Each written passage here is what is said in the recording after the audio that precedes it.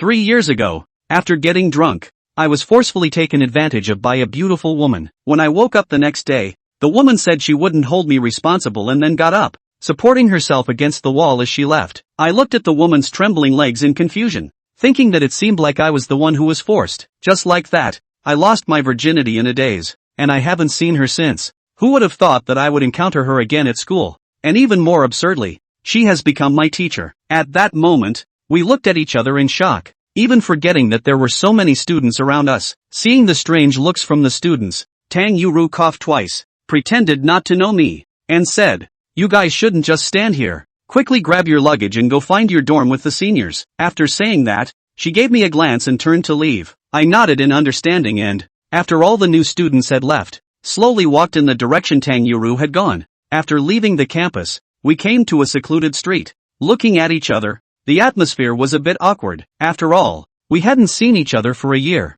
and the two of us didn't have a deep connection before. Just a one-night fling. Tang Yuru was the first to break the silence. "Are you okay?" "I'm doing well. How have you been this past year?" A simple question, but I didn't know which sensitive nerve it touched in her, and she suddenly broke down, her eyes turning red, and then tears streamed down her face. Seeing her cry suddenly, I really didn't know how to comfort her, so I could only take out a tissue while saying, "What's wrong? Don't cry." Tang Yuru took the tissue to wipe her tears, raised her head, and said seriously, "I gave birth to 3 children for you." This statement was like a bolt from the blue, and I looked at her in disbelief. Seeing the expression on my face, she tightly clenched her fists and said shyly, "I got pregnant after that night, and I've only been with you." I stood there still in disbelief. Becoming a father out of nowhere is something to be cautious about. I can't just raise someone else's children without understanding the situation. But if they really are my children, I will definitely take responsibility. Tang Yuru knew that just saying "I won't believe" wouldn't be enough, so she hailed a taxi and signaled for me to follow her. Half an hour later, we arrived at the place she lived on the outskirts of the city. She usually spends over an hour commuting to school. To save money, she has to get up early every day and take 3 subway transfers to get to school. She took me to her rented room on the 3rd floor. The house isn't big, with 2 bedrooms and a living room, but the layout is good. Inside, there is only a wooden sofa, a few chairs, 2 beds, and no television. The coffee table in the living room is piled high with diapers and cans of formula. At this moment, a middle-aged woman came out of the bedroom and said, "Miss Tang, you're back. I just finished changing the children's diapers, and they are all asleep." Tang Yuru nodded and then introduced, "This is my hired confinement nanny, Aunt Wang." "Hello," I greeted politely. "Hello." Aunt Wang looked me up and down, then nodded and smiled, saying, "You two chat. I'll go out to buy groceries first." After saying that, she left tactfully. Tang Yuru led me into the bedroom, and as soon as I entered the room, I was shocked by the sight before me. I saw 3 chubby white babies lying on a large double bed,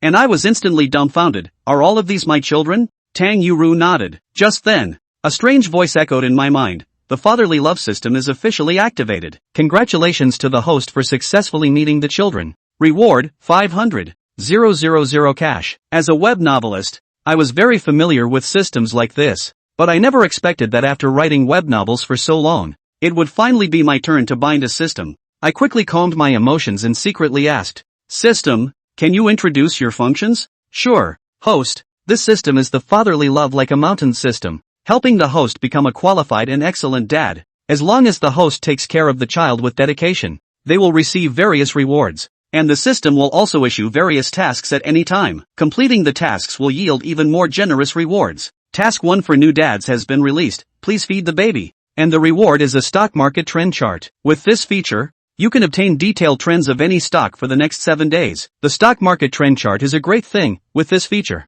making money in the stock market is as easy as pie. Thinking this, I slowly walked to the bedside, leaned down, and looked at the 3 babies on the bed with a gentle gaze. I don't know why, but seeing them sweetly sleeping on the bed, a feeling of blood connection suddenly surged in my heart, making me feel incredibly happy. At this time, Tang Yuru walked over to introduce them to me. They are triplets. The one on the far left is Daba, a boy. The one in the middle is Erbao, and the one on the right is Sanbao, both girls. I asked with a trembling voice, "What are their names?" Tang Yuru lowered her head and did not answer. The children had just been born not long ago, and she had to get busy with work again. Moreover, the children's father was nowhere to be found, so naturally, she had no mind to name the children. Seeing this, I quickly changed the subject. "Can I hold them? I don't know if they sensed their father's arrival." but the babies opened their eyes one by one, staring at me intently. Tang Yuru nodded and said, "Be careful." She first picked up the eldest baby and placed him in my arms, saying,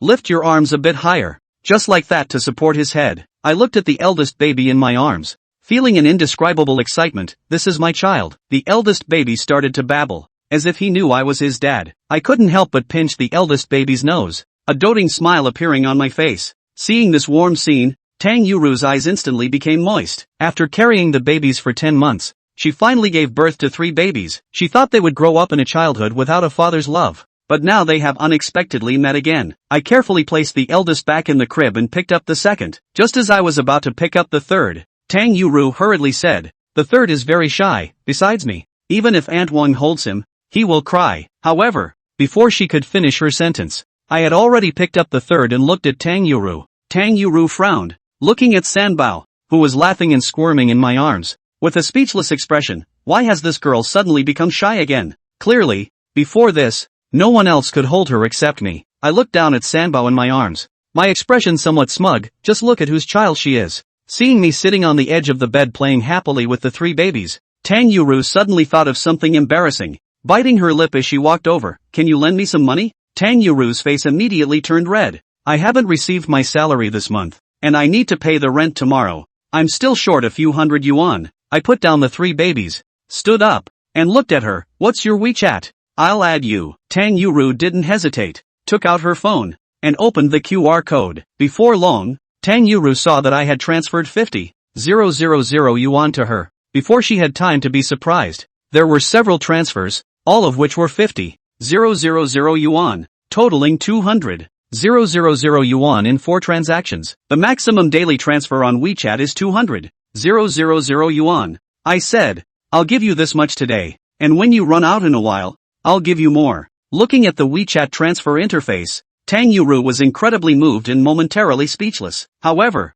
she quickly remembered something and asked in confusion, "I saw you at school today. You must be a student at Jiaotong University, right? How do you have so much money?" I confidently replied, "I earned it by trading stocks." After hearing this, Tang Yuru didn't ask any further questions. Although she doesn't trade stocks, she has heard that the stock market has been booming recently, and it seems that as long as you invest money, you can make a big profit. Her family doesn't have much money. Her father is a state-owned enterprise employee, and her mother is a housewife, with a monthly family income of less than 10,000 yuan. Therefore, after she became pregnant, she didn't dare to tell her family and relied on herself to quietly earn money to give birth to 3 children. But Tang Yuru also knew that stock trading was risky, so she reminded me, "The stock market has risks. You'd better." I proudly responded, "Don't worry, although I can't compare to Buffett, I have a thorough understanding of the stock market." Speaking of stock trading, Xiao Fei suddenly remembered the task that the system had just released. Just feed your baby and get a weekly chart of where the stock market is going.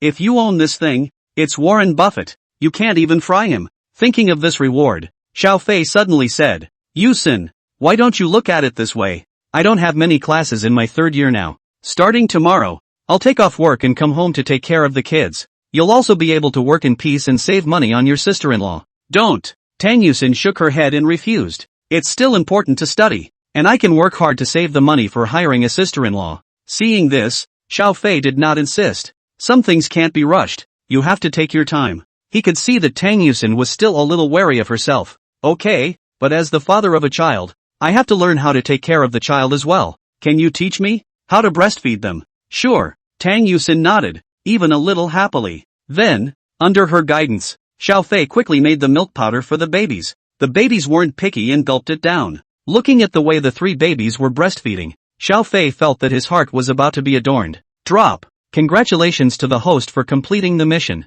Receive a reward, a chart of where the stock market is going. End of chapter. Chapter 4, sorry, I have a baby with her. Chapter 4, sorry, I have a baby with her. New baby daddy task 2 posted. Please change 3 babies' diapers once. Reward for completion, 1,000,000 cash. Just finished the first task. Immediately after that, the system released the second task, and the reward for this mission was a whole $1 million in cash. That's too cool. Hearing the system's beep in his head, the corner of Xiao Fei's mouth involuntarily raised upwards. Seeing the smile on Xiao Fei's face, Tang Yuxin asked, "It's cute, right?" "Aha! My baby. Of course it's cute. Xiao Fei looked down at Sanbao, who was drinking milk, and said smugly. At the end, he looked up at Tang Yusin again and added, "Besides, the baby's mom is so pretty. Isn't it normal for the baby to be cute?" Tang Yusin shyly glared at Xiao Fei. At that moment, a sweetness came over her. Before she met Xiao Fei, Tang Yusin hadn't had this feeling of happiness for a long time. "Right. I'll rent you a suite near the school tomorrow. You live so far away now, and it's not convenient to go to school classes, and it's weirdly hard to go back and forth," Xiao Fei proposed. Hearing Xiao Fei's words, Tang Yusin's heart was warmed. Still, she shook her head and said, "Forget it, you're still in school. Save what you can." As for the $200,000 Xiao Fei gave her, she decided to save it, to plan for it, and to spend it all on her children. "It doesn't matter if you work hard yourself." Seeing her refusal, Xiao Fei did not say anything more. When the time came, she would rent the house herself and finalize the matter, and there would be no way for her to refuse even if she wanted to. After breastfeeding your child, Tang Yusin looked at the time. It was already late. So he said, "You guys have classes this afternoon, so why don't you just go home? In such a hurry to get rid of me?" Tang Yusin didn't say anything. In the face of this sudden happiness, she looked a little overwhelmed. Just as she froze, Xiao Fei suddenly stretched out his hand and tightly gripped her soft jade hand. Tang Yusin wanted to pull her hand out, but Xiao Fei held on for dear life, refusing to let her draw it out.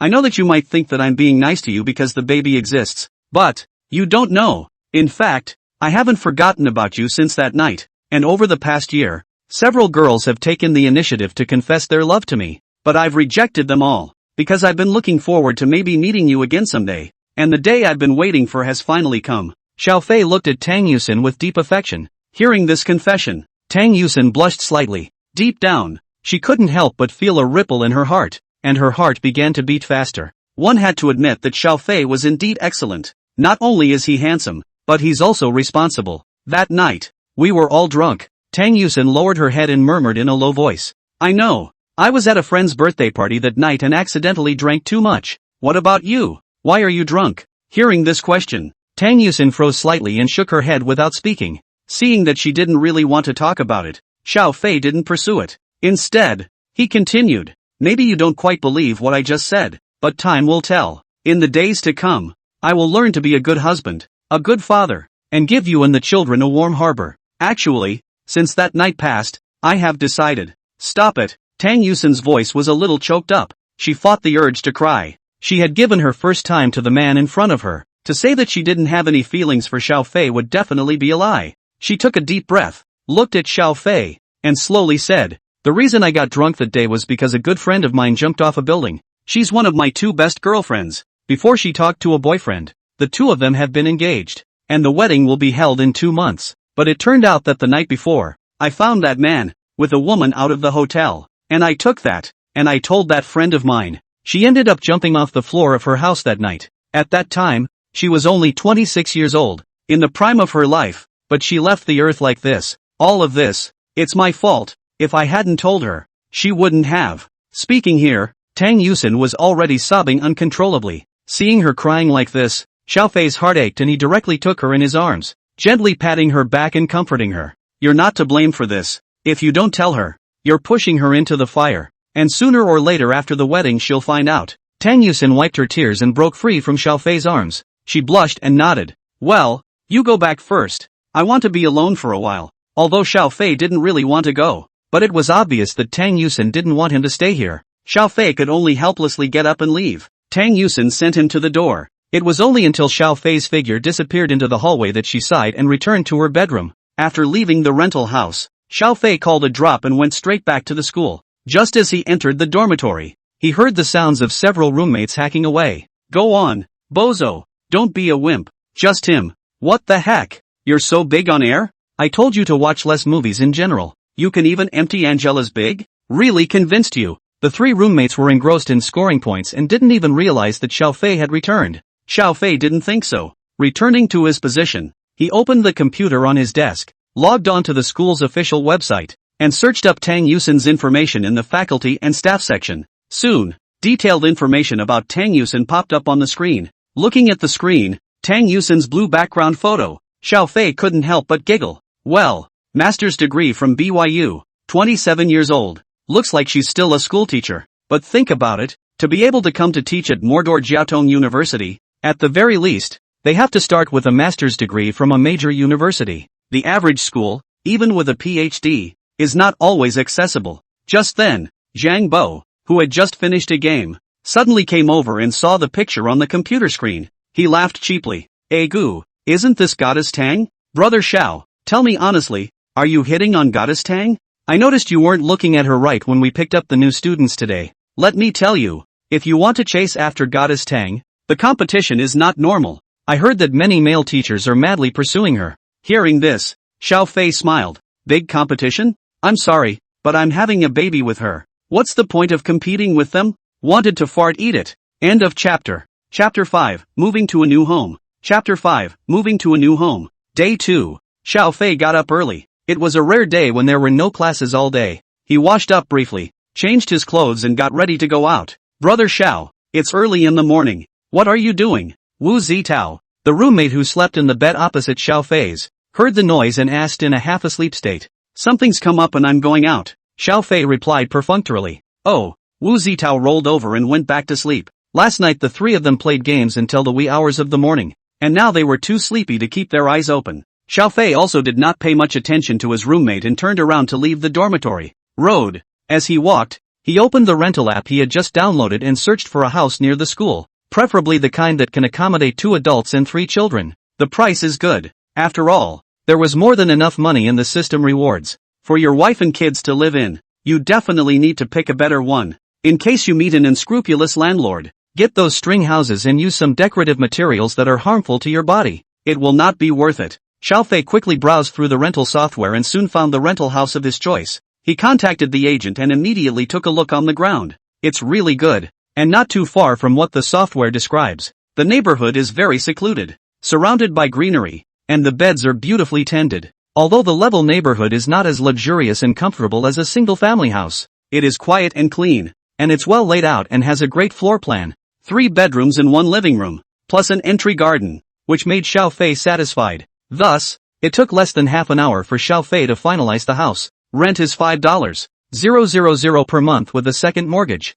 This rent, in terms of the Magic City, is already considered cheap. After renting the house, the time came to 12 noon. Xiao Fei took out his cell phone and directly called Tang Yusen over. It didn't take long for the call to be answered. Hey, Yushin, where are you now? Xiao Fei asked with concern. I'm eating in the faculty cafeteria. Tang Yusen's voice seemed to look a little flustered. So, Xiao Fei said with some regret. I was going to ask you to come out for dinner with me. No need. The food in the faculty cafeteria is pretty good, and it's cheap. Tang Yusen hastily refused. All right, Xiao Fei nodded and said. I was just near the school and rented a house. So if you don't have classes in the afternoon, let's go back and move together. Ha! Hearing Xiao Fei's words, Tang Yusen said with some surprise. What are you renting a house for? Didn't I tell you that I don't have to rent me a house? You're wasting it, Xiao Fei said forcefully. What's the point of wasting it? You live so far away from the school now that you have to waste a few hours coming to school every day. It would be easier for me to take care of the baby if you could move near the school. It's not the best of both worlds. Well, Xiao Fei's tough attitude forced Tang Yusen to compromise. Soon after, at 4 in the afternoon, Tang Yusen then called Xiao Fei and said that she was done with her classes for the day. The two made a date to meet at the snack bar outside the school. Not long after, Tang Yusen appeared in Xiao Fei's line of sight. Xiao Fei greeted him with a smile and looked at Tang Yusen's shy face as he softly asked, How is it? How do you feel on your first day of class? Those senior brothers and sisters, they shouldn't have given you a hard time, right? Okay. Tang Yusen raised her head, her eyes lowered and said, Is that house you rented expensive? Xiao Fei shook his head and said, It's not expensive. You can rest assured that you can live. I rented a regular district suite, just 2 kilometers away from the school. It's a 3-room house with enough rooms. Hearing that it was so close to the school, Tang Yusen's expression was also somewhat joyful. After all, it's close. She'll be able to see the babies earlier in the day after class. She tenderly glanced at Xiao Fei and whispered, Thank you. You're welcome with me. Come on. I'll take you to the move. Tang Yusen had wanted to take the subway back in order to save money, but Xiao Fei simply did not give her a chance to practice and directly reached out to stop a cab. Half an hour later, the two returned to Tang Yusen's apartment in company. As soon as he entered, he saw Aunt Wang in the living room, coaxing the 3 children. Miss Tang, Mr. Xiao, you're back. Seeing the two appear, Auntie Wang warmly greeted them. After Xiao Fei left yesterday, she purposely pulled Tang Yusin to chat for a while. Soon, she learned that Xiao Fei was the child's father who never showed up, though she didn't know much about it. But seeing that Xiao Fei had given Tang Yusin a large sum of money as soon as they met, she had also instantly changed her opinion of Xiao Fei, her irresponsible dad. After all, it's been a long time to take care of 3 babies. She couldn't know better how hard Tang Yusin worked. Now that she saw that the father of the child finally appeared and was so committed to Tang Yusin, Aunt Wang was happy for Tang Yusin from the bottom of her heart. Right, Auntie Wang. Just as Aunt Wang froze, Xiao Fei suddenly said, "During this period of time, I'm really grateful to you for taking care of our family Yusin." Hearing Xiao Fei address himself in this manner, Tang Yusin, who was on the side, instantly turned red in the face. "Gee, thanks for nothing." Aunt Wang smiled even more brightly when she saw Xiao Fei walk over and take Sanbao from her arms. "It's like this, Auntie Wang. Yusin and I rented an apartment near the Magic City Jiaotong University, which is much bigger than this apartment, and the neighborhood is very nice. Look, can you go over there and help us with the kids?" Xiao Fei teased Sanbao while talking to Aunt Wang. "Sure, no problem. Actually, to be honest, it's closer for me to go to Mordor Crossing than it is to come here." Hearing Auntie Wang say this, Xiao Fei immediately clapped his hands and decided, "That's fine. We'll move over there now. Auntie Wang, you can follow along as well. In the future, Uxian and the 3 babies will have to trouble you more, to celebrate our moving to a new home. From now on, Auntie Wang, I'll give you a 50% increase in your salary on top of the original." Hearing this, Auntie Wang burst out laughing a little. The workplace becomes closer to home. Wages have also gone up, so ask anyone who would not be happy. In this regard, Tang Yusin didn't have a problem with it. Since Auntie Wang had really taken care of her during this time, a little increase in her salary would be in order. Immediately, the 3 of them began to pack their bags. Tang Yusin didn't have a lot of stuff, and one suitcase could hold it all. The most stuff in the house was for the 3 babies. Several large cardboard boxes of milk powder, diapers, and clothes couldn't even fit. The strong contrast made Xiao Fei look a little heartbroken. After packing up, Xiao Fei called the moving company. Then he brought the 2 of them, Tang Yusin and Aunt Wang, to the Rose Garden neighborhood near the school. Entering the living room and looking at the spacious house in front of her, Tang Yusin's eyes were about to squint. She looked at the doorway, Xiao Fei who was busy carrying the luggage, when she suddenly heard Auntie Wang behind her. "Ms. Tang, you have a good eye. Mr. Shaw is a good man. Now that your family is finally reunited, things will definitely get better from here." Hearing Aunt Wang's words, Tang Yusin's pretty face blushed slightly. "Thank you, Auntie Wang," Tang Yusin said softly. At the moment, her heart was filled with happiness. End of chapter. Chapter 6 Double Reward for completing the assessment. Chapter 6 Double Reward for completing the assessment. 20 minutes later, Xiao Fei packed up all the things he had brought. At that exact moment, Bao, whom Aunt Wang was holding in her arms, suddenly howled. "Ouch, my little boy. Did you have a stinky poop?" With that, Auntie Wang was ready to hold Bao and go find a replacement diaper. Seeing this scene, Xiao Fei suddenly remembered the task that the system had released yesterday, so he hurriedly stopped Auntie Wang and said, "Auntie Wang, let me do it. You teach me how to change a baby's diaper. After all, in the future, I'll have to learn how to take care of the baby, won't I?" Hearing this, Auntie Wang was even happier. This is because very few new baby daddies want to take the initiative to change their baby's diaper. "Yes, you go get the diapers and I'll show you how to change the baby." Auntie Wang's words just fell. Xiao Fei then took out a large bag of diapers from the cabinet. Under Auntie Wang's patient teaching, Xiao Fei soon learned how to change the baby's diaper. Within minutes, he had changed the diaper on the second baby. Just then, the system's voice rang out. "Drop. Congratulations to the host, completing the newbie Dairyman 2 mission, rewarded with 1 million cash. Due to the host successfully completing all the tests of a novice milkman and becoming a qualified novice milkman, he is hereby rewarded with advanced cooking skills and a marrow cleansing elixir, advanced culinary arts. As an all-around nanny, one must have excellent culinary skills. With this skill, the host will gain a craftsmanship that is no less than that of a chef at a state banquet. Marrow cleansing pill. Raising 3 babies requires a great deal of energy. After taking this pill, the host will undergo a baptism from the inside out, gaining a strong physical ability, as well as significantly improving the host's face value." The system had just finished speaking. Xiao Fei then felt that in his pocket, there was an additional bottle-like item. At the same time in his mind, a great deal of knowledge about cooking came flooding in. Soon, he had absorbed the knowledge. Xiao Fei felt that right now,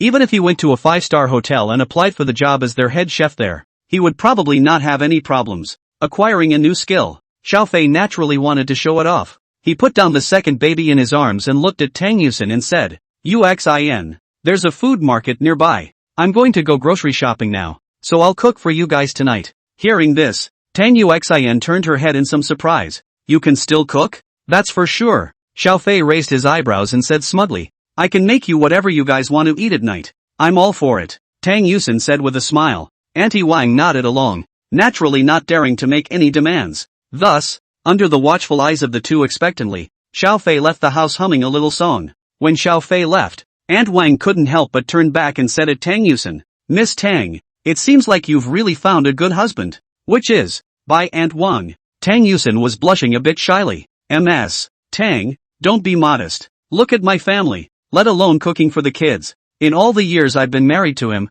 I've never seen him in the kitchen a couple times." As soon as we talked about this topic, Auntie Wang felt like she was opened up. In front of Tang Yusin, she desperately spat on her own husband, while not forgetting to tout Xiao Fei. In the face of Aunt Wang's bragging, Tang Yusin was calm on the surface, but inwardly she had long been happy. After all, could she not be happy that her man was so good? Next thing you know, the two are sitting on the couch, started to play with the three babies, stroking the head of the first baby, scratching the nose of the second baby, and pinching the ears of the third baby. The three baby branches were so amused that they could not stop laughing. Soon, Xiao Fei then came back from grocery shopping. He was carrying a large bag with all sorts of ingredients. Looking at this, Aunt Wang and Tang Yusin were both a bit dumbfounded. "So many dishes, you're going to make them all?" "Yeah." Faced with Tang Yuxin's bull question, Xiao Fei replied helplessly. Then, carrying the ingredients, he went into the kitchen and began to busy himself. Out of curiosity, Tang Yusin put on her slippers and silently came to the kitchen door. "Want to see how good is Xiao Fei's cooking?" Results. It's a shock not to see. Only to see that in the kitchen, Xiao Fei was holding a kitchen knife, chopping left and right with a very skillful technique. Within minutes, several meat dishes were processed. Then he picked up another radish off to the side, arranged it neatly on a cutting board, and began slicing it up. Ta-da! Bang! Bang! Bang! Bang! The sound of a kitchen knife hitting a cutting board rang out. Xiao Fei, who was standing inside the kitchen, was as if he was a little Chinese pawn, and the chopper in his hand was so fast that it was on the verge of appearing as a stump. Those processed ingredients were all neatly yards on his plate. Immediately after, start a pan and heat the oil. Add the ingredients to the pot. A crackling sound resounded through the kitchen. Seeing this scene, Tang Yusin's entire body was a bit dumbfounded. How could she not have thought that Xiao Fei was so good at cooking? On the other side, Auntie Wang, who was taking care of the three babies in the living room, also smelled a strong fragrance. Goo-doo. She couldn't help but gulp. Then he put down the sambo in his hand and headed over to the kitchen. Seeing Xiao Fei in the kitchen, who was in the middle of a big show, Aunt Wang also froze at once. "This young man, he's amazing." She couldn't help but let out an exclamation. If ordinary people cook, it's just for the sake of a good meal. Then the Xiao Fei in front of him had clearly turned the matter of cooking into an art. He was seen waving a spatula in his hand, like the conductor of an orchestra, directing the ingredients and playing a beautiful piece of music inside the iron pot. Not only that, every move Xiao Fei made was so silky smooth that it looked pleasing to the eye. Watching him cook is like watching an art show. What are you guys standing in the doorway for?" Noticing that there was someone behind him, Xiao Fei looked back and asked suspiciously. "You?" Tang Yusin opened her mouth wide and said with some disbelief. "How are you so good at cooking? Look at those moves you just made. It's like you're in a movie." "No, making a movie isn't even that much of a stretch." Auntie Wang stood at the side and couldn't help but nod her head repeatedly. Regarding the cooking skills displayed by Xiao Fei, she said that she had never seen it before after living for so long. "Nothing else? Only the hand is familiar." Xiao Fei smiled and joked. He himself could cook, but after being rewarded by the system, his cooking skills, so to speak, have skyrocketed, even more so than those so-called 3-star Michelin chefs. At this moment, Xiao Fei even developed a sense of confidence that no one could surpass him in the field of cooking. Seeing the confident smile on Xiao Fei's face, Tang Yusin's long silent heart felt like it had been hit by something. When she met Xiao Fei's gaze again, her entire body became a bit disoriented and shyly wanted to run away. But she couldn't afford to miss such a beautiful moment. Watching Xiao Fei cook was a visual feast. End of chapter. Chapter 7 Land Rover Defender. Chapter 7 Land Rover Defender. It didn't take long. 8 colorful and flavorful meals were then freshly prepared. Tang Yusin and Auntie Wan walked into the kitchen and brought the meals to the table one by one. Finally, Xiao Fei came out with 3 pairs of dishes. Sitting at the dining table, Looking at the delicious food in front of her, Tang Yusin couldn't help but eat her fingers. She couldn't wait to pick up her chopsticks and pick up a piece of vinegared ribs and put it in her mouth. It's so good. Tang Yusin nodded her head in praise as she ate. The ribs are crispy on the outside. The sauce is sweet but not greasy, and the meat is incredibly tender. Tang Yusin ate 3 pieces in a row before stopping with a sense of satisfaction. Seeing Tang Yusin feasting, Xiao Fei was satisfied in his heart. Don't just eat the ribs, have some fish head soup. Xiao Fei picked up the soup spoon and gave Tang Yusin a big bowl full of fish head tofu soup. Seeing this scene, Auntie Wang across the street was filled with envy. Miss Tang, Mr. Xiao is so good to you. This fish head soup is perfect for a nursing woman. Tang Yusin's gaze tenderly glanced at Xiao Fei beside her. As the saying goes, if you want to capture a man's heart, you must first capture his stomach. This statement, when put to women, is equally applicable. After eating the meals made by Xiao Fei, Tang Yusin felt that the ones she had eaten before were simply pig food. Just then, the 3 babies, placed in their cribs, suddenly made babbling noises. Did the little one smell the scent too? How could it be? Xiao Fei flicked Tang Yusin's forehead with his finger and said with a smile, the babies are only 2 months old. Their eyesight is not even developed, so how could they have a sense of smell? They will, at this point, probably only be interested in powdered milk. After a pause, Xiao Fei continued, speaking of which, their stomachs should be hungry by now, so you guys continue to eat and I'll go feed the children. After saying that, Xiao Fei put down his chopsticks and walked towards the living room. Seeing Xiao Fei standing in front of the stroller, his movements skillfully brewing the milk powder, Tang Yusin felt like her heart, like it had been filled with something, and a happy smile appeared on her face. After dinner, finish breastfeeding the babies. It's almost time for Auntie Wang to go home. Just as Auntie Wang was carrying her bag and preparing to leave the house, Xiao Fei suddenly called out to her, then took out a thick envelope and handed it to Aunt Wang. Auntie Wang, this is your last month's paycheck. Slow down on the way back. Aunt Wang took the envelope and casually touched it. A joyful smile appeared on her face and she hurriedly thanked Xiao Fei. Thank you, Mr. Xiao. I'll go back first then. After saying thank you, Auntie Wang turned around and left. Xiao Fei closed the door and re-entered the bedroom just in time to see Tang Yusin changing Sanbao's diaper. Stinky again? Aha! Tang Yusin skillfully finished changing the diapers of the 3 babies, then rushed to Xiao Fei and said, I'm going to wash the baby's pee-pee later. Can you help? Sure. Xiao Fei walked over to Tang Yusin and said seriously, in the future, when you talk to me, you're not allowed to be so polite anymore. Okay?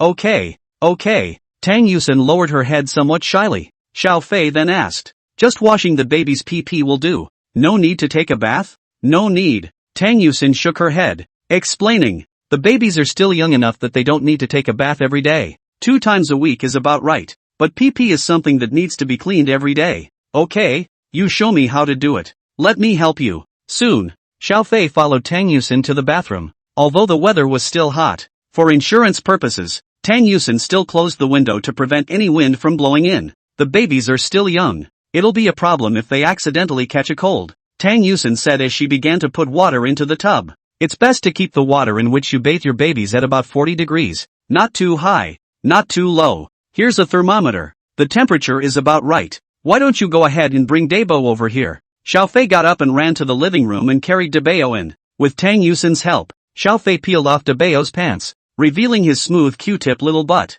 Here, I'll show you how to wash them pee-pee. Hold the baby up. Then get out the baby towel and wet it with warm water from the tub. And then when you scrub, be sure to move gently. Babies have delicate skin that can bruise easily. Tang Yusin wiped Debeo's pee-pee while explaining the precautions to Xiao Fei, exuding a maternal glow. The whole time, Big Boy was well behaved and basically didn't move around much. See this scene. Xiao Fei felt himself being adorable again. Well, Debo's done washing. You put his pants on first, don't catch a cold. Upon receiving the instruction, Xiao Fei nimbly put on Big Bao's pants and then carried second Bao over. If the second baby, you'll wash her. You have to be careful though. Erbo is a little afraid of water and may not be very cooperative. Okay, I'll try. Xiao Fei rolled up his sleeves and looked eager to try. Tang Yusin picked up Erbo and gently unzipped her pants, assisting Xiao Fei from the side. Xiao Fei, on the other hand, followed Tang Yusin's steps just now, first wetting the towel, then wringing out the water and carefully wiping Erbo's pee-pee.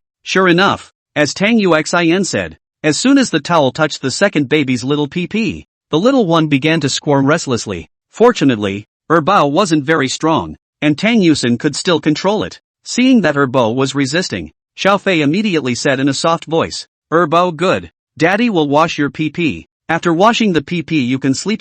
Oh. I don't know if it was Xiao Fei's words that had worked, but Erbo had indeed become peaceful. Erbo is really. Tang Yuxian was angry and amused. How do you have to punch yourself in the face every time? I made a scene when I washed her. How come she was so well behaved when it came to you? Who made me her father? Tang Yusin hummed delicately. After washing the second baby, the two carried the third baby. According to the process just now, Tang Yusin holds, Xiao Fei is responsible for washing. As he washed, Xiao Fei suddenly thought of something and turned his head to ask, you were the only one before. It should be troublesome to bathe them, right? Not bad. Tang Yusin let out a bitter smile. Sometimes, Auntie Wang helps me out, but washing the pee-pee is fine. Bathing the baby is a little too much for me to do alone. Then later, I'll help you. Tang Yusin looked up at Xiao Fei, her eyes filled with sweetness. She suddenly felt that the encounter that night might have been a gift from heaven. It allowed her to meet Xiao Fei, to meet such a good man. Drop.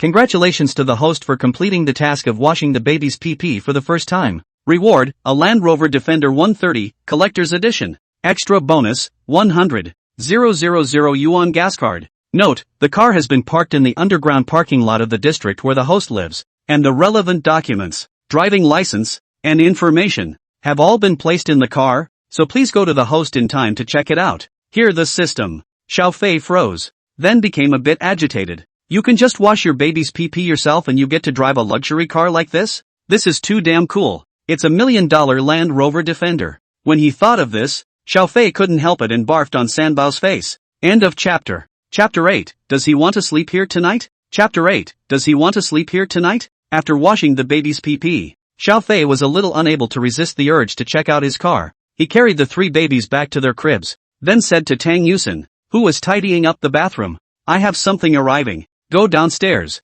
Good. Although Tang Yuxian was a bit puzzled as to what exactly Xiao Fei had arrived, but she thought about it and figured it would be a courier or something, so she didn't ask anything more. Do you have anything you want me to get? Before leaving, Xiao Fei asked again. Nope. You go. Tang Yusin shook her head and said. So, Xiao Fei put on his shoes and left the house, just closed the door to the room. He then pulled a pill bottle out of his pocket and a car key. What was contained in the pill bottle was the Marrow cleansing pill that the system had rewarded him with earlier. Not knowing what would happen if he ate it, Xiao Fei decided to wait until he went to bed at night. With a pleasant mood, Xiao Fei took the elevator and arrived at the underground parking lot of the district, and soon found the $1 million Land Rover Defender rewarded by the system. The black body and hard contours make it look very dominant. It reflected harshly in the light. Xiao Fei looked a little dumbfounded. Open the door and the car is also very luxuriously decorated with a large interior. This Land Rover Defender 130, a 2+2+3 7-seater layout, allows for a better ride for second-row passengers and easier access for third-row passengers compared to the 8-seater layout.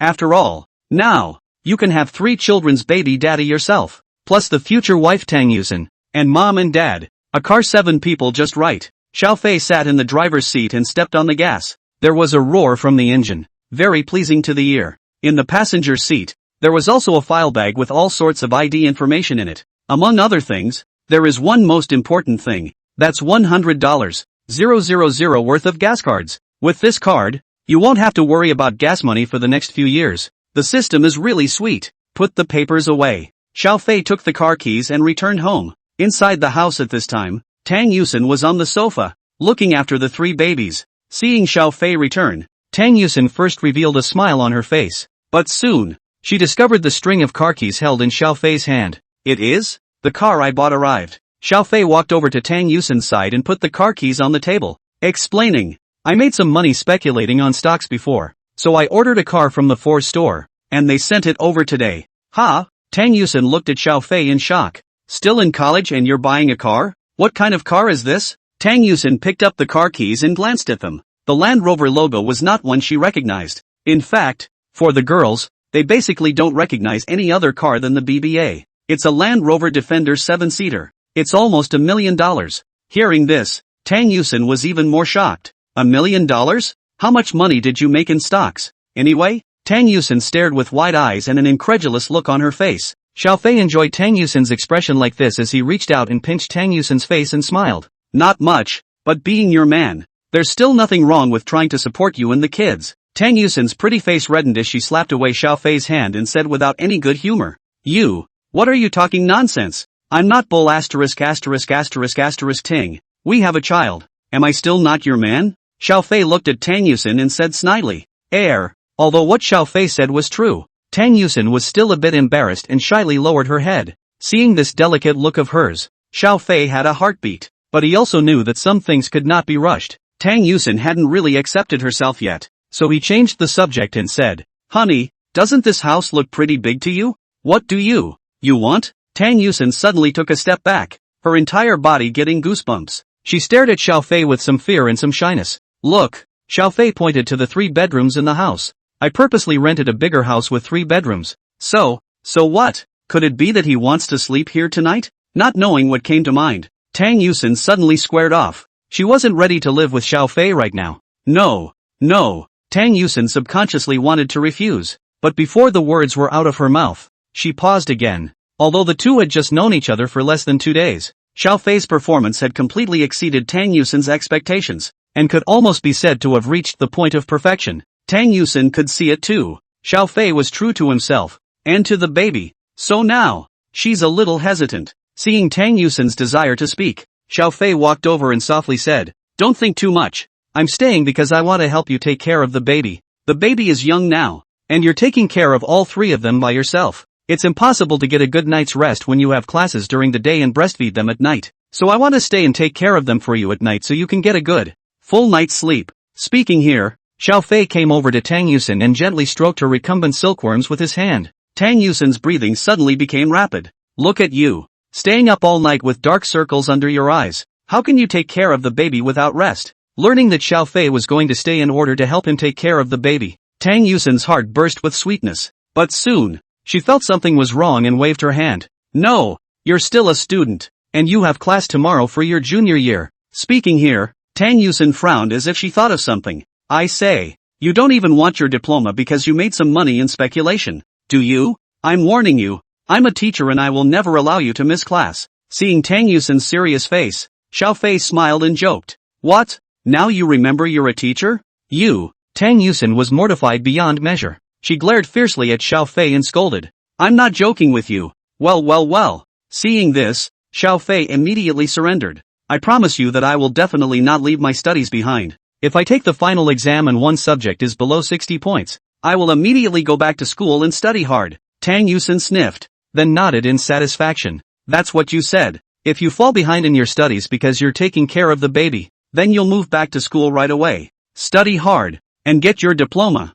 no matter what you say. From Tang Yusin's words, Xiao Fei was able to hear that she was still very concerned about herself. No problem, wife. I sure as hell won't let you worry about it. Xiao Fei replied playfully. Who's your wife? Don't talk nonsense. Tang Yusin's pretty face flushed, and she turned her head away in some panic. Soon it will be, Xiao Fei muttered in a small voice, then said, No more. I'll go back to the dormitory and move my luggage. He then grabbed his car keys and left the house. End of chapter. Chapter 9, Hidden Rich Kids. Chapter 9, Hidden Rich Kids. After leaving the house, Xiao Fei went directly to the underground garage, drove the Land Rover Defender rewarded by the system, and returned to the school. Although the neighborhood is close to the school, however, Xiao Fei chose to drive in order to facilitate the transportation of things. However, just as he was about to enter the school, he was stopped by the security guard at the entrance. Xiao Fei rolled down the window and took out his student ID card, showing it to the security guard. The security guard let him go at this point,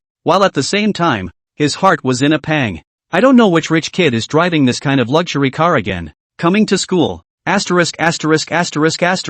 Isn't that Brother Xiao? Just as Xiao Fei raised the window of the car and prepared to drive in, not far away, there was a sudden cry of alarm. Xiao Fei turned his head to look and realized that it was actually the 3 kiddies from the dormitory. Yo, good boy smashers. Surprised to see Daddy? Zhang Bo, who was on the chubby side, saw Xiao Fei sitting on the Land Rover Defender and his jaw was about to drop. Brother Xiao, is this your car? Wu Zitao directly walked up and stroked the Land Rover Defender's hard body, saying with some excitement, If I'm not mistaken, this should be a Land Rover Defender, right? My god, this is $1 million luxury car. In the dormitory belongs to Wu Zitao on the car most research, a variety of models that is at hand, but he was only aware of it, and couldn't afford it at all. Lu Chao, the last of the northeastern roommates, had just circled the body and was about to say something. I saw the security guard walk over and said at the top of his voice, Hurry up and move the car. Don't block the doorway. Okay. You guys hurry up and get in the car. I'll take you back to your dorm. Xiao Fei first spoke to the security guard and then waved at the other 3 good boys. Without saying a word, the 3 jumped right into the car. Just into the car. The 3 guys are like Lulu into the Grand View Garden. Left look right touch. Drooling out. Xiao Fei drove the car smoothly towards the dormitory. Taozi, you just said that Zhao's car. It costs $1 million? I can't believe that our brother Xiao is still a hidden rich second generation. On the road, Zhang Bo, who was sitting in the passenger side, couldn't help but flirt. Wu Zitao and Lu Chao followed and looked over. Farting rich kids. Xiao Fei blankly glanced at the 3 guys and said breathlessly, if I were a rich second generation, I would have driven a luxury car here when I first went to college. What's the point of waiting until now? That means you bought the car yourself? Zhang Bo couldn't help but swallow his saliva. Asterisk. I can't imagine that writing online is so profitable. Faced with Zhang Bo's skepticism, Xiao Fei didn't bother to explain and change the topic. What did you 3 do just now? Internet cafe hacking. Playing in your dorm room. The atmosphere isn't cool enough. Said here, Wu Zitao suddenly sighed. Then said, we 3 beggars, can only play with the computer? Which is like brother Xiaoyua, all earn their own money to buy a luxury car. This is my dream car. Looking at this Land Rover Defender, Wu Zitao was envious. By the way, let me tell you guys something. Xiao Fei suddenly said, I've rented a house outside the school and I'm moving out today. You're going out to live? Zhang Bo froze, then nodded. After all, now that Xiao Fei had made money, it was only human to want to move out and improve the environment. The 3 of them can't stop it, can they? Okay, then we'll help you pack when we get back to the dorm later. Zhang Bo looked a little lost, then asked, where do you rent your house? It's not far from the school. After all, I have to go to school, don't I? If you're free someday, I'll invite you guys over to my place. As for now, that was definitely not possible. Xiao Fei planned to wait for Tang Yusin to completely accept himself before announcing this matter to the public. Otherwise, it would likely cause trouble for Tang Yusin. After all, the status of the 2 men was there. One as a student and the other as a teacher. It didn't take long. The Land Rover Defender then arrived at the dormitory building. After parking the car, the 4 of them quickly ran back to the dormitory and began to pack up. Xiao Fei didn't have a lot of stuff. A suitcase could hold everything. And finally the laptop would fit into the bag and it would be all set. Xiao Fei dragged his suitcase and left the dormitory. Looking at Xiao Fei's departing back, Zhang Bo couldn't help but sigh. Suddenly it feels like, the game doesn't smell a bit good anymore. Yeah, we're juniors. It's time to think about what's going to happen after graduation. Actually, I am preparing for graduate school. Old Lu, you're going to graduate school? It's also true that the least valuable thing right now is college livestock, even if they are students of the Magic City Jiaotong University. But in this age of devaluation of education, it's pretty hard to get a decent job. Now that he saw Xiao Fei suddenly stand up, he even bought a Land Rover Defender. Spurred on by him, the 3 men also remembered what would happen after graduation and decided to work hard to get out of poverty and become rich soon. The other side, putting his luggage in the car, Xiao Fei was in no hurry to go home. Instead, I went to a mom and pop store to get a couple of strollers for the kids, plus 3 child safety seats. The Land Rover Defender is big and spacious though, but considering the safety of the babies, you still have to add a seat. Parking his car on the side of the road, Xiao Fei walked directly into the store. Hello sir, how may I help you? Just as he entered the store, a sweet-looking salesgirl greeted him. When she saw Xiao Fei, she immediately brightened up. Although Xiao Fei was dressed in ordinary clothes for a bit, he was handsome, and his body exuded an air of elegance. Simply a Prince Charming, a few more handsome than those male stars on TV.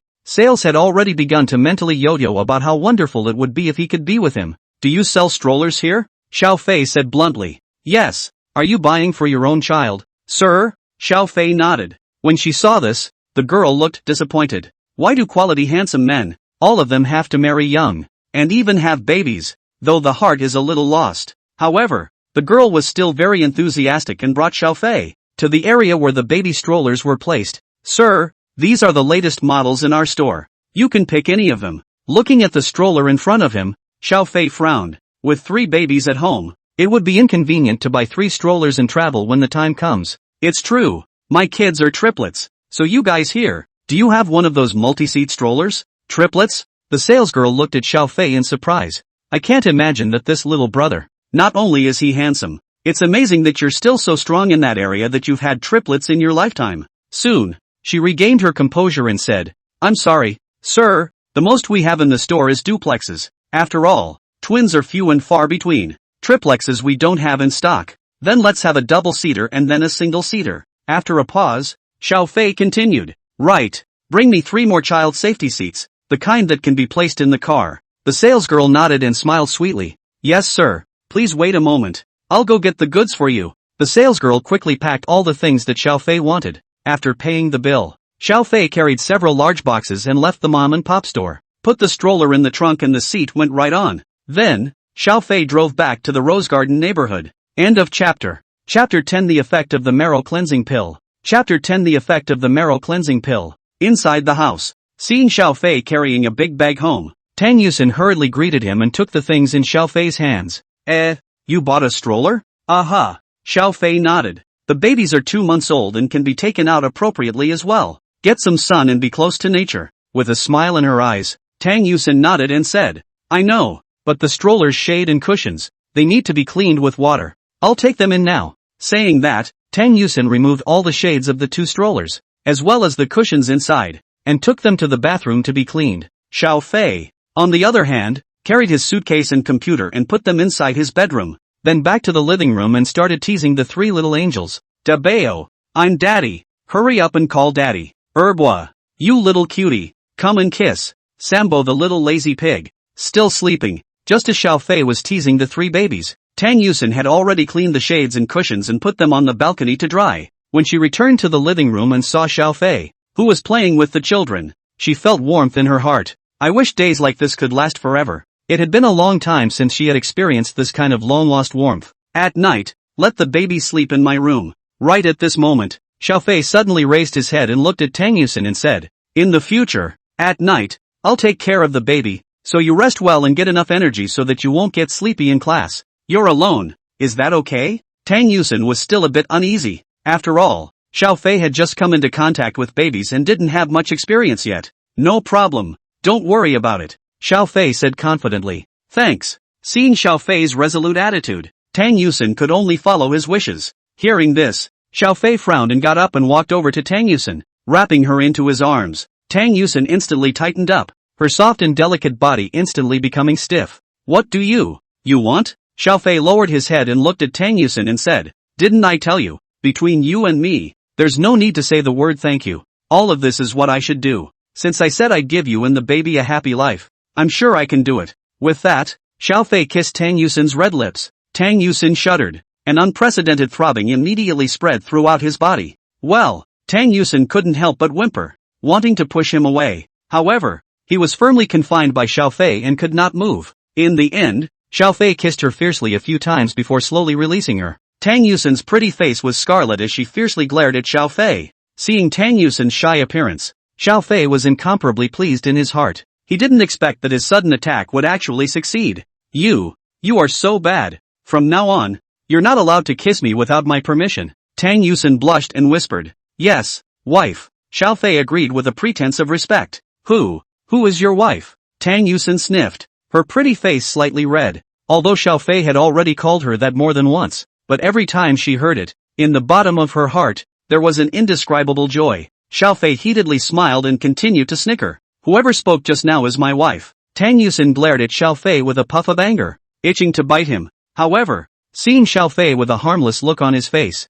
Tang Yusin couldn't lay her hands on him again, so she could only pinch him, then said, Xiao Fei, when you're at school, can you not be like this because? Xiao Fei certainly knew what Tang Yusin wanted to say. Without waiting for her to finish her sentence, he said, don't worry, at school you're the teacher and I'm the student. That's all. Xiao Fei, thank you. Tang Yusin sniffed and was touched in her heart. But at home, you're my wife. Well, Tang Yusin spoke as thin as a fly. Then shyly, she turned her head and ran inside the bedroom. Xiao Fei never expected that this time Tang Yusin would agree, so it seemed that it was time to advance the relationship between the two. Evening. Tang Yuxian was a bit worried though, but still, the 3 babies were put on Xiao Fei's bed. Then he explained to him the precautions to be taken, before giving the baby a reluctant look and returning to his bedroom. Lying in bed, Tang Yusin tossed and turned, unable to sleep. Can Xiao Fei take care of the baby? They don't sleep well without their mommy, do they? Why don't we just go inside?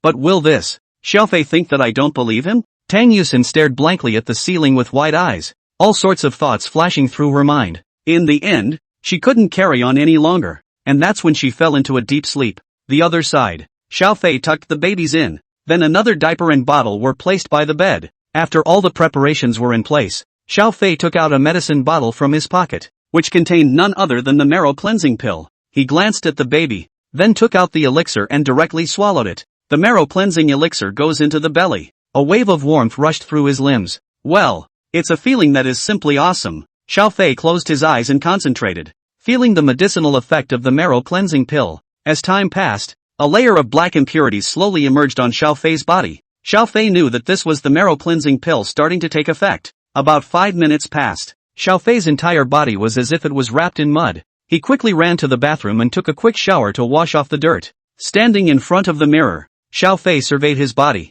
taller by another 2 centimeters. The body became taller and lankier and much more muscular, and the skin is fairer. Even the features have become 3-dimensional. The whole person's face value, a higher level. He clenched his fists and felt endless power within him. Picking up a mouthwash cup, he crushed it with a slight force. It seems that this marrow cleansing pill is effective. It's a lot tougher than I thought. Xiao Fei nodded his head in satisfaction, then put on his pants and walked out of the bathroom with his bare upper body. Yes, he admits he's a bit of a stinker. Having such a perfect body, even if no one appreciates it, looking at it yourself is incredibly pleasing to the eye. End of chapter. Chapter 11, if you want to touch it, you can do it openly. Chapter 11, if you want to touch it, you can do it openly. All night long, Xiao Fei spends all his time taking care of his 3 babies. The next day, just after 6 in the morning, Xiao Fei finished feeding the baby for the last time and changed the diaper before he leaned against the bed and slept a little. By the time he woke up again, it was after 8 in the morning.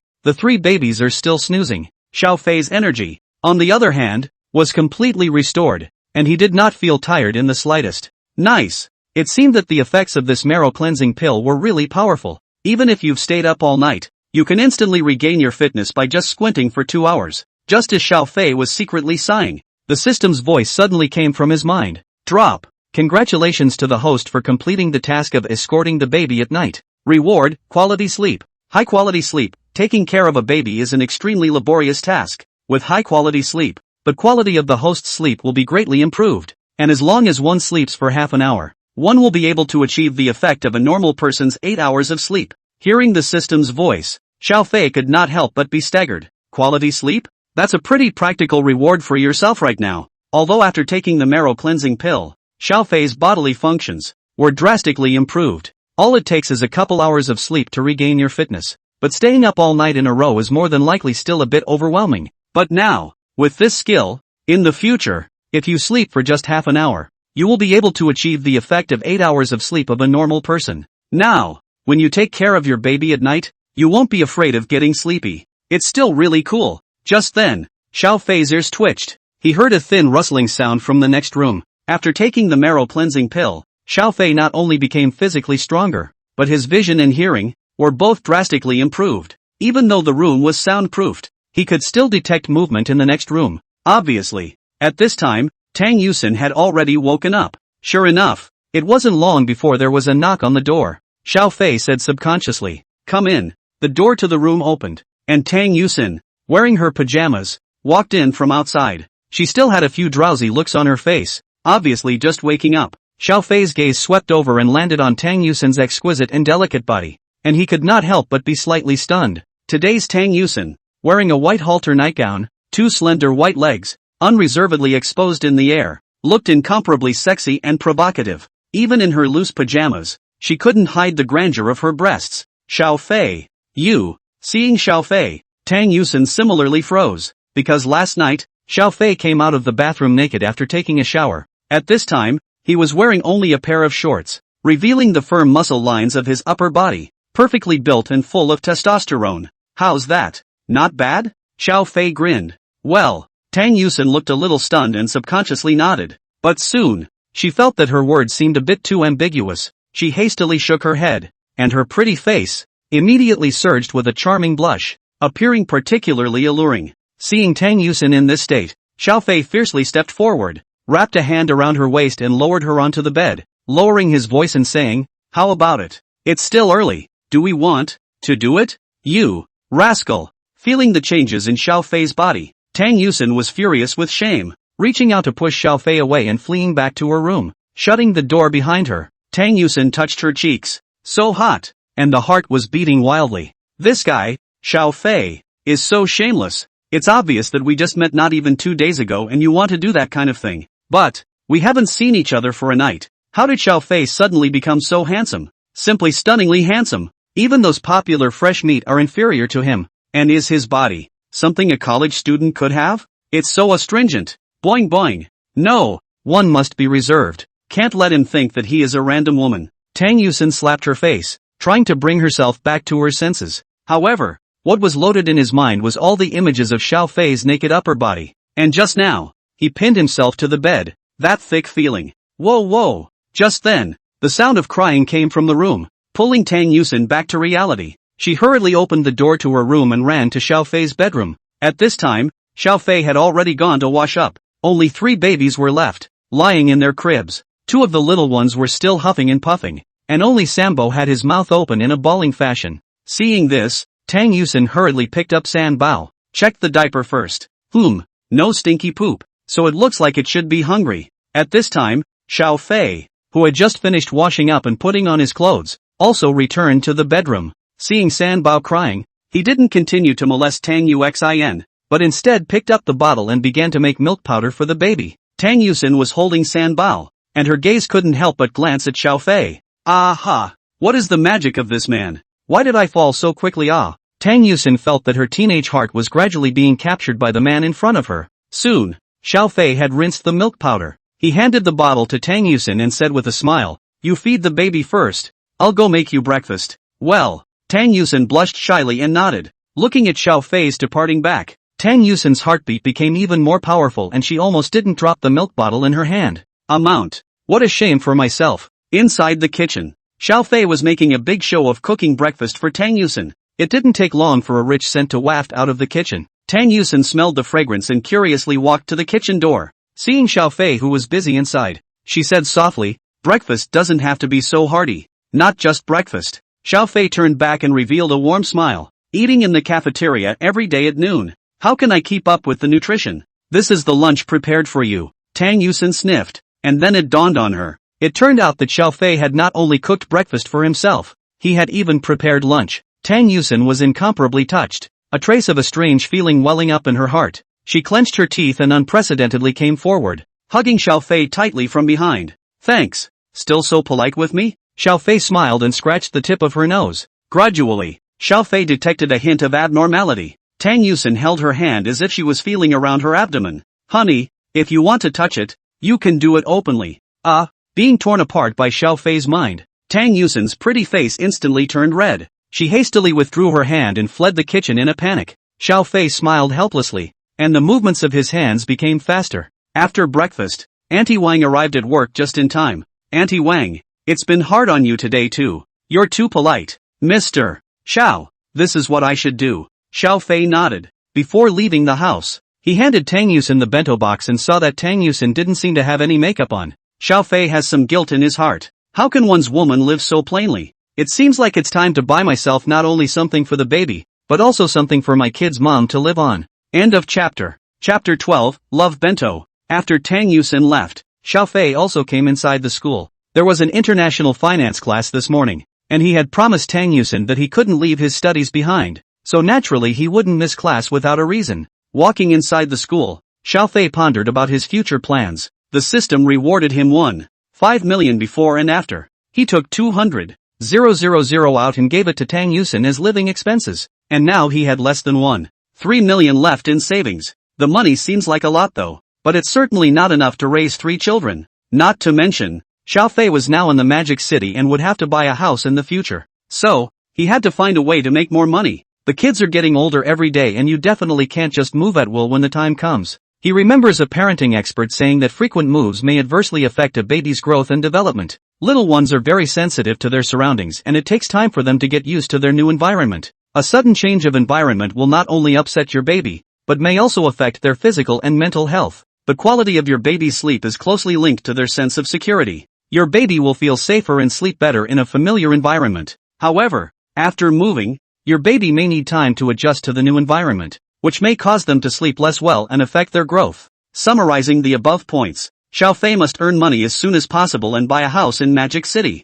With just the money he had in hand now, that would definitely not be enough. But the good thing is that Xiao Fei had the stock market direction chart rewarded by the system. With that 1.3 million as principal, it should still be simple to make tens of millions of dollars inside the A-share market using the stock market going charts. I'm sure it won't be long before he makes enough money to buy a house. Also, the babies were just born a short time ago. There's still the birth certificate to get, the family register and all that. For birth certificates, it's best to get them within 3 months of the child's birth. Otherwise it can be a bit of a hassle. And most importantly, take them for their vaccinations. Xiao Fei remembered that Tang Yusin had told him that the babies had already received the hepatitis B and BCG vaccines. Next, the first and second doses of the polio vaccine and the first and second doses of the DPT vaccine. Xiao Fei was walking towards the classroom while checking the relevant information on his cell phone. That's a shocker if you don't check. There are so many different kinds of vaccines that babies have to get. A total of 18 vaccinations before and after.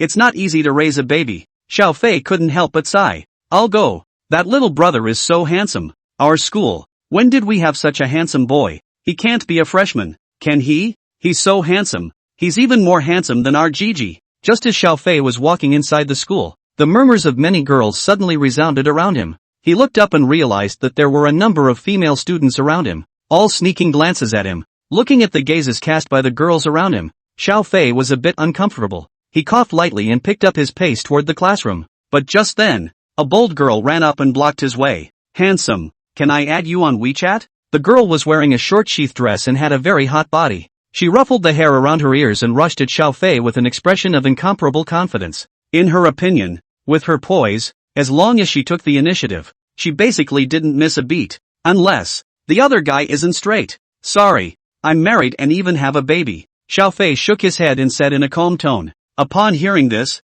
the girl instantly broke down. You even have a baby? Are you kidding me? Looking at Xiao Fei's departing back, the girl clenched her fists and stomped her foot fiercely. 10 minutes later, Xiao Fei walked into the classroom. Since it is several classes mixed together, so at first, no one noticed Xiao Fei, thinking that he was from another class. However, very soon, Zhang Bo noticed something strange. Asterisk asterisk asterisk asterisk. Brother Xiao, are you getting plastic surgery? Zhang Bo, who was sitting in the back row of the classroom, looked at Xiao Fei at the door and shouted. The students who hadn't noticed Xiao Fei originally were also attracted over by his voice. This is Xiao Fei? How did you get so handsome? I heard from the group yesterday that he seems to have earned his own money to buy a Land Rover Defender. What envy! The students talked about it and heard Xiao Fei frown for a while. He could only pretend as if nothing had happened and walked towards where the dormitory trio was. Just then, Professor Mediterranean walked in. The originally noisy classroom instantly became silent. Only, from time to time during class,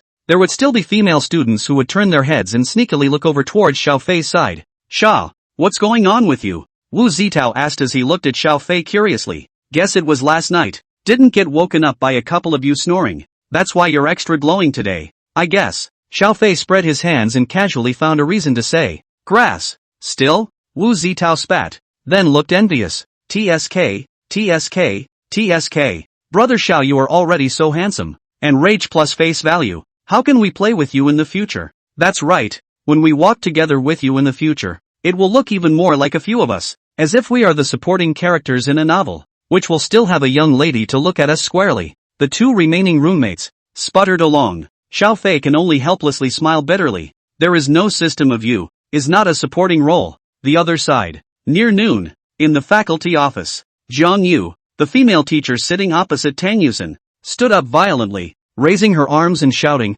off work, Mr. Tang, let's go out to improve our meals together at noon today. Tang Yusin, who was correcting her homework, let out a bitter laugh at the words. No, I brought dinner today. Did you bring a meal? The female teacher, Zhang Yu, looked surprised. During this period of time when school started, Tang Yusin went to the faculty cafeteria every day to eat. Why are you suddenly bringing your own food today? Did you do it yourself? Not. Tang Yusin smiled sweetly. It was made by the child's father. Your husband? Zhang Yu's mouth opened wide at once. Wow. MS. Tang, your husband even made you a love bento? My deadbeat. I come to work and he's still in bed sleeping. It's really a man for a man. At this statement, the entire office of teachers looked over. They all knew that Tang Yusin had children. but they had never seen them or heard her mention her husband, so everyone assumed that she was divorced with a baby. But now, she brought a love lunch to work? That's a lot of dog killing. Facing the envious gazes of the crowd, Tang Yusin silently took out her bento box, then opened the lid. An aroma of rice instantly filled the entire office. Jiang Yu, who had the best relationship with Tang Yusin, violently catapulted over from her chair, eyeing the bento box in Tang Yusin's hand. The smell, it smells so good. I can't believe they have cassoulet. My favorite. Mr. Tang, can I have a taste? Jiang Yu, like Tang Yusin, was a female teacher who had just joined Jiaotong University. Plus, the two were of similar age, so they quickly became good friends who had nothing to talk about. Tang Yusin knew that Jiang Yu was a foodie, so he directly picked up a spoon, served a piece of chicken and handed it to Jiang Yu. Mr. Kong, here, have a taste. Jiang Yu was not polite and took the chicken directly into his mouth. The sauce is rich and the chicken is soft and tender, plus the veggie flavor of the peppers and potatoes is just amazing.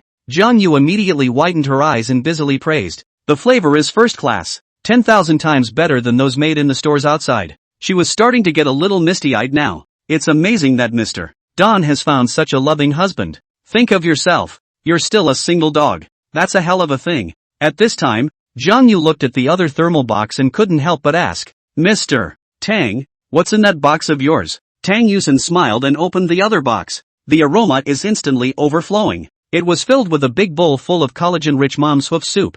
Goo-doo. Tang Yusin seemed to be able to hear the sound of Jiang Yu secretly swallowing his saliva. Or you might as well not go out to eat. Shall we eat together? Tang Yusin suggested. The bento Xiao Fei had prepared for her was a very sufficient amount. 2 people eat it, no problem at all. Is it really okay? Although Jiang Yu said this, her butt had long since sat down. With that, the two began to eat. No comparison, no harm. Compared to those usual takeouts, the meals made by Xiao Fei were simply delicacies. As Jiang Yu ate, her entire body was on the verge of a high dynasty. The sounds of admiration kept coming out of his mouth. Anyone? I'm looking for a recommendation. End of chapter. Chapter 13, Entering the Stock Market. Chapter 13, Entering the Stock Market. In the meantime, after finishing the morning session, Xiao Fei didn't rush home, but found a cool place to sit down and opened the stock speculation app in his phone. He looked at the time. It was now more than half an hour before the market closed at noon. He's going to take this time to study the stock market. Want to make the money to buy a house in a short period of time. He must make a good fortune in the stock market with the help of the stock market going charts. Open the speculation software. Xiao Fei filled out the basic information, and then communicated with the account manager video. Soon after, he managed to open an account with the broker. It's finally time to start. Xiao Fei took a deep breath and quickly tapped on the main interface. The stock market heading chart is the equivalent of a passive skill. As long as one has this feature, all the stocks that Xiao Fei sees, the return curve in the next 7 days, will be presented in front of his eyes. When the phone screen pops up with a variety of stocks, Xiao Fei realized that next to these stocks, there was also a line that only he could see in small letters. Tahoe Technology, 600590. Next 7 days earnings. KDDI, 002230. Earnings for the next 7 days. Lane Bio, 002166. Earnings for the next 7 days. See these tips in small print. The corners of Xiao Fei's mouth were on the verge of being suppressed.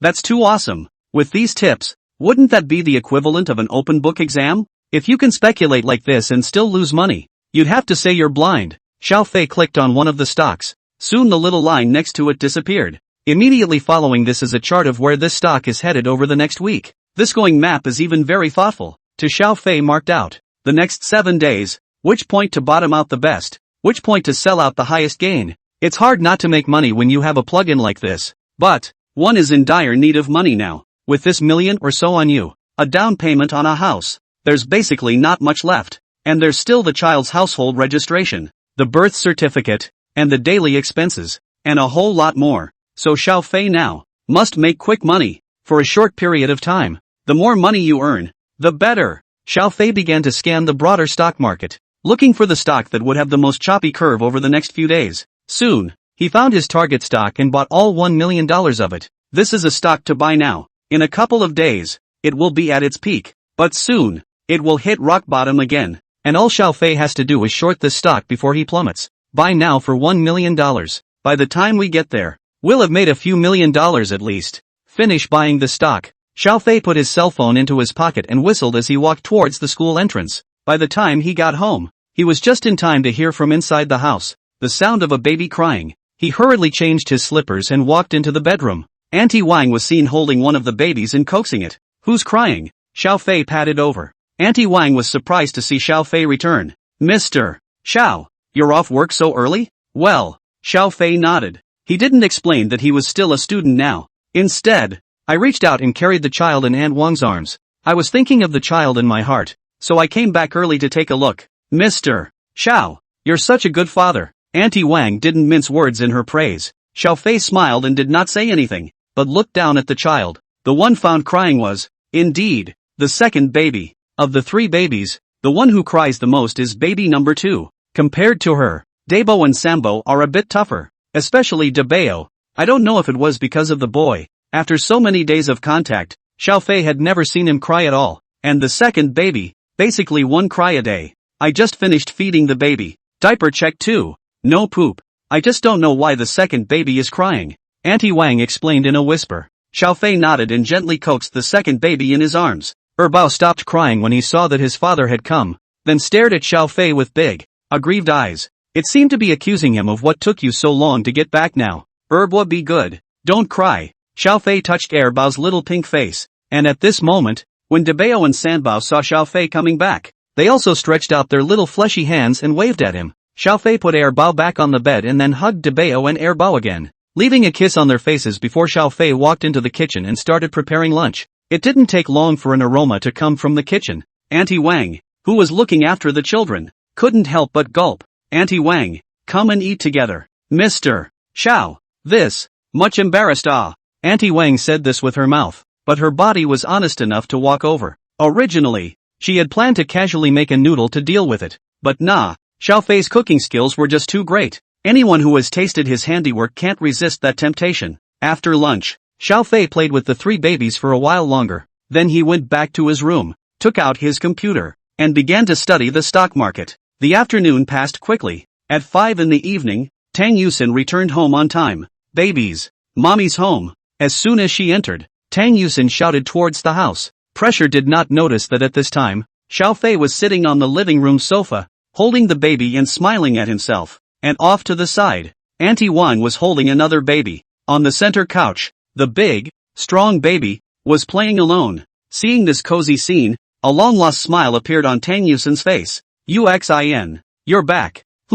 Seeing Xiao Fei, Tang Yusin's pretty face was a little hot. She hurriedly changed her slippers and stepped inside, picking up Debo, the only one left uncarried. Debo is so pathetic. Everyone has someone to hold, but big baby has no one to hold. "Come give mommy a hug." Debeo, who had been carried into Tang Yusin's arms, let out a babbling sound as his little hands clutched onto the clothes on her chest. I don't know if it was because she was hungry, but her bulbous head desperately rubbed against Tang Yusin's chest. This action caused Tang Yusin to blush. After all, Xiao Fei is still here. "You kids, are you hungry?" With that, Tang Yusin put down Debeo and went to make him milk powder. Xiao Fei looked at the time and it was almost time for dinner, so he got up and walked into the kitchen. Soon there was pinging and banging in the kitchen. Tang Yusin, who was breastfeeding Debeo, saw Xiao Fei, who was busy in the kitchen, subconsciously remembering the events of today's noon. The corners of her mouth couldn't help but rise, revealing a sweet smile. "Miss Tang, remember anything happy?"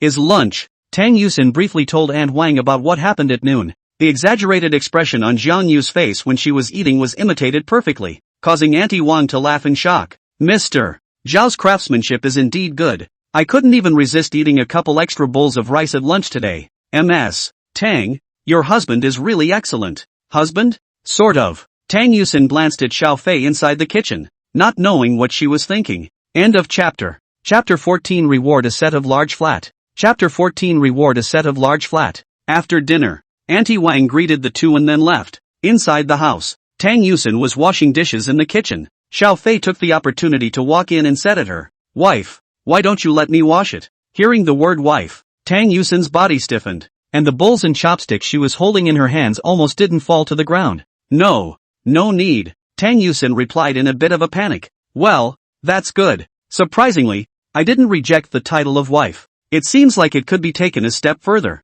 Xiao Fei came up and gently hugged Tang Yusin's waist from behind. "Wife." Xiao Fei's low voice sounded in Tang Yusin's ears. Tang Yusin's body trembled.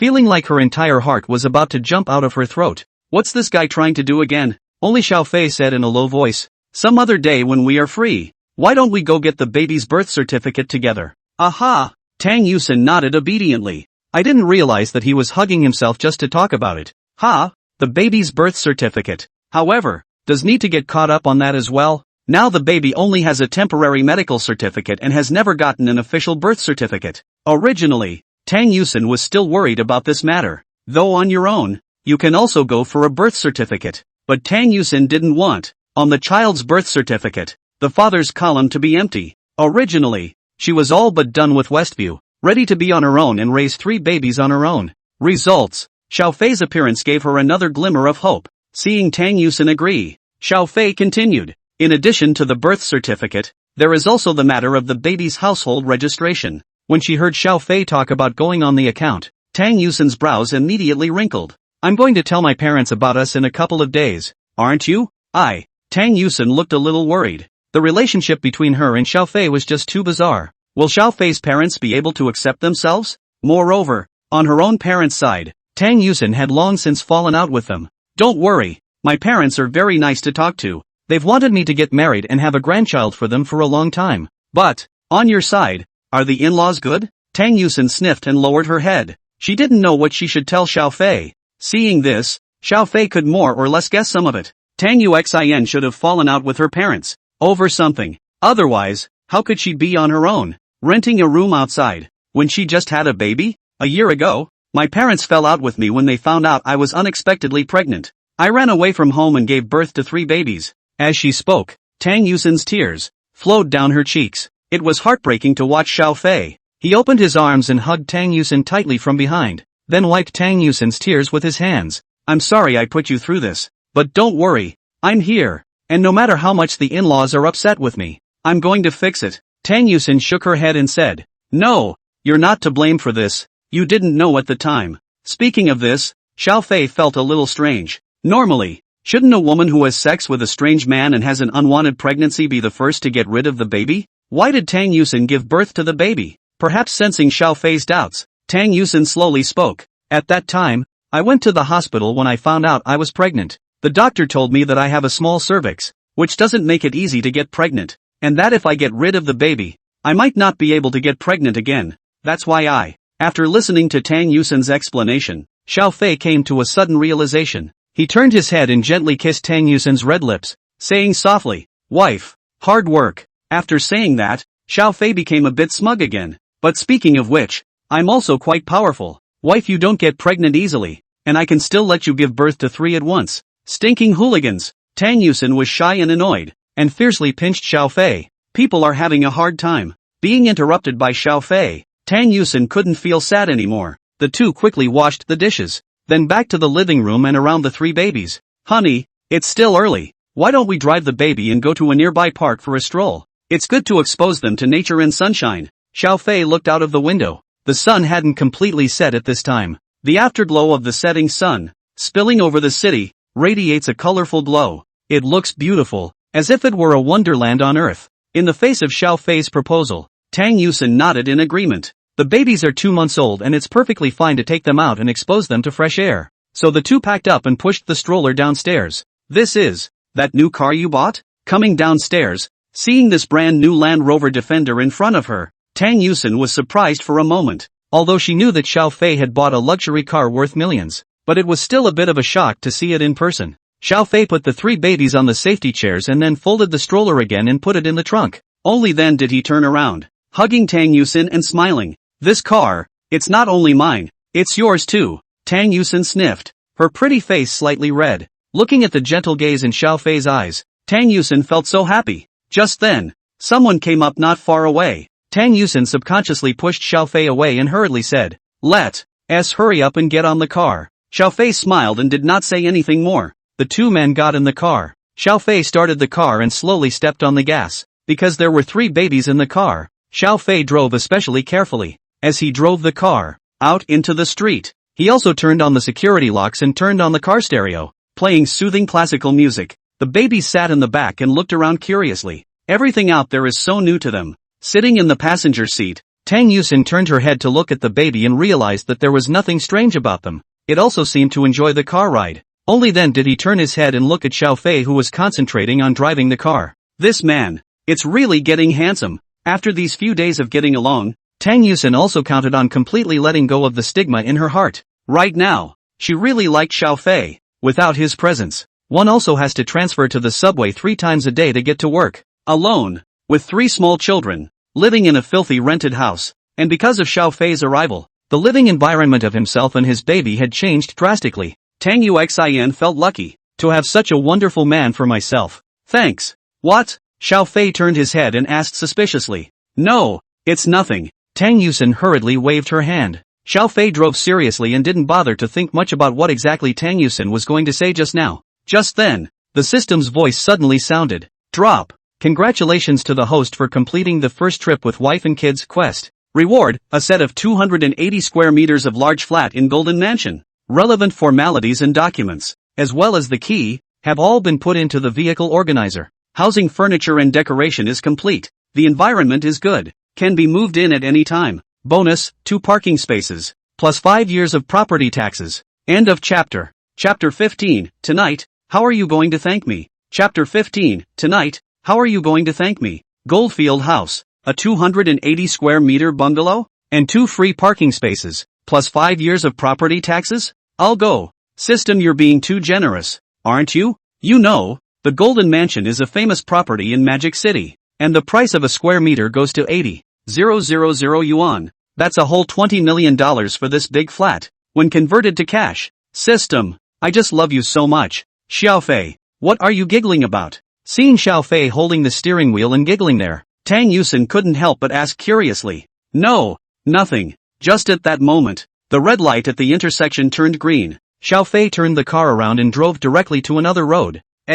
Wrong way. Isn't the park going straight? Tang Yusin hurriedly reminded. Yes, that's the way. Xiao Fei smiled and said mysteriously. I bought you a gift. Now I'll take you to see it. Gifts? What kind of gift? Tang Yusin asked with some curiosity. Xiao Fei didn't say anything and just gave her a mysterious smile. By the look of him, it was obvious that he wanted to surprise himself. What the hell? Getting all cryptic? Tang Yusin muttered in a small voice and didn't continue to pursue anything. You'll see when we get there later. Xiao Fei smiled and continued to drive forward. Located on the banks of the Huangpu River, Golden Mansion is one of the most upscale neighborhoods in Mordor, as it belongs to the land of an inch of gold. And Mordor Jiaotong University is about less than 10 kilometers from the Huangpu River. By subway, it takes over 20 minutes. It's peak commuting time. The roads are jammed. Xiao Fei drove for about half an hour before he took the family and arrived in front of the door of the Golden Mansion. Since the vehicle was not registered, the security guard naturally would not let Xiao Fei in.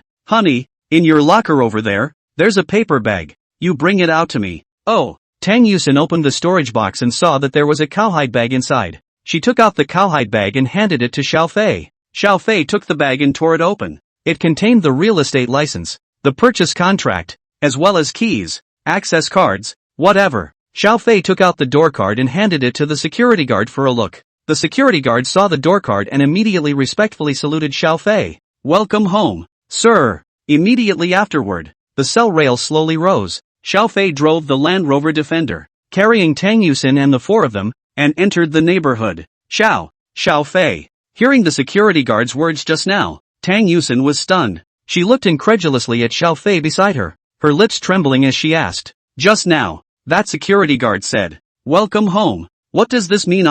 It means what you think it means. Xiao Fei handed over the cowhide bag in his hand. Tang Yusin took the bag and saw that a real estate license was placed inside. She opened it and found that above the real estate license, the word Xiao Fei was clearly written, and the house has a house size that is, surprisingly, over 280 square feet. Seeing this, her entire body was even more shocked and speechless. You know, this is a neighborhood on the banks of the Huangpu River. It's at least 80,000 per square meter. Xiao Fei, how much did you pay for this house? Tang Yusin swallowed her saliva and her eyes glazed over as she looked at Xiao Fei. This house Xiao Fei smiled. He was tempted to say that he didn't have a penny, but Tang Yusin definitely wouldn't believe it. So he smiled and said, it's not much. It's just over $20 million.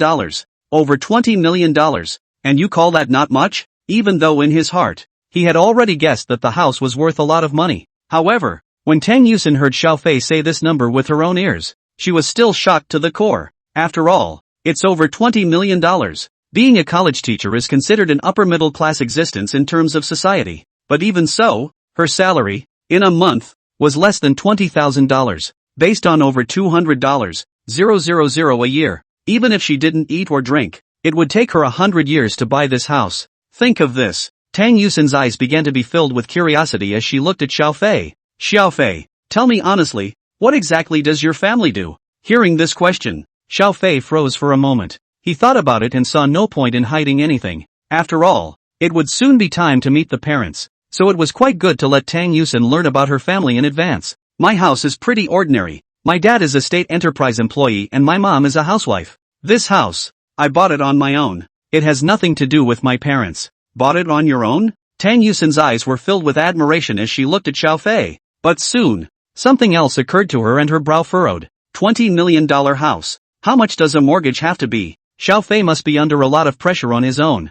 right? Xiao Fei, why don't we just return the house? The mortgage must be scary in a place like this, and we've got 3 babies to feed. Seeing Tang Yuxin's worried look, Xiao Fei smiled helplessly and said, this house, I bought it with full payment. No mortgage. What? $20 million house. You just bought it in full? Tang Yusin looked at Xiao Fei as if she was looking at a god, but the real estate license was right in front of her eyes, and it had Xiao Fei's name written on it, so there was no way for her to disbelieve it. Xiao Fei, you mustn't do anything stupid. It's okay for me to work hard with my baby, but, after the car arrived at the underground garage, Tang Yuxin was still a little apprehensive. She didn't want Xiao Fei to take on a huge loan for her sake. Xiao Fei parked the car, turned around, and held Tang Yusin's hand tightly. Honey, don't worry, I didn't do anything stupid. In the beginning, I made over $100,000 by writing novels, then took that money, went to the stock market and invested it, slowly accumulating a seed fund.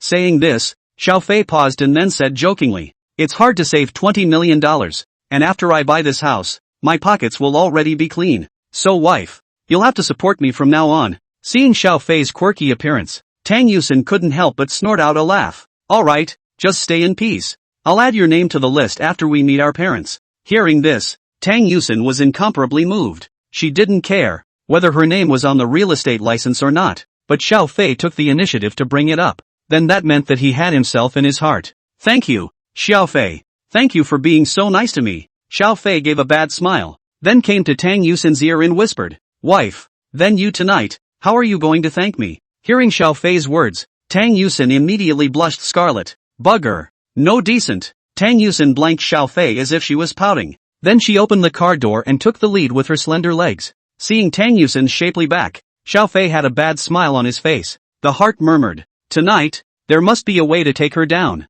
End of chapter. Chapter 16 My mom called. Chapter 16 My mom called. Soon, 2 people pushing strollers came to the door of room 808 of the Golden Mansion. Normal floors are all 2-family with 1 staircase. The large flat is more specific, being a 1-story home. It's quiet. No need to worry about disturbing the neighbors next door. Standing in the doorway, Xiao Fei extended his thumb and pressed at the fingerprint unlock. The next second, the door to the room opened. Xiao Fei didn't rush in, but walked over to Tang Yusin and took her hand up. Come too. I'll get your fingerprints in for you. Xiao Fei's fingerprints. The system has already recorded them for him, but Tang Yusin's didn't. Tang Yusin smiled and allowed Xiao Fei to hold her hand and enter her fingerprints into the access control system. After taking fingerprints, Xiao Fei sidestepped and made a path, then made a pleased gesture to Tang Yusin. Wife, come in. Look at our cozy little nest later. Tang Yusin pursed her lips, a smile on her face as she sweetly said, okay da hubby. Tang Yusin's voice,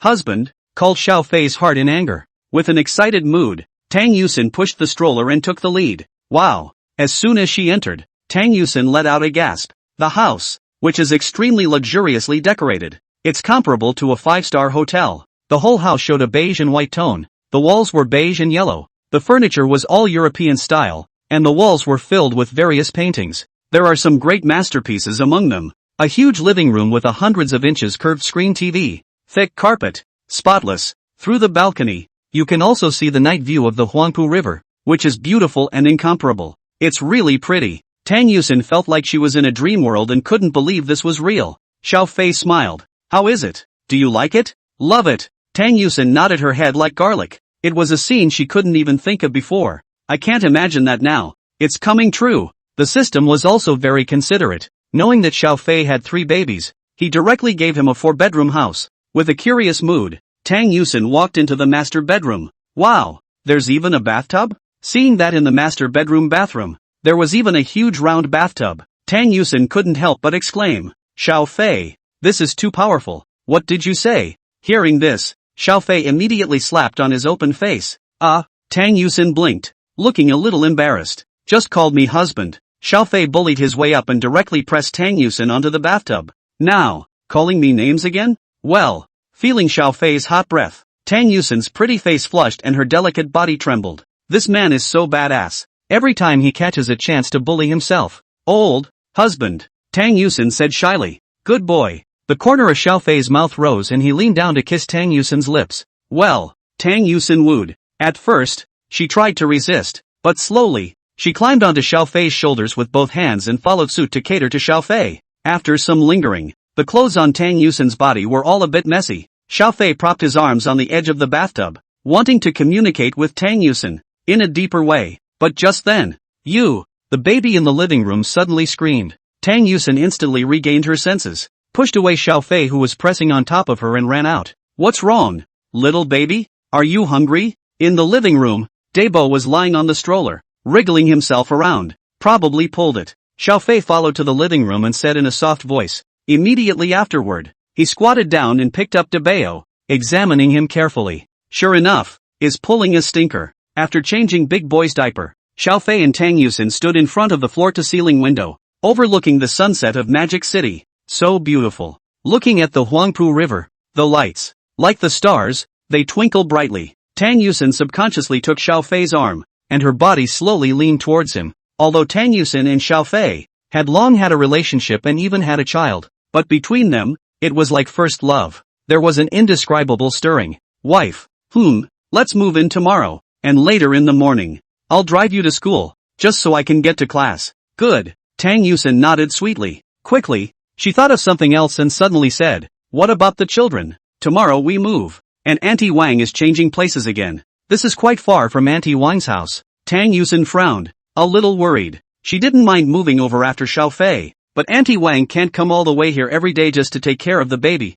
can she? It's okay. Xiao Fei touched Tang Yusin's hair and said with a smile, now that the babies are still small and there are so many rooms in the house, it's perfectly fine for Auntie Wang to move in. In the future, at night, you can still let the baby sleep with Auntie Wang, and we won't be disturbed. Hearing this, Tang Yusin didn't know what came to mind, her pretty face slightly reddening. Then, well, Tang Yusin answered. Just then, her cell phone suddenly rang. She pulled it out and her face changed. Xiao Fei glanced curiously and found that the caller ID was Mom. Xiao, husband, what to do? My mom called, Tang Yusin said with a flustered expression. She might not have realized that she was now habitually relying on Xiao Fei when she encountered problems. Xiao Fei held her trembling hand and said with a firm gaze, it's fine, just pick it up. Everything is with me. Aha. Tang Yusin nodded. Then she turned on the speakerphone and hit the connect button. End of chapter. Chapter 17, How old is the father? Chapter 17, How old is the father? Hey, Mom. After the call was connected, Tang Yusin said somewhat nervously, Uxin, where are you now? On the other end of the phone, came the anxious voice of Tang's mother. I'm in Magic City. I know. I was asking where you're staying now. I'm already at the Magic City airport. Hearing this, Tang Yusin's eyes widened violently. Mom came to Mordor? Xiao Fei was also a bit surprised. He didn't expect that his mother-in-law would kill directly to Magic City without saying a word. Tang Yusin was starting to get a little flustered. Seeing this, Xiao Fei took her hand and mouthed to her, tell mother-in-law to come over here. Tang Yusin hesitated for a moment, then took a deep breath and said to the other end of the phone, Mom, I'm in the HP district, this side of the Golden Mansion. Okay, I'll call a cab over there now. It takes about an hour or so to get from the airport to this side of the Huangpu River. If you get stuck in a traffic jam, it takes even longer. Therefore, Xiao Fei also dispelled the intention of bringing Tang Yusin along to pick up his mother-in-law. After all, there are 3 other babies to take care of. How have you been doing? Just then, Don's mother on the other end of the phone opened her mouth to inquire again. I had a good time. Tang Yusin sniffed and returned without even thinking. Fine. Tang mother paused, then asked, what about the child? How is the child? the kids are fine too. They're 2 months old and they're triplets. Tang Yusin replied. 3. Triplets? When Tang's mother sniffed, her entire body froze. You say you this child. Why don't you say it earlier? Your father was in a rage and scolded you a few times. But why didn't you tell mom about such a big deal as you giving birth to triplets? Tang mother's tone revealed a strong sense of self-blame. Tang Yusin wanted to explain, but she choked back a sob. She wiped the tears on her face and tried to squeeze out a smile and said, Mom, don't worry. I am now living a good life. The child's father is very good to us, and we are now very happy. Speaking here, Tang Yusin looked at Xiao Fei somewhat shyly. You found the baby's father? I thought you said you didn't know who the baby's father was? Don's mother said with some surprise. Mom, this can't be explained in a moment. I'll tell you about it when you get here. And the baby's father is here. Tang Yusin said to the other end of the phone. Good. I'll be right there. After saying that, Tang mother hung up the phone. An hour later, the two who were in the living room, watching TV while playing with the baby, suddenly hearing on the table, Tang Yusin's phone rang again. UXIN. I've been to this what's-his-name Goldfield house. Do you really live here? This place looks like it's not cheap. On the other end of the phone, Tang mother's tone was clearly a bit surprised. Well, this is it. I'm going down to get you now. After hanging up the phone, Tang Yusin quickly kissed Xiao Fei before putting on her shoes and stomping downstairs. Along the way, along with the neighborhood entrance getting closer and closer, Tang Yusin's mood, too, became increasingly nervous and apprehensive. She thought back to a year ago, when her parents had learned of her unwanted pregnancy, forced her to abort the baby, and had slapped her. What happened that night is something she can't forget to this day. Finally, the rush is tight. Tang Yusin came to the entrance of the neighborhood and met the familiar figure. Mom! Tang Yuxin shouted. Not far away, a dignified woman looked back and saw Tang Yusin. Yusin! Because of Tang Yusin's appearance, Tang Yusin's mother, too, was let in by the security guard. She walked quickly to Tang Yusin and carefully sized her up. Seeing that her face was flushed and full of energy, she didn't look mistreated at all. On Tang mother's face, a relieved smile finally appeared as well. Mom! Looking at Don's mother in front of her, Tang Yuxin couldn't help but pounce. Hugging his mother tightly, he bawled in her arms. Good, don't cry. Mother Tang gently patted her daughter's shoulder and comforted her. It's Mom's fault. Mom shouldn't have said such heavy words to you, and shouldn't have ignored you after you ran away from home. It's Mom who's sorry. Hearing this, Tang Yusin cried even harder. Mom, you're right. It's me. It's my fault. Oh, Tang Yusin said while sobbing. It took a while for her to slowly calm down. Then somewhat shyly, he took Don's mother's hand and walked in the direction of the house. On the way back, Mother Tang couldn't help but open her mouth to inquire. UXIN. What exactly is your situation now? What's going on with you and the baby's father? Tang Yusin hesitated for a moment, then slowly said, Didn't I tell you before that I jumped to my death because of Lulu, and then ran to the bar to get drunk? Then, I accidentally had sex with a man. Tang Yusin paused, then explained. You and Dad both know about this matter. Then I fell out with you guys. I was on my own, ran away to Mordor and had 3 babies. In order to support the baby, I found a job as a teaching assistant in the Magic City Jiaotong University, and as a result, I unexpectedly met Xiao Fei, the child's father, by accident. Speaking of this, Tang Yusin even made a point of looking at Tang mother, finding that she didn't look repulsed before continuing. Mom, I know that you're all angry with Xiao Fei, but Xiao Fei didn't leave me behind on purpose. He didn't realize that after that night, I got pregnant by accident, and that day, he was as drunk as I was. Since I met up with him, he's taken care of me and the baby, and has taken all his savings and bought a house here for me and the baby, for more than $20 million. All the way, Tang Yusin told Mother Tang a lot about Xiao Fei. When Mother Tang heard that Xiao Fei had actually taken $20 million out and bought a house here, the shock in her eyes grew even more. She was starting to become a little hesitant. That, UXIN. How old is the baby's father? To be able to come up with so much money and buy a house here, you surely can't be young, can you? She didn't want her daughter to marry a bad old man. Xiao Fei he, very young, a few years younger than me. Speaking of this, Tang Yusin was a little embarrassed. More than a few years younger. He's still his student. Hearing Tang Yusin's words, Mother Tang's frown tightened. Younger than you? Where did he get so much money? What does his family do? Don's mother continued to press the issue. After all, Tang's mother had heard too many bad things about rich people. His daughter won't suffer any loss if she follows him, right? Tang Yusin didn't notice her mother's abnormality, and introduced her with a joyful heart. Xiao Fei's family is quite ordinary, just like us. They're all from Sichuan and Chongqing. His father is an employee of a state-owned enterprise, and her mother is a housewife. He bought the house with all the money he earned. He took his savings, all of them, to buy this house. In the end, Tang Yusin was a bit self-condemning. If it weren't for myself, Xiao Fei wouldn't have so much money to buy a house here. But on second thought, now that I have my own house, I won't have to move around all day. It's a good thing for the babies, too. Thinking of this, Tang Yusin's frowning brows followed and stretched. After listening to her daughter's introduction, Tang's mother finally put her heart down. This Shaughnessy, it looks pretty good. There is taking charge. You're capable of it yourself. But how exactly? Don's mother was going to wait to meet and then examine the situation. If you find anything out of place, Mother Tang would never agree that her daughter was with him. End of chapter. Chapter 18 Teachers and Students. Chapter 18 Teachers and Students. It didn't take long. Tang Yusin then took her mother back home. Xiao Fei, we're back. In front of her mother, Tang Yusin didn't quite feel like calling him her husband. Inside the living room, Xiao Fei, who was playing with the three babies, heard Tang Yusin's voice. He stood up immediately, straightened his clothes, then walked to the door and opened it. UXIN. You guys are back. Only to see at the door, Tang Yusin was holding a middle-aged woman. The middle-aged woman was about 50 years old, wearing a loose-knit shirt and casual pants. With fair skin and dignified features, she looked like a noble lady. Well, this would be Auntie, right? Hello Auntie, my name is Xiao Fei. I'm UXIN's boyfriend, and at the same time I'm also the children's father. Xiao Fei greeted him with a confident smile on his face and greeted him politely. Looking at Xiao Fei in front of her, a flash of amazement flashed through Mother Tang's eyes. What a handsome young man, and looks so young. Before meeting Xiao Fei, Mother Tang had also wondered what kind of person he would be, but never thought that Xiao Fei would grow up to be so handsome. Even compared to those male celebrities, it's not much of a stretch, but it doesn't help that men are good looking.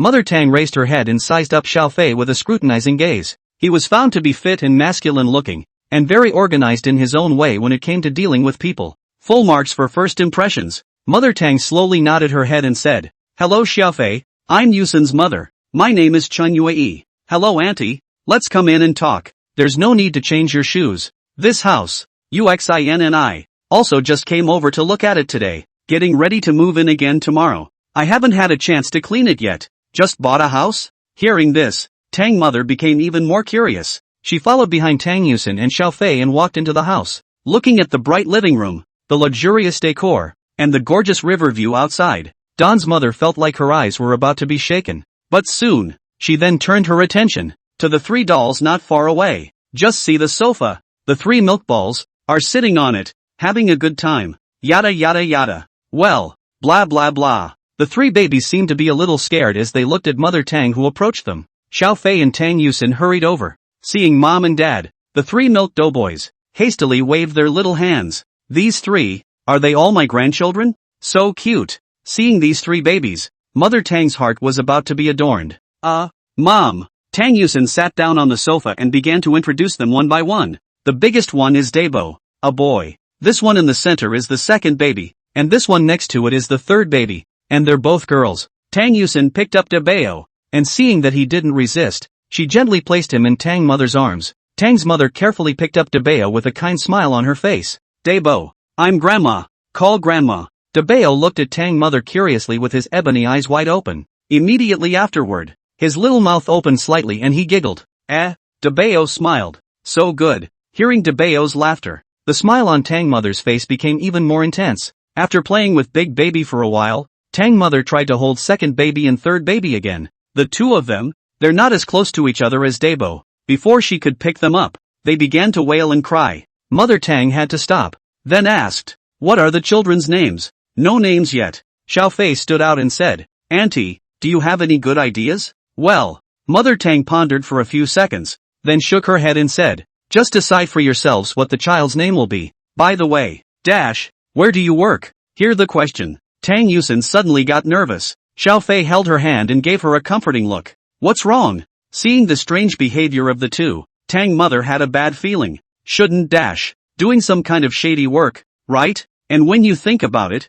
yes, not by the family, but by myself alone. At such a young age, he was able to save $20 million and took all of it out and bought a large flat in the HP district. I guess it's hard to realize without some connection to criminal law. Seeing the expression on Mother Tang's face, Xiaofei hurriedly explained. Auntie, I don't have a job right now. I'm a student of the Magic City Jiaotong University. Tang's mother's eyes were wide with disbelief. You're still a student? Well, I'm a junior at Mordor Crossing. Uxin is a teacher at our school. And because of that, we met in front of the school. Teachers and students? Hearing this, Don's mother was overwhelmed. Soon, though, she regained her composure. It's not like the old days when everyone was an adult and of legal marriageable age. Even if it's a teacher with a student, it's not something that's hurtful. Although there was some awkwardness in her heart, Mother Tang still reluctantly accepted that Xiaofei was still a student. Soon, a question rose from the back of her mind. Fei, since you're still a student, how do you earn money? Xiaofei had long anticipated that Mother Tang would ask this question and said as he had told Tang Yusin earlier, when I was in college, I started writing novels online and made over $100,000, then took that money, went to the stock market and invested it, slowly accumulating a seed fund. Then it snowballed slowly, making money off of money, and it wasn't long before I made over $20 million. After I met Uxin and learned that we had a child, I took this money to buy a car and a house, and now in my hands, there is no money left. Xiaofei spread his hands and continued, but don't worry, Auntie, since I can make $20 million, I'm sure I can still make more. In the future, I will definitely not treat Uxin and the three babies poorly in terms of quality of life. After hearing these words, Don's mother was dumbfounded. She knows that the stock market seems to be pretty easy money these days, but a young man in his early 20s, still in college, has made more than $20 million in just a few years on a capital of more than $100,000. That's a little too appalling, isn't it? You're amazing. Although Mother Tang was a bit skeptical of what Xiaofei had said, but with such a large set of houses in front of her, there was no reason for her not to believe it. But Fei, speculation is risky. After you graduate, it's better to find a stable job, like taking a civil service exam or something. Unconsciously, Mother Tang had already taken out her mother-in-law's posture and started to educate Xiaofei. Hearing this, Xiaofei nodded his head repeatedly, stating that he would not mess around. As for the examination of civil servants, Xiaofei pressed on. Now he has a system, plus the stock market chart to assist. Not into the stock market to reap a good harvest. It is not a failure of the system of a lot of trust? By the way, Auntie, Yusin and I rented an apartment near the school before, and we were thinking of moving over here only tomorrow. But today, since you're here, why don't we move in tonight? There are no spare rooms over there for you to rest. Auntie, either. Xiaofei suddenly proposed. Yeah, Don's mother nodded and didn't object. End of chapter.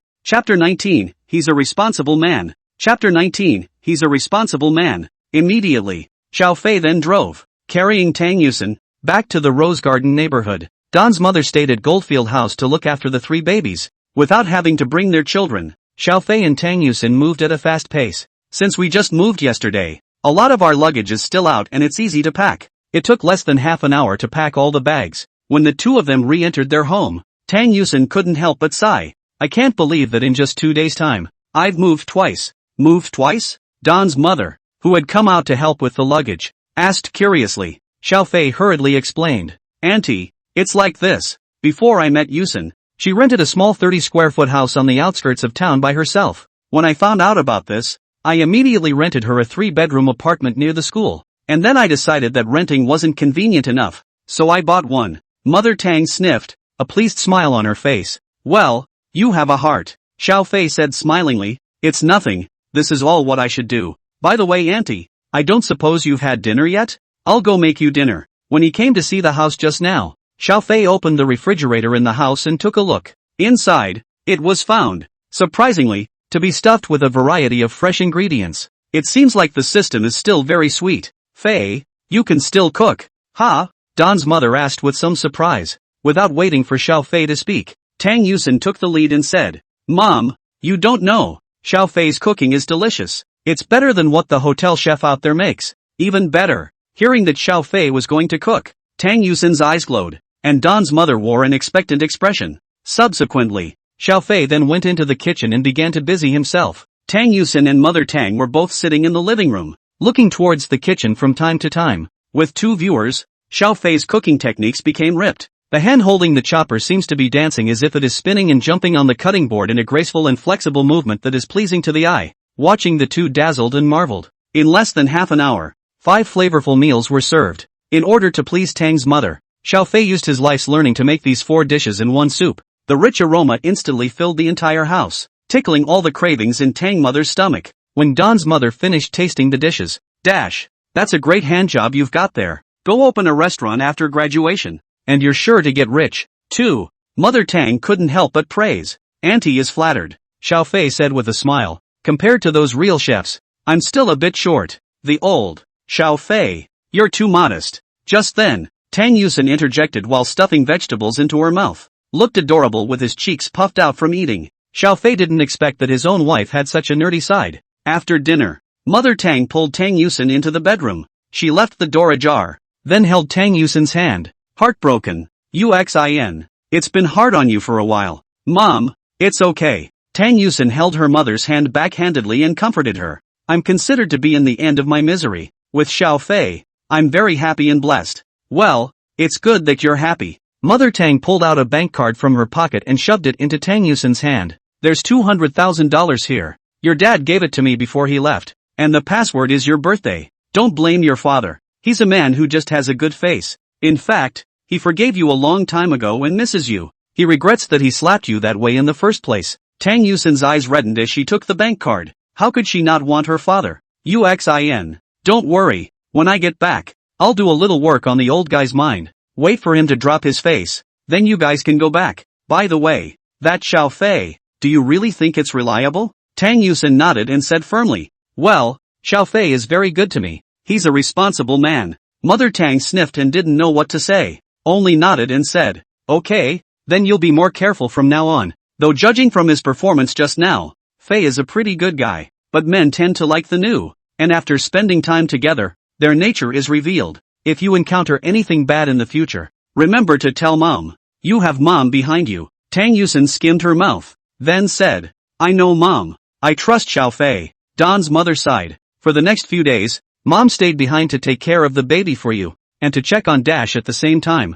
I'll go back when Mom is relieved. Aha! Tang Yusen nodded vigorously. After all, she hadn't seen her for so long, and she couldn't afford to let her mother go back so soon. At the same time, she also believed that Xiao Fei, for sure, would be able to pass her own mother's test. Inside the living room, taking advantage of the fact that the two of them, Tang Yuxin, were talking in the bedroom, Xiao Fei took out his cell phone and called Auntie Wan over. Tell her about moving yourself. Learning that Xiao Fei had bought a house over at the Golden Mansion, he also wanted to move over to take care of the baby. Auntie Wang hesitated at first, but quickly agreed. After all, being a sister-in-law was originally her job, and the salary offered by Xiao Fei was much higher than the market rate. Even if you're home caring for a baby, it's still a normal thing to do. After talking to Auntie Wang on the phone, Xiao Fei returned to the sofa and played with the three babies for a while. Then take out your own laptop, open the official website of QQ Reading, and log into your writer's background. He serialized a book on it, a novel about a college instructor falling in love with a student. This novel is nearing the end and will soon be finished. Xiao Fei intends to officially close his pen after writing this novel. After all, now that he had the system, he no longer had to rely on writing online articles to support his wife and children. Less than half an hour's work. Xiao Fei then wrote 2 chapters and posted them. Then opened B Station. Ready to see recently, if there is any new fan. What are you looking at? Just at that moment, Tang Yusen and Mother Tang walked out of the bedroom. Seeing Xiao Fei watching anime, Tang Yusen curiously came over and joked. Ha, how grown up are you? Still watching anime? Xiao Fei shrugged his shoulders and said helplessly. Who says anime is only for kids? There's plenty of adult-oriented anime out there. Okay. Tang Yusen smiled and didn't say anything more, though she doesn't like watching anime. But she is incredibly passionate about Korean dramas. Seeing that Xiao Fei was chasing after fan, Tang Yusen was also a bit tickled. It had been a long time, since she had 3 gold-swallowing beasts, that she hadn't properly caught up on the show. It just so happens that in the living room, there's a hundreds of inches curved screen TV. Tang Yusen simply picked up the remote control, pulled her mother to sit on the sofa, and began to watch the latest Korean drama. Xiao Fei, on the other hand, chased after the others, teasing the 3 children from time to time. A big family, a lot of fun. End of chapter. Chapter 20 Brother Xiao is in love? Chapter 20 Brother Xiao is in love? Day 2, 8 o'clock in the morning. Auntie Wang then took the subway to work. Xiao Fei took her and gave her a good tour around the house. Looking at the set in front of her, a large house of nearly 300 square feet, Aunt Wan's eyes were full of envy. Mr. Xiao, you are truly amazing. At such a young age, It's amazing that you can buy such a big set of house in the HP district. Hearing the compliment, Xiao Fei smiled and said, Auntie Wang, you flatter me. I'm doing this all for Yusin and the baby. By the way, if it's not convenient for you to go back later, you can stay in this room. Okay. Auntie Wang nodded. At this time, the next bedroom door opened, and Tang mother walked out from inside. Xiao Fei hurriedly introduced the two to each other before going to cook. After quickly making breakfast, Xiao Fei made another lunch for Tang Yusin and thoughtfully packed it into a bento box. At this time, Tang Yusin also wore her pajamas and walked out from her bedroom. She stretched, obviously having slept well last night. After these 2 days of rest, coupled with Xiao Fei's changing ways of making her delicious food, Tang Yusin's complexion was getting better and better. Her entire face was rosy and her face value was on a higher level. After breakfast, Xiao Fei helped Tang Yusin pack up her things and said goodbye to the two Tang mothers. Auntie Wang, Auntie, the baby is in your hands. I'm going to take Yushin to work. After bidding farewell to the two, Xiao Fei brought Tang Yusin and went to the underground parking lot. Road. Tang Yusin kept holding Xiao Fei's arm, the fullness of his chest, grinding against Xiao Fei's arm from time to time. Couldn't help but make him think about it. Why? Are you in a good mood today?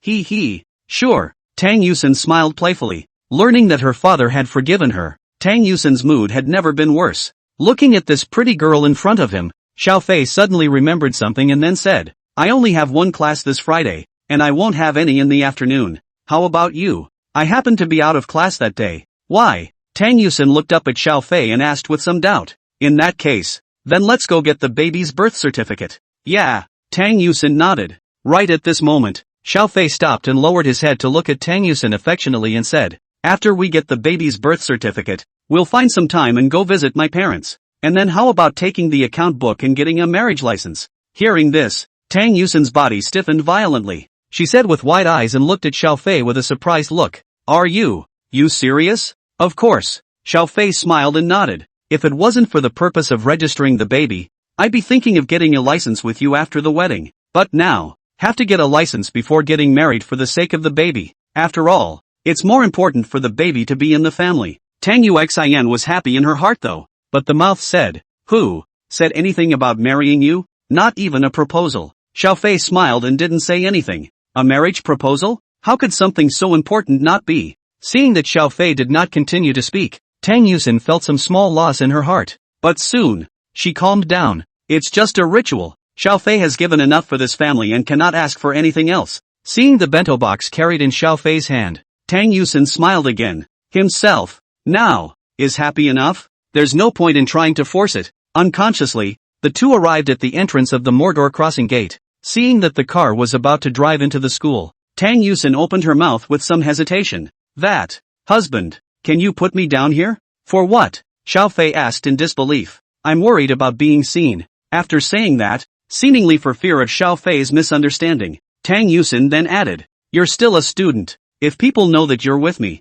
it might have a bad influence on you. I don't care. But, Tang Yuxin wanted to say something else. Xiao Fei, however, snatched a step ahead of him and spoke. You are my soon-to-be wife and the mother of my child. So what do I have to fear? Let people say what they like. I don't care anyway. After a pause, Xiao Fei continued. On the contrary, you are a school teacher. If you let others know that we are together, it will have a greater impact on you instead. So, I agree with you. Speaking of this, Xiao Fei stepped on the brakes and stopped the car on the side of the road. However, Tang Yusin didn't get out of the car. She hesitated for a moment, then looked at Xiao Fei and said solemnly, hubby, since you're not afraid, then what am I afraid of? Just drive right in, and if you get caught, then just admit it. It's not like it's the old days anyway. Xiao Fei sniffed and laughed. Okay, then I'll listen to you. Then he stepped on the gas and drove straight into the school parking lot. Although Tang Yusin said so on her lips, but before getting out of the car,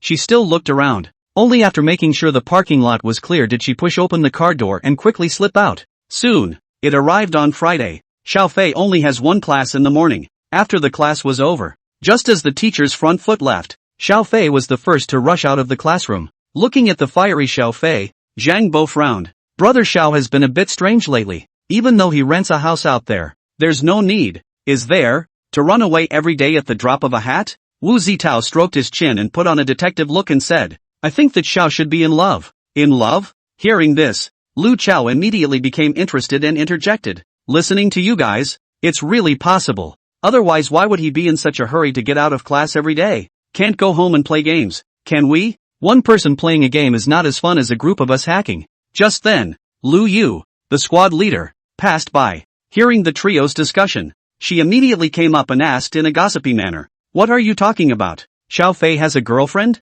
Xiao Fei was already handsome, plus he had taken the Marrow cleansing pill. Now him, whether it was the figure, or the face value, it had reached the peak level of existence. A lot of girls, they are coveting his body. These days, his reputation is spreading to the next institution. During the open class, there were a lot of girls who weren't from this school who ran to the class just to catch a glimpse of Xiao Fei's splendor. There were even some bold ones who directly confessed their love to him in public. However, it was ruthlessly rejected by Xiao Fei. Yeah, hearing Lu Yu's words, Zhang Bo hurriedly said, "Brother Xiao is now moving out on his own. I reckon that 80% should be talking about his girlfriend." "You're saying he's living with someone else?" Lu Yu said with some incredulity. Although it's not uncommon for college students to live together, but Xiao Fei is the dream man of all the girls in the school, not to mention their finance department, with the reasoning of not leaving fat water in the outsider's field. I don't know how many girls are coveting Xiao Fei as a big handsome guy. Lu Yu, the class president, is one of them.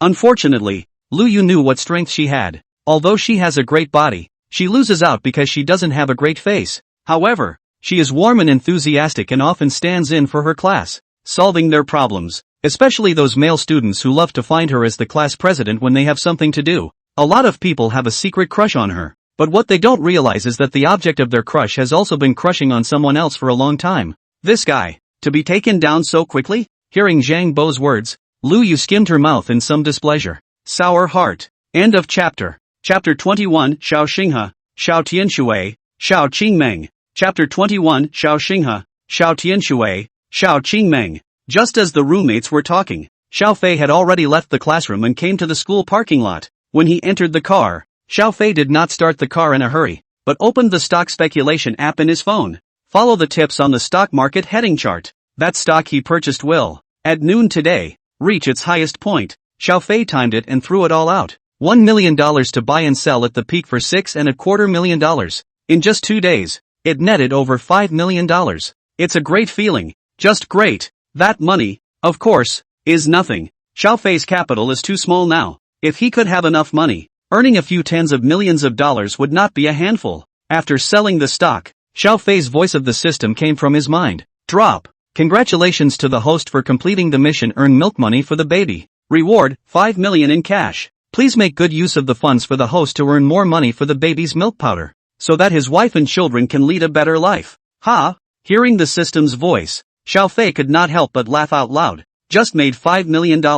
And now the system is rewarding itself with $5 million? Unico, you're so giving. Looking at the bank card, the series of numbers lying there, Xiao Fei's mood could not be more comfortable. In less than a few days, he went from being a poor student, shake it off and become a multi-millionaire, living in a big house, driving a luxury car, and having millions of dollars in his bank card. Even in Magic City, a place where there were as many rich people as dogs, Xiao Fei could be considered a small asset. Looking at the cell phone screen, Xiao Fei carefully counted. He now had a total of over $10.5 million on his bank card. Xiao Fei thought about it and decided to take $10 million out and invest it in the stock market, leaving $500,000 as a backup. Making so much money, it's about time, too, to buy something for the wife. Xiao Fei had always remembered the way Tang Yusen had gone out with a plain face, as well as the clothes that were always hanging in the closet of her room, worn and worn again. Although Tang Yusen was naturally beautiful, even if she didn't dress up much, it was hard to hide her noble and cold temperament. But as your own wife, how can you live in such poverty?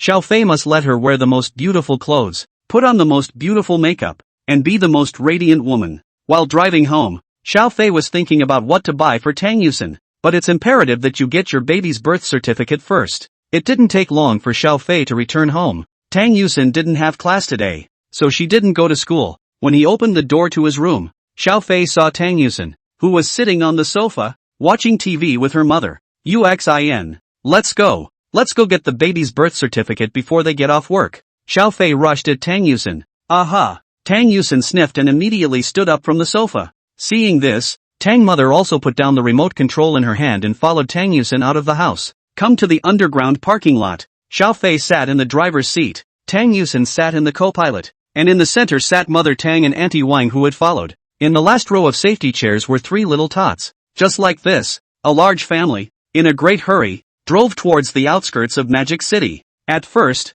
Tang Yusen was there in the maternal and child health center, giving birth to 3 babies. Xiao Fei looked at the map navigation and drove carefully.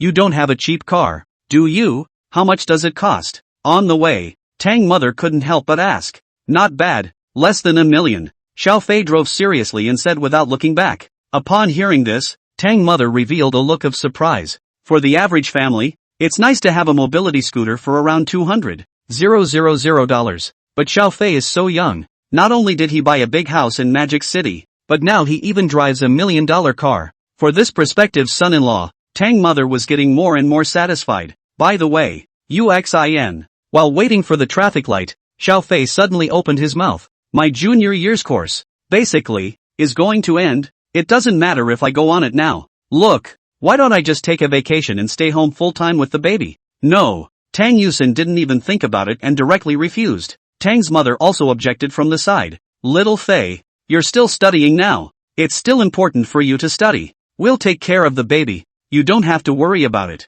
Hearing the conversation between the 3, Auntie Wang realized that Xiao Fei was still a student. She looked up in surprise and tried to say something, but finally shut up. After all, it's someone else's family. It was not good for her, an outsider, to say anything more. All right, I'll think about it. In the face of Tang Yusen's 2 objections, Xiao Fei did not insist anymore. This kind of thing is not something that can be persuaded in a few simple words. 20 minutes later, the car came to the maternal and child health center. Parking the car, Xiao Fei took the lead to get out of the car and took out the stroller from the trunk. Then took the 3 babies and carried each one in. Xiao Fei pushed a 2-seater stroller with Erbao and Sanbao inside. Tang Yusen, on the other hand, pushed Dabao, and the whole family walked neatly towards the maternal and child health center. Soon, the crowd arrived at the front desk of the hospital. Hello, we're here to get a birth certificate. Xiao Fei smiled and spoke. The hospital staff, seeing their large family with such a high face value, couldn't help but look at them a few more times. Thought they were some kind of showbiz stars. Okay, do you have your ID with you, please? Xiao Fei nodded and took out his and Tang Yusen's ID cards and handed them over to the hospital staff. After checking and confirming their identity, the staff member came out from the front desk and looked at the baby in the stroller. Wow, your babies are so cute. Seeing the 3 babies in the stroller, the front desk nurse felt her heart melt with adorableness. Wait, this is triplets? I remember 2 months ago we had triplets born at our hospital. It was still in our hospital and caused quite a stir. That couple wouldn't be you, would it? Facing the nurse's question, Tang Yusen nodded with a bitter smile. Her words reminded Tang Yusen of the days when she was alone in the hospital during a difficult labor. Feeling the change in Tang Yuxin's mood, Xiao Fei leaned over and reached out to put his arm around her shoulders. In the stroller, the 3 babies pursed their lips. Looking around warily, he seemed a little scared. After all, there are too many people here. After identifying the baby, the front desk nurse immediately returned to work. Start operating the computer to get your baby's official birth certificate. By the way, what are their names? The first treasure is called Xiao Xinghe, the second treasure is called Xiao Tianshui, and the third treasure is called Xiao Qingmeng. Xiao Fei and Tang Yusen exchanged a glance and said slowly, what's the moral? These 3 names are taken from a 7-verse stanza by Tang Gong, a poet of the late Yuan dynasty, who, when drunk, did not know that the sky was in the water, and that the boat was full of dreams that pressed down on the river of stars. This was the name that he and Tang Yusen, at home, had discussed together before. After hearing this, the nurse at the front desk couldn't help but give a thumbs up and exclaim, I can't believe that mom and dad are still cultured people. She's been here, done birth certificates for quite a few newborns, and seen all kinds of names. The last name is Wu. It doesn't matter if you call yourself a child. The last name is Cho, and he named his kid Happy Weekend. There are even more bizarre ones, the ones with the last name of Du, who named their kids Durex. But it's still rare to name 3 babies, like Xiao Fei did, with a single verse. End of chapter. Chapter 22, Completing Life Achievements. Chapter 22, Completing Life Achievements. With the seal stamped, the birth certificates for all 3 babies are finally done. Drop. Congratulations to the host, completing the life achievement of obtaining a birth certificate for the baby and registering the name. Getting a Blitz reward, 1% of JP Morgan Chase, worth $6.3 billion. The relevant equity certificates have been placed in the vehicle stowage box. See this reward. Xiao Fei first froze for a moment, and then became somewhat incredulous. 1% stake in JP Morgan Chase? You know, JP Morgan Chase is one of the most influential consortiums in the United States, founded by J.P. Morgan. It gradually expanded into various economic sectors through banking operations such as investment and credit. With the Rothschild family, the Rockefeller Consortium, known as the United States of America's three major consortia. The system. 1 second. I was thinking about how I was going to support my family, and the next thing I know, you're giving me such a great gift. Is the reward for completing a life achievement so amazing? If you yourself are going to register your baby again, send them to school and raise them. You're not going to send all the world's industries to the system, are you? But, the babies are small now. There are some life accomplishments that must wait until they are older. Xiao Fei also didn't want to make the babies too tired. As long as they could grow up healthy and happy, that would be enough. Xiao Fei, what's wrong with you? Seeing Xiao Fei standing still and staring, Tang Yusin couldn't help but ask. No, it's fine, Xiao Fei said with a smile. Then, from the nurse, he took the 3 birth certificates and led the crowd back to the car. The car quickly left the hospital and headed in the direction of the Golden Mansion. On the way, Xiao Fei glanced at the storage box on the passenger side. Equity certificates are in hand. However, the dividends have not been paid yet, and Xiao Fei still does not have much money in his hand. Unless the 1% is sold, then Xiao Fei will immediately be free of wealth and live the life of a rich man. But he is not a cutie. It's a JP Morgan stake. With his status as a Chinese, it was difficult to imagine the difficulty of getting 1% of the shares of a top American consortium. What's more, JP Morgan Chase has infiltrated almost every industry in the world, and basically has a presence in any industry you can see. In other words, Xiao Fei owns 1% of JP Morgan Chase. That would be the equivalent of indirectly holding a number of global industries. Those 3 little guys. And what a blessing for me. Xiao Fei looked back at the 3 babies and couldn't help but say. 20 minutes later, Xiao Fei drove back to the Golden Mansion. After finishing lunch, Xiao Fei suddenly said to Tang Yusin, Yusin, let's take the baby and go to the mall. To the mall? Tang Yusin felt a little surprised. Going there for what? Xiao Fei came over and reached for Tang Yusin's waist. What else? Look at you. You usually wear these clothes all the time. There aren't many cosmetics. So when we go to the mall, I'll get you some for everyday use. Tang Yusin sniffed and squirmed unnaturally with some shyness. No, it's too costly. Let go of me first. Mom and Auntie Wang are still here. Aunt Wang, who was cleaning up the dishes in the dining room, said that she hadn't seen anything, while Mother Tang was sitting on the sofa, pretending to watch the TV seriously. Don't you be afraid to waste money. Your husband, me now, still has money for clothes. My wife is so good looking and has such a good figure. Wouldn't it be a shame if she didn't dress up properly? Mother Tang, who was on the side, sniffed and chimed in. Uxin. It's rare that Xiao Fei has this kind of heart, so just go out for a stroll with him. The child is fine with Auntie Wang and I watching. But Fei, you don't want too much money. You'll need a lot more in the future when you raise your children. Okay, Auntie. Xiao Fei nodded his head in agreement. However, the baby we can also take out for a stroll. They're a little over 2 months old now, and a little more exposure to the outside world would be good for their growth. Auntie, why don't you come out with us too? I'll pass.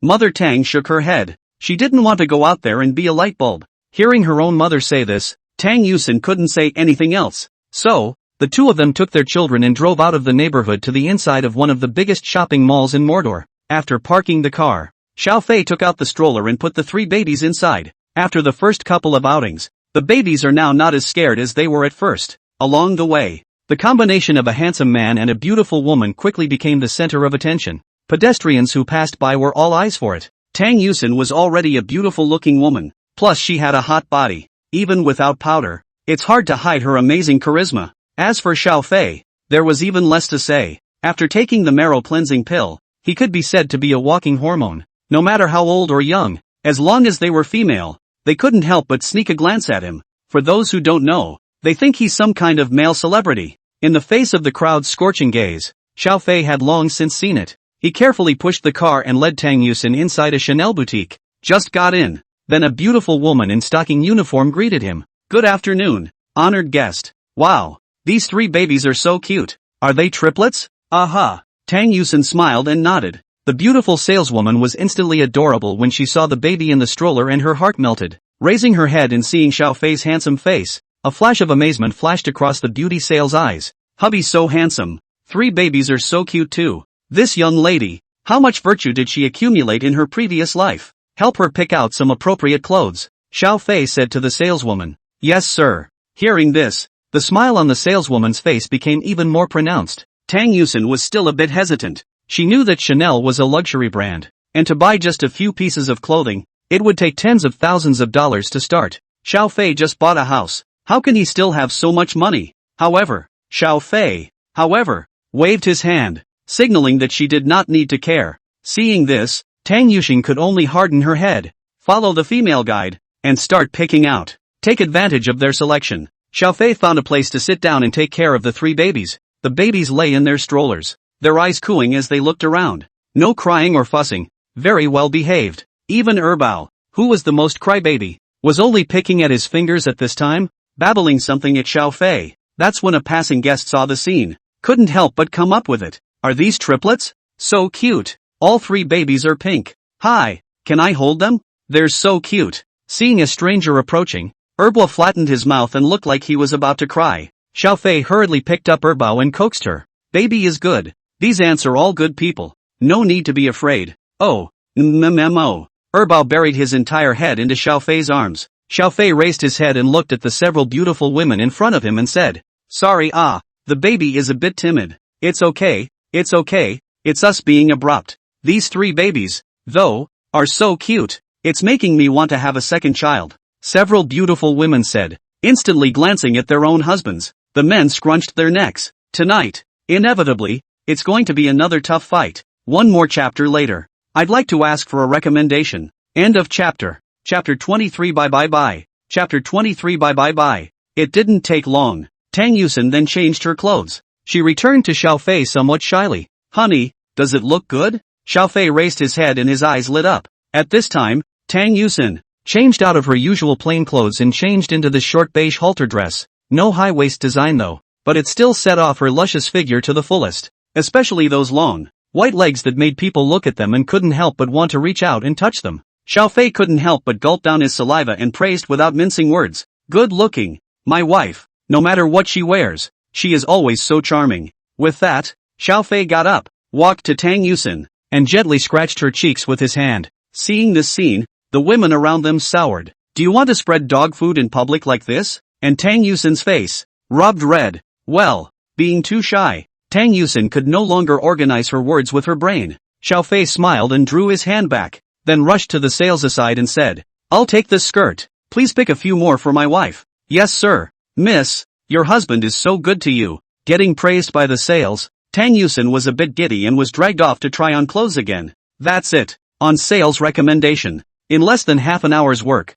Tang Yusen had changed into a dozen sets of clothes. No exceptions. As long as the clothes were worn on Tang Yusen's body, Xiao Fei would come straight to the point. This is a nice one. Wrap it up. Go pick again. Go on. The other customers in the store, looking on in awe. You know, this is a Chanel boutique. A dress, to say the least, starts at a few thousand or $10,000. How did it get to you? It's like buying groceries at the market. It's also too rustic. By the end of the trial, the beauty sales legs were a little numb, as she carried a variety of clothes, shoes, and bags, large and small, to the cash register. Xiao Fei directly took out his bank card and handed it over. Swipe your card. Also, these things, can you send someone to my house? The pretty saleswoman smiled and nodded. No problem sir. Don't say you're sending these things to your house. Even if you pack yourself up and send it over there, that's no problem as long as she can fulfill this order today, she'll get tens of thousands of dollars just from the commission.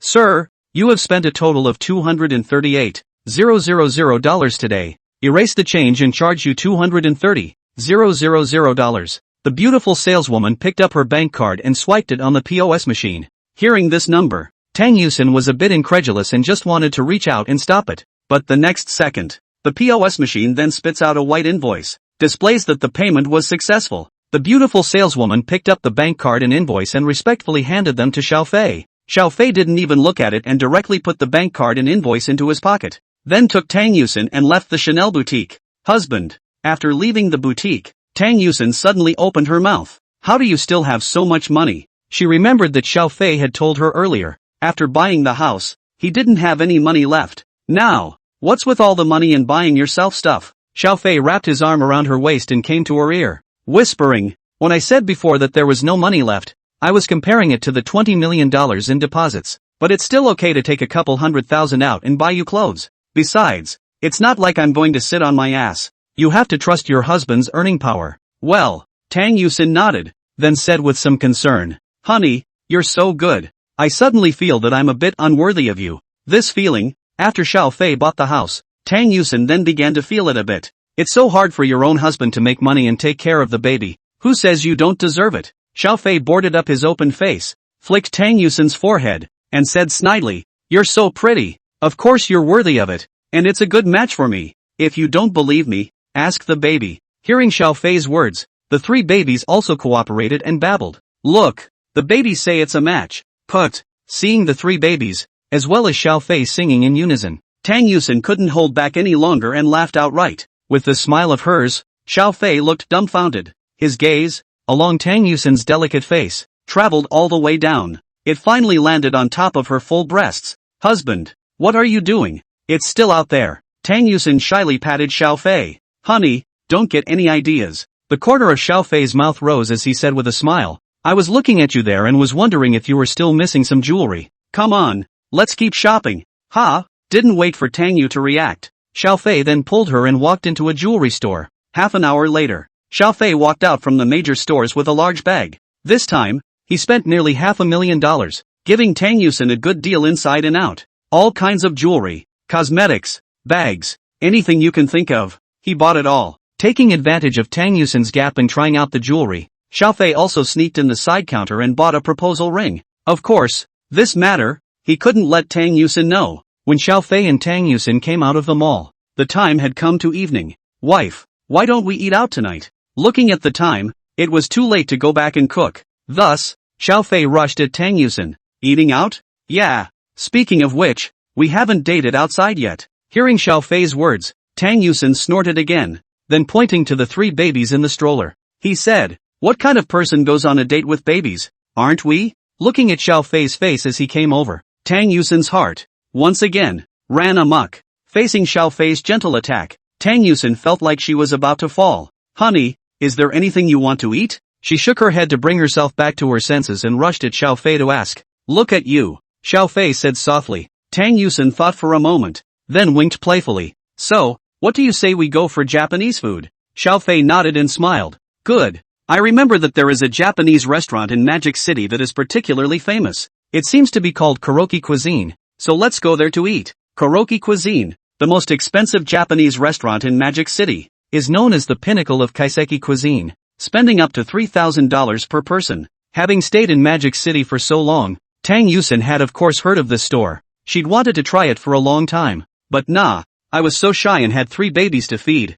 so I never had the chance to go for it. Now that she heard Xiao Fei talk about it, she immediately became interested. Immediately, Xiao Fei drove the car, carrying Tang Yusin and the 3 babies, towards the location where Blackwood Cuisine was located. End of chapter. Chapter 24, Visiting the Anchor. Chapter 24, Visiting the Anchor. 10 minutes later, Xiao Fei drove his wife and children and came to the entrance of the restaurant. As soon as they entered, 2 waiters in kimono greeted them and bowed at Xiao Fei and the 2 of them. "Welcome. May I ask if you 2 are dining?" Xiao Fei nodded and said, "Well, I've already booked a place online in advance." "Yes sir, please follow me." The waiter was full of smiles as he made a pleased gesture to Xiao Fei. Then with small broken steps, she led Xiao Fei and Tang Yusin inside a tatami mat-like room. This room, elegantly decorated. There are also several paintings from the Warring States period hanging on the walls. The curtains were drawn so tightly that once the door was closed, you basically couldn't see what the people inside were doing. And on the dining table,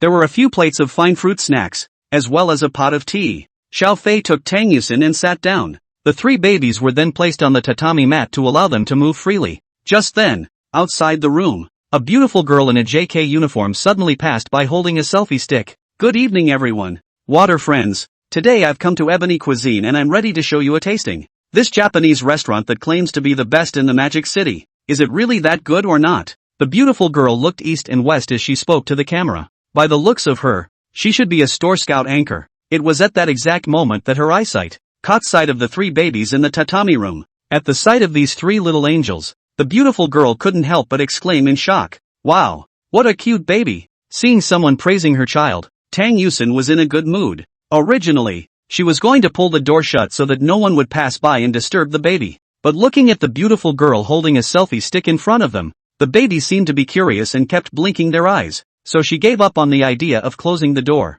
Thanks, you're cute too, Tang Yusin politely returned the beauty queen's sentence. He. Hearing the compliment, the beautiful maiden seemed a little embarrassed. After all, this woman in front of her, after Xiao Fei's careful dressing, the whole body exudes a kind of high mountain-like atmosphere. Let people dare not look directly. Sister, you're so pretty, the beautiful maiden said subconsciously. Immediately afterward, she looked at Xiao Fei across from her, and her eyes began to pop up with peach hearts. This little brother, are you a star? No. Xiao Fei raised his head and rushed at the beautiful maiden. In the next second, his incredibly handsome face appeared in the live broadcast. At once, the entire live stream exploded. Holy, who is this? It's too damn good looking, isn't it? Simply more handsome than my Daniel Wu himself. Such a handsome little brother. I wonder if he has a girlfriend. I want to give him a monkey. Tiburones? Stop it. I'm better. Ha, that's good. Don't pretend to be a cute girl when you're the stingy one upstairs. Ooh, I think I just saw a baby. Is it possible that little brother is already married and even has a baby? I don't want to live. Dense pop-ups instantly filled the entire live broadcast room. Seeing this scene, the beautiful maiden hurriedly moved her cell phone away and stopped filming Xiao Fei's family. This behavior made Xiao Fei secretly nod his head, still counting on her sense of humor. Sorry about that. I just accidentally filmed you guys in there. I'm so sorry. Seeing the beautiful maiden's guilty face, Tang Yusin waved her hand and said, It's okay, you didn't do it on purpose either. Thank you, Missy. The beautiful girl nodded gratefully, then took her cell phone and left the area. This little episode did not disturb Xiao Fei and Tang Yusin, and soon the Japanese food ordered by the two of them was served. After a few tastes, Tang Yusin suddenly frowned. What's wrong? Not good? Tang Yusin shook her head. It's not bad, but after eating your cooking, then eating these things, it feels a bit too ordinary. I can make it for you at home if you like. Xiao Fei pointed at the cuisine on the table and said with a smile,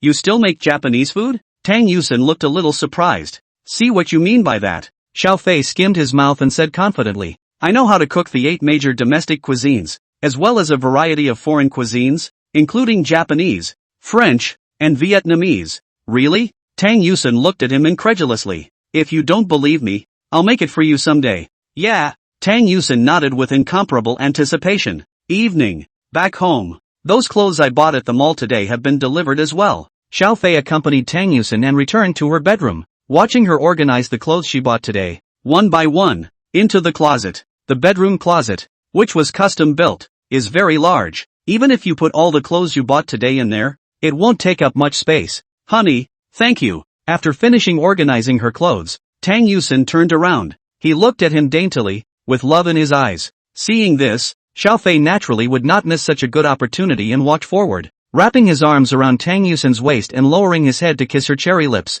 The kiss, very intense. Well, Tang Yusin was being kissed, and was a bit overwhelmed. She felt her body, as if she had been struck by an electric current, tingling and going limp. Just when she felt she was about to fall, only then did Xiao Fei release her. Looking in front of him, at Tang Yusin, whose pretty face was flushed by his own kiss, Xiao Fei said with a smile, Wife, you can go to work tomorrow without having to veil your face. He pointed to the dresser next to him, an assortment of cosmetics. This was a cosmetic that Xiao Fei had specially asked the store clerk to pick out when he was shopping at the mall today. One that could be used by a nursing woman. Of course, the price must be much higher than normal. Thank you, husband. Tang Yusin snuggled into Xiao Fei's arms and said like a little petite wife. Not knowing what came to mind, Tang Yusin suddenly spoke up. By the way, hubby, do you remember that anchor woman today? What's wrong? Xiao Fei asked curiously. I was just thinking about her and it just hit me. Why don't we make some videos of the baby too? It's not looking to make money. It's just a record of the baby's daily life. The babies are so cute. They'll be a hit. Yeah. Xiao Fei nodded. The urge to show off your baby is a desire that every new parent has. Seeing Xiao Fei agree, Tang Yusin kissed him again, then sat down at the dresser and started putting on her own makeup. Xiao Fei couldn't help but look forward to it somewhat. Makeup at night. It's easy to have an accident. Tang Yusin's makeup skills were very good, and it took less than 10 minutes for it to be done. She also ran to the bathroom and made it a point to change into a short dress she had bought earlier in the day and walked out of it. Seeing the fully made-up Tang Yusin, Xiao Fei's entire body froze. Only Tang Yusin's legs were long and slender. Her skin was like condensed fat, and her features were exquisite and stunning. Especially the two full masses in front of her body were standing out proudly. calling out for attention. It's simply not too tempting. Honey, let's start the video. Tang Yusin walked over and smiled sweetly at Xiao Fei. Well, Xiao Fei froze for a moment. Then take out your phone and turn on the front camera. Tang Yusin cleared her throat, looked at the camera, and began to introduce the three babies, looking very sweet. Soon the video was shot. However, Tang Yusin was in a bit of a bind. Honey, where do you think we should post our video? Xiao Fei hesitated for a moment, then said, why don't you send it to the B station? It just so happens that I have an account. Immediately, Xiao Fei opened the B site, changed his account name to Family of 3, and then posted his first video. Video just finished posting. In Xiao Fei's mind, the system's voice then came. Drop. Congratulations to the host for completing the task of posting baby life videos for the first time. Reward, proficiency in folk music. Note, parents are the best teachers for their children. So please try your best to unlock tasks and get more rewards. And strive to become an all-around nanny father who is good at everything, including piano, chess, calligraphy and painting. End of chapter. Chapter 25. Which department is your girlfriend in? Chapter 25. Which department is your girlfriend in? The system's words just fell. Xiao Fei's mind then flooded with a large amount of knowledge about folk music, like the common guzheng, dongxiao, flute, eru, pipa, etc. There are also some ethnic instruments. Xiao Fei had all the knowledge about each of these instruments. Now it can be said to be comparable to a master of folk music. Xiao Fei has now mastered the knowledge of qin. According to the system's notes, if we continue to unlock quests, won't we get the last 3 as well? It doesn't seem to take long. You'll be able to become a master of the national art yourself. Acquiring new skills. Xiao Fei had some itchy hands and wanted to find a zither to try. Unfortunately, there aren't any musical instruments in the house. Looks like tomorrow, I'm going to have to go buy a bit of an instrument and come back to practice. Day 2. It's the weekend though, but Tang Yuxin had to go back to school for a meeting. Xiao Fei left the baby in the care of Mother Tang and Aunt Wang and drove Tang Yusin to school himself. Taking advantage of her meeting, Xiao Fei drove to a musical instrument store. Possessing a proficiency in folk music, Xiao Fei's appreciation of musical instruments had also been greatly improved. He skipped around the store, picking out one of the best guqin and a guzheng in the place, as well as an assortment of ethnic instruments. Then drove back to the school parking lot and waited for Tang Yusin to finish her meeting. With nothing to do, Xiao Fei pulled out his cell phone and started playing with the original God, just played not long ago. There was then a knock on the car window. Xiao Fei looked up and realized that it was actually the two Wu Zitao and Lu Chao. Rolling down the window, Xiao Fei laughed. How come it's you two? Where's Bozy? Don't mention it. Lu Chao skimmed his mouth and said, that guy Zhang Bo. He hooked up with a schoolmate in the past 2 days. Originally said that today, together out of the internet cafe Open Black. Now I do not know with that schoolgirl. Where hey it? Ha, it's a good thing that Bozo is off the hook. Xiao Fei said with some surprise. I didn't expect Zhang Bo to find a girlfriend within a few days of moving out. Let's get together sometime and see what her girlfriend looks like. Hey, yes. Wu Zitao pulled out a pack of Hibiscus King and lit it for himself, while passing one over to Lu Chao and Xiao Fei. Xiao Fei directly waved his hand. For the baby's sake, he can't smoke anymore now. I quit. Well, so suddenly? Wu Zitao was a bit surprised, but quickly changed the topic to Xiao Fei. That said, Brother Xiao, did you talk about your girlfriend too? Xiao Fei nodded. Sure enough, Wu Zitao and Lu Chao glanced at each other and asked nosily, you moved out just to live with your girlfriend, right? Sort of. Xiao Fei didn't hide it. That's fine. Let's get together in the dormitory someday. You bring your girlfriend. Let's get together as a group. By the way, what department is your girlfriend in? Hearing this question, Xiao Fei froze for a moment. He thought about it and said, it should also be considered our finance department. What do you mean you should? Could it be that she's also a freshman in college? Lu Chao and Wu Zitao were dumbfounded by what they heard, but they didn't care too much. Anyway, by then, they would be able to meet Xiao Fei's girlfriend. Brother Xiao, you parked your car here. Are you waiting for your girlfriend? Aha. Hey. So this way. Wu Zitao and Lu Chao immediately let out a wicked laugh. Having been in the same dormitory for 3 years, Xiao Fei of course knew what they were laughing wickedly at. Looks like they won't leave today until they see what their girlfriend looks like with their own eyes. The other side. Inside the school conference room. That's all for today's meeting. Dismissed. Along with the principal's order, the teachers present packed up the things on their desks. Zhang Yu, who was sitting next to Tang Yusin, elbowed her. Mr. Tang, why are you all dressed up today? Looking at Tang Yusin beside her, Zhang Yu's face was filled with envy, because she's just so beautiful. On weekdays, Even without makeup, Tang Yusin was already ravishing. Today, not only did she put on a light makeup, but she also changed into a short Chanel halter dress. And the whole thing looked, well, simply too tempting. Which is, no, it's more or less the same as usual. Jiang Yu sniffed and a wry smile appeared on her face. She pointed to the necklace around Tang Yusin's neck and the pendant on her ear and laughed. That's different.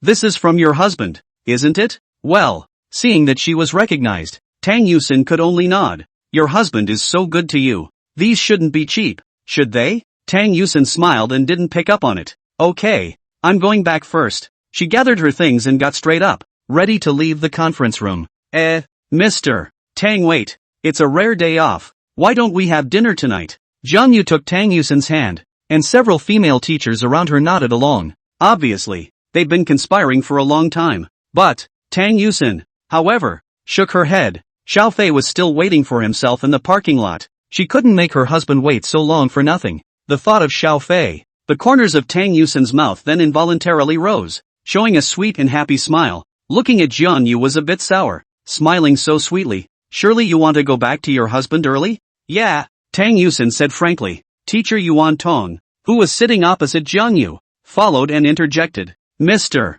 Tang, you're spreading this dog food too blatantly. I'm married and I can't even stand to watch it. What do you want the teachers who are still single to do? That's it. It's just it. It's caused a billion-point storm to me. A single dog. I want to make up for it. Jiang Yu put on a deadpan look and said helpfully for Mr. Yuan. Yeah, how do you want me to make it up to you? Tang Yusin asked with a smile. Once Jiang Yu heard this, a bad smile appeared on his face and said, I'm going to dine at your house. Your husband's handiwork is fantastic, so let me rub it in. Tang Yusin froze at the words. Going to the house for dinner? Wouldn't that expose it? Wait, Ginger Jade, like herself, only teaches freshmen. She didn't seem to recognize Xiao Fei. That way, even if she goes to the house to rub it in, she shouldn't find out anything, right? Hearing Jiang Yu say that, Yuan Shan, who was equally close to Tang Yusin, also came to be interested. In the past 2 days, she had watched Tang Yusin eat her lunch in the office and had long been craving for more. Yeah,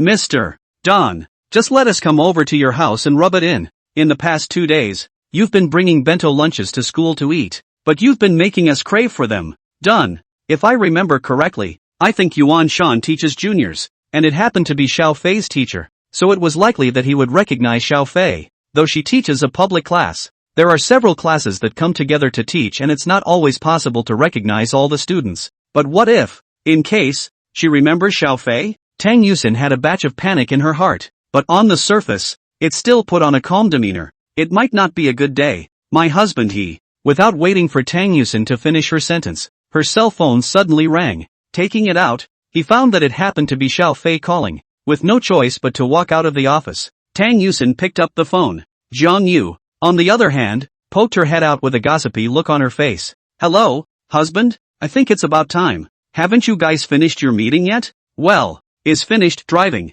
Okay then, I'll meet you in the parking lot. And the other thing, is that 2 of my roommates are there? Tang Yuxin, huh? Although Tang Yusin had said before that even if their relationship was discovered, it wouldn't matter. But when it came to the critical moment, Tang Yusin was a bit worried again. If you don't want exposure yet, I can let them go first. Hearing Xiao Fei say that, Tang Yusin took a deep breath and seemed to have made up her mind. No, husband. I'll be right there. Putting down the phone, Tang Yusin turned around and waved at Jiang Yu and Yuan Shan. Alright, let's go. But in advance, my husband is a hard worker when it comes to cooking, so show some restraint. All of you. TSK, this meal hasn't even been eaten yet and you're starting to feel sorry for your husband. Jiang Yu couldn't help but spit out a comment. Then smiling, he stepped forward, took Tang Yusin's arm, and left the conference room together. On the way to the parking lot, Tang Yusin prayed silently in her heart. Let's hope hubby isn't freaked out. End of chapter.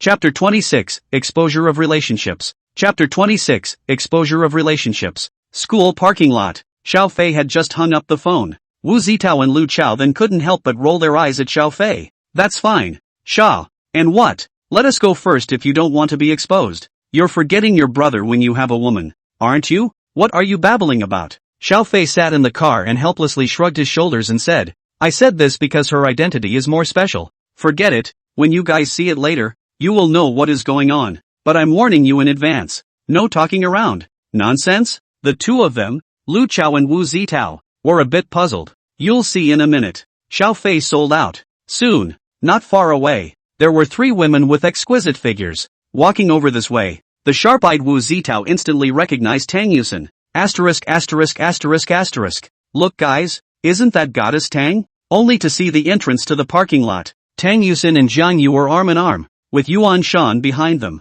The 3 of them walked together towards Xiao Fei's side. Tang is so beautifully dressed today. Not bad for my goddess. Wu Zitao's mouth watered as he watched. Xiao Fei glared at him contemptuously. He really hadn't seen the world. Right at this moment, Tang Yusen's trio was getting closer and closer to where Xiao Fei had parked his car. The 2 of them, Wu Zitao and Lu Chao, began to get a little nervous. Tang Yusen was, today, just too pretty. Not only did she wear full makeup, she was also wearing an extremely sexy short halter dress, and her 2 long, white legs were unreservedly exposed in the middle of the air. Her already chiseled figure became even more tantalizing with the short skirt. A big wave of long hair fell casually over her fragrant shoulders. The whole thing looked exceptionally sexy and charming. Don, Mr. Yuan. When Tang Yusen walked up to her, Wu Zitao immediately greeted her. Hello, classmate. Although she didn't recognize Wu Zitao and Lu Chao, Tang Yusen politely greeted the 2. Yuan Shan also nodded. Subsequently, the crowd then saw that Tang Yusen waved sweetly at Xiao Fei inside the car. Honey, I'm coming. Seeing this scene, the crowd was collectively confused. This nifty. What the hell is going on? Seeing Tang Yusen call Xiao Fei her husband, the 2 of them, Wu Zitao and Lu Chao, had their brains go down. Did you hear me right? Could it be that the girlfriend Xiao Fei was talking about was Tang? At this time, Xiao Fei walked out from the car. He looked toward Jiang Yu and Yuan Shan beside Tang Yusen and politely greeted them. Hello, Mr. Jiang, Mr. Yuan. Hello. Jiang Yu obviously didn't recognize Xiao Fei and foolishly greeted him, but Yuan Shan on the side narrowed her eyes. She had a strong impression of Xiao Fei. After all, Xiao Fei was so handsome. Even if there were hundreds of people together in the open class, being a woman, the memory of a handsome man tends to be a little more vivid. But, Xiao Fei's entire face value was now on a higher level after taking the Marrow cleansing pill. She was also a little unsure if the boy in front of her was the same student she remembered or not. Are you also a finance student? Didn't I teach you that before? Mr. Yuan, the previous open class on situation and policy was also thanks to your teaching, Xiao Fei admitted frankly. His words were like thunderbolts from a clear sky, ruthlessly splitting the heads of the crowd. Tang, is he your husband? At this moment, Jiang Yu also seemed to realize that something was wrong, turning his head and rushing at Tang Yusen to ask. Tang Yusen nodded. Then he walked to Xiao Fei and took his arm and said slowly, introducing you. This is my husband and father of the child. Xiao Fei, the father of the child? Mr. Tang, you have a child? Jiang Yu looked at Tang Yusen incredulously and asked. How could she not expect to have a better body and a better face than her own? As soon as she entered the school, Tang Yusen, who was honored as a goddess teacher by all the teachers and students in the school, you even have a baby? Well, let's get in the car. Hubby, Mr.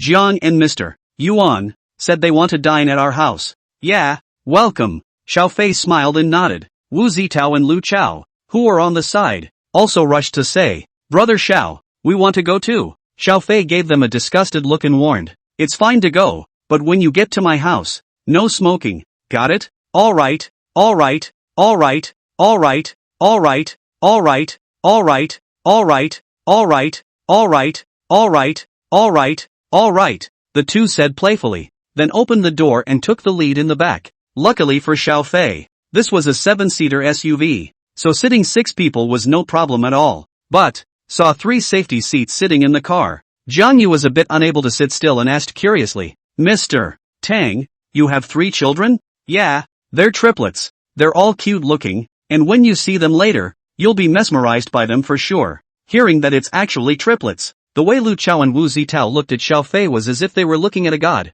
Not only did you take down the goddess teacher, and let her have 3 babies in one go? Brother Xiao, when did you and Mr.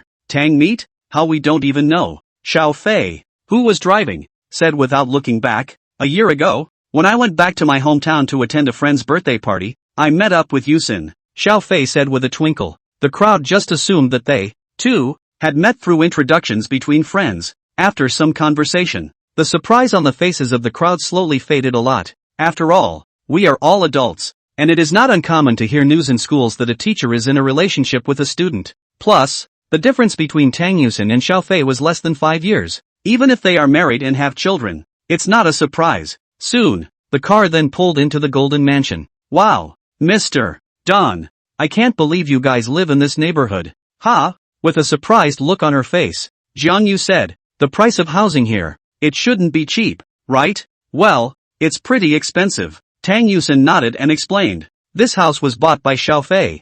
I didn't know about it before. If I did, I definitely wouldn't have bought it. Mortgage is stressful, isn't it? How much do you have to pay off each month? Yuan Shanbai crosses the line of concern. Tang Yusin smiled and said, there's no mortgage. Xiaofei bought it with full payment. The crowd opened their mouths wide and sucked in a breath of cold air. Not, Brother Xiao, are you so rustic? The two of them, Wu Zitao and Lu Chao, couldn't help but spit out a sentence. Just bought a Land Rover Defender not too long ago. Now, another house has been bought in Magic City, and it's a Riverview house. Writing online can be damn lucrative. If I'd known, I wouldn't have gone to college. End of chapter. Chapter 27 I'm going to be full just eating dog food. Chapter 27 I'm going to be full just eating dog food. Park the car. Xiaofei led a large group of people and returned home in great numbers. As soon as I entered, I heard the cries of the second baby. Xiaofei hurriedly changed his shoes, put down the guzheng he had just bought, as well as some other musical instruments, and walked towards the living room. At this moment, Mother Tang was holding Erbao and coaxing. Auntie, let me do it. Xiaofei walked over and picked up Erbao. Then he reached out and gently scratched Erbao's nose. The second baby, who was still crying pear-shaped rain, immediately stopped crying when he saw his dad's appearance. The little hand tightly grabbed Xiaofei's clothes and looked at Xiaofei blearily. It seems to be an indictment. Why is dad coming home now? Erbao, be good. No crying, no crying. Daddy's home. Xiaofei said softly while calming Erbao. Auntie, what happened to Erbao? Why are you crying so hard? Tang mother waved her hand and said helplessly. I don't know. After you left, she didn't drink her milk, didn't sleep, and kept squirming in bed. She stopped crying as soon as you came back though. Looks like she should have missed her daddy? So, Xiaofei lowered his head and looked at Erbao, who was instantly asleep for a second in his arms. He decided in his mind. After a while, when Tang's mother goes back, he must take a leave of absence to stay at home full-time to bring up the baby. At this time, Tang Yusin brought Jiang Yu and the others, who also walked in from outside. Seeing the great number of people, Tang mother asked with some surprise, and these are? Tang Yusin casually introduced. Mom, these two are my co-workers, Jiang Yu and Yuan Shan, and the other two are Xiaofei's college roommates. They are, hello auntie, my name is Wu Zitao. Hello auntie, my name is Lu Chao. Without waiting for Tang Yusin to open her mouth, the two roommates introduced themselves in a very upbeat manner. But at this point, the few of them were obviously shocked by Xiaofei's mansion. How big is this house? Looking at the large living room in front of her, Jiang Yu couldn't help but ask. Tang Yusin smiled and said, it's about 280 square feet, nearly 300 square feet. How much is this going to cost? Yuan Shan asked with a surprised look on her face after hearing this. A neighborhood like the Golden Mansion, located on the banks of the Huangpu River, is incomparably expensive for every inch of land? And this house, directly from the balcony, you can see the whole Huangpu River, overlooking the most prosperous night view of the whole Magic City. It's one of the king of floor plans in the neighborhood. How can it be tens of millions of dollars? On the way here just now, Tang Yusin also said that this was bought by Xiaofei with full payment. That's too rustic. You guys talk. I'll go and cook first. Uxin, what do you want to eat tonight? Anything for me, Tang Yusin said with a smile.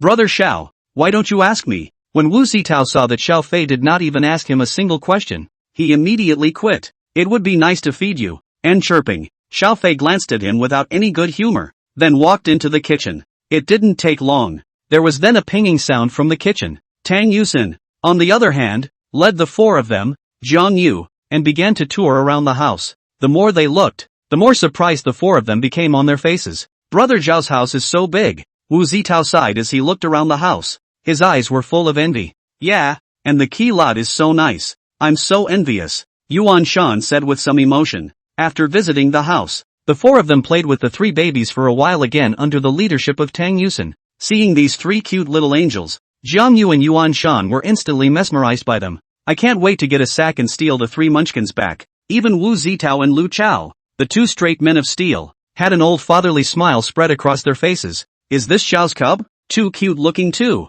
Her face value is even higher than Zhao's. Yeah, look at this Dabeo. When he grows up he'll charm thousands of girls. Alas, seeing Zhao's cubs, I won't dare to have babies in the future for fear that they will continue my life as an old father supporting actor. That's right, let's just be honest and be single. The four of them chatted while teasing Sambo. Soon, Xiao Fei had dinner ready. Looking at a large table full of incomparably sumptuous dishes, Jiang Yu's few jaws were about to drop in shock, and their stomachs began to rumble indisputably. On the other hand, the three Tang mothers, who had long been used to Xiao Fei's cooking skills, appeared calm. Seriously, Mr. Don, I'm so envious of you. Even if your husband is handsome, he's such a good cook, how do you expect me to live? Hearing others praise her husband, Tang Yusin's heart was filled with pride. Don't all freeze. Come on, sit down and eat. Tang Yusin greeted the crowd and sat down at the table. The four of them had long been unable to resist and wanted to feast up. Seeing Tang Yusin take the lead in moving her chopsticks,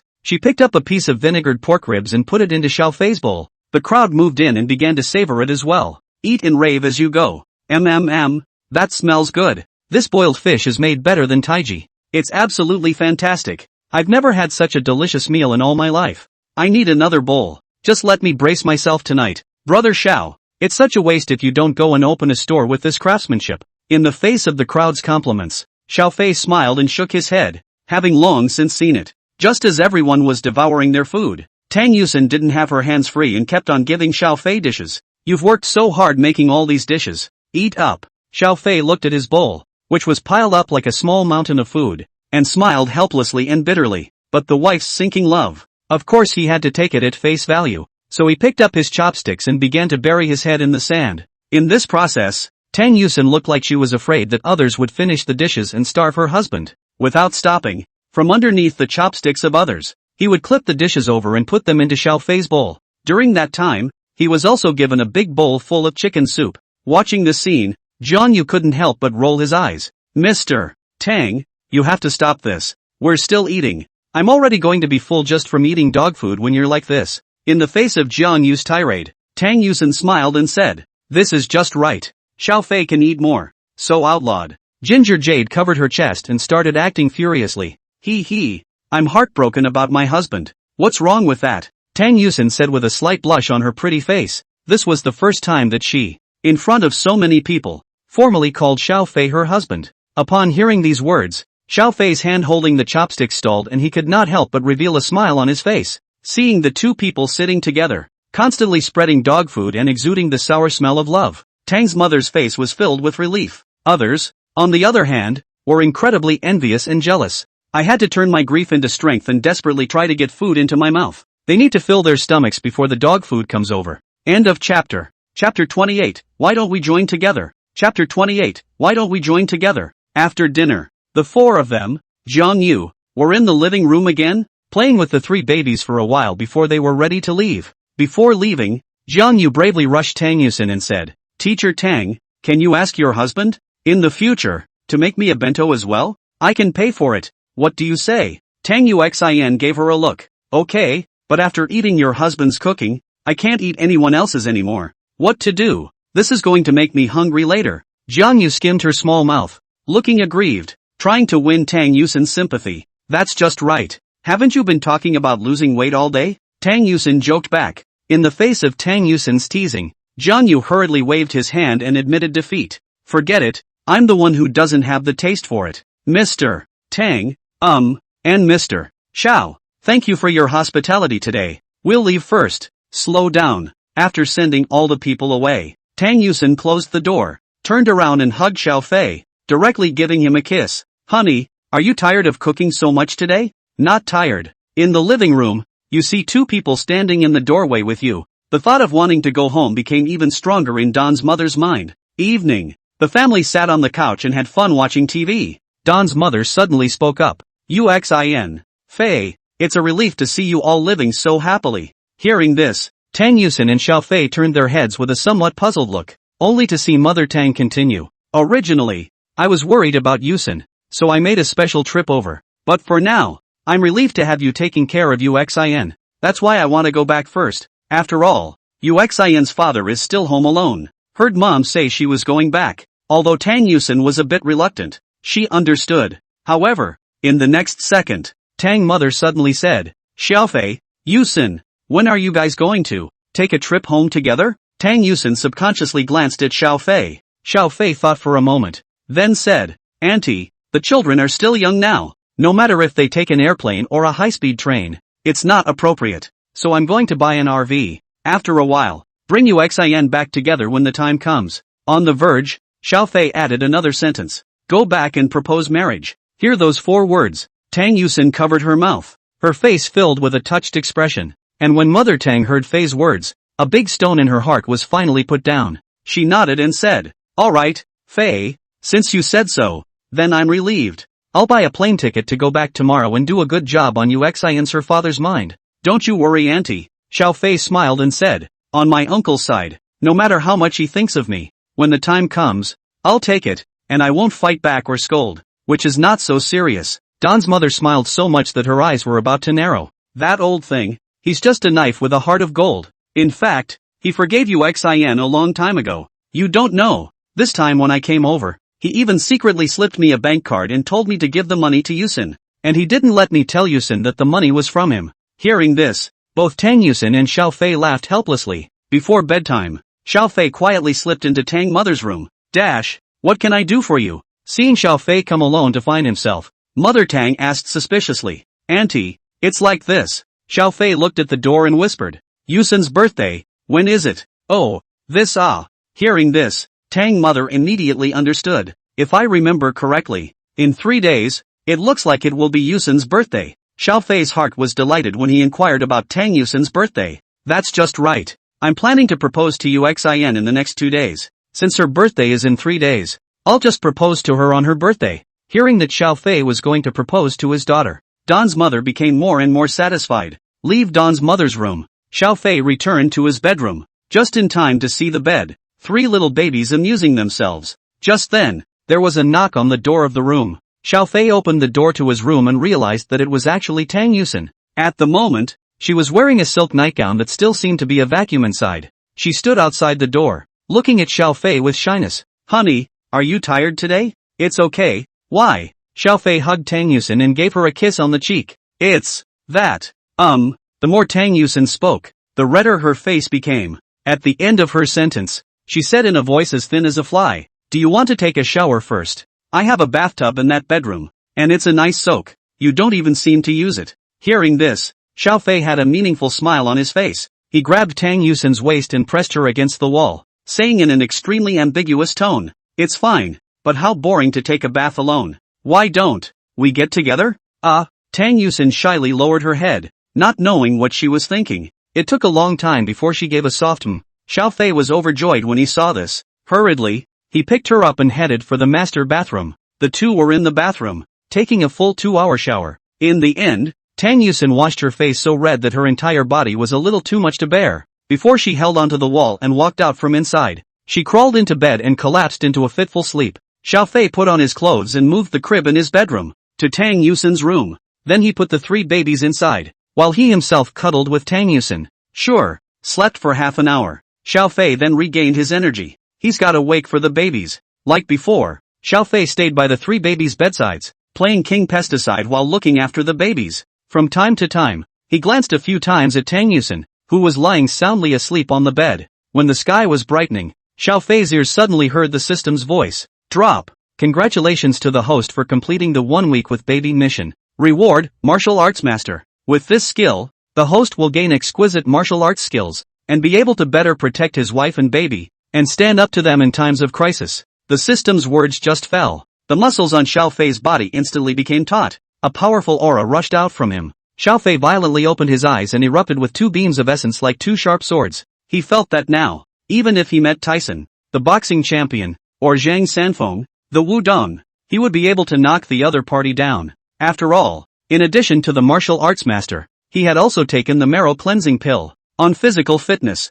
in the entire Blue Star, it was estimated that no one could compare to him. With this skill, in the future, when the baby and his wife were in danger, Xiao Fei would have the ability to protect them. End of chapter. Chapter 29, The Shaking RV. Chapter 29, The Shaking RV. Day 2. After breakfast, Xiao Fei drove Tang Yusin and Mother Tang out of the house. He first sent Tang Yusin to school, then turned his head and brought Tang Mother to the Magic City Airport. Last night Don's mother had bought a plane ticket. Come to the ticket gate. Xiao Fei looked at Mother Tang and smiled. Auntie, be careful on the road and remember to report to us when you land. Okay dash. Hurry back. I'm going in. Only after watching Mother Tang walk into the ticket gate did Xiao Fei turn around and leave the airport. It's Monday. Although there were classes in the morning, Xiao Fei didn't intend to go to them. He was going to pick and choose only those specialized classes that were important to him to take and skip all the rest. For the extra time, he stayed home to take care of the baby. This decision, he had already discussed with Tang Yusin last night.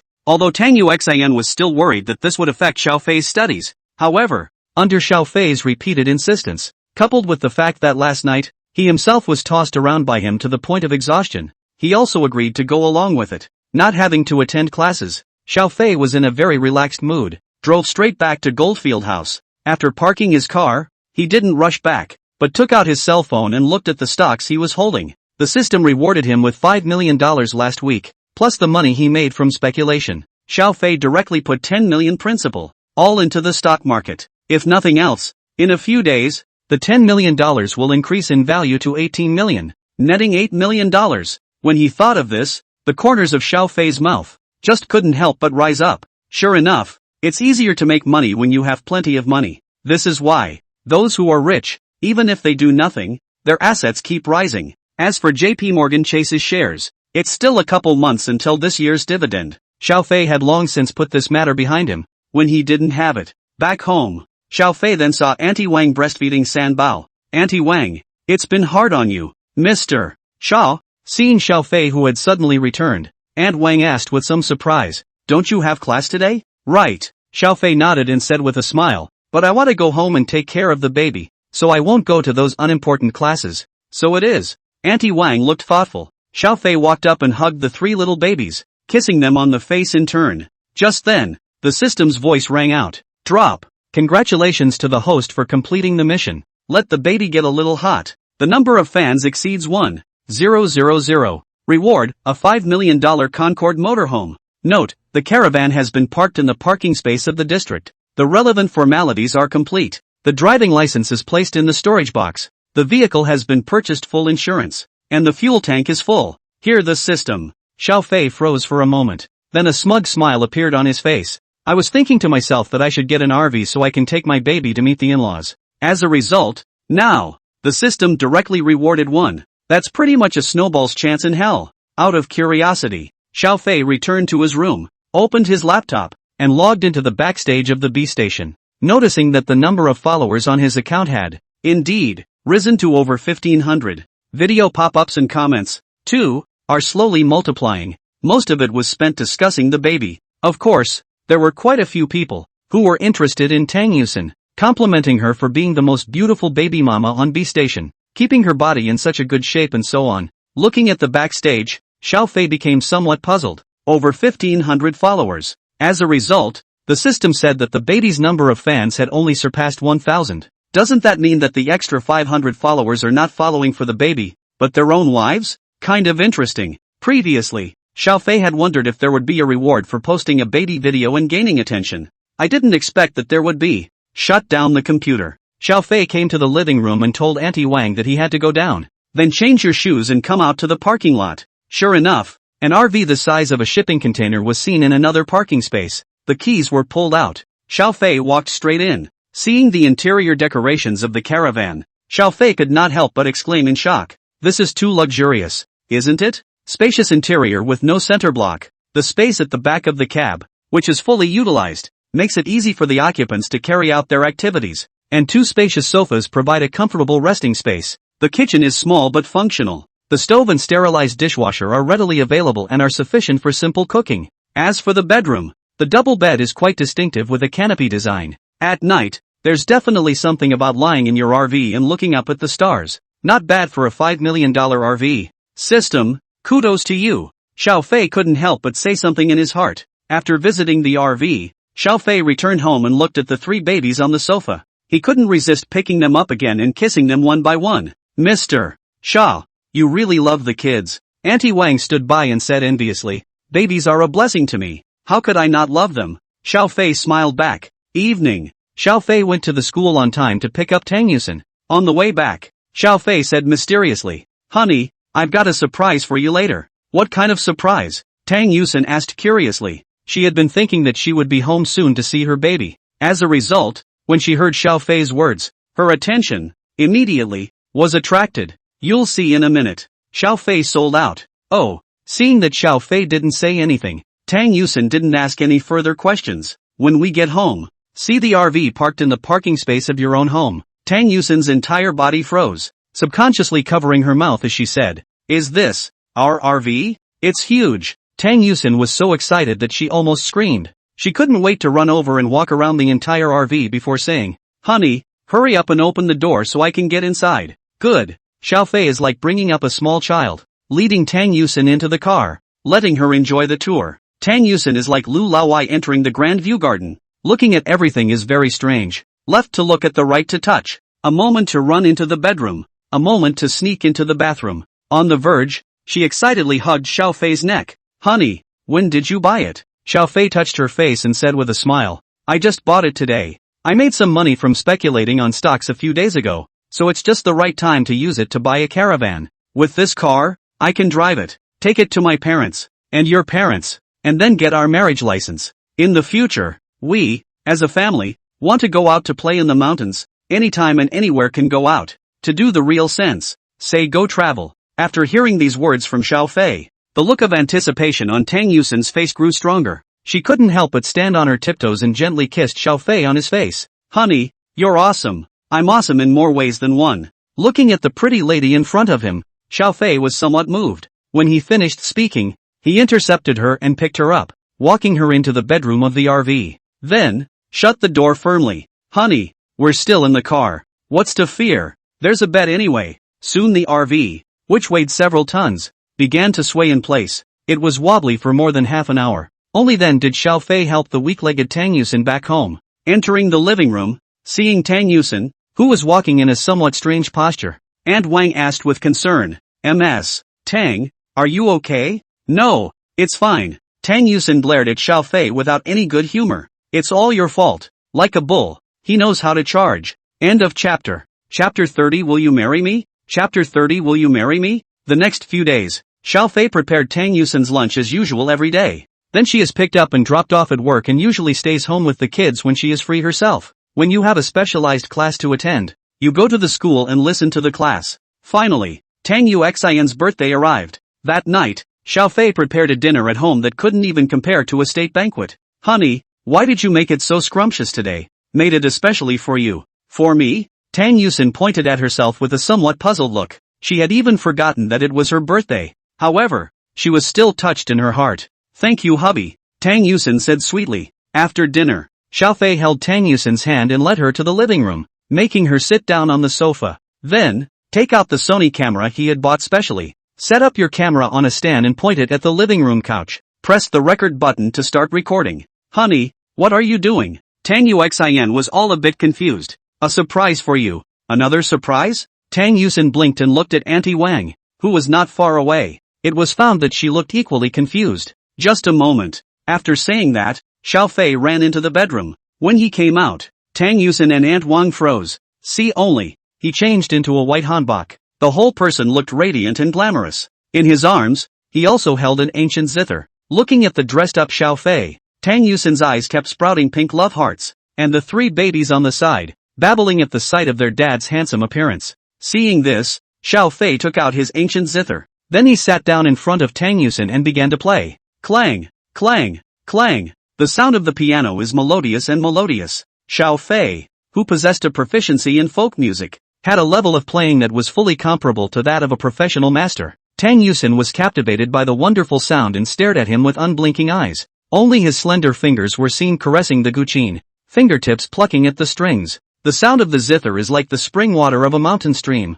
gurgling. It was as if it was transmitted from all directions, making people feel incredibly soothed. Even if they didn't know the music, Tang Yusin and Auntie Wang could hear that the song played by Xiao Fei contained a full of love. Tang Yusin covered her mouth, tears flowing down her face involuntarily. The song is over. Xiao Fei gently pressed his hands on the strings. Then he got up, walked over to Tang Yusin, and knelt down on one knee to her. Happy birthday, wife. Woo. Tang Yuxin was so moved that she choked up. With tears in her eyes, she couldn't help but hug Xiao Fei. Honey, thank you. If it wasn't for you, I would have forgotten that it was my birthday. Xiao Fei gently soothed Tang Yusin's back and softly said, don't be anxious, I still have a gift for you. And gifts? Sure. After saying that, Xiao Fei took out a small exquisite box from behind him. Looking at the box in front of her, Tang Yusin looked like she realized something, and her lips began to tremble. Xiao Fei gently opened the box. A lustrous diamond ring appeared in front of Tang Yusin. Xiao Fei stood still and looked at her with deep affection. Uxin. Will you marry me? His words made Tang Yusin's heart beat faster. Next, without any hesitation, Tang Yusin said loudly, I'm willing. At this moment, Tang Yusin's eyes were already red from being moved to cry, and she couldn't stop her tears from pouring out. She nodded, choking back a sob. Honey, I'm so happy. It's the luckiest thing in my life to be married to you. Oh, wow. Towards the end, Tang Yusin could no longer hold back her bawling. Auntie Wang, who was on the side, looked on with an anti-smile on her face. She couldn't help but wipe the corners of her eyes as well. In the beginning, when Tang Yusin asked her to come to her home as a sister-in-law, she also lives in a small house of less than 30 square meters and is struggling to bring up her 3 children. Now, seeing her suffering and finally getting the happiness she deserves, Auntie Wang was also touched in her heart. She got up silently and left the house, leaving space for their young couple. The living room. Tang Yusin gradually stopped crying, wiped away the tears on her face, and stretched out her own left hand, saying, Honey, can you help me put it on? Sure. Xiao Fei held Tang Yusin's small hand. Then he took the ring out and slowly slipped it onto Tang Yusin's ring finger. Looking at the dazzling diamond ring, Tang Yusin couldn't help but cry again. Oh, husband, how did you know? My birthday was today? Xiao Fei wiped the tears on Tang Yusin's face and said with a smile, I asked Auntie. No, I asked our mom about it. Oh, husband, I love you so much. In the face of this deep confession, Xiao Fei didn't say anything and hugged Tang Yusin tightly. By the way, hubby, what tune did you just play? Phoenix, the Phoenix, seeks, the Phoenix. Hearing those 3 words, Tang Yusin giggled a bit, not knowing what she was thinking. Evening. Before going to bed, Xiao Fei simply edited the video. The video was then posted on the Family of 3 account. After posting the video, Xiao Fei went back to breastfeeding his 3 babies, occasionally looking up at Tang Yusin, discovering that this nymphette, actually holding a tablet, lying on the bed,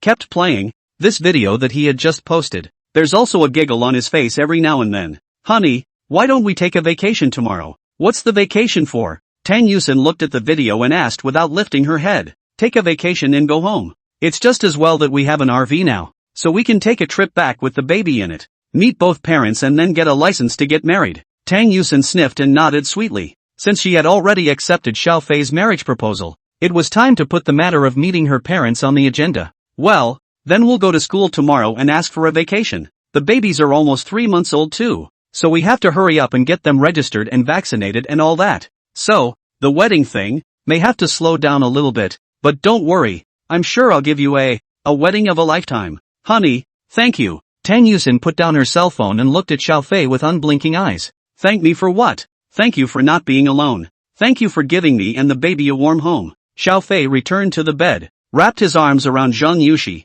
and said with a smile, aren't these all things I should do? Is there any need to say thank you? Tang Yuxin snorted out a laugh. She nestled into Xiao Fei's arms and looked up at Xiao Fei's face, her eyes gradually becoming mesmerized. Hubby, you're really handsome. Not only is he handsome, but he's such a good earner, cooks well, and plays the piano. Honey, you're so good. I'm really stressed out. Xiao Fei held Tang Yusin's hand and said softly, wife, then you also try to become good. Together we can become better people so that we can be good role models for the baby. Aha! Tang Yusin nodded obediently. Then the two hugged each other tightly and kissed fiercely. It lingered for a while. Tang Yusin was a little too much to bear and lay in Xiao Fei's arms, falling into a deep sleep. End of chapter. Chapter 31, The Young and the Restless. Day 2. Xiao Fei and Tang Yusin went to school together to ask for leave. Something about the two of them. Right now, in the entire school, only Jiang Yu and Yuan Shan, as well as Xiao Fei's 3 roommates knew. None of them were loudmouths and didn't expose the matter. On the contrary, Zhang Bo, who went out with his girlfriend that day for a rendezvous, learned that Xiao Fei actually had a child with the goddess teacher Tang Yusin. He called him that night. On the phone, Zhang Bo was painfully clear. At the same time, Xiao Fei was strongly condemned for this concealment behavior. Xiao Fei, however, smiled and did not say anything. After taking a good vacation, the two returned home and temporarily bid farewell to Auntie Wang. allowing her to go back and rest for a few days.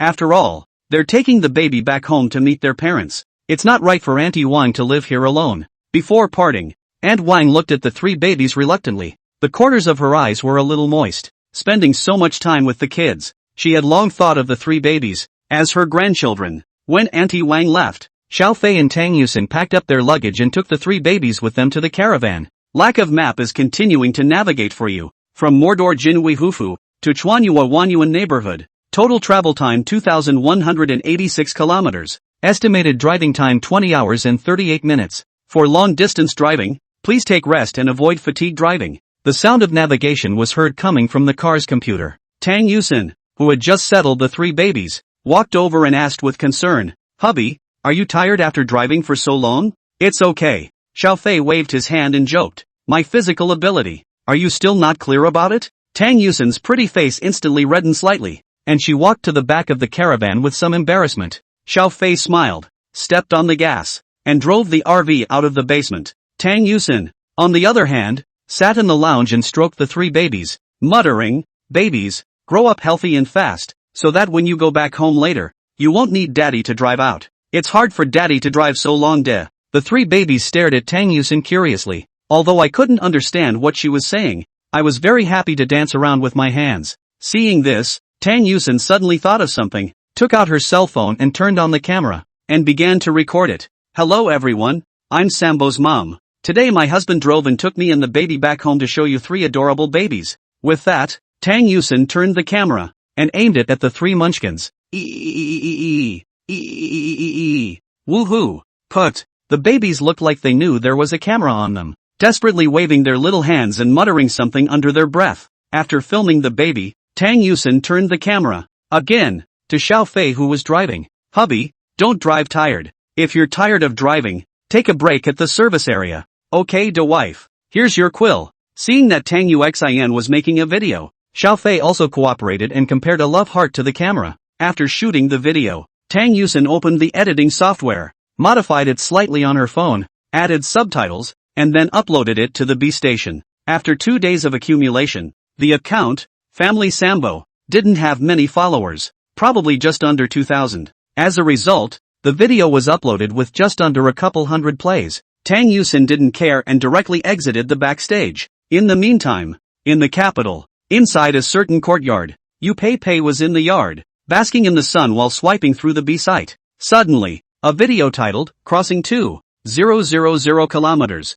bringing 3 children back home," caught her attention. She clicked on the video and was instantly mesmerized. "Hello everyone, I'm Sambo's mom." The video just started, and Tang Yusin's noble and cold pretty face appeared. Seeing Tang Yusin, Yu Pei Pei was filled with envy. After giving birth to 3 babies, her figure is still so well maintained, and her 2 pairs of chopstick legs are simply mesmerizing. As for the RV, Yu Pei Pei wasn't overly surprised, because her family is likewise very rich, and this quadrangle alone is worth several $100 million. So when she saw the RV, she marveled just a little. When Xiao Fei came out of the camera, Yu Pei Pei's eyes widened. "Wow wow wow wow, what a handsome little brother." That's right, Yu Pei Pei is a face reader. As long as it's a handsome guy, she likes it. Seeing Xiao Fei's appearance, Yu Pei Pei almost did not scream out. The video played out quickly. Out of curiosity about Xiao Fei, Yu Pei Pei clicked on the homepage and realized that Up had also posted a video yesterday. She hastily clicked on it and read it. When she saw the video, Xiao Fei appeared in front of her wearing a white robe like an exiled immortal in the sky. Yu Pei Pei's eyes, again, began to bubble up with peach hearts. However, when Xiao Fei held the long zither and began to play it up, Yu Pei Pei froze. The more she looked, the more surprised the expression on her face became. Watch the whole video. Her whole body went crazy and she jumped out of her chair and ran towards the center hall of the quadrangle. "Grandpa, check this out." Inside the center hall, a certain emaciated old man was talking to the old man in front of him about something. Hearing his granddaughter's voice, he turned his head curiously. "Pepe, what are you in such a hurry for?" "Grandpa, look at this little brother. He plays the phoenix. It's so powerful." Elder Yu was dumbfounded and helplessly took the cell phone. This old man is the famous folk music player in Yanxia, known as the National Treasure Master, and also the president of the Yanxia Folk Music Art Association. Yu Gaoshan, who is known as the man who seeks a soulmate in high mountains and flowing water. Yu Gaoshan, the old man. Previously, he has been on the B station to pay tribute to the New Year's festival. as well as the gala of major TV stations, and even on the Spring Festival gala. It has millions of followers on B site. Taking the cell phone from his own granddaughter. Yu Gaoshan hadn't taken her words seriously at first, thinks she's just less insightful, but when he saw Xiao Fei on the screen, Yu Gaoshan couldn't help but marvel. What a handsome scion. Hearing Yu Gaoshan's admiration, the white-haired old man on the opposite side of the table couldn't help but ask, "Old Yu, what a handsome scion, to make you marvel so much, old Zhang, see for yourself." Yu Gaoshan placed his cell phone between the two. It didn't take long for Xiao Fei, who was in the video, to start playing Phoenix. With the intro playing, Yu Gaoshan and old Zhang, who had originally come to be unimpressed, both closed their eyes at once. Meanwhile the withered old hand, still on the table, flicked up. See this scene. Yu Pei knew that her grandfather must have been attracted to this song, too. When the song is over, Yu Gaoshan opened his eyes with some reluctance. His eyes, which were originally a bit cloudy, became clear at this time, as if they were full of enthusiasm. He sprang to his feet and clapped his palms together, exclaiming, "Good, good, yes, what a great successor," he suddenly shouted, startling Yu Pei. "Grandpa, you scared me." Yu Gaoshan laughed cheerfully and patted Yu Pei's shoulder. "Pei, Grandpa is too happy. I didn't think that our Yanxia country, there is still such a descendant. It seems that I have someone to follow in my footsteps." Saying that, Yu Gaoshan picked up his cell phone again and finished the second half of the video. Watching the entire video, Yu Gaoshan once again exclaimed, "Proposing with a phoenix. This scion, this is really interesting. Ha ha ha." Seeing Yu Gaoshan's high spirits, old Zhang on the opposite side also became interested and asked, "Old Yu, are you wanting to meet this child? A descendant like that, I definitely want to meet." Yu Gaoshan put down his cell phone, stroked the beard on his chin, and then said, "Pepe, I remember that I seem to. Also, have I B station account to come. Use that account for me and send a message to this scion. Just say, well, Grandpa wants to meet with him." "Yes to Grandpa." Yu Pepe nodded. Then he picked up his cell phone, logged into his grandfather's account, chopped away and quickly edited the content. "Grandpa, do you think this is okay?" Yu Gaoshan looked down and nodded in satisfaction. Receiving her grandfather's affirmation, Yu Pei directly sent the message. After sending the private message, Yu Gaoshan still didn't feel like it was too much, so he retweeted the proposal video of family with 3 treasures on his own account with a message. "The new generation is fearful. Granddaughter showed me a video. Let me discover a good folk music player. It seems I old you can also slowly retire to the second line." End of chapter. Chapter 32, Fan Soar, Triple Rewards. Chapter 32, Fan Soar, Triple Rewards. Drop. Congratulations to the host for completing the task of babies fans exceed 5,000. Reward, proficiency in Go. With that skill, even a professional 8-dan chess player is no match for you, and it's 50-50 with Alpha Dog. Drop. Congratulations to the host for completing the task of babies fan base exceeds 10,000. Reward, proficiency in painting. Possessing this skill, you will gain the skill of painting with a pure fire, and with a casual strike, you will be able to make paintings leap off the page. Drop. Congratulations to the host for completing the task of babies fan base exceeds 20,000. Reward, mastery of calligraphy. Possessing this skill, you will gain calligraphy skills no less than those of the sage of calligraphy, Wang Shiji, specializing in clerical, cursive, running and regular scripts, and all kinds of fonts, casually written, all of which are of the top level. Xiao Fei, who was driving, in his head, he heard the system's voice coming non-stop. His entire body was baffled, not knowing what kind of madness the system was smoking. Surprisingly, all at once, he was given 3 rewards. Looking at the time, he had also been driving for almost 5 hours and was about to arrive at the next service area. Xiao Fei then hit the right turn signal and drove into the service area. After parking the car, Xiao Fei unbuckled his seatbelt and went to the lounge at the back of the car. At a glance, he saw Tang Yusen, who was catching up on the drama, and the 3 sleeping babies. "Honey, are you tired? Lie down for a while." Seeing Xiao Fei walk over, Tang Yuxin thought he was tired of driving. Patting the bed, he gestured if he wanted to lie down and rest for a while. Xiao Fei, however, sat next to Tang Yusen, wrapped his arms around her thin waist, and asked, "Wife, did you send the video just now?" "Yeah." Tang Yusen nodded. "Oh, well, let me take a look." Xiao Fei took out his cell phone, opened the attention list, and found the video that Tang Yusen had just shot and watched it. But just opened the video, Xiao Fei was then shocked by the dense pop-ups in front of him. What a handsome little brother. The babies are so cute too. 3 of them look alike. My god, these aren't triplets, are they? The baby mama is so beautiful and has a great face. What kind of fairy family is this? A family that all looks so good. Still let people live. This caravan. It doesn't look cheap less than a few million, right? At a young age, he drove such a caravan, and also married such a beautiful wife. Simply a life obscene family. A variety of pop-ups that took up almost the entire screen. Seeing this situation, Xiao Fei and Tang Yusin glanced at each other, both somewhat puzzled. Husband, what's going on here? It looks like we're on fire. Seeing the number of followers of the account, directly from 2,000, soared to more than 50,000. Tang Yusin was all a bit confused. Thought I was dreaming, couldn't believe it was real.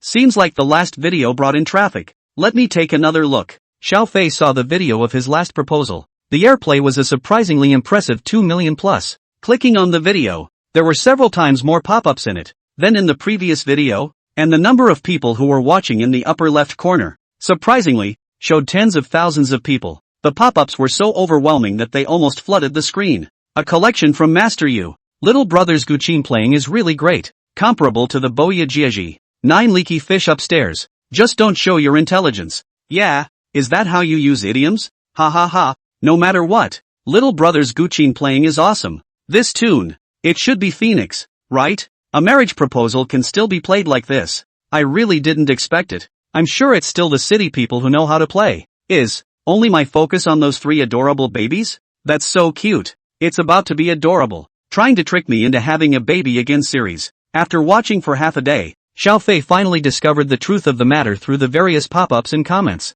Looks like the account burst into flames and it should have something to do with this Master Yu. So he immediately found Yu Gaoshan's B-Station account and clicked on the homepage to take a look. Found out a couple hours ago. Yu Gaoshan retweeted his proposal video and highly praised his piano skills. Who is this Yu Takayama? Looking at the interface dynamics in Xiao Fei's cell phone, Tang Yusin asked with some curiosity. This Yu Gaoshan is a famous folk music player in Yanxia, known as a national treasure master, as well as the president of the Yanxia Folk Music Art Association. Xiao Fei briefly gave Tang Yusin a generalization of Elder Yu's identity. All in all, he's awesome. Xiao Fei pointed to Master Yu's number of fans and continued. Look, he has more than 2 million fans on the B-Station alone, more than many Netroots upstarts. Now, the account, Family Sambo, has surpassed 50,000 followers. However, the system gave Xiao Fei a reward that ended at 20,000. So that means that nearly 30,000 of those 50,000 plus followers are powdered on their own.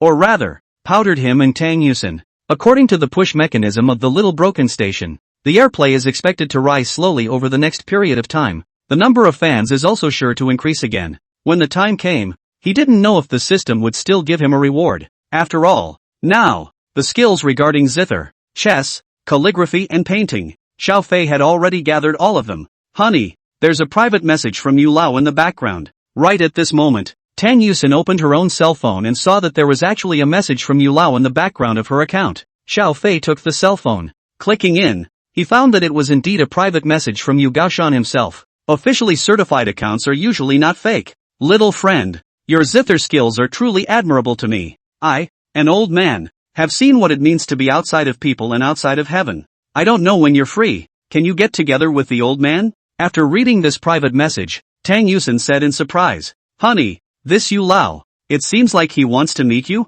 Tang Yusin looked at Xiao Fei with a face full of admiration. Through Xiao Fei's popularization just now, Tang Yusin already knew how powerful an existence Elder Yu was. But now, such a bigot has not only taken it upon herself to retweet her husband's video. Still want to see him? What kind of a godly husband have you got yourself? In the face of Tang Yuxan's adoration, Xiao Fei only smiled faintly. Not that he cared much about the matter. However, he was able to obtain the system's 3 consecutive rewards at once thanks to Yu Gaoshan's retweet. It's only fair to thank him for that, for all intents and purposes. So, Xiao Fei took his cell phone and edited a message, thanking him for helping to forward the video. But he was not available right now and had to go back home. I'll be sure to contact the other side when I have some free time. Then and only then did I quit the B site. Honey, aren't you going to add his contact info? There's no rush. Xiao Fei wrapped his arms around Tang Yusin and lowered his head to kiss her. You and the baby are the most important thing to me. Everything else can be put on hold. Seeing that Xiao Fei could put himself and his baby first even in the face of a national treasure artist, Tang Yusin was incomparably moved and nestled into Xiao Fei's arms. Honey, You've been driving for so long, do you want to take a break? Yeah. Xiaofei nodded and wrapped his arms around Tang Yusin's petite body, lying on the bed and resting. End of chapter. Chapter 33, Bringing Your Wife Home. Next, Xiaofei didn't stop. After driving continuously for more than 10 hours, we finally arrived at the Sichuan and Chongqing areas. Looking at the endless mountain ranges in front of him and the familiar scenery, Xiaofei felt an inexplicable excitement in his heart. I remember a year ago, I was home from vacation and attending a friend's birthday party. As a result, an accidental encounter with Tang Yusin occurred, and a year later, stepping onto this land again, Xiaofei had undergone a radical change. Not only do they have luxury cars and houses, but they also have a beautiful wife and 3 cute babies, so they are really winners in life. Hubby, we're in Sichuan and Chongqing. Ha! At this time, Tang Yusin poked her head out from the back and asked with some excitement. Well, it'll probably be home by 6 o'clock in the evening. Xiaofei nodded, then rushed to the cell phone set up in the car and said, Classmate Xiao AI, help me dial Pop's number. Immediately, the voice of Xiao AI's classmate came from the rice phone. Okay, calling Pop's at. Hearing this, Tang Yusin, who was sitting in the lounge, immediately tightened her body. After a few moments, the call was answered. Hey, brat, what's up? Why are you calling me all of a sudden? On the other end of the phone, Zhao's father's mellow voice came. Nothing, Dad, what are you doing? At work. Oh, I just wanted to tell you that I should be home around 6 o'clock tonight. You're back? Zhao's father was obviously a bit pleased when he heard this. But soon, he asked suspiciously, aren't you in school? There's no vacation right now either. Why are you back? Xiaofei hesitated for a moment, then said, you'll know when I get home later. I also brought my wife and child back, so ask Mom to cook more rice. Bastard, teasing your father again, are you? Obviously, Zhao's father on the other end of the phone didn't take this matter seriously. Xiaofei didn't care. He would know when he saw the 3 babies later. After hanging up, Tang Yusin asked with some concern, Hubby, your parents, will they accept me? Why don't you take it? Xiaofei smiled and comforted her. I don't know how many people would want to find a daughter-in-law as good as you. Don't worry, my parents, they're great with it, especially my mom. When I first started college, she wanted me to bring a girlfriend back. Now that I'm not only bringing up my wife, but 3 babies, she's going to die of joy. After Xiaofei comforted him like this, Tang Yusin's hanging heart was also finally released. 6 o'clock in the evening, the sun was about to set. Xiaofei drove the RV off the highway and arrived in downtown Sichuan in Chongqing. It didn't take long for him to arrive in the old town, in front of an ordinary residential neighborhood. Rolling down the window, Xiaofei waved at the doorman. Master Wang, please open the door. Gu, isn't this Xiaofei? What are you doing back? And what a big car you have. When the doorman saw that it was Xiaofei, he immediately smiled and opened the door for him. Thank you, Grand Master. Xiaofei rushed at the gatekeeper grandpa, then drove to the parking space under his house. When the car stopped, Tang Yusin, who had already done a good job of building up her psyche, began to get nervous again.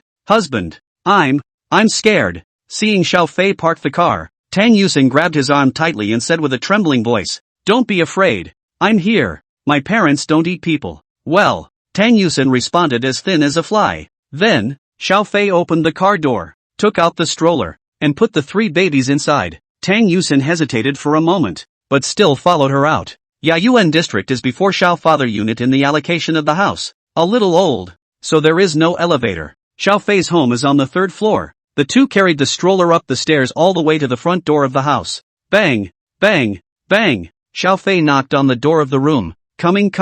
The door to the room opened and a kind and amiable face with a smile appeared in their sight. Xiaofei, you came back. Ha! Halfway through her words, her mother Wang Feng froze. Her eyes were wide and curious as she looked at Tang Yusin, who was standing in the doorway, pushing a stroller. At the same time, he lowered his head again and looked at the 3 babies in the stroller. This.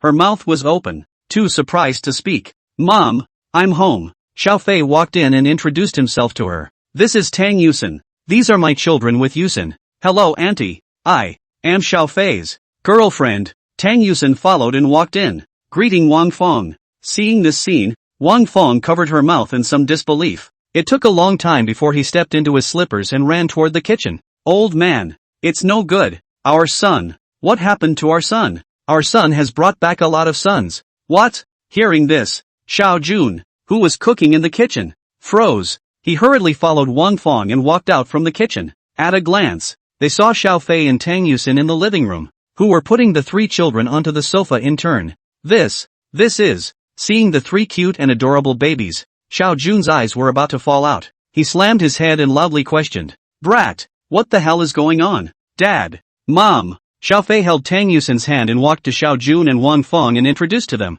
"This is my girlfriend and my fiancé Tang Yusin. And these, my children, and your grandchildren." Xiao Jun, Wang Feng. The 2 men froze, staring blankly at the 3 babies with incredibly complex expressions on their faces. Suddenly, Xiao Jun violently pulled Xiao Fei. Taking him aside, he asked in a whisper, "What are you, taking over? Pro-life. So, these 3, they are all my good grandchildren?" "Yeah." The smile on Xiao Jun's face could no longer be hidden. His eyes glazed over as he stared intently at the 3 babies on the couch. "When did you guys hook up?" "Ahem. I'll tell you about it slowly." Xiao Fei walked back with his father, then brought Tang Yusin to sit down opposite them and slowly said, "The thing is, that Uxin and I, we met by accident last year, and then, we had kids. I'm sorry, Mom and Dad, this is something that I've been keeping from you." Seeing that Xiao Fei didn't tell his parents the whole truth of the matter, Tang Yusin knew that he was protecting himself. However, she still chose to stand out and said, "Uncle and Auntie, in fact, the matter is like this. I talked to Xiao Fei." Tang Yusin told the story of how the 2 of them met. One by one, Zhao's father and mother were also overwhelmed with emotion after hearing this. Wang Feng was even more red-eyed as she got up and walked over to Tang Yusin, giving her a hug. "Girl, it's been a hard day's work. It's so heartbreaking to carry a baby all by yourself and take care of 3 babies. You went back out to work not long after you had the baby? You haven't even had a month to sit, so your body hasn't fallen ill, right? Is that brat treating you well?" Seeing Wang Feng, who was hugging herself tightly and kept shushing her,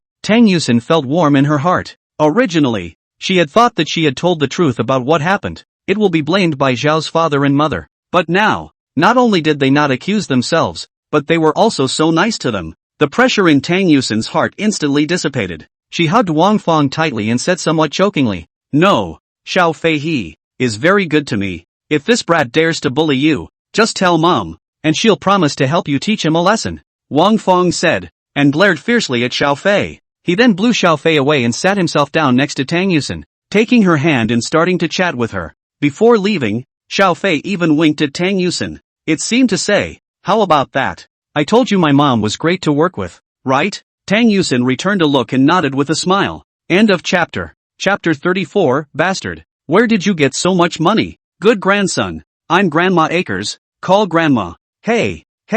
DeBeo smiled. Boys who love to smile don't have bad luck. In the living room, Wang Feng looked at the 3 babies, pinching the face of the first baby, touching the second baby's nose, and playing with the third baby's ears while her face was full of pampering. Seeing my mother's childish behavior, Xiao Fei couldn't help but spit out, "Mom, why do I get the feeling that you're playing with the baby like a toy?" "Ha?" Wang Feng froze, then said seriously, "If you don't give birth to a child for fun, then what's the point of giving birth?" Hearing these pugnacious words, Xiao Fei and Tang Yusin were speechless on the spot. "Mom didn't play with you much when you were a kid, Xiao Fei?" Only to see that Wang Feng was pulling Tang Yusin's hand, muttering under her breath. In saying what, Xiao Fei was a little crybaby when he was a child. Relatives have played his kiri, also gave him a girl's dress, and other embarrassing incidents kept coming out of her mouth. With no choice but to flee the living room, Xiao Fei hid in the kitchen. Usually, it was Wang Feng who cooked at home, but if there were any important guests, or if Xiao Fei came home on vacation, his father Xiao Jun would cook. This shows that Xiao Jun's cooking skills are still higher than Wang Feng's. This situation, in the Sichuan and Chongqing regions, seems to be very common, and many of Xiao Fei's classmates' homes are also like this. "Dad, I'll give you a hand with that. Then you cut up the carrots." Seeing that Xiao Fei wanted to help, Xiao Jun did not refuse. Only when Xiao Fei picked up the kitchen knife and performed his knife skills, Xiao Jun was obviously shocked. "Bastard, you can secretly learning to cook? No, it's all self-taught. In that case, you'll be fine on your own?" Hearing this, Xiao Fei suddenly had a bad premonition. "Okay, then this place is all yours. I'm going to go play with my grandson." After saying that, Xiao Jun simply did not give Xiao Fei time to react and directly slipped out. Xiao Fei smiled helplessly. This old father of his, in his 50s, is still like a child. Wait for Xiao Fei to finish cooking, bring the food to the table and greet everyone as they eat. Only then did Zhao's father and mother reluctantly put down the baby and sit down at the table to eat. "Brat, 2 drinks? Okay, Xiao Fei didn't refuse either. It's a rare trip home, so it's still okay to have a drink with your old man. The father and son were there pushing the glass. Wang Feng, on the other hand, kept on giving Tang Yusin dishes. Dad, Mom, the wine is over. The meal is over. Xiao Fei suddenly said. We came back this time, mainly because we want to take the account book and go to the marriage registration. Yeah. Wang Feng sniffed and hurriedly nodded. But on the in-laws' side, Xiao Fei and I are planning to go back tomorrow. Tang Yusin put down her chopsticks and interjected. That's fine. After you meet your in-laws, our two families will find another time to come out and have dinner together. Could be. Come on, don't talk about that. Eat. Right at this moment, Xiao Jun said shamelessly. Xiao Fei, this kid, his cooking skills have refined quite a bit, and his cooking is just too delicious. Keep this up and it'll soon catch up with my handiwork. Wang Feng couldn't help but roll her eyes. Your craftsmanship is only a little better than mine. It's not even close to what our son does. In the face of Wang Feng's merciless demolition, Xiao Jun could only lower his head and desperately dry his rice. Xiao Fei smiled helplessly when he saw this. After dinner, Wang Feng and Tang Yusin were feeding the baby in the living room. Xiao Jun pulled Xiao Fei to the balcony. He took out a pack of soft yushi and lit one for himself. Then he was ready to hand one over to Xiao Fei, but suddenly stopped halfway through. Brat, you're not smoking now, are you? Nope, quit. That's good. You can't smoke with kids, said Xiao Jun. Took a deep breath and put out the cigarette, then said in a deep voice, you say you this kid, this thing to you whole, alas, you are still studying now. I just asked Yushin. She's your college teacher. You say you now, work and no, but also to support 3 dolls. Wait dad to transfer you 100,000 yuan. You first. Dad. No. Without waiting for Xiao Jun to finish his sentence, Xiao Fei waved his hand and said, why don't you use it? Do you still want to be a soft touch? Xiao Jun glared fiercely at Xiao Fei, expressing his disdain for this behavior. I have money. You've got a load of money. Xiao Fei didn't bother to explain. Pulling out his cell phone, he opened his internet banking account and handed it over to Xiao Jun. See for yourself. Xiao Jun took the phone and looked at it, and his eyes almost didn't fall out. Individuals, tens, hundreds, thousands, tens of thousands, whole millions in savings. Brat, where did you get so much money? Xiao Fei took back his cell phone and said with a smile, I've been writing novels since I finished my college entrance exams. You know about this matter. I've earned a lot over the years. You're no good at writing novels with that tripe. Xiao Fei smiled and explained. It's not much, but I took this money and earned more than $10 million in the stock market. $10 million? Xiao Jun stared wide-eyed, somewhat incredulously. You're not kidding me, are you? No kidding. I'll show you something. Xiao Fei opened the B station and pulled up the 3 videos under his account. See for yourself. The house in the video. I bought it myself. The RV, which I also bought, is parked down the block right now. I bought a house, bought a car, and now in my hands, there are still a few million left to raise a family or no problem. After hearing his son's words, Xiao Jun stood on the balcony and probed down below. Spotting the downstairs, there was indeed a huge RV parked. Did you really buy this? Aha. Xiao Fei nodded. If you don't believe me, you and Mom can come to Mordor to see it someday. After a long time, Xiao Jun reluctantly accepted this fact. He patted Xiao Fei's shoulder and said with relief, good. No thanks to my Xiao Jun's son. But, there are risks in the stock market. You are still studying. You still need to focus on your studies, and strive to find a good job after graduation. That way, even if the stock market is not doing well, you can have a steady income to hold the family together. In the face of my father's admonition, Xiao Fei didn't say anything more and only nodded heavily. After saying that, Xiao Jun, as if he thought of something, turned his words around and said,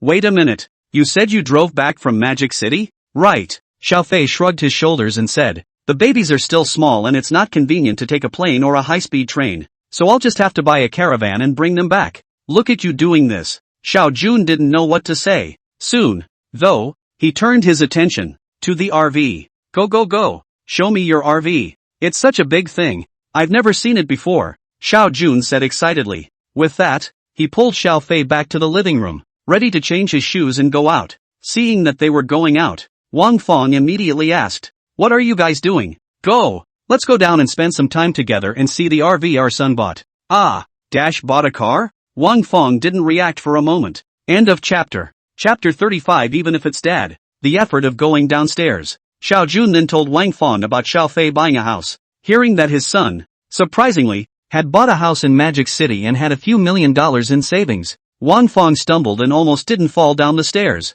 The price of housing in the Magic City is not cheap. A suite, to say the least, costs hundreds or tens of millions of dollars. His own son not only bought a house, but also has millions in savings, which is too competent. Soon, Xiaofei's large family then arrived at the downstairs of the neighborhood. By this time, in front of the RV, the neighborhood was filled with neighbors, pointing at the RV. Yo, Director Xiao, you also came to see this RV? Isn't this Xiaofei? When did you come back? In this neighborhood, most of them are old workers of state-owned enterprises, and we all know each other. Seeing Xiaofei, everyone greeted him enthusiastically. Hey, just got back today. Xiaofei looked at these familiar faces and replied with a smile. And this is? The crowd proceeded to place their eyes on Tang Yusin. This is my daughter-in-law. Without waiting for Xiaofei to speak, Wang Fong introduced herself with a proud face. And these three, my good grandchildren. Upon hearing this, the surrounding neighborhood, all of a sudden, gathered around. Gu, Xiaofei has gotten a daughter-in-law. Ha, how come you didn't even tell us about it? This daughter-in-law is so beautiful. Yeah, looks like a big star. Are these triplets? Old Xiao, you are truly blessed. Unlike that boy in our family who couldn't give birth anyhow. The crowd, with your words in mind, complimented Tang Yusin to the point where she became a little embarrassed. In the face of the crowd's boasting, Xiao Jun, however, smiled smugly and then said, we just found out about it today, too, and we'll definitely invite you guys when they have a party someday. At this time, Xiaofei took out his car keys and opened the door of the caravan. Dad, Mom, let's go inside and watch. Seeing this scene, the crowd was stunned. This car? My son bought this car, Wang Fong said with a proud face. We were all in the same neighborhood and had lived for so many years, and had long since gotten used to Wang Fong's nature of mind. In the face of her bragging, the crowd just laughed, their faces filled with envy. Immediately following, they all followed Xiao Jun and Wang Fong into the car to visit. By the time they finished the tour, their faces were filled with a look of unfulfillment. This car must cost a lot of money, right? The space inside, it's so big, it's no different from my house. Yeah, living room, kitchen, bedroom, bathroom, everything, and the decor is so well done. No wonder it's called an RV. With this car, that's not going anywhere you want to go? That feels so. TSK. Hearing the neighbors' admiration, Xiao Jun and Wang Fong's faces light up. After all, neighbors, living together for decades, who does not have a good thing? Do not take it out to show off. Previously, these neighbors, too, hadn't been showing off in front of Xiao Jun and Wang Fong. Now that the wind and water have turned, it's their turn to show off. It's a great feeling, and it's pretty cool. The crowd sat in the downstairs gazebo and started chatting away, until 10 o'clock at night. It was only then that everyone went back to their own homes and their own mothers. At night, lying in Xiaofei's original bedroom, he looked at Tang Yusin, who had been wearing a smile at the corner of her mouth. Xiaofei smiled and asked, how is it? Are you relieved now? Tang Yusin turned around and hugged Xiaofei tightly. The aunts and uncles are very nice. Before I came here, I was worried that they would have a stigma against me because of my unmarried pregnancy. I didn't realize that they cared so much and were so nice to me. Tang Yusin had the feeling of dreaming. That's good. Hearing this, Xiaofei gently caressed Tang Yusin's hair and said, rest well tonight. Tomorrow, we'll visit the in-laws. In the meantime, Chuanyu City, inside a certain residential neighborhood, Tang Yusin's father, Tang Dingyuan, it was sitting on the couch at the moment, frowning and smoking incessantly. Don's mother sat next to him and sighed helplessly. Don't be angry, old man. Didn't I tell you? These two kids, they are living happily in Magic City. That Xiaofei I've also examined, is a very responsible man, and is very capable himself, buying a house and a car in Magic City. Yusin will definitely not suffer if she follows him. So don't worry. Humph. At ease? Hearing Tang mother's words, Tang Dingyuan heavily slapped the table and said, how can I rest assured? Who knows if that brat is with Yusin for some other purpose? Besides, Uxin has been pregnant for such a long time. Why don't we see that kid come out? Hearing this, Tang mother was instantly anxious. Didn't I tell you? At first, Fei didn't even know about Uxin's pregnancy. Then he knew about it and has been taking care of Yusin and the three babies with all his heart. He's buying a house and a car. What purpose could he have? You're the richest man or the chief. What purpose could he have for our family? Being disliked so much by Tang mother, Tang Dingyuan immediately didn't say anything. He puffed a few mouthfuls of stifled smoke, then said, no, that girl Yusin, she really pisses me off. Having sex with a man she doesn't know without even getting married, and giving birth to a child. I've lost this face of mine to her. Hearing this, Tang's mother angrily punched him and questioned, "Is your face important, or is your daughter's happiness important? Besides, I've seen that man Xiao Fei, he's a very good man. There's absolutely no problem for our daughter to marry him. I'm warning you, tomorrow Fei and Yusin are coming back with the kids, so you're not allowed to put a face on them. If you dare to play with your temper, let's see what I'll do to you." Being disliked by his wife so violently, Tang Dingyuan also lost his temper. After a while, he asked quietly, "That girl Yusin, there's nothing physically wrong with her, right? Look at you, still saying you don't care about her." With a smile in the corner of her eye, Tang mother said, "Just don't worry, even though her daughter hasn't had her monthly cycle, she has a relatively easy job and is in good health. Plus these days, with Fei taking good care of them, what could go wrong?" Tang Dingyuan nodded, extinguished his cigarette, and got up to return to the bedroom. Sleep. The next day, 8 in the morning, after eating breakfast, Xiao Fei bid farewell to his parents. With his wife and child, he drove towards Tang Yusin's home. On the road, Tang Yusin finished feeding her 3 babies, then came to the driver's side and sat next to Xiao Fei with a fidgety look. "Husband, wait, my dad might not be very nice. Don't you worry." Xiao Fei drove with one hand and held Tang Yusin's hand with the other, comforting her. "I'll accept whatever my father-in-law says later. As long as he agrees to us being together, even if he beats me and scolds me, I'll accept it." "No, I won't let him do that." Tang Yusin hurriedly shook her head with a serious expression. Her own precious husband, she couldn't help but love him. How is it possible for someone to beat him and scold him? Not even dad. End of chapter. Chapter 36, Meeting the In-Laws. It didn't take long. Xiao Fei then drove and came to the neighborhood where Tang Yusin's house was located. This neighborhood, a little newer than the one at Xiao Fei's house, and all the supporting facilities are more complete. Park your RV in a public parking space. Xiao Fei got out of the car, took out 2 strollers, and put the 3 babies inside. Immediately after, Xiao Fei again came to the future before, went to the mall to buy a variety of expensive gifts, as well as 4 bottles of Mao Tai to bring. Only then did he smile with Tang Yusin and push the stroller downstairs. Tang Yusin's house is located on the 8th floor. The entire neighborhood, divided into 12 buildings, each with 2 staircases and 8 households. After taking the elevator to the 8th floor, Tang Yusin looked at the familiar door of her home and began to hesitate. It wasn't until the baby in the stroller made babbling noises that Tang Yusin took a deep breath before knocking on the door of the room. At this time, inside the living room, Tang Dingyuan looked anxious and kept pacing back and forth. Tang's mother, on the other hand, sat on the sofa, watching the TV in her old age, and couldn't help but spit out her words. "Look at you. You were angry yesterday. I was nervous as a monkey today when I found out my daughter was coming home." "I'm not." Bang, bang, bang. Tang Dingyuan just wanted to retort. A knock was heard from outside. He immediately went back to the couch and sat down, putting on a nonchalant face. Don's mother, on the other hand, hurriedly got up, went to the door, and opened it. Seeing Tang mother's figure, Tang Yusin's eyes reddened. "Mom, I'm home. UXIN. Seeing her daughter, Tang's mother was also a bit out of control. After a year, my daughter, who had been away from home for so long, finally came home again. This is undoubtedly a great blessing for the parents." When Tang Dingyuan saw this, he coughed lightly. "Come on inside." Mother Tang also reacted and hurriedly reached out for her daughter and son-in-law to enter. Tang Yusin and Xiao Fei pushed the stroller into the house and put it away. Looking at this incomparably familiar home, Tang Yusin's mood was complicated, especially after seeing, sitting on the sofa, staring intently at her father. Tang Yusin's heart inexplicably trembled. "Dad, I'm home." Tang Yusin choked a little.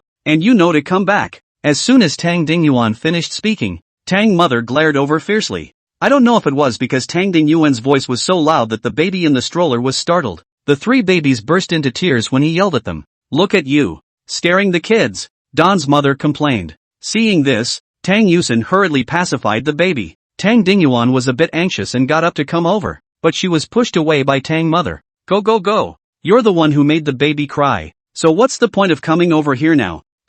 Tang Dingyuan wanted to say something else, but finally shut up. Xiao Fei walked forward and smiled as he extended his right hand to Tang Dingyuan, breaking the awkwardness. "Hello uncle, my name is Xiao Fei. I'm Yusin's boyfriend." "Well." Tang Dingyuan shook Xiao Fei's hand perfunctorily and kept his gaze on the 3 babies. The babies finally stopped crying under the soothing of Mother Tang and Tang Yusin. Even the most timid heir Bao, at this moment, was also lying in Mother Tang's arms, staring at her grandmother curiously with her ebony eyes. "Look, the kid's smiling. So cute. Let grandma kiss it." Don's mother's heart melted as she watched. Seeing this scene, Tang Dingyuan also wanted to hug the child, but for the sake of face, he could only sit dryly on the sofa. It was hard to take my eyes away from the three babies. He cleared his throat and looked over at Tang Yusin and Xiao Fei, who were sitting side by side in front of him. It's okay if I call you Dash, right? Sure. Aha. Tang Dingyuan was silent for a moment and then said, I know all about you and my daughter. I heard from Xian's mom that you bought a house in Magic City?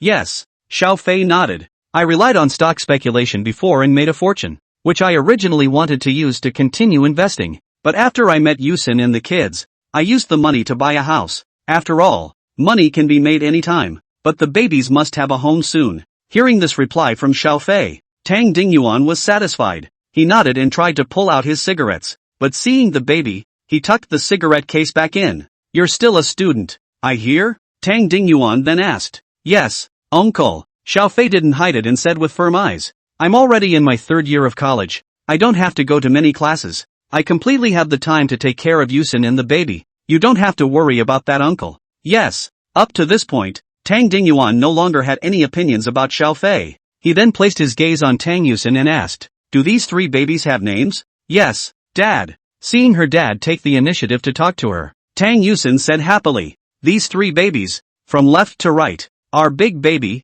2nd Baby, and 3rd Baby. Dabeo is a boy named Xiao Xinghe, and Erbao and Sanbao are girls named Xiao Tianshui and Xiao Qingmeng, and these 3 names were still found by Xiao Fei from a 7-character stanza by Tang Dong, a poet at the end of the Yuan dynasty, drunkenly unaware that the sky is on the water, a boat full of dreams pressed against a river of stars. Tang Dingyuan was a language teacher himself and was quite knowledgeable about poetry and song. Hearing the names of the 3 children, he nodded his head in praise. Nice. It's a great name. Then he looked at the 3 babies. Acme, Put, blah blah blah blah. Seeing their babbling and fleshy faces, Tang Dingyuan's hands got a little itchy again. He wants to hug his grandchildren so bad, but for the sake of face, he could only sit there. Seeing him in this state, Tang Yusin and Xiao Fei couldn't help but smile. At this time, Xiao Fei picked up Dabeo and sat beside him. Come, uncle. You see, this is Dabeo, the one with the most guts. Dabeo stared at Tang Dingyuan with watery eyes, curiously looking at him, his mouth constantly spitting bubbles. Seeing him in this naive manner, Tang Dingyuan's entire heart melted. Uncle, do you want a hug? Is it okay if I? Tang Dingyuan said this with his mouth. However, his hands had already reached out and took Dabeo from Xiao Fei's arms. Leaving his dad's arms was a little scary for Big Boy at first, but slowly, perhaps he felt Tang Dingyuan's love for himself. Dabeo gradually quieted down, and even stretched out his chubby little hand, trying to grab Tang Dingyuan's beard. Ouch! Good grandson, don't pull grandpa's beard. Acme, poof. Dabeo grasped at it and suddenly stopped moving. He sat there staring, dumbfounded, with a somewhat embarrassed expression on his face. Tang Dingyuan still didn't know what had happened, and thought it was his own words just now that had scared his good grandson. At this time, Xiao Fei hurriedly carried Dabeo over. The boy must have pooped again. Immediately, Xiao Fei sat on the sofa and began to take off Dabeo's pants. Tang Yusin, on the other hand, went to the stroller and brought over the diapers. The 2 of them worked very well together and changed Dabeo's diaper in a couple of times. Seeing Xiao Fei's skillful movements, Tang Dingyuan and Mother Tang secretly nodded. His own daughter really didn't find the wrong person. End of chapter. Chapter 37, License to Work. Evening. As it was when he conquered Don's mother, Xiao Fei walked into the kitchen and showed off his cooking skills, cooking a large table. Tang Dingyuan ate it and almost didn't swallow his tongue. He's not a brutal man. It was only because of his heartache for what had happened to his daughter in the past year, coupled with his lack of understanding of Xiao Fei, that he was hostile to him. Now, looking at the dinner table, the 2 looked like they were in love, occasionally giving each other food. The lump in Tang Dingyuan's heart was gradually unraveled. Uncle, Auntie, we've come back this time, mainly because there's something we'd like to discuss with you. Halfway through the meal, Xiao Fei suddenly opened his mouth. You say? Tang Dingyuan put down his chopsticks and looked up at Xiao Fei. It's like this. Xian and I are going to get our marriage license tomorrow so that we can register our 3 children.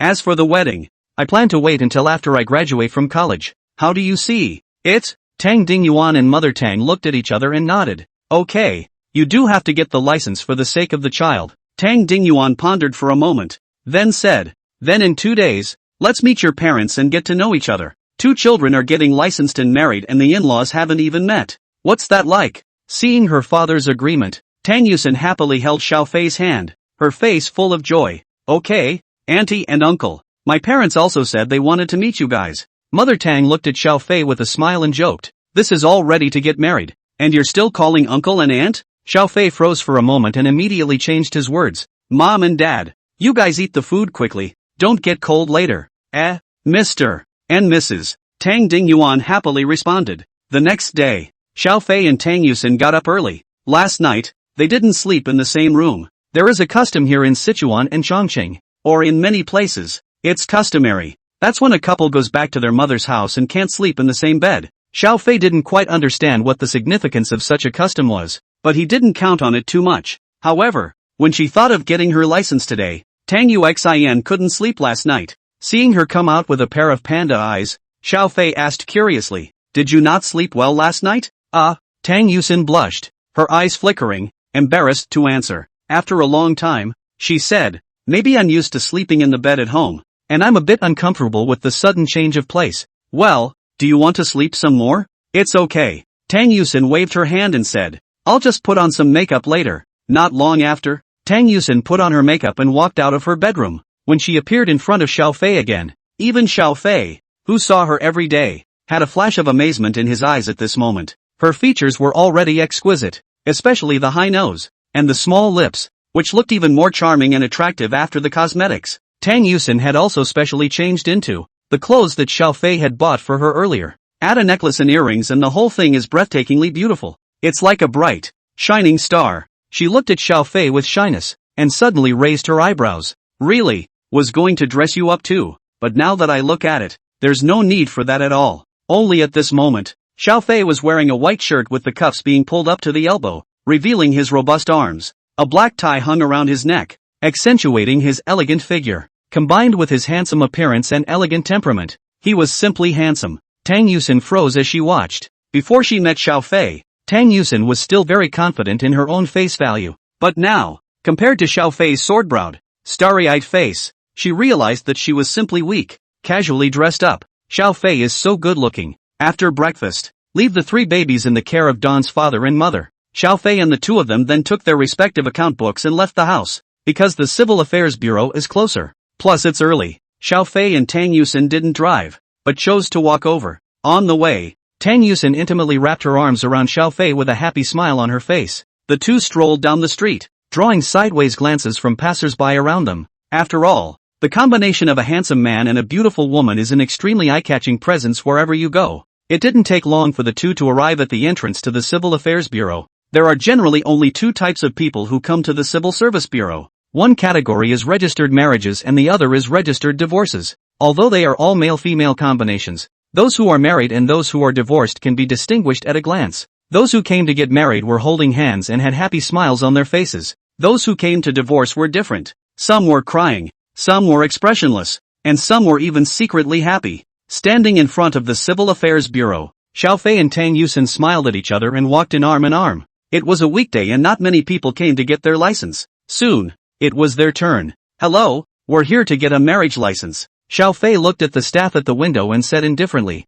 The staff looked up at the couple in front of them with a somewhat surprised expression. She had never seen, before, a newlywed with such a high face value. Yes, do you have all your papers with you? Please, bring it on. Xiao Fei handed over the 2 men's documents. The staff member took the ID and pulled out another form. Here, fill out the information, and then go take a picture of you guys together. As per the staff, Xiao Fei and Tang Yusin first filled in the information and then went to take pictures. The photo shoot went well. The photographer in charge of taking pictures of the 2 men, looking at the finished film, kept exclaiming in admiration. In all the years I've been working here, I've never had such a great-looking ID photo taken. You 2 are a match made in heaven. Congratulations, your future babies will, for sure, look great too. Thanks, we already have kids. The staff froze, then smiled. Congratulations, you guys are really lucky. After handing in various information, as well as photos, after a short while, the 2 red books were handed over to Xiao Fei and Tang Yusin. Looking at the marriage license in her hand, Tang Yusin suddenly had an unreal feeling. Honey, I'm not dreaming, am I? Not. Xiao Fei was directly on the street, wrapped Tang Yusin's waist and kissed her. Tang Yusin's pretty face flushed, but she didn't refuse, because now, they're already legally married. Immediately after that, she took out her cell phone again, turned on the camera function, and took a picture of the marriage license in their hands, then said to the camera, "Today is a day to remember. As of today, my husband and I are officially legally married. For the rest of your life, please be kind." The two hugged each other tightly and gave the camera a heart. Sweet scene. Watching the envy of the passers-by around them. After Tang Yusin finished shooting the video, she directly uploaded the original film under the account Family with 3 Treasures. End of chapter. Chapter 38, Encountering Old Classmates. Honey, where are we going now? After leaving the Civil Affairs Bureau, Tang Yusin held Xiao Fei's arm and asked sweetly. Xiao Fei pointed to a Tiffany boutique in front of him. Go. We're going wedding ring shopping. Originally, Xiao Fei wanted to buy a DR diamond ring, but there didn't seem to be any stores in this neighborhood. So, he had to choose this Tiffany boutique nearby. Honey, let's just forget about it. It's a waste of money. Besides, didn't you already buy me a proposal ring? Tang Yusin looked somewhat hesitant. It can't be the same. Xiao Fei patted her hand and said, a proposal ring is a proposal ring. What we're buying now is a wedding diamond ring. Don't be afraid to waste your money. Your husband, I have plenty of it. After saying that, Xiao Fei took Tang Yusin and walked into this Tiffany store. Seeing the two men enter, the clerk immediately greeted them warmly. Welcome. May I ask what you two would like to buy? After entering the specialty store, Xiao Fei found that Tang Yusin had been attracted to the store by the wide variety of diamond rings. He couldn't help but smile. Then he looked at the clerk and smiled. We'd like to buy a pair of wedding rings. Yes, please follow me. The clerk was very eager to lead Xiao Fei and Tang Yusin to the front of the counter. Just now, she had seen the red book in the hands of the two men. Generally speaking, such newlyweds have the greatest desire to purchase a diamond ring and the highest success rate. Looking inside the counter, those sparkling diamond rings, Tang Yusin felt like she loved every single one of them. But after seeing the price, she couldn't help but frown. Xiao Fei had been observing Tang Yusin's reaction. Soon, he realized that Tang Yusin's gaze was caught by a pair of diamond rings. He glanced at the pair of diamond rings, priced at $388,000. You like this? Seeing Xiao Fei pointing at the diamond ring of his favorite pair, Tang Yusin nodded. Hello, can you try this one on us? Hearing Xiao Fei's words, the clerk immediately took out the pair of diamond rings and handed the female ring to Xiao Fei with a smile. Xiao Fei took off the engagement ring on Tang Yusin's hand and then eased the wedding ring onto her. The size is just right. Xiao Fei put his hand out again. Wife, can you help me put it on too? With a blushing face, Tang Yusin gently put the ring on Xiao Fei under the envious gazes of the clerk. You two are so in love. The clerk couldn't resist a compliment. Thanks. Xiao Fei smiled and said, help me wrap this pair of rings. Seeing that Xiao Fei was about to buy the pair of diamond rings without even blinking, the clerk's mouth opened wide in fear. It is important to realize that the level of consumption in Sichuan and Chongqing is not high. Diamond rings like this one worth hundreds of thousands of dollars. It's good enough to sell a pair a year. But I didn't expect that I could actually meet such a big customer today. The clerk was immediately full of smiles and led Xiao Fei to the checkout. After the purchase order, the two held hands and left the store. Tang Yusin looked at the diamond ring on her hand and was filled with a happy smile. Tang Yuxin? Just then, a surprised voice came from not far away. Tang Yusin, who was originally still immersed in happiness and unable to extricate herself, saw the man in front of her and the smile on her face disappeared. Her brows also furrowed, and she instantly turned into an iceberg-like, high-flying goddess. Sun Liang, why are you here? The man called Sun Liang looked about the same age as Tang Yusin.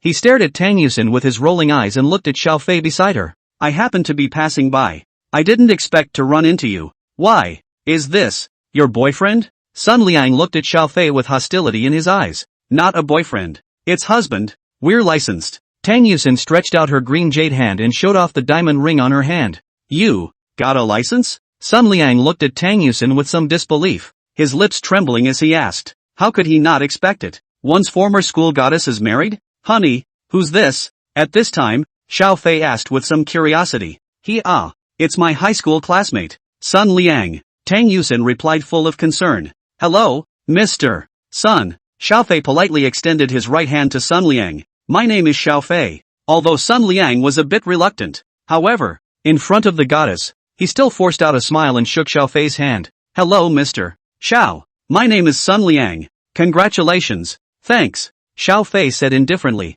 Colonel Tang, you say you're not enough either. You got married and didn't tell us old classmates? After being polite with Xiao Fei, Sun Liang returned his attention to Tang Yusin and flirted with her with a smile. Tang Yusin straightened the hair on her temples. This inadvertent action made her whole person radiate a different kind of charm. though not as green as it was then. But now, the maturity that oozed out of her was even more flattering and attractive. Sun Liang subconsciously clenched his fists as he watched. Sorry about that. We're licensed, but we haven't had a wedding yet. That's why you old schoolers weren't informed. Tang Yusin hugged Xiao Fei's arm tightly and said without lifting her head. So it is. Then I hope to drink your wedding wine soon. Sun Liang said faintly, then smiled sarcastically and left. After he's gone, only then did Xiao Fei ask. He looks as if he's interested in you, yeah? I don't have half a mind for him. Tang Yusin seemed to be afraid of Xiao Fei's misunderstanding and hurriedly explained. He pursued me in high school, but I didn't say yes, which is why he... Well, you don't have to explain.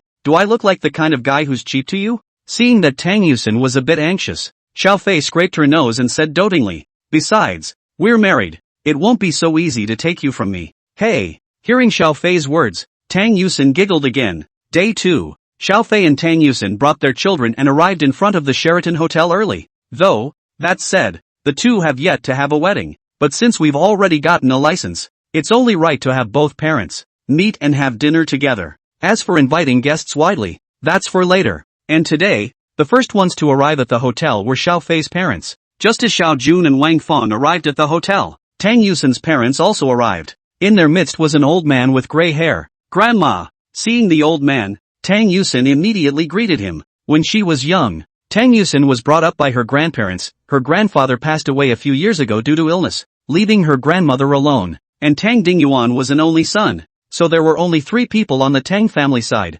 Hey, where are my great-grandchildren? Grandma Tang Yusin wasn't in very good health, and under the support of Tang Dingyuan and Mother Tang, she trembled as she approached. Looking into the stroller, 3 chubby little cuties. The old man's already wrinkled face became more pronounced because of the smile. She raised her head and looked at her granddaughter and then at Xiao Fei, and her originally cloudy eyes slowly brightened up. She held Xiao Fei's hand tightly and praised him repeatedly. What a handsome boy! Being complimented so much by Grandma, Xiao Fei was a bit embarrassed. He also held his grandmother's hands and greeted her. Hello grandmother, my name is Xiao Fei. What do you call Xiao Fei? Seeing that the old man was somewhat deaf, Xiao Fei increased the volume and repeated. Oh, want to fly. Great name, great name. Xiao Fei and Tang Yusin looked at each other and smiled helplessly. End of chapter. Chapter 39, Sister-in-law is a college teacher? Hotel entrance. Tang Dingyuan and Xiao Jun also climbed on. Xiao Jun handed Tang Dingyuan a cigarette and then lit it for him. Ouch. In-laws. I've been looking forward to meeting you for a long time. Ha ha ha. Me too. Tonight, the two of us won't get drunk, Tang Dingyuan said with a loud laugh. Not the slightest hint that he was still angry about it yesterday. Upon inquiring, I realized that it was the two of them. One is the director of a local state-owned enterprise and the other is a language teacher at a major high school in the city. Obviously, both Tang Dingyuan and Xiao Jun were satisfied with each other. The other side, Wang Fan was also warmly greeting Tang Mother. The two were of similar age and had similar interests, so they chatted a lot. It didn't take long to become known as sisters. 2 large families, hot and heavy with 3 babies, into a pre-booked hotel room. Xiao Fei and Tang Yusin, on the other hand, stayed at the door and continued to entertain the guests. Another moment passed. An ideal L6 and a Volkswagen SUV were parked in front of the hotel gates. Those who came out from the car were Xiao Fei's little aunt and little aunt, as well as Xiao Fei's grandparents, and Xiao Fei's 2 daughters, as well as his uncle's son. Grandpa, Grandma, little auntie, uncle, you're here. Xiao Fei brought Tang Yusin to welcome him and greeted this large group of people. Then, he introduced Tang Yusin, in turn, to this group of relatives. Looking at the Tang Yusin in front of them, the relatives of the Xiao family all revealed stunning gazes. What a beautiful daughter. Auntie came up and couldn't help but compliment. The little aunt, on the other hand, stretched out her short, fat little hand and fiercely patted Xiao Fei's shoulder and said cheerfully, "You kid can do it. Go to a college in Mordor and get a wife before you graduate." And gave birth to 3 fat white boys. What a talent. My little aunt is in the herb business and often has to attend all kinds of drinking parties, so he speaks with an extraordinarily loud voice. At this time, Xiao Fei's uncle walked over and asked in a civilized manner, "Xiao Fei, where are your parents?" "It's in there." "Alright then, let's go in too." With that, a large group of people trooped into the box. Enter the box. Wu Tongtong,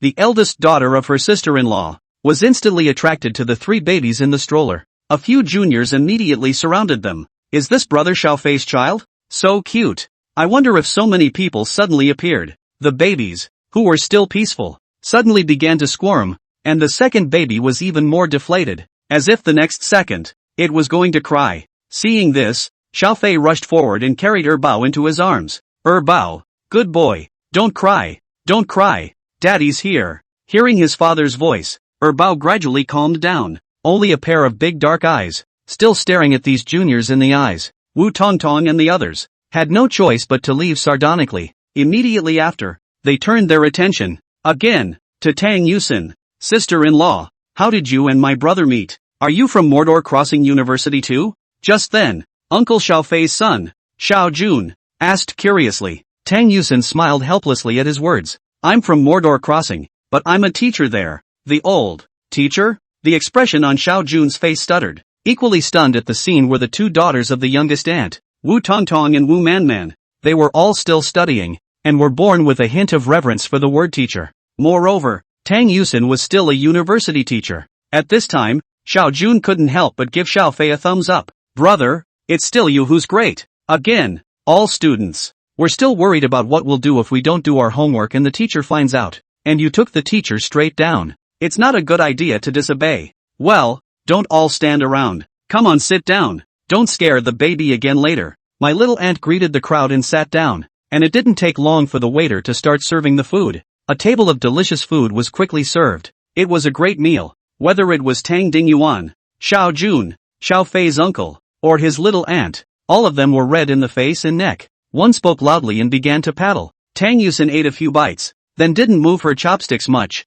Her stomach had already been spoiled by Xiaofei. Even when made by a 5-star hotel chef, it's a bit flavorful. Xiaofei was even more so. So the two of them stepped aside and began to take care of the baby. A meal to the end. The two families were obviously a little less than entertained, so the suggestion was made to go out and have a good time. As a result, when we exchanged ideas, we found out that in unison, we all said that we were going to play mahjong. This place in Sichuan and Chongqing. By the time you get to the age of your sister-in-law and the others, invariably, the after-dinner entertainment was tea and mahjong. Before parting, Xiaogu also solicited the task of taking care of the baby, and winked at Xiaofei and Tang Yusin. You guys go play and have a good time as a couple. The kids will take care of. After the crowd has left, Xiaofei looked at the beautiful and playful woman beside him and asked with a smile, Wife, where do you want to go play? Tang Yusin cocked her head, thinking. After a while, she said in a flash of insight, Honey, why don't we go to the movies? After knowing each other for so long,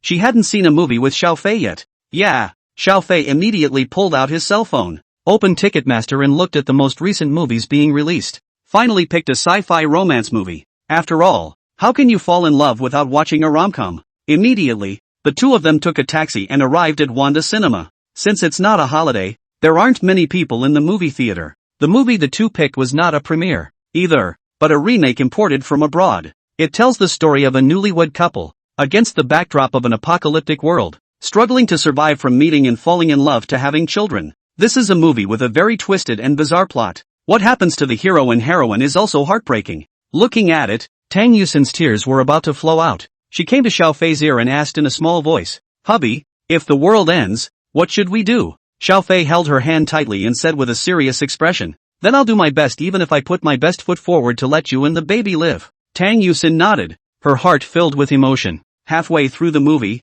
Tang Yusin had to go out to use the restroom because she drank too much milk tea. In the screening room, there were only her and Xiaofei, so there's no need to worry that going out in the middle of the day will affect others. When she finished using the bathroom and stood at the sink to straighten her makeup, she suddenly heard behind her a gasp of surprise. Yusin? Hearing the voice, Tang Yusin turned her head to look. Only a tall beautiful woman wearing a black t-shirt and jean shorts was standing in the doorway. The other man's eyes were filled with joy and surprise. After seeing the other party's looks clearly, Tang Yusin was also slightly stunned. Shio, why are you here? End of chapter. Chapter 40, Class Reunion. The girl in front of me. It looks about the same age as Tang Yuxin. Her name was Chen Shiryao, a high school classmate of Tang Yusin's, and the two of them had a good relationship in school. But then, Tang Yusin went abroad to study. The relationship between the two slowly faded. At this moment, after confirming the identity of the other party, Chen Shiryao walked to her side and asked with a smile, When did you return to China? Been back for a while. After graduating from high school, Tang Yusin went to study abroad for a few years. After that, I was admitted to graduate school at Peking University, so I graduated early and returned to China. where I studied for 2 years. Oh, are you coming to the movies? With your boyfriend? You too, right? Tang Yusin asked back with a smile. Aha. Chen Shiryao immediately nodded. Seeing this, Tang Yusin revealed a few smug smiles and explained. But you guessed wrong. I didn't come here with my boyfriend, but my husband. You're married? Why didn't you even tell me about it? Chen Shiryao looked a bit surprised. Yeah. Tang Yusin smiled faintly and said sweetly. We got a license, but we haven't held a wedding yet, so we didn't tell you. Chen Shiryao sniffed and subconsciously looked at Tang Yusin's hand. Sure enough, on her ring finger, she saw a dazzling diamond ring. Gee. Chen Shiryao shook her head inside. I can't believe that you're even married. By the way, after the movie later, my boyfriend and I are going to sing karaoke. Do you guys want to join us? And a couple of high school buddies will be there too. I am now interested in that boyfriend of yours. Oh no, it's husband, but it's very interesting. Faced with Chen Shiryao's invitation, Tang Yusin didn't immediately agree. Instead, she thought for a moment and said, I'll have to ask my husband about this, and see if he wants to go. Yo, become a husband and wife so soon? Chen Shiryao couldn't help but flirt. Tang Yusin's pretty face blushed at Chen Shiryao's words. She glared at Chen Shiryao as if she was angry, then picked up her bag and said, What do you know? I'm going back. My husband will have to worry later. Ha, that's meaty. Chen Shiryao made an expression that she couldn't stand. When Tang Yusin returned to Xiao Fei's side, she immediately told him about this matter. Xiao Fei didn't even think about it and said, If you want to go, I can accompany you. Tang Yusin hesitated for a moment, then nodded. After leaving Chuanyu for so long, it had been a long time since she had gotten together with her high school classmates. Plus, Chen Shiryao had even warmly invited them today. It didn't seem right if she didn't go. So, she took Xiao Fei's arm and gave him a fragrant kiss. It didn't take long. The movie then finished. When you leave the movie theater and come to the entrance of the mall, Tang Yusin then saw Chen Shiryao, who had been waiting there for a long time. At this time, beside Chen Shiryao, there was another man in a shirt, who was boredly brushing Jitterbug. Shiryao. Tang Yusin shouted at Chen Shiryao. Chen Shiryao turned her head to look, and after realizing that it was Tang Yusin, she immediately walked up with her boyfriend. When she came closer and saw Xiao Fei's looks clearly, a flash of amazement flashed across Chen Shiryao's eyes. Is this your husband? So handsome. But, ahem, my boyfriend is handsome too. Chen Shiryao's boyfriend smiled somewhat awkwardly. For his own looks, he was still very self-aware. Compared to the Xiao Fei in front of him, it was simply a difference between mud and clouds. He was on the thin side and wore a pair of rimless glasses on his face. The features were fairly decent looking. If he worked out properly and added a bit of muscle, definitely would be a, well, attractive man. The two men shook hands politely. Hello, my name is Xiao Fei. Hello, my name is Fong Wenxiang. Looked down at the dress Xiao Fei was wearing. Fong Wenxiang knew that the man in front of him was definitely not an ordinary person. So, he immediately took out his business card and handed it over with both hands respectfully. Here's my card. Xiao Fei took a look and realized that the other party was actually a lawyer. Sorry, I don't have a business card back for you. Fong Wenxiang waved his hand, indicating that it didn't matter. He knew that those bigwigs of distinguished status would not carry their business cards with them when they went out. After all, it's not like them beatniks. At all times, it is important to be concerned about whether your performance is up to par. Just as Chen Shiryao pulled Tang Yusin along and climbed aside to talk about something, Fong Wenxiang took out his cigarettes and handed one over. Excuse me, I quit. I have kids at home. When Fong Wenxiang heard this, a flash of surprise appeared on his face as he asked, You all have children?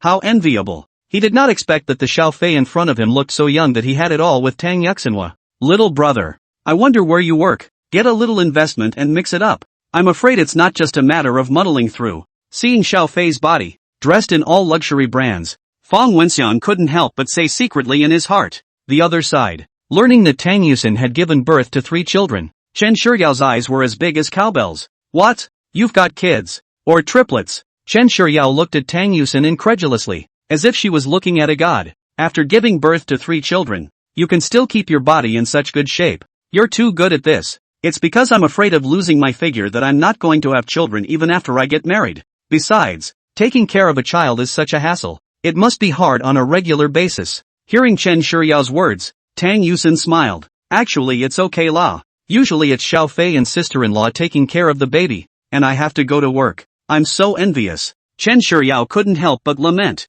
Immediately after, she glanced at her cell phone and said to Tang Yusin, Alright, it's almost time. Everyone else has arrived. Let's go sing. Just after the words were said, Chen Shiryao suddenly thought of something and said with a somewhat odd expression, "That. Uxin. I suddenly remembered that Sun Liang is also there. Do you mind?" "Why should I mind?" Tang Yusin looked back at Xiao Fei, who was chatting with Fong Wenxiang, and then said, "Besides, yesterday, I met up with my husband, with Sun Liang, and he knows that I'm married." "Oh, so," Chen Shiryao was instantly relieved, then shouted at Fong Wenxiang, "Hey, dry old man, let's go." "She always does." Fong Wenxiang shrugged helplessly and said at Xiao Fei, "Outside, be mean to me." "Oh, it means you guys are close. The main thing is that she's very cocky, and when my mom confronts me, she's so gentle with me, and when she's outside, she makes me like a eunuch." "What did you say?" Chen Shiryao walked up to Fong Wenxiang and stared at him angrily. "Nope,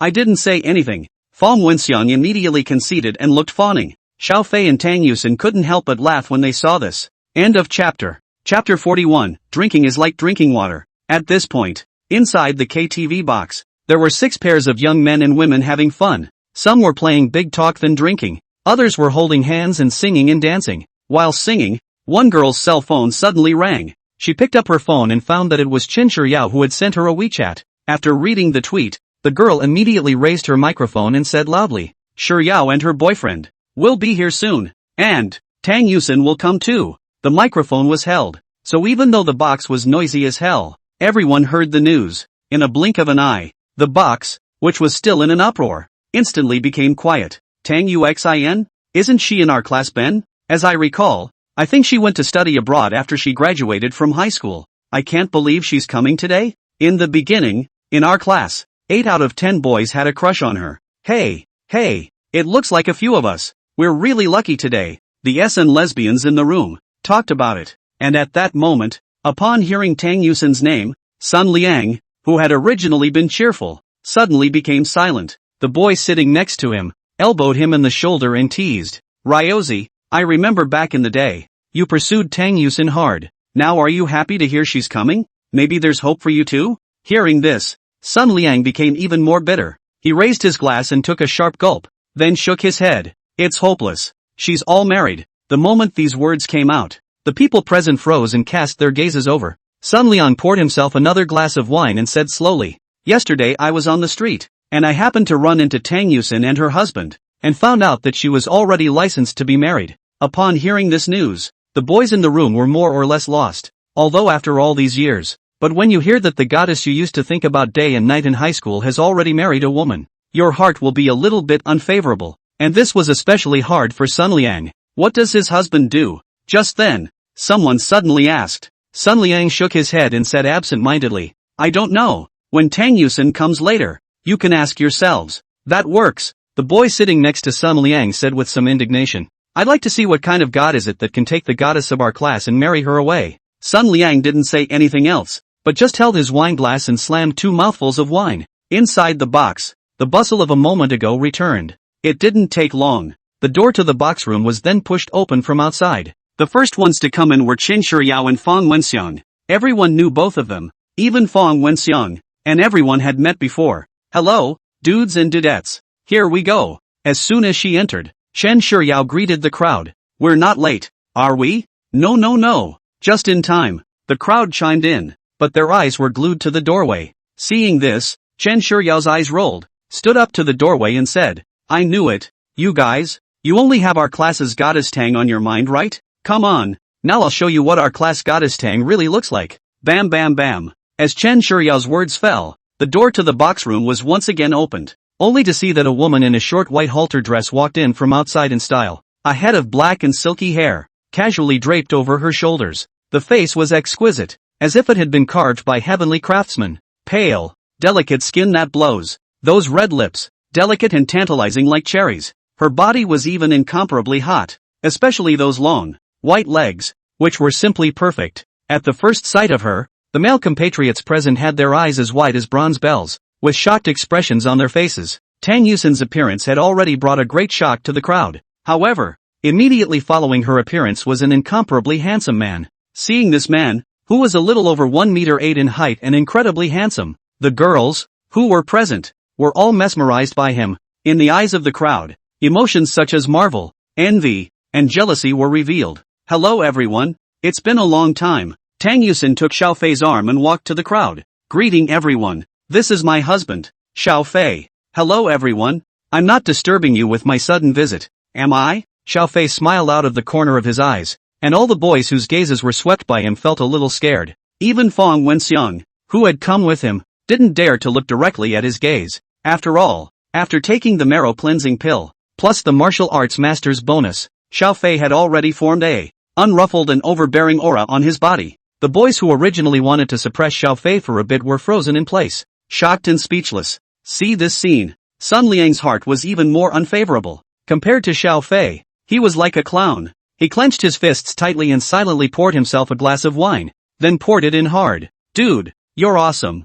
I can't believe I managed to pick up the goddess of our class. Right at this moment, a fat man who looked like he was doing business walked to Xiao Fei with a vapid step and cheerfully poured him a glass of wine. Since we're here, we're all friends. I came to have a drink with you. With this fat man being the first to break the awkward scene, all the people present all poured themselves a glass of wine. Even the girls were no exception. Of course, Sun Liang hid in the corner, silently drinking mulled wine. Come on, let me raise my glass together. Welcome Tang Yuxian and her husband. Cheers everyone. Chen Shuyao, who was the best at enlivening the atmosphere, led the crowd to raise their wine glasses and cheered. Bang! The crowd tilted their heads back and drank their wine. The atmosphere inside the box became lively once again. Xiao Fei put down his wine glass and observed these high school classmates of Tang Yusin. Most of them seemed okay, even the boys, knowing that they were married to Tang Yusin.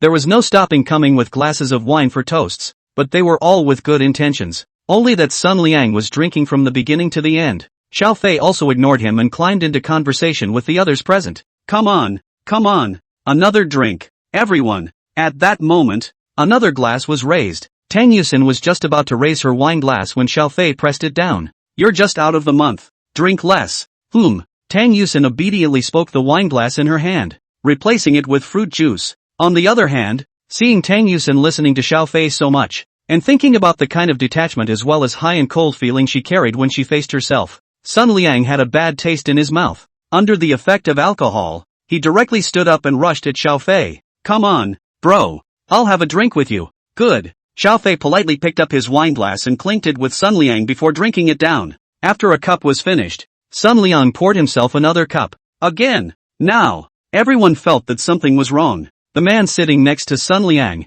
wanting to step forward to round off the conversation, raised his glass and said, Liangzi, come on, I'll drink with you. It's none of your business. Sun Liang didn't even look at him squarely. His gaze was always on Xiao Fei. Come on, let's get on with it. Xiao Fei smiled without any half-hearted stage fright. Just kidding. With his current physical condition, drinking was like drinking water. 10 more wouldn't be enough to drink him down. He picked up his wine glass and clinked it with Sun Liang once again. Pop. Sun Liang once again drank it all in one go. Xiao Fei was not polite and drank the remaining beer in his glass. A couple of pushes later, a dozen bottles of fine wine were instantly emptied by the two. Drink up to the 18th bottle. Sun Liang directly poofed and fell to the ground, showing off his face. Xiao Fei, on the other hand, not to mention being drunk, his face didn't even turn red, and his eyes always remained sober. After putting down Sun Liang, Xiao Fei chatted with the other people present again, quickly enlivening the atmosphere. Seeing this scene, the crowd present felt more and more admiration for Xiao Fei. It's one thing to be a good drinker. In the face of someone else's provocation, he was still able to look at the big picture and just put the other person down without taking the opportunity to humiliate him. Xiao Fei's behavior was unanimously appreciated by the entire audience. Another moment passed. Tang Yusin was afraid that Xiao Fei would drink too much, so she took him to leave the venue early. After leaving the KTV, Tang Yuxian said heartily, Hubby, why did you spar with that guy? This wine is nothing to me. Xiao Fei waved his hand and said with a smile, that fellow, provoking me in front of so many people, that is not giving you face. I'm doing this to teach him a lesson. Otherwise, I couldn't beat him up hard in front of your classmates, could I? Hearing this, Tang Yusin was incomparably moved in her heart. But hubby, are you really okay with drinking so much? It's okay, with the amount of alcohol your husband and I have. It's not even a tenth of that right now. Hearing this, Tang Yusin's expression was a bit puzzled. She stared at Xiao Fei for a long time and realized that he really didn't look half drunk, and said with some incredulity, I can't believe that you can drink so well. So how much did you drink at your friend's birthday party back then to get drunk like that? Xiao Fei froze at his words. I can't believe I forgot about this myself. At that time, He hadn't taken the Marrow cleansing pill, so naturally, after a few cups, he was already unconscious. If anything, what about the year I was pretending to be drunk? Xiao Fei said with a bad smile. Hooray! So you're playing mind games with me? Tang Yusin blinked, her pretty face turning scarlet. Of course she knew that Xiao Fei was joking with her, but that didn't stop. She felt shy. All right, let's go home. Tang Yusin grunted twice before wrapping her arm around Xiao Fei and walking in the direction of her home. A pair of jewels, just walking arm in arm on the way home. The dim streetlight, sprinkled on the two, looks extraordinarily beautiful. End of chapter. Chapter 42, Buying a Mobility Scooter. Day 2. 9 o'clock in the morning. Xiao Fei and Tang Yusin took the baby to the household registration. After registering their accounts, they bid farewell to their parents and embarked on a journey back to the Magic City. It was still Xiao Fei who drove. Tang Yusin took care of the 3 babies in the back. By noon the next day, the two finally returned to the Magic City district. Phew, finally home. Are the babies happy? Just after walking in the door of her home, Tang Yusin bounced up and down in the living room as if she were a seasonal girl. The 3 babies she picked up and placed on the couch, also caught up in her mood, waving her little hands and making babbling noises out of her mouth. Xiao Fei sat paralyzed on the sofa, looking at his 3 adorable babies. He didn't want to do anything right now. Baby, call daddy, daddy. With nothing to do, Xiao Fei began to teach the child to speak. Seeing this scene, Tang Yusin couldn't help but laugh. The babies are only a little over 2 months old now. They can't even roll over, so how could they possibly call their father? All they do now is babble. You, put, goo. As soon as Tang Yusin finished speaking, the babies screamed in a very cooperative manner. Xiao Fei sighed and looked at the baby in front of him with a look of anticipation on his face. I wish I could have heard them call their dad sooner. Then wait. Tang Yusin smiled and said, right, hubby, shouldn't we call Auntie Wang? Xiao Fei hesitated for a moment, then shook his head and said, wife, I want to just take a leave of absence, stay home full-time with the baby, and not go to school. Hearing this, Tang Yusin frowned. She raised her head and looked at Xiao Fei and said, hubby, it's better to let Auntie Wang take care of the child. You can't fall behind in your studies. It's okay, I can juggle it. The rest of these classes, even if I study on my own at home, are perfectly fine. Xiao Fei patted his chest and swore. You think you're in high school? And self-taught? Tang Yusin was at least a university teacher. She certainly knew how difficult it was to learn these college courses on her own. It's okay, wife. Xiao Fei gave her a reassuring look. Okay. Tang Yusin sighed and said, hubby, if you insist on staying home with the baby, I have no problem with that. But if you have problems with your studies, you have to ask Auntie Wang to come back and then you go back to school. Xiao Fei immediately gave an okay gesture. Immediately afterward, he said, honey, since I'm not going to school anymore, I'm going to have to buy you another mobility scooter to make it work. Otherwise, I'd have to drive you to school every day. That way the baby is home with no one to watch it. Tang Yusin sniffed and subconsciously shook her head. No, I can take the subway to school. Better get a car. Xiao Fei didn't want his wife to have to squeeze the subway to go to work every day. Seeing that Xiao Fei was so insistent, Tang Yusin could only give up. That afternoon, Xiao Fei then drove a Land Rover Defender, took his wife and children, and came to a BMW 4 store. As the two pushed the stroller and walked into the 4 store, soon, there was a beautiful saleswoman in a short wraparound skirt, who greeted her. Hello, Mr. and Miss. Welcome to the BMW 4S store. How may I help you? A flash of envy flickered in Sale's eyes as he looked at the 2 men with their children in front of him. This big family. The face is really something to behold. Especially the kid's dad, who was a handsome mess, as if he was a character that came out of a CG animation. Not only do you have a great face and body, the entire person exuded an aura that was also incomparably elegant and calm. Hi, I'm looking to buy my wife a car. Looking at the sales in front of him, Xiao Fei said indifferently. Yes sir. May I ask what your approximate budget is? Xiao Fei thought for a moment, then said, price is not a problem. Which is the best car you have here? Hearing Xiao Fei say that, the beautiful saleswoman looked at Tang Yusin with more and more envy. How come you can't meet such a handsome, golden man who loves his wife? Though there was some sourness in the heart, but the saleswoman, on the surface, still carried an extremely high level of enthusiasm and guided the two to the front of a sedan. Sir, this BMW 760 Lease Drive Deluxe is the best one we have in the store right now. Asking price $2,428,000. You can also, if you think the price is a little over budget. Without waiting for the sales to finish his sentence, Xiao Fei turned his head to look at Tang Yusin and said, what do you think of this car? Tang Yusin hesitated for a moment, then said, It's okay, but it'll do. That's it then. Xiaofei waved his hand and directly ordered this car. Hearing this, Sale's entire body froze. A car worth over $2 million.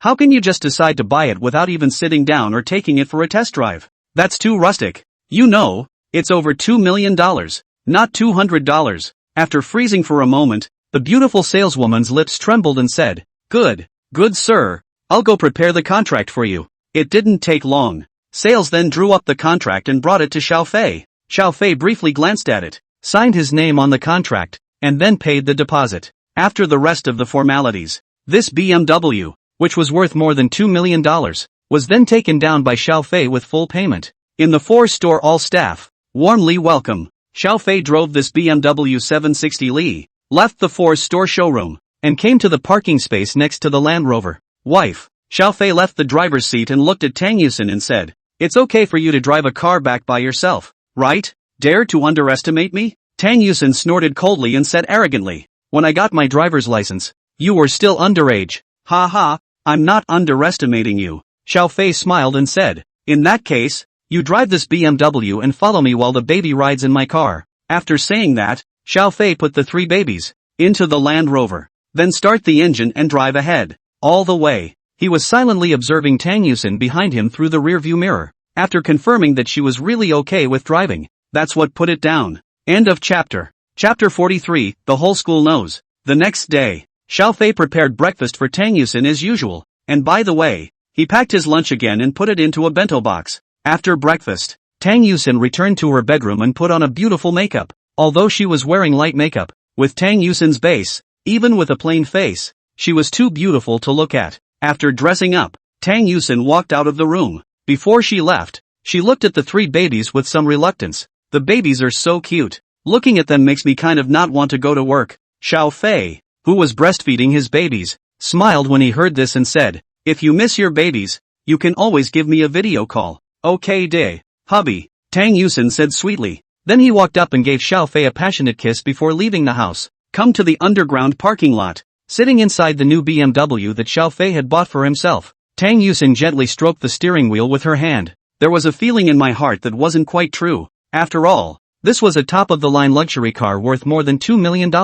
If it was before, she wouldn't even dare to think that she would be able to drive such a car one day. Tang Yusin was suddenly a little glad that she was able to meet Xiaofei. It didn't take long. Tang Yusin then drove and came to the school parking lot. After parking the car, Tang Yusin changed her flat shoes for driving into high heels before leaving the car. Mr. Tang? Just as soon as he stepped out of the car, a surprised voice came from behind him. Tang Yusin looked back and found that it turned out to be Zhang Yugan, who parked the battery car and walked over from not far away. Good morning, Mr. Kong. Tang Yusin smiled and waved at her. Zhang Yu walked over and looked at the car beside Tang Yusin. Is this your new car? Aha! Tang Yusin nodded and said with a happy face. Xiaofei decided that he wanted to stay home full-time with his baby and had no way to send me to class, so he bought me a mobility scooter. You call this a mobility scooter? Zhang Yu had seen what it meant to be human in all its diversity today. Your husband is so good to you. I also want a husband who will buy me a luxury car at the drop of a hat. By the way, Ms. Tang, your husband doesn't have an older brother or younger brother or something like that. Can you introduce me to them? Tang Yusin thought for a moment and nodded. There is indeed another cousin. Zhang Yu's eyes lit up. But he's still in high school. Hearing this, Zhang Yu was instantly upset again. Going to high school? So I'll have to wait until the end of the year to get a license with him. Seeing Zhang Yu's face of disappointment, Tang Yusin consoled her. In our school, aren't there also many excellent teachers? You don't think about it? Zhang Yu sniffed and shook his head. Never mind. Anytime I see a guy now, I subconsciously compare him to your husband. After the competition, it instantly felt tasteless. Mr. Tang, it's all your fault for stretching my standards for choosing a mate so high. You have to be responsible for me. Tang Yusin snorted out a laugh when she heard Zhang Yu's words. Responsible? Responsible how? Like, making me a junior? Asterisk asterisk asterisk asterisk off. Tang Yusin blankly glanced at Zhang Yu without any good humor. I can share everything else, but only my husband and child. I will never share with anyone. He, just kidding you. And you took it seriously. Ginger Jade smiled and interrupted. Immediately after, she suddenly thought of something and looked at Tang Yusin and said, Right, Ms. Tang, there's something I need to tell you. What is it? Seeing Zhang Yu suddenly become serious, Tang Yusin asked with some curiosity. It's about you and your husband. Now the whole school, a lot of people know. But to state in advance, it is not me who said to Mr. Yuan Oh. Jiang Yu raised his right hand as an oath. Tang Yusin's brows furrowed as she sniffed. Although she knew that this matter might not be hidden for long, she didn't expect it to be known so quickly. Could be the husband's roommates? However, Xiao Fei had told Tang Yusin that all three of his roommates had promised to keep the secret for him. In that case, there is only one possibility. Is it because of the B-side video? Tang Yusin asked with a flash of inspiration. Looking at Jiang Yu, you know all about it? Jiang Yu nodded and continued.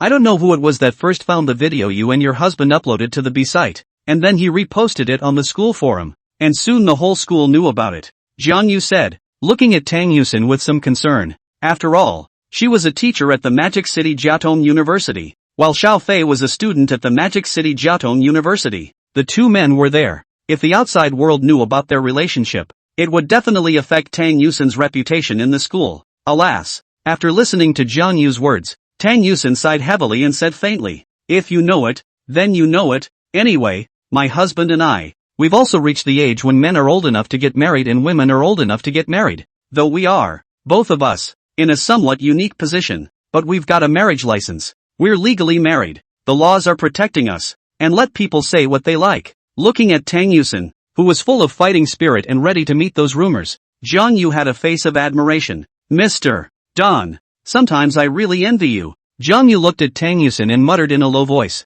After coming to the office, Tang Yusin realized that things were just as Jiang Yu had said. She had just stepped into the office on the front foot, and the teachers, on the back foot, were casting strange glances at her. It seems that apart from Jiang Yu and Yuan Shan, the two teachers who have been in the know for a long time, the other teachers, too, all knew. Just then, a female teacher came up and asked in a low voice, Teacher Tang, are you really married to a student?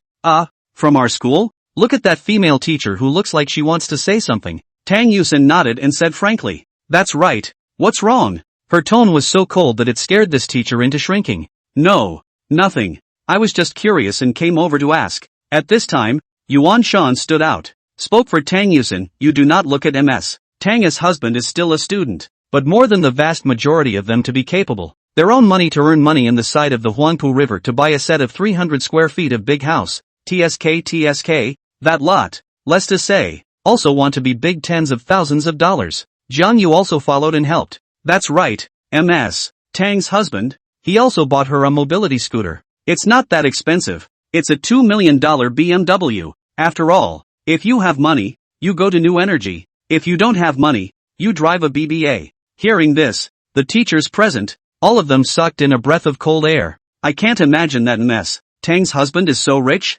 Originally, those single male teachers had wanted to come over and gossip about what kind of student could have gotten their goddess teacher. But now, they've all chickened out. What's wrong with her husband being a student? Not many of these teachers they had in the room could match that. End of chapter. Chapter 44, A Visit from Takayama. Hey, have you guys heard? MS. Tang is already married. And the marriage partner is still our junior senior in the finance department. Really? This news is too much. The pearls aren't even that real. Not only are they married, but they even have a baby. Or triplets. Ooh, my goddess. Why isn't the marriage partner me? Inside the classroom, the students waiting for their lessons were whispering underneath. When the school bell rings, holding the lesson plan, Tang Yusin stepped on her 8-centimeter high heels, striding her long, white legs, and walked in from outside in style. The students who were still chattering were as quiet as chickens. Tang Yusin walked to the podium, put down the lesson plan in her hand, and swept her gaze across the room.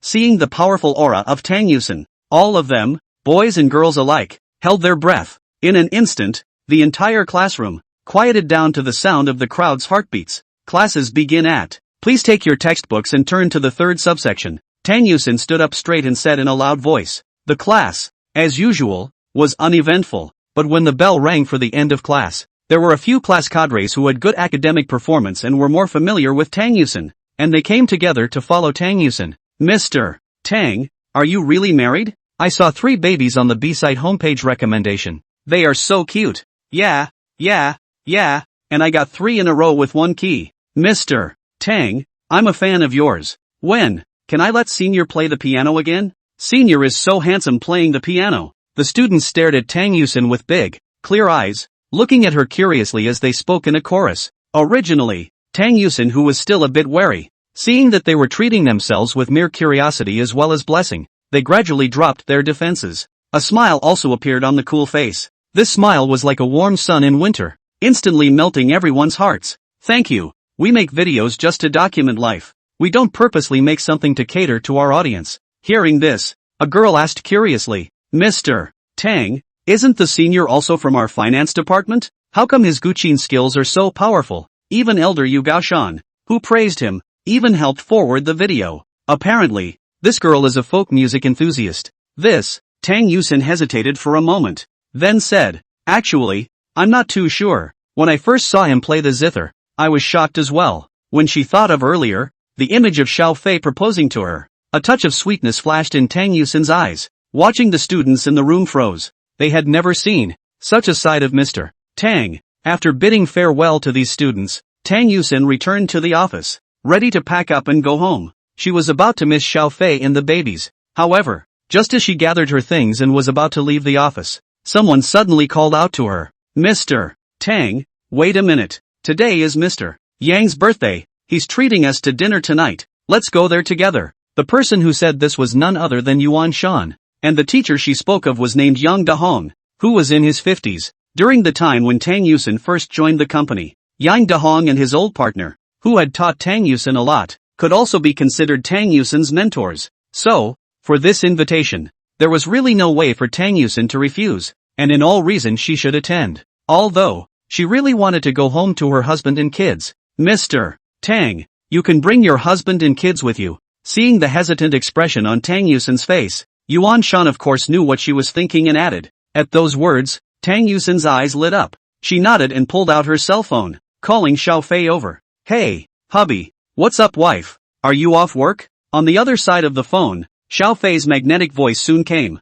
Hubby, is like this. I have a former professor's birthday, and all the teachers in our office are going to be there. Do you want to come along? Xiao Fei hesitated for a moment, then said, this is really unfortunate. Just now, Elder Yu Gaoshan gave me a call. Says he's already at the Magic City airport and will be coming to the house later. So, I may not be able to go with you. Hearing this, Tang Yusin didn't force herself. After all, it wasn't easy for Master Yu to come all the way here, so it would be rude to stand him up. So, Tang Yusin said, alright, then I'll go by myself. I'll go home after dinner. Aha. Then you mustn't drink. If you're drinking, call me and I'll bring the baby over to pick you up. Xiao Fei barked on the phone. Then, the two of them got mushy for a while longer, before hanging up. In the meantime, inside room 808 of the Golden Mansion, Xiao Fei had just hung up the phone not long before Yu Gaoshan brought another white-haired old man and arrived at the home. Xiao Fei put the three babies in their bedroom cribs and let them play alone. He himself returned to the parlor and entertained the two old men. Hello, Mr. Xia. A surprise visit doesn't bother you, does it? Inside the living room, Yu Gaoshan sat on the sofa and looked at Xiao Fei with a smile on his face. No. Senior Yu is polite. Who is this? My name is Zhang Henshui. Another white-haired old man said in a humble tone. Hearing this name, Xiao Fei froze for a moment. This Zhang Henshui, isn't he one of the four kings of folk music in Yinxia? Unlike Yu Takayama is well versed in the pipa, as well as most folk music equipment. This Zhang Henshui, on the other hand, has studied the Guqin and Guzheng to the point of perfection. It was quite famous throughout the hot summer. Hello, Elder Zhang. Xiao Fei shook hands with Zhang Henshui, then said with a smile, would you two like something to drink? Fresh tea will do. Okay. Xiao Fei immediately brewed a pot of tea and poured a cup for each of the two seniors. Excuse me, two seniors. I couldn't get away because I had 3 children to take care of, or I would have made a personal visit. It's okay, the baby is important. It just so happens that old Zhang and I, too, haven't been out walking for a long time, so let's consider it as coming out to take a break. Yu Gaoshan waved his hand, looking indifferent. He looked around the room and quickly noticed the ancient zither that lay within the living room. On display. Mr. Xia, I heard you play Phoenix in the video back in the day. It's really hard to forget for 3 nights after hearing you sing a song. If you hadn't had something to do back home that day, old Zhang and I would have definitely flown over that day to meet you. Little friend. Upon hearing this, Xiao Fei laughed and said, Elder Yu is overpraising. This is just me fiddling around a bit. That wasn't fiddling around. Zhang Henshui interjected from the side, even I cannot play this level. I do not know little friend Yu. Exactly where the division In the opinion of Zhang Henshui and Yu Gaoshan, Xiao Fei's zither skills had already reached the point where they were out of this world. This is obviously not something that can be learned by attending some training course, or an interest group. He must have gotten a nudge from one of the masters. However, Xiao Fei shook his head and said, I am not hiding it from the two seniors. This zither skill of mine, I did not go through anyone's guidance, and relied on myself to realize it all by myself. Hearing this, Yu Gaoshan and Zhang Henshui looked at each other. Obviously, they did not believe that Xiao Fei would be able to reach such a level just by self-learning. But looking at Xiao Fei's sincere appearance, it didn't seem like he was lying. Besides, there's no point in lying about such things. Little friend, this zither skill of yours, did you really learn it on your own? Yu Gaoshan asked again. Xiao Fei nodded and swore. Yes, Elder Yu. Yu Gaoshan frowned, feeling that he had lived to a dog's death at his age. Whether it was him or Zhang Henshui, both of them had been worshipping a famous family since childhood and had studied hard for decades before they could have this achievement today. Results now. A young man in his early 20s. By self-teaching alone, they have compared their decades of hard work. How does that make them happy? Little friend, I wonder if you could play another song for us. Sure, Xiao Fei immediately agreed. Immediately afterward, he got up and walked over to the table where the ancient zither was placed, and looked at the two old men and asked, I wonder what you two seniors would like to hear? Zhang Henshui thought for a moment, then said, Guangling-san, can you know it, little friend? Sure. Yu Gaoshan sniffed and wanted to say something, but in the end, he held back. Guangling-san, also known as Guangling Stop, it is the most difficult piece among the top 10 ancient Guqin masterpieces of Yanxia. Jikong of the Wei and Jin dynasties was famous for his skill in playing this song. Originally a piece of folk music from the late Eastern Han dynasty, it is thought to be an instrumental narrative piece based on Nie Zhang's assassination of the king of Han during the Warring States period. Its melody is impassioned and generous, with majestic momentum and unique style, showing the heroic spirit. At the same time, it is also the only existing Guqin piece in China with a fighting atmosphere, directly expressing the spirit of avenging the father's death, with high ideology and artistry. Wanting to present this song Guangling-san perfectly, the only one in the entire Yanxia country who could do so was probably Zhang Henshui. Even Yu Gaoshan couldn't do it. However, when Xiao Fei began to pluck the strings of the zither, the two old men immediately stared with wide eyes, both shocked by Xiao Fei's zither skill. They never expected it. A young man in his early 20s was able to play Guangling-san so perfectly. One must know that to play Guangling-san perfectly is not just as simple as having a good tone, the skills, feelings, mood, and even the soul-level touch it contains all require an extremely high level of talent, as well as the accumulation of time. The song is over. Xiao Fei gently pressed the strings with his hand. Yu Gaoshan and Zhang Henshui had not yet regained their senses from the sound of the zither. It wasn't until the bedroom, where a baby's cry came from, that the two old men jolted awake. Xiao Fei, on the other hand, hurriedly rushed into the bedroom. Looking at Xiao Fei's departing figure, Yu Gaoshan subconsciously glanced at Zhang Henshui and asked, Old Chang, how does it compare to you? This kind of zither skill is far beyond my reach. Zhang Henshui sighed, his eyes filled with envy and surprise. What an afterlife! Yu Gaoshan looked in the direction of the bedroom. The admiration in his eyes intensified. I'd like to introduce this young friend to the Folk Music Association, and I'd like him to join me, if he can, in this year's performance. Gig? Is it that B-side worship festival of yours? Yu Gaoshan shook his head and said mysteriously, It's more than that. End of chapter. Chapter 45, Playing an Ensemble. Inside the bedroom, Xiao Fei finished changing the baby's diapers. Seeing that it was about time, he carried the three babies, in turn. At this moment, Yu Gaoshan, who was discussing something with Zhang Henshui in the living room, saw these three angelic babies, and a touch of fondness immediately surged on his face. The older you get the more you'll like kids. Yu Gaoshan, who has reached his old age, is even more completely defenseless against children. These are your three babies? It's really as cute as in the video. No wonder so many people like it. Yu Gaoshan couldn't help but ask as he looked at the three little powdered dolls. Xiao Fei nodded. Place all three babies in order on the couch. Yu Gaoshan and Zhang Henshui immediately came over and wanted to touch the three cute dolls, but they were avoided by the three little ones. They're all a little more skittish, especially Erbois. Seeing two strangers near him, immediately, he deflated his mouth and posed as if he was going to bawl. Seeing this scene, the two Yu Gaoshan who originally wanted to hug the child could only stop. Xiao Fei replied with a smile as he fed the baby. The babies are indeed very cute. Otherwise I wouldn't have taken a leave of absence to go home and take care of them full time. You quit?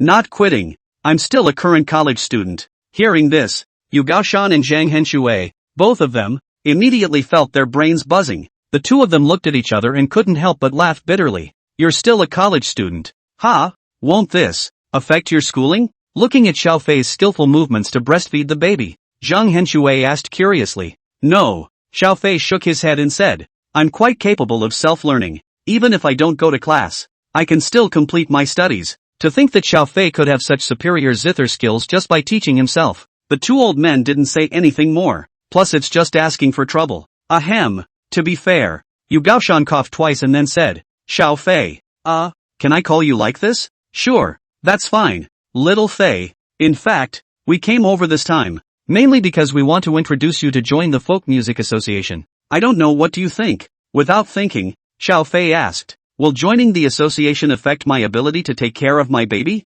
No. Yu Gaoshan shook his head and said, although the Folk Music Association has an official background in, but the management is quite loose, will not have nothing to do with the meeting, or go out to research and pick when what? Xiao Fei sniffed and hesitated for a moment before nodding. Okay, then I can join. Seeing Xiao Fei's agreement, Yu Gaoshan struck the iron while it was hot and continued. Xiao Fei, there is actually one more thing that I am begging you for, but there's no harm in saying it. Xiao Fei waved his hand and said, it's like this. I was wondering if you'd like to, come with me to this year's worship festival? The B-side worship festival? Right. Yu Gaoshan looked at Xiao Fei with anticipation. Young people nowadays, they like to play B-side. That's why I chose to open an account on there, in order to be able to interact with more young people and spread the culture of folk music. Unfortunately, I'm an old man after all, and I can't keep up with the trends of the young. If you're willing, Fei, come with me to the worship festival. I think there will definitely be more young people who are willing to learn about folk music, and even like it, to contribute to the legacy of the art of folk music. Speaking of this, Yu Gaoshan grabbed Xiao Fei's arms and his expression became somewhat agitated. But, the worship festival is live, right? Xiao Fei smiled and shook his head, refusing. Sorry, Elder Yu. For New Year's, I still want to be with my family and kids, and I don't want to go to any programs. Not live. Yu Gaoshan's words caused Xiao Fei to freeze. It looks live though. But really, the show was taped in advance. So come New Year's Eve, you can absolutely sit in front of the TV with your family and children and watch the celebration of the New Year's Eve festival. Yu Gaoshan continued to persuade. Well, if that's the case, then I have no problem with it, Xiao Fei said and looked down at the three babies on the sofa. Later, when the baby grows up and plays B-side, it should also make you incredibly proud to see that your dad was once on the worship service, right? Seeing Xiao Fei agree, Yu Gaoshan was overjoyed. He couldn't help but get a little technical.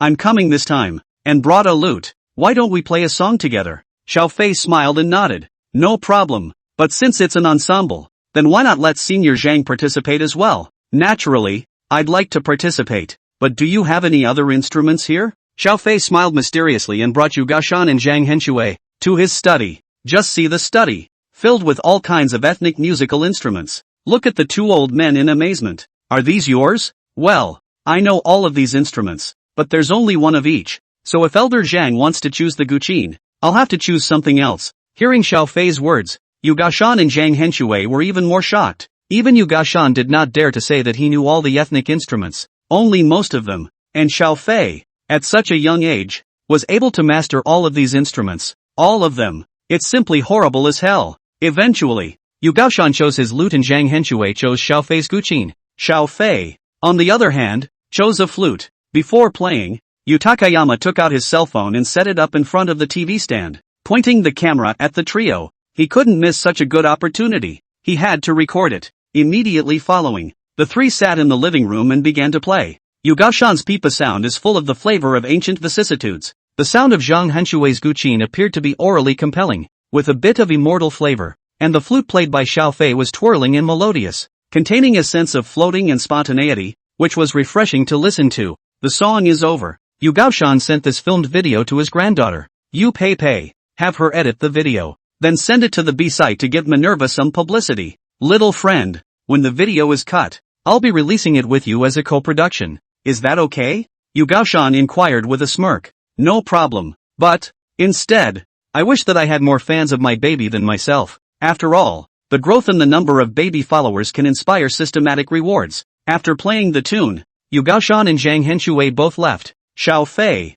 on the other hand, stayed at home and took care of the baby while waiting for Tang Yusan's return. End of chapter. Chapter 46, Baby's First Rollover. The Other Side. Inside a certain upscale restaurant, Tang Yusin is attending Professor Yang Dahong's birthday party. Xiao Tang do you want to drink something? No, Mr. Yang, I have to drive later, so I can't drink. It's fine. Then tea instead of wine. Yang Dahong replied with a smile. In fact, what Tang Yusin was thinking in her heart was that she didn't want to drink with anyone other than her husband. Of course, hubby's loved ones are the exception. Mr. and Mrs. Yang Dahong didn't invite too many guests this time. Basically they were all teachers from the school, so a big round table could be seated. It didn't take long for the food to be served. After casually tasting a few bites, Tang Yusin silently put down her chopsticks and began to drink the juice. Her appetite had long been spoiled by Xiao Fei. All this food out there is just too much for her to swallow. Jiang Yu, who was sitting next to her, couldn't help but ask when she saw this scene. Ms. Tang, why aren't you eating? Well, Tang Yusin murmured, not answering. But even so, Jiang Yu quickly understood the reason for this. Is it that it's not as good as your husband's cooking? No. I was just wondering if my husband would miss me if I wasn't home. Jiang Yu sniffed and couldn't help but roll her eyes. If you ask me, all you can think about now is your husband. It's hopeless. Married women are terrible. Thinking that she was the only one who was still a single dog, Jiang Yu was so angry that she gritted her teeth. Seeing this, Tang Yusin hit her mouth and snickered. She picked up her chopsticks and reluctantly took a few bites, feeling that it was still hard to swallow. Well, she missed her husband even more now. I'm usually so used to eating at home that I didn't think anything of it, but when I came out, I realized that my husband's cooking skills are at the top of this world. Soon, the tasteless meal was then over. Tang Yusin picked up her bag and followed the crowd out of the hotel and into the parking lot. One thought, I'll see my husband soon myself. She then couldn't help herself and hummed like a little schoolgirl. Jiang Yu, who was walking next to her, shook her head somewhat helplessly and spat. Women are really scary. Say it like you're not. Tang Yusin choked back and returned to her car. And not far away, seeing Tang Yusin walk inside a BMW 7 Series, the other teachers showed envious expressions. It's good to see Don Jr. doing so well. I'll be relieved. Yang Dahong held his own wife's hand and secretly sighed. Right. I remember when this kid first came here. He was struggling to make ends meet and had to squeeze the subway to work every day. And now it's for the better. The wife followed suit. The next few days, the days went by peacefully. Nothing special happened. Soon, the babies then turned 3 months old. The baby, at this point, is quite a change from before. Not only have they grown a bit taller and have more hair, but their little faces are fleshy and look very healthy. Moreover, Xiao Fei also found that putting toys into the hands of babies, they will gently hold it in their hands and have been able to apply a little pressure on their own. Babies grow so fast. It feels like every day. It's different. Inside the kitchen, Xiao Fei, who was cooking, smiled inside. Standing in the doorway, Tang Yusin nodded at the words and agreed. Right. It feels like in the blink of an eye. The kids have grown up a lot. I don't know when. The babies will call mom and dad. I can't even imagine how happy I'll be then. While Xiao Fei was talking, the work on his hands did not stop. In 3 or 2 strokes, the ingredients were taken care of. If outsiders saw this scene, they would definitely marvel at it. But Tang Yusin had long since gotten used to it. But even so, she couldn't get enough of it. Nowadays, besides taking care of the baby, she had a brand new hobby, which was watching Xiao Fei cook at home. Woohoo! Woohoo! Just then, a baby's cry suddenly came from the living room. I'll check it out. After Tang Yusin finished speaking, she turned around and ran towards the living room. After a moment, she yelled back at the kitchen. Honey, get over here. Xiao Fei hurriedly put down the chopper and ran over. What's wrong? Tang Yusin pulled Xiao Fei to sit down, then pointed at Debeo and said, Look, Debeo seems to be turning over. Xiao Fei took a closer look and it was true. As the saying goes, 3 flips, 6 sits, 7 rolls, 8 crawls. Now that the babies are 3 months old, it seems like it's time for them to roll over. Xiao Fei hurriedly took out his cell phone and prepared to record this scene. Just see the camera. Debeo kept squirming, and his little Giorgio was desperately trying to push. But he didn't have much strength right now, and even though his little face was suffocating, he couldn't flip it over. Only there, babbling. Xiao Fei looked pained and wanted to reach out to help him, but was yanked back by Tang Yusin. Honey, don't. The baby is rolling over for the first time, so it's better to let him do it himself. But, it hurts me so much to see him like this. It's not good to be heartbroken. Babies have to be on their own if they want to grow up. You can't protect them for the rest of their lives. Can you? I can protect them for the rest of their lives. Hearing this, Tang Yusin was angry and amused, but said nothing and refused to let Xiao Fei help. There is no way around it. Xiao Fei could only cheer Dabeo on from the side. Go Dabo. Daddy's got your back. Work hard and work harder. Oh wow. Ah. Along with Dabo's violent exertion, finally, his body flipped over smoothly. The little guy managed to flip over and went from being on all fours to being on all fours, only able to lift his head up slightly. But even so, Dabo looked happy. Whoa whoa. Yada yada. Dabeo danced around excitedly, as if showing off to Xiao Fei and Tang Yusin. Seeing this, Xiao Fei's heart was instantly adorned. Dabeo is awesome. Not bad for a man to turn it around on his own. That's awesome. Mooah. Xiao Fei picked up Dabeo, a hard kiss on his face. Dabo thought his dad was playing games with him. The little hand desperately touched towards Xiao Fei's face and muddled Xiao Fei's face with saliva. Ha ha ha. Seeing this scene, Tang Yusin laughed so hard that her branches twitched, and Xiao Fei didn't mind it either, scratching Dabeo's cheeks with his nose, making him giggle. This looks like such a happy place to be. Evening. Xiao Fei took the filmed video and simply edited it, then add the subtitles and upload them directly to the account family of 3. Now this account, over time, has built up. The fan base has come to over 100,000 fans. Only, to Xiao Fei's regret, most of these fans were his own. The baby still hasn't broken 50,000 followers. There's no telling when, if ever, you'll get the next stage of rewards. End of chapter. Chapter 47. Let the second baby go first. Day 2. Tang Yusin doesn't have class in the afternoon, so the two of them talked about taking the baby to get vaccinated this afternoon. The babies are 3 months old. According to the vaccination schedule,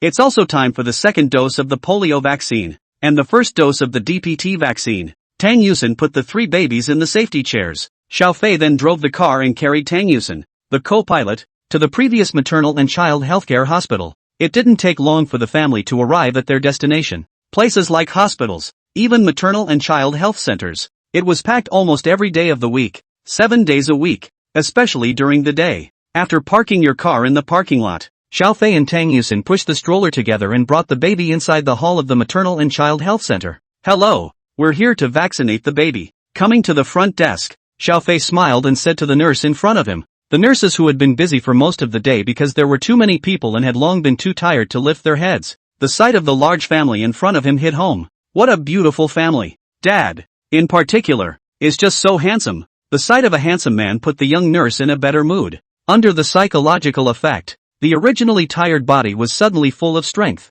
Even the face became rosy. She smiled and nodded her head. Okay, may I ask if this is where you had your vaccinations before? Yes. The one who answered was Tang Yusin, she said, and handed over the certificate issued by the baby's previous vaccination here. The nurse took the certificate and glanced at it before returning it to Tang Yusin and then said, no problem, just go to the side and register for a toddler vaccination, and when it's called for you, just go in. I'll go. You find a place to sit and rest. Xiao Fei looked at Tang Yusin sideways and said in a gentle tone. Tang Yusin nodded with a smile. The little love between the couple made the little nurse across the street look crispy in her heart. She also wants to find a handsome and gentle husband like this. Soon, Tang Yusin then found an empty seat and sat down, parking the 2 strollers in front of him. Xiao Fei turned around and went to the registration office. Most of the people in line here are women, and some simply come alone with their children, so much so that they need to hold them while registering. Xiao Fei looked a bit eye-catching as a big man lining up inside the pile of women. From time to time,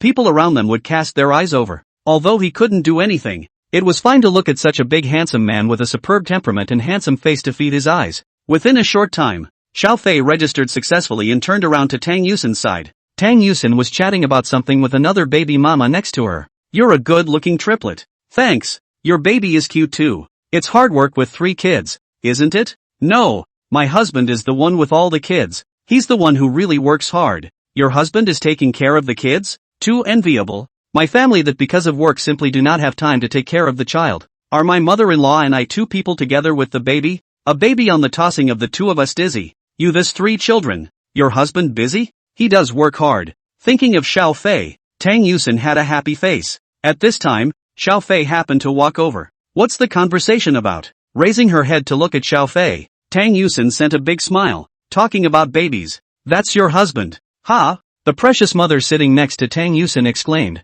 So handsome. Thanks. Xiao Fei smiled and nodded to this precious mom. It seems like it's about to be our turn. Get ready. Aha. It didn't take long for the 3 babies to have their turn. When Xiao Fei and Tang Yusin pushed the stroller in, the doctor in a white coat looked at the three babies and smiled. Are these triplets? That's rare. You guys are happy. The doctor was a middle-aged woman in her 40s. One could tell through Xiao Fei and Tang Yusin's clothing that the other party's family was definitely not bad. 3 children is definitely a huge burden if you are talking about an average family. But for families that can afford it, 3 children is without a doubt a huge blessing. After receiving the certificate issued for the previous vaccination from Tang Yusin, as well as the baby's birth certificate, the doctor turned around and began to go prepare the vaccine. At this time, the baby lying in the stroller seemed to realize something. Dabeo began to squirm uneasily. Erbao simply cried outright. And Sanbao's eyes immediately reddened as soon as Erbao cried. Xiao Fei immediately squatted down and began to comfort the 3 children. He squatted beside the third treasure with the second treasure in his arms,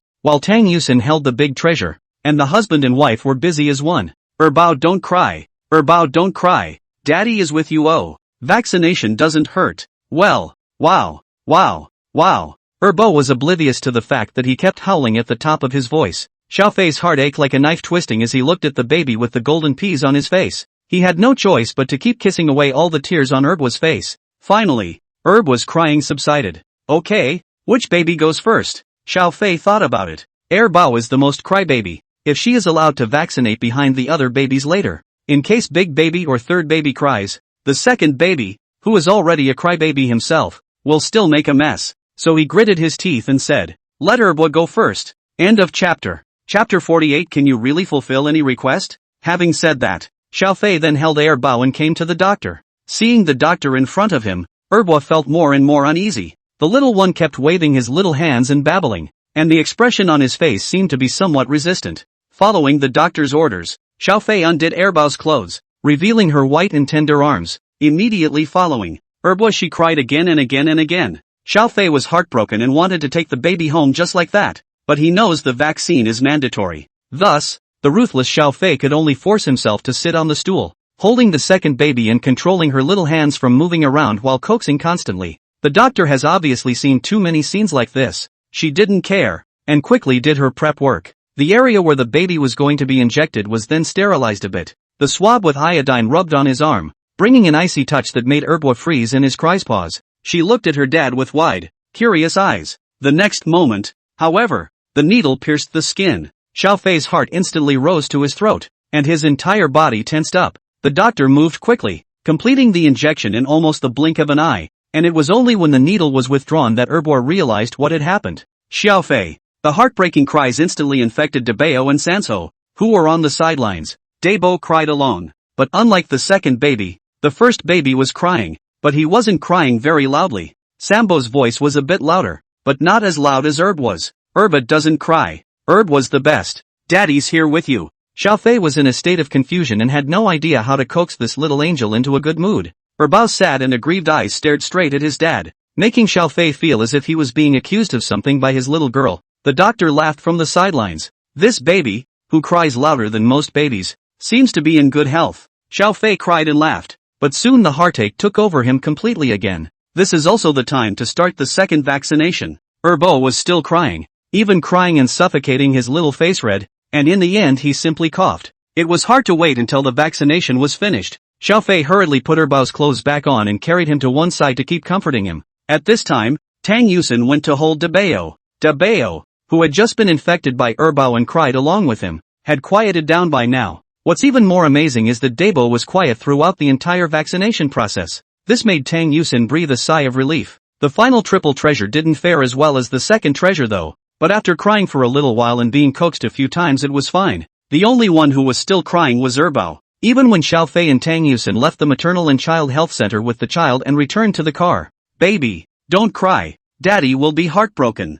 Baby. Xiao Fei, who was sitting in the car and holding the second baby, looked at the angel in his arms and finally couldn't help but cry along with him. He's too heartbroken. Erbao, it's Daddy's fault. Daddy is sorry. Daddy made you hurt. Erbwa? Seeing that Xiao Fei actually cried, Erbao instead stopped crying. The co-pilot, Tang Yusin, bent over in laughter on the spot, her hands constantly slapping the car window beside her. Ouch. Ah, husband, you want to laugh me to death. What are you crying? Ah. Ha ha ha ha ha ha. My heart hurts. Xiao Fei also felt that he had lost face and quickly collected his tears and glared at Tang Yusin. Drying his tears and seeing that Bao finally stopped crying, Xiao Fei sighed in relief and lowered his head to kiss the little girl's cheeks. Erbo, you're giving daddy a heart attack, you know that? Erbo actually laughed again at this point. Looking at his dad's still red eyes, Erbo reached out and patted his face with his little hand. After placing Erbo on the safety seat in the back as well, Xiao Fei then returned to the driver's seat and sat down. Honey, why don't I drive? I feel like you're in the mood. Put. Sorry, I'm not laughing. I'm really not laughing. Honey, you have to believe me. I've been professionally trained not to laugh at anything no matter how funny it is. Unless I can't help it. Poof. You're obviously all smiles, you haven't even stopped. Put. Sorry hubby. Just too funny. Tang Yusin smiled and laughed, suddenly raising the cell phone in her hand. Xiao Fei's face stagnated. Honey, I recorded the scene just now. What do you want? Nothing. Just want to save it for when the babies grow up so they can see how much daddy loves them. Ha ha ha ha ha ha. Xiao Fei took a deep breath and suddenly revealed a smile that made Tang Yusin blush and handsome without any dead angles. He lowered his voice and his eyes became seductive. Honey, do you have any wishes? Or what do you want? Say, hubby will surely fulfill you. Tang Yusin's face quickly reddened. You're bribing me? No, I'm in love with you. Tang Yusin, her family's husband, to not be so seductive. Tang Yusin, who was stared at with Xiao Fei's eyes, felt her entire body start to soften. Well, hubby, is there really anything you can ask for? Ask for anything I can do. Say it. Tang Yusin's eyes turned, and she suddenly stretched out a pair of frostifying arms around Xiao Fei's neck and said in a delicate voice, So, I want you, husband, to be peaceful and happy for the rest of your life, and to be with me for the rest of my life. Is that wish okay? Xiao Fei didn't expect Tang Yusin to actually utter such a wish. He kissed Tang Yusin and said, It can't be a wish, because that's what I'm supposed to be doing in the first place, so you can change it again. Well, I'm going to send this video out. That's what I want. Ha ha. Ha ha ha ha ha ha. Seeing Xiao Fei's suddenly frozen expression, Tang Yusin couldn't hold back any longer and loosened her hands that were wrapped around Xiao Fei's neck and laughed without any sense of propriety. Looking at his wife so happy, Xiao Fei shook his head helplessly. Forget it. She can do it if she likes. Whatever it is, as long as baby wife is happy. Xiao Fei started the car and slowly drove out of the underground parking lot of the Maternal and Child Health Hospital. Let's go to the park and take the baby out for a walk. Yeah. Tang Yuxin nodded happily. The warm afternoon sunlight filtered through the windshield and sprinkled on the couple's bodies, making Tang Yusin feel like her entire body was warm. It was like Xiao Fei's embrace. End of chapter. Chapter 49, The Class President's Phone Call. The week went by in a flash. One morning, Tang Yusin went out to go to class. When Xiao Fei stayed at home to analyze the stocks, the phone that was placed on the table suddenly rang. He picked it up and realized that it was actually Lu Yu, the class president, who was calling. Although the ratio of men and women in the Magic City Jiaotong University is harmonized, but in a class like the finance department, where the yin is strong and the yang is weak, the percentage of female students is still relatively high. The entire class, with over 50 students, had nearly 30 girls. Among the 30 girls, Lu Yu was the one with the most cheerful personality and the best figure. Though she wasn't a very good face, it didn't matter which of her students was in any kind of trouble. Whenever she knew about it, she was very enthusiastic about helping.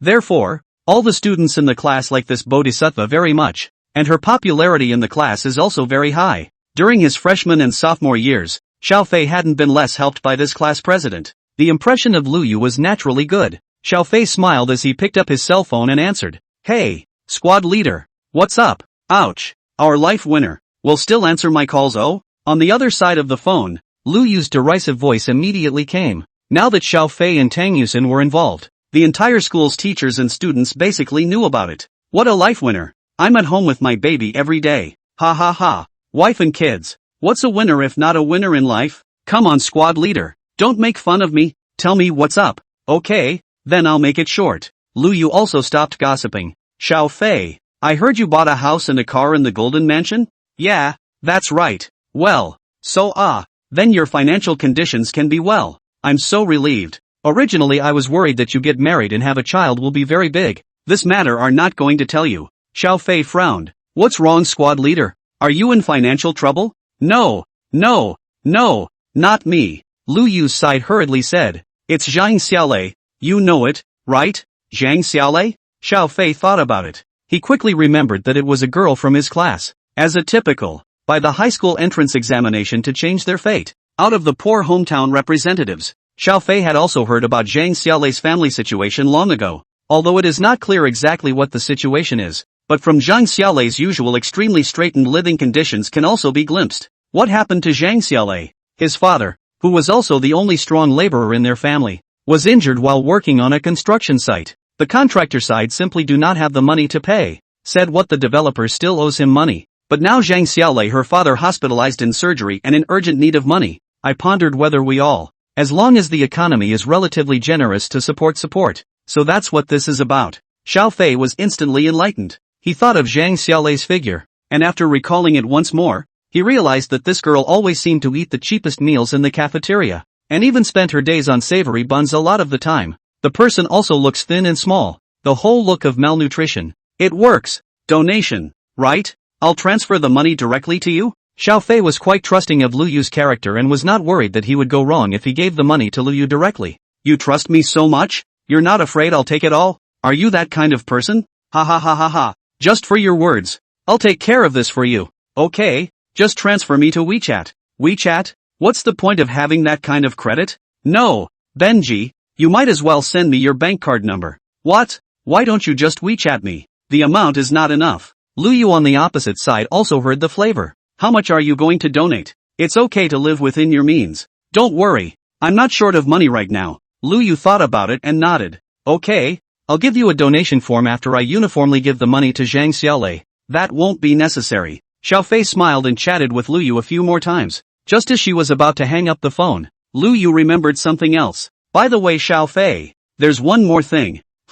Isn't it the school's anniversary soon? There's going to be a cultural performance. Aren't you going to sign up for it or something? Big sister, I'm with child. Where would I find time for a cultural show? And besides, what would I do? Don't pretend with me. I've seen your videos. You play the piano so well. And don't you know how to play the flute? Xiao Fei did not expect that Lu Yu would take this matter. TSK. Okay, I'll sign up for a program then. Guqin? Just it. Finally, Xiao Fei ended his call with Lu Yu. In no time, Lu Yu sent over her bank card number and related information, while also attaching a statistical table of how much each of the students who had donated. Xiao Fei took a rough look. Most of them were a few hundred to a few thousand, and occasionally there were a few families with good conditions who donated tens of thousands. Xiao Fei directly opened his cell phone, logged into online banking, and transferred a sum of money to Lu Yu's bank card. In the meantime, Magic City Jiaotong University, inside the girls' dormitory, Lu Yu, who was holding her cell phone, suddenly heard a ding. SMS tone. She opened it and then covered her mouth in shock. OMG. What's all the fuss about? Another girl in her dorm room turned around and asked. 500,000. What, $500,000? Xiao Fei. Lu Yu, who was holding the cell phone, had an excited look on her face. Xiao Fei donated $500,000 to Zhang Xiaolei. $500,000. It's definitely a huge amount of money for them, who are still in college and from average families. Hearing Lu Yu say this, the remaining 3 girls in the dormitory all froze. In the next moment, they swarmed around and stared at the text message prompting changes in the account funds in Lu Yu's cell phone. Really? Xiao Fei is so rich. No wonder you can buy a house in Magic City. Why didn't I realize before that there was such a rich second generation in our class? What rich second generation? But I've heard that Xiao Fei earned all this money himself. So envious of Mr. Don. The girls sighed one by one. If they had known that Xiao Fei was so outstanding, when they first entered their freshman year, they would have chased him to their hands even if they didn't want to be cheeky. Lu Yu did not care about this. At this moment, she was filled with happiness for Zhang Xiaolei. Great. With this money, Zhang Xiaolei's father's surgery costs will be completely enough, and even quite a bit more to help them improve their lives in the future. This guy, Xiao Fei, is really something. At that moment, Lu Yu immediately updated the donation statistics. After confirming that there were no problems, the form was sent inside the class WeChat group. End of chapter. Chapter 50. Thank you, Mr. Xiao. Lu Yu sent the list of donors to the class group, also edited a paragraph and posted it. Classmates, thank you for your help to Zhang Xiaolei. The donation has been collected. This is the latest donation statistic table. I will transfer the money to Zhang Xiaolei later. Please supervise. At the whole class. Instantly, a bunch of people immediately popped up inside the class group. IING. Snapped and came in. We are all in the same class. Can help, certainly will help. Zhang Xiaolei also wanna be strong. No. You must tell us anything. We are all classmates.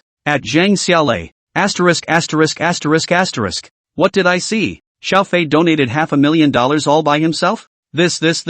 Careless. No flash. Young people don't talk about martial arts. Less stunt. More work. No talking. Kiss me. All you terrier players stop for a second. At Zhang Xiaolei, this is great. Your dad's operation fee is no problem. Worthy of being married to Mr. Tang and having 3 babies. It's really something. Everyone was eagerly discussing about Xiao Fei. Inside the next dorm room, a thin girl in plain clothes and glasses, holding the worn-out cell phone in her hand that she had been using for several years, was already in tears as she looked at the messages that kept flashing across the screen. Ray, great, your dad is saved. Students in the same dormitory apparently saw the messages and gathered around. Zhang Xiaolei usually has a very low sense of existence, but is quite friendly, and extremely diligent. From the beginning of entering the university, the annual scholarships and other kinds of subsidies have not been broken. Free time also desperate part-time jobs, just so can still maintain top grades. The class took great care of this girl who was born in poverty, but was full of a sense of toughness. Looking at the 3 classmates around her who were sincerely happy for her, Zhang Xiaolei took off her glasses and wiped her tears. Thank you all. Oh, a girl hurriedly pulled a piece of toilet paper from her own desk and handed it to her. Wipe your tears. Don't cry. This should be something happy. And we don't have anything to thank you for. The one who should really be thanked is Xiao Fei. TSK, that guy, without saying a word, has made another big move. When Xiao Fei was mentioned, each of the 3 girls had different thoughts. Zhang Xiaolei also nodded repeatedly. Xiao Fei. Yes, Xiao Fei. I have to thank him properly before. However, as soon as the words left her mouth, Zhang Xiaolei froze. She had no idea where Xiao Fei was right now, nor did she have her phone number. In desperation, Zhang Xiaolei could only find Xiao Fei through the class WeChat group and send him a friend request. The girl then waited apprehensively. The other side, Xiao Fei, who was at home, saw the message sent by Zhang Xiaolei and instantly guessed what she wanted to say.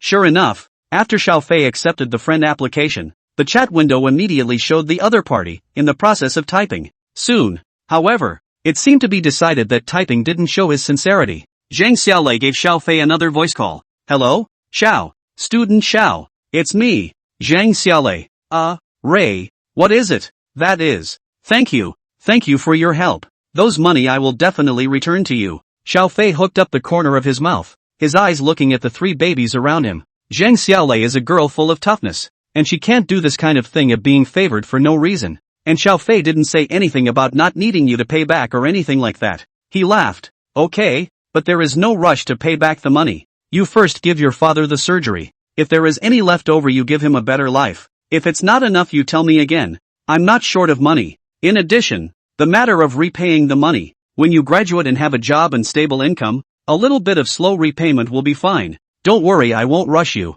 Zhang Xiaolei's voice took on a sobbing tone. Thank you, schoolmate Xiao. Thank you so much. Do you have time? I'd like to invite you to dinner. No need, Xiao Fei replied as he reached out to tease Debeo. Debeo babbled and stretched out his little hand to hold Xiao Fei's fingers, revealing a sweet, cloying smile. I know you're struggling financially. I'll take the thanks. No need for a treat. Take the money and go get your dad's surgery. Okay. In the dormitory, Zhang Xiaolei hung up the phone and sat frozen in her chair. Afterwards, she downloaded the donation form from the WeChat group, carefully saved it, and started contacting people one by one, looking for classmates whose phones she hadn't yet stored to ask for their phone numbers. While saving the call, Zhang Xiaolei swore in her mind, after the family has survived this difficult time, every student who donated, no matter how much they donated, she will have to return every penny. Looking at Zhang Xiaolei's figure there saving the phone, the 3 girls in the dormitory looked at each other and silently came to the corridor. Honestly, like Ray, I can't do it. Look at her like that. I'm afraid that she's not going to forcefully save money down to pay us back in the future even if she has a meal of savory buns. Let's do it this way. We'll bring Xiaolei along when we eat in the future. If she doesn't want to, we'll just buy her meals in the cafeteria and send them over. She's such a frugal person. She wouldn't want to see the bought meals dumped and wasted, right? While talking, a few girls secretly looked at Zhang Xiaolei's back in the dormitory. The young girl was yellow and not particularly good looking, but she had a heart of gold. Xiao Fei at home only treated this matter as an episode. Time soon arrived at night, and when Tang Yusin returned home, Xiao Fei told her about this matter. Well, hubby is so caring. Tang Yusin, who was sitting on the sofa, taking off her high heels and stockings and leaning her bare little feet against the sofa, suddenly smiled and lay on her back on Xiao Fei's lap. I've heard about the kid's situation, And there were people inside the student council who were going to raise money for her. But it doesn't seem like it's needed right now. Xiao Fei looked at his delicate and lovely wife, pinched her nose and leaned down to kiss again.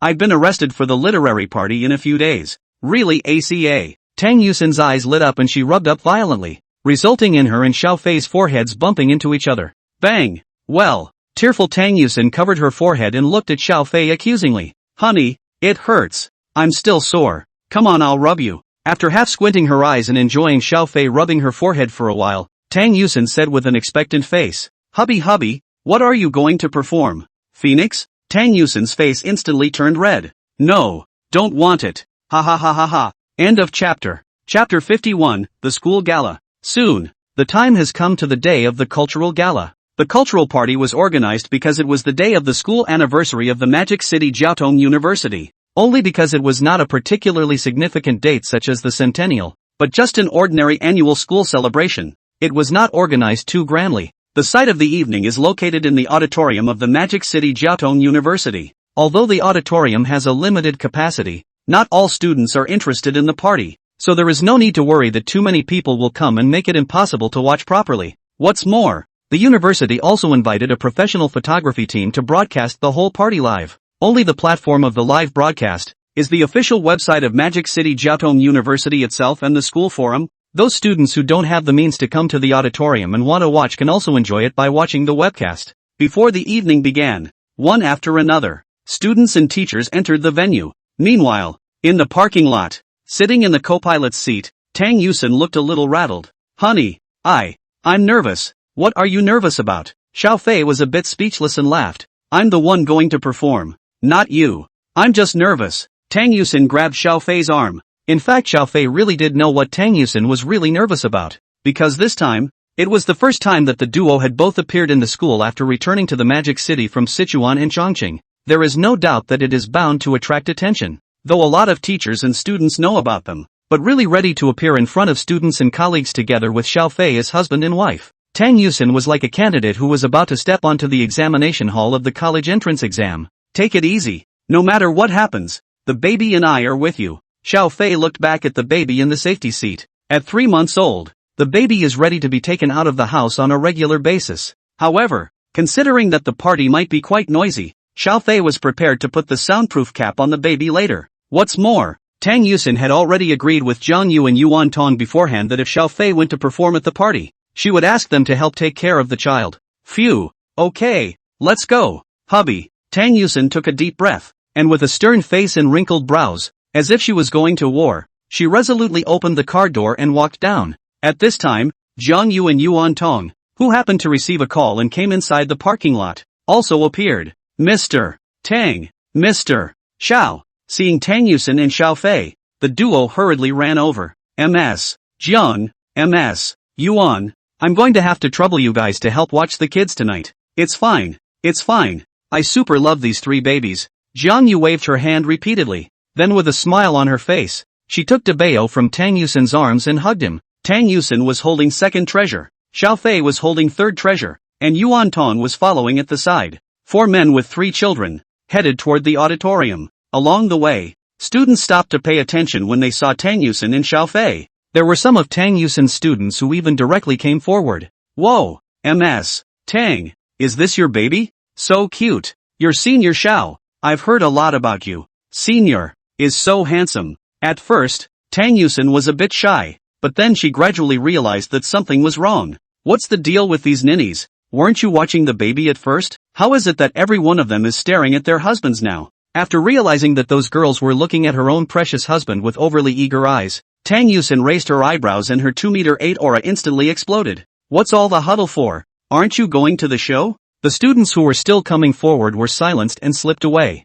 Zhang Yu held Debeo, and after teasing the baby, she teasingly scowled at Tang Yusin. Teacher Tang, do you know what you just acted like? Like what? Tang Yusin's eyebrows jumped, always feeling that Zhang Yu wouldn't say anything good. Sure enough, like a protective old hen, Tang Yusin gritted her teeth and looked at Zhang Yu. If they weren't both holding children, at this point, Tang Yusin would have greeted her long ago. It wasn't long before several people arrived at the auditorium. Because they were teachers, the 3 of them, Tang Yusin, had special seats. Along with that, Xiao Fei was also able to get a place in the teacher's seat. Xiao Fei, who was sitting directly beside Tang Yusen, unsurprisingly attracted the attention of almost all the surrounding faculty members. While he was pleasant and unconcerned, Tang Yusen always had a red face. Xiao Fei, who had his head lowered, carefully put his soundproof cap in order for San Bao in his arms, preventing this child from being frightened by the clamor of the scene. He looked again at the two babies in Tang Yusen's and Jiang Yu's arms, and realized that they were all well taken care of.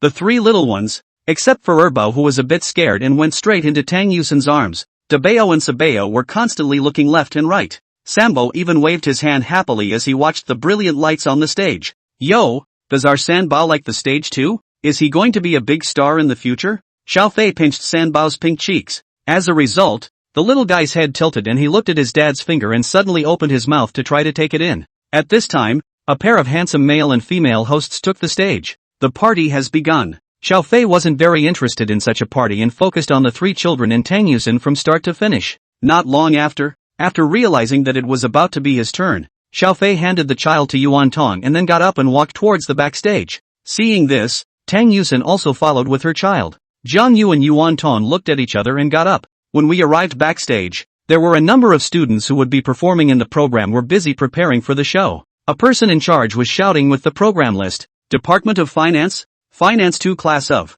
Xiao Fei students. Is student Xiao Fei there? I'm here. Xiao Fei walked up to the girl. The girl who was holding the program list smiled sweetly when she saw Xiao Fei. Are you the famous student Xiao? It's your turn soon. How are you preparing? Saying so, she also glanced sideways at the three Tang Yusen behind Xiao Fei. Ready? Where's my stuff? It's all there. The girl pointed to the corner, and Xiao Fei realized that his guqin was already ready there. Also a set of hanbok. Wait for me. Xiao Fei turned to Tang Yusen and walked over to pick up his clothes and enter the dressing room. By the time he came out again, the people backstage who had noticed Xiao Fei looked stunned. Good. So handsome. A girl cupped her hands around her burning cheeks. The stranger is like jade. The male world is matchless. Forgive me if that's all I can think of. A Chinese dress. Wearing a wig. Xiao Fei. As from the scrolls out of the absolute good sun. Without a trace of fireworks between the look. Both eyebrows are like swords. And the nose is high and straight. A pair of eyes that seemed to contain starlight swept over the bystanders and finally landed on Tang Yusen, bringing up a slight smile. Being laughed at by Xiao Fei, Tang Yusen almost didn't fall to the ground with her legs soft. Well, Tang Yusen, who was blushing, couldn't help but swallow her saliva. Hubby you have to be so hooked. You're going to make me more and more competition if you do that, you know? End of chapter. Chapter 52, Guqin Solo. Sensational. Tang Yuxin. Suddenly, Jiang Yu shouted at Tang Yusen. This sudden sound startled Tang Yusen. What are you doing? What am I doing? Jiang Yu's eyes turned red with incomparable envy. I'm jealous of you. I'm insanely jealous of you. With your husband like this, how am I supposed to find a boyfriend or a husband in the future? Yusen, why don't we discuss it? And you let me be the youngest? I definitely won't compete with you for favor. I promise to be good. Asterisk. Tang Yusen was instantly alert in her heart, looking at Jiang Yu, and then at the large group of girls in the background who were looking at their husbands as if they were going to eat him whole with their skin and bones. Tang Yusen gritted her teeth.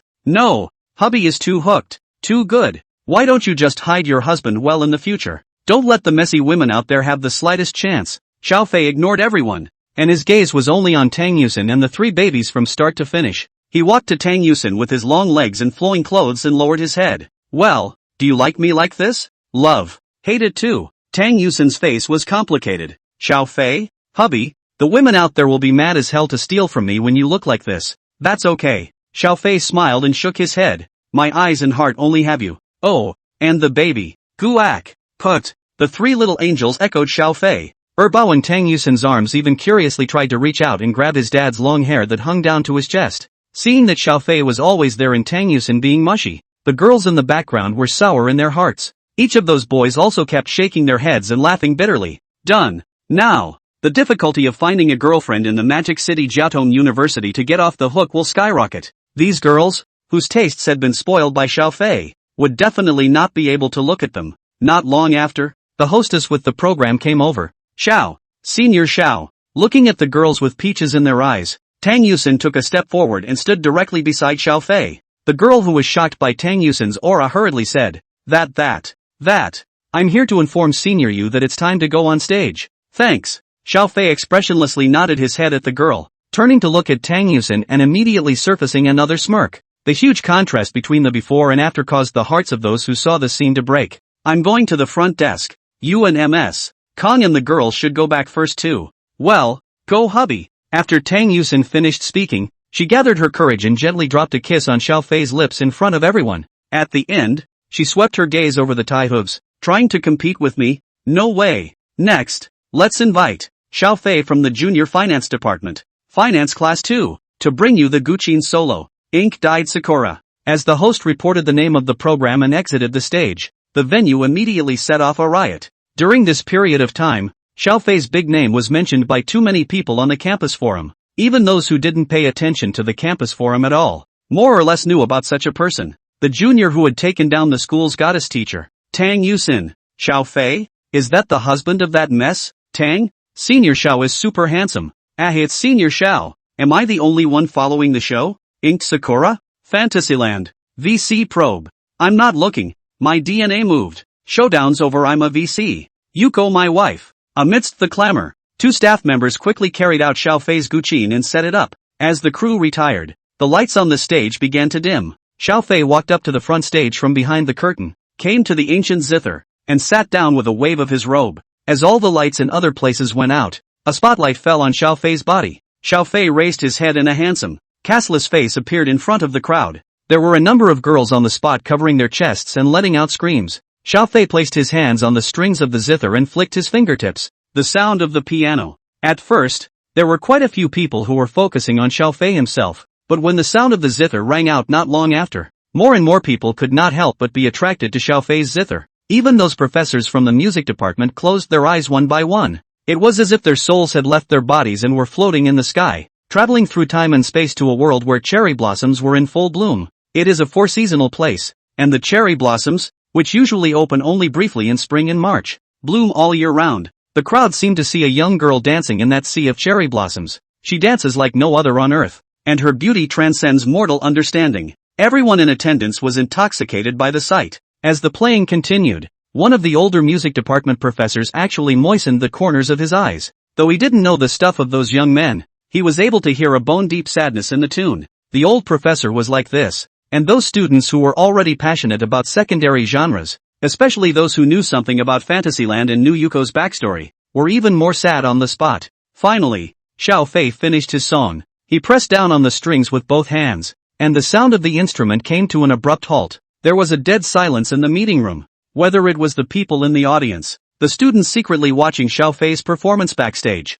or even the hosts, they all forgot everything for a moment, until the crowd came back to their senses. Xiao Fei had already disappeared on the stage. After a moment of silence, this is the Yui Yuko of my heart. Senior Xiao, I love you. Senior, I want to give you a monkey. Yuko-sama. Schoolboy ah. The various cries barely toppled the entire dome of the auditorium. There were those who were abuzz because of Xiao Fei's program and those who were inexplicably excited because of Xiao Fei himself. For a while, there was a lot of shouting about everything. In the front row, the president and leaders of the Magic City Jiaotong University were taken aback on the spot. End of chapter. Chapter 53, Shares of Centurion Entertainment. That was horrible. After leaving the auditorium, Tang Yusin still felt her heart palpitating. After Xiao Fei finished playing, he gave a gesture to Tang Yusin under the stage. Then he got up and left the meeting straight away. Seeing Xiao Fei's gesture, Tang Yusin immediately reacted and patted Zhang Yu and Yuan Tong who were beside her awake. The three left quietly with the baby.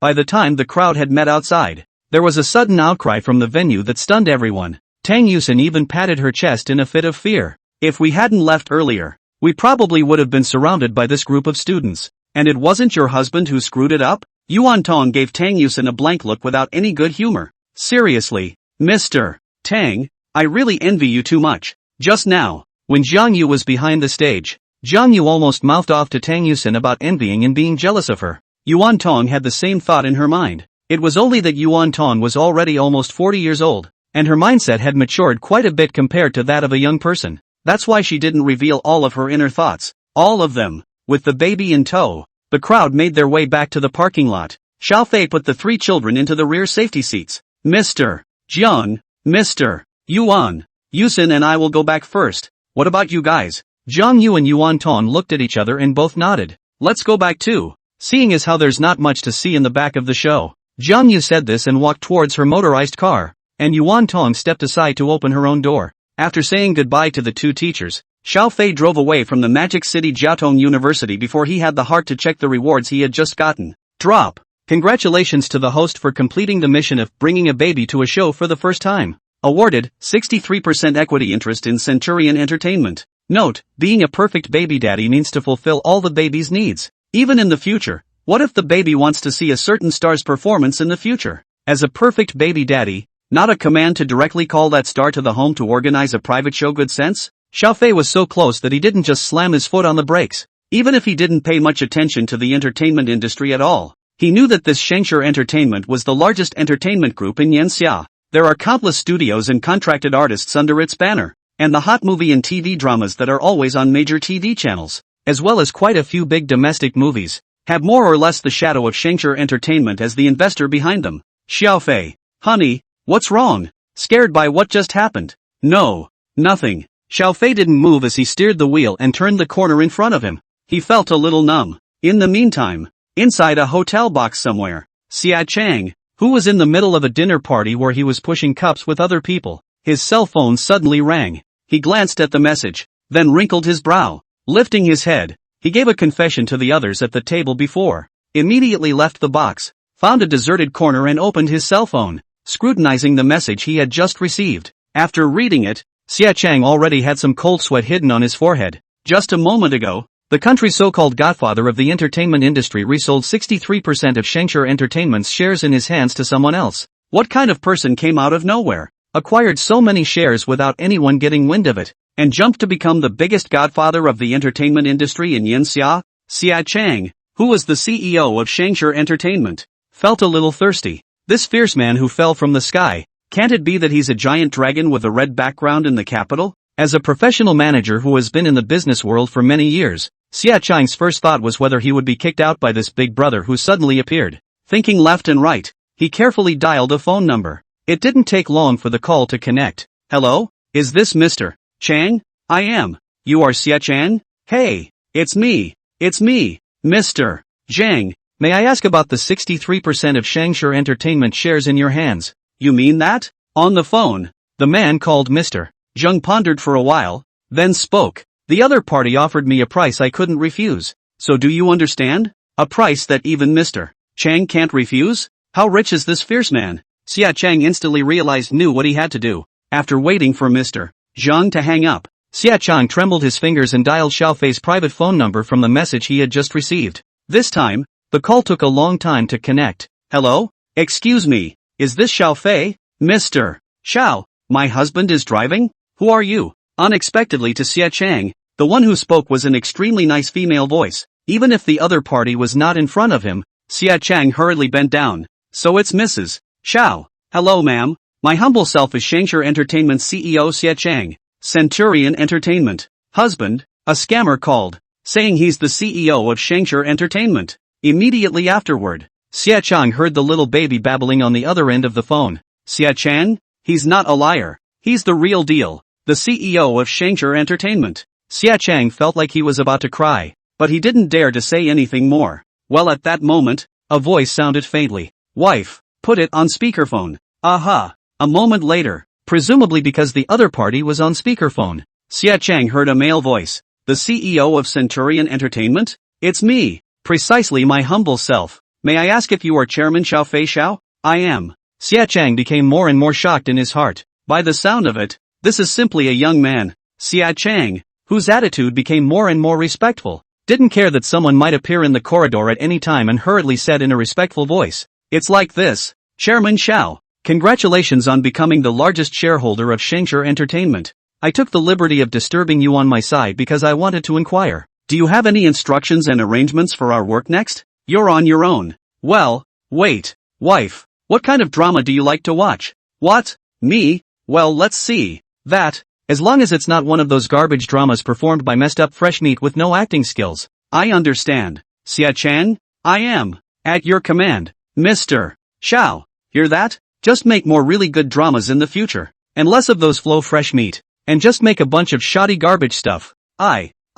We will do as you command. That's it then. I'll hang up now. I'll visit the company when I have time. After saying that, the other side directly hung up the phone. Wiping a handful of cold sweat from his forehead, Xia Chang then realized that his heartbeat had already been so fast in just a few minutes ago that he was almost suffocating. End of chapter. Chapter 54, Wife's Reward. After hanging up, Tang Yusin turned her head and looked straight at Xiao Fei. Being stared at by his own wife with a pair of big watery eyes, Xiao Fei pursed his lips somewhat helplessly. What's the matter? Mesmerized by hubby's good looks again? Put. Tang Yusin, who had been amused by Xiao Fei, could no longer strain her serious expression, but after laughing, she remembered the doubt that had just crossed her mind. Hubby, what's going on here? Is that person really the CEO of Shangshi Entertainment? I suppose so. Xiao Fei thought about it and answered so. So, why did he call you chairman? You became the chairman of Shangshi Entertainment? Didn't I say that? Xiao Fei blinked. No there is. Tang Yuxin flattened her mouth.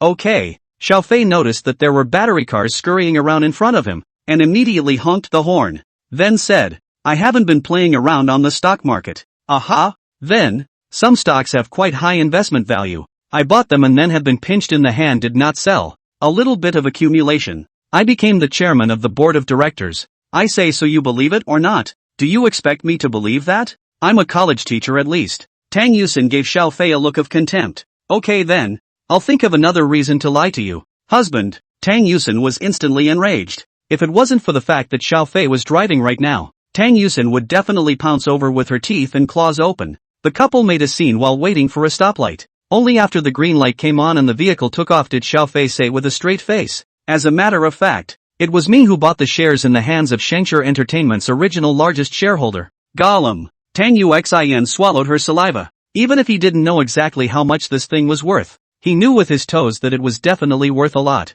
Tang Yusin asked cautiously, Hubby, you're not smuggling arms, are you? Yes, that's right. Not only do we smuggle arms, but we also take on all kinds of business, such as dusting orbiting satellites, polishing and waxing nuclear warheads, refinishing aircraft carriers, etc. Honey, do you want to place an order? Tang Yuxin was angry and amused. Seeing that teasing his wife was almost done, Xiao Fei shook his head and said, Don't worry, I didn't do anything illegal and disorderly, or else with such a large amount of money flowing, your husband and I would have gone in by now. Well, husband, I trust you. Tang Yusin nodded and stopped asking Xiao Fei where such a large sum of money actually came from. She knew that Xiao Fei had secrets. From the time she met with Xiao Fei again, Xiao Fei then acted almost omnipotent in front of Tang Yusin. Whether it was making money, taking care of her children, or anything else, it seemed that when Xiao Fei appeared in her life once again, Tang Yusin lost all her worries. Oh, no, there's another worry that hasn't been lost, but is getting bigger.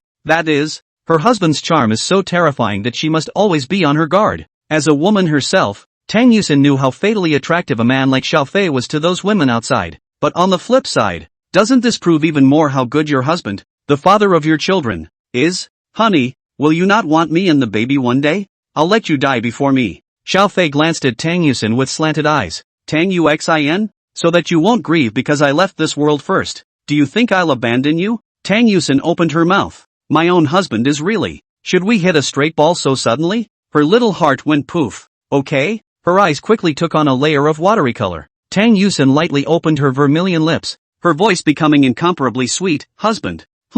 I love you so much. Xiao Fei, who was driving, let out a slight sigh of relief. Phew. Finally muddled through. I want a kiss. Where's the car? Red light ahead.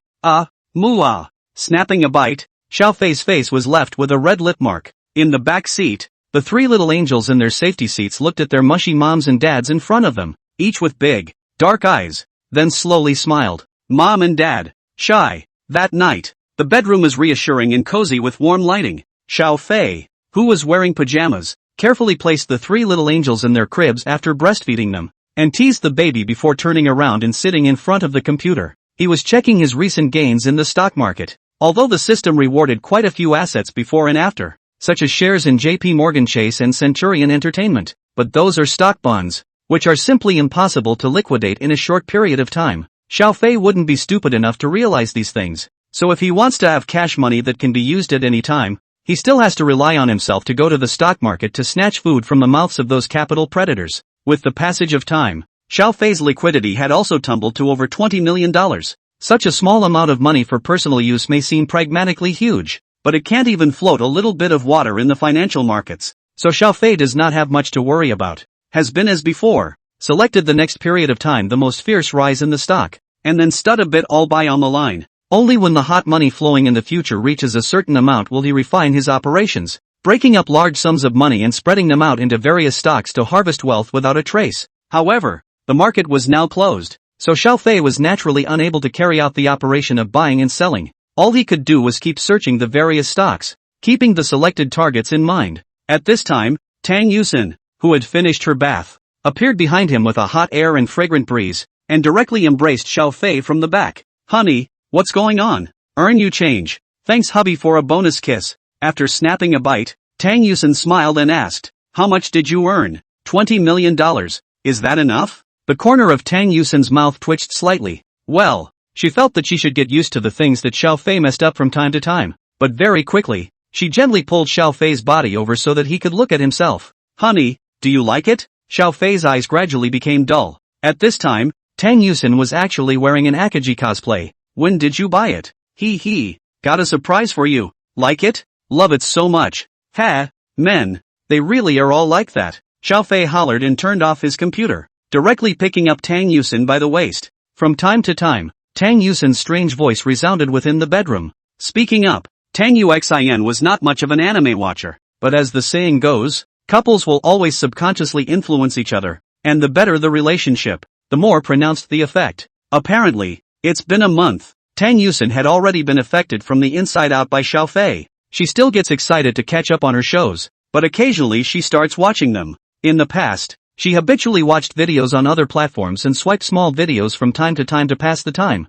but now as long as she could watch a video on Little Broke Station, Tang Yusin would unconditionally go to Little Broke Station. In the words of Tang Yusin the other day, that is, watching a video without pop-ups is meaningless. More importantly, Tang Yusin she had completely lost interest in short and quick little videos that only lasted a minute or two. And today, Tang Yuxin even gave Xiao Fei a big surprise. She actually snuck in and purchased an Akaji casual from the Beiblue route online, wearing fox ears on his head, tying 9 furry tails behind him, and wearing the iconic clothes of a red city. Xiao Fei suddenly felt that he must pamper this precious wife of his family. The 3 babies in the crib next to her looked at their mother, who had suddenly turned into a vixen, and stared at each other with wide eyes. How did mom grow a tail? End of chapter. Chapter 55, Visiting the Group Building. Day 2. Xiao Fei made his wife a delicious breakfast as usual. After she went to work, Xiao Fei, who had nothing to do, simply took the 3 babies and drove away from home. All the way around, it did not take long for Xiao Fei to arrive in front of a towering office building. Although this building was not a landmark building in Magic City, it had an extremely loud name, Centurion Mansion. This is the headquarters building of Centurion Entertainment. As the leader of the domestic entertainment industry, Shangshur Entertainment, which was headquartered in Magic City, had an office building that was entirely its own. Xiao Fei, who had arrived here by car, temporarily parked his car on the side of the road and frowned. Because of the special nature of the entertainment industry, there was absolutely no shortage of all kinds of tabloid reporters around the Shangshur building. There are a lot of paparazzi who like to squat here. Apart from those tabloid reporters, there were also quite a few fans of celebrities who would appear downstairs in Shangshur Mansion from time to time. Therefore, looking at the dense crowd outside, Xiao Fei thought about it and directly took out his cell phone and dialed a number. It didn't take long for the call to be answered. Hello, Mr. Xiao. May I ask what your orders are? My car is downstairs at the office. Xia Chang, who was in his office, heard this and almost didn't throw his cell phone out directly in shock.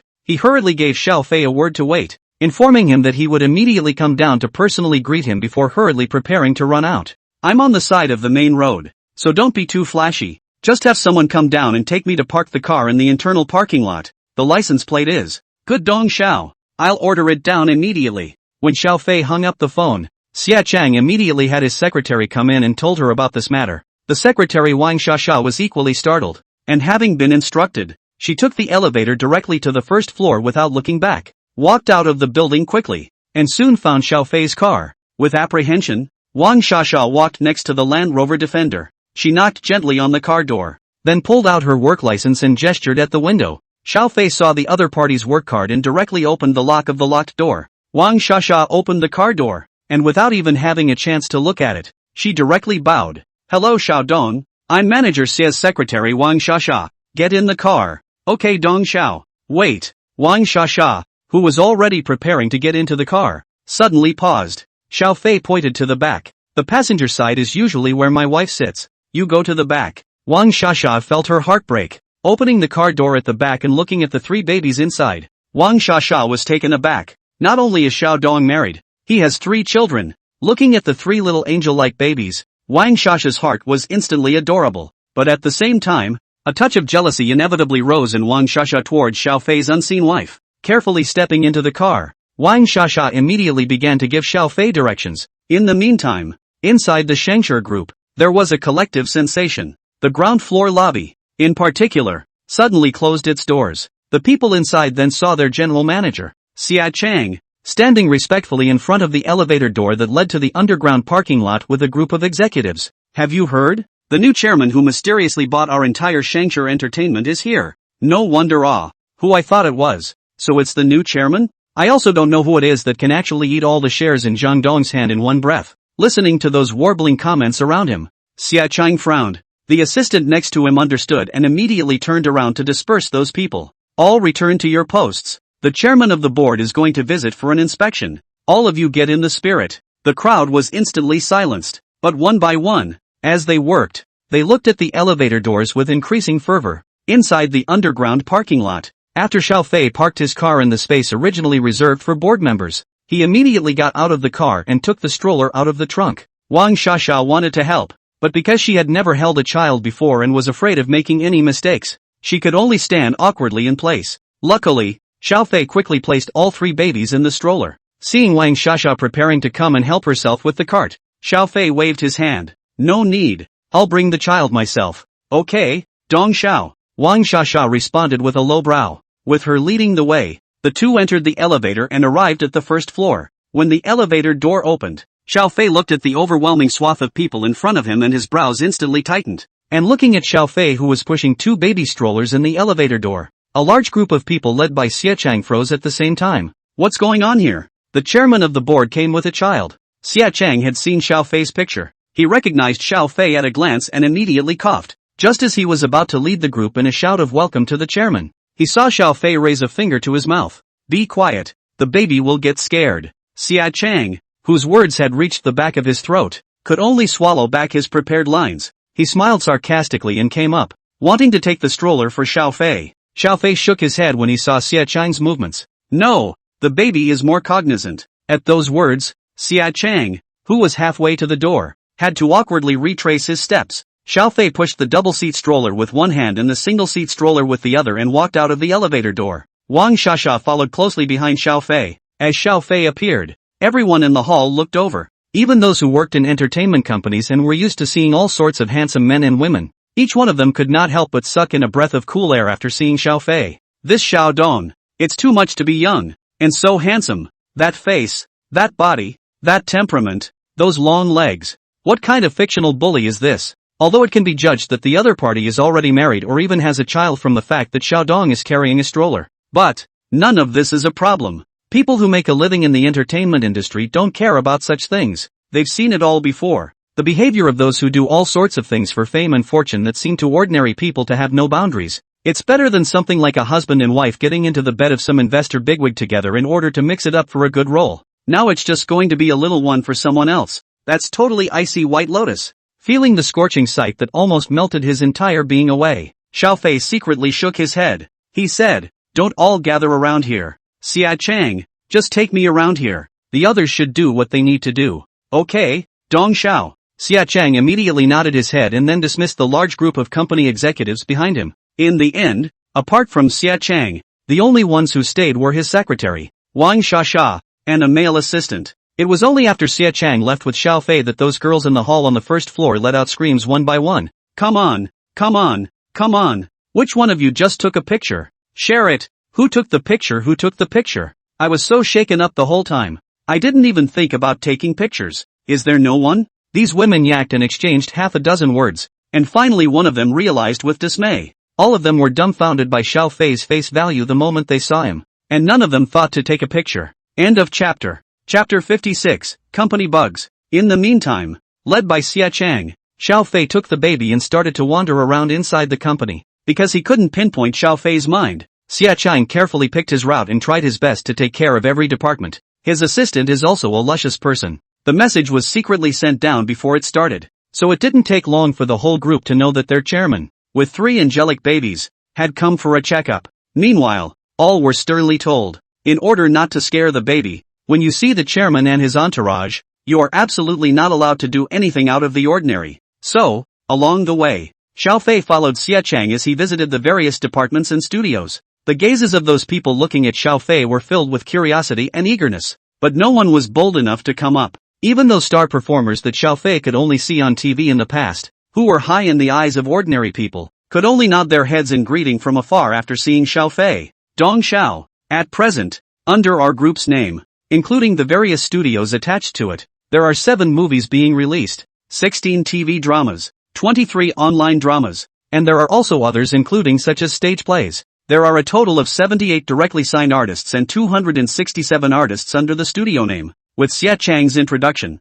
Xiaofei probably had a rough understanding of the Shangshi group. It was worthy of being a giant that occupied most of the entire Yanxia entertainment industry. In addition, we have also cooperated with Penguin Group to jointly develop their side of the IP industry, and we expect to have 6 large IP this year. Xiaofei listened for half a day and suddenly asked, "Is there a national comic? National comics?" Xia Chang was visibly stunned. "No?" Xiaofei wrinkled his eyebrows. He himself is a big fan of catching up on small, broken stations. "Don't we have a Fandango under our name that airs on a small crappy station?" Yes. Xia Chang hurriedly nodded his head. In the anime industry, there are 7 national anime dramas being released. No major movies for now, and those in production. In addition, there are in fact quite a few Japanese comics from the island side that we have invested in and participated in the production of, including. Listening, Xiaofei was surprised to realize. It turns out that quite a few of your favorite Japanese manga actually have domestic capital involved.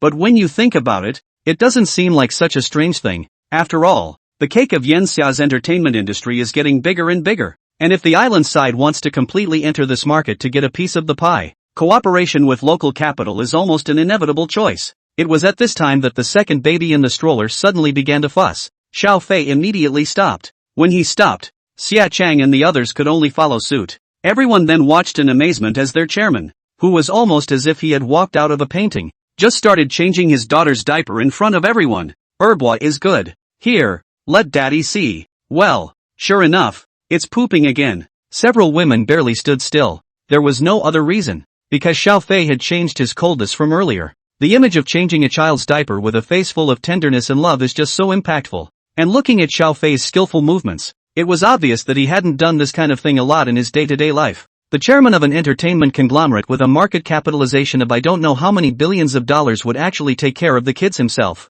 and not the slightest regard for bystanders. This behavior is really too warm. Xiaodong's wife. "I'm afraid I didn't save the world in my last life. Did I? I think it's saving the galaxy, and frankly, I'm going crazy with jealousy." You guys say, what exactly is Xiaodong's wife? Could it be some famous daughter? Well, if I can find a Xiaodong such as, no, have Xiaodong 1/10% of the boyfriend, I'm going to wake up smiling in my dreams. After changing the second baby's diaper, Xiaofei got up and the smile on his face quickly faded. It reverted back to the uninviting state it had been in just a moment ago. He turned to Xia Chang. "Pretty much I know everything. Take me to the office and show me the financial report." "Okay, Dong Xiao," Xia Chang replied respectfully. Soon, led by Xia Chang, Xiaofei entered the chairman's office with the 3 babies. The area is huge, almost as big as your own home in Goldfield House. This huge office has a meeting area, lounge area, gym, and even a bedroom with an attached bathroom in addition to the office area.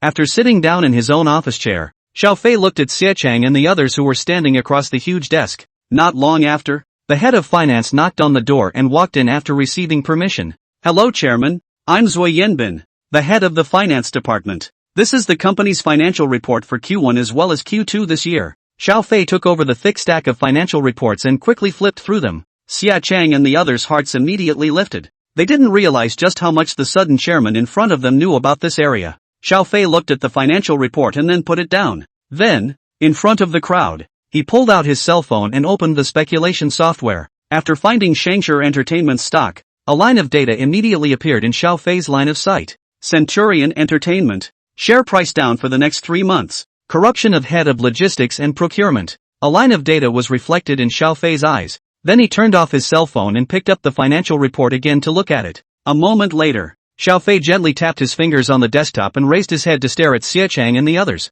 An invisible pressure suddenly descended. Xia Chang, Wang Shasha, his assistant, and Zui Yanbin of the finance department felt as if a huge mountain had been pressed down on their hearts. The top person in charge of logistics. Who is it? Xia Chang's heart flinched, then hurriedly said, Xiao Dong. It's Zhang Biao. After a pause, Xia Chang gritted his teeth and said with an open mind, it is a relative of the former chairman. Xiaofei narrowed his eyes. Call him over. Yes. Xia Chang immediately gave an instruction to his assistant, who quickly walked out of the office. After another moment, a middle-aged man with a big belly walked in with his assistant. Just as soon as he stepped into the office, the middle-aged man showed a fawning smile on his face and came to the desk nodding his head and saying, Xiao Dong. Good day to you. Good day to you. My humble Zhang Biao. I've heard a lot about you. Okay. Xiaofei interrupted Zhang Biao's flattery and his gaze fell on his oily face. The man in front of me perfectly illustrates what it means to be a middle-aged greasy uncle. Big belly,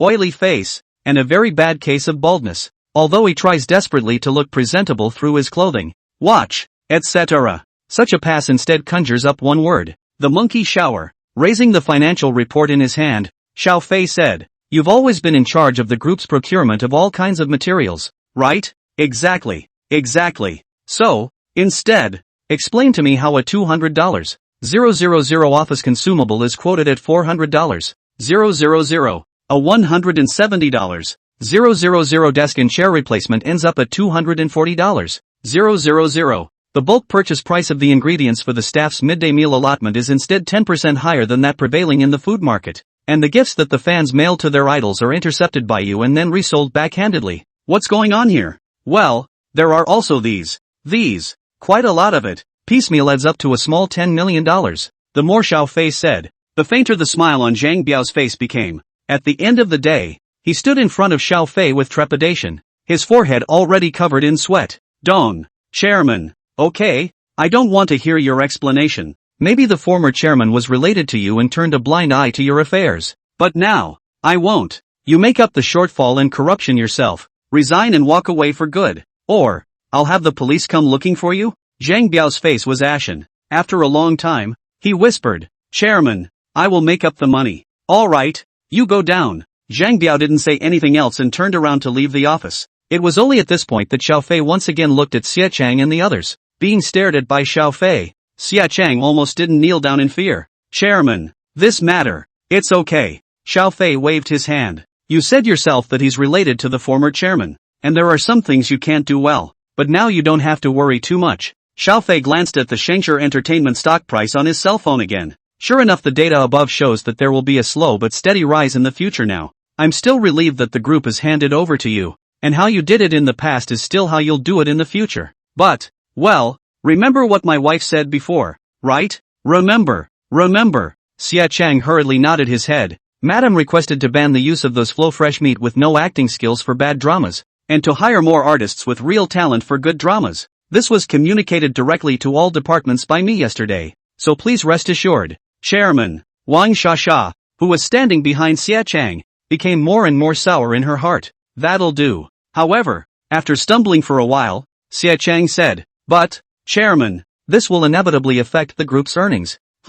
Yes, we will definitely follow through with your orders. Chairman, Xiaofei smiled unconcernedly. Impact on earnings? Just kidding. One has a stock market heading chart. In the stock market direction chart, after shedding the flow of fresh meat, the group's share price is still on the rise, with no downward trend. In this way, even if the revenue becomes less, how much less can it be? Although he was not 100% controlling, he had absolute controlling power, and this group was his call. At that moment, Debo whimpered. Xiaofei immediately looked at his watch and realized that it was time to feed the 3 babies. Immediately he spoke. Go prepare about 40 c of warm water. I'm going to make the baby's formula. Xia Chang, Wang Shasha, assistant, Zui Yanbin. Wang Shasha clattered out on her high heels. As soon as she pulled an employee passing by outside, she asked, Do you know how to make powdered milk?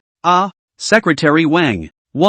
I don't know how. The employee who was pulled was confused. And you know who would? The employee thought for a moment and said, Didn't Xiao Yang in the secretary's office just finish her maternity leave? She should be. Go get her. Not long after, When Wang Shasha returned to the office with the hot water Xiao Fei needed, the fact that Xiao Fei was going to personally make milk powder and feed the child had also spread within the group. End of chapter. Chapter 57, Invitation from the Dean. Just as Xiao Fei took the 3 babies to the company. Meanwhile, inside the school, Tang Yusin, who had just finished a lesson, was standing on the podium packing up her lesson plan. After leaving the classroom, she headed straight for the office. Along the way, she could clearly feel that many students and teachers along the way were looking at her. She also understood that it was all because of the school performance last night. Selfish little man. Stunning on stage. Even she, her wife who was a constant companion, was shocked, let alone all these people in the school. Listening to the murmurs of the people around her, Tang Yusin became more and more proud in her heart,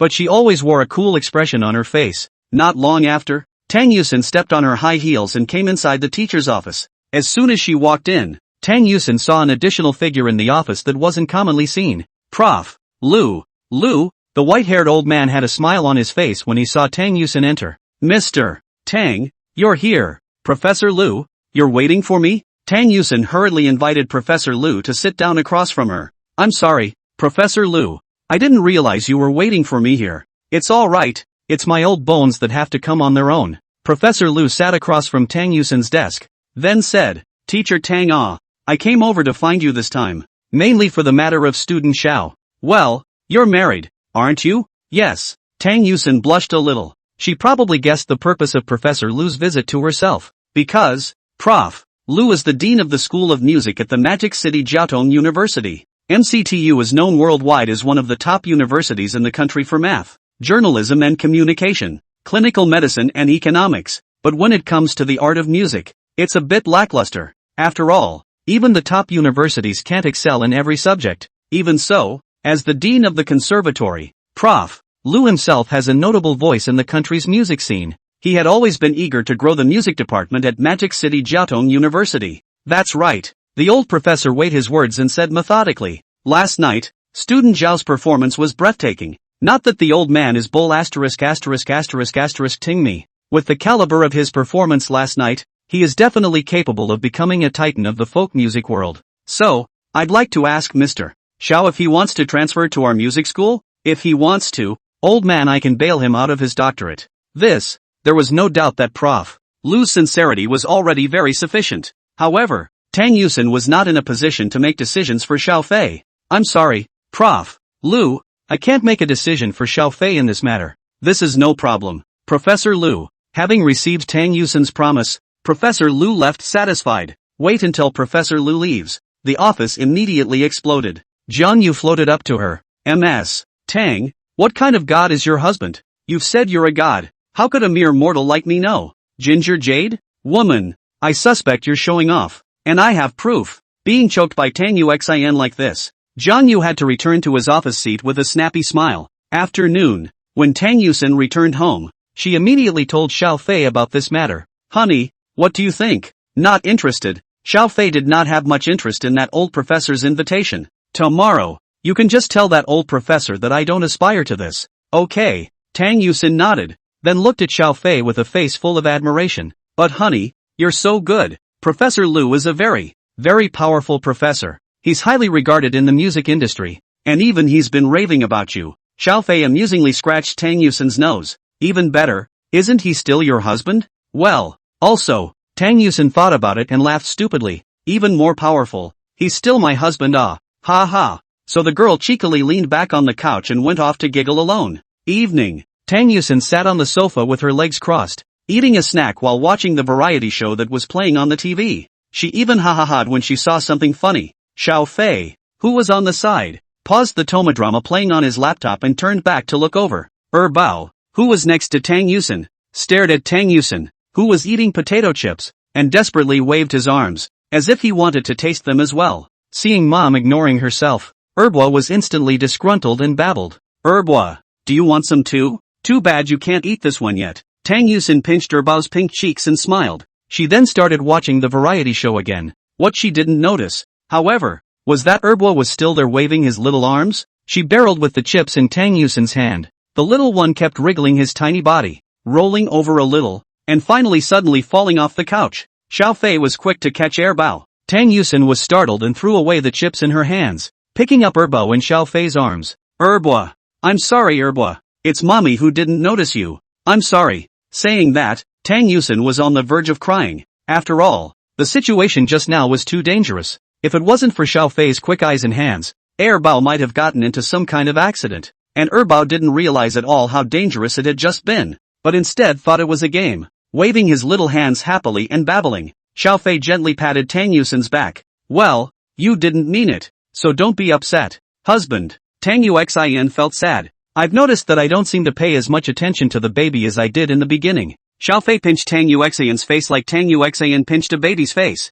It's not your fault. I've been taking care of the baby all along. But, I suddenly feel so inadequate as a mom. Who said that? Xiao Fei boarded up his face and comforted her. At the very beginning when I wasn't around, didn't you take good care of your 3 children by yourself? You are a perfect mom. Woo. After being comforted by Xiao Fei for a while, Tang Yusin's mood gradually improved. She wiped the corner of her mouth with chip crumbs, then kissed the second baby in her arms. Xiao Fei looked down at Erbo. The little one had just been in near danger, but she had managed to roll over. The first and second babies have turned over, so the third baby should be coming soon, right? Xiao Fei looked at San Bao. She's not as good as Big Boy, but she's so much more civilized than Second Boy. No crying, no fussing. She'll be a quiet little princess for sure. End of chapter. Chapter 58 The Little Child Protector's Medal. In a flash, half a month then passed. Tang Yusin went to work as usual every day, while Xiao Fei stayed home with the kids. It's been a while, perhaps because they've discovered they can roll over,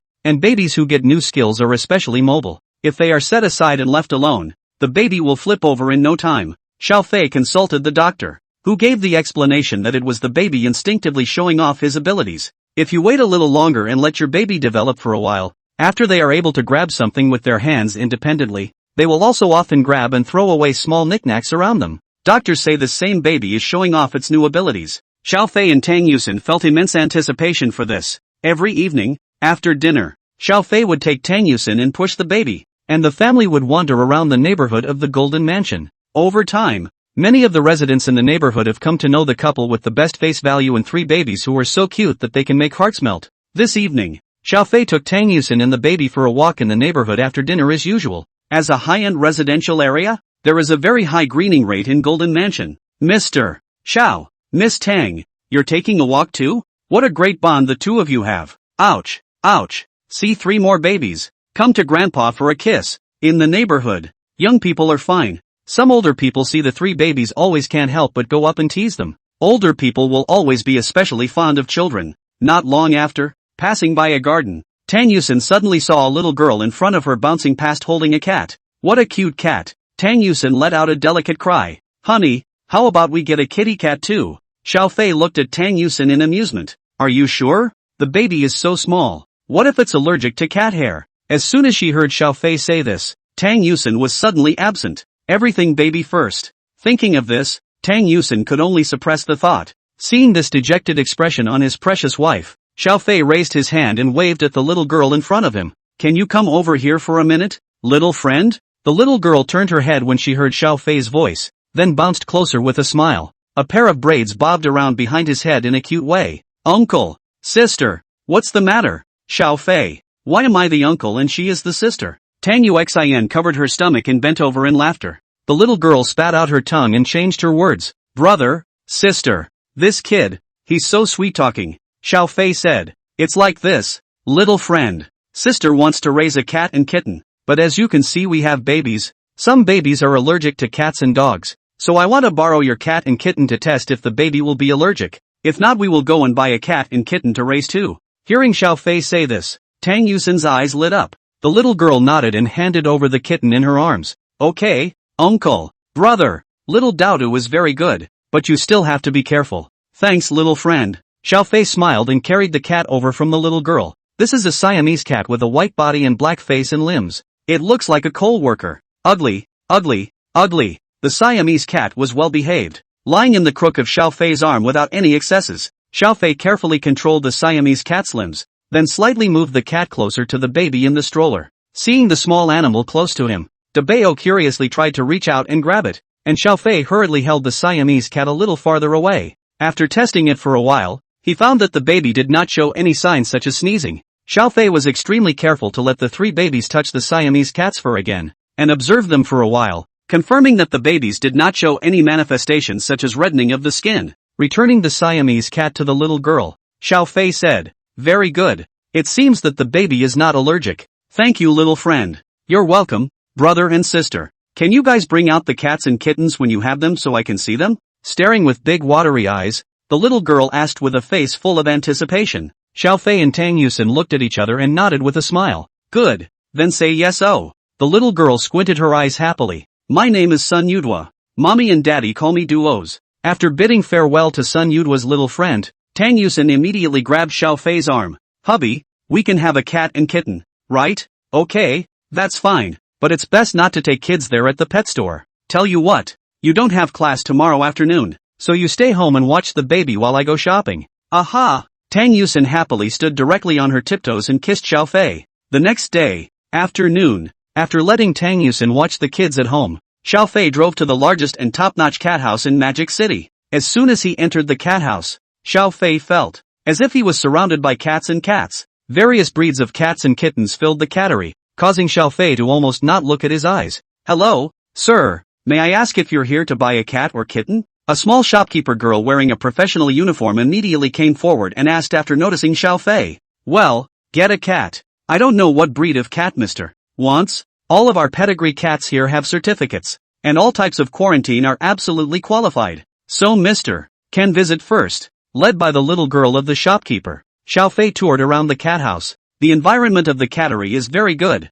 and there is no odor in the air at all that would be produced by a large number of small animals gathering. Those cats were also in various very exquisite cages. The internal furnishings of these cages were quite luxurious. One looked like a scaled-down version of the villa model. Suddenly, Xiao Fei couldn't move his gaze away. A ragdoll cat that was lazily lying on the shelf, wagging its tail from time to time, attracted Xiao Fei's attention. At the first glance, Xiao Fei decided to keep it. But it's a ragdoll cat. Ragdoll cats that are capable of losing hair all over the place. Having a baby in the house with this type of cat is very problematic. Just when Xiao Fei was ready to give up on buying that ragdoll cat, the system's voice suddenly sounded. "Drop. Host desire for a ragdoll cat detected. In view of the actual situation of the baby, an additional award is given, the Medal of the Child Protector. Note, protect the child. Small can hand medal can only be given to the pet to wear, where this medal pet will be completely owner to eliminate most of the troubles, including but not limited to pet hair loss affect the baby's health.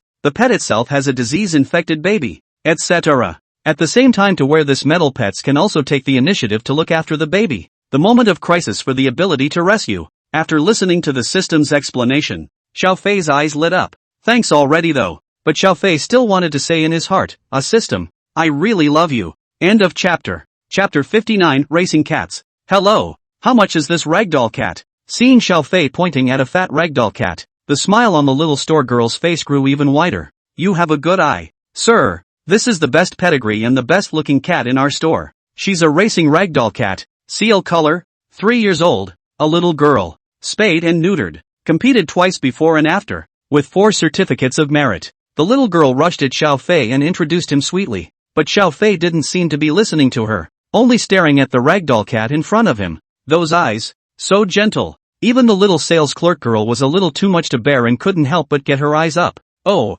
and how much does it sell for?" Xiao Fei then asked. Hearing this, the little shopkeeper girl glanced at Xiao Fei. There seemed to be some hesitation, but finally, she spoke up and said, "It sells for $150,000. $150,000? Such an expensive price to pay for a pet. For ordinary people, it's simply impossible." Just when the little girl thought that Xiao Fei would follow suit and shake his head in rejection when he heard this price, Xiao Fei said, "It's it." "Ha? What?" "I said buy it." The little girl looked at Xiao Fei with wide eyes, and after a long time, she hurriedly nodded her head. Good sir. I'll go and prepare the relevant formalities certificate for you." Looking at the little girl who was running towards the backstage with a Tata, Xiao Fei smiled and turned his gaze back to the Muppet cat in front of him, sprawled out on the circular platform. The little guy had a lazy look on his face. Its eyes were as blue and clear as the sky. A very lush coat of hair and a character color that is simply impossible to pick out. Noticing that Xiao Fei was looking at him,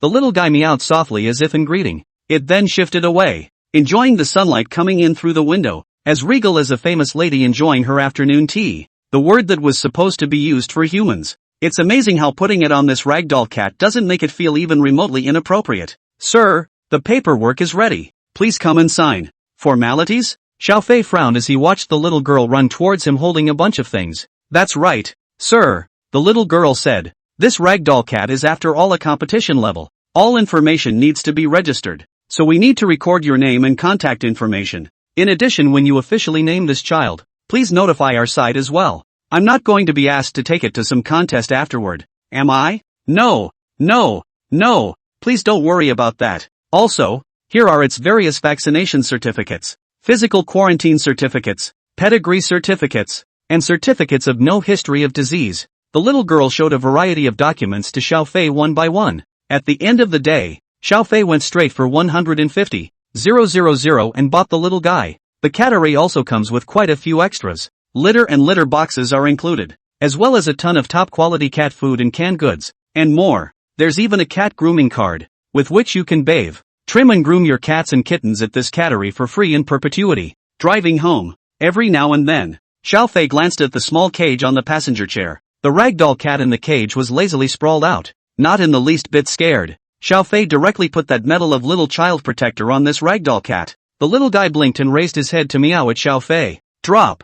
Congratulations to the host, I have completed the getting the first pet for the baby quest. Rewarded, animal tamer. Note, animal tamer, all animals, whether flying birds or walking beasts, even swimming fish in the sea, can understand the host's commands and carry them out to a certain extent. The higher the intelligence of the animal itself, the higher the perfection of execution. Xiaofei whistled. Kitty cat, roll over and show your belly. The ragdoll cat in the cage meowed again, and actually did roll over to reveal its belly. Ha ha ha ha ha. Xiaofei was in a good mood when he saw this. When he came home with a big bag of stuff, Tang Yusin, who saw the ragdoll cat, was instantly captured by the little guy's noble and elegant appearance. Honey, this kitty is so pretty. Tang Yusin took the cage in surprise, and after placing it on the ground, she directly squatted down to tease the ragdoll cat. But, husband, this is a ragdoll cat, right? It sheds a lot of hair. Can we keep it? It's okay. I had a consultation and asked the doctor and he said that if I just pay attention and take care of it regularly,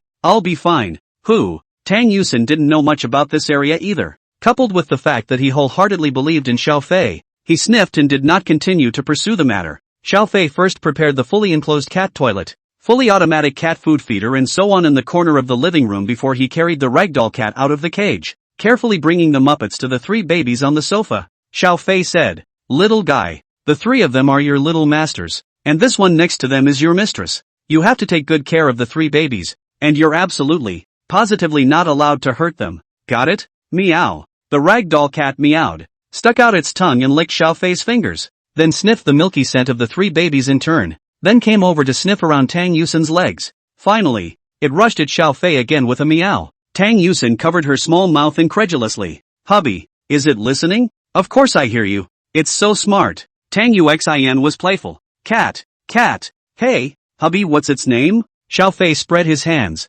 Not yet. You name it. Tang Yusin tapped her fingers on her lips, thought for a moment, and said, I can't think of anything. Xiaofei looked serious. Then call Rem. Are you serious, Despise? Or, Letitia? Black Rabbit? Asuna? Violet? Xiaoshi? Can't you think of a good name? Tang Yusin slapped Xiaofei without any good humor. Okay, I'll come up with a good cat name. Xiaofei looked down at the ragdoll cat, thought for a moment, then snapped his fingers. Chocolate, or vanilla? You pick one. It has been poisoned by Xiaofei, not right. I should say that it is influenced by him. Tang Yusin also knew quite a bit about all types of ack. Even though she hadn't heard of chocolate and vanilla or a certain big-name cat lady game, instinct still made her feel something was wrong. But she also thought they were good names. Let's call it, then, Vanilla. Vanilla ah. Looking at Xiang Xilan on the ground, Xiaofei raised his eyebrows. Why don't you go and buy a chocolate one back some other time? End of chapter.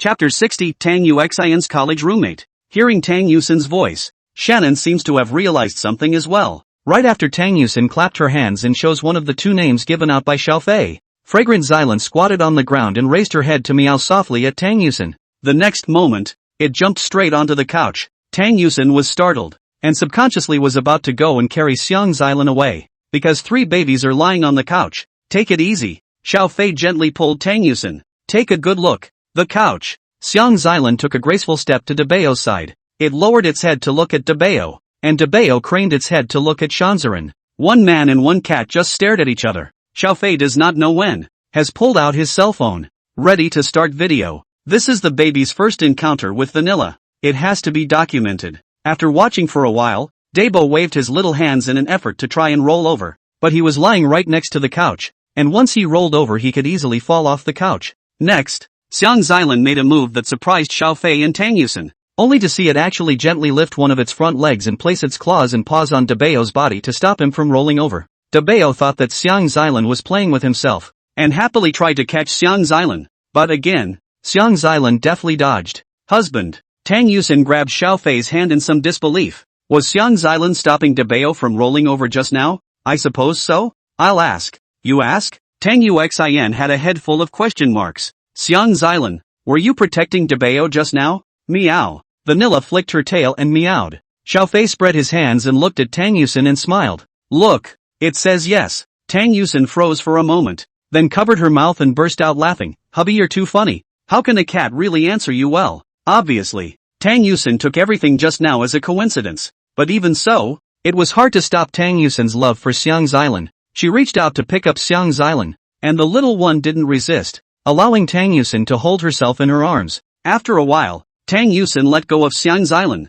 and it ran away on its own again, jumping onto the arm of the sofa to the side, tucking in its two little hands to get down, looking sideways at the three babies and yawning. It's so beautiful. It's like the princess of cats and kittens. Tang Yusen was mesmerized by Xiang Xilan's pair of turquoise blue eyes. At this time, Xiaofei had also finished editing and uploading the video he had just shot. At those words, he looked sideways at Xiang Xilan as well, then smiled. Starting today, there will be a new member in our family. Oh yeah, and I have to get the vanilla nest done. Xiaofei walked to the side and took out a variety of parts, then began to put them together according to the instructions. In no time at all, a gorgeous cat cottage was ready. In addition to the cat cottage, there is also a cat stand next to it for chanterelles to play on. Seeing the cat cottage and the cat stand, Shannon jumped off the couch again and hopped back and forth around her den and the cat stand. Evening. Xiaofei and Tang Yusen were lying side by side on the bed, and the three babies had already fallen asleep in the cribs placed beside the bed.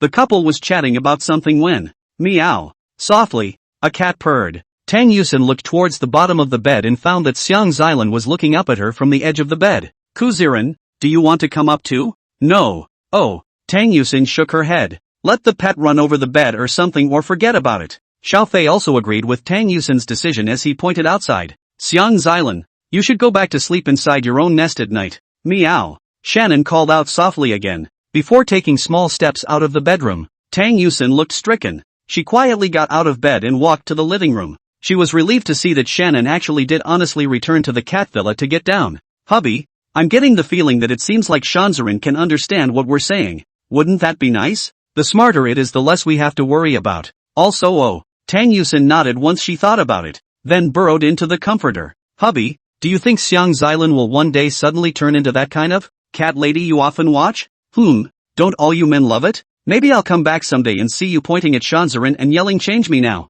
Great. How dare you make fun of me? Xiaofei immediately executed a tickling attack on Tang Yusen. Tang Yuxin giggled as she was tickled. Don't. Husband. I was wrong. Ha ha. Stop it. It's going to wake the baby. Soon. Another half a month passed. The time has come to the end of December. Hoo-hoo. Vacation. Vacation. Today, Tang Yusen had just returned to the office after class when she saw Jiang Yu cheering with her arms raised high. So happy? New Year's Day vacation. I'm so ready to go out. I've already booked my plane ticket. Today is the last day of December and tomorrow is New Year's Day. School is going to be on vacation for 3 days. Hearing Jiang Yu say this, Tang Yusen's heart was also moved. Should you and your husband take the baby out for a 3-day vacation? The baby is almost 4 months old too. Only, the 4-month-old baby still can't take a plane. And going out for a trip still only allows Xiaofei to drive a caravan. So naturally long-distance travel is out of the question. Otherwise the time spent on the road and back would consume the vacation.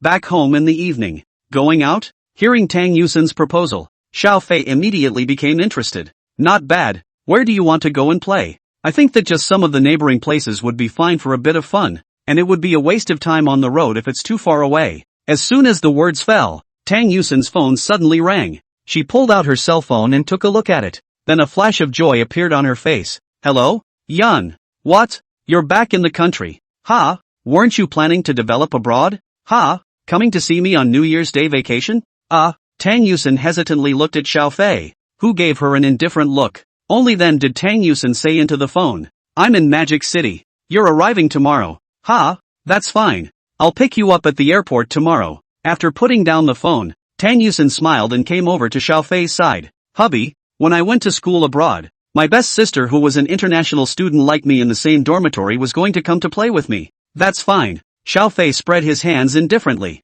Just entertain your friends this New Year's Day. I'm sorry, hubby. I wanted to go out on a trip with you. You were the one who suggested going out in the first place, weren't you? Seems like it. Hey. End of chapter. Chapter 61, Su Changyan. Day 2. 10 o'clock in the morning. Xiao Fei drove Tang Yusin and the 3 babies towards the airport. On the road, Tang Yusin looked at Xiao Fei and chatted with him. Hubby, do you know Yan? Oh yeah, her full name is Su Qingyan. When I was studying abroad at the University of Munich, it was all Yan who took care of me in the beginning. Oh, she's amazing. She's 2 years older than me and also went to study abroad before me. When I first arrived in Munich I didn't know my way around and didn't know anything, and thanks to having her as a senior in the apartment, I got through those first days. Tang Yusin slowly recounted her time studying in Munich back then. Then Yun graduated and went to New York to develop. She said she was going to fight there to come back. As a result, I didn't expect to actually come back now. It's good to come back. After all,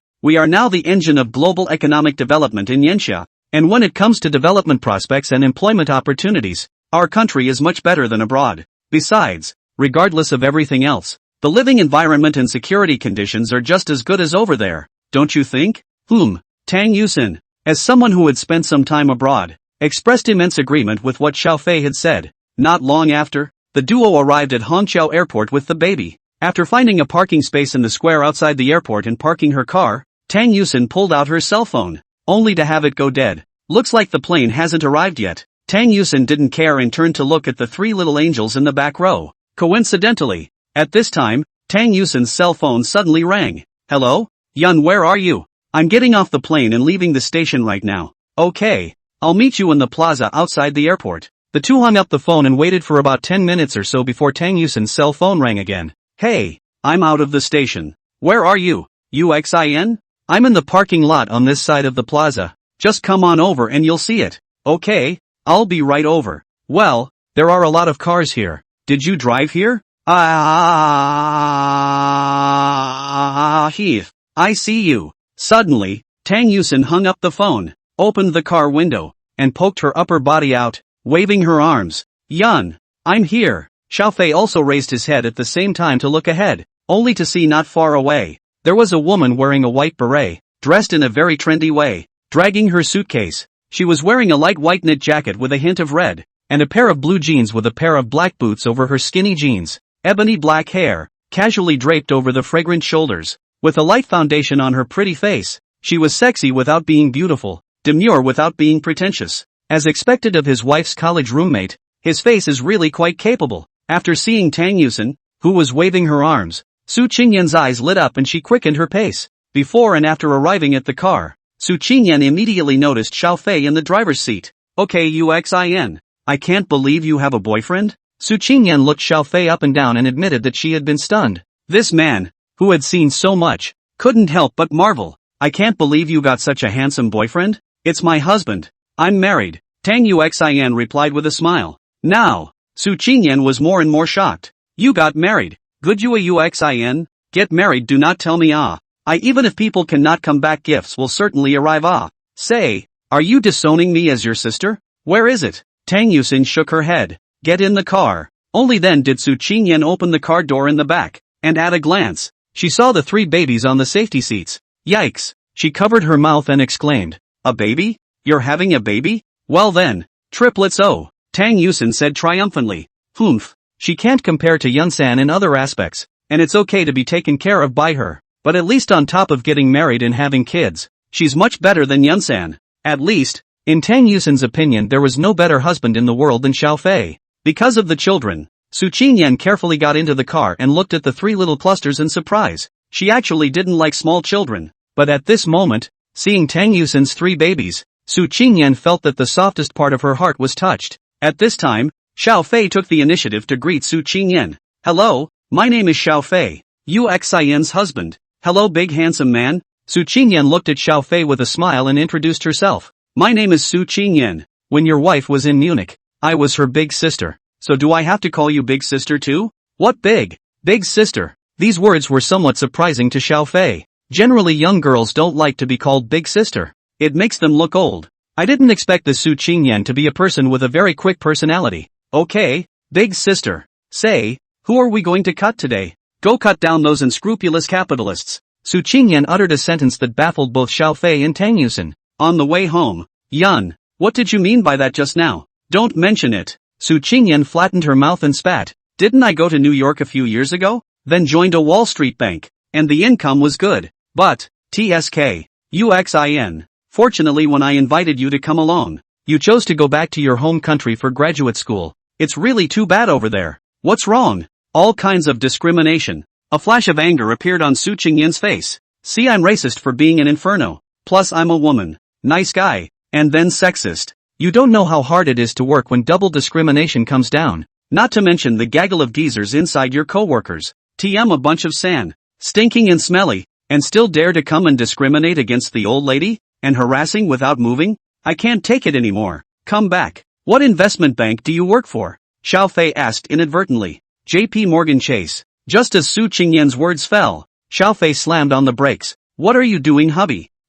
Just, kinda surprised. The corner of Xiao Fei's mouth twitched slightly. Well, after half a day, it turns out that this Su Qingyan is working for herself? Xiao Fei gazed oddly at Su Qingyan in the back through the rearview mirror. At this time, Su Qingyan returned her attention to Xiao Fei. What do you do, handsome? To actually be able to take down my family's Yusin. Come and tell me about it. Let big sister have a long look. Me? The corner of Xiao Fei's mouth slightly hooked. I'm what you call an unscrupulous capitalist. Su Qingyan. Ha? To Xiao Fei's answer. Su Qingyan was first stunned, then smiled carelessly. Apparently she thought that Xiao Fei was the one who opened his own company and became the boss, and didn't think much about anything else. End of chapter. Chapter 62, Spreading Dog Food. Half an hour later, Xiao Fei drove back to the Golden Mansion. As soon as she entered her home, Su Qingyan was shocked by the scene in front of her. My God, Yusin, your family is too extravagant. This living room alone is bigger than the entirety of my house in New York. Wow, this floor-to-ceiling window overlooks the entire bund. And this kitty cat, what a cute muppet. What's its name? Led by Tang Yusin, Su Qingyan visited the two of them's house. After a while, Su Qingyan, who had returned to the living room, sat on the sofa, her face full of envy. Yusin, this life of yours is so enviable now. Tang Yusin, who accompanied Su Qingyan, pursed her lips and smiled. These are all Xiao Fei's doing. It has nothing to do with myself. Isn't what's mine yours? After placing the three babies on the bed in the master bedroom, Xiao Fei then walked out and said with a smile. At the end, he added to Xiang Xilan, Xiang Xilan, go watch the three children, and come and call me if anything happens. Meow. Shankilan purred softly, then dug into the bedroom with a graceful stride of her little legs. This scene watched Su Qingyan open her small mouth wide. It. Vanilla's pretty smart then, Tang Yusin said softly, especially when facing Xiao Fei. Sometimes I wonder if Xiang Xilan was a human being in her last life and didn't drink manhwa soup when she was reincarnated.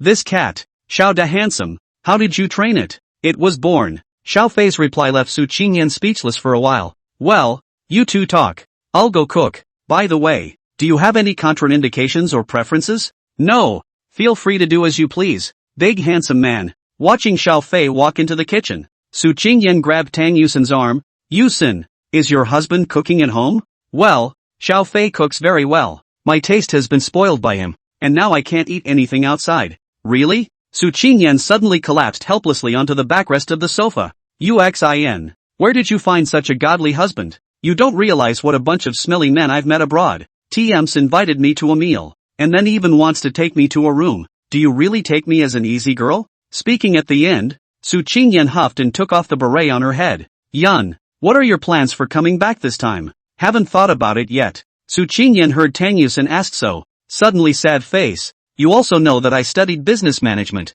Directly to those big companies is impossible. I think of finding a small company to start. First, it's not that simple. Tang Yusin shook her head. Small companies rarely hire management professionals. Mostly the founders run and manage the business themselves. In the case of large companies, tell me more. I'm going to have some fun for a while. and you'll have to treat me well this New Year's Day. Okay. Not long after, Xiaofei had already made a hearty lunch. Sitting on the dining table, looking at the scene in front of her, Su Qingyan's mouth was watering. This full banquet is nothing more than that, right? Handsome Xiao, you're a chef? Xiaofei raised his eyebrows. I'm the royal chef of my precious wife. Su Qingyan was immediately stuffed with a mouthful of dog food. I also want to find a man to have a sweet relationship. Go find it yourself. If I could find it, I'd still be single now. Su Qingyan spat out a sentence, then picked up a piece of diced rabbit meat and put it into her mouth. Oh hoo! Yummy! It's so good! At that moment, the man completely ignored everything else and buried his head and began to eat and drink.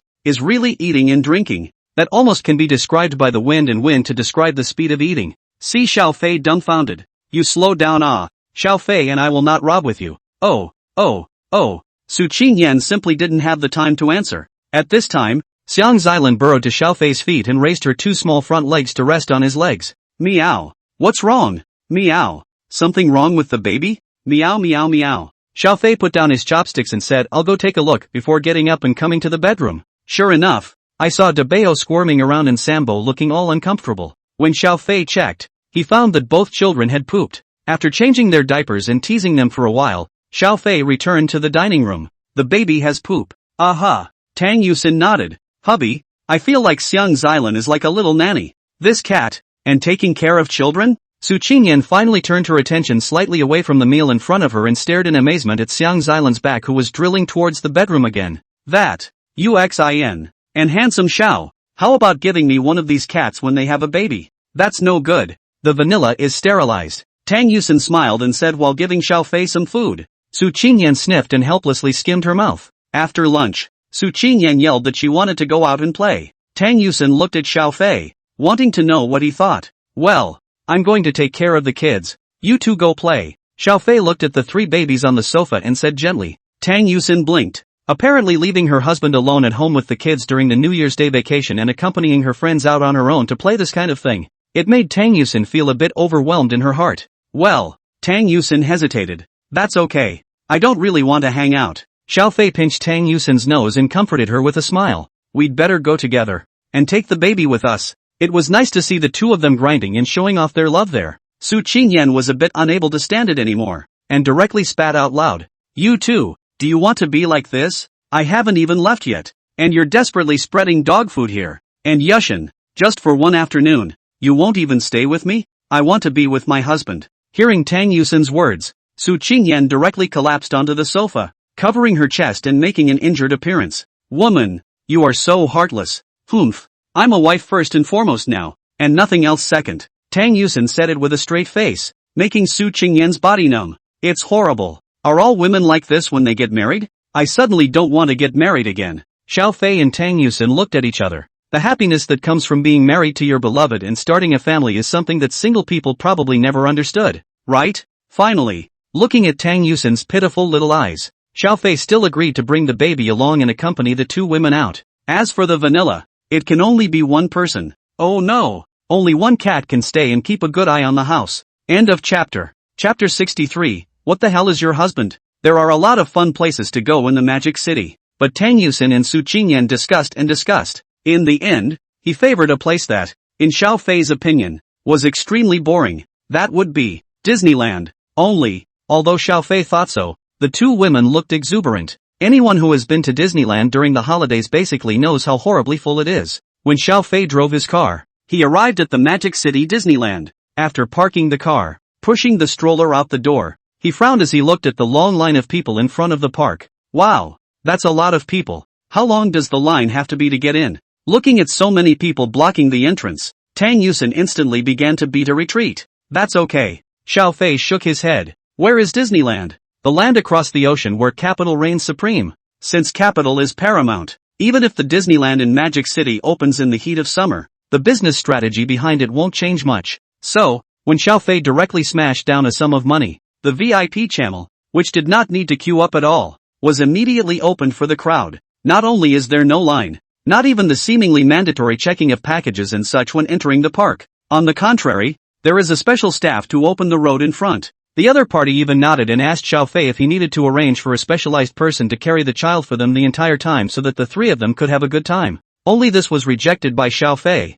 He was not willing to let the baby be carried by someone else. The moment Xiao Fei stepped into Disneyland with his long legs and pushed the stroller. Drop. Congratulations to the host for completing the bringing a baby to an amusement park for the first time quest. Awarded, 12% of the shares of the Walt Disney Company. The corresponding equity certificate has been put into the storage box in front of the passenger side of the host's vehicle, and the contact information of the corresponding person in charge has been stored in the host's cell phone. Xiao Fei raised an eyebrow and looked down at the three little angels in the stroller in his hands. Little brats. We're playing on our own turf. UXIN. You guys wait a moment. I'll make a call. Xiao Fei suddenly spoke. Although the two did not understand what Xiao Fei was going to do, they still waited honestly. Xiao Fei pulled out his phone and indeed found several contacts that suddenly appeared. In addition to the head of the headquarters over in North America, there is also the head of Disneyland in hot summer. Xiao Fei directly called the person in charge of Yin Xiao's side over. Less inclined. A man wearing a suit and dressed meticulously then arrived in front of Xiao Fei with several people in the park's tour bus.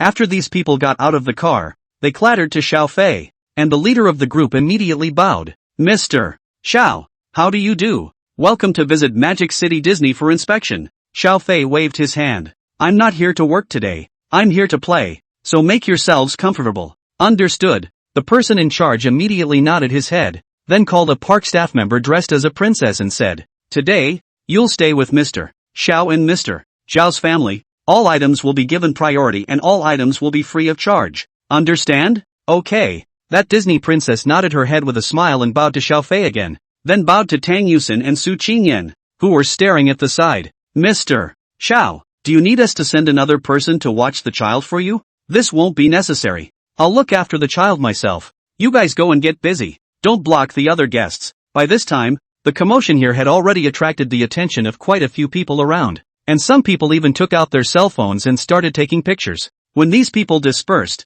Tang Yusen asked in a low voice, Hubby, what's going on? Xiao Fei pointed at the Disney princess next to him. You'll let her explain it to you. The Disney princess smiled as she said, Madam, Mr. Xiao is one of the 12 largest shareholders of Walt Disney, and in essence, a portion of the Disneyland parks around the world can be counted as Mr. Zhao's and Madam's your own property. Tang Yuxin? Su Qingyan, husband. Tang Yusen stared at Xiao Fei incredulously. Really? Really? We're playing in our own home. Go ahead and play. No lines, no money. You can play all you want. Xiao Fei gently kissed Tang Yusen's forehead. This behavior watched as Su Qingyan was stuffed with another handful of dog food, and even her previous shock dissipated a few points. A look of envy filled the face of the always smiling Disney princess on the sidelines. UXIN. What kind of person is your husband anyway? How is it still one of Walt Disney's 12 largest shareholders? Walking in front, Su Qingyan sidled her head and nibbled on Tang Yusen's ear. Tang Yusen shook her head and said helplessly,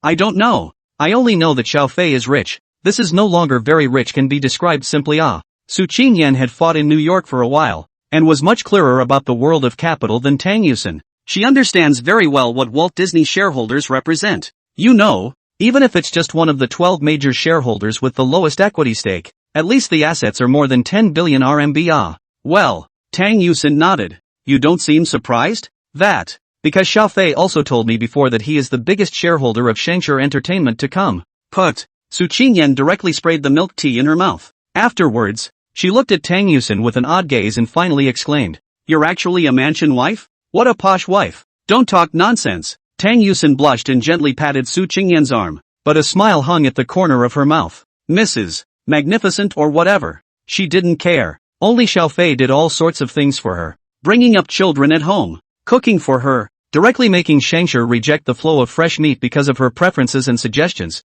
and so on. These were the things that really made Tang Yusen care. No way, no way. I didn't realize you were actually a real family man. Don't argue with that. You're married, and if your husband's family has a mine, doesn't that mean your family has a mine? I'm going to slaughter Dog Dato today. The old lady's heart is unbalanced. Pulling Tang Yusen's hand, Su Qingyan began to walk towards the front. In the back, Xiao Fei glanced at the Disney princess who was following him and said, No need to follow me. Go follow my wife. I'm bringing my kids. I won't be playing any of the programs here. It's good that they're having fun. Okay, Mr. Xiao. Disney princess nodded, her heart lost. She was still thinking that through today's service, she could make something happen with this Mr. Xiao, who was so handsome that he made people's legs go weak. Now it seems that I am simply the ugly duckling, is still the kind that is unlikely to turn into a white swan. End of chapter. Chapter 64, Unexpected Occurrences. New Year's Day holiday. Disneyland is almost overcrowded inside. There's basically a line for any entertainment you can see. However, Xiao Fei and his group were not among them. With Xiao Fei's new identity, plus a specially arranged guide from the garden, Tang Yusin and Su Qingyan were in the process of playing, and they didn't need to wait for more than half an hour to play a program at all. Like other guests. UXIN. Let's go play the Tron Extreme Light Wheel. I heard that worldwide Disney is only available in Mordor. It's the first of its kind. Tang Yusin didn't know anything about this, so she let Su Qingyan choose. The so-called Tron Light Wheel, also known as Tomorrowland, is essentially a roller coaster project. However, it takes place indoors, and instead of a traditional roller coaster,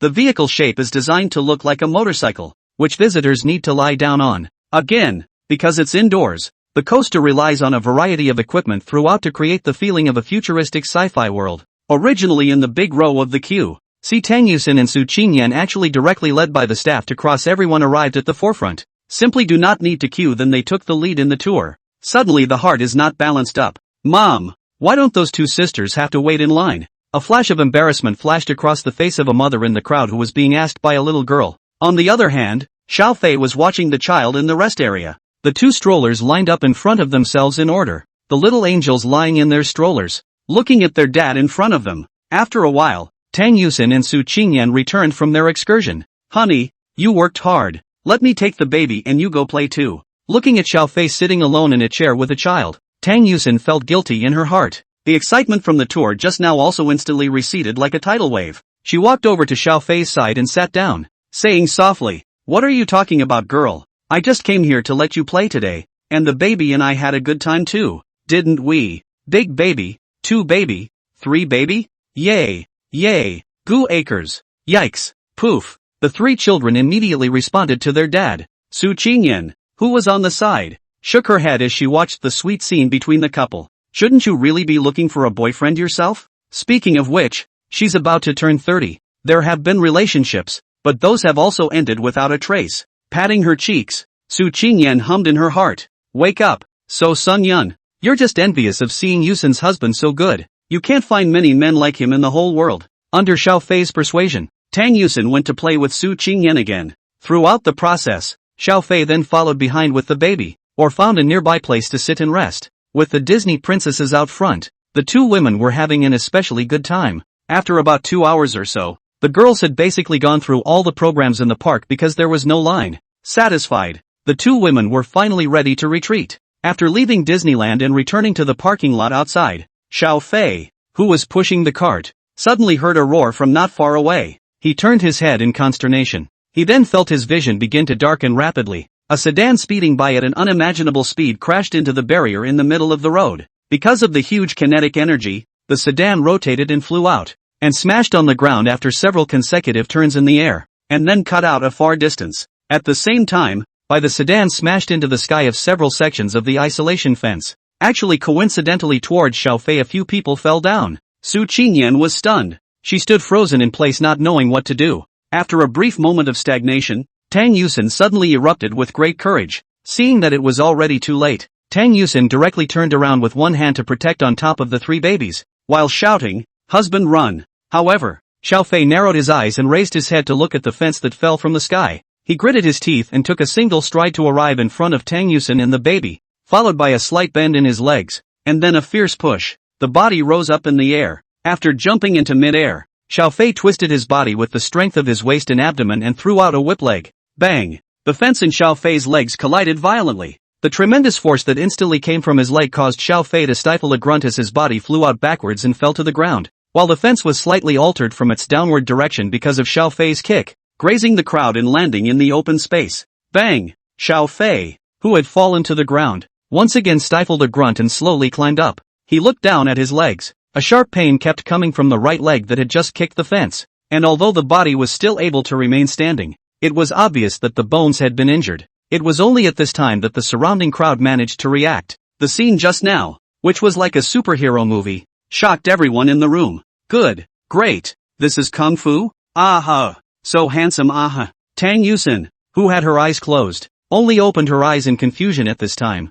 Husband? You? She looked up, from side to side, with a confused look on her face. Ahaha Yushin. So handsome Iuxin? Your husband just now really handsome explosion ah. Su Qingyan violently grabbed Tang Yusin's arm and shook it vigorously. Her mouth still kept saying, he actually kicked that fence away ah. Hearing Su Qingyan say this, Tang Yusin realized what exactly had just happened. Looking at Xiao Fei on the opposite side, Tang Yusin panicked and ran over. Honey, are you okay? Tang Yusin jumped into Xiao Fei's arms. However, he immediately heard Xiao Fei let out a hum. Tang Yusin was so frightened that she hurriedly took a step back and then stepped forward again, looking at Xiao Fei nervously. Honey, what's wrong with you? Are you hurt? Don't you scare me. I'm going to fight. I'm fine. Xiao Fei smiled and rubbed Tang Yusin's head. It's just a little pain in my leg. Maybe a little fracture. Just go to the hospital later. Broken bones. Xiao Fei's words made Tang Yuxin almost cry. You've got a broken bone and you're still saying you're fine?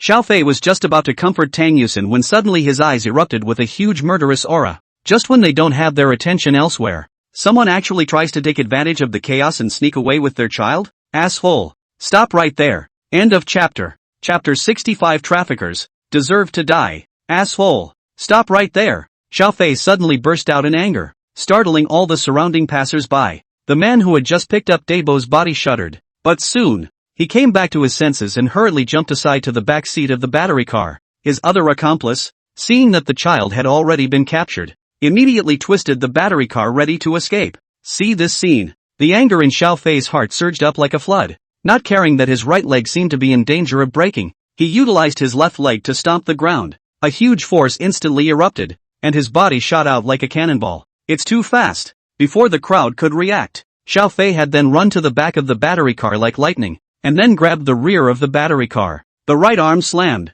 Xiao Fei actually hardened the battery car, which had not yet picked up speed, and dragged it backward for a distance with a person and a car. Immediately after that, he quickly poked out his left hand and snatched Debeo from the trafficker's arms. Then he made a fist with his right hand and slammed it hard into the biker's face. Bang! The sound of bones breaking rang out. The man on the bike was directly hit in the cheek by Xiao Fei's punch. The body flew out backwards and hit the ground heavily, leaving a scratch. Stopping, he opened his mouth and several teeth were spat out with blood. On the other side, after smashing the man on the bike flying, the battery car also tipped over on the ground. But the man who had just stolen Debeo was directly lifted up by Xiao Fei with his right hand around his neck. Xiao Fei was a full meter 83, while that man was not even a meter 7. After being lifted up by Xiao Fei with one hand on his neck, his legs left the ground. He struggled, but Xiao Fei's arm was as immovable as if it was cast in steel. Gradually, the man's face began to turn purple, with a strong look of fear and pleading in his eyes. Husband!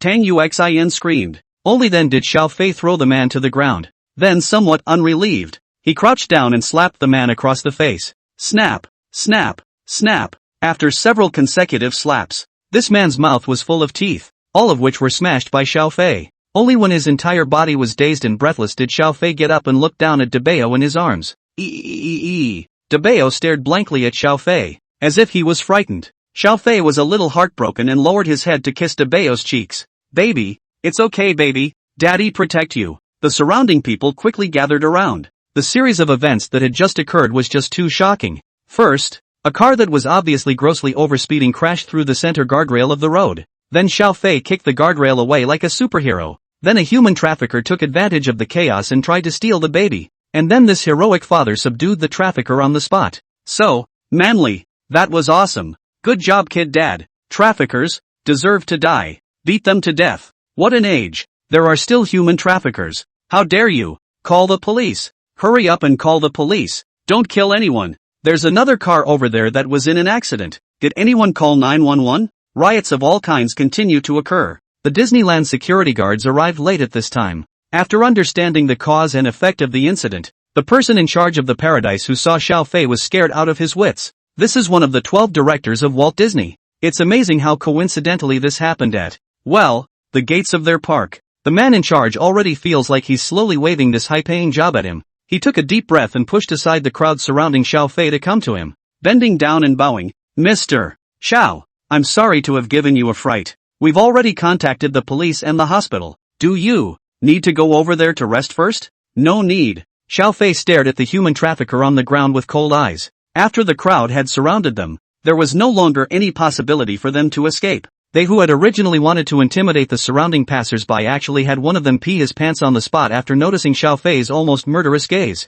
Hubby, Debo. Tang Yusin stood beside Xiao Fei with a pale face. She was dumbfounded. It was only after Xiao Fei rushed out that she realized that someone had actually tried to steal her child. Tang Yusin didn't dare to imagine how she would feel if her baby was stolen. Whether one has the continued courage to live. Even if she lived, she would live with remorse and guilt for the rest of her life. Honey, it's okay. Don't worry. No harm will come to you or the babies with me. Husband. Tang Yusin had tears in her eyes and wanted to jump into Xiao Fei's arms, but was concerned about Xiao Fei's injuries. Is your leg okay? You just fractured it. It's okay. Xiao Fei attempted to exert force on his right leg, but as a result, just as the weight of his body was transferred to his right leg, a sharp pain that drilled through his heart caused him to almost fail to stand still. Well, honey. Seeing Xiao Fei wrinkle his brows, Tang Yusin's heart was in her throat again. Finally, the ambulance and police car arrived one after another. The ambulance went directly to the car that had crashed through the fence and tumbled to the side of the road to try to save the man,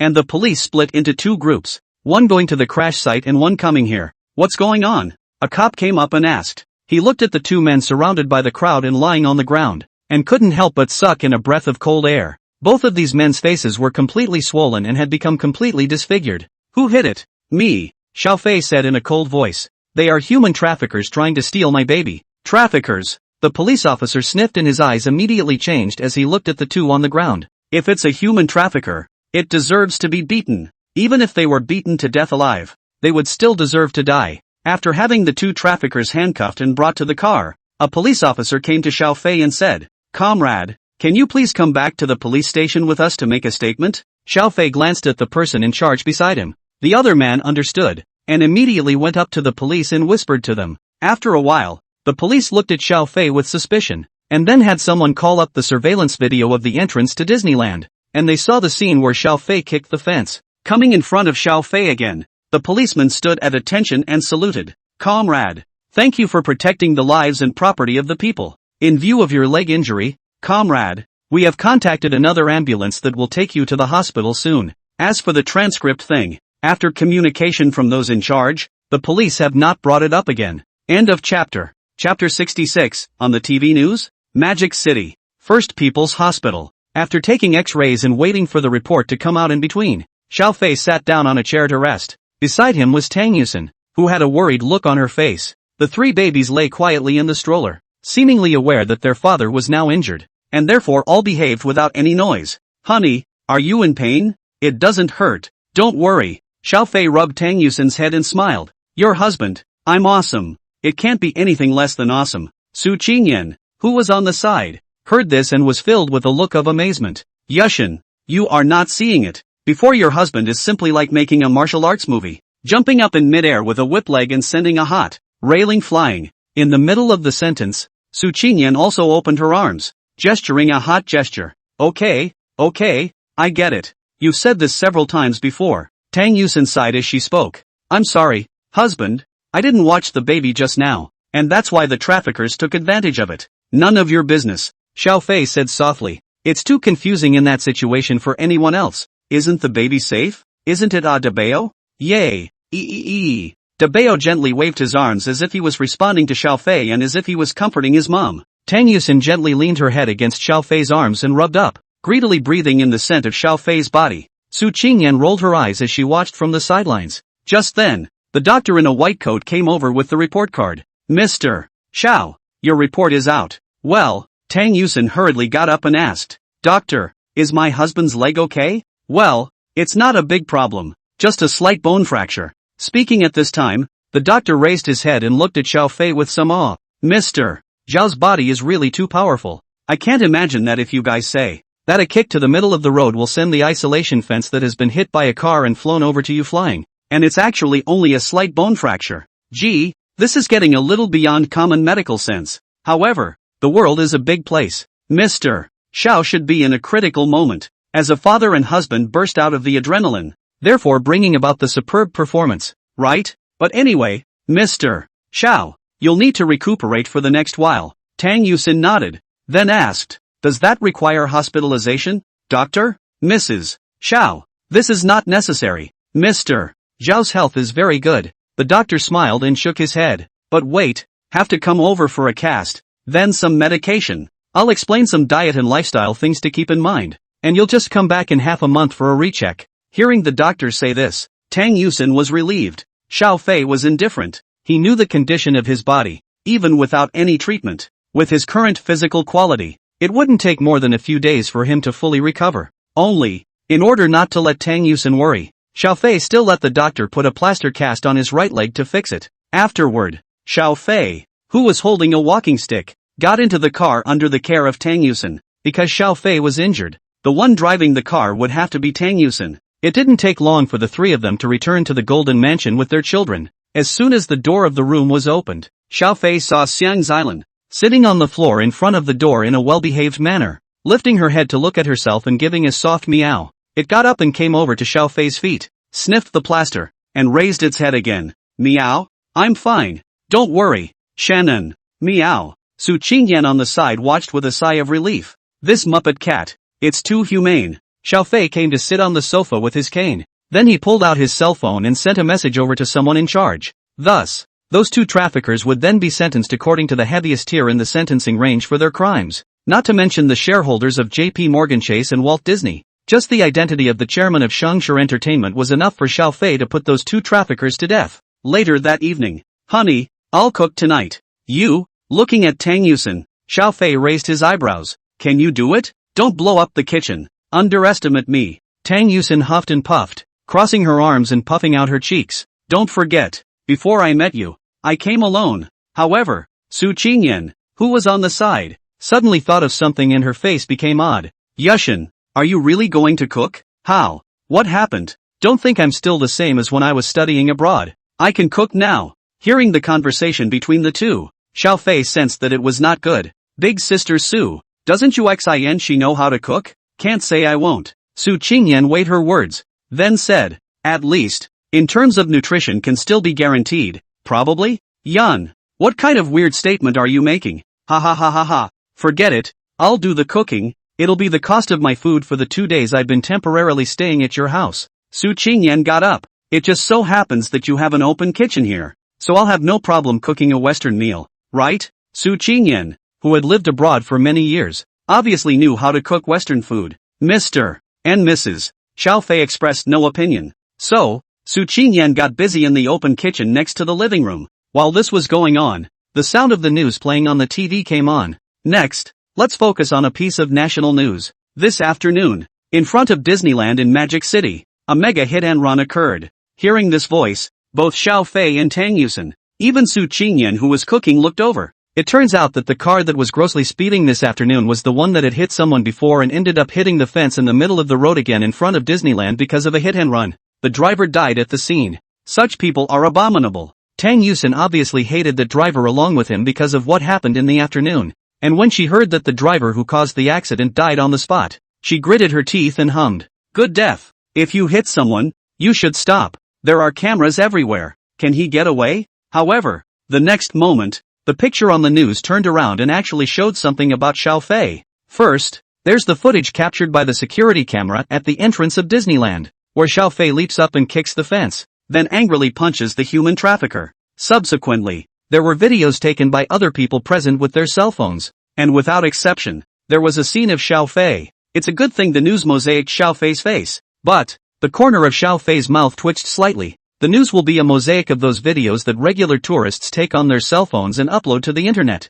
It can't be seen that way. Himself is afraid to be famous. End of chapter. Chapter 67. Brother Xiao, you still know Kung Fu? New Year's Day vacation is over. Su Qingyan reluctantly bid farewell to Tang Yusin. She would now have to plan her future path in life. Tang Yusin, on the other hand, went back to school to start classes, and Xiao Fei had to get ready to go back to school for his exams. After all, it's already January. One by one, the exams for various subjects have begun. This day, because Xiao Fei had called Auntie Wang in advance. After many days, Auntie Wang once again came to Xiao Fei's house. Then, Auntie Wang, the baby is in your hands. I have to go to school today for my exams. I'll transfer today's wages to you now. Okay, Mr. Xia. Auntie Wang nodded with a smile. Although she couldn't see the baby again, she missed it in her heart. But seeing Xiao Fei and Tang Yusin living such a happy and fulfilling life now, Auntie Wang also felt happy. After transferring the work money to Aunt Wang via WeChat, Xiaofei left home and drove to arrive at the school.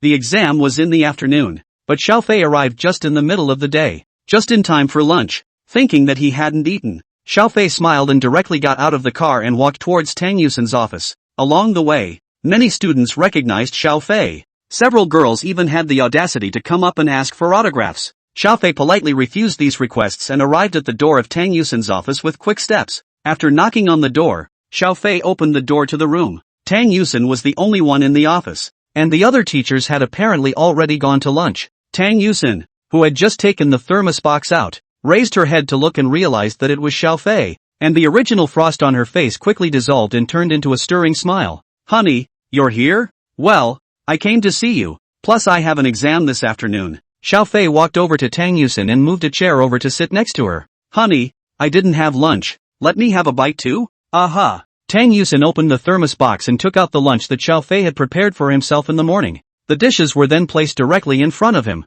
"Honey, you eat first." Tang Yuxian blinked her chestnut round eyes at Tang Yuxian. "Just kidding. I'll just have a couple of random bites. After all, it's made to your meal size." Xiaofei casually tasted a few bites before returning the bowl and chopsticks to Tang Yusin. "Won't you be hungry? It doesn't matter if it's just a meal." Tang Yusin nodded, but she didn't eat alone, but instead fed Xiaofei from time to time. "Ouch. I thought I wouldn't be fazed by your loving lunch if I went out to eat, but I didn't expect to eat and come back to an even more heartbreaking scene." At this time, Jiang Yu's voice rang from the office door. Teachers who had lunch came back one after another. Tang Yusin's face was slightly red, but she continued to feed Xiaofei. Yuan Tong walked in right after Jiang Yu, and when she saw Xiaofei she immediately gave a thumbs up. "Xiao big hero. Hero father. How are you? Can you give me an autograph?" "Mr. Yuan, don't make fun of me for this kind of thing." "What do you mean make fun of it?" Yuan Tong shook her head and said in a serious manner. "I've read the news and the hot searches.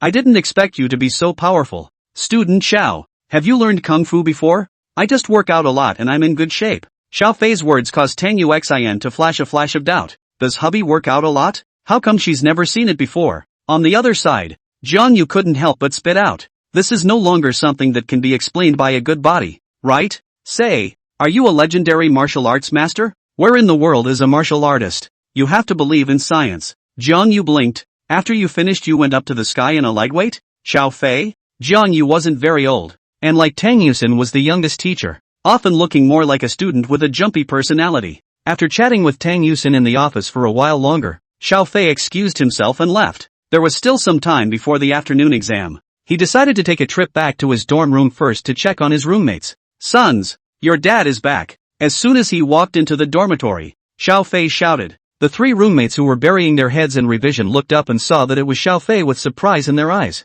"Crap, Brother Xiao, you're back? I thought I'd have to be in the classroom during the test to see you." The three roommates immediately put down the textbooks in their hands and pulled Xiaofei to chat. Zhang Bo clenched his fist and hammered Xiaofei's chest. "Brother Xiao, you know Kung Fu?" "Will, that's the instinct to protect your wife and kids when you're a dad." "Gee, I suspect you're faking it, and I have proof." Zhang Bo was constantly staggered. "Be reasonable and teach me a few tricks?" "Yeah." Xiaofei nodded. 100 push-ups, 100 sit-ups, 100 squats, 10 kilometers of long distance running every day. And you can't turn on the air conditioner even if it's hot in the summer. So stick with it for a few years and you'll be able to blow up the earth. And then I went bald with it, didn't I? The corner of Zhang Bo's mouth tugged, but he no longer mentioned the matter of learning Kung Fu. At this time, Lu Chao asked, "Brother Xiao, you just came back from this exam. Is it okay? You're very busy on weekdays, right?" "Don't worry." Xiaofei raised an eyebrow. "Don't say pass. I can give you a perfect score in every subject. Believe it or not. Blow at you." Apparently, no one believes it. Xiaofei smiled and didn't say anything. He's not really blowing smoke. What the marrow cleansing pill brought about besides the great changes in his body, it also brought Xiaofei an extremely abundant amount of energy. As long as he is willing, his learning efficiency is almost several times that of a normal person. And both his memory, comprehension and logical analysis are beyond normal people. This is also the reason why Xiaofei was able to ensure that he absolutely passed the exam even if he just read the book by himself at home. Speaking of which, this junior year is half over, and after exams it's next semester, and in a flash, it's going to be senior year. Wu Zitao suddenly sighed. "Brother Xiao, you have a wife and child here, yet we haven't even thought about what to do in the future." I want to go to graduate school, Lu Chao suddenly said. Are you sure you really want to go to graduate school, and not to avoid job problems after graduation? Xiao Fei asked. Lu Chao nodded firmly.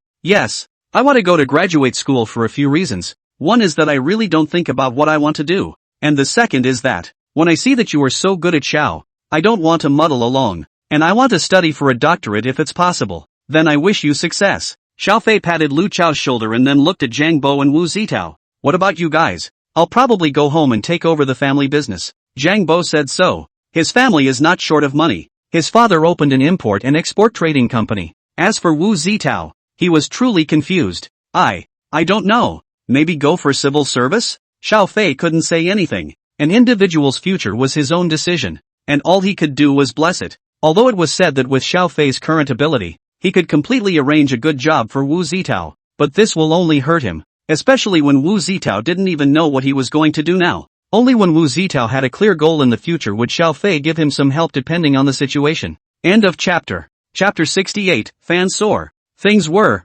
indeed, as Xiao Fei thought. After dinner, Tang Yusin, who was brushing her microblogging, suddenly called out, "Hubby, husband, check it out, you're on the hot seat." Sitting on the couch, Xiao Fei, who just finished breastfeeding his child, Su Qingyan, who was sitting next to Tang Yusin, came over with bright eyes. Where? Let me see. Tang Yusin placed her cell phone in the middle of the three, and Xiao Fei took a look, and sure enough, it was a hot search about himself. Hashtag Magic Disney Car Crash Hashtag Heroic Dad Saved Their Babies Hashtag Kung Fu Dad Hashtag. Several hot searches in a row were more or less related to Xiao Fei. After thinking about it, Xiao Fei opened the small broken station again and typed a few random keywords into it. Sure enough, there are already quite a few related videos being uploaded by various upvoters on the little broken station. Casually open one and click in to see the dense pop-ups, all of which are all kinds of praise. Crouching grass. Awesome. Is this the legendary 12 legs of Tan?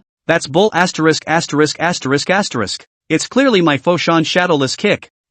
Wind god kick. Am not convinced. It's over. We can't hide the fact that all the people in Yanxia know Kung Fu anymore. The main character of the video has been found. The Immortal Guide uploader family has 3 treasures. Everyone, go and follow it. Xiao Fei again clicked on the small broken station account that he and Tang Yusin shared, and sure enough, he found that the number of followers had skyrocketed again. Almost 200,000. Backstage even came the official private message from the little broken station. He said that he had asked himself to leave his contact information and was going to give him a commemorative plaque of 100,000 fans. Xiao Fei sent his address over and ignored it. At this time, Tang Yusin's cell phone suddenly rang. It's Mr. Kong? After putting the cell phone through, Jiang Yu's voice immediately came from the other end of the line. MS. Tang, is that your husband on the hot search? Well, you know all about it? I'm going. How could we not know about this big deal? On the phone, Jiang Yu excitedly talked to Tang Yusin for half a day before hanging up. As a result, as soon as he hung up the phone, Yuan Tong called in again. At the same time, Xiao Fei realized that his class WeChat group had also exploded. All of them are discussing things about themselves. And there are people who are frantically at ing themselves. This went on for a while before the excitement and thrill of the group faded. As for Tang Yusin, she was still happily brushing her microblog and watching the messages from various netizens. Netizens are magical. And it didn't take long for someone on Twitter to start giving directions to other netizens, leading a number of people to the small, broken station with a lot of hooting and hollering. Then the various messages started to change flavor. This dad is so handsome. Ooh, why is it that such a little brother is married with a child? And a large flat and a caravan. So rich and handsome little brother why the young married early 3 minutes. This munchkin wants to know all about this handsome guy. Go dig up the wall. I'd say I wouldn't mind being a stepmom to 3 babies. I'm not like that. I'm going to learn from a master, Doghead. JPG, Tang Yusin. What the hell are these guys? All of them want to pry my corner. Husband. Turning her head, Tang Yusin looked at Xiao Fei with a sad face. You're famous then. So many people are coming to pry me away. Xiao Fei smiled sparingly. They can't pry it. I'm not a corner. I'm a foundation that tons of pile drivers have driven in. Who can pry it? Po ha ha ha ha ha ha ha. Su Qingyan directly covered her stomach and laughed as she rolled from the sofa to the floor, causing Xiang Xilan, who was lying down, to meow away. Too funny. You two are really, want to be like this I'm still here as an outsider and start to get tired of it. Or is it that you are deliberately spreading dog food to me? Shut your dog mouth. Tang Yusin glared over in a good-natured manner. What's wrong with me? Uxin, why are you cursing na? You've admitted to eating dog food yourself. Single dog. Su Qingyan felt like she had received a billion-point blitz. Alright, don't worry wife. This kind of heat on the internet will go down in a few days. Don't pay attention to it. Well, husband. Su Qingyan, who was on the side, looked at Tang Yusin and then at Xiao Fei, suddenly feeling so redundant, so angry. Solely, Su Qingyan directly got up and drilled into her guest room and closed the door, coming to a blind eye. It's aggravating. Just know how to spread dog food in front of her. But, she is so envious of Uxin again. Lying on the bed in the guest room, Su Qingyan thought quietly. Finally, she sighed. Hey, that night, Xiao Fei, who originally didn't even intend to take a bath because his foot injury was in a cast, suddenly saw Tang Yusin's red face and said, Honey, do you want me to rub your back? You're in a cast. You can't touch water, so I thought I'd rub you down. It was rare that his own wife had a heart, so Xiao Fei was happy to enjoy it. In the bathroom, after helping Xiao Fei wipe his body, Tang Yusin tried to help Xiao Fei put on his pajamas again as if she was taking care of a paralyzed patient. I'm fine here. Just do it yourself. No, honey, just let me do this for you. This girl, she's actually starting to pout. Xiao Fei finally let Tang Yusin help him put on his pajamas. At the end of the day, Tang Yusin even helped Xiao Fei cover the quilt, and also dropped a kiss on Xiao Fei's forehead as if she was coaxing a small child. Be good and rest. Yes, Xiao Fei lengthened his voice, but rolled his eyes. Getting some rest? I still have to get up at night to keep watch for the baby?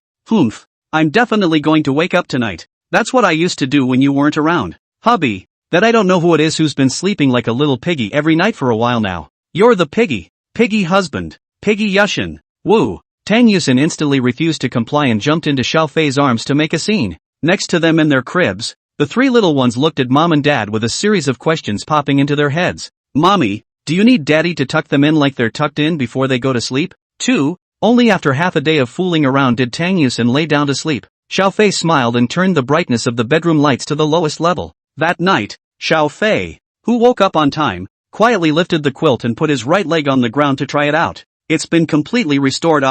After remodeling his body through the Marrow cleansing pill, this recovery power was too terrifying. Glancing back at the sleeping Tang Yusin, he also glanced at the time. Well, it's time to feed the baby. This girl, in the end, she still can't get it up? Xiao Fei smiled and didn't bother with the cast on his foot. It's better to pretend to tie it around your leg for a while so that your precious wife doesn't worry. At that moment, Xiao Fei carefully, without making any noise, got up and went to make milk powder for the baby. End of chapter. Chapter 69, Final Exam. 2 o'clock in the afternoon. The first exam of the final semester has begun. When Xiao Fei walked into the classroom, everyone in the entire classroom immediately cast their eyes over. Yo, isn't this the handsome Xiao from our class? Wow, Xiao Fei seems to be handsome again. Brother Xiao, I watched that video of yours. It's so damn handsome. Brother Xiao, where exactly did you learn this kung fu? Can you teach me? Bull. More bull than Ma Baogua. For a while, the originally quiet classroom instantly became noisy. Facing the warm greetings from his classmates, Xiao Fei smiled and nodded before walking towards the back row of the classroom. Suddenly, a weak voice rang out from beside him. Mr. Xiao, thank you. Xiao Fei froze and looked back to find that it was Zhang Xiaolei, who was sitting at the edge of the corridor, thanking him as he passed by. You're welcome. How's your dad's health? The surgery was a success. A wisp of a smile also surfaced on Zhang Xiaolei's face. Mr. Xiao, I'll return the money to you soon. This is something I have already said. There is no rush. Wait until you graduate and work in the future and have money. Even if you don't pay it back, it's fine. It's been said that it's a donation. Zhang Xiaolei knew that Xiao Fei had not taken this to heart at all. He wouldn't say anything even if he couldn't afford to pay it back. But no matter what, she's sure to pay it back. Looking at Xiao Fei's back after he passed by his side, Zhang Xiaolei's eyes gradually moistened. It wasn't long before the exam started. The moment the test paper was handed out, Xiao Fei quickly filled in the information such as name, class and school number, and then swept over the test paper. Is too easy. Even if the vast majority of the content on it is something you didn't even listen to, but just based on the fact that he had taken the time to read and study on his own at home, Xiao Fei was able to show the answer at a glance. Hooking the corners of his mouth, he took hold of his pen and began to brush it up. About half an hour later, Xiao Fei got up and came to the podium. Turning in your papers so soon? The invigilator was a teacher Xiao Fei didn't recognize, and felt a burst of surprise after seeing Xiao Fei hand in his paper so quickly. Done. Xiao Fei placed the test paper on the podium and left the classroom without looking back. The invigilator took Xiao Fei's test paper over and looked at it. The subject of this exam is linear algebra, and he is not responsible for teaching this class, so it is not good to judge whether Xiao Fei did it right or not, but the whole volume was very neat, and the handwriting was so strong and powerful that it was very comfortable for him to read. After the exam, Xiao Fei sent a message to Tang Yusin and drove home first. For the next half a month, Xiao Fei invited Auntie Wang over from time to time to help take care of the baby for half a day, while he himself went to school to take the exam. Finally, when the time came to the second half of January, all exams are over. Although the school year is not officially over, students have in fact been given the option to leave school. That's the thing about college. As long as you finish the tests you need to take and the classes you need to take, you can leave school whenever you want. Every major, the timing of winter break,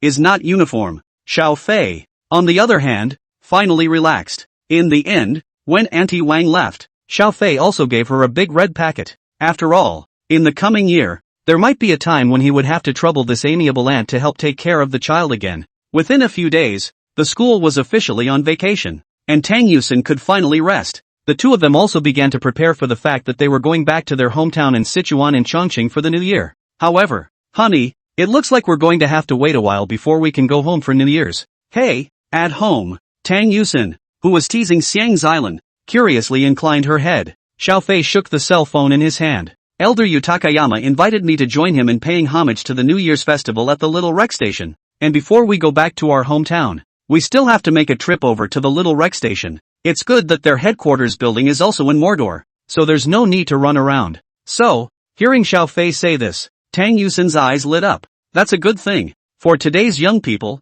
the Little Rag Station New Year's Eve festival can be much more attractive than the Spring Festival Gala. Only in the past, whether it was Tang Yusin or Xiao Fei, they all thought that this New Year's Eve festival was a live broadcast. It wasn't until Yu Takayama explained it that he learned that much of it would actually be recorded in advance. Before Xiao Fei and Tang Yusin headed to the New Year's Worship Festival, they did receive a commemorative plaque of 100,000 fans from the Little Broken Station first. After recording an unboxing video in accordance with Little Broken Station's usual practice, and letting the baby and Xiang Xilan appear in the movie, Xiao Fei, who had uploaded the video, brought Tang Yusin and the three babies to Little Broken Station's headquarter building located in Magic City. From a distance, you could see the small TV and small Broken Station signs hanging on the glass facade of that one building. Parking the car in the parking lot, Xiao Fei and Tang Yusin pushed the three babies and walked inside the building. The lady at the front desk immediately had a sweet smile on her face when she saw the family in front of her. Are you guys the Upmasters, family of three? Yes. Xiao Fei nodded. The two front desk ladies dressed as Nyang 22 and Nyang 33 looked at Tang Yusin with an envious expression. Even if you are pretty, your husband is so handsome and your three babies are so cute. Nyang 22 said, welcome both of you to this year's New Year's Eve festival. All the Upmasters who are going to record their programs today have already gathered inside the 16th floor conference room. So both of you should go now. Together with Tang Yusin and the three babies, Xiao Fei arrived at the 16th floor of the building. As soon as he walked inside the conference room, Xiao Fei looked at his eyes somewhat. There are just too many beautiful young ladies. I can't say anything else about the small Broken Station, but there is absolutely no shortage of pretty ladies. Various famous and famous Upmasters. Most of them were singing and dancing, but there were also some Ghost Zone and Game Zone Upmasters who were eagerly chatting inside at the moment. As Xiao Fei and Tang Yusin walked in with the child, a girl suddenly looked over, then covered her mouth and screamed. What are you screaming about? Kitten. Scared me. Millet porridge. Quickly look, it's your boyfriend. What? My boy God. The girl who was called Millet Porridge immediately turned her head and ran over with light in her eyes immediately after seeing Xiao Fei. Tang Yusin's eyebrows jumped as she stepped forward, her 2-meter-8 aura instantly exploding. However, the scene that happened next made Tang Yusin look dumbfounded. Only to see Millet Kanji was first shocked by Tang Yusin's aura, and then immediately diverted to run to Tang Yusin, hands directly holding Tang Yusin's hand. A piece of joy said, it's Yusin. See the living UXIN. What male god Kitten, you're talking nonsense. This is clearly my goddess. Tang Yusin. Xiao Fei? Kitten. I can't learn how to do this. Looking at the millet porridge in front of her that held her hand, clearly shouting that she was her goddess, but her eyes glancing to her own kissing husband from time to time. The corner of Tang Yusin's mouth twitched slightly. End of chapter. Chapter 70, recording a program. Soon, the commotion here then attracted the attention of the rest of the conference room. After seeing Xiao Fei and Tang Yusin at the main entrance, a large group of Upmasters immediately exploded. If it came to the number of followers, Xiao Fei and Tang Yusen were definitely no match for them, the big upstarts with millions of followers. But nay, Xiao Fei's heat was just too high these days. First, there was the endorsement of Elder Yu Gaoshan, who forwarded Xiao Fei's dynamics and also praised Xiao Fei's zither skills. Immediately after that, it was on the news again, in a heroic scene. Coupled with the fact that both Xiao Fei and Tang Yusen's face values were particularly capable, the three babies were again able to make people bleed with adorableness. That is, the two post videos very infrequently. It's only been a handful of videos so far. Otherwise, the fans would have been running for 1 million a long time ago. Each one of these upmasters was a human savant, knowing that Xiao Fei and Tang Yusen would definitely rise another wave of fans after this New Year's Eve festival, and that they might even have a place in the top 100 upmasters next year. So don't look at the small number of followers they have right now. These upvoters are very enthusiastic. At that moment, many people came together. Hi Sha, I know you, one of the four kings. Ha ha ha. No O's the king. Xiao brother, you exposed your age. Brother Xiao, look familiar to me, quickly look familiar to me. I play music just like you. Oh, you're the Middle Eastern tough guy who specializes in oboes? No way brother Xiao. Middle Eastern humans and whatnot, even if. Wow. Is this Dabao, Erbao and Sanbao? I've watched the video and I've been craving for them, but I've finally seen them in real life. Brother Xiao, sister Uxin, can I hug them? At this time, the cat that first discovered Xiao Fei's bite came up and looked at the three little angels in the stroller, wanting to send a request to Xiao Fei's couple. Yes, but just hug big boy and 3 boy. 2 boy is very cognizant. Yes, the biting cat immediately and carefully picked up Dabao, who had the word big embroidered on his shirt. Suddenly being hugged by an unfamiliar sister, Dabao was a bit strange, gently twisting his little body and yipping and yelping towards Xiao Fei and Tang Yusen. Tang Yusen bent down and stretched out her fingers to gently tease Dabao. Dabao, good boy, oh, let's sister hug. With the reassurance from his mom, big boy calmed down and settled down to be held by the biting cat.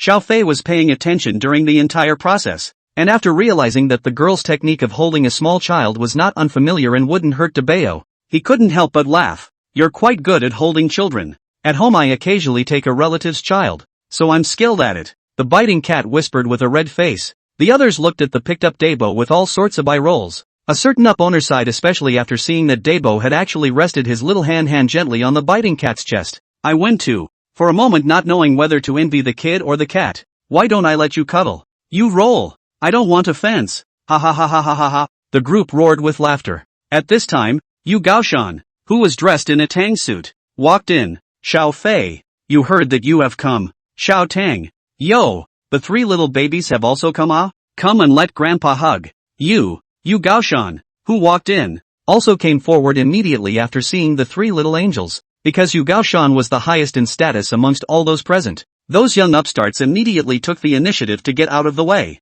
With a smile on his face, Yu Gaoshan bent down and kissed the second and third babies in the stroller, and teased the big baby in the arms of the biting cat. At the end, he then turned to Xiao Fei and said, how are the preparations going? Any time? When's the show taping? It's today. It's going to start in a while, but you have to put on makeup first. Speaking of which, it seems that the official side has prepared a costume look for you to come. Hearing these words, Tang Yusen was pleasantly surprised for a moment. Getting to see the hubby's vintage look again? Similarly, anyone who had seen the video of Xiao Fei playing the phoenix in an ancient costume to propose to Tang Yusen was also filled with anticipation. Xiao Fei's ancient costume could be more appealing than the ancient costumes of those showbiz stars. It wasn't long before the taping of the program began, since it wasn't Xiao Fei's program that was being recorded at the beginning. After handing the child over to Tang Yusen to watch over for the time being, he and Yu Gaoshan went to the backstage dressing room. The young lady who was responsible for putting makeup on Xiao Fei sighed suddenly after half a day of gesticulating with various tools.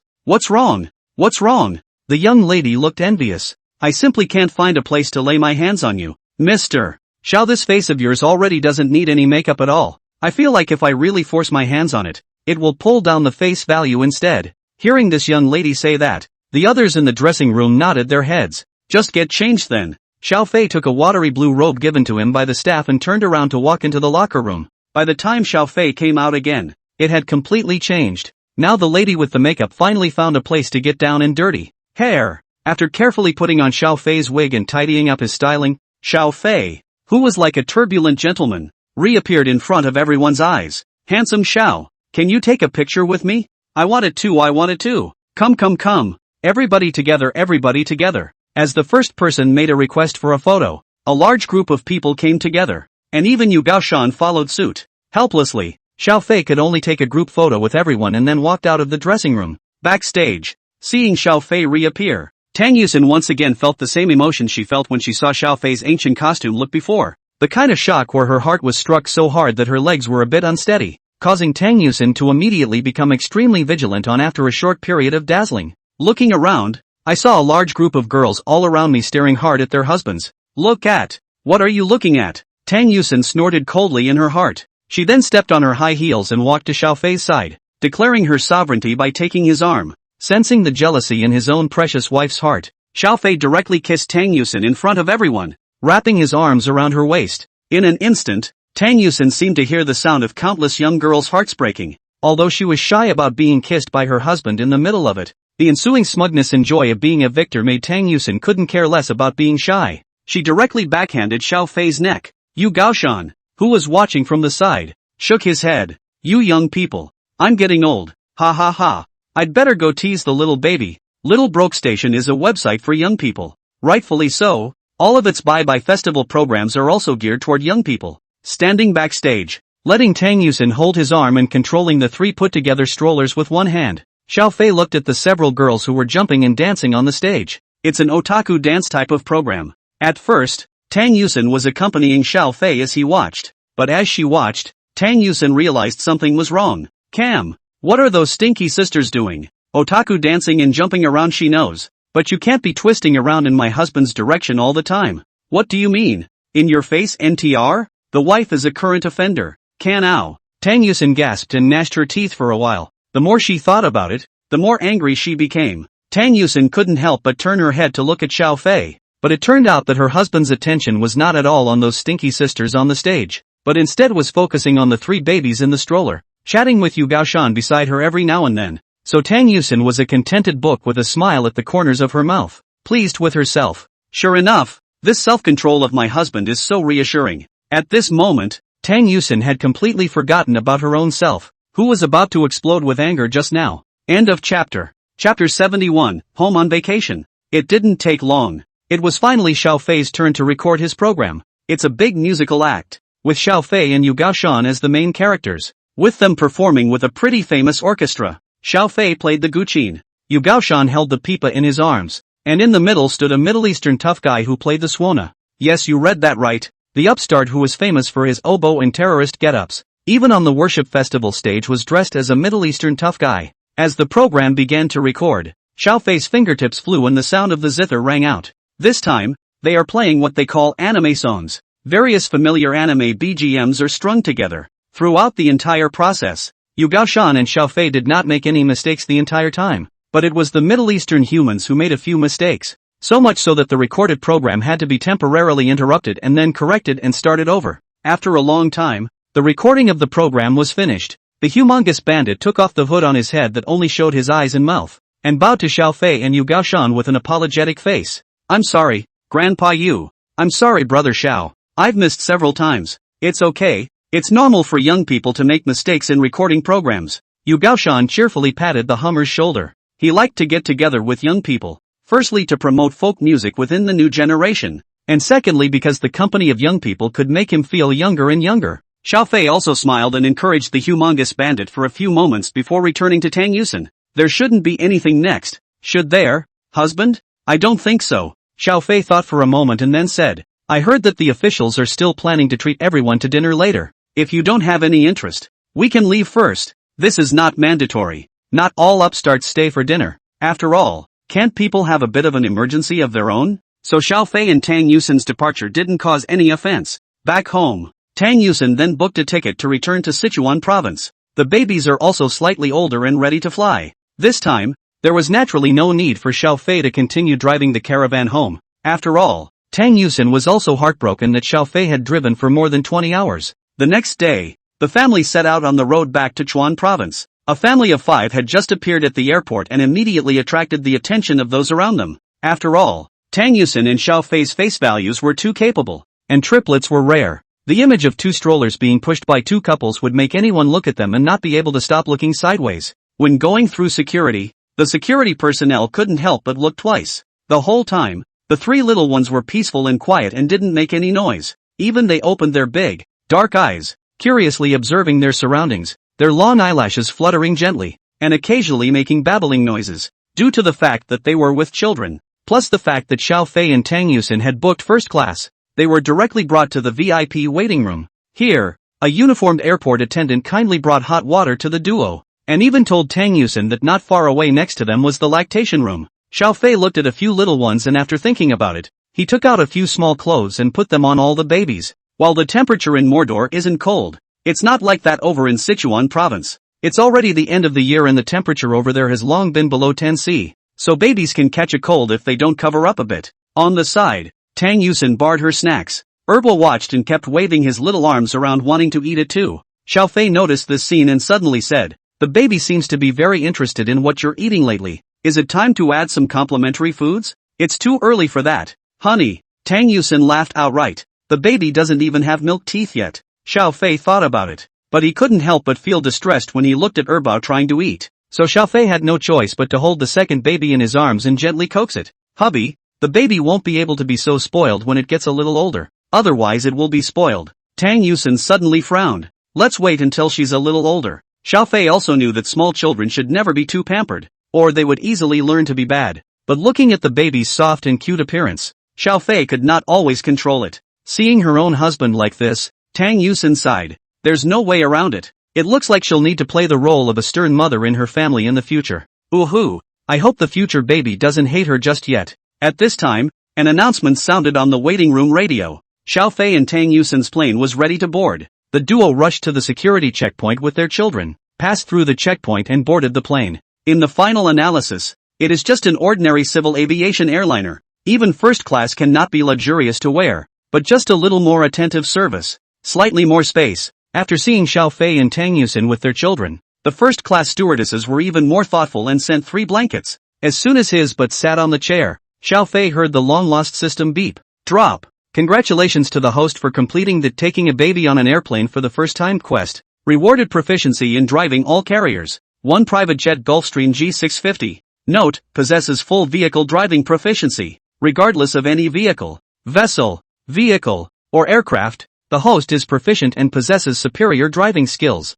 What? Hear that voice? Xiao Fei froze for a moment. The system gave itself a private jet? Although Xiao Fei thought to himself that he was now very rich, and his worth was a few tens of billions of RMB anyhow, but he hadn't really considered something like a private jet. Other than that, tens of billions of dollars is one thing, private jets are another. Trying to provide for a private jet is a huge annual expense. Crew salaries, aircraft maintenance, rental of airports, etc. All sorts of things require money. The good thing is, the system is sweet. Xiao Fei checked it out, and only then did he put his heart down. This private jet given by the system had been perfectly decorated internally according to Xiao Fei and Tang Yusin's aesthetics, while the crew members were all arranged and hosted to a private jet company in China for maintenance, and 2 years' worth of management fees had been prepaid. Simply put, within 2 years, there is no need for Xiao Fei to shell out any money. As for 2 years later, Xiao Fei in 2 years will be able to raise this airplane with complete ease. Xiao Fei, who was in a good mood,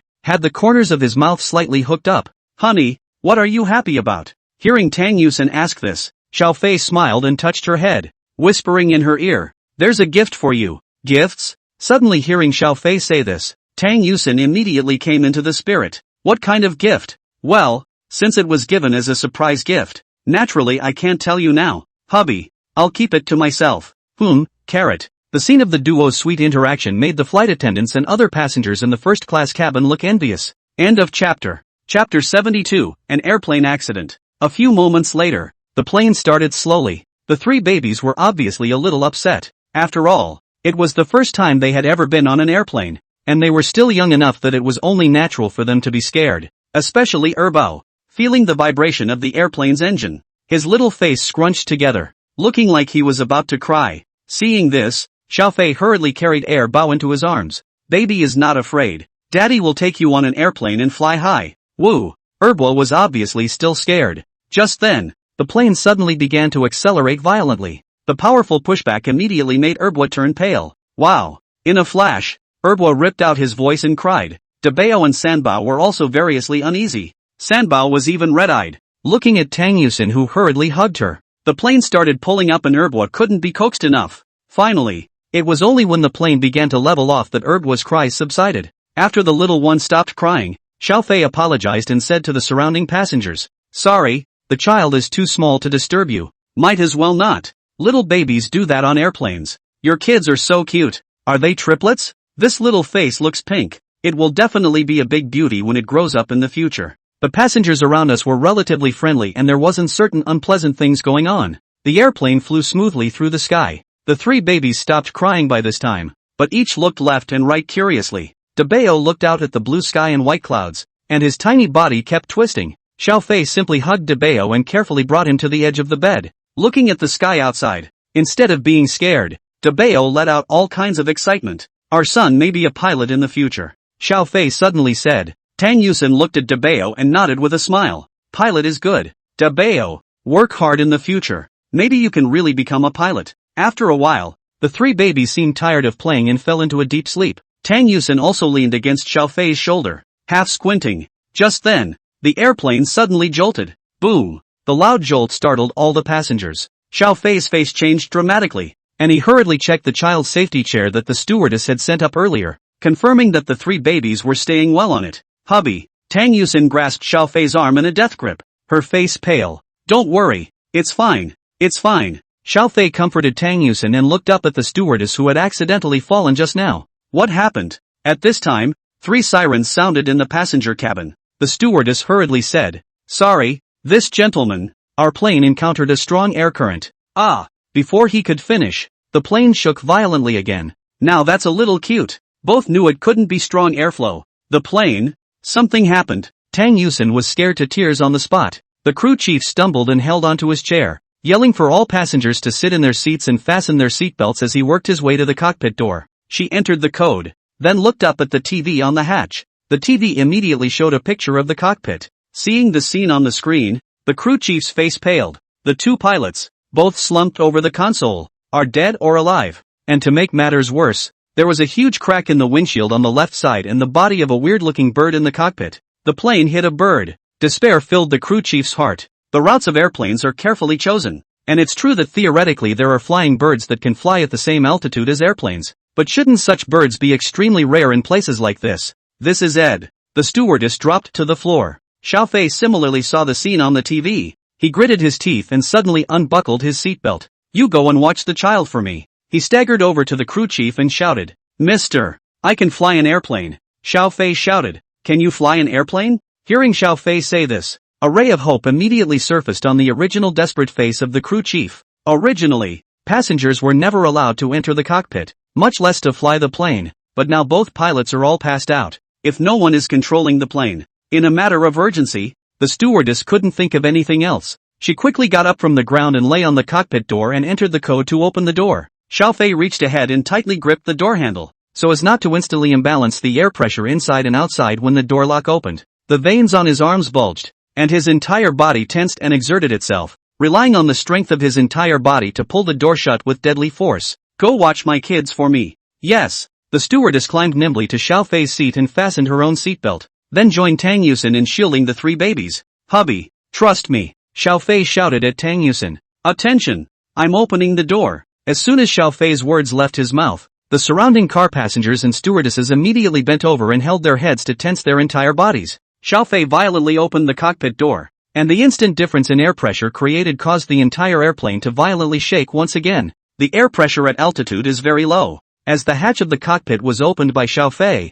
the whistling gusts of wind poured into the first-class cabin and then quickly filled the entire cabin. Even the economy class in the back followed suit and became a mess. The stewardesses were shouting at the top of their lungs to try to calm down the frightened, wailing passengers. Xiaofei gritted his teeth and pushed his arms to the limit, controlling himself to get inside the cockpit, and then closed the door with a bang. It wasn't until this time that the cabin finally calmed down. "Husband!" Tang Yusin burst into tears, tightly protecting her child as she began to pray in her heart. Inside the cockpit, Xiaofei was stunned as he watched the scene in front of him. It's one thing to see it on a TV screen, it's another to see it in person. The bird of prey that collided with the airliner high in the sky smashed right through the co-pilot's windshield. Xiaofei took a rough look. The 2 pilots were lying on their backs in front of the cockpit, alive or dead, and he didn't know if they were still breathing. resisting the wind pressure with all his might. Xiao Fei slowly unbuckled the seatbelt on the captain. In an instant, losing the restraints of his seatbelt, the captain's body tumbled to the ground.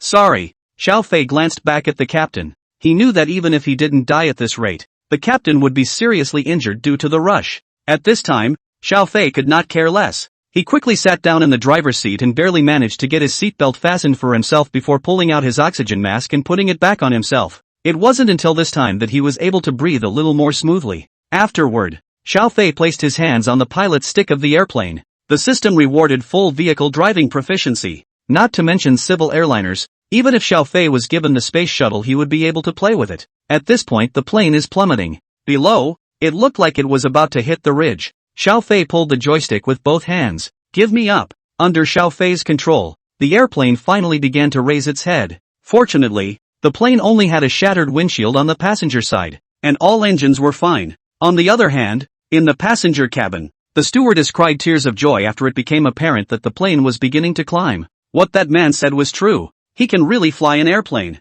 Everyone is saved. End of chapter. Chapter 73, a sensation. An emergency landing. In the meantime, Ground Aviation Authority of the province of Wu Wei, the air traffic controller who happened to be in charge of the airliner that Xiao Fei was on, suddenly frowned. The coordinates map, the plane's altitude and course, are changing dramatically. He picked up the microphone and quickly made contact. CNAA, this is the E.P. Ground Aviation Authority. Come in if you hear me. No response, but radar showed the plane was losing altitude. Wu Wei immediately realized something was wrong. Director, big deal. What's the situation? Ma Taijun, the director who was in charge of the scene, heard Wu Wei's voice and immediately looked over sideways. Director, the CNAA is veering off course and the flight altitude is dropping rapidly. We can't reach the crew. Ma Tiejuan's brows immediately furrowed. Keep in touch. Yes. Quickly walking behind Wu Wei, Ma Tiejuan's eyes stared deathly at the screen in front of him.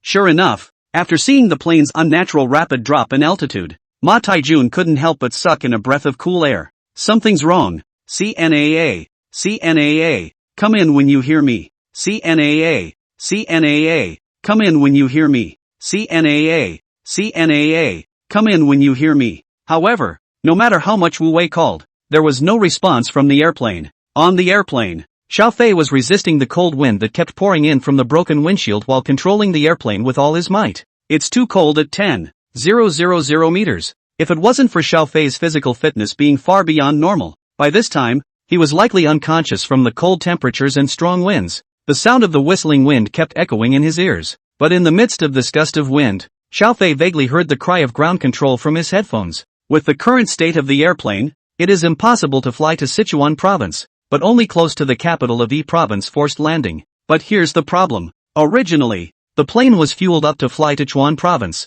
If you land in Yi province, you are bound to carry excess fuel. That is, it will land overweight. Thinking of this, Xiao Fei did not hesitate to hang up the emergency code 7700. This is an announcement to all aircraft on the ground and in the air that the airplane is in an emergency situation. And in the case of a hijacking or something like that, the 7500 would be hooked up. Almost immediately, ground control sensed the situation. After realizing that the plane was hooked up to an emergency code, Ma Tiejuan's heart, which had been lifted up, relaxed a little. It was also able to put up an emergency code, indicating that the crew was not disabled. Keep calling. Get the other airplanes in the air to call along. Yes, in the sky. After hanging up the emergency code, Xiao Fei would still face a huge problem. 10,000 meters in the air. Without the aid of aircraft instruments to show the route, Xiao Fei had no idea where he had flown to. The original route was set to fly to Chuan province, which apparently doesn't work anymore. If you want to fly to Yi province, you have to change the route. Ground. Report. Director. Air China are requesting a change of course to land at the capital airport of Yi province. Approved and call continues. Yes. In the sky, Xiao Fei was relieved to see that the route change was approved. Fortunately, the rest of the airplane's equipment was normal. Whether it was radar positioning or inertial navigation and so on, everything was working properly. This also allowed Xiao Fei to save a large amount of effort. It was only at this point that he had any energy left to respond to the call on the radio. Because the wind was too strong and the noise was seriously interfering with the communication, Xiao Fei could only do his best to shout up, Yi province, CNAA. Finally, the ground control station that vaguely heard the response and the communicator. Wu Wei was all excited. EA, CNA a go ahead. Here. Whirring, wind noise. It's CNAA. The passenger windshield hit the flying bird. The windshield shattered. Both pilots are incapacitated. The ground control station and others who could barely tell Xiao Fei's voice from the noise, as well as everyone else who was also listening in because Xiao Fei had hung up the 7700 were instantly startled. Both pilots are incapacitated? So who is flying airplanes now? CNA a pilot. Please report your status. Such a voice came from the headset. Xiao Fei immediately shouted at the top of his voice. My name is Xiao Fei, a passenger on this flight. Such a reply was mingled with the noise of the howling wind, but it was still barely heard by those on the ground. Passengers? Ma Taijun, who originally thought it was a crew member, immediately changed his face. How does a passenger fly a plane? Wu Wei, who was in charge of liaison, was just about to continue asking when Xiao Fei shouted again. Both pilots are all incapacitated. I'm the one helping to fly the plane. Control center. Ma Taijun ordered with a green face. Check. Quickly go and check. See if there is such a passenger on this flight. Very quickly, the results of the query came out. The flight really did have Xiao Fei's details among the passengers. A junior at PTU. The entire report lists some of Xiao Fei's information. Looking at this information, Ma Taijun slapped his forehead. It would have been fine if the other person had been a student at the University of Aeronautics and Astronautics, but it was someone who had nothing to do with the flight program. How does he fly an airplane? This thing isn't a car, much less a bicycle, Ma Taijun said as he grabbed the communicator from Wu Wei's hand. Xiao Fei, do you know the operating procedures of an airplane? Please feel free to know how to fly an airplane. Xiao Fei could only reply in this way, except that the answer is not at all reassuring to those on the ground. Even if it's true that the market now has flight simulator type games with almost 100% realism that perfectly simulate all the operations of flying an airplane, it doesn't mean that pilots can be trained through that kind of thing. Xiao Fei, can you wake up the two pilots? What's their condition now? Passed out. Don't worry about the ground. My wife and kids are still on the plane. There's no way I'm going to mess around. As a father and husband, I will absolutely bring them safely to the ground. In the investigation just now, it was indeed found that there were Xiao Fei's wife and children among the fellow passengers, and the children were also triplets. Ma Taijun was as anxious as an ant on a hot pan. The best situation now was for Xiao Fei to find a way to wake up the two unconscious pilots. However, they were on the ground and had no idea what exactly was going on in the airplane, and could only judge through their contact with Xiao Fei. Xiao Fei directly said that the two pilots were completely incapacitated, and there was nothing they could do about it.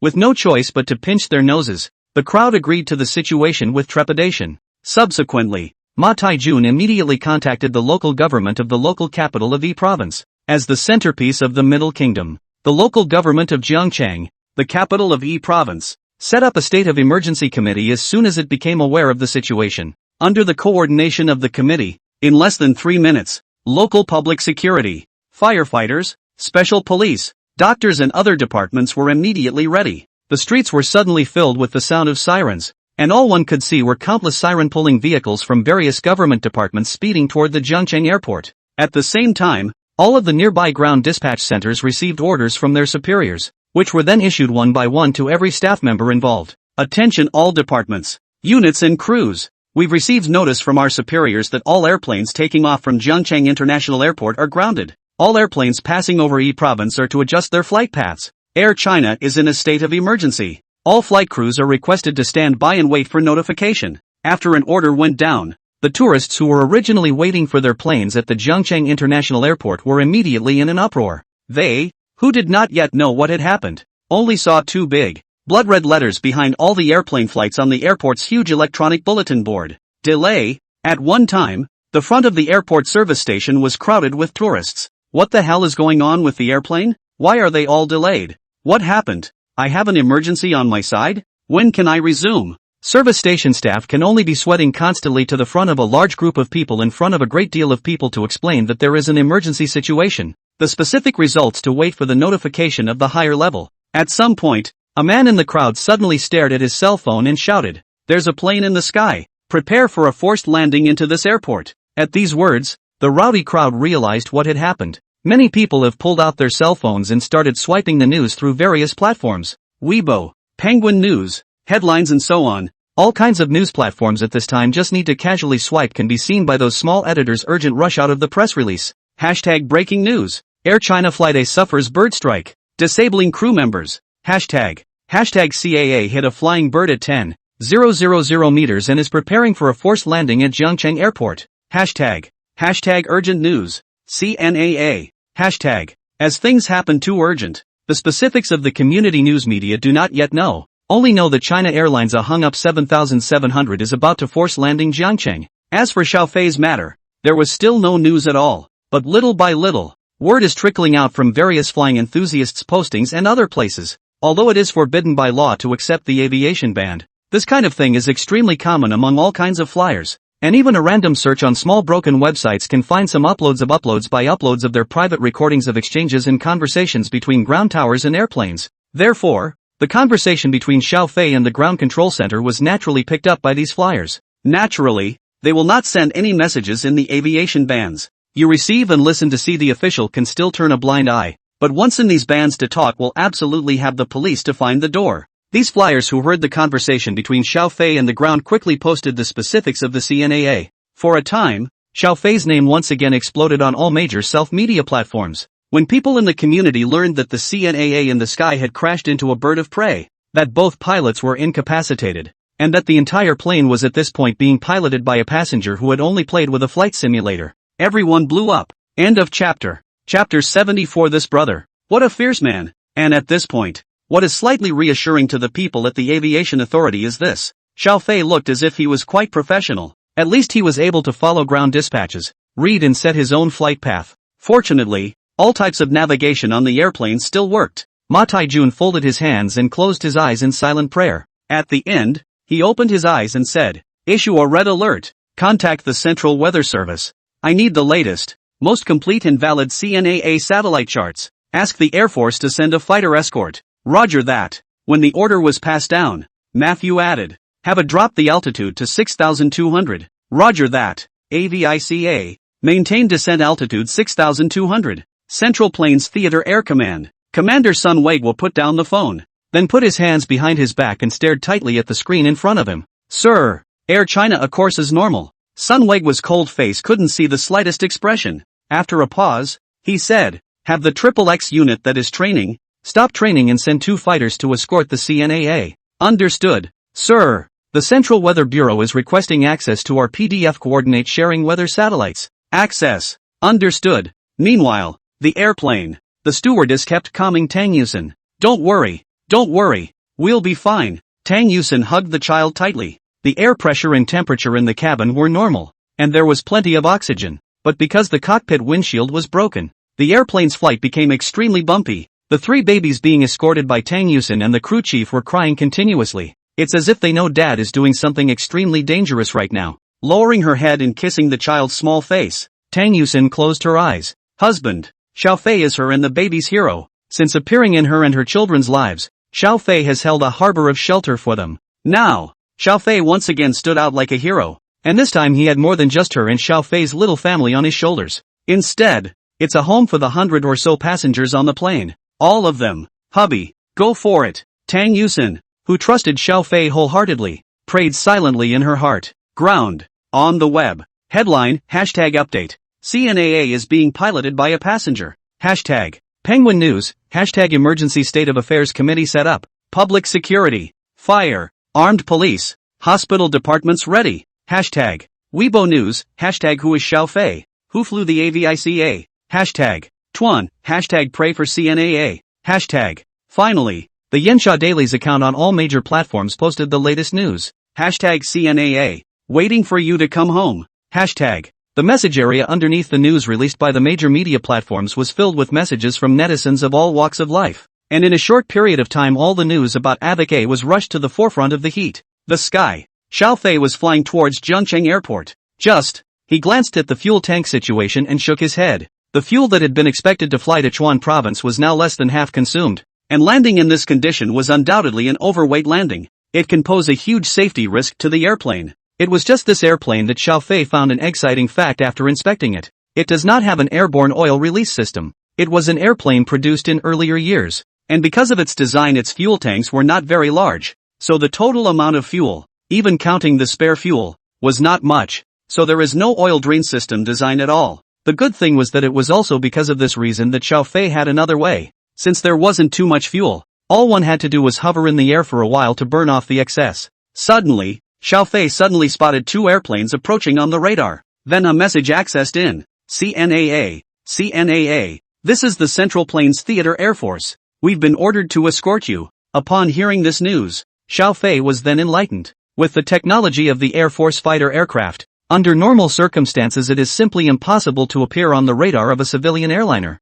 Will appear in a dignified manner can only be the other party took the initiative to turn off the shielding system. In the meantime, within Xiaofei's line of sight, he really saw Yanxia's most advanced fighter jet appear on each of the left and right sides of the airplane. With his eyesight he could even see the pilot in the cockpit of the fighter jet, gesturing to himself to refuel. And at this time, the 2 Air Force pilots who had arrived to escort the flight finally got a good look at the situation inside the cockpit. And one of them couldn't help but suck in a breath of cool air. With a shattered windshield, high altitude, low temperature, low pressure, and low oxygen, Xiaofei was actually able to steadily keep the airplane under control. And looking at him it seemed as if there was nothing physically wrong with him yet. This brother, what a fierce man. Even their well-trained Air Force pilots couldn't necessarily do something like that. Even the dude actually had the leisure to gesture something at them.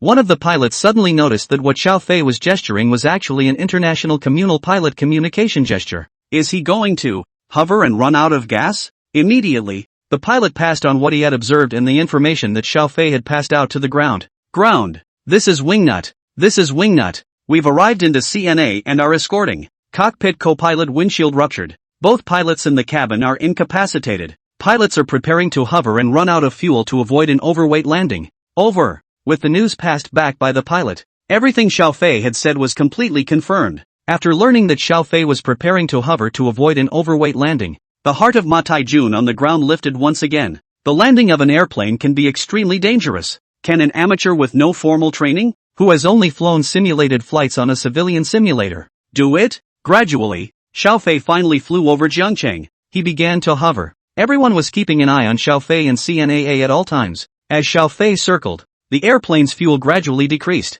finally descending to a safe landing range. Phew! Xiaofei breathed a sigh of relief. He took control of the airplane and flew towards Jiangcheng Airport, and the altitude was gradually decreasing. At this time, Jiangcheng Airport periphery has long been full of rush to all kinds of flyers. The airport is also everywhere in the major media reporters and has long been ready, waiting for the public security, fire and armed police and doctors. The outlying flyers, with their respective devices, watched the approaching CNA in the sky and listened to the radio signals. Through the binoculars, one of the flyers turned pale after seeing the image of the shattered windshield. My God, how in the world did this sluggard get the plane back in this situation? End of chapter. Chapter 75. My husband is a hero. As the altitude continues to drop, Xiaofei can already see the airport runway on the ground. He immediately wound down the throttles, then raised his hand to turn on the cabin alarm. Drop anew. Drop anew. Drop anew. Immediately a panic-inducing alarm sounded in the cabin. After the 3 alarms sounded,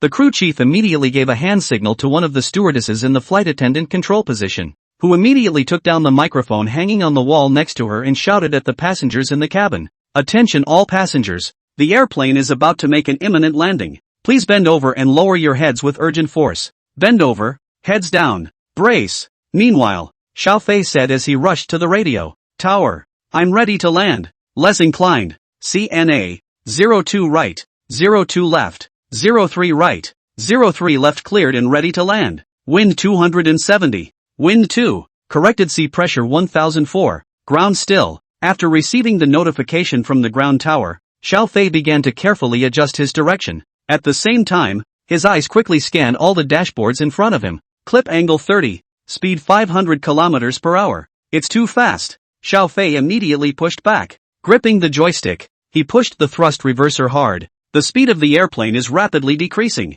With a jolt throughout the fuselage, the landing gear tires collided with the airport runway. The lurching of the fuselage caused the bodies of everyone on the plane to involuntarily slam toward the front. At the same time, the firefighters, armed police vehicles and ambulances, which had already been fully loaded and ready to go, immediately began to follow the airplane from a distance. The entire expanse of the airport had been completely cleared, and the front of the airplane was even clearer. Xiaofei began to slow down the airplane. It's too fast now. He quickly opened the speed bumps on the wings of the airplane, followed by the brakes on the landing gear of the Colorado, carefully slowing the airplane down a little bit. Under Xiaofei's control, the airplane, which was originally advancing rapidly, finally had a tendency to slow down. Everyone's eyes were glued to the airplane taxiing down the runway. The runway is coming to an end. Once it reaches the head and hasn't managed to slow down, the airplane will run off the runway. Stop. Please. Stop. Many people are praying for CNAA in their hearts. Finally, just as the plane was about to hit the end of the runway,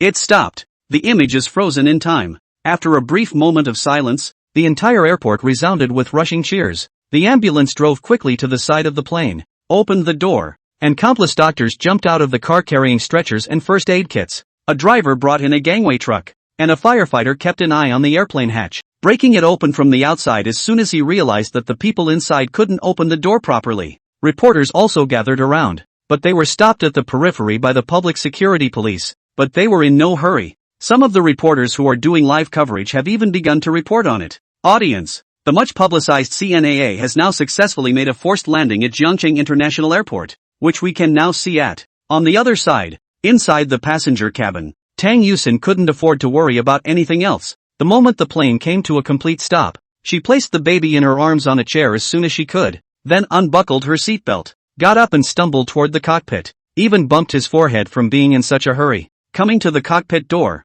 Tang Yusin frantically slapped the hatch. Bang bang bang. Hubby, how are you doing hubby? Hubby. Xiao Fei, in the cockpit, stared blankly at the stopped airplane. Within earshot, the sirens of fire trucks and ambulances rapidly drew closer. He was in a bit of a mental trance, though the system had given him the skill to drive various carriers. But how could Xiao Fei not expect that in the face of an airplane with a broken windshield? He actually managed to make it land safely from 10,000 meters in the air. Husband, you opened the door Yusin? Tang Yusin's voice made Xiao Fei jerk back to his senses. He hurriedly unbuckled his seatbelt and got up, went to the cockpit door and opened it. The next moment, an incredibly familiar figure jumped into his arms. Hubby, are you okay? Your body is so cold. Are you hurt? Tang Yusin hugged Xiao Fei tightly, but quickly let go again, then looked at him with a terrified expression. Xiao Fei's body was too cold. Phew. Exhaling a breath, Xiao Fei rubbed his hands and revealed a mouthful of white teeth and smiled. Aren't I cold from the wind? I'll warm up if you let me cuddle. Originally, Xiao Fei thought that Tang Yusin would be shy, but it turned out that she did not hesitate to hug herself tightly again. The force was as if he wanted to rub Xiao Fei into pieces in his arms. Woo, woo, woo, woo. After a while, Xiao Fei, who felt some wetness on his chest, gently hugged the crying Tang Yusin. Well, let's go check on the baby. Who's still crying? Baby. Right, baby. Only after being reminded by Xiao Fei did Tang Yusin react. Holding hands with Tang Yusin, he came in front of the three babies, looking at their scared and helpless appearance. Xiao Fei's heart ached to death. Carefully placing the three babies side by side on the chair, Xiao Fei opened his arms and wrapped them around all three at once. Big boy, 2 boy, 3 boy, daddy's home. Dad managed to bring you guys back to the surface. With Xiao Fei's comfort, Dabao and Sanbao no longer cried, and even Erbao's cries had diminished. The crew chief looked at the scene in front of him and was overcome with emotion for a moment.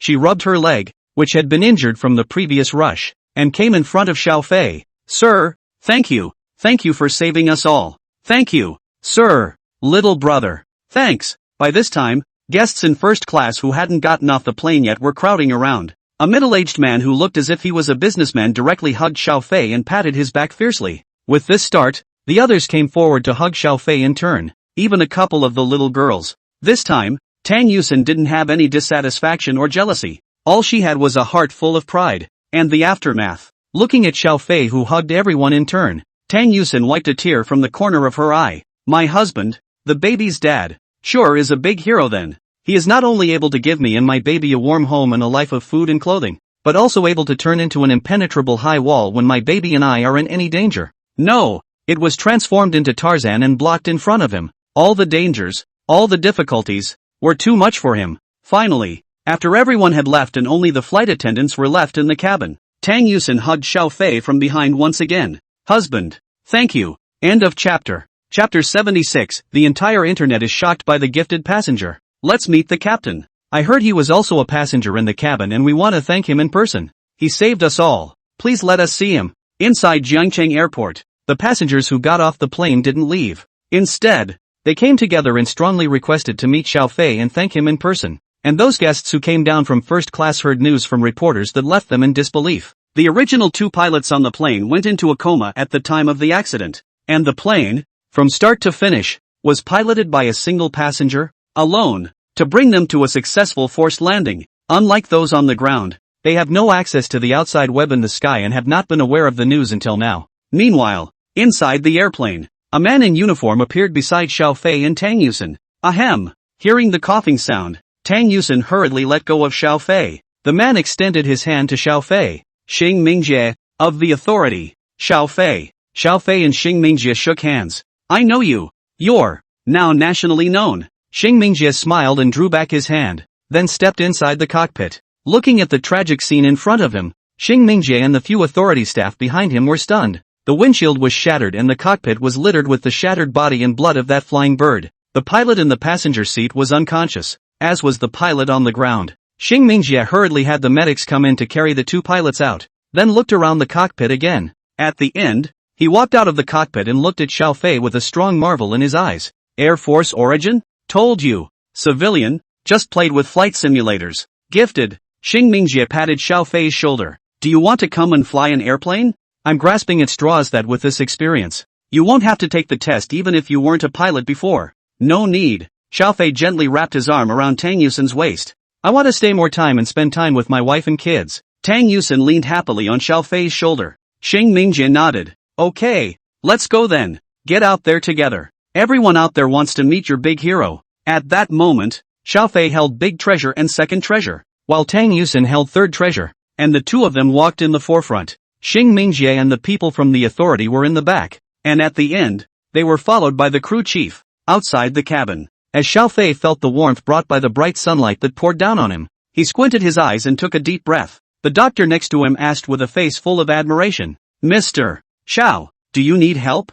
I'm fine. It's just that the baby might be in shock. Can I please ask you to help me check? No problem. As soon as Xiao Fei finished speaking, several nurses immediately greeted him and took over the three children from Xiao Fei and Tang Yusen and brought them down for inspection. This scene fell in everyone's eyes. From the moment Xiao Fei appeared, all the cameras were aimed at him. The flashbulbs kept lighting up. At the same time, a large group of reporters swarmed and ran up, aiming their microphones at Xiao Fei, wanting to interview him. The nation now knows that the passenger, named Xiao Fei, was on the plane at the moment of the crash. With one man's power, he saved the day, piloted an airplane that managed to save over 100 families. In the meantime, Sichuan province, Sichuan and Chongqing, Xiaojun and Wang Feng, who were watching the live broadcast, embraced each other as they watched Xiao Fei appear on TV. Old Xiao, it's the son, it's our son, it's really him, it's my son, it's my son, he's a hero. Also in Sichuan and Chongqing, Don's father and mother held hands and kept wiping their tears.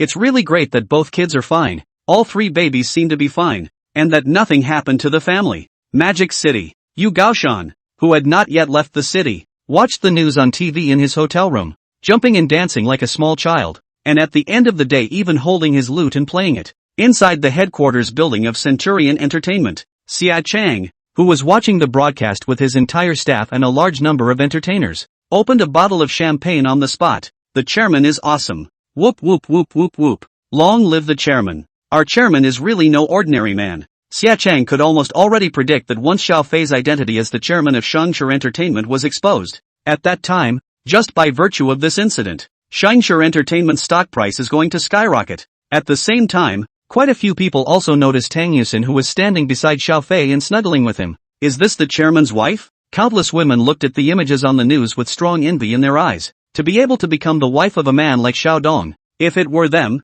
they would be willing to die on the spot. Magic City Disneyland. Everyone in the staff building cheered as they watched the scene on the news. Xiao Dong is really too good. I don't care. Even if I have to be a little 3 or 4 or 5, I'll still fall back on Xiao Dong. Woo woo. I also received Xiao Dong that day. I was the one who received Xiao Dong that day. More people, however, followed Xiao Fei and Tang Yusen's accounts on the little broken station that had been picked out long ago through various platforms, and came to leave frantic comments underneath the few installments of the video. Where the hell do you find a little brother like that? So envious of his wife. I admit I'm jealous. Jealousy has made me lose my face. Jealousy separates me from my walls. Little brother is so handsome. I'm your brainwashed fan from now on. All videos follow the triple coin toss wave. Is a mere trifecta okay? Not coming to recharge your batteries, doghead. JPG? Because Xiao Fei didn't have a social account at all, and the only thing that was announced to the public was such a small broken station account. The enthusiastic netizens could only converge here. In the meantime, airport. Thank you, Mr. Xiao. Thank you. Thank you. The highest person in charge of aviacy in Jiangcheng shook Xiaofei's hand and bowed repeatedly. If it weren't for you, these more than 100 people, we, CNA, would have become sinners. Xiaofei pumped his hand several times without pulling it back. He could only laugh helplessly. Don't say that. I'm only protecting my wife and child, and it's only to save myself. Leave a contact, Mr. Xiao. The president has ordered that from now on, Mr. Xiao, you and your family will be permanently free to fly on our Air China planes. Thanks then. Xiaofei smiled and didn't say anything. In the future, he'll probably just fly on his own private jet, right? End of chapter. Chapter 77, Return to Sichuan and Chongqing. Kawasaki Airport. Xiaofei pushed the stroller and led Tang Yusin to the exit. Soon a cry was heard. Xiaofei. Yusin. The duo lifted their heads and found Xiaofei's parents and Tang Yusin's parents. The four old men were actually outside the airport to receive the plane.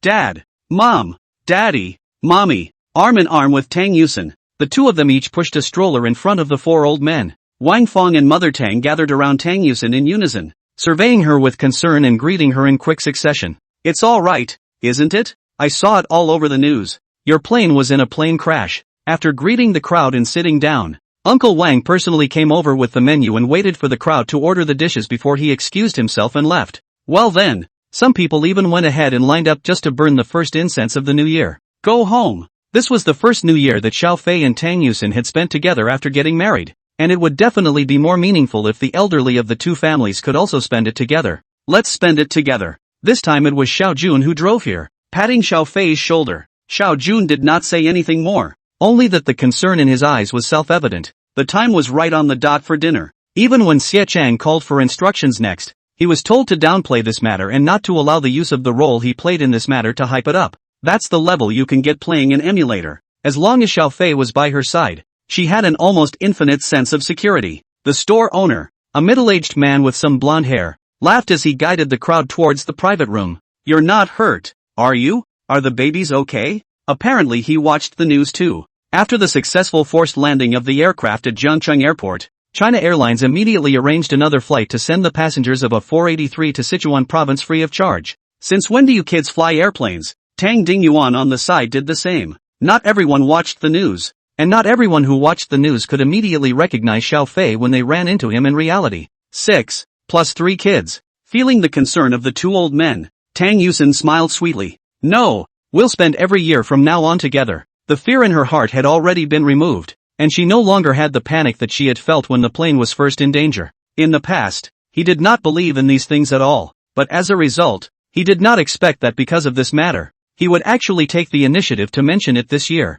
He was now simply satisfied with Xiaofei as his son-in-law to the point of no return. In the course of dinner, Uncle Wang came back in to toast the crowd in turn. But the good thing is, as the old saying goes, a great deal of good can come from a great deal of bad. Yo, Director Xiao, come in, how many of you are there? Tang Dingyuan glared at Tang Mother, but he didn't continue. Instead, he turned his words around. Alright, we're here to pick up the plane this time. Let's go home. He, as well as the mother of Tang, after this incident on the daughter heartache tight, and can be with the daughter's son-in-law and in-laws together for the new year can also make the two old people not so lonely. After this, Xiaofei returned to Sichuan province with Tang Yusin and the baby. On the other side, with the appearance of Xiaofei's family, Xiao Jun and Tang Dingyuan, who were smoking, hurriedly snuffed out the cigarettes in their hands. Why don't we spend New Year's Eve together, and go burn incense together then? You guys? This time, it's 9 deaths. Tang Dingyuan pondered for a while and nodded in approval.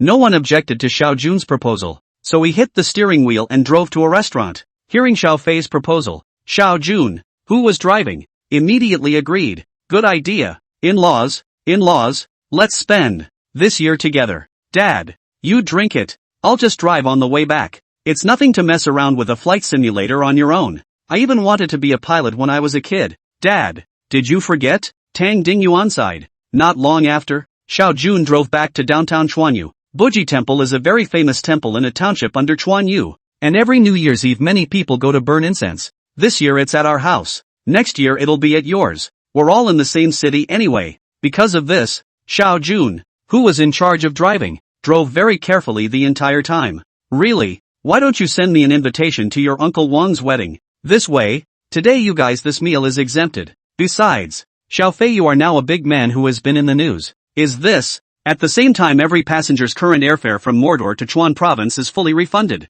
He had a business car just big enough to seat everyone. Xiao Fei laughed. Xiao Fei, who was sitting next to Tang Yusen, immediately laughed. As soon as the words left her mouth, Tang mother slapped Tang Dingyuan's arm hard. What do you old man say about dying or not dying? In-laws, let's eat out together tonight. As a way of picking up after the two kids. With these words, Xiao Jun then started to push the cups with Tang Dingyuan and the store owner, Uncle Wang. For a while, Xiao Jun didn't know what to say for a while. Yes, this plane claimed to be the highest safety mode of transportation. But this accident is a big deal And Tang Dingyuan and Tang mother itself is an only son. And only Tang Yusen so an only daughter. If this year Tang Yusen and the Xiao family New Year's Eve, the two old people will be alone in the house. Tang Yusen glanced at her father with some surprise. Uncle Wang gave a thumbs up. Okay. Xiao Fei refused any media interviews. It was probably frightened by the air crash that Xiao Fei and Tang Yusen's family had encountered earlier. Though this instruction made Xie Chang feel a little pity.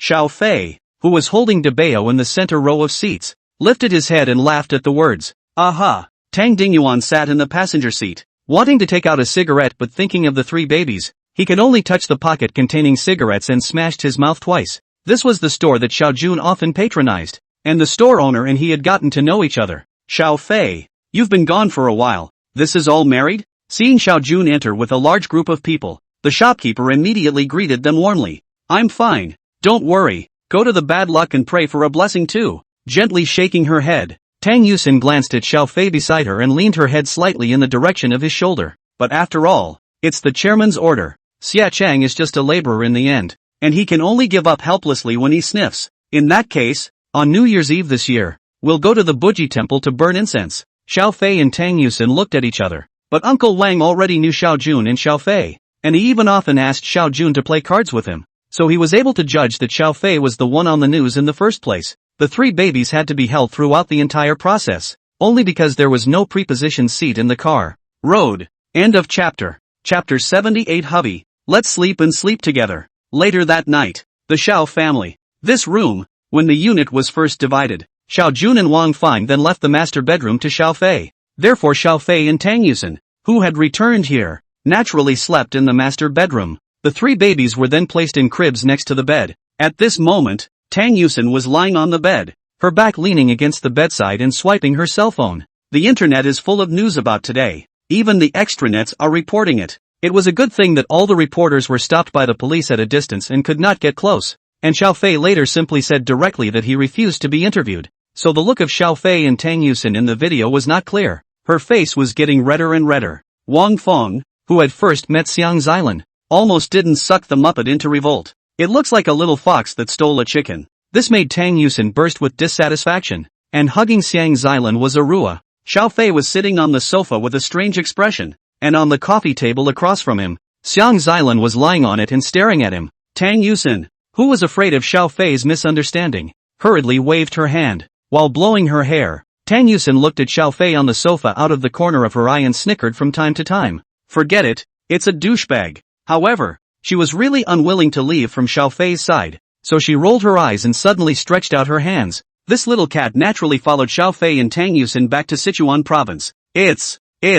Moreover, it was obvious that Tang Yusen was more interested in having a two-person world with Xiao Fei. Don't want to live with mom and dad? Tang Yusen pointed outside. Hurrah! Honey, you resent me. Smack. Inside the master bathroom. Keep your voice down. What's the matter? Suddenly so clingy? They are, after all, adults and married. And although they haven't been back home for very long, it's not unheard of. Hubby, do you think we should buy a house here in our hometown too? She then put her long hair up and tied it into two pill heads, which instantly made her look as if she was years younger. It's supposed to be some kind of stress reaction, right? Xiao Fei immediately burst out laughing. Sniffing the fresh fragrance of Xiao Fei's body, Tang Yusen twisted her body and changed to a comfortable position.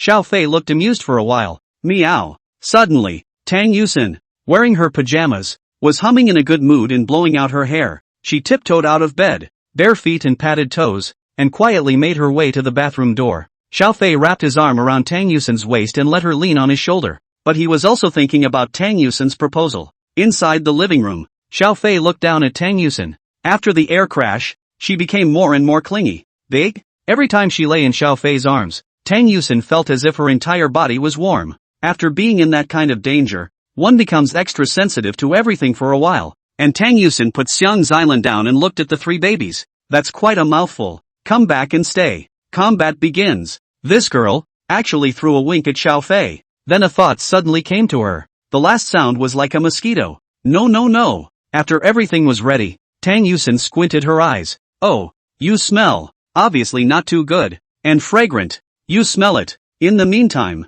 But what Tang Yusen said also had some truth to it. If you miss your mom or dad, you can see them at any time as well. No questions asked. Not far away. The sound of a hairdryer was whirring. Her eyes couldn't stop falling in the direction of the bathroom. And a moment later, the corner of Tang Yusen's mouth hooked into a wry smile. Because she was worried that the sound of the hairdryer would disturb the sleeping baby. That's why she purposely came to the living room. And Xiao Fei was pulled out by her. Just treat her like a little kid. Well, that's good. All slept well. It's a bit inconvenient. It's nice for the two of you to live alone when you come back. 2. Shanko ran. Go to bed. Though it's a shame to say that to your own mother-sama is all. Tang Yuxin? It's true that living with your parents can be a lot less convenient. Tang Yusen, who had blown her hair dry, came over to Xiao Fei's side and nestled in his arms as soon as she could. As for mom and dad's side, there's no need to worry about misunderstandings or anything. So that's why husbands can be so handsome and seductive. AC. Honey, I'm so tired.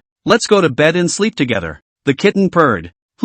Why do you say that all of a sudden? But she was still hyper. Tang Yusen responded wanly, going the way of checked baggage. Having received Tang Yusen's order, Xiang Xilan raised her eyes and glanced at her, paying no attention. Tang Yusen blushed. Xiao Fei is taking a bath. Except for those netizens who were too persistent to follow all the information all the way to the small broken station. Ordinary people who just read the news didn't recognize Xiao Fei through the video. Who am I in the way of sticking to my own husband? Xiao Fei rubbed his temples with a headache. There was a loud clatter of water. Whelp. Stacked words. Disgusting heart. Xiao Jun is already a very open-minded person. As for his mother Wang Fong, Tang Yusen struggled to open her eyes wide and turned a pretty face towards Xiao Fei, then began to huff at him. Smells good. The foot of the bed resounded with the voice of Shankilin. Mom and dad are asleep, and so is the baby, so don't disturb them. What do you mean? Stinky husband? The baby was also scared today and overexerted his energy and is now long asleep. Xiao Fei pinched Tang Yusen's nose. Meow. Tang Yusen saw Xiao Fei's contemplative appearance and began to flood with infatuation again. Sniff. Sniff. At the foot of the bed, Xiang Xilan raised her head to look at Tang Yusen and softly called out. The cat litter and cat food that came with the luggage had already been set up outside in the living room. Sneak attack plan on hubby. This girl, she would actually do something like sneaking up on her while she was in the shower. They weren't short of money at all now, and it was easy to buy a house here in the old country. What are you sniffing blindly for? This is the only way small pets such as kittens and puppies can follow their owners on airplanes. Close to an hour later. End of chapter. Chapter 79, Because of Laziness. Day 2. It was accompanied by the sound of birds chirping through the window. Tang Yusen opened her eyes early, looking sideways at Xiao Fei, who was lying beside her. Tang Yusen slightly poked her head forward and kissed his forehead. She then got out from under the warmth of the covers. The air conditioner was on indoors, so Tang Yusen didn't feel much cold. She stretched and walked around to the side of the crib, leaning over to look at the 3 still sleeping babies. As the months have gone by, the 3 little angels seem to be getting extra bitey about their hands and arms now. Tabeo and Erbo were then biting their fingers and sleeping soundly. Suddenly, Sambo rolled over, his little Giorgio resting on Iboshi's body, though it's shameful to look at it that way from an onlooker's point of view. How did this happen? Honey, what's going on with our mom? Boing boing. Her husband would always tease her to death on some unintentional gesture. I haven't had breakfast in a long time. Tang Yusen smiled and raised an index finger. This is the first time I'm spending New Year's Eve as a daughter-in-law in your husband's house, so I definitely need to behave better. But looking at mom like this, I suddenly envy her. Our dad must love her super much for her to live carefree and like a kid all the time, right? Why? Mom, don't you make breakfast for dinner? He. Tang Yusen blankly glanced at Xiao Fei. Tang Yusen, who walked into the kitchen, first opened the refrigerator and looked around. And after realizing that there happened to be frozen dumplings and soup dumplings in the house, she decided to cope with these in the morning. As the time comes, the cat food machine clatters and drops the cat food out. Hearing this, Wang Fong instantly froze in place. I thought I could get up before my mom and be a good daughter-in-law lookalike. Looking at Tang Yusin's pitiful appearance, Xiao Fei suddenly felt that she was so cute. After breakfast, Tang Yusin pulled Xiao Fei into the bedroom with a serious face. She felt that way herself. Pitifully burrowing back into the bedroom again, Tang Yusin found a thick coat to put on herself from the two men's luggage. Oh, at home, Xiao Fei's father cooks better than me. I myself usually casually deal with it. And then gradually, since when? 3 meals a day seemed to somehow become 2 meals a day. And breakfast magically disappeared. Not to mention when she was outside. As long as she was at home, as long as she faced Xiao Fei, she would feel like she was still a baby. At this time, the sound of a door opening suddenly came from the living room. But soon, she showed another look of envy. Just thought you were cute so I wanted to cuddle. At this time, Xiao Fei suddenly spoke. There's no need to prepare too much for breakfast. Dad will sleep until noon without any surprises. His vacations are usually like this. How are you going to behave? Ah, no, Mom. Tang Yusin immediately got out of Xiao Fei's embrace and to the door.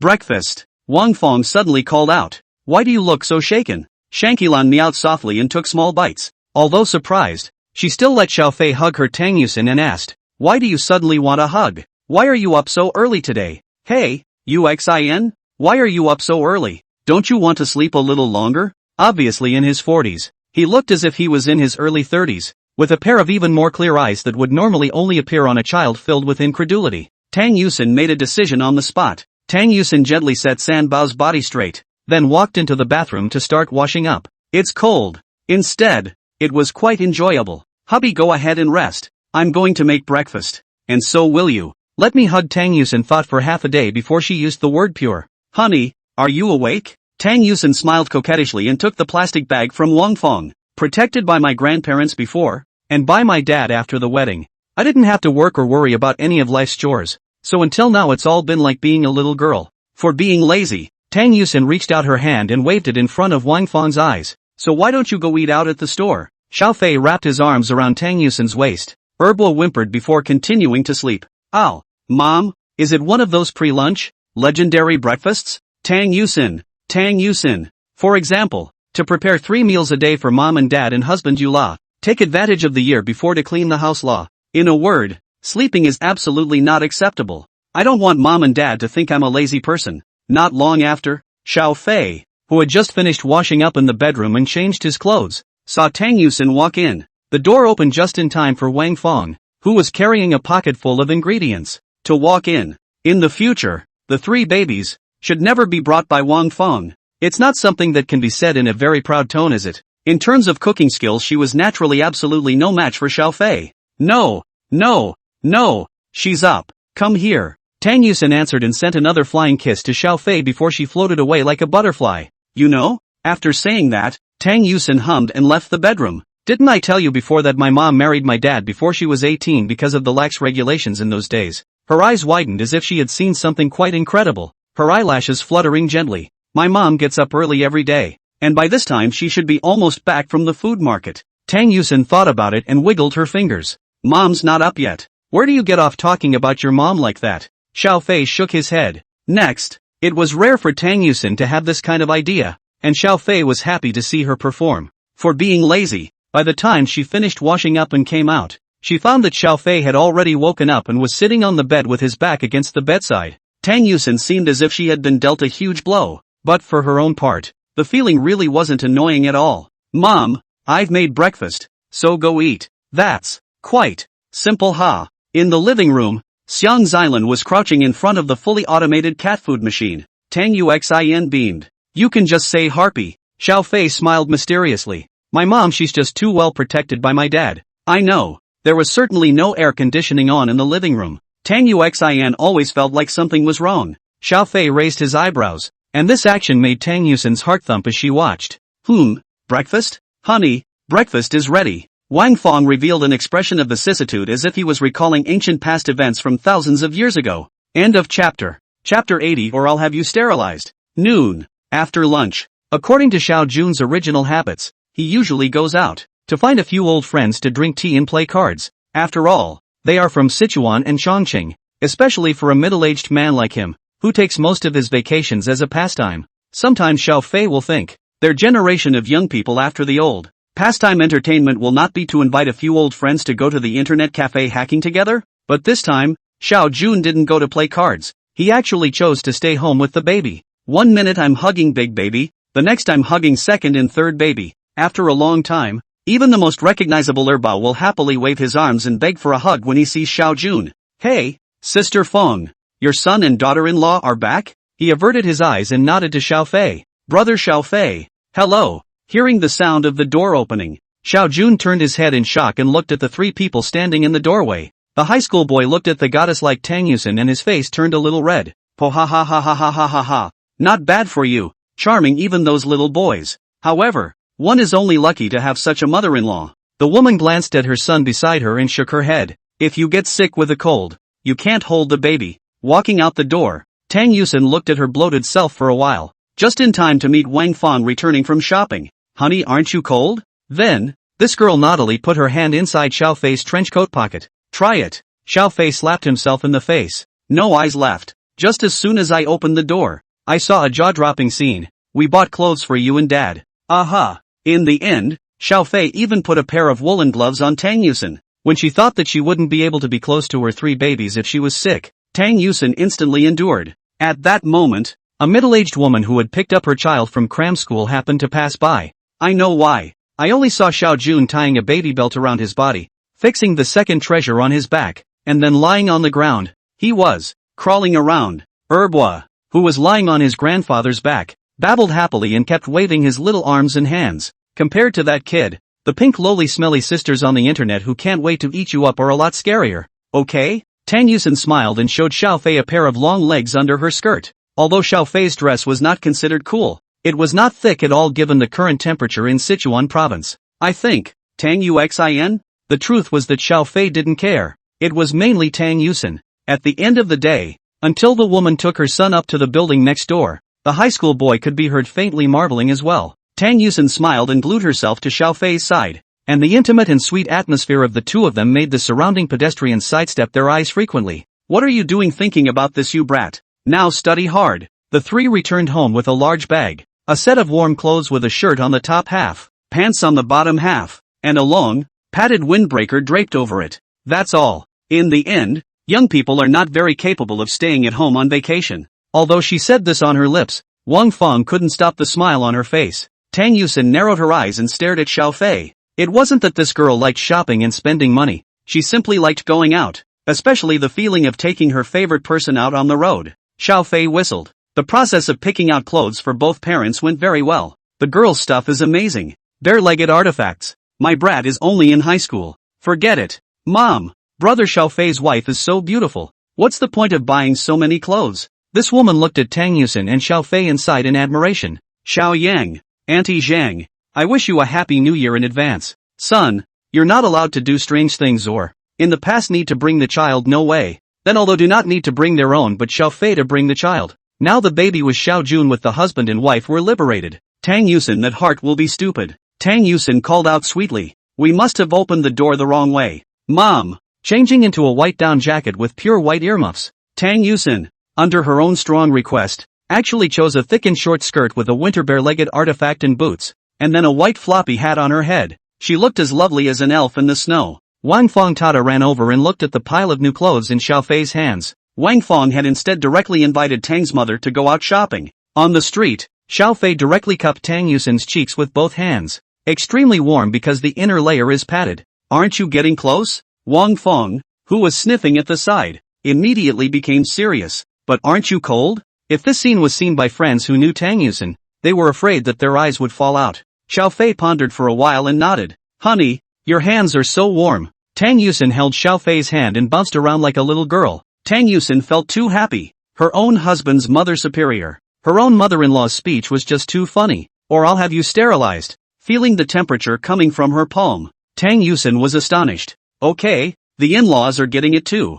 Good girl. It's not good to catch a cold. Tang Yusen stood playfully next to Xiao Fei and followed obediently. Just before going out, Xiao Fei wrapped a nice scarf around Tang Yusen and put an earmuff on her head to protect her ears. Mom, you're really my real mom. Happy New Year. Aha. Do you pick up the kids from cram school? Xiao Fei's face changed and he hurriedly tried to stop his own mother. Yet he was still too late, because it was too cold outside. Xiao Jun didn't take the babies out. In the end, Xiao Fei bought a bunch more clothes for Tang Yusen. Packing all of these things up, the two of them returned to the yard with a large bag. Tang Yusin also picked up a brand new belt for Xiao Fei and a pair of high-heeled boots for herself. And Xiao Fei and Tang Yusin also went out. A white mist appeared as she spoke. Sister Fong, you are truly blessed. Your daughter-in-law is so beautiful and filial. Right, honey, let's go buy some clothes for mom and dad. Wang Fong, who was also carrying a large bag, stared wide-eyed at Tang Yusin downstairs in the unit compound. Mother and son hurriedly said Good New Year as well. Well, hubby, I'm turning into a ball. End of chapter. Chapter 81, it's better to watch the Spring Festival Gala than the New Year's Eve Festival. The year is drawing to a close. The sound of cannons could also be heard occasionally in the streets. Of course, even if Chuanyu is not a big city, firecrackers are expressly banned in the downtown area. Only the small surrounding towns and villages still sell smoke and firecrackers. A number of people would make a point of driving there to buy firecrackers and then find a place where no one else was playing. There are also children who bring trinkets such as firecrackers to play with in town. And on New Year's Eve, municipal officials turn a blind eye when they see them. As long as it's not blatantly burning something like a gift in a crowded area. In the blink of an eye, New Year's Eve is here. On this day, Xiao Fei and Tang Yusin invited Tang Dingyuan and Mother Tang to Zhao's house. The living room. No, you don't. You young people, you're having a great time. She jumped onto Xiao Fei's back with an ow, scaring Xiao Fei into putting down the kitchen knife in his hand. Wang Fong and Mother Tang, who had appeared in the kitchen doorway at an unknown time, looked at the scene in front of them with smiles but not laughter. Tang Yusin, who had an impression of this program, immediately cheered. Dad, Mom, come quickly, it's Xiao Fei's after this program. The Spring Festival Gala is also not to be watched. Xiao Jun simply ran to the living room, then said, Come, Xiao Fei. I remember this TV can project cell phone images. Project your program over for us to see. Hearing this voice, Tang Yusin hurriedly loosened her small mouth that was biting Xiao Fei's finger. Her red face not speaking. Go mister. You. She also wanted to have such a godly cooking skill like Xiao Fei, but every time she watched half a day the result was, as she spoke, her gaze drifted. Tang Dingyuan and Xiao Jun were teasing the three babies. The sound of the chopper's blade colliding with the board was fast and rhythmic, and Xiao Fei's movements to prepare the New Year's Eve dinner flowed without any delay. Then I'll have some more. Coming. Here comes the part I've been waiting for. Tang Yusin thought about it and gave Xiao Fei a loving headbutt attack. This man is so toxic. What's with that young guy in the middle? Looks like a terrorist. Xiao Fei up. Honey, didn't you get on the little crappy station's worship service? Listening to the Spring Festival Gala. Tang Yusin suddenly thought of the little broken station. On the stage, the lights slowly came on. Woo. Xiao Fei smiled and shoved a slice of bacon into her mouth. And Tang Yusin sued and bit into it. This immediately got the elders excited. The figures of Xiao Fei, Yu Gaoshan and the Middle Eastern humans appeared. It's on. After the New Year's message, the screen suddenly goes dark. His skin was fair and his hands were exceptionally well shaped. Tang Yuxin, sure is a bunch of smelly sisters. Under Xiao Fei's greeting, Xiao Jun and the old people who had followed him over returned to the dinner table. No, Mom. Tang Yusin looked dazzled. Evening. They kept dangling various gadgets in front of the child in a childish but enjoyable game. Obviously, Tang Dingyuan knew about Yu Gaoshan. I'm afraid I don't have a problem myself. Aren't you going to watch? Don't tell me. Fei looks really good in this outfit. Shaking her head fiercely, Tang Yusin glanced at Xiao Fei again. The things in the kitchen were naturally given to Xiao Fei. Coming from Twitter, is this the program for little brother hero? Honey, I'm not a dog. Loose or not, there was a good push and a good laugh. Obviously, most of the pop-ups were about Xiao Fei and Yu Gaoshan, especially Xiao Fei. The two families sat down at the dinner table in unison. Xiao Fei picked up another bone that was ready to be used for stew and made a gesture to throw it out. Almost there. Husband, crawl for me. Sister. Subsequently, Tang Yusin posted this photo under the family with three treasures account dynamic with a line of text. At this time, Xiao Fei was putting his hands under the faucet to wash them. Brain, I think I learned. Loose lips. That's because, husband, you don't even listen to me. I can cook. Though, what were you thinking, you awful old man? That one is Yu Gaoshan, right? He's actually there? Seeing Xiao Fei's look in an ancient costume, the elders of the two families sked. I'm a little hungry. Can I steal some food first? Next, the routine is New Year's greetings from the major upvoters. Mother Tang shook her head. How did I give birth to such a girl like you? Alright, don't bother Fei. Right, Fei? Do you need our help? It wasn't long until the women had washed the dishes and returned to the living room, just as one of Xiao Fei's previous programs was playing on the TV. Fight me? Hearing Xiao Fei's words, Tang Yusin was instantly enraged. Why don't you start? After watching Xiao Fei cook for a while longer, the three of them left. She knew to take what she could get, though, and after a few moments of fussing she quieted down. Am I the only one paying attention to the Middle Eastern hummers? First New Year's with you and looking forward to every New Year's together in the future. Love you. Looking sideways at Xiao Fei beside her, Tang Yusin's eyes turned, and she suddenly wrapped her arms around him, her whole body puttying up and using her cell phone to take a selfie group photo of the two of them. Honey, why don't I give you a hand? Water flowed down the backs of his hands and 10 fingers, actually making Tang Yusin's heart thump as she watched. The clattering water flowed across Xiao Fei's hands. Tang Dingyuan could not help himself somewhat and ran to the balcony to smoke. And Xiao Jun, who saw this, followed and drilled out. Upon inquiring, he realized that Xiao Fei would actually be appearing in a program similar to the Internet Spring Festival Gala on a certain website. Xiao Fei is in the living room breastfeeding his baby. You're piggy. Hearing Tang Yusin's words, the elders of the two families were instantly curious. A piece of cut sausage appeared in front of Tang Yusin's eyes, and without even thinking, she took a bite of it and bit Xiao Fei's finger in the process. It's dangerous. I'm chopping vegetables. Tang's mother was gossiping with Wan Fong on the sidelines. Meanwhile, since there were no pop-ups when projected to watch on TV, Tang Yusin stared at her phone. Don't get in the way here. Go in the living room with mom and dad. It's still early for my show. Everyone eat first. Ta-da-da-da-da-da. Clicking send. Tang Yusin proudly raised her swan-like neck like a victorious fighting cock. Hearing Tang Yusin's voice, the two men who were smoking and chatting on the balcony immediately snuffed out their cigarettes and walked in, taking a seat on the sofa. After a bit of laughter and hilarity, this dance is over. Tang Yusin looked quite excited. These young lady dolls are pretty good dancers. Well, I know. Woohoo! Xiao Fei followed to the living room, and after some maneuvering, the New Year's Eve festival of the Little Broken Station was playing on the TV. Sisters, I've gotten better. How about you? Guarding the best little brother in the world. Big, big, big, big, big, big, big, big, big, big, big, big,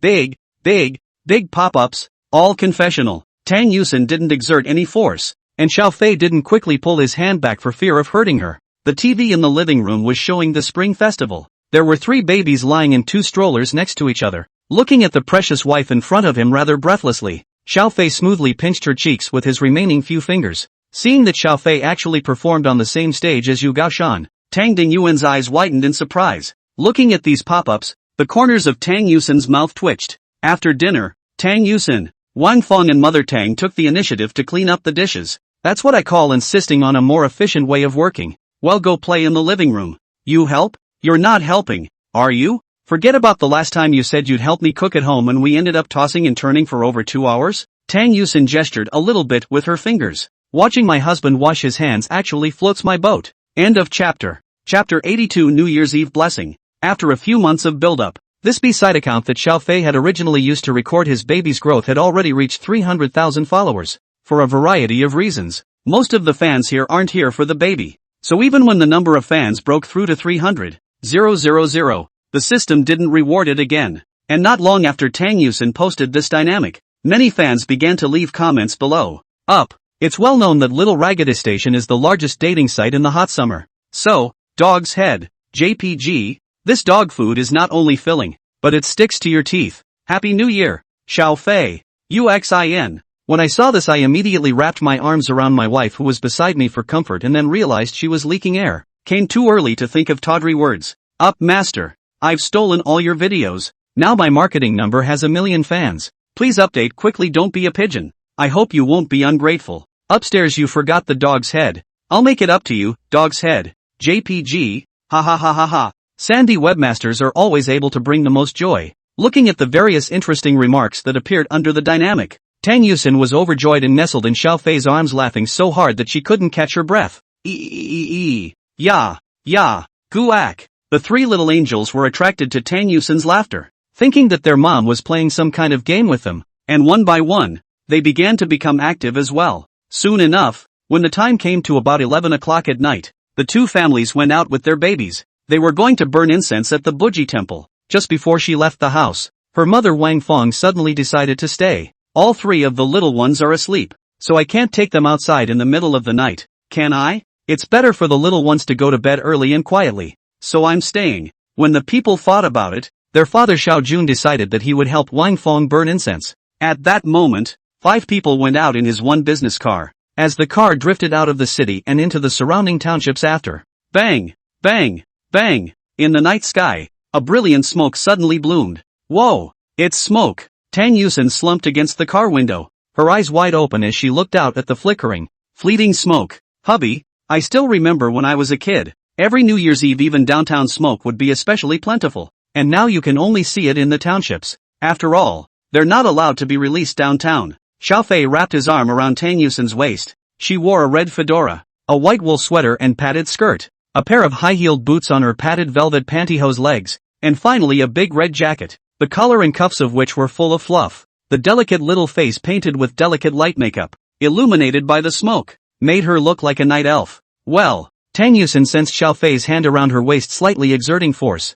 and then her body couldn't help but lean on Xiaofei's body. The familiar odor filled her nostrils, causing Tang Yusin to squint her eyes, her body lazy and not wanting to move. The speed of the commercial vehicle began to slow down as it gradually approached the Fudoji temple. There were more and more cars on the street outside. All of them are people who came here to burn incense. When Xiao Jun managed to drive the car into the parking lot and stopped, Tang Yusin, who stepped out of the car, put her hands to her mouth and huffed. A white mist sprayed out. Hoo, honey, it's cold. Tang Yusin, who was almost plastered in front of Xiaofei, bounced around. Tang mother couldn't help but count up. Who let you wear so little? 2 legs to show in the middle of winter. Mom, this is very thick of me. Tang Yusin puffed out her cheeks and crossed her right leg. Xiaofei smiled and held Tang Yusin's hands in his hands, using the heat from his own palm to warm her hands. Better now? Aha, much better. Hubby is like a warm baby. It's not so cold when you're stuck next to him. Tang Yusin's eyes curved into a crescent moon with a smile.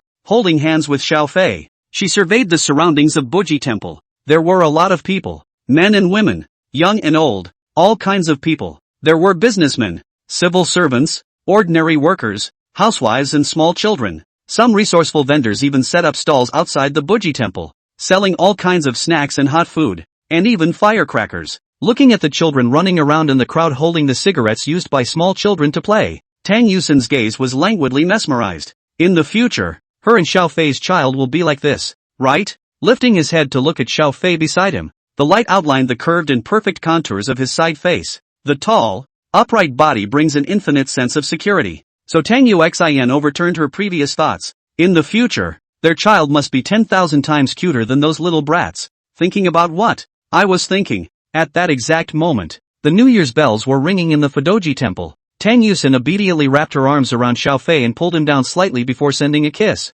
I was thinking, Happy New Year. Xiaofei, who was suddenly attacked by his wife, pinched his baby wife's soft little face and then said, Happy New Year. There was a smile in his eyes. His pupils were dark and divine, and there was a starlight in his eyes. It was as if that starlight had directly penetrated into the depths of Tang Yusin's heart, attracting her entire mind. The duo's cell phones dinged at the same time. Each pulled out a look, found that they are friends and relatives pinpointed to send a variety of New Year's wishes. Xiaofei and Tang Yusin smiled at each other. Let's go put a long life lamp in the temple for the baby. Okay, ACA husband? Good. With the flow of people, the family slowly made their way inside the temple. At the place where the incense was purchased, Xiaofei directly bought the thickest and longest incense, one for himself, one for Tang Yusin, and 3 more incense of the same specification. That was burned in place of the baby. The incense was 2 meters long, slightly thicker than a child's arm. Tang Yusin was struggling a bit to hold it. Give it to me. Nah, I'm gonna get it myself.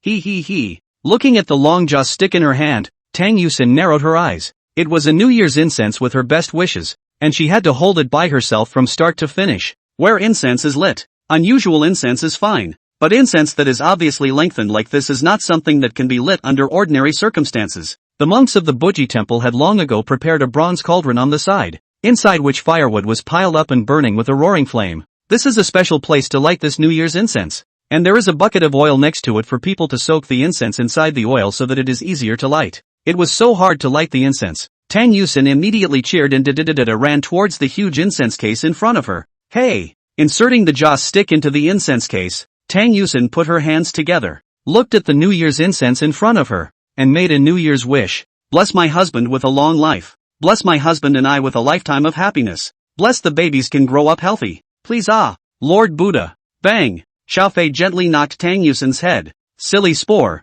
Bujiji Temple is the temple of the goddess of mercy. Well, Rubbing her head, Tang Yusin flattened her mouth and paid her respects towards the incense again. Please Goddess of Mercy. End of chapter. Chapter 83 New Year's Gifts. And at this point, Xiao Fei stood beside Tang Yusin. Insert the 4 sticks of incense in your hand. In order. He then glanced at the pretty girl beside him. Under the light and the reflection of the incense, Tang Yusin's skin is like a lingering snowy light. Fine and moist like jade, soft light if greasy. The cherry mouth is not point but red and delicate. The 2 strands of hair around her cheeks gently brushed her face with the wind, adding a few tantalizing touches. And the pearl earrings swayed on her crystalline earlobes. Occasionally looking around with a pair of earrings dazzling, she looked over with a soft gaze, as languid and noble as a Persian cat, and the pair of eyes that she gently raised, as if awakening from a sleep as long as a century. Her long, dense eyelashes curved upward in a perfect arc. Standing beside Xiao Fei, her petite body was straight and elegant, with a natural aura that exuded an air of being uninviting. But Xiao Fei knew that they were all fake.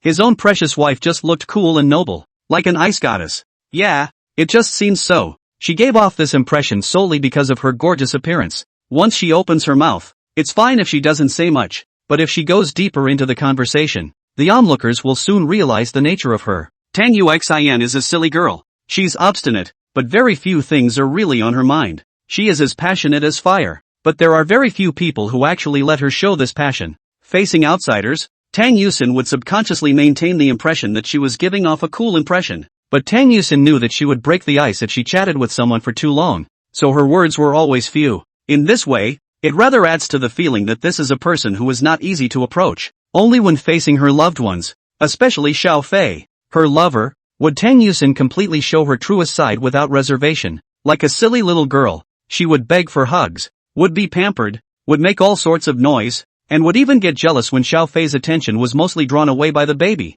thus getting tired of coming up and begging for attention. Thinking of all the silly things Tang Yusin had done on weekdays, Xiao Fei hooked up the corner of his mouth and turned his head to look at the incense case in front of him. He made a New Year's wish. May my wife live a long and healthy life. May my parents and her relatives and I have peace and joy. And may our 3 children have a lifetime of well-being. In the moment when a wish is just made, drop. New year, new weather. The system has prepared a New Year gift for the host. Please check it out. Beauty Pill X1. Amulet of Well-Being X3. Raising his head, Xiao Fei's gaze crossed over the incense case, and in the curling incense fire, he saw the huge Guanyin statue in the main hall in front of him. The Goddess of Mercy, who was smiling, seemed to be looking at him. Honey, what did you wish for? Tang Yusin asked. She had round chestnut eyes and a smile in them. Xiao Fei gently pinched her face. This action Xiao Fei likes it more and more. Every time he pinched his precious wife's cheeks, the slippery touch of his fingertips could make him marvel at how there could be such a lovely elf in the world.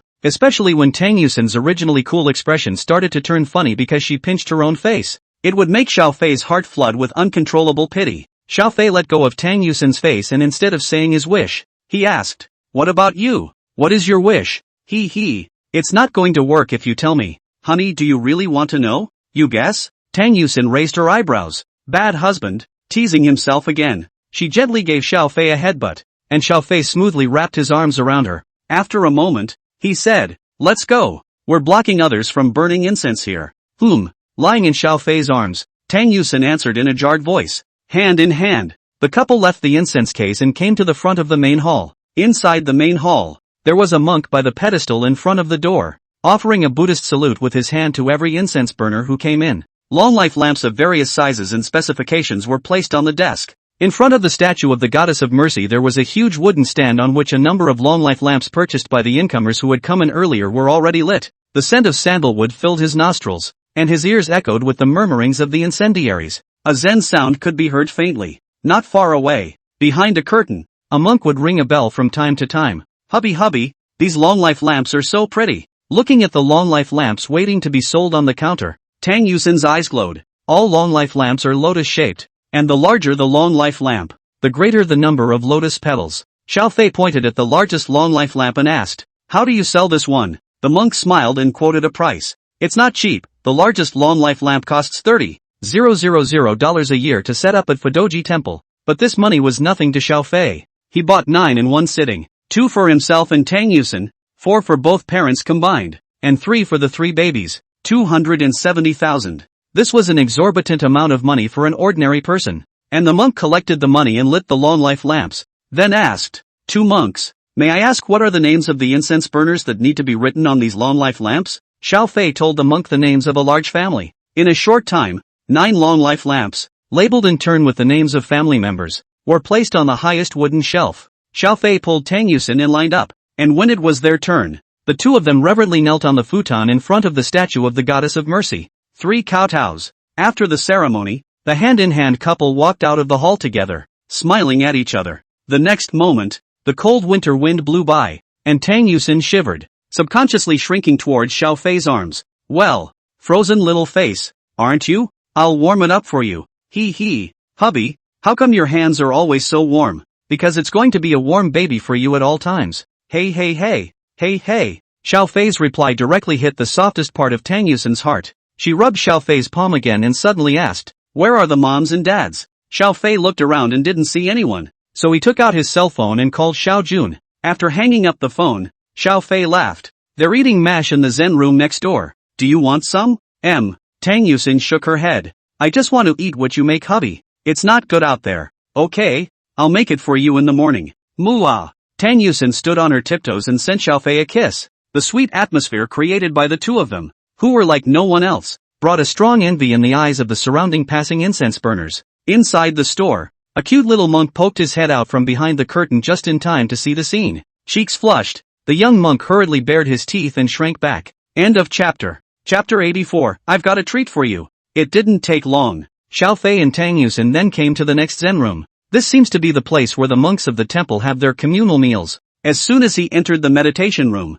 Xiao Fei saw a row of old-fashioned stoves that had not been seen for a long time. Inside the huge meditation room, there were monks busy behind the stove. The entire Zen room was filled with tables, chairs and benches, and many of the incense burners were sitting on the benches with bowls of mash bared to them. Here, Xiao Fei heard Xiao Jun's voice. He looked up and found a wooden table where Xiao Jun and Tang Dingyuan, as well as Mother Tang, the three of them were enjoying themselves individually around the wooden table. Holding Tang Yusin's hand, Xiao Fei walked over. "Dad, Mom, Uxin and I bought each of us a long life lamp. Geez, what's that money for nah?" Tang's mother was heartbroken about the money, but Xiao Jun waved his hand. The two kids have good intentions, and besides, they're not short of money right now, so let them be. Don's mother wanted to say something else, but in the end didn't continue.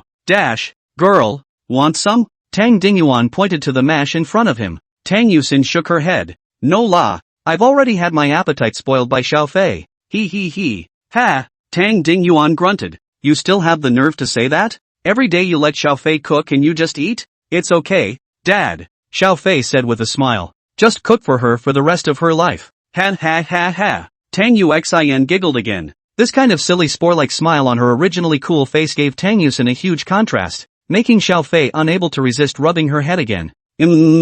Husband, stop rubbing it. Your hair is getting messed up." Tang Yusin flattened her mouth with a puff of air and straightened the fedora on her head, then blankly glanced at Xiao Fei. The affection shown by the two children's unintentional interactions was a sight for both parents to see in their old age. After the three elders finished eating the mash, this time it was Xiao Fei who drove. Tang Yusin sat in the passenger seat, and the three elders sat in the back. The five drove off home. On the way, every now and then you can see smoke rising from distant towns and blooming in the night sky. Occasionally you can hear some firecrackers. In the past when I was a child, New Year's firecrackers even in the downtown area with the same as in the war. Now the New Year's Eve cannot hear the sound of that kind of firecrackers. Xiao Fei suddenly sighed. Tang Yusin looked out the window with one hand on her cheek and sniffed. After all, firefighters and sanitation workers work hard. Fair enough. In the past, almost every New Year's Eve firefighters had to stay up all night because a fire could break out at any time. This happened so much that the ban on fireworks in the city came. "Dad,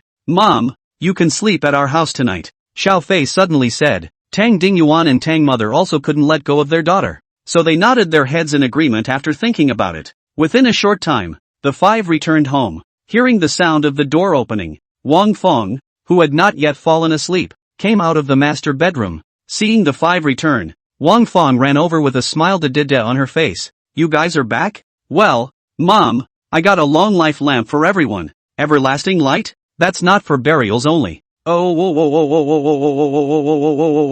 Before she could finish her sentence, Wang Feng was covered by Xiao Jun. What are you talking nonsense in the new year? That's a long life lamp, not a long bright lamp.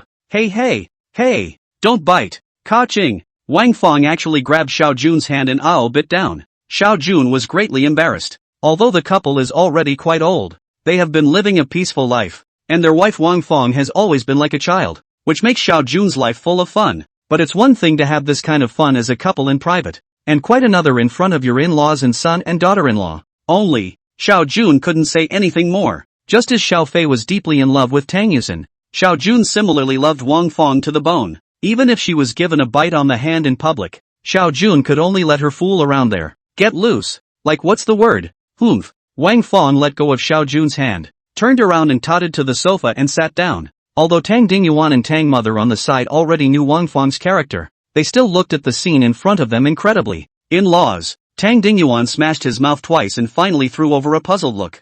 I don't know whether to envy you or laugh at you for a moment. Laugh it up and laugh it up. Although Xiao Jun said so, the gaze he looked at Wang Fong from time to time was full of tenderness. Don's mother was overwhelmed with emotion. No wonder little Fei loves you Xian so much, so it's in the family genes. She glanced at Tang Yusin with a wry smile. Tang Yuxian was greatly embarrassed. She pulled Xiao Fei's hand and ran towards the bedroom. Let's rest first. After returning to the bedroom and closing the door, Tang Yusin took a few steps to the crib. 3 little angels sleeping soundly. Big Boy was holding the thumb on his little hand, but the problem was that it was actually second boy's that he was holding. Erbao's little Giorgio was resting on Debao's body, while Sambo was sleeping civilly and quietly, only smashing his mouth from time to time. Tang Yusin looked so happy that she took out her cell phone and snapped a picture. Xiao Fei first turned on the switch of the electric blanket, then glanced at the temperature of the air conditioner in the room and found that it was just right. Then he took off his clothes and prepared to take a shower. It wasn't long before the sound of clattering water came from the bathroom. Tang Yusin's eyes rolled and she quietly dug in again. Half an hour later, the couple lay side by side on the bed. Tang Yusin's entire body nestled in Xiao Fei's arms, languid as a cat. By the way, I've got a treat for you. Xiao Fei suddenly thought of the system's New Year's reward. As the name suggests, there is simply no need to explain more about what the effects of the beauty and skin care pill are. On the contrary, that amulet of well-being is interesting. Simply hang it anywhere in your home to ensure that your family will be well and disease-free for the rest of their lives. 3 amulets of well-being. It just so happened that Xiao Fei and Tang Yusin had one, and the parents of the two each had one. Taking out the small box from the inner pocket of his trench coat, Xiao Fei opened it and found that the beauty-nourishing pill looked like a bean with a milky white color. As the box was opened, a refreshing fragrance immediately filled the entire bedroom. Hubby, it smells so good. What is it? Tang Yusin sniffed and sat up violently from the bed, her eyes shining brightly as she looked at Xiao Fei. Xiao Fei handed the beauty-nourishing pill to Tang Yusin. This thing, according to the system's instructions, was not as effective as the marrow cleansing pill, but the function it lacked was nothing more than the entire remodeling of the body. In other respects, it could at least ensure that Tang Yusin's youth would always be there, and it wouldn't be like the marrow cleansing pill, which would cause severe pain all over the body after eating it. This is also a good thing. After all, Xiao Fei simply can't afford to let Tang Yusin go through the pain of shedding her body and changing her bones, and the pain of changing her scriptures and washing her marrow. End of chapter. Chapter 85, Honey, do you know how beautiful you are now? Honey, what is this? Seeing the small box that Xiao Fei was holding in his hand, it contained a large white rabbit milk-like pill, and Tang Yusin stared with wide, flickering eyes, very curious. Well, it's a little pill with magical properties. Something good that will make you sleep better at night and look better. This is a good thing that you can never buy outside. Xiao Fei smiled and explained. Tang Yusin didn't doubt it. Her right index finger and thumb flicked the beauty-nourishing pill and held it in front of her eyes for a while, then swallowed it. Xiao Fei stared at Tang Yusin. Nothing worked. Nothing changed. Guess it's supposed to be slow acting, right? Putting the box back away, Xiao Fei lay back down on the bed and wrapped his arms around Tang Yusin to cover the quilt. Tang Yusin shrank into Xiao Fei's arms. The two fell into a deep sleep. There was no talk all night. The next day, along with the sound of birds chirping outside the window, Xiao Fei opened his eyes. A feeling of pressure came from his arm, and Xiao Fei glanced sideways to see that it was Tang Yusin who was resting on her arm. It is said that the two people who love each other to sleep together, if one party to the other long-time arm pillow, the final end of the iron is a frozen shoulder, a cervical spondylosis. Will Tang Yusin have whiplash? Xiao Fei is not clear. This girl always likes to take his arm as a pillow, but Xiao Fei knew that he was definitely not going to have frozen shoulder, even if he was sleeping with his arm as a pillow for a night by Tang Yusin. Only now, Tang Yusin, who was pillowed in the crook of her arm, made Xiao Fei look dumbfounded. Sleeping Tang Yusin, curved willow eyebrows,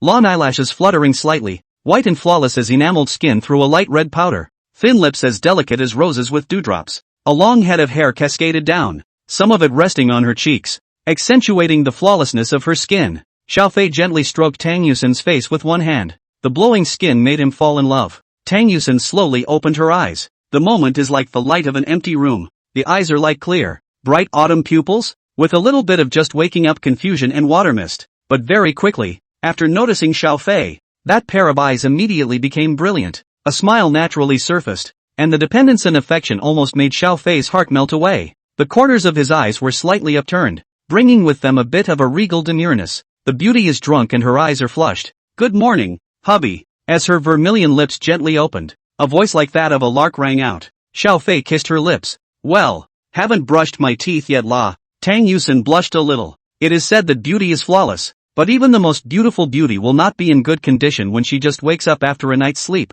However, Xiaofei did not notice anything strange. His five senses were already far beyond normal. Even so, what he could feel was nothing more than a refreshing fragrance. Honey, do you know how beautiful you are right now? Hey, check it out. Tang Yusin got up in a daze and patted her cheeks, then got out of bed and walked to the dresser on the side. She froze. What a beauty in the mirror. Tang Yusin unbelievably stroked her face with her hand, her almond eyes rounded and her small mouth slightly open. She was still her, but she was no longer the person she once was. The person in the mirror with the 3 points of bone-chilling charm. Even the expression of surprise makes the heart flutter. Could it be himself? She blinked and looked sideways at Xiaofei. Husband? It seems to be working well. Xiaofei propped his head with one hand and looked sideways at Tang Yusin in front of the dresser. Good results? Tang Yusin froze, then thought of what she had eaten down last night before going to bed. You are saying that.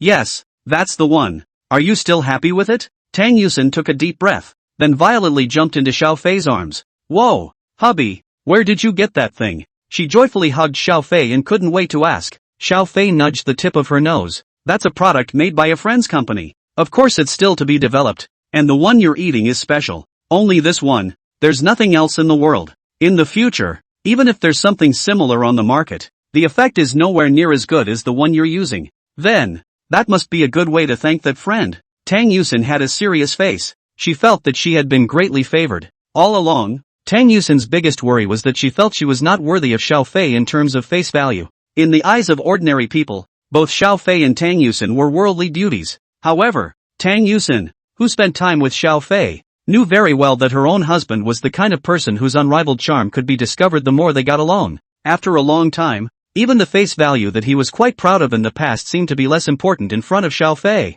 At least Tang Yusin knew very well that Xiaofei's skin was incredibly good. But now, one seemed to be on the same level as Xiaofei in this regard. Even if you don't wear powder, you can still be more colorful than beautiful. Now she could proudly stand by Xiaofei's side, holding his arm, and looking out of the corner of her eye at all the smelly sisters who had any unruly thoughts about her own kissing husband, pink lowly head or whatever. Not a single one that can fight. Tang Yusin, who was in a leaping mood, immediately bared her teeth and drilled into the bathroom to start washing up. Before long, she was back inside the bedroom, happily picking out clothes in front of the closet. In the end, dressed in white, draped in a snow fox velvet jacket, the whole person was like an ice and snow siren like Tang Yusin. Sitting back in front of the dresser, holding a variety of makeup props in her hands, Tang Yusin stared at herself in the mirror for a long time before suddenly realizing that she didn't seem to need makeup anymore. The essence of makeup is to touch up and cover up imperfections and magnify strengths to look more beautiful. But Tang Yusin realized that with her makeup level, she couldn't find any part of her face that needed retouching. Just as my husband did in the backstage makeup room at the last New Year's Eve festival. The makeup artist couldn't find a place to start. All these things, they are not needed ya. Putting down all the various cosmetics, Tang Yusin murmured out incredulously. Getting up, she smiled and stood in front of Xiaofei. If the blooming flourish. Honey, does it look good? Xiaofei pretended to be contemplative. And after a moment, he said quietly. Remember what you said before? You said you were going to hide me from my stinky sister out there. Now that that's back to you, I think I'm going to have to hide you from those smelly brothers to do that. At those words, Tang Yusin's already delicate face instantly lit up. End of chapter. Chapter 86 Life Extension. The first day of the year. Rarely, the whole family didn't sleep in. They all got up. Except, of course, for the 3 babies. With the growth of time, they now have a routine that is similar to that of an adult. The number of sudden awakenings at night is slowly becoming less. More sleep time is also at night. But trying to get these 3 kids to get up as early as the adults is certainly not going to happen. Breakfast. Stare at Xiao Jun, Wang Feng, Tang Dingyuan, and Mother Tang. The 4 of them stared at Tang Yusin, who was sitting beside Xiao Fei. Dead on. Where's Mordecai? Where's my Mordecai?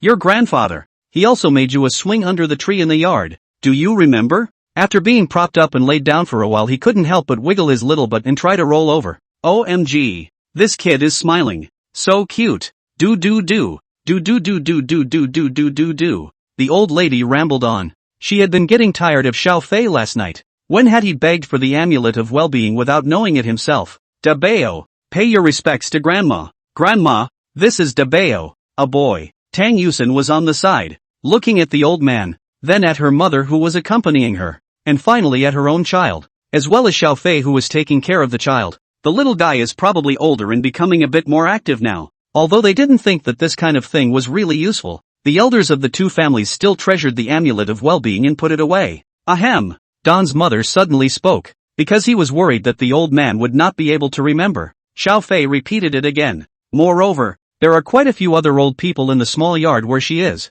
These old men and women have known each other for decades, and they are already considered relatives to each other, and they take care of each other, and even the New Year's festivals are spent together, so they will not be lonely. Just invite them over for dinner today. The old lady looked at the 3 little pink children and smiled as she pulled out 3 red envelopes. Okay, it's customary in our family for it to be the 2nd year on my mom's side, the 3rd year here, and the 4th and 5th years for my sister and brother, respectively. Xiao Fei blurted it out. Bao grabbed his dad's sleeve and looked at the old lady for a while, shyly burying his face into Xiao Fei's small arm. She put down the chopsticks in her hands and delicately said, Dad. Mom, what are you looking at? Tang Yusin smiled coquettishly and pushed the 2 strollers to the grandmother's side. Right, Xiao Fei. UXIN. And the in-laws. Let's go to our house for dinner today. Xiao Jun nodded directly. After breakfast, Xiao Fei excused himself not to, but the old lady was determined to give it. And finally Tang Yusin gave Xiao Fei a look,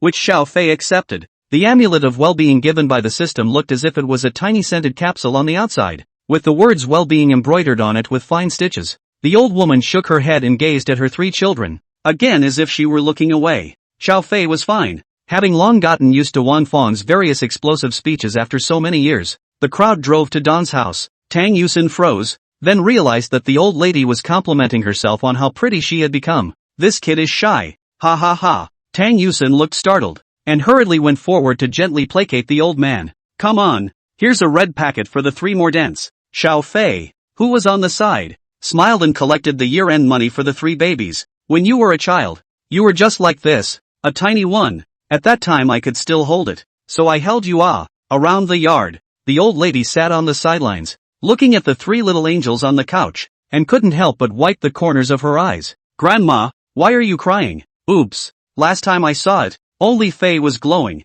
and now Yusin is glowing too? The house she now lived in had memories of her and Tang Yusin's deceased grandfather. The old man was reluctant to leave. She always said that as long as she lived in the old house, she always felt that the old man was still with her. The old lady scrutinized the 3 children for a while longer before raising her head to look at Tang Yusin and Xiao Fei. Mother Tang went and invited Tang Yusin's grandmother over. The old man doesn't live far from here. It's simply next to a street, and that's for ease of care. Although Wang Feng's voice was very small, Xiao Fei, who had taken the marrow cleansing pill, and Tang Yusin, who had taken the beauty nourishing pill, still keenly heard it. In order to ease the embarrassment, Xiao Fei coughed and took out 2 amulets of well-being from his coat pocket. At the end, she muttered under her breath, do young people work so well as couples? Xiao Fei could only hurriedly carry the little girl to one side and began to change her diaper nimbly. Xiao Fei had to place Big Treasure on the sofa next to him, and then picked up Second Treasure and propped it up on the old lady's lap as he had done before. Wang Feng and Mother Tang each took an amulet of well-being and surveyed it.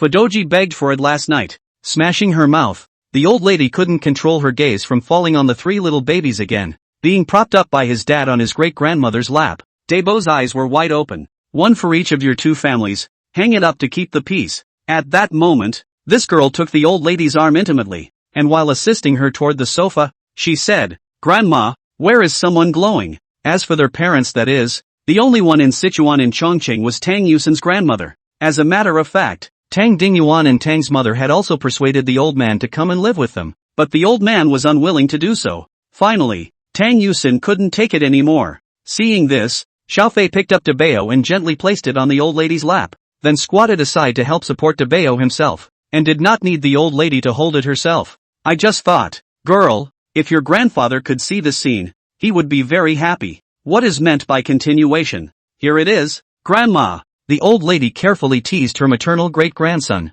After thinking for half a day and not being able to come up with a result, Tang Yusin could only put this matter behind her. Grandma, it's us who should be honoring you. Why do you feel that Fei and Yusin are glowing? As for Tang Dingyuan and Tang Mother's side, since neither of them had any siblings, there were no such special arrangements. Xiaofei helped Tang Yusin to help the old lady to sit down on the sofa together, and the old lady touched out another red envelope.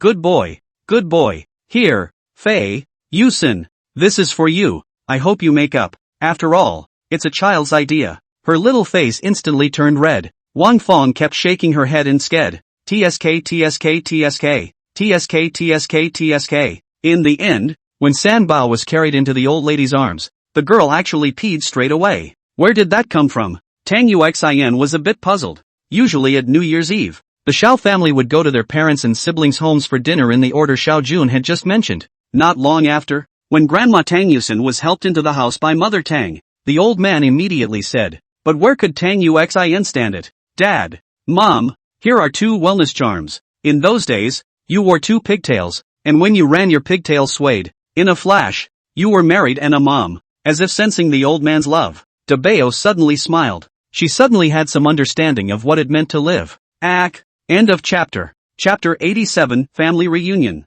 The first day of the year, the 2 families had a reunion dinner at Don's house. The next day, they were going to Xiaofei's grandparents' side. Before setting off, Tang Yusin looked at Xiaofei somewhat nervously. Honey, should we prepare anything? Tang Yuxin had heard Xiaofei say it before. His grandfather's side of the family had a good number of siblings. Every New Year's Eve, even if only relatives from around Sichuan and Chongqing come over, they will fill up several large tables. A little old man laughed and cursed, because it was built within the Su family ancestral hall. The whole thing was remodeled from the original building of the Su family ancestral hall. No need, people will just go. Brother Xiaofei. The floors were paved with lapis lazuli and there were also high thresholds at each of the heavy doors. In fact, he couldn't quite remember for himself who any of these relatives really were. Some are coming together in 2s and 3s to chat and get high, while others have gathered in numbers to either play mahjong or poker. Pedestrians come and go, dressed in Song Dynasty costumes, and perform ancient rituals when they see guests.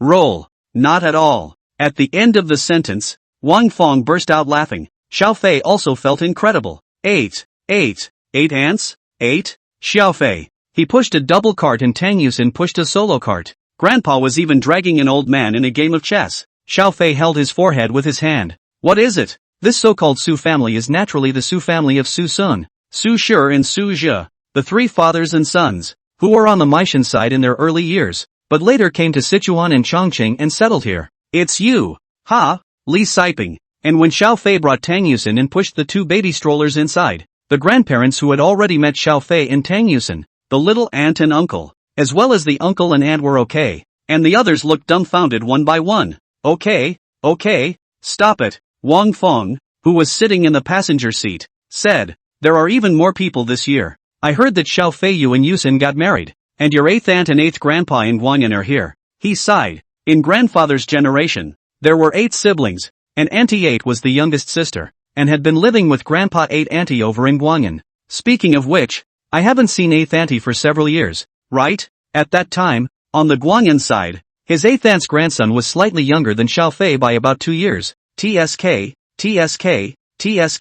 hubby, I didn't expect that. Ha ha. It is said to be a restaurant, but the fact is that this De Wenhao restaurant is constructed within the Su family ancestral hall. Xiaofei slapped him across the face. Wow, brother Xiaofei, are you a big star now? Therefore, every year when Xiaofei's grandfather's family invited guests on the 2nd day of the Lunar New Year, there was no way to hold a banquet at home, so they had to go to a restaurant. Wang Fong laughed. This kid actually wrenched the chopsticks from someone's restaurant during lunch, then cried and pushed the kid away, shouting, don't steal my mom from me. Ha ha ha. Ha ha ha ha ha ha ha ha. Xiaofei replied as such. Call what sister? You have to call sister-in-law. Stinky girl. Is this your baby? So cute, huh? Triplets. Blessed. Xiaofei. A few years have not seen a big change. Yo, this is the legendary Uxin, right? Sure enough, it is a handsome and incomparable person. No wonder Xiao Fei was mesmerized. A large group of relatives immediately came together. Even those who had been playing cards and chess of the older generation also followed to join in the fun. The yard was full of people by now. Tang Yusin seemed to have discovered a new continent, her eyes shining brightly as she stared at Xiao Fei. Parking the car in the parking lot, Xiao Fei first got out of the car, then took down the folded stroller and unfolded it, and finally picked up the 3 children and placed them in the car. The government has even built a museum of the Northern Song dynasty opposite to the ancestral hall, where artifacts relating to the 3 sons of the Su family are mainly on display. Every year when they met, they would recognize each other. Tang Yusin blinked her eyes and asked cooperatively. Tang Yusin stared incredulously at the embarrassed Xiao Fei beside her. Wang Fong said slowly, at that time, Xiao Fei seemed to be only 6 or 7 years old, right? His father and I took him to Guanyin, and that year, his great-grandmother, his grandmother's mother, was still alive, and the old man loved him. Tang Yusin was dumbfounded. Therefore, this so-called tavern is ancient, and entering it makes people feel as if they have traveled through time and space. Back to the Northern Song dynasty. Tang Yusin smiled and reached out to cover Xiao Fei's mouth. Li Siping smiled and revealed a mouthful of white teeth. Don't be like this, brother Xiao Fei. I won't steal mom from you this time. Come on, Yusin. This is second Aunt Grandpa. Xiao Fei hummed. It's just that there's something wrong with that guy. Xiao Fei straightened his mouth. This is Auntie 5. This is Grandpa 6. And this is, hey, that. May I ask if you are? Today, the Su family shrine has become a major tourist attraction. Looking at the boy in front of him, who was 2 or 3 years younger than himself, Xiao Fei raised his eyebrows slightly. Certainly more unlikely to steal your sister-in-law from you. Ha ha ha ha ha ha ha ha. Mom, don't. 8. Uxin. Let me tell you something super interesting about Xiao Fei's childhood. It wasn't until after saying hello to the 8 aunts family that, out of the blue, a teenager came up. This is Grandpa Sanguine. Colorful ornamental koi can be seen in man-made ponds. 3 Aunt Grandpa. Tang Yusin immediately became interested. She was super curious about Xiao Fei's early childhood. Does that mean, hubby, you're still worried about him stealing mom from you? Po ha ha ha ha. When Xiao Jun and Wang Fong entered the courtyard, everyone looked over. Honey, stop talking. Not long after passing through a 9-twisted corridor built over a pond, the crowd came to a small independent courtyard. Tang Yusin appeared to be very well behaved, and for everyone she introduced, she would sweetly follow with a call, shouting these old people into a frown. Sister is so beautiful. This year, too, Grandpa picked a hotel early and booked a small, separate courtyard. Grandpa's second aunt. In the courtyard, winding paths, small bridges and pavilions are everywhere. It's obviously a boy, but his name is Lisbeth. Wang Fong suddenly pursed her lips and snickered. With a smile on her face and her cheeks flushed, Tang Yusin subconsciously moved her feet a few points closer in Xiao Fei's direction. Brat? As the crowd laughed and joked, Xiao Jun drove the car to the De Wenhao restaurant. She could never have imagined that her dear husband, who looked incredibly mature, as if anything that happened was under control, actually had such a cute side as a child. Brat, I'm your 7th grandpa. The boy was quite delightful, so I took him to play, and ended up somewhat neglecting Xiao Fei. And guess what the boy did? Moments later, at the end of the day, it was Xiao Jun who gave Xiao Fei another word in turn, and it was only then that Xiao Fei joined Tang Yusin in calling people one by one. The crowd surrounded Xiao Fei and Tang Yusin. Xiao Fei's expression had changed. In addition to these aunts and grandparents, the rest are their children and grandchildren, which makes it even more difficult for Xiao Fei to tell who is who. That brat didn't come this year, did he? The duo walked side by side behind Xiao Jun and Wang Fong and stepped into the De Wenhao restaurant. End of chapter. Chapter 88. Actually, I'm a teacher at the school. No surprises. Xiao Fei and Tang Yusin's appearance instantly became the center of attention.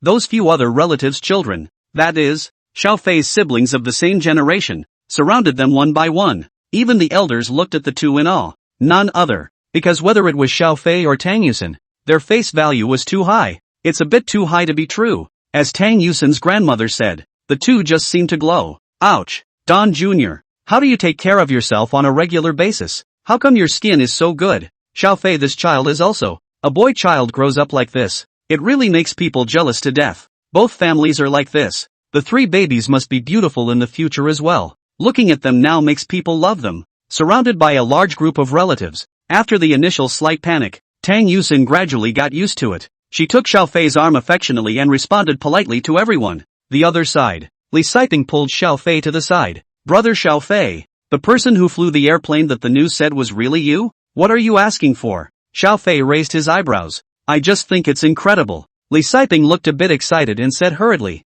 Brother, you know that I'm at the aviation university now, and I'm going to fly airplanes in the future. Sorry, I didn't really know. Lisbeth. He sighed bitterly. No brother, you still mind after all this time? No, I don't mind at all. I believe the hell out of you. Li Siping spat. Not much longer. The old people then shifted their attention from Xiao Fei and Tang Yusin to the three babies. Angelic three little kids. Except for the second baby, who recognized the baby. The first and third babies were willing to let everyone hold them. Dabeo is more Buddhist and doesn't have any expression on anyone's face who hugs him. But it's Sanbao who smiles at this one and then that one. Finally, as the time came for the noon meal to begin, only then did the group of people let Xiao Fei, Tang Yusin and the three babies go. The dining room table. Well, doesn't it feel new? Indeed. Tang Yusin gently nodded her head and came to Xiao Fei's ear to whisper. I've never had the experience of having so many family members come together for New Year's Eve before. The Tang family is thin and has been an only child since the grandparents' generation. By Tang Dingyuan's generation it was even more of an only son. And it was almost the same situation on Tang's mother's side. What's more, Tang's mother belonged to a distant marriage and none of her relatives on her mother's side were here. So Tang Yusin's biggest impression of New Year's Eve since she was a child is just her own family of three plus a few grandparents. The scene of dozens of relatives gathering enthusiastically like the Xiao family / Tang Yusin was something she had never experienced before. She looked a little excited. Her delicate face flushed and she smiled in response to whoever struck up a conversation with her. These people were all the relatives and elders of her own precious husband, so there was no need for Tang Yusin to take out the same attitude she had for outsiders. It's just that Tang Yusin is just too pretty. The elders were fine. There really weren't many younger siblings of Xiao Fei's generation that dared to be reckless in front of Tang Yusin. Xiao Fei at least still meets from time to time. Tang Yusin just sits beside her. These juniors feel a burst of pressure, especially Li Siping who was sitting on the side of Tang Yusin. This guy has also gone to college. There is no girlfriend Xiao Fei does not know, but as his older brother by 2 or 3 years, Xiao Fei knew exactly what boys of that age were thinking. Looking at this guy sitting next to Tang Yusin all uncomfortable, his entire body tensed up, Xiao Fei burst into a snicker. What's wrong? It just feels like, you're so good, wife. Xiao Fei smiled and passed Tang Yusin a look. Every one of my younger siblings wouldn't dare to be rude in front of you. Tang Yusin blankly glanced at Xiao Fei. Then she noticed a problem. Honey, our grandfather is the oldest of his generation, right? Right. So is our dad. And husband, you're the oldest in your generation? Right. Tang Yusin blinked her eyes. The eldest son for 3 consecutive generations? More than a firstborn. Xiao Fei whispered. My great-grandmother was a very traditional person. And so was my great-grandfather. And in their time, a lot of feudal remnants were inherited. So our branch is not only the eldest house, but also the firstborn. Zheng Hongxiao stared in surprise. It's fine if it's just the first wife, but if the definition of first wife is included, doesn't it mean that? You guessed it. Xiao Fei quietly pointed at a few aunties and grandparents. Some of them were born to great-grandfather's concubines, and in those days, it wasn't unusual for great-grandfather to have concubines. But the good thing is, they all stayed in great-grandparents' generation. Not in my grandfather's generation. Everyone was just like brothers and sisters with the same father. Tang Yusin carefully observed the situation at the various dining tables and found that it was indeed as Xiao Fei had said. There was no separation between the people communicating with each other. I don't see it. Hubby, your family's ancestors are quite rich? Tang Yusin said with a wry smile. To be able to have a concubine, Xiao Fei's great-grandfather certainly wouldn't have been an ordinary farmer in his youth. Xiao Fei smiled. Almost. I am not very clear. Grandfather, there is a genealogy to come. Along the genealogy to trace up can be traced back to the Ming dynasty among a cabinet minister. Still bookish, huh? Don't tease. All these messy things were all gone back in the days when the sun and the moon were new. And now, we're just an ordinary family. And I'm your husband. Xiao Fei gave Tang Yusin the dishes, then quickly gave himself a few bites before raising his head and smiling at the people at the table. Everyone take your time eating. I'm going to go check on the kids. Tang Yusin followed suit and wanted to get up, but was held down by Xiao Fei. Well, you stay with mom and dad and they eat slowly and talk slowly. Just leave this kind of thing to me. Tang Yusin was a little worried that the relatives of the Xiao family would think she was an unwise daughter-in-law, only to look up and realize that everyone was looking at her with kindness. One of Xiao Fei's cousins even said enviously, Sister-in-law, you're so happy. Brother is so good to you. At this time, Xiao Fei's 8th aunt suddenly spoke up. By the way, Xiao Tang, Xiao Fei is still in college. How about you? Are you his classmate? At these words, Tang Yusin froze. She then whispered, that, patroness, I'm actually a teacher at the school. Ha! Li Siping, who was sitting next to Tang Yusin, was so scared that she directly threw away her chopsticks. The next moment, he was met with a fierce glare from the 8th aunt across the table, throwing chopsticks at the dinner table. What kind of talk is that? End of chapter. Chapter 89, We're Not Sisters. After lunch, as the eldest among the younger generation, Xiao Fei, unsurprisingly being dragged by all the elders, hoping to play mahjong with them. However, as a local Sichuan-Chongqing people, although from a young age, accustomed to seeing the streets and alleys densely packed teahouse mahjong hall. However, Xiao Fei's level of mahjong also only stayed at such a level as, knowing the rules, let him count cards, by looking at what others at the table have already played, and predicting what's coming next, and other such abilities. Although Xiao Fei had now taken the Marrow cleansing pill, both his physical strength and intelligence had reached the peak of humanity. Xiao Fei thought to himself that he could definitely do it with his current mind, but he's too much trouble, and he really couldn't get interested in mahjong. Nay, the elders were too enthusiastic, especially the family of Auntie 8, who had traveled all the way from Guang'an, and would not let Xiao Fei go, so Xiao Fei could only be dragged to the poker table. The good thing is that everyone is just having a good time on New Year's Eve, and there's not a lot of fuss about it. The play is also fairly small, and you won't win or lose more than a couple dozen dollars throughout the day. Xiao Jun watched the child from the side, and a few relatives of the same generation followed along to take care of him. On the other side, Tang Yusin felt like she had suffered a major crisis. Sister-in-law, let's go play. Go go go. Sister-in-law, let's go shopping. Sister, let's go. Invited by several cousins below Xiao Fei, as well as elders like Wang Feng. Although in her heart she wanted to accompany her husband, even if she did not do anything and just sat beside Xiao Fei and watched him, Tang Yusin, who felt incomparably satisfied. In the end, you can only be dragged along helplessly. A vast line of 6 or 7 people, talking and laughing, walked toward the commercial street. Because it was New Year's Day, the streets were especially crowded with pedestrians. The stores on both sides of the street are all decorated with red ornaments symbolizing good luck, and many of them play songs such as Good New Year. Wang Feng and Tang Yusin walked arm in arm down the street. Wang Feng, the two of you and your daughter-in-law look like sisters. Saying that you are a mother-in-law and daughter-in-law is probably not believed by anyone. Someone couldn't help but speak enviously. Wang Feng smiled with her eyebrows as she listened, but she had heard similar words many times before. Tang Yusin, who was being held by Wang Feng's arm, looked sideways at her mother-in-law, who indeed looked too young. He is now 26 or 27 years old, and Wang Feng is clearly in her 40s and looks to be in her early 30s, so it's not really a problem to say that the two of them are sisters. Thinking of this, Tang Yusin suddenly said, I wish I could be as young as you. Mom. Hey. Wang Feng blinked, then smiled. Uxin, you sure can. Not long after, the crowd arrived at a comprehensive commercial plaza. As soon as she walked through the door, the warm air that came to her face caused the snowy skin-looking Tang Yusin's cheeks to blush with a tantalizing blush. Starting on the first floor, they casually wander around, going into the store when they see something of interest.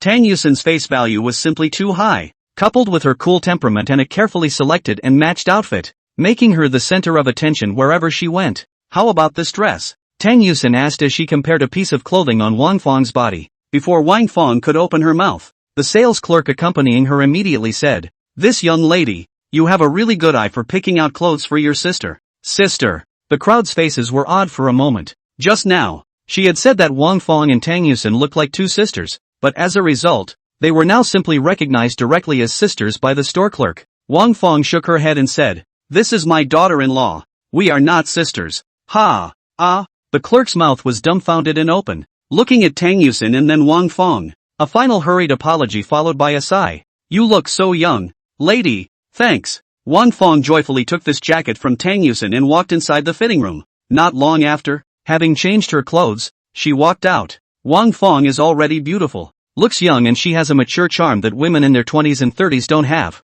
All kinds of complex conditions add up to make her look extremely glamorous. Meanwhile, the third aunt who came out from the other fitting room looked at Wang Feng and then at herself and sighed silently. It doesn't compare at all. This family, it's so devastating. Mom, do you like it? Quite like it. Then wrap it up. Tang Yusin said with a smile. Try something else? Well, no. You've bought me plenty of clothes before. Although she knew that Xiao Fei and Tang Yusin did not lack money at all right now, Wang Feng was still instinctively heartbroken for money. Listening to the duo's conversation, Several aunts couldn't help but look at their respective daughters who were also in the store. Forget it, it can't be compared. After picking out a few clothes for Wang Fong, Tang Yusin looked at a few more aunts, uncles and cousins. Third auntie, fifth auntie, sixth auntie. I didn't prepare any gifts for the first time we met. Do you have anything you fancy? Hearing Tang Yusin say this, several people immediately waved their hands. Tang Yusin also knew that it was impossible for them to accept it just because she said so, so she helped them pick out a few pieces and paid for them without being told.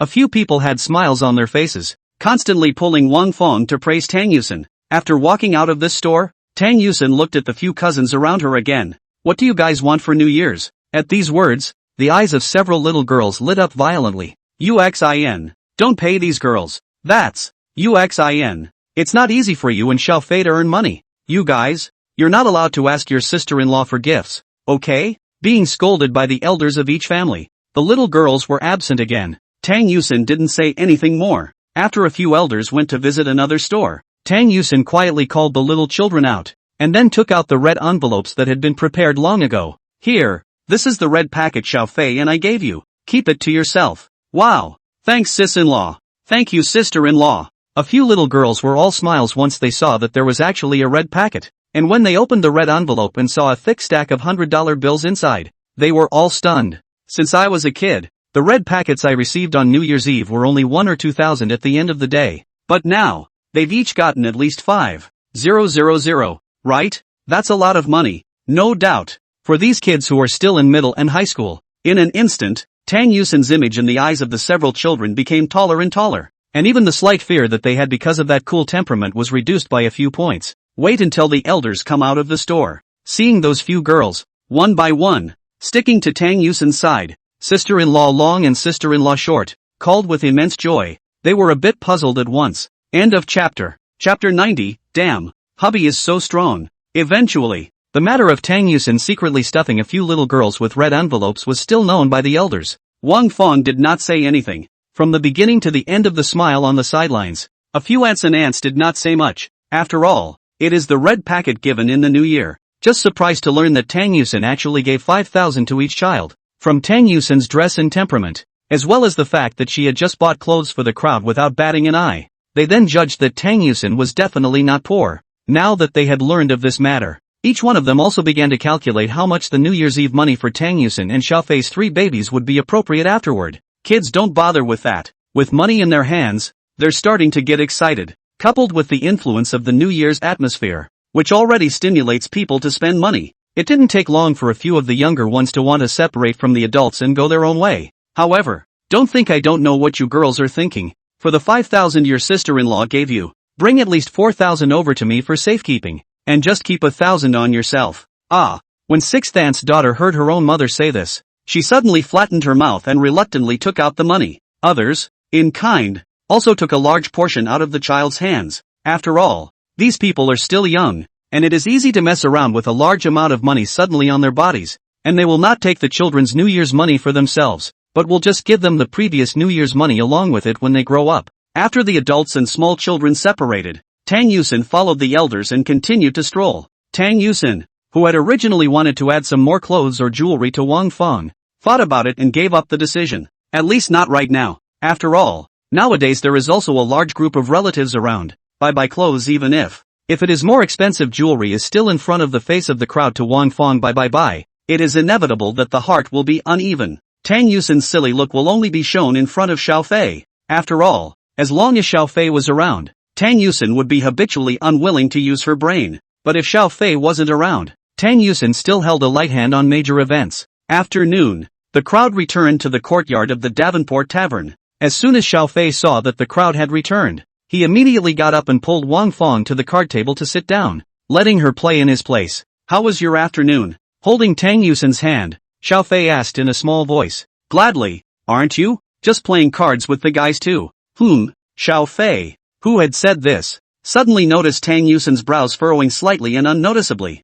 What's wrong with you? No, nothing la. Tang Yusin raised her right leg, the toe of her high-heeled boots gently stepping on the ground. Just feeling some foot pain. Though there is always a saying that women fight extremely hard when they go shopping and don't get tired even after walking all day and night. But that's just a tease. It's all human. How could this happen? Xiao Fei thought about it and pulled Tang Yusin to the courtyard, bypassing the crowd's line of sight and walking to an altar. Sit down. Tang Yusin obediently sat on the edge of the altar, and then saw Xiao Fei gently lift his right leg and unzip his long boots. Honey, what are you doing? Rub it for you. Don't be seen. Well, Tang Yusin wanted to refuse, but Xiao Fei directly gave her a sit still and don't move look. There is no way around it. Tang Yusin could only blush and let Xiao Fei do what he wanted. Taking off Tang Yusin's shoes, Xiao Fei gently supported his own baby wife's small feet wrapped within the padded pantyhose. Tang Yusin's feet were just too small and had a particularly nice shape. Sometimes at home, Xiao Fei would also join Tang Yusin and wash each other's feet,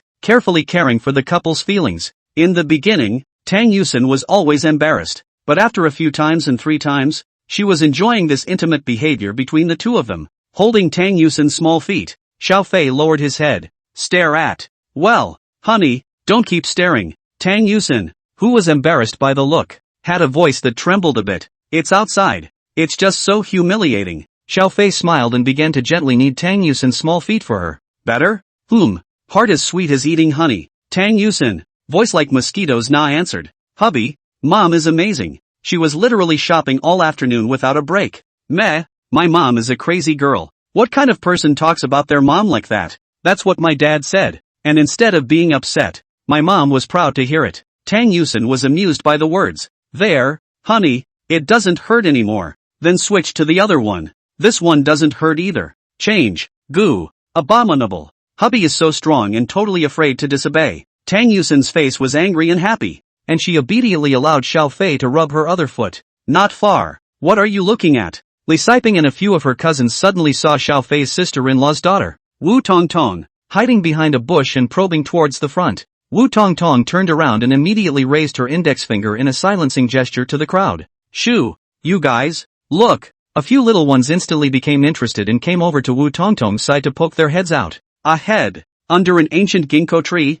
the image of Tang Yusin sitting on the altar, with Xiao Fei squatting in front of her and being in the process of pinching her feet, came into view. Wow! So sweet, worthy of being brother Xiao Fei, easily doing what we couldn't. Keep your voice down. Don't let brother and sister-in-law hear you. TSK, TSK, TSK, TSK, TSK, TSK, TSK, TSK, TSK, TSK, the dog food. Wu Man, Wu Tongtong's sister, who also belonged to her sister-in-law's daughter, pulled out her cell phone and pointed it at the front, clicking a picture. Afterwards, she thievishly sent this photo inside the family WeChat group. It even has a particularly bad taste at everyone. Then a couple of the little ones heard a sudden low cry over the clatter of mahjong in the next house. Wow! Look at this picture. You guys. A few minutes later, when Xiao Fei and Tang Yusin returned to the house together, noticing that everyone was smiling and eerily staring at the couple, Wang Fong saw that she just happened to have one a hand,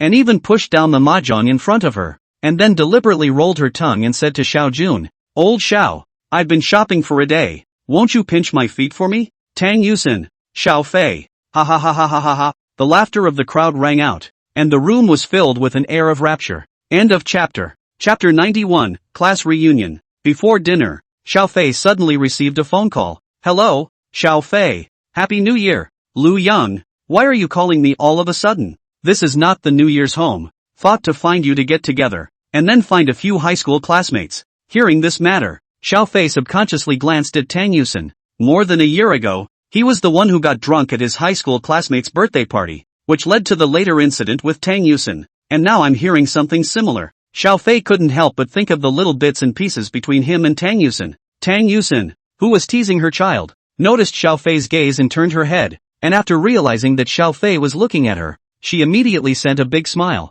Yeah, you pick a time. Just tomorrow night. I've already contacted several people. Okay. The two of them chatted a few more sentences before Xiao Fei hung up the phone. Although it means that the day is the 3rd day of the month, according to the rules of the Xiao family, it needs to be a treat from Xiao Jun's side. However, Xiao Fei only needed to show up at noon, and it was still Xiao Jun and Wang Fong who were really in charge of this matter. So at night, Xiao Fei was free. Honey, who is it? After Xiao Fei put down his cell phone, Tang Yusin asked softly. I went to high school with him, kind of my best friend from high school, and he's back for New Year's and said we should all get together tomorrow night. Ow. Tang Yusin nodded. So, honey, when are we coming back? She didn't bother to ask if Xiao Fei would take herself along. Subconsciously, Tang Yusin already thought that Xiao Fei would be with her no matter where she went. It's the embodiment of trust on all fronts. Xiao Fei also never considered the problem of going alone. Smiled at his words and said, "It won't be too late. After all, I still have to come back to take care of the child.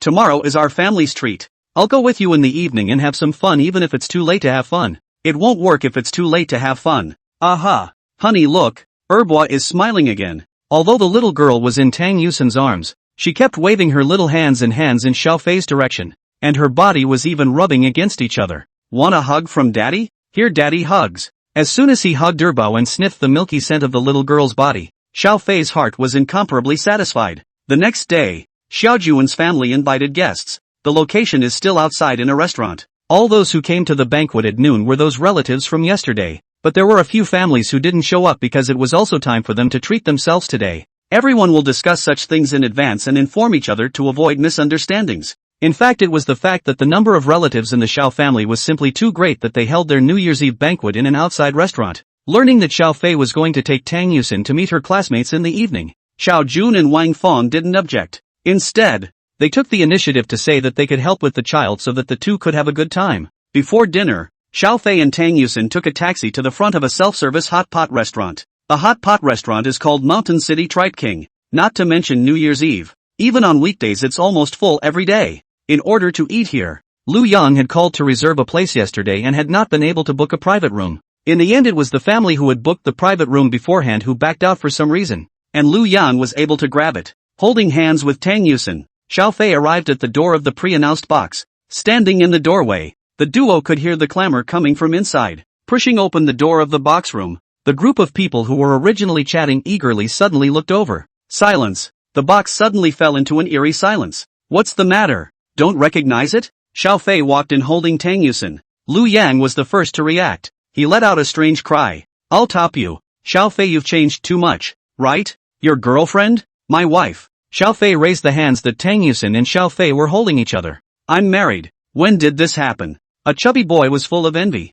He looked at Tang Yusin, then quickly forced himself to avert his eyes. Tang Yusin was just too pretty. So pretty that it made this chubby guy feel a huge burst of pressure. Holding Tang Yusin's hand, Xiao Fei sat down next to Lu Yang. "Got married not too long ago, but just got a license. No wedding yet. You'll be invited when it's time for the wedding. By the way, my wife's name is Tang Yusin. Hello guys." Tang Yusin fell back on her response. It was only because Tang Yusin, who habitually didn't talk much in the face of strangers all year round, had only briefly greeted them. Xiao Fei noticed that there were several other unfamiliar faces at the dinner table, both male and female. It goes without saying that it must be the boyfriend or girlfriend of some of them. A few of us had thought that attending with a boyfriend and girlfriend was already a life winner. And you're actually married. Good guy. I'm straight up good guy. Sneaking away isn't the way you do it, is it? The boy with the glasses held the gold-rimmed glasses on the bridge of his nose and couldn't stop shaking his head. "No, Xiao Fei. I remember last year on my birthday, please, you were still single, right?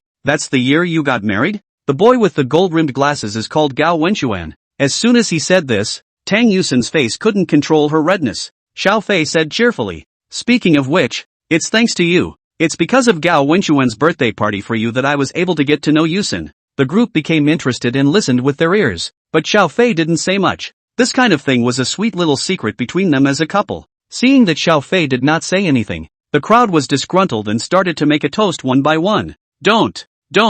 UXIN and I don't drink. And we have to go back at night with the kids. It's not good to go back smelling of alcohol. Put. A girl who happened to take a sip of her drink in her mouth instantly sprayed the juice on the head of the boy next to her. "Ah. Sorry.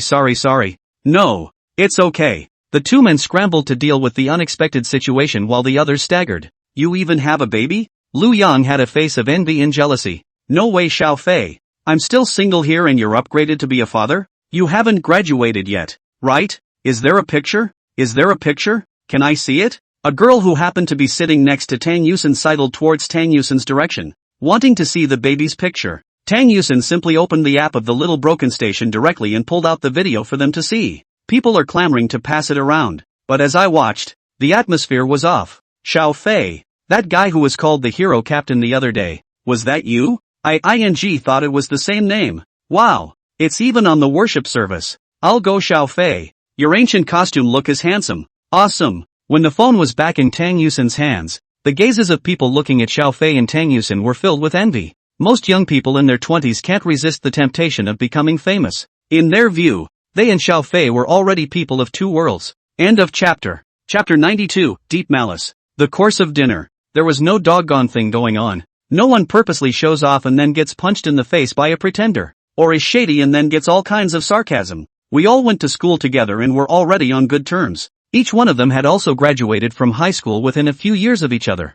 and most of them were still in a state where they hadn't graduated from college, so there wasn't much need for hooking up at all. But even so, Xiao Fei and Tang Yusin were still the undoubted centerpieces. One was that the two had outstanding postures, and the other was that through the previous video where Tang Yusin had originally intended to show the baby, she had even discovered that Xiao Fei seemed to be particularly rich now. It was only because Xiao Fei had explained beforehand that he would not drink because he had to go back to bring up his child. But no one gave him and Tang Yusin a toast. Xiao Fei, can I be the baby's godfather? Between dinners, Lu Yang, who had the best relationship with Xiao Fei, suddenly opened his mouth. The guy was shaved and seemed to look a little menacing because of his long workouts and his bullish height. But the truth is that he's a very good-natured person, and after spending time with him, you realize that he's not at all what he seems to be on the outside. I'm afraid you'll scare the baby. Don't mention it. Lu Yang suddenly seemed as if he had received a huge blow. Just because I'm like this, all the girls in college stay away from me, when I'm a super gentle person. Speaking, Lu Yang suddenly hit his idea on Tang Yusin. I'm a bit older than Xiao Fei. Call you sibling? Tang Yusin smiled and nodded. That's fine. Sister-in-law. Lu Yang rubbed his hands together thievishly. Do you have any resources you can introduce to me? Don't think about it. Xiao Fei directly refused in Tang Yusin's place. Why? Can't I ask my younger siblings to introduce me to some female classmates? Lu Yang was disgruntled. Xiao Fei hummed. Female student? Yusin isn't a student. She's a teacher at Jiaotong University. There are no female classmates. Can you handle a female teacher? Sorry. I suspect you did it on purpose. The boy who had been sprayed with a head full of juice right before stared slyly at the girl next to him. Yes, this time he was sprayed again. By the same person. Why don't you two just get married in place? Gao Wenxuan couldn't help but laugh. The teased duo looked at each other and silently lowered their heads. The crowd froze. This is a show? But very quickly, everyone's attention returned to Tang Yusin. Teacher my god. A good girl who appeared to be a good student opened her mouth and stared at Xiao Fei with an extremely frightening gaze. Xiao Fei, we are all out of the 9-year compulsory education. What's wrong with me feeling like you're secretly cramming? Lu Yang spat, then sighed. But it's good that there isn't. After all, I'm leaving soon. What for? College recruiting. I'm going to enlist. The moment Lu Yang said this, the crowd was instantly enlightened. It's true that falling in love is just an inconvenient thing to do if you join the military. It's pretty good. It's a great way to get ahead and try to stay in the military in the future and get promoted to officer.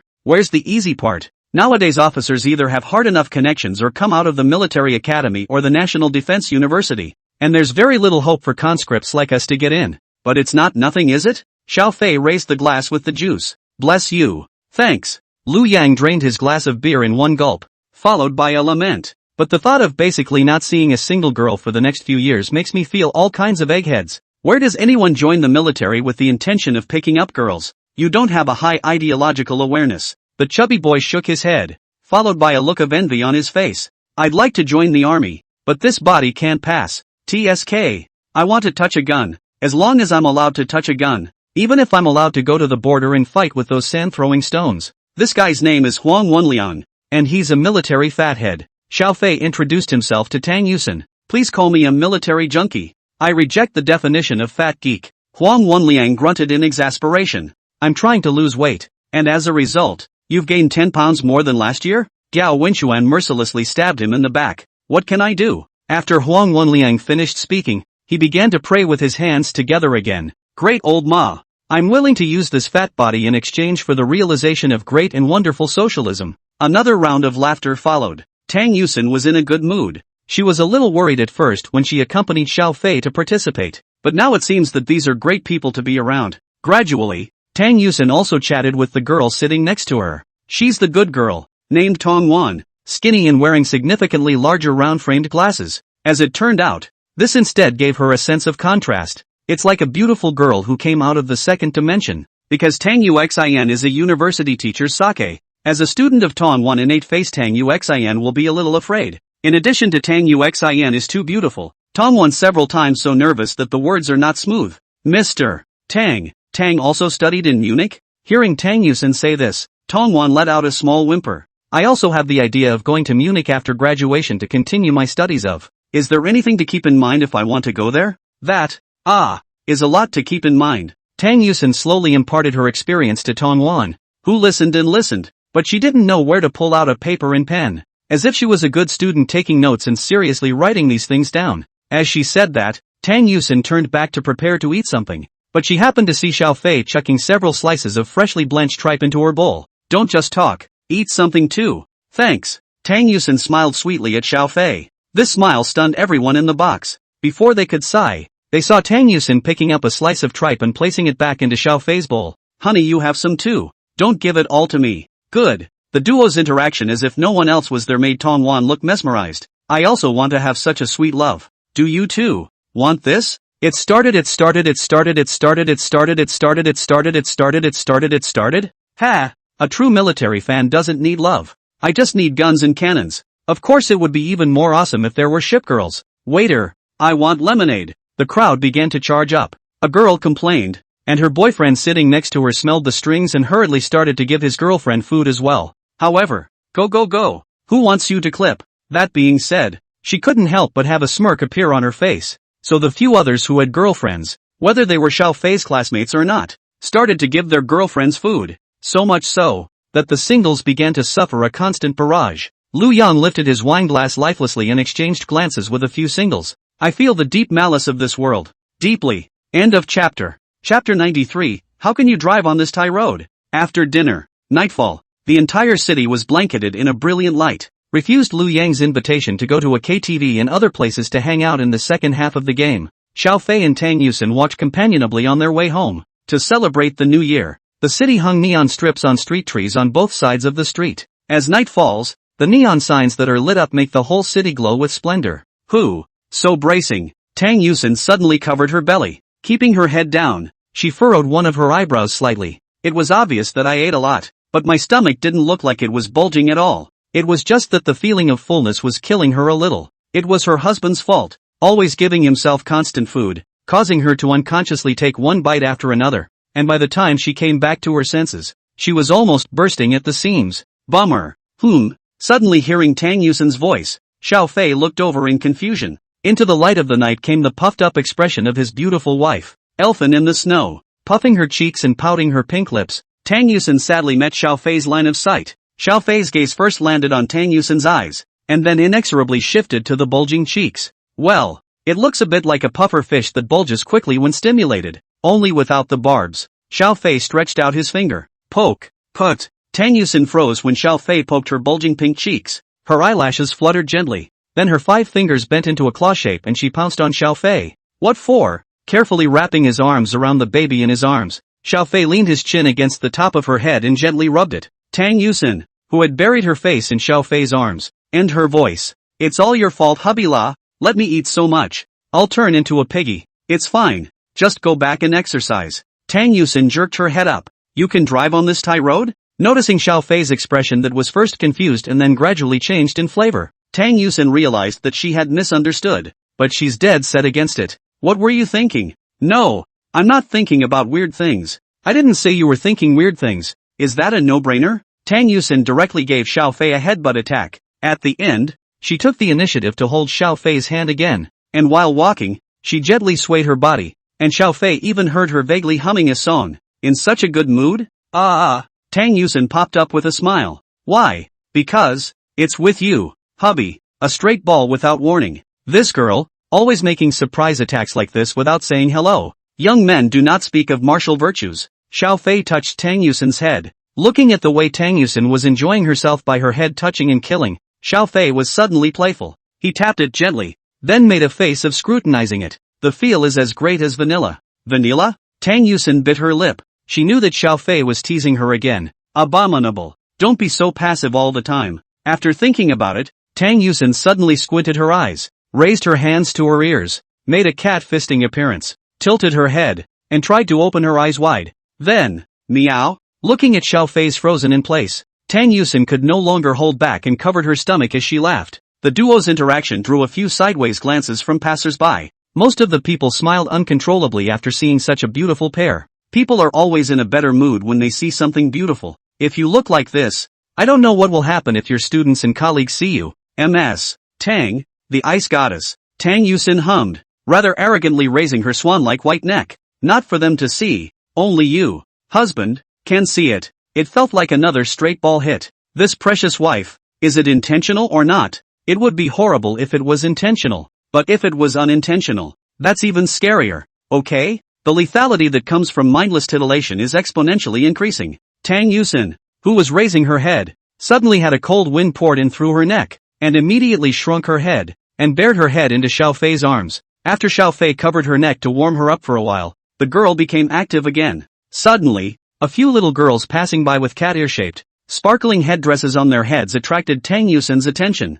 Seeing the lovely appearance of his own wife standing still as a few little girls passed by, her eyes following the movement, Xiao Fei smiled and asked, "Want it? It's only not." Tang Yusin's eyes fluttered. So a few minutes later, an extra adornment appeared on her head that looked exactly like the cat ear headdress she had just seen. This kind of headdress was extremely cheap, and had absolutely no comparison to the thousands and thousands of clothes and over $100,000 of jewelry that Xiao Fei had bought for her. But Tang Yusin was just so happy that she even intentionally stood in front of Xiao Fei, shaking her head and deliberately displaying a pair of cat ears in front of his eyes. "You'll definitely get the baby's full attention when you wear this home."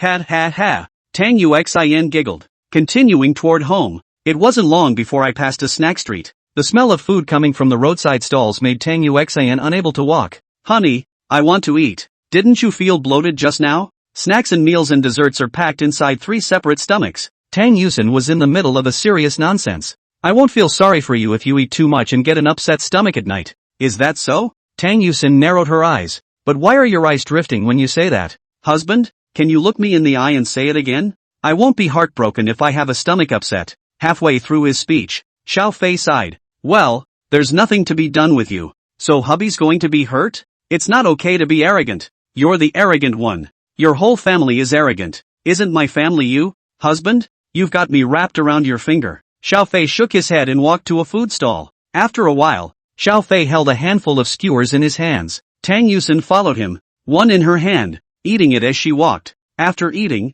her little mouth was greasy and oily, and she immediately turned her head to Xiao Fei and cast a gaze full of food-throwing anticipation. After Xiao Fei ground her another one, she immediately ate it again. However, a couple of kids, inside the home's bedroom. "Hubby, my stomach hurts. See, I got you, didn't I? I'll rub it for you." "Well, hubby is the best." End of chapter. Chapter 94, the little one is teething. A few days later, early one morning, Xiao Fei felt a bit suffocated and was suffocated from his sleep. After calming down, he realized that Tang Yusin's arms were wrapped tightly around his neck, her forehead pressed against the back of his neck. Xiao Fei could clearly feel every breath of Tang Yusin. In order to avoid another throat lock, Xiao Fei slowly turned around without waking Tang Yusin. After facing each other, their foreheads were almost pressed together, gently removing Tang Yusin's arm from her neck. However, the moment Xiao Fei's hand touched Tang Yusin's arm, she suddenly tightened her arms with force. Fortunately, Xiao Fei reacted quickly enough and staggered his head away at the first opportunity. Now, Tang Yusin's head was pressed against his neck. Husband, don't leave me." Xiao Fei raised an eyebrow. Sleeping people still respond to outside influences. Therefore Xiao Fei wrapped his left arm around Tang Yusin's waist and gently stroked her head with his right hand. "It's okay, I'm right here." After a while, Tang Yusin's arm strength became smaller, probably because of the discomfort. She ended up putting her hands back as well, a contented smile on her face. Looking out the window, it was bright. Today happens to be the Lantern Festival. A good portion of the New Year's holiday has passed. Within a few days after the Lantern Festival, everyone had to start going back to work. Although Tang Yusin was a university teacher and Xiao Fei was still a student, and could stay in their hometown as long as they were still on winter vacation, they were still prepared, and went back after the Lantern Festival. "Get up, go to the bathroom and finish washing up." After changing his clothes, Xiao Fei went around to the side of the crib to look at the 3 babies who were still sleeping. The second baby, the most disruptive child, is actually drooling in his sleep. Xiao Fei wiped her with his handkerchief, and when he raised his head,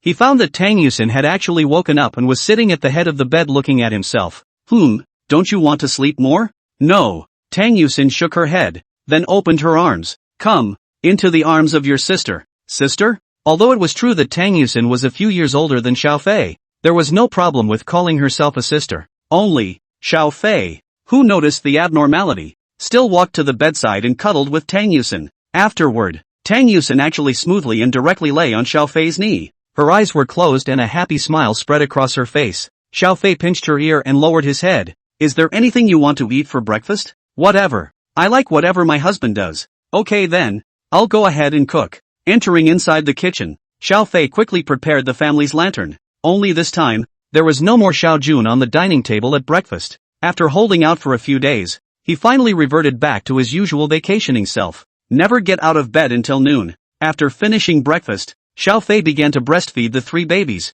However, Dabeo, who used to be very well behaved, was suddenly out of sorts when Xiao Fei was breastfeeding him. The little guy lay in Xiao Fei's arms and kept twisting around, seemingly very uncomfortable. Xiao Fei realized that he was even always sticking his tongue against his little mouth. What's going on here? At this time, Wang Feng, who had finished breakfast, came over. What happened? Mom, Dabo doesn't seem to be feeling well. Hearing Xiao Fei say this, Tang Yusin, who was washing the dishes in the kitchen, also hurriedly ran over. What happened to Dabo? He's been very cooperative with breastfeeding before, but this time he's not willing in any way. Let's see. Wang Feng bent down, scrutinized Dabeo, and teased him again. The little one had long been familiar with grandma, but this time, after being briefly distracted by her, he started babbling again. Wang Feng gently wrenched Dabeo's mouth open to take a look, then smiled. The little one is growing milk teeth. Teething? Xiao Fei and Tang Yusin were startled. Subsequently, Xiao Fei also gently coaxed Dabeo and carefully wrenched open his little mouth. And sure enough, he found a tiny white spot on his lower dental bed, a little smaller than a grain of rice. Big Boy seemed uncomfortable and kept pushing his tongue against his little baby teeth. Yay! Yay! Xiao Fei looked at the scene in front of him and was suddenly touched inexplicably in his heart. This feeling of witnessing an important scene in the baby's growth process suddenly gave him a, this is really the sigh of being a father. Teething, ha ha ha. Dabo, you're starting to tee though. Teething? Then wait a little longer and you should be able to add supplements and then you can call Daddy-o. It's too early to call Dad. Wang Feng was experienced and laughed outright at the words. You can't call out until the baby is about 8 months old, but at that point it's all unconscious. He doesn't know what it means, and it won't be until he's about a week old before he's able to understand what mom and dad mean in a clueless way. Just as Wang Feng had finished speaking, a system beep sounded in Xiao Fei's head. Drop. Congratulations to the host for completing the witnessing a baby's first milk teeth quest. Awarded, 12% shares of BYT Group and a copy of new energy battery technology. Xiao Fei, the system is giving things away without reason, isn't it? It's too much of a luxury to award even shares in BYT. However, this time, in addition to the equity, the system even directly attached a piece of technology. It just so happens that the BYT Group is known for its new energy vehicles. In this regard, the group's technology is top-notch even in the world. The Tesla kind of thing is a leak-cutting look-alike. The IQ tax is a big part of it, and the huge fame is entirely speculative. When it comes to the core battery technology of new energy vehicles, the world can't really pick a few that can be compared to BYD. It just so happens that Yanxia also in the latest 5-year plan, put forward vigorously develop new energy technology, and strive to within 15 years, new energy vehicles in the market share of 30% to go. With this new energy battery technology, it can definitely make the automobile industry of Yanxia country realize a qualitative breakthrough. When the time comes, it doesn't matter if it's at home or abroad, all will be occupied by the hot summer new energy vehicles. Thinking of this, Xiao Fei took out his cell phone, used SkyEye to check out BYT's shareholding structure. Finding himself with this 12% stake no more, no less, he happens to be the second largest shareholder in BYT. Waiting for a time later, he handed over this new energy battery technology, used to exchange for more shares back. As for the specific business plan, they do not have to care. Making a decision in his heart, Xiao Fei gently picked up Dabeo. Dumbo, fly high, big boy. Lifted up by his dad, didn't seem to care anymore about the hard feelings that come with having little baby teeth. Grinned and sent a big smile to Xiao Fei. End of chapter. Chapter 95, Yang Gui and Little Dragon Lady. Lantern Festival. It is also known as the Shang Yuan Festival. It is the last important festival in the annual custom of the Spring Festival in the country of Yanxia. When it comes to the Lantern Festival, most people think of eating soup dumplings and the Lantern Festival. But in fact, compared to other traditional festivals, the Lantern Festival has a special layer of meaning. It's a bit of a Valentine's Day thing. The Lantern Festival is about the moonlight on the willow branches and after dusk. In ancient times, the usual women, especially the great lady or small family, are 3 steps: do not leave the door. Only on certain holidays can you come out and even have a rendezvous with your boyfriend to talk about your love. And according to custom, the Lantern Festival is such a festival every year. People will come out of their homes. Those who already have families will accompany their partners. And teenagers and girls who do not have families yet will be able to take this opportunity to meet together, stroll through the lantern exhibition, guess lantern riddles, and haunt lanterns. So, honey, it's our country's traditional Valentine's Day. Tang Yusin, who said so, fluttered a pair of large, moist eyes and tilted her head to look at Xiao Fei, full of anticipation. What to expect, naturally, is self-evident. By now it was after dinner. As night fell, the local city government set up a gorgeous light show there in Wetland Park, which was said to stretch down Water Street. The official name of Water Street is through the century, although locals are accustomed to calling it Water Street. Before Xiao Fei and Tang Yusin returned here, they had overheard something that surprised the two of them. And that was that Water Street had inexplicably caught fire and become a so-called Netflix attraction. This made Xiao Fei feel incredible. As a local who has lived in Sichuan and Chongqing for a decade or two, it seems to him, Sichuan and Chongqing, if you say life that is really suitable, the pace of life are very slow. In Sichuan province, which is known for its slow pace of life, the pace can be ranked in the last few places. But there are a lot of problems. Not suitable for work, because for the average person, the salary is only 3,000 or 5,000. Similarly, there are not many places to visit. There are just a few that come and go. And Xiao Fei, who is a local, has long been tired of going there. So, it's just a street. It's not like I haven't been there before. I got tired of shopping when it was first fixed up, Xiao Fei said here. Saw Tang Yusin suddenly showed a pitiful expression too. So the words turned. Of course, going there with you, wife, is another matter, naturally. Hey, let's get ready then. After entering the bedroom, Xiao Fei looked at Tang Yusin, who had closed the door to her room. Prepare? Prepare for what? Change your clothes, hubby, I've already prepared it for you. With that, Tang Yusin threw out 2 sets of hanfu from inside the suitcase. Looking at that style, it's obviously winter wear. This girl has been ready for this for a long time? When did you prepare it? Before coming back. Tang Yuxian crossed her arms in triumph. She stared at Xiao Fei with bright eyes, unable to stop looking up and down. He. Finally waited for this day. Hubby, get undressed. Xiao Fei raised an eyebrow. This girl, how come she's become like a hooligan? Take it off. Row by row. Since Tang Yusin was so happy, Xiao Fei was also happy to play around with her. Quickly, he took off the regular clothes he was wearing and replaced them with a hanbok with a black background and red trim. Tang Yuxian gulped as she watched. No matter how many times I've watched it, I really can't get tired of my own husband's vintage outfits.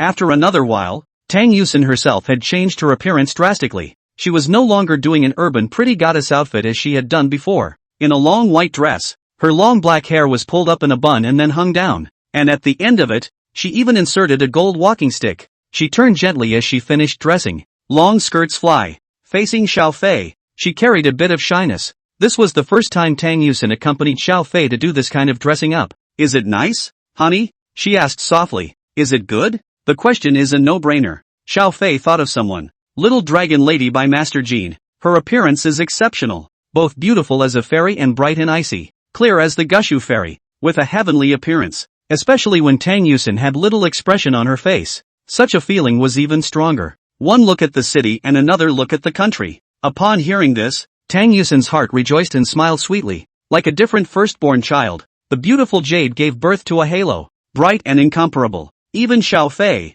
who had spent time with her, looked dumbfounded. However, very quickly, Xiao Fei frowned. Aren't you cold? And this? Tang Yusin proudly pulled out 2 cloaks. A black and a white fox velvet cloak. The black was given to Xiao Fei, and the white Tang Yusin used herself. After patting on her toes and tying the laces of the cloak around her neck and shoulders for Xiao Fei, Tang Yusin put on the white fox fur cloak herself. That's warm. It seemed she was really looking forward to the Lantern Festival and going to the Lantern Fair dressed up like this herself. In that case, just stay with her. Xiao Fei hooked the corner of his mouth and gently held Tang Yusin's hand. My beloved wife, would you like to accompany my husband to the lantern show? Tang Yusin blinked her eyes with joy. As you wish, Lord Husband. Ha ha ha. Ha ha ha ha ha ha. At the end of her sentence, she finally couldn't help but burst out laughing. When Xiao Fei and Tang Yusin left the bedroom and came to the living room, Xiao Jun and Wang Feng, who were watching TV, were stunned. Wang Fong even let out a wow. Wang Fong even let out a scream,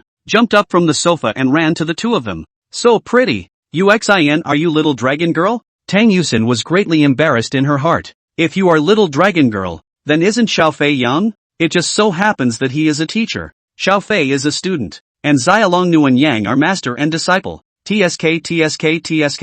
However, hubby is definitely not allowed to be a guy who goes around being affectionate like the young Yang Zhua. Thinking of this, Tang Yusin glanced at Xiaofei with a ghostly gaze, causing him to feel some chills at his back. Mom, Xiaofei and I are going to the Lantern Festival. Are you guys going? We'll pass. Wang Fong waved her hand and Xiao Jun was shaking his head. We'll keep an eye on the baby for you at home. So go ahead and have fun. It's your last day here on this vacation. Speaking of this, Wang Fong suddenly felt reluctant to give up. Tomorrow, my son and daughter-in-law are leaving. Seeing Wang Fong's lost expression, Xiaofei laughed. Mom, if you and Dad miss us, you can always come to Magic City to find us, can't you? Fair enough. Hearing Xiaofei say this, Wang Fong was happy again. This loss and joy switching so quickly is completely childlike. End of chapter. Chapter 96, Handsome, can I ask you to sing a song? Wetland Park. It was built around a huge lake. It is said that the area was originally intended to be granted to a real estate developer to build a high-end residential area.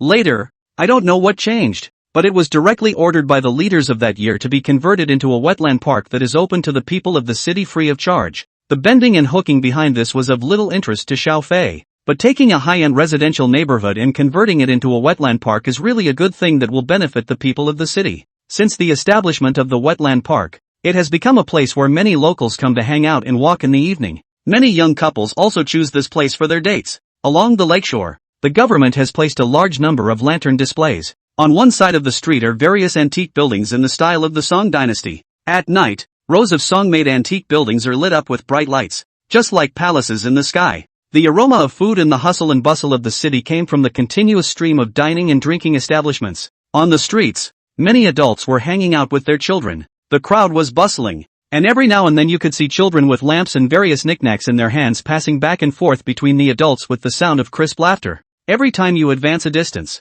you can see stalls that seem to have existed long ago only in your memory. The old man who pinched clay figures and made them was surrounded by children at his booth. The old woman selling the malt smiled as she handed the malt, wrapped around 2 sticks, to the expectant young girl. Mommy and Daddy, that brother and sister over there are so pretty. Whoa, look at that. Young people nowadays really know how to play. Along the way, Xiaofei and Tang Yusin had already heard too many exclamations like this. Holding Xiaofei's hand, Tang Yusin looked at the scene in front of her with interest as if no one else was there. The soft light reflected on her delicate and infinite face, like a gushu immortal concubine, as cool as the moon. However, when he looked at the people around him, the love in his eyes was so thick that it could not be melted, but it was as dazzling as diamonds. Yikes! There's a light! Suddenly, Tang Yusin pointed at the pier ahead. Not far out of sight was a dock. On the pier, a number of people are placing river lanterns there. Hubby, Tang Yusin looked at Xiaofei expectantly and stretched her voice. This call made Xiaofei immediately understand what she was thinking. How about we go set off the lights too? Tang Yusin nodded her head like garlic, and the golden steps on her head swayed as she moved, the pendant part swaying. Be careful. Xiaofei gently straightened the somewhat messy bangs on her forehead for her. The movements were gentle and slow, but the eyes were incredibly serious. Tang Yusin tilted her head and looked straight into Xiaofei's eyes. The stars in his eyes were brighter than the stars in the night sky. In a short time, the two were paired up and joined forces on the dock. After acquiring 2 lamps, Xiaofei thought about it and wrote a sentence on the note. I'm a dickie. I'm a dickie. I'm a dickie. After writing it, Xiaofei carefully pasted the note onto the lotus-shaped river lamp, then waited for Tang Yusin who was on the side. She seemed to be agonizing over what to write. Handsome brows were slightly furrowed as he cocked his head in meditation. After noticing that Xiaofei was looking at himself, Tang Yusin flattened her mouth and said, Hubby, don't look. It won't work if you see it. Okay, I'm not looking. Xiaofei averted his gaze. Many of the little girls who were peeking at him happened to meet Xiaofei's line of sight.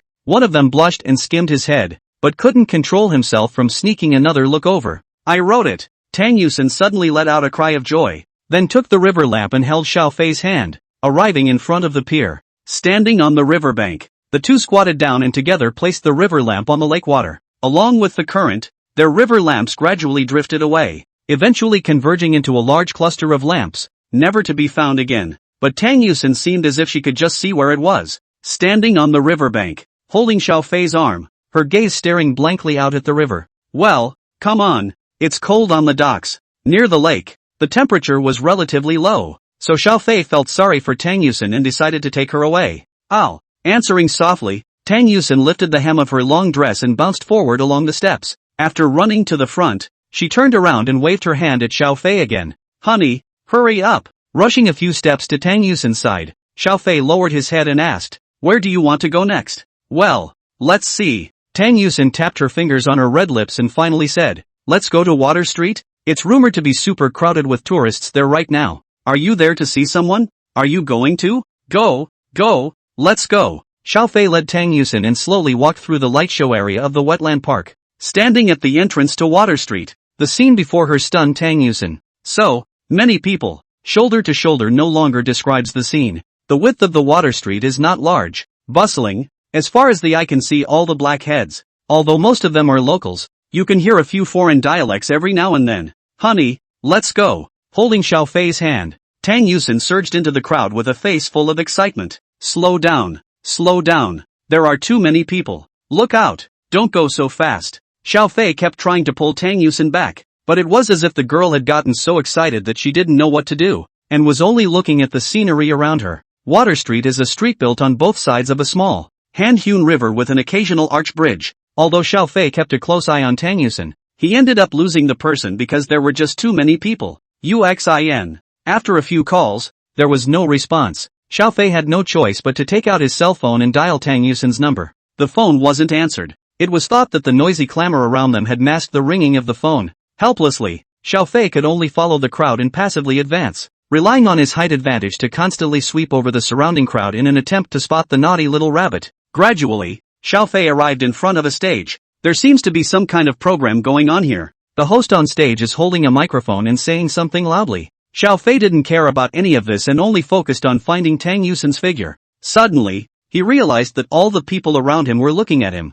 and even the closest crowd took the initiative to slightly distance themselves from him. Right, it's that handsome guy in the hanbok. It's you.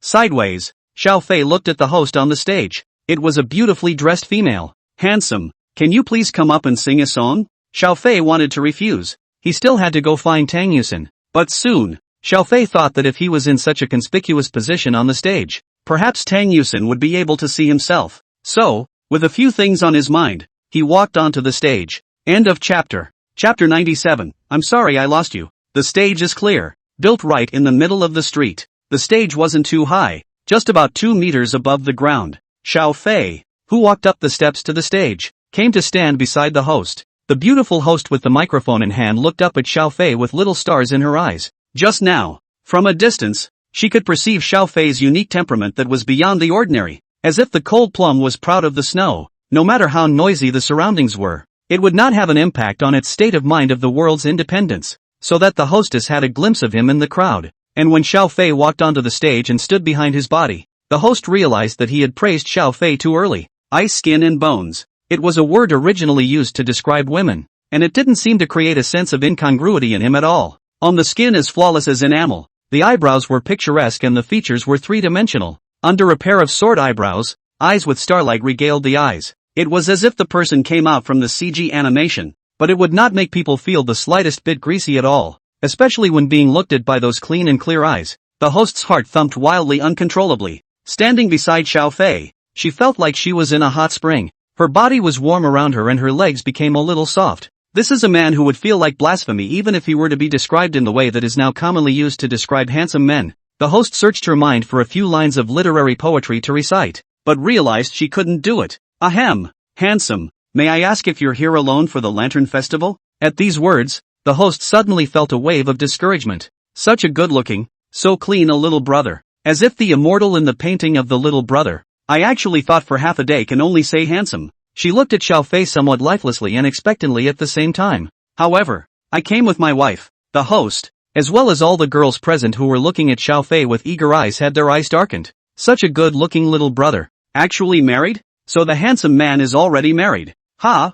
Your lover must be very beautiful, right? The corner of Xiao Fei's mouth gently rose. Yes, she's beautiful. A strong sour taste began to brew in the crowd. The host hurriedly fixed his mind and then said, here's the thing. Handsome. This is our XXXX. With a flurry of explanation from her, Xiaofei then understood that this was the Lantern Festival program organized by the management body of Water Street. Herself happened to bump into the part where a visitor was invited to come up and sing. The host looked at Xiaofei. She always felt that the little brother in front of her was so familiar. Is it hard to believe that you've seen it on TV or something? After this thought flickered away, she then heard Xiaofei say, "Well, I got separated from my wife and I can't find her and no one answered the phone. So I guess I didn't hear you. So I thought I'd sing a song here. And if she hears it, she'll find it herself." This was heard by a number of onlooker girls whose hearts were intoxicated. After being separated from his beloved, he sought her out in song. Why can't they have such an experience? Many of the girls who had brought their male companions along with them were looking at the men around them with a bit of a grimace at this point.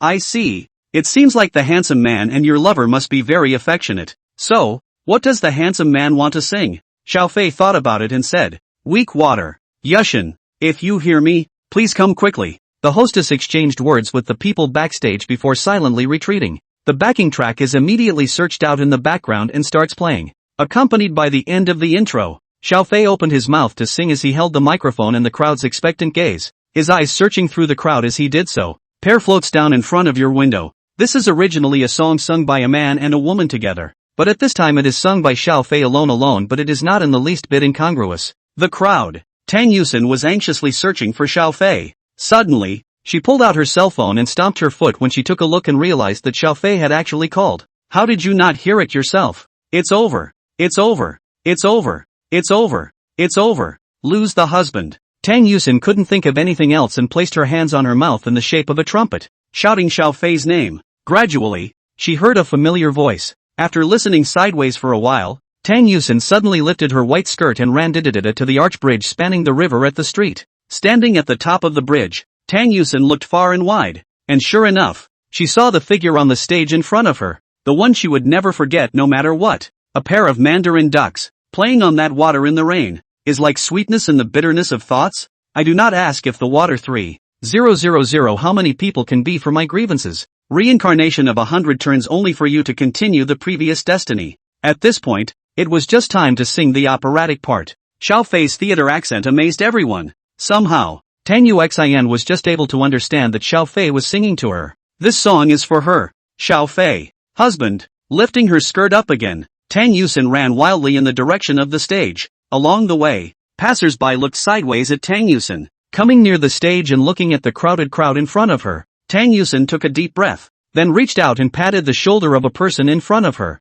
"Excuse me, could you please move over?" The audience who had originally been disturbed from listening to the song turned back with some dissatisfaction, and after seeing Tang Yusin immediately Nana couldn't say anything. He dutifully moved out of the way. Tang Yusin did as she was told, moving a little closer in the direction of the stage. Finally, Xiaofei, who was standing on top, spotted her as well. In Tang Yusin's direction, Xiaofei, who hadn't had much of an expression, smiled. The girls around Tang Yusin were all thrilled beyond words, waving their arms frantically, drowning her in the crowd once again. Tang Yusin could only continue to move a little bit closer to the stage again. Xiaofei no longer looked left and right, and for the next part, although he was still singing the song 3000 Weak Waters, his gaze never left Tang Yusin. Finally, Tang Yusin came to the front. The song also sings the last line. Holding her hands over her heart, Tang Yusin moistened the corners of her eyes. Xiaofei placed the microphone on the microphone stand. The host in the back walks up with a longing face.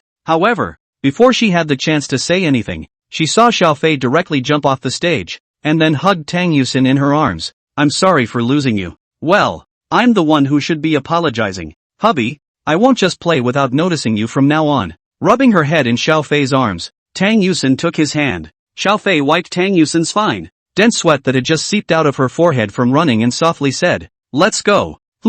Intimidated by Xiaofei and Tang Yusin's face value and temperament, the people around them couldn't help but make way. The host on the stage, dumbfounded at the couple who left as if no one else was there, hand in hand, suddenly thought of a certain boy who had been pursuing him so hard. After the Lantern Festival, ask him out to have some fun. End of chapter. Chapter 98, a gift for you. After the Lantern Festival, Kawasaki International Airport. Dad. Mom, we're leaving, just drop it off here. Xiaofei and Tang Yusin, arm in arm, each pushing a stroller with 3 babies, smiled at the 4 old men in front of them. In addition to Xiao Jun and Wang Fong, Tang Dingyuan and Tang Mother also came to deliver on purpose. Xiao Fei, you've grown up and I'm relieved to see you doing things, but after all, you're already a husband and a father. No matter what happens outside, you must prioritize your family. Don't worry, Dad. I know. Daughter, you also don't always push everything to Xiao Fei. Mom knows that it's hard for you to give lessons to your students, but the things at home that can be shared to Xiao Fei you also share.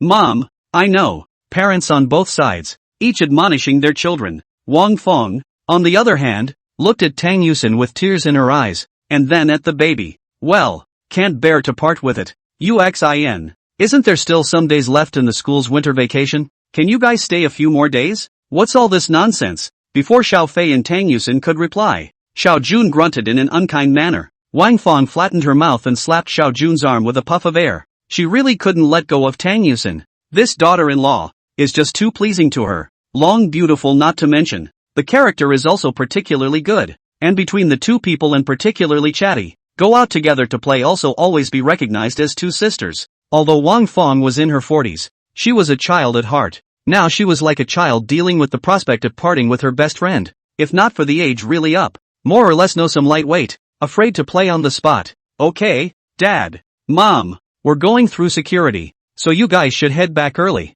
Call me in Yushin if you need anything. And feel free to come over anytime you miss us. Oh, by the way, if you guys are coming to Mordor, make sure you let us know ahead of time so you don't have to go buy a plane ticket. Xiao Fei suddenly said mysteriously. The four old men nodded their heads as they were told, even though they didn't understand. They then slowly left the airport, holding Xiao Fei's arm. Tang Yusin looked blearily at the backs of both parents as they left, her eyes a little red. After a pause, she raised her head to look at Xiao Fei and smiled softly. Although I left my mom and dad, my favorite husband was with me all the time and my 3 babies were there. She's got a home of her own. Let's go inside. Okay. With children and luggage in tow, the duo began the security check. At the security check, the person in charge saw the vanilla in a cat bag and asked, "Do I need to arrange for shipping?" "No need." Xiao Fei shook his head. He then pulled out a piece of identification under Tang Yusin's perplexed gaze. Seeing this document, the security officer's eyes stared and his attitude immediately became respectful. He said something into the intercom.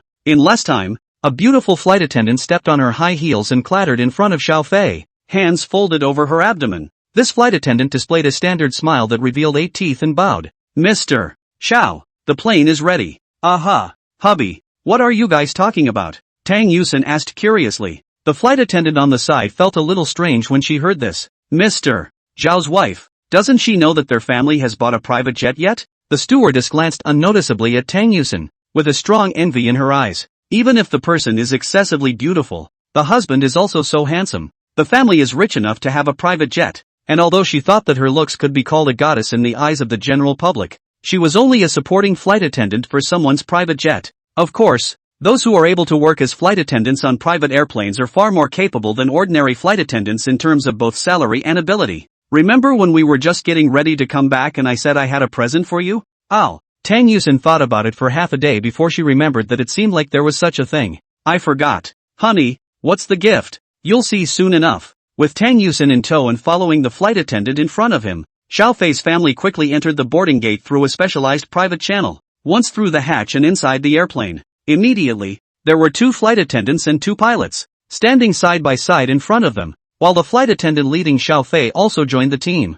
The 5 then bowed to Xiao Fei in unison. "Hello, Mr. Xiao. We are a one-on-one flight attendant for you and your family under the private jet management group of Gulfstream Airlines and are happy to serve you and your family." The 5 men introduced themselves in turn. The 2 pilots were not fixed and were temporarily deployed when Xiao Fei needed to use the airplane. However, the 3 flight attendants were regulars, dedicated to serving Xiao Fei. Their salaries were paid on behalf of them by the private jet management group, but of course this money still needed to be paid by Xiao Fei in the end. Pilots aside, the 3 flight attendants, as the flight attendants of the private jet, can definitely not be faulted for their quality of service. At the same time, each of them had mastered at least 3 foreign languages and could provide translation services for Xiao Fei at any time. At the same time, the stewardess who brought Xiao Fei and Tang Yusin over as the chief stewardess also possessed a lot of specialized knowledge in law, business contracts, and so on. If necessary, he could even act as a secretary's duty, handling all kinds of work for Xiao Fei. It was only after the 5 were introduced and the 2 pilots entered the cockpit to begin their pre-flight preparations that Tang Yusin stammered to Xiao Fei.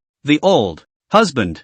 You You. Xiao Fei handed over the 3 babies, luggage and Xiang's island to the flight attendant and walked inside the airplane with one arm around Tang Yusin's waist. Like it? This private jet? I. You. What's wrong? Can't even talk? Xiao Fei nodded her nose and led her to the sofa to sit down. Tang Yusin felt her body softening and walking. After taking a few deep breaths, she then said, "When did you buy it?" "Before I came back. I said I'd surprise you. In case you didn't know. This airplane, it's under your name." Tang Yusin pointed at herself, her eyes wide. By this time, the flight attendant had placed the 3 children in nearby cribs. The vanilla in the cat's bag meowed, as if trying to get out. "Put it out. Shannon. No wandering. Keep a good eye on the babies, okay?" "Meow." Shankilan responded. The stewardess opened the entrance to the cat's bag, and the Shanzarin came out obediently, and actually did lie down next to the crib and didn't run around. "Come on, I'll give you a tour. I haven't seen much of the inside of this structure,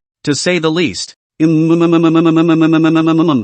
Yusin, who was still in a state of excitement and agitation, naturally would not reject Xiao Fei's proposal. End of chapter. Chapter 99, the beginning of the new semester. It wasn't that Tang Yusin hadn't heard of private airplanes, but it's one thing to hear about it and another to see it in person. This private airplane that the system had given to Xiao Fei had an interior that was completely decorated according to the aesthetic habits of Xiao Fei and Tang Yusin, and had fully taken care of the presence of the 3 babies. In addition to the huge parlor and lounge area, the plane actually has several bedrooms. Even the interior of the bedroom specially prepared for Xiao Fei and Tang Yusin actually had a panoramic skylight that could see the sky outside. And in addition to that, there are meeting rooms, a bar, a gym, a private theater, and much more. Watching Tang Yusin dazzled her eyes and lingered. Hala, throwing her body onto the huge and soft bed in the bedroom, Tang Yusin looked at Xiao Fei with a smile on her face. Then the corner of her mouth suddenly hooked up into a seductive arc. Raising her right hand, she gently hooked her finger at Xiao Fei. "Honey." This voice, like an oriole's clear song, caused Xiao Fei to hear a surge of fire. Xiao Fei looked at the time and grunted. "Only 2 hours. Not enough." Tang Yusin's pretty face reddened. Then her playfulness increased. She purposely rolled around on the covers and then struck a seductive pose. Xiao Fei raised his eyebrows. "Do you want to be carried home in my arms when I get off the plane?" Tang Yusin. Nearly 2 hours later, 2 stewardesses walked in front, pushing a stroller with 3 children lying in it, while one stewardess helped Xiao Fei and Tang Yusin with their luggage. At the back, the blushing Tang Yusin was being held by Xiao Fei in a princess hug. Put me down, Law." She was so shy that her entire body was nestled in Xiao Fei's arms, not daring to look at the people around her. "Stop it and do as you're told." Xiao Fei looked at the girl in his arms with a smile. Travelers in the airport watched this amazing scene, each one casting a look of awe. Within a short time, the crowd arrived at the parking lot. Before returning to Sichuan province, Xiao Fei had come here directly in his car, and the Land Rover Defender had been thrown here.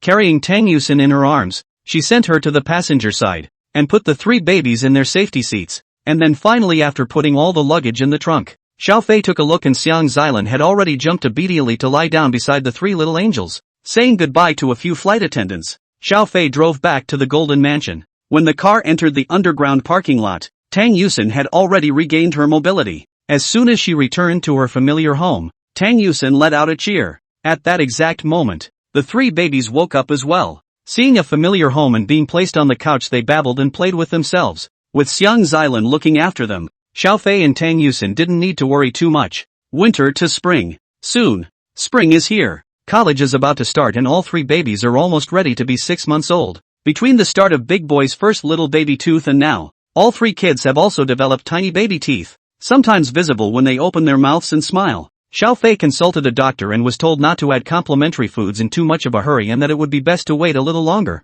It's best to keep an eye on your baby every time an adult eats. See if they will take an interest in what the adults are eating. If for some time in a row, your baby shows signs of drooling during meals, you can gradually add complementary foods in small amounts. The baby, who was almost 6 months old, was already very different from when Xiao Fei initially met them. Reacts to being called by name, occasionally hisses, and will also still start wriggling around to avoid flavors he doesn't like. This is a sign that your baby's sense of smell has developed to a basic maturity. The most interesting thing is that the baby has been sitting on the backrest for some time now with the backrest in place. Can't sit for more than a few minutes though before snapping to a plop. The more Xiao Fei looked at the baby, the more adorable he felt, and he couldn't wait to keep the baby out of his sight 24 hours a day. So did Tang Yusin. It was finally time for the new semester to begin. Morning. Xiao Fei, who woke up, felt the oppressive feeling on his body. Lifting his head to look, he saw Tang Yusin directly pressing a leg onto himself. His head was buried in his shoulder, one hand grasping Xiao Fei's ear,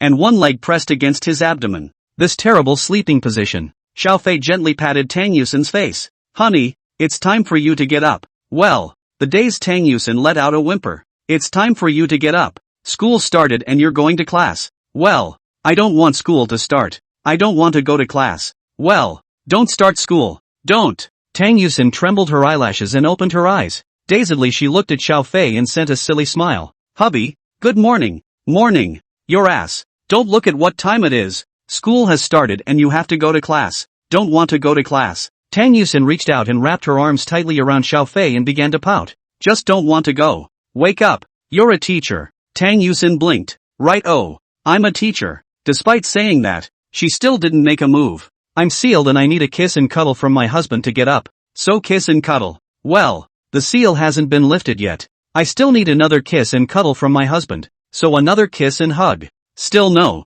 Yeah. Before the words were even finished, Tang Yusin realized that her entire body was rising up in the air. Xiao Fei fiercely got up and picked up Tang Yusin horizontally, then walked into the bathroom with her in his arms like this, placing Tang Yusin on the ground. Xiao Fei hummed. Wash up. I don't. Tang Yusin began to play tricks. I want my husband to brush my teeth. Ha? Brushing your teeth play huh? Xiao Fei removed Tang Yusin's toothbrush, but hesitated to squeeze the toothpaste. He stared at the toothbrush, which looked like a brush used to brush an iron pot, and fell into silence. The bristles on the head of the toothbrush are in a horizontal mess, tangled together, as if they had been gnawed by a dog. Lifting his head to look at Tang Yusin, Xiao Fei asked quietly, Honey, do you have a grudge against your toothbrush? It's best to change your toothbrush once every 3 months, but none of this girl's toothbrushes have lasted more than a month. No matter how good a toothbrush you buy, manual or electric, the head of the toothbrush will be a messy mess in less than a month. It can't be helped. Tang Yusin's eyes fluttered a bit.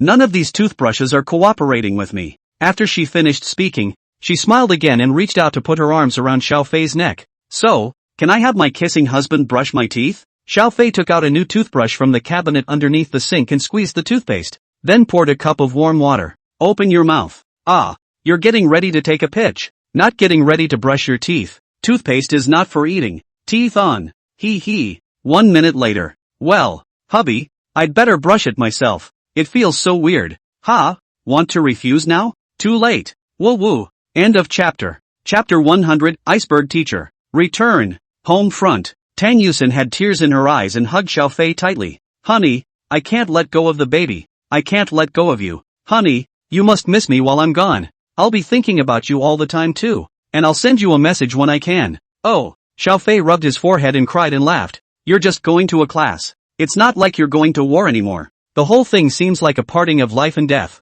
Tang Yusin instantly flattened her mouth. So why is it that I, as a teacher, have to go to school, and you, a student, can stay home and not go to class? Xiao Fei folded his hands, closed his eyes, and raised his head. Praise the university. Every day is summer vacation if you're bold. I'm going to give you a demerit. You don't teach me. So Xiao Fei reaped a headbutt of Tang Yuxin's love. At the end, Tang Yusin put on her high heels, opened the door of the house and walked out, and then turned to Xiao Fei and waved her hand. Husband, for my wife this will go. The mountain is high and the water is long. You and I are husband and wife. With a bang, Tang Yusin, who hadn't finished speaking, slightly opened her cute little mouth and looked at the closed door. Open the door. Honey, open the door. Don't think you're keeping quiet. I know you're home. You have the ability to leave your wife and child behind. You have the ability to open the door now. Xiao Fei, who had closed the door, leaned his back against the door of the room with a smile on the corner of his mouth, listening to the various tapping sounds of his own wife behind the door.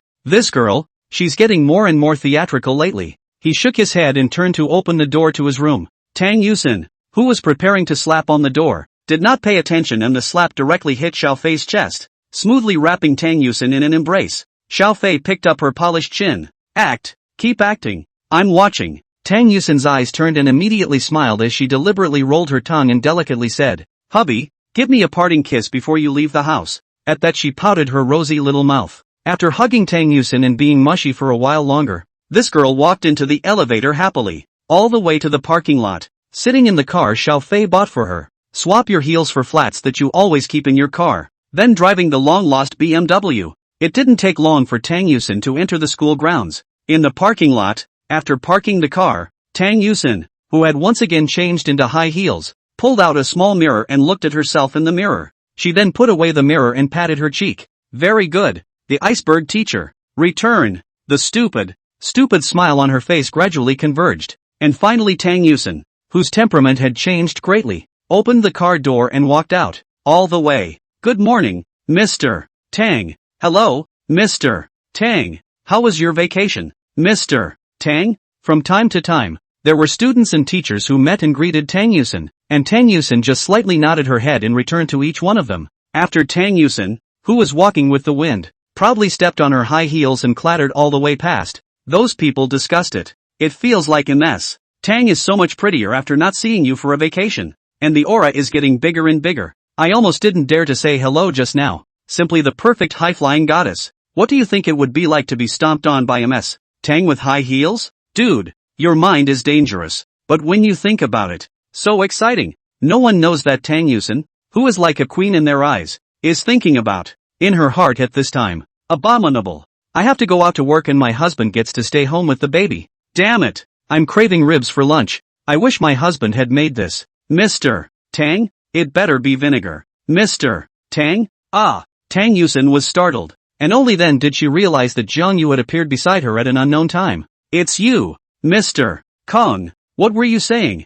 Vinegar? Nothing. Tang Yusin raised her eyebrows. This action caused Zhang Yu to look a little stunned. She had seen Xiao Fei before, and Xiao Fei would then habitually make this move, not expecting that now Tang Yusin had also caught this habit. In her impression, Tang Yusin used to not be like this, at least she rarely did. It's true that couples who have been together for a long time can catch each other's habits and become more and more like each other. Maybe that's what they call a married couple? Shaking his head, Zhang Yu threw these strange thoughts out of his mind before staring enviously at Tang Yusin's face. Ms. Tang, you seem so much prettier. Makeup these days is really getting. As she spoke, Zhang Yu couldn't help but reach out and try to poke Tang Yusin's face. As a result, as soon as her fingertips touched, Zhang Yu's eyes widened violently. No makeup? I thought you were using some very high-grade makeup to make me not see. This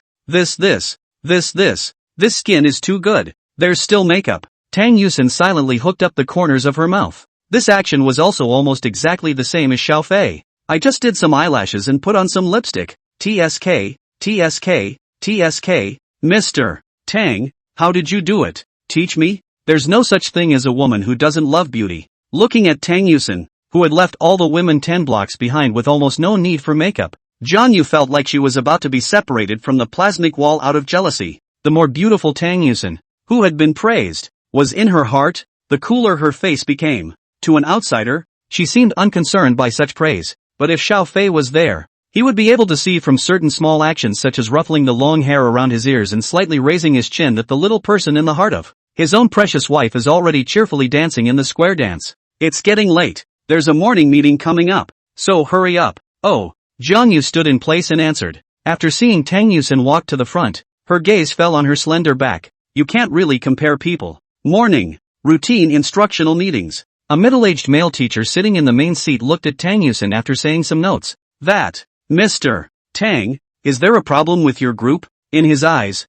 Tang Yusin was emanating an aura of being uninviting. It was close to having the 6 words, "Don't bother me and get out of here," taped to my head. Tang Yusin, who was called by name, turned her head to look over, and the moment the two of them locked eyes, the male teacher's heart thumped. Those eyes are so cold. Did he or she offend her? Should not. Obviously the New Year's Eve also sent holiday wishes. Usually work has no interactions. It is impossible to offend.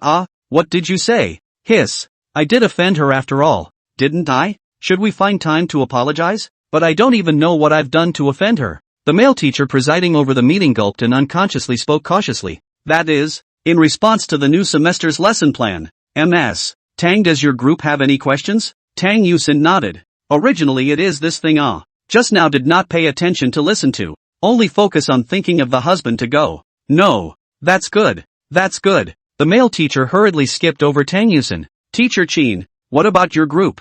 Zhang Yu, who was sitting next to Tang Yusin, secretly sent Tang Yusin a WeChat. Teacher Tang, you were so scary just now. It scared our English team leader. Looking at the message, Tang Yusin cocked her head. End of chapter. Chapter 101, Inexplicably Despised. just as Tang Yusin returns to her role as an iceberg teacher and kills it at school. Home. The clanking was finally over. The young man in overalls stood up and said to Xiao Fei, "Sir, it's already installed." Trouble. No, it's no trouble, sir. The young man glanced at the baby activity area he had installed in the living room. He then surveyed the luxurious large flat floor and finally looked enviously at Xiao Fei in front of him. If there are any quality issues in the future, sir, feel free to call us. If there's nothing else, I'll be on my way. Okay, I'll walk you to the door. There are kids at home. No way to get them out of the neighborhood. Sorry, it's okay, sir. After sending the chap in charge of the installation away, Xiao Fei returned to the living room and hooked his lips as he looked at the extra baby activity area next to the sofa.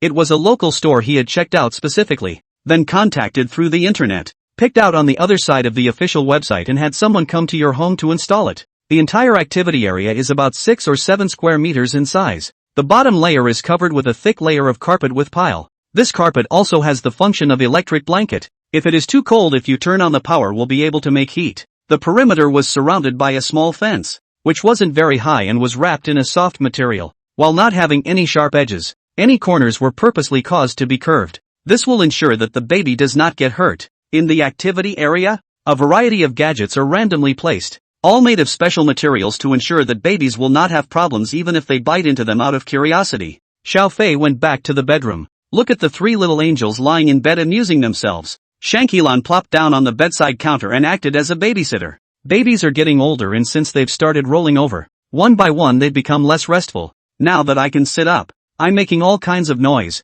as if I'm showing off the new skills my growing body possesses. After a couple months of being able to roll around and even crawl on the floor, that's a real worry. Once the baby is placed on the sofa or bed, there is a possibility that the baby may fall off if you are not careful. So Xiao Fei simply had someone install such an activity area in the living room. See Dad out. Erbao and Sanbao immediately threw their eyes over. Sambo was peaceful and quiet, while Big Boy waved his arms and hands as if begging for a cuddle. As for Dabeo, this little guy, sometimes Xiao Fei wondered if he was reborn back. Either that or they didn't drink the Mona soup when they were reincarnated. He's too understanding, too quiet. Even if they were hungry or peed, they would just grunt low and hardly ever cry. It's also not as clingy as the second and third babies, whether it was to Xiao Fei or Tang Yusin. Although Dabeo's dependence was growing, it was never as strong as that of Erbao and Sanbao. Babies, Daddy's here. Walking over to the bedside, Xiao Fei kissed the 3 little angels in turn. Oh, yeah, goo acres.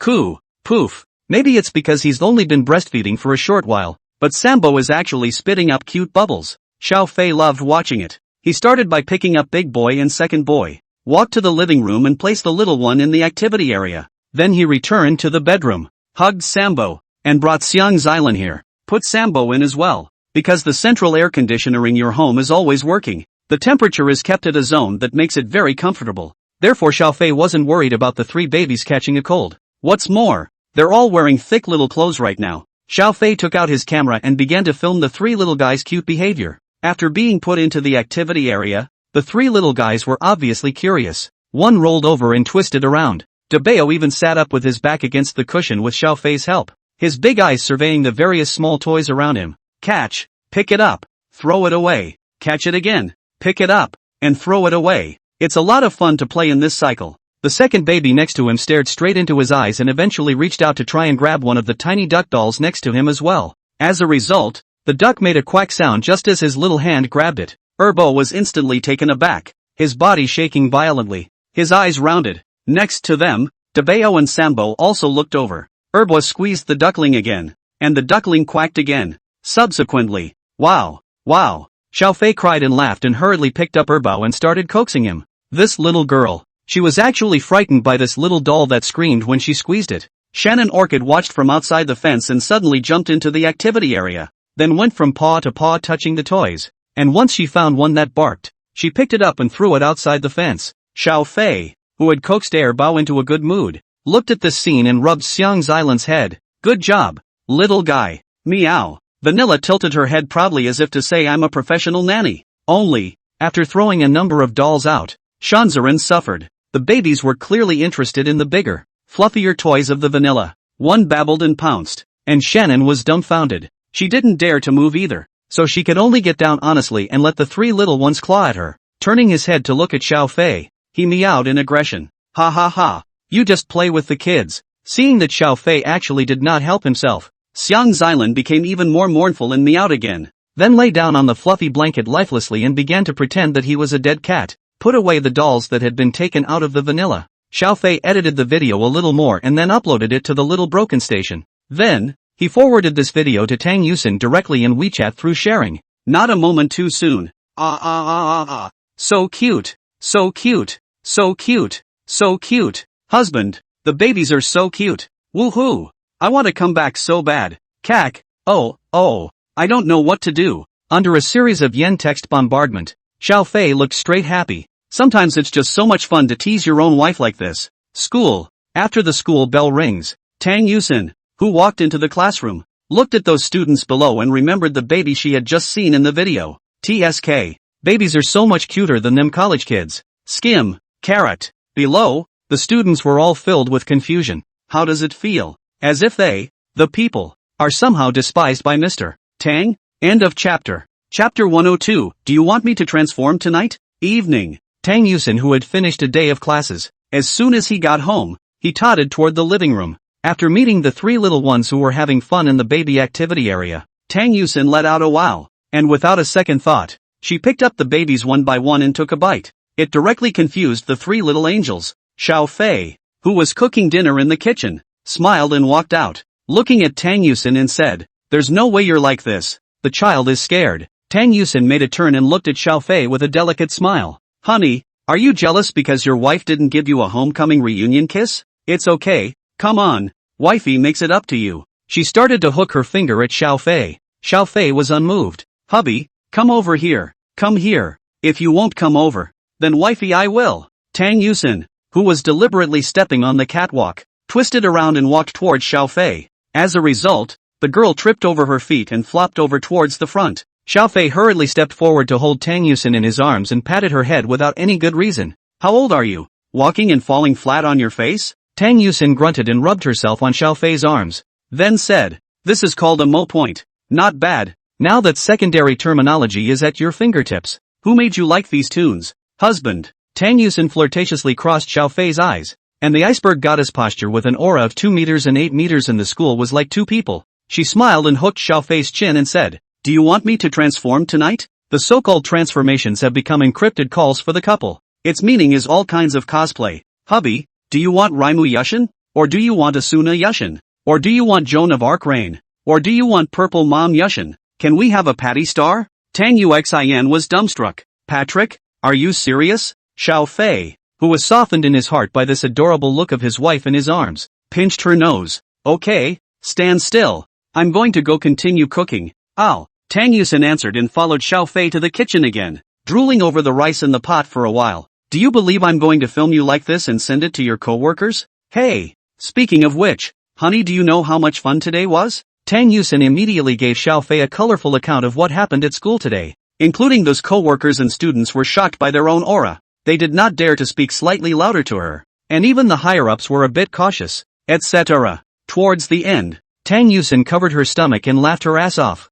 Dinner time. Tang Yusin looked at Xiao Fei strangely. Instead of starting to eat right away, he carried his three children over to him and placed them next to him, then took a bite and turned his head to stare at the three little ones. "Honey, what are you doing?" "I'm watching." "Hey, have you noticed that the babies get a little restless watching us eat now? Apparently they're starting to be interested in something other than milk." When you put it that way, it seems like, hey, I decided to try adding a little supplement to my baby's diet starting tomorrow to see how it goes, and it would be best if they take to it. Tang Yusin thought about it. It wasn't strange for a baby around 6 months old to add complementary foods. Then, after dinner later, let's go to the mom and pop store to buy some baby rice powder or something. Good. Xiao Fei once again put the three little angels into the baby activity area, then returned to the dining room and had a beautiful dinner with Tang Yusin. After the meal, Tang Yusin consciously went to wash the dishes. Later that night, the duo went out shopping with their three babies, took a trip to the mom and pop store and came back with a ton of baby supplements. The next day at breakfast,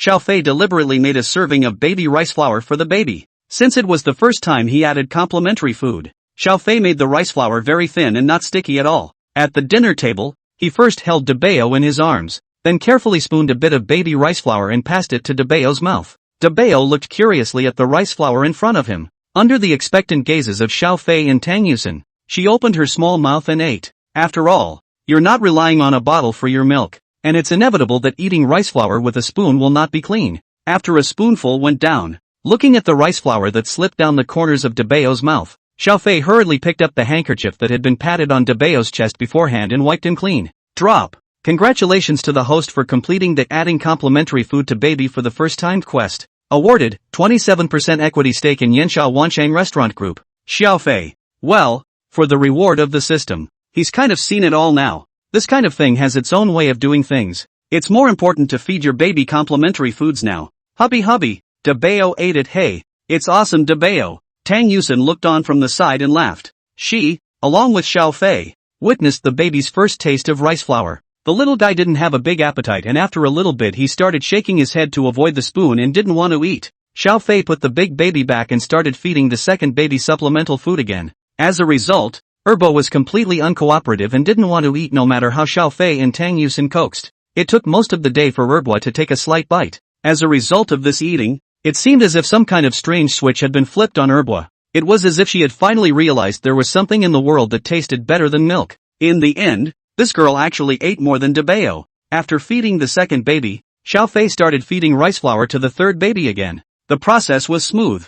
The third baby was obedient but ate the least. The experiment worked, Xiao Fei said with a smile. 3 children, ready to start supplements. In the future, you just need to increase the consistency of the rice flour a little bit and then add other supplements a little bit. Tang Yusen stared blankly at the 3 children playing in the activity area and suddenly said, Hubby, I suddenly feel so happy watching the babies grow up a little bit. Xiao Fei rubbed Tang Yusen's head. So am I. Well, you should eat your breakfast. If you're late you'll be late. Tang Yusen first replied back, then suddenly said in a delicate voice, Hubby what are you up to again? What? I just want to see you feed the baby and I want you to feed me too, can't you? Sure enough, men are all big pigs. When he finished, he began to pretend to cry, wiping his fingers at the tears that weren't even there in the corners of his eyes. Looking at his baby wife who was frantically soaring, Xiao Fei had no choice but to clip a piece of bun and handed it to her mouth. Open your mouth. Tang Yusen immediately raised her eyebrows and smiled.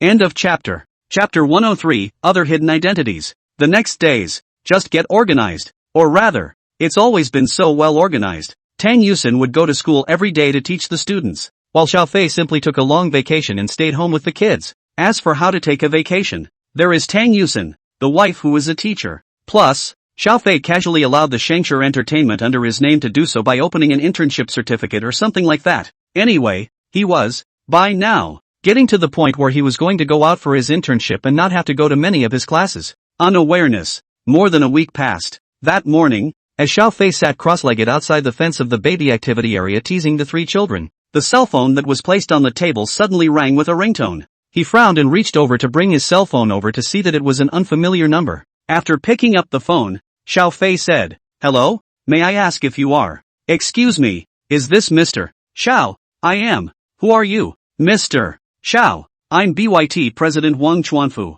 Xiao Fei was startled. Then he thought that he seemed to have gotten BYT's shares before. He later checked and found that he had become BYT's second largest shareholder after founder and President Wang Chuanfu. So it's Mr. Wang. I don't know what's up with you, Mr. Xiao. It's like this. The plenary session of BYT's new board of directors is going to be held, and my side hopes to meet with Mr. Xiao before the meeting to have a chat. Xiao Fei immediately understood Wang Chuanfu's thoughts. The BYT shares that the system gave itself were assembled from several minority shareholders who had acquired them. Prior to their own mastery, these shares were dispersed among multiple individuals, resulting in no one in the entire BYT having a stake of more than 10%. Except for Wang Chuanfu. Now out of nowhere comes a second shareholder like himself who holds 12% of the equity. Although Wang Chuanfu was still able to suppress himself in terms of equity, the threat Xiao Fei posed to him was real. Therefore, Wang Chuanfu was bound to have a word with Xiao Fei and feel the bottom before the official board meeting started. Thinking of this, Xiao Fei smiled. As it happens, I also have something I want to give to Mr. Wang. Oh, I wonder what Mr. Xiao wants to hand over to me? Something. Well, that's so much more advanced than the most advanced battery technology on the market today. This technology can dramatically improve the charging efficiency as well as the battery capacity of the batteries in new energy vehicles. After Xiao Fei finished speaking, Wang Chuanfu on the other side of the phone became a little short of breath. What are the biggest constraints limiting new energy vehicles? Without a doubt, it's battery technology. As for battery technology, charging efficiency and battery capacity are the two most central points. Xiao Fei had probably seen some of the battery technology that the system had rewarded himself with before, and the thick stack of documents Xiao Fei couldn't quite read, but the last sentence on the summary Xiao Fei was able to understand. Batteries built with this technology. Take the example of one of the best-selling pure electric new energy vehicles from BYT today. With the use of a dedicated charging post, it can be guaranteed to fill up in 10 minutes and subsequently reach a terrific range of almost 500 kilometers. The average car will only go 500 or 600 kilometers on a full tank of gas, and in fact most cars are unlikely to ever go more than 500 kilometers before refueling. More people are accustomed to stopping by for a fill-up when they have less than a third of a tank left. Considering this battery technology has almost greatly shortened the gap between new energy vehicles and traditional fuel vehicles in terms of range. I wonder if Mr. Xiao could say something about it? Together with the special charging pile, charging for 10 minutes, range of 500 kilometers. Xiao Fei said softly. Such technology would not be too far beyond today's battery technology. Even if Xiao Fei doesn't take it out, it won't take 5 or 6 years. And with the scientific research effort BYT has invested in batteries, it can barely make it. After all, BYD has now managed to achieve a full charge in 15 minutes to 20 minutes with a range of 300 kilometers in conjunction with a dedicated charging device. It's just that if BYT could have gotten this technology 5 or 6 years earlier, it would have instantly left all other car companies in the dust. Coupled with the country is now vigorously supporting the various policies of new energy vehicles. Wang Chuanfu has almost seen the future of BYT sweeping all other car companies. Mr. Xiao, where are you now? I'll personally come over to talk to you in detail. Wang Chuanfu's address to Xiao Fei had all changed. Xiao Fei smiled. I'm in the Magic City, Golden Realm Huafu. Mr. Xiao, I'll be there tomorrow, then I'll be at home waiting for you. After saying that, Xiao Fei hung up the phone. He believed that with this technology, he would be able to exchange more equity from Wang Chuanfu. As for the company's business management he is not interested in. He just need to share the dividends on the line. Management rights can even be thrown to Wang Chuanfu. Instead of laboring to manage the group and competing for power, it would be better to spend more time with his wife and children at home. Think about spending time with your wife and kids. Xiao Fei suddenly thought that waiting for some time. The cherry in the cherry garden in the Magic City Jiatong University seems to be about to bloom. When you think of Sakura many people immediately think of the island. But the fact is that this thing, Sakura, is still something they introduced from the Yanxia side in ancient times. As for cherry blossom viewing and trekking, it was even more clearly recorded in the Han Dynasty. When the time comes, how about taking you little ones to see Sakura? Xiao Fei teased the 3 children. The 3 babies who were tossing Xiang's island out of their cat-born goals looked at Xiao Fei and babbled one by one. In the evening, Tang Yusin returned home in high spirits. Hubby, tomorrow is Saturday. Should we take the baby to play ah? During dinner time, after feeding the 3 babies rice flour, Tang Yusin suddenly asked with an expectant face. Xiao Fei shook his head. Not tomorrow. We have guests coming to the house tomorrow. Guest? Who is it? You should have heard of it. BYT President Wang Chuanfu. Scared? Tang Yusin opened her small mouth wide. How did he come to see you, husband? Didn't I say that? Xiao Fei smiled and gave Tang Yusin a slice of her favorite beef. I'm the second largest shareholder of BYT. You didn't say that. Tang Yusin looked at Xiao Fei with a puff of air. Then her gaze suddenly became strange. Husband do you have any other hidden identities? Well, there are still some. What is what? Tang Yusin's eyes glowed. Hidden in the city. A great cultivator of immortality?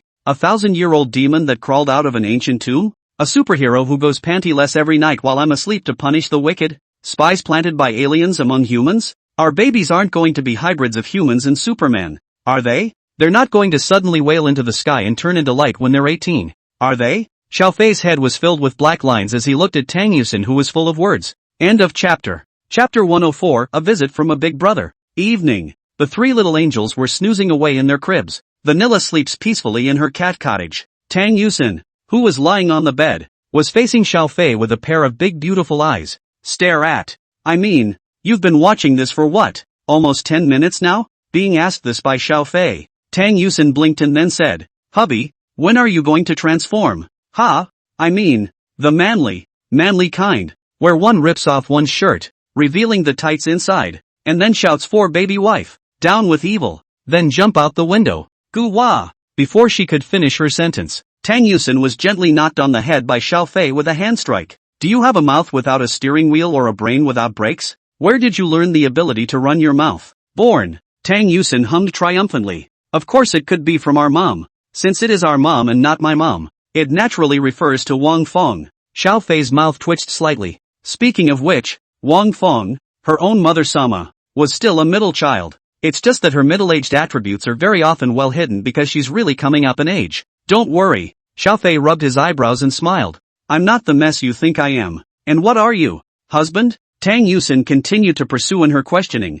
but it was clear that she was completely joking at this time. Every night before they went to bed, it was customary for the couple to ramble on about the sky. Xiao Fei thought for a moment and said with a serious face, I am a male of the species Homo sapiens in the true nucleus domain animal kingdom Chordata. Phylum Vertebrata, Mammalia, true beasts, subclass primate, family humanity, human genus. Is this answer detailed enough? Is it satisfactory enough? Tang Yuxin? Brother duh, are you being funny? Tang Yusin jumped up with a smile and reached out to grab Xiao Fei's face and started pulling it towards the sides. Of course, all such banter would end up in Tang Yusin's disastrous surrender. After the banter, the couple fell into a deep sleep. The baby is getting bigger now, but still wakes up at night. Only it won't toss one's nerves out as it did when one was just a month or two old. Xiao Fei usually wakes up once or twice during the night, and taking care of the baby is enough. And with the passage of time, nowadays, even if the baby wakes up at night, it is basically a fixed time to wake up, and Xiao Fei can even pinpoint the time to wake up early,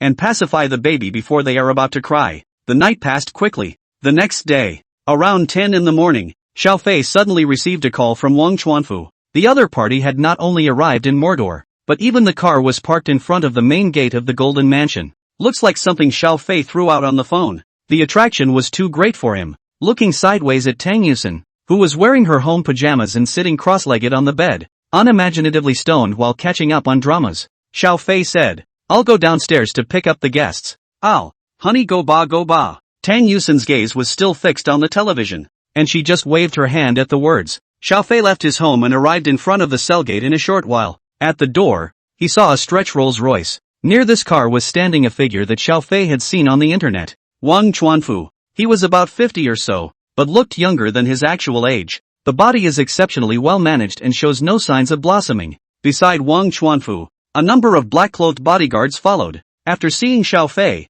Wang Chuanfu, who had recognized him through the photo in advance, immediately revealed a bright smile on his face and took a few steps up to shake hands with Xiao Fei. Mr. Xiao, how are you? It's better to be known than to be seen. Mr. Xiao is much more graceful than what you see in photos and news. You can't take all the praise of a businessman at face value. Xiao Fei only smiled faintly when he heard this and shook hands gently with Wang Chuanfu before letting go. Mr. Wang, since I am personally bringing up the child at home, I hope I am not to blame for Mr. Wang not being able to welcome him from afar. Where? Mr. Xiao, how about going to my house to talk more about it? Yes. Wang Chuanfu didn't push back. He waved off the bodyguard, but took the other three with him, 1 woman and 2 men. Mr. Xiao, this is my assistant. This is the head of the group's legal department, and this is an expert in the field of battery research and development. Wang Chuanfu introduced the 3 people in turn. Xiao Fei did not think that he had actually prepared so well. Even the experts in the field of batteries were brought. The 3 hurriedly greeted Xiao Fei. With 4 people in tow, Xiao Fei returned home. As soon as you open the door to your home, hubby, you're back? This is Mr. Wang, the president of BYT, right? Hello, I'm Xiao Fei's wife. My name is Tang Yusin. The Tang Yusin in front of her eyes was completely unrecognizable from Xiao Fei's terrible posture when he went out just now. She had obviously freshened up and changed into a proper and slim white dress. There was a smile on his face, but his aura was cool. One could distinctly feel that the smile was entirely out of basic politeness and carried no other emotion. Wang Chuanfu was okay and recovered after a short period of disorientation, but the 3 people behind him, even the assistant who was also a woman, froze. One by one, they stared blankly at Tang Yusin, first shocked at her celestial-like appearance, then feeling a shortness of breath because of Tang Yusin's high and cold temperament and powerful oppressive force. Seeing this, Tang Yuxing secretly glanced at Xiao Fei. Hubby, am I not giving you face?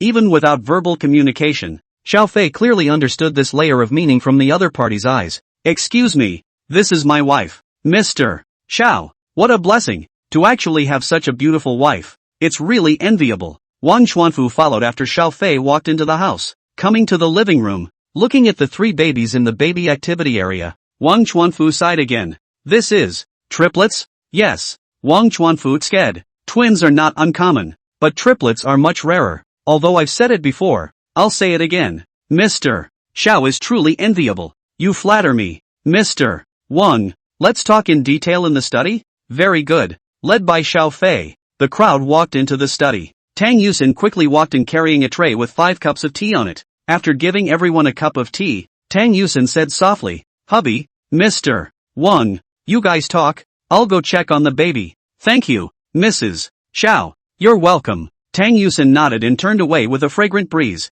Baby. See? Oh, mommy was super A just now. He. Ha ha ha. Hubby must have been shocked too. Ha ha ha. End of chapter. Chapter 105, Mr. Xiao, what do you want in exchange for this technology? Inside the study, Xiao Fei opened the safe, removed the thick stack of files from it. Seeing this, Wang Chuanfu and the others immediately sat upright and immediately came to their senses. Mr. Wang, this is the brand new battery technology that I mentioned to you yesterday. Wang Chuanfu looked deeply at Xiao Fei and opened this file after taking it from him. He didn't specifically go through the various technical details of the previous sections, instead skipping straight to the final summary section. Subsequently, Wang Chuanfu handed this document to the experts in the battery field around him. It's up to him to say whether the technology is viable or not. The latter took the paper and hastened to scrutinize it. Wang Chuanfu stared at the expert's face, observing his expression, and after realizing that he was getting more and more agitated, his heart made up its mind.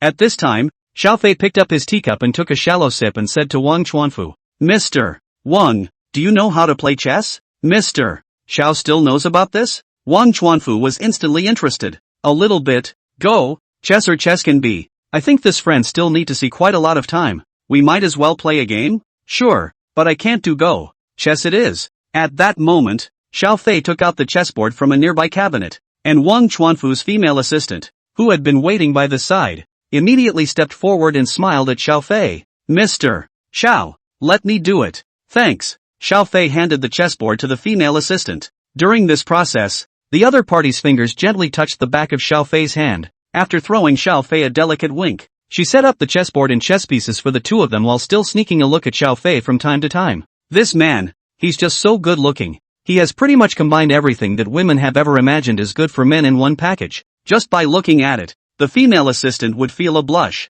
However, as soon as she thought of Tang Yusin, who had just caught a glimpse of her and was as awe-inspiring and inviolable as a high mountain, the female assistant let out a sigh of lamentation in her heart. Such a man, she is absolutely not worthy of, and can in its spring breeze is already a great luxury. Only someone like Tang Yusin was qualified to stand beside him. What kind of sophisticated businessman is Wang Chuanfu? He had watched the female assistant's small movements from the beginning, and when she had taken a few steps back, Wang Chuanfu suddenly laughed for no reason. Mr. Xiao, the charm is extraordinary. He picked up the teacup and took a light sip, then added, your wife has a good hand at making tea. Is Tang Yuxin good at making tea? Xiao Fei knew it all. She didn't possess any so-called tea-making skills, but just threw tea leaves into a cup and poured boiling water into it. Wang Chuanfu's words were mainly a deliberate reference to Tang Yusin's existence, giving his female assistant a warning not to do anything excessive, because compared to that lady, you're nothing as a little assistant. Xiao Fei did not care about this and turned to start playing against Wang Chuanfu. The two of them played chess and made small talk. Wang Chuanfu did not chat with Xiao Fei about any business matters. Instead, he made all kinds of small talk in the south and north of the sky, and to his surprise, no matter what he talked about, Xiao Fei was able to keep up. Moreover, throughout the entire process, Xiao Fei was always cloudy and light, not arrogant, not humble. It was as if nothing would trigger a ripple within him. Such a state of mind is almost impossible to appear in a young man, and for a moment Wang Chuanfu almost thought that what he had in front of him was not a young man in his early 20s, but a Taoist master who had lived in seclusion for many years in Zhongnan Mountain. Not only that, Xiao Fei's chess style also surprised Wang Chuanfu. He wasn't bad at chess, and was even considered extremely good at the skill level in their circle. In Wang Chuanfu's opinion, Xiao Fei's chess style doesn't have any strong killing spirit, just like a sponge, but no matter how he attacks, the other party can prevent it. He was like a prey that had been entangled by a giant python and was being strangled little by little. The prey could not feel any killing intent during this process. This is terrible. Wang Chuanfu slightly lowered his eyelids and exhaled a mouthful of cloudy air. He knew that there was no way to get any news he wanted from Xiao Fei just by relying on games and small talk. In that case, let's get right to the point. Mr. Shah, what are your thoughts on the future of Bayardi? As soon as these words came out, a ray of astonishment flashed in the eyes of the female assistant and the attorney accompanying her. As the founder and president of BYT, Wang Chuanfu looks peaceful, but when it comes to BYT, he has always been absolutely unanimous and arbitrary. Asking another person's opinion on BYT's future like this is something they've never seen in all the time they've been following Wang Chuanfu. High opinion is not to be taken. Xiao Fei shook his head and smiled. My greatest hobby is to stay at home with my wife and children. The 3 babies are so adorable and my wife is so beautiful. What more do I ask for? I wouldn't be interested in the management of BYT, nor would I threaten you. This is the signal conveyed by Xiao Fei. Things don't need to be pointed out too transparently. Wang Chuanfu will understand once he hears it. So he turned his head and nodded at the lawyer. Counsel will be pleased. Before they came, they prepared several contracts which differed slightly in details. Now that Xiao Fei has stated that he is not interested in management rights, most of those contracts can be shed. After a while longer, that expert finally finished reading all the technical documentation. He raised his head and said with an excited expression, Mr. Wang, this information is feasible. It not only includes the principle of the new battery, but even the specific design program and production process are complete, even with the supporting brand new charging pile technology. Oh, Wang Chuanfu hooked the corner of his mouth and forced down the joy in his heart. Can the new charging posts improve on the old ones? Totally. It's not that difficult to retrofit. We don't even need to bother building new charging posts all over again. Upon hearing this, Wang Chuanfu finally laughed freely. Mr. Xiao, what do you want in exchange for this technology? Xiao Fei laughed lightly. Raise your hand and drop your son.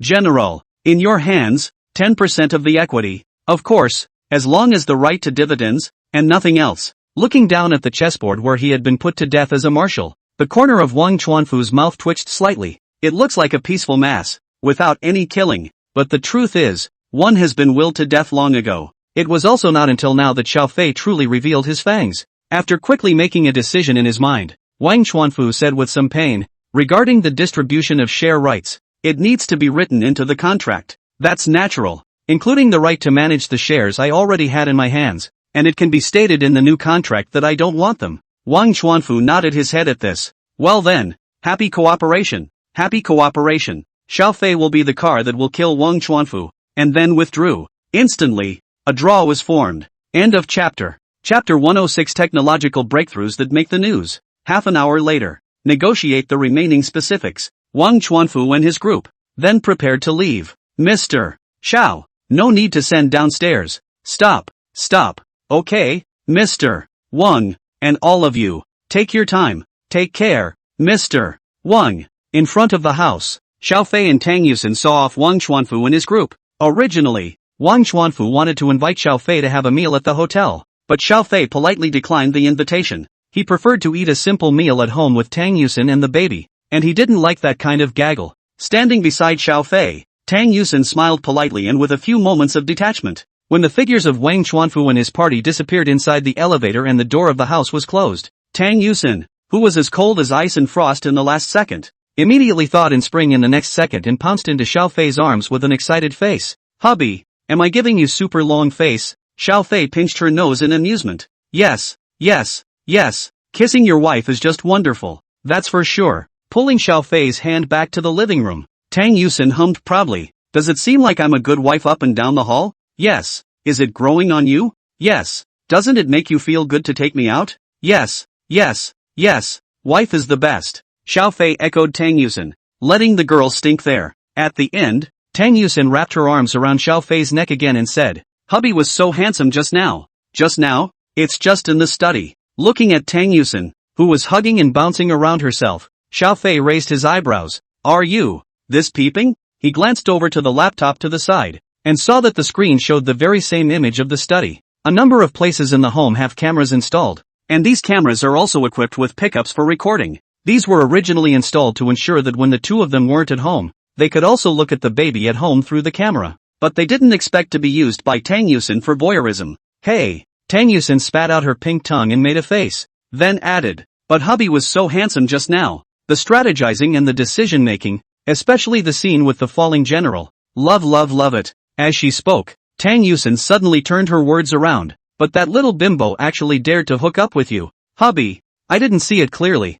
but I know she's been sneaking glances at you. Humph. What can I do if my eyes are on someone else? I don't care. The baby is upset. The baby wants her husband to coax her. Tang Yusin began to pout. The babies are watching. It's not like they can read it. He. Tang Yusin snapped and then kissed Xiao Fei's face. This girl, just now clearly said that she wanted to be coaxed by herself, but as a result, she now took the initiative to kiss over. By the way, in a little while, it looks like the cherry blossoms are going to bloom in the cherry blossom garden at PTU. Yes so. Hearing Xiao Fei mention this, Tang Yusin was immediately diverted. When the time comes, how about we take the baby with us? Tang Yusin was suddenly a bit of a troublemaker. After all, it was inside the school. Enjoying cherry blossoms with your husband and kids in front of the school teachers and students or something. Tang Yuxin felt a little strange. After all, she could always be seen as high and mighty to the outside world. However, by Xiao Fei's side, it was difficult for Tang Yusin to maintain that stance for a long time.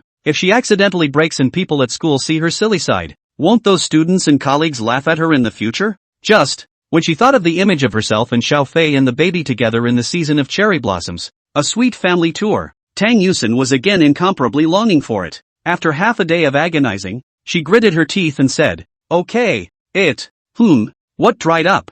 I mean, I agree. Xiao Fei looked at Tang Yusin strangely, and after a little thought, he probably understood the kink in this girl's heart. He was suddenly looking forward to it. What will be the reaction of his own wife when that day comes? A few days later, the internet was suddenly flooded with news of BYD. The BYD group announced that they have made a major breakthrough in battery development and subsequently unveiled a series of technical specifications for the new battery. These parameters directly shocked the entire new energy automobile industry and even the traditional automobile industry. However, this is the abridged version? Looking at those parameters, Xiao Fei smiled. The parameters that Wang Chuanfu released this time were significantly weaker compared to the technology he had handed over to him. Kind of. Whatever Wang Chuanfu was thinking. Want a little bit of the technology out, good benefit maximization or not? Whether it was to avoid upgrading the technology too high at one time, causing the industry to vibrate and trigger uncontrollable consequences or not. All of these things had nothing to do with Xiao Fei anymore. All he had to do was sit back and collect the money. It didn't take long for BYT's stock to start rising in the wind after the news came out. Even the official media had quite a bit of downtime, praising BYT by name and saying that it was a great company that was really thinking about sustainability. Shaking his head and turning off the news, Xiao Fei suddenly heard a sound. Meow. With a sideways glance, Xiang Zilan had gotten out of Erbao's arms and jumped aside, licking her tail in aggravation. It seemed that Erbao's scratching of its tail just now had made it unbearable. Erbo was stunned by Xiang Zilan's shout. The little girl looked at Xiang Zilan dumbfounded, flattened her mouth and looked like she was about to start crying. Xiao Fei hurriedly held Erbao in his arms. Erbao, good boy, don't cry, but also don't bully Xiang Zilan. Yay. Yay. Erbo was held by his dad and collected his tears, but began to squirm and babble accusingly. That small appearance was aggrieved, and Xiao Fei looked amused for a while. This girl, obviously she was the one bullying Xiang Zilan, but it turned out to be as if she was being bullied by Xiang Zilan in turn. If it wasn't for the fact that he had received a reward from the system, guaranteeing that Xiang Zilan would be absolutely obedient and wouldn't harm the baby. In terms of this child's rowdy personality, if it were any other house cat, I'm afraid that he would have already clawed his way through. On the other side, Debo waved his hand at Shanzarin. Shanzarin hesitated a bit, but obediently stomped cat-like to Debeo's side. What happened next made Xiao Fei look dumbfounded. Debeo actually gently touched Shannon, babbling about something. He was comforting the chanterelles? No way. This little guy's only 6 months old. Staring carefully at Debeo, he looked at him for a long time before Xiao Fei was sure that he was overthinking. Big boy was simply playing, but compared to second boy, this little guy is much lighter-handed. End of chapter. Chapter 107, The Season of Cherry Blossoms. Time passes slowly. Before I knew it, April had arrived. The temperature still carries a few chills though, but it has gone up quite a bit from previous winters, especially in Sichuan and Chongqing. The girls have taken off their thick down coats and changed into spring clothes, becoming youthful and beautiful once again.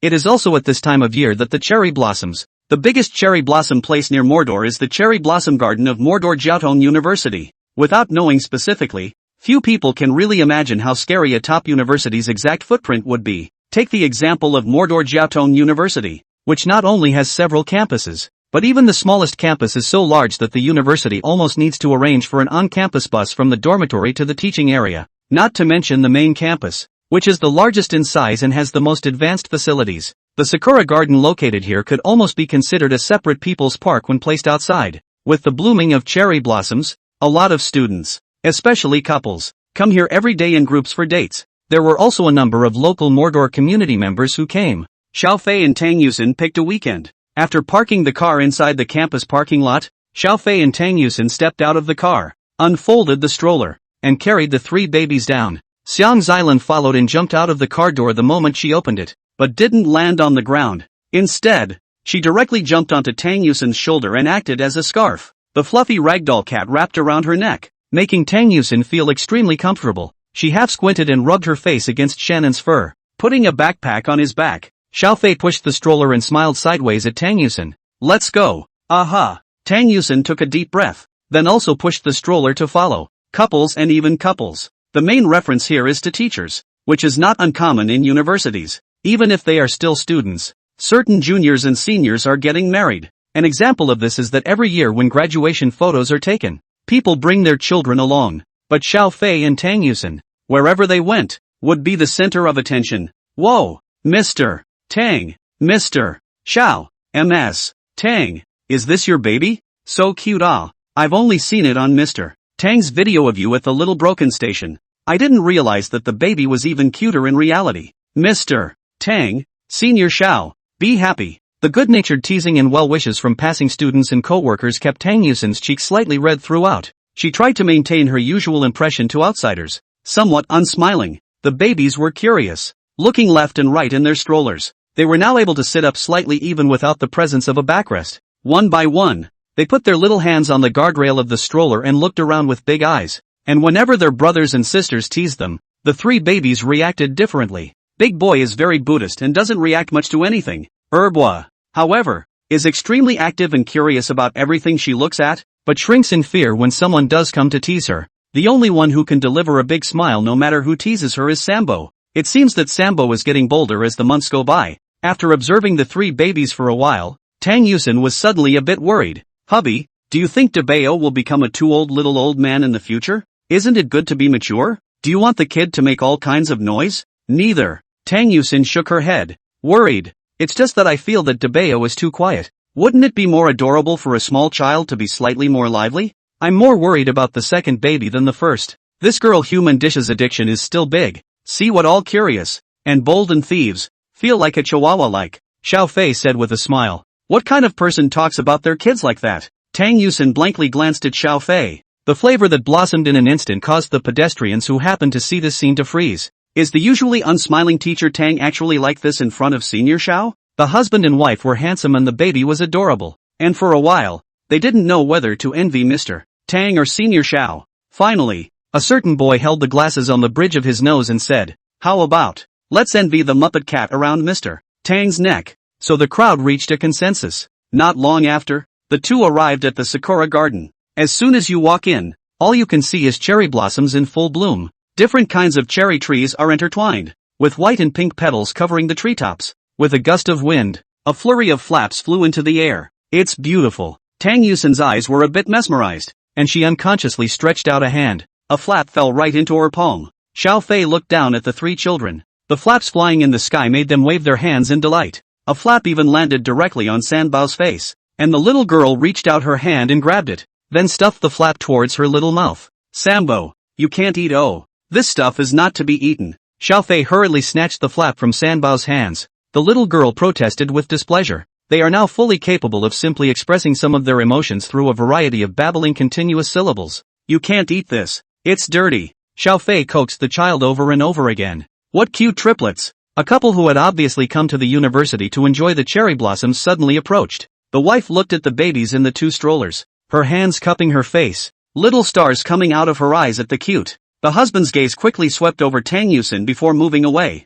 The other party was so beautiful that he feared he would make a fool of himself if he looked any further, so he kept his eyes locked on his wife. How old are they? The woman asked again. Xiaofei replied. It's been about 6 months. It's so cute. The woman smashed her mouth twice and suddenly looked at her husband. Honey, why don't we have a baby too? I thought you said you were going to play for a few more years. Well, the woman was visibly torn. Xiaofei and Tang Yusin glanced at each other and silently left. Xiang Xilan suddenly jumped off Tang Yusin's neck and ran onto the grass with her short legs. Xiao Fei greeted him and then stopped caring about this little guy. The two of them found a place where there were not many people, and Xiao Fei removed the backpack from his back. Opening his backpack, he took out the cloth blanket inside and spread it on the treaded ground. Various snacks and desserts were then removed in turn, and the three babies were picked up from their strollers and gently placed on fleece blankets. Tang Yusin retired the high heels on her feet, her small feet wrapped in stockings, stepping on the blanket, placing her legs sideways and sitting down gracefully, picking up Erbo,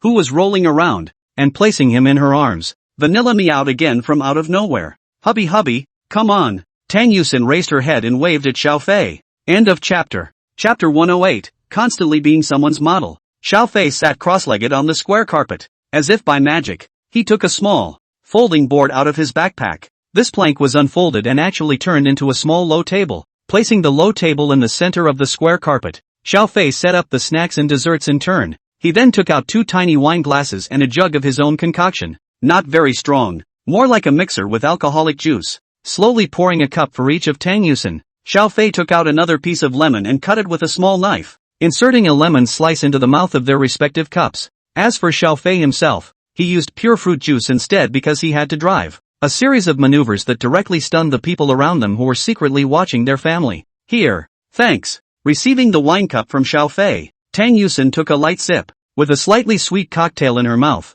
Tang Yusin squinted slightly and raised her head to look at the cherry trees overhead. Another gust of wind blew. A flurry of flaps broke away from the treetops, hovered into the air, and slowly drifted down again. Coincidentally, a petal landed in Tang Yusin's cup, and she didn't care. Let the flaps spill over themselves. In the pink and white rain, the elf-like Tang Yusin stroked her cheek with one hand and let out a contented sigh. The gaze fell on Xiao Fei, and the coolness in his eyes quickly faded away, turning into a love silk that was even more cloying than the sweetest honey. Erbo was in Tang Yusin's arms. Sanbao was lying on the square blanket, a pair of small hands resting on Xiao Fei's thighs, and Debao was beside him with his head resting on Xiang's island, huffing and puffing. Xiao Fei inserted one hand between his hair and straightened the black hair that had been messed up because of the wind just now, and a pair of starry eyes met with Tang Yusin before revealing a wisp of a smile. Want to hear a song? Xiao Fei suddenly asked. Tang Yusin froze, then nodded. Xiao Fei took out another bamboo flute from his backpack, laying the bamboo flute across his mouth.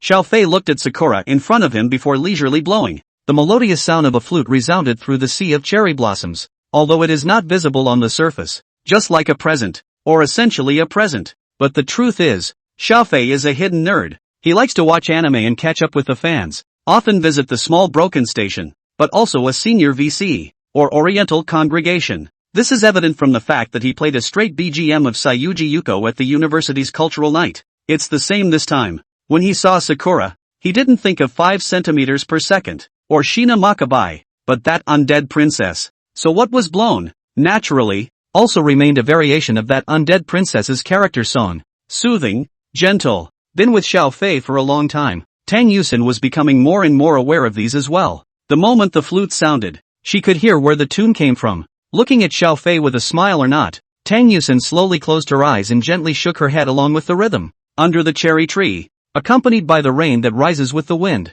are the husband who plays the flute and the wife who closes her eyes. 3 kids, 1 cat. Not far away, some students secretly looked over here, and many sensual girls suddenly had a moistness in the corner of their eyes. Some of the more daring students took pictures in this direction to preserve this beautiful scene forever. There were also art students, who were originally copying the sea, who directly gave up their paintings, which were already about to take shape, and instead began to depict the infinitely beautiful picture that made them feel so good. There was even a professional photographer who had traveled here to capture the scenery. Unable to control my professional instincts, I snapped photo after photo of the couple. At the end, Xiao Fei put down the flute. Tang Yusin raised her hand to deliver a piece of fruit. Honey, eat thanks. Xiao Fei put Tang Yusin's specially cut apple into his mouth, but he suddenly saw a man with a professional camera around his neck walking over. Sir, miss, I'm sorry to disturb you. The visitor looked at the couple in front of him, and the awe in his eyes grew stronger. He bowed very politely at first,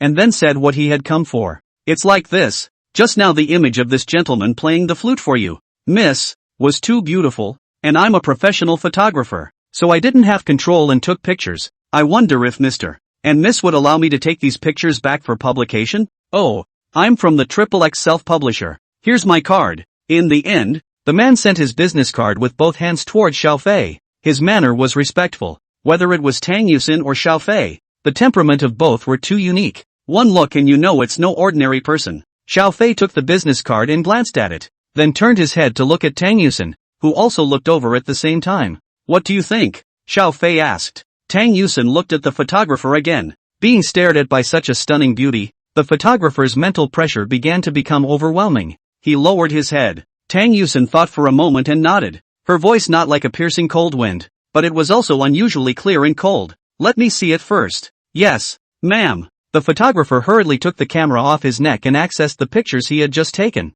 then handed the camera over. Tang Yusin, who had received the camera, turned her upper body slightly sideways towards Xiaofei and looked with him. The other guy was right. He was a professional. The photos are almost impeccable, both in terms of angle and otherwise. Even Xiaofei and Tang Yusin themselves did not think that they would actually look so aesthetically pleasing when they were photographed. Tang Yusin nodded in satisfaction and returned the camera to the photographer. Could be. Thanks a lot. Sir. Thank you very much, miss. Sir, I wonder if you could leave your contact information and I will pay you accordingly after the photos are released. Payment would not be necessary. We don't lack that kind of money. Seeing Xiaofei's refusal, the photographer also stopped pestering and bowed again to thank him before leaving with a joyful face. Before Xiaofei and Tang Yusin could say anything, another girl hesitantly walked up. Mr. Tang, Senior Xiao, what's wrong? Facing the students, Tang Yusin habitually wore a mask. The girl was so startled that the paintbrush in her hand almost fell to the floor.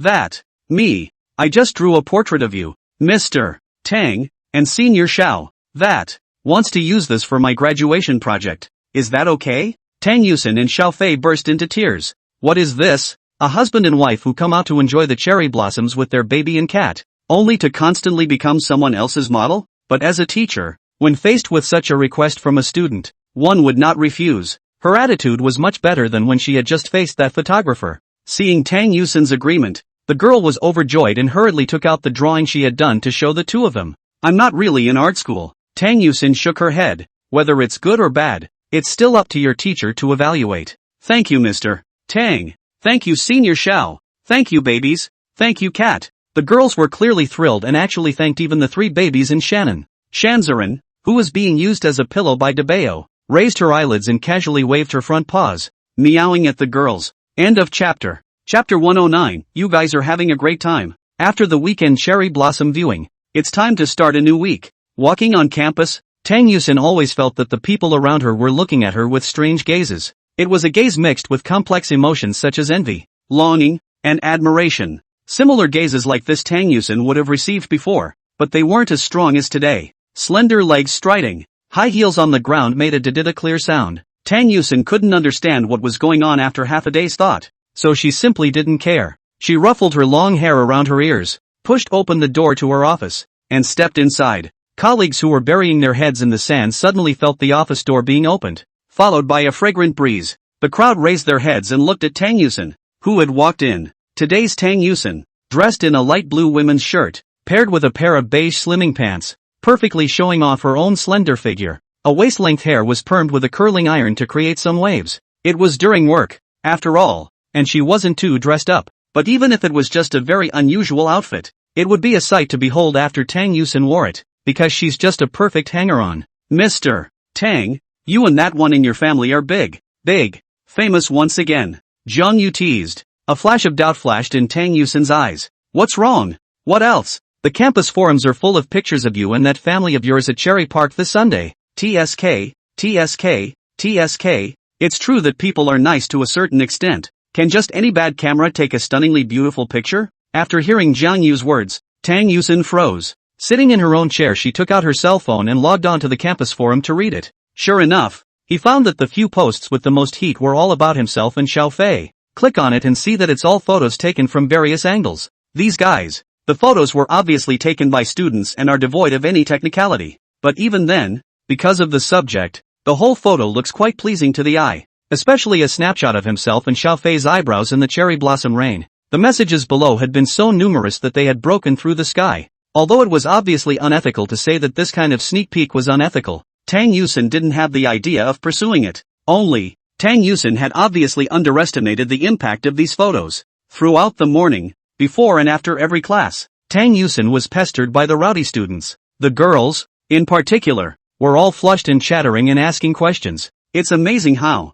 can be such a headache. At noon, Tang Yusin, who was enjoying Xiao Fei's loving lunch in the office, recalled the morning situation, suddenly felt a big headache. Forget it, there are bigger headaches right now. What is it? Jiang Yu, who walked in after eating, happened to hear this and asked immediately. Yuan Tong, who was following Jiang Yu, also looked over curiously. Tang Yusin thought about it for a moment, so it wasn't something that needed to be hidden. So she waved at Jiang Yu and Yuan Tong, and after they came to her desk, she whispered, Xiao Fei's birthday is coming up and I don't know what to give him. Upon hearing this, Yuan Tong lamented. I really envy your relationship. At least you will still worry about how to send a birthday gift for each other. My man, only the first few years of marriage will be specially prepared. To the later are just called to eat a meal together. I can't, I'm going to die of acid. Jiang Yu rolled her eyes. Why do I, a single girl, have to eat your dog food every day? It doesn't even need all of you two to be there. Just one person can stuff me with dog food. This is a bit too much. So what exactly should I give to Xiao Fei?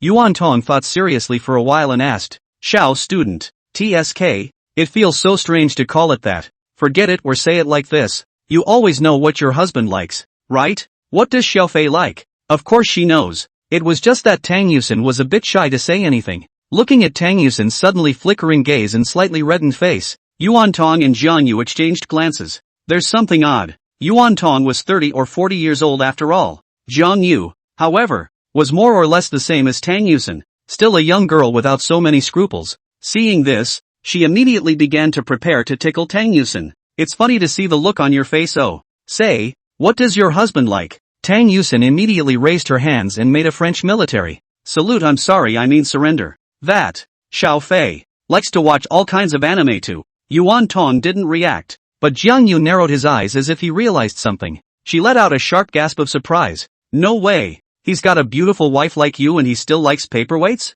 What paperweight? Yuan Tong listened in confusion. Jiang Yu quickly popularized the young man's terminology for Yuan Tong. After hearing this, Yuan Tong's expression became subtle. But instead, this is better. Why don't you just dress up as a paperweight? No way, no how. Tang Yusin hurriedly shook her head. Cosplaying was something she did at home. Not that she could say she did it often, but she did it once in a while. There was nothing new about it anymore. Ginger Jade, however, had no idea, and she cocked her head in confusion. This Mr. Kong is usually confused and big-headed, but as a result, he is always unusually sharp at critical moments. She felt as if she had discovered something remarkable. I said, Mr. Don, you don't, on weekdays when you're at home cos. Ooh wow. The blushing Tang Yusin hurriedly reached out and covered Jiang Yu's mouth. It was fortunate that there were only the three of them in the office now, and they were all familiar with each other. Otherwise Tang Yusin's appearance would have been another big news story for outsiders to see. Although Jiang Yu was stopped by Tang Yusin, looking at her expression, he had clearly hit the nail on the head just now. She opened her mouth and finally sighed. You guys are having a great time. So change it. Tang Yusin hurriedly waved her hand. Headache. Ginger Jade knocked her head gently, finally giving herself up a bit. Why don't you just wrap ribbons around yourself and tie bows and then say to your husband, the gift is myself. Yo, tell me you're not serious. Tang Yusin stared at Jiang Yu with a serious face. Being stared at by Tang Yusin, Jiang Yu subconsciously shrunk his neck. At this time, Yuan Tong suddenly spoke. When is his birthday? It happens to be next Saturday. Saturday, ah. Yuan Tong suddenly laughed. You can do this. So and so. Tang Yusin's eyes gradually emitted a bright light. End of chapter. Chapter 110, Hot Spring Resort. After listening to Yuan Tong's advice, Tang Yusin was in a great mood. She spent the next few days sneaking around getting ready. This kind of thing of secretly preparing a surprise for her husband behind his back made Tang Yusin feel very stimulated. But no matter how excited she was in her heart, on her face Tang Yusin still didn't show much. Her drama queen attributes seemed to be getting stronger. Finally, in Tang Yusin's incomparable anticipation, the time came to the night before the scheduled Saturday. Honey, I'm back. As soon as she entered the house, Tang Yusin quickly changed into her slippers. Tada ran into the house and jumped into Xiao Fei's arms. Xiao Fei skillfully caught Tang Yusin, and in the process held her in place and turned around a few times. Happily Tang Yusin let out a silver bell-like laughter. Why are you so happy today? Tang Yusin blinked her eyes and arched her eyebrows as she reached out and gently pinched Xiao Fei's cheek. Only after being gently placed on the ground by him did Tang Yusin then say, because tomorrow is another pleasant time when you can rest. Just like that? Xiao Fei always felt that something was wrong. Even if Tang Yusin hid it well, Xiao Fei still detected an abnormality from certain clues. But his trust in Tang Yusin made him not care about this aspect. Tang Yusin patted her toes and gently dropped a kiss on Xiao Fei's face, then said with a smile, hubby, how about we go play tomorrow? By the looks of you, you've already picked out a location? Nah. Tang Yusin nodded her little head, then pulled out a flyer from somewhere. Xiao Fei picked up the leaflet and looked at it. His eyebrows slightly raised. Clear Pond Forest Hot Springs Resort and Spa? It's right around the Magic City. Oh, it's only about a 4-hour drive. We're going to a hot spring in the spring. Ha! Xiao Fei was a bit surprised. You don't know? Tang Yusin started wagging her finger. There are many benefits of soaking in a hot spring in spring. It can nourish the body, detoxify the body, cure insomnia, and calm the mind and spirit. Looking at his little wife so yearning, Xiao Fei could not help but follow suit. He looked at the 3 babies. A 6-month-old baby is obviously not a good candidate for a hot tub. The poor 3 little angels will just have to watch from the sidelines when the time comes. It's 4 hours, but you can just drive there. 4 hours is not too long and not too short. Driving a Land Rover Defender is still a little less convenient, after all, with a child. So Xiao Fei decided to drive the caravan after a long time. You agree? Tang Yusin was overjoyed. I agree. Xiao Fei pinched Tang Yusin's nose and laughed. I'm going to book a room. No, I've already booked ahead. Aren't you afraid I'll say no? Will hubby say no? Tang Yusin looked at Xiao Fei with some surprise. That little expression as if to say that as long as you refuse immediately I'm going to start playing tricks. Xiao Fei felt that he was getting more and more helpless with his own wife. No, Will. Ha. I knew a kissing husband would never turn down an offer from my wife. Reward you with a kiss. After saying that, Tang Yusin immediately hugged and kissed Xiao Fei over again. Day 2. The couple had a nice lunch at home and fed their 3 babies a complimentary meal before getting ready to leave with their little angels. Shanko ran, no messing around in the house, okay? Anyway, there are timed and rationed fully automatic cat food feeders. Xiao Fei wasn't at all worried about starving and thirsting this little guy for a day or two. Meow. Shankilan crouched resignedly in front of the door, upset that her master had gone out on a trip without her. It didn't make much of a fuss, though, and sat obediently at the door, watching the 2 masters and 3 young masters go out. Entering the underground garage and just sitting in the cockpit of the RV,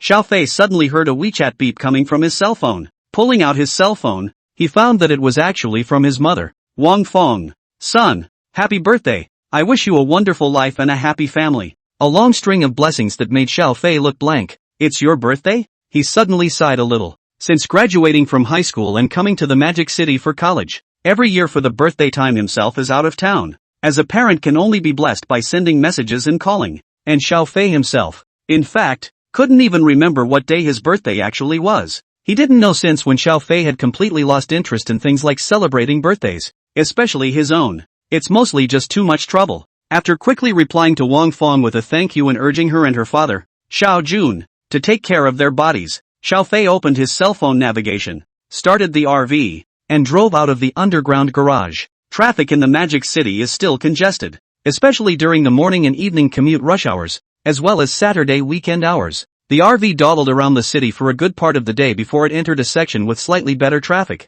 Following the navigation, at close to 6 o'clock in the afternoon, Xiao Fei finally drove the car to Qingqi Forest Hot Spring Park. It was said to be an estate, but it was actually a resort hotel built to look like an antique building. The estate is located within the mountains and is surrounded by lush woods everywhere. As soon as he stepped out of the car, Xiao Fei could not help but take a deep breath. The air is really fresh here, away from the hustle and bustle of the downtown area. There is the sound of crisp birdsong all around, which even makes one's mood better. Hello sir, welcome to the Clear Pond Forest Hot Springs Park. At the same time Xiao Fei got off the car, the porter who had already seen the car and rushed over immediately bowed and saluted. Xiao Fei nodded and smoothly threw the car keys to him and returned to the car, moving the stroller down with Tang Yusin and putting the babies on it. Only then did the couple take the child with them, handing the tiny suitcase over to another porter before following this porter through the gates of the manor. The entire manor was built as exquisitely as a Suzhou garden. After walking through the front door and through a winding corridor, the family arrived at the hotel lobby.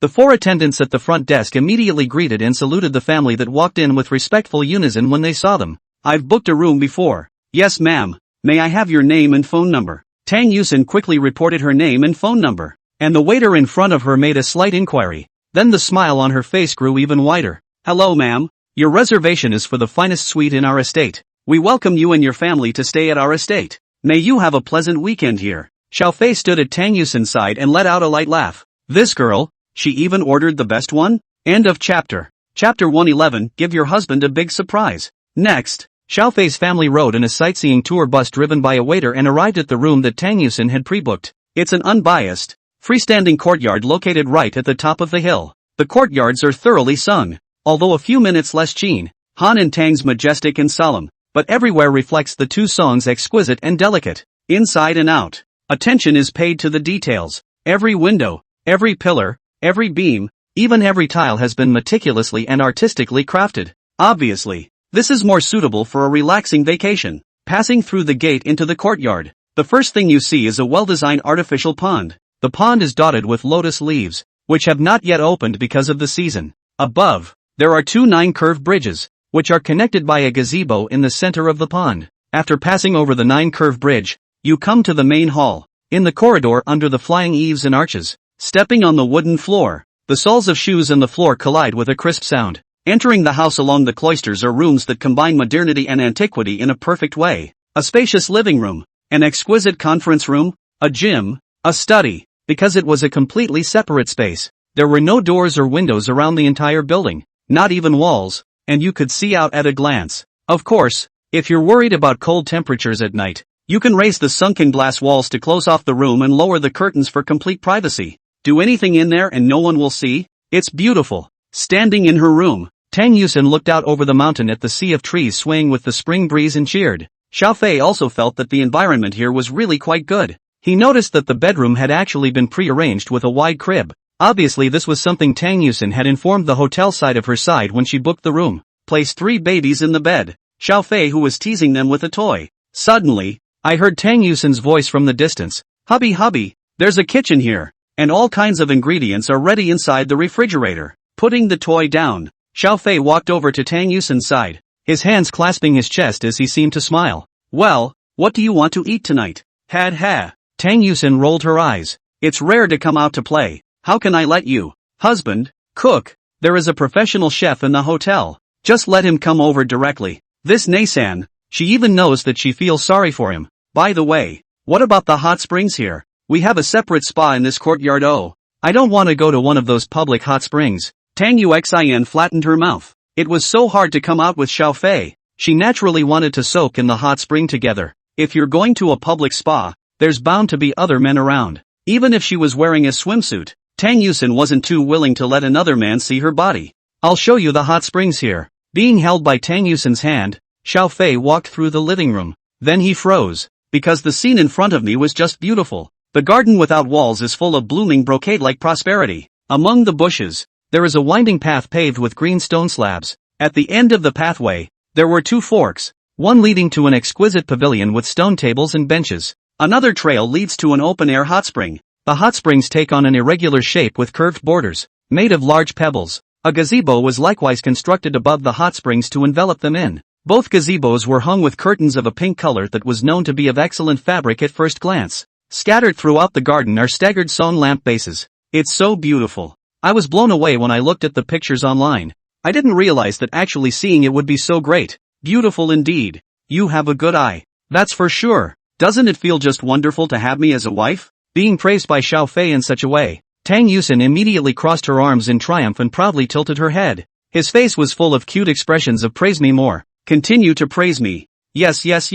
What the heck? It's so perfunctory. Tang Yusin gave Xiaofei a headbutt. Returning to the room with Tang Yusin and noticing that there was actually a baby activity area with a fence and electric blanket laid out in the living room, Xiaofei immediately carried the 3 babies over and put them in. It's too bad the babies are too young for the hot springs. Tang Yusin sniffed and asked curiously, how long does it take for the baby to soak? For hot springs, they are generally not recommended for children under 3 years old. Xiaofei gave Tang Yusin an explanation. Since the beginning of the child, Xiaofei accessed a large amount of relevant information, but also many times information related to the doctor, and now barely also counted as a childcare small expert. Oh, honey, let's call the cook to come over and cook. Is there anything you want to eat tonight? After speaking, Tang Yusin suddenly added with a sly hook of her mouth. Of course, you can eat me if you want. Oh, but you'll have to wait until the evening to go. Finally, the couple conferred and decided to have Japanese teppanyaki for the evening. Before the chef arrived, Xiaofei first utilized the kitchen here to make baby rice flour for the 3 children.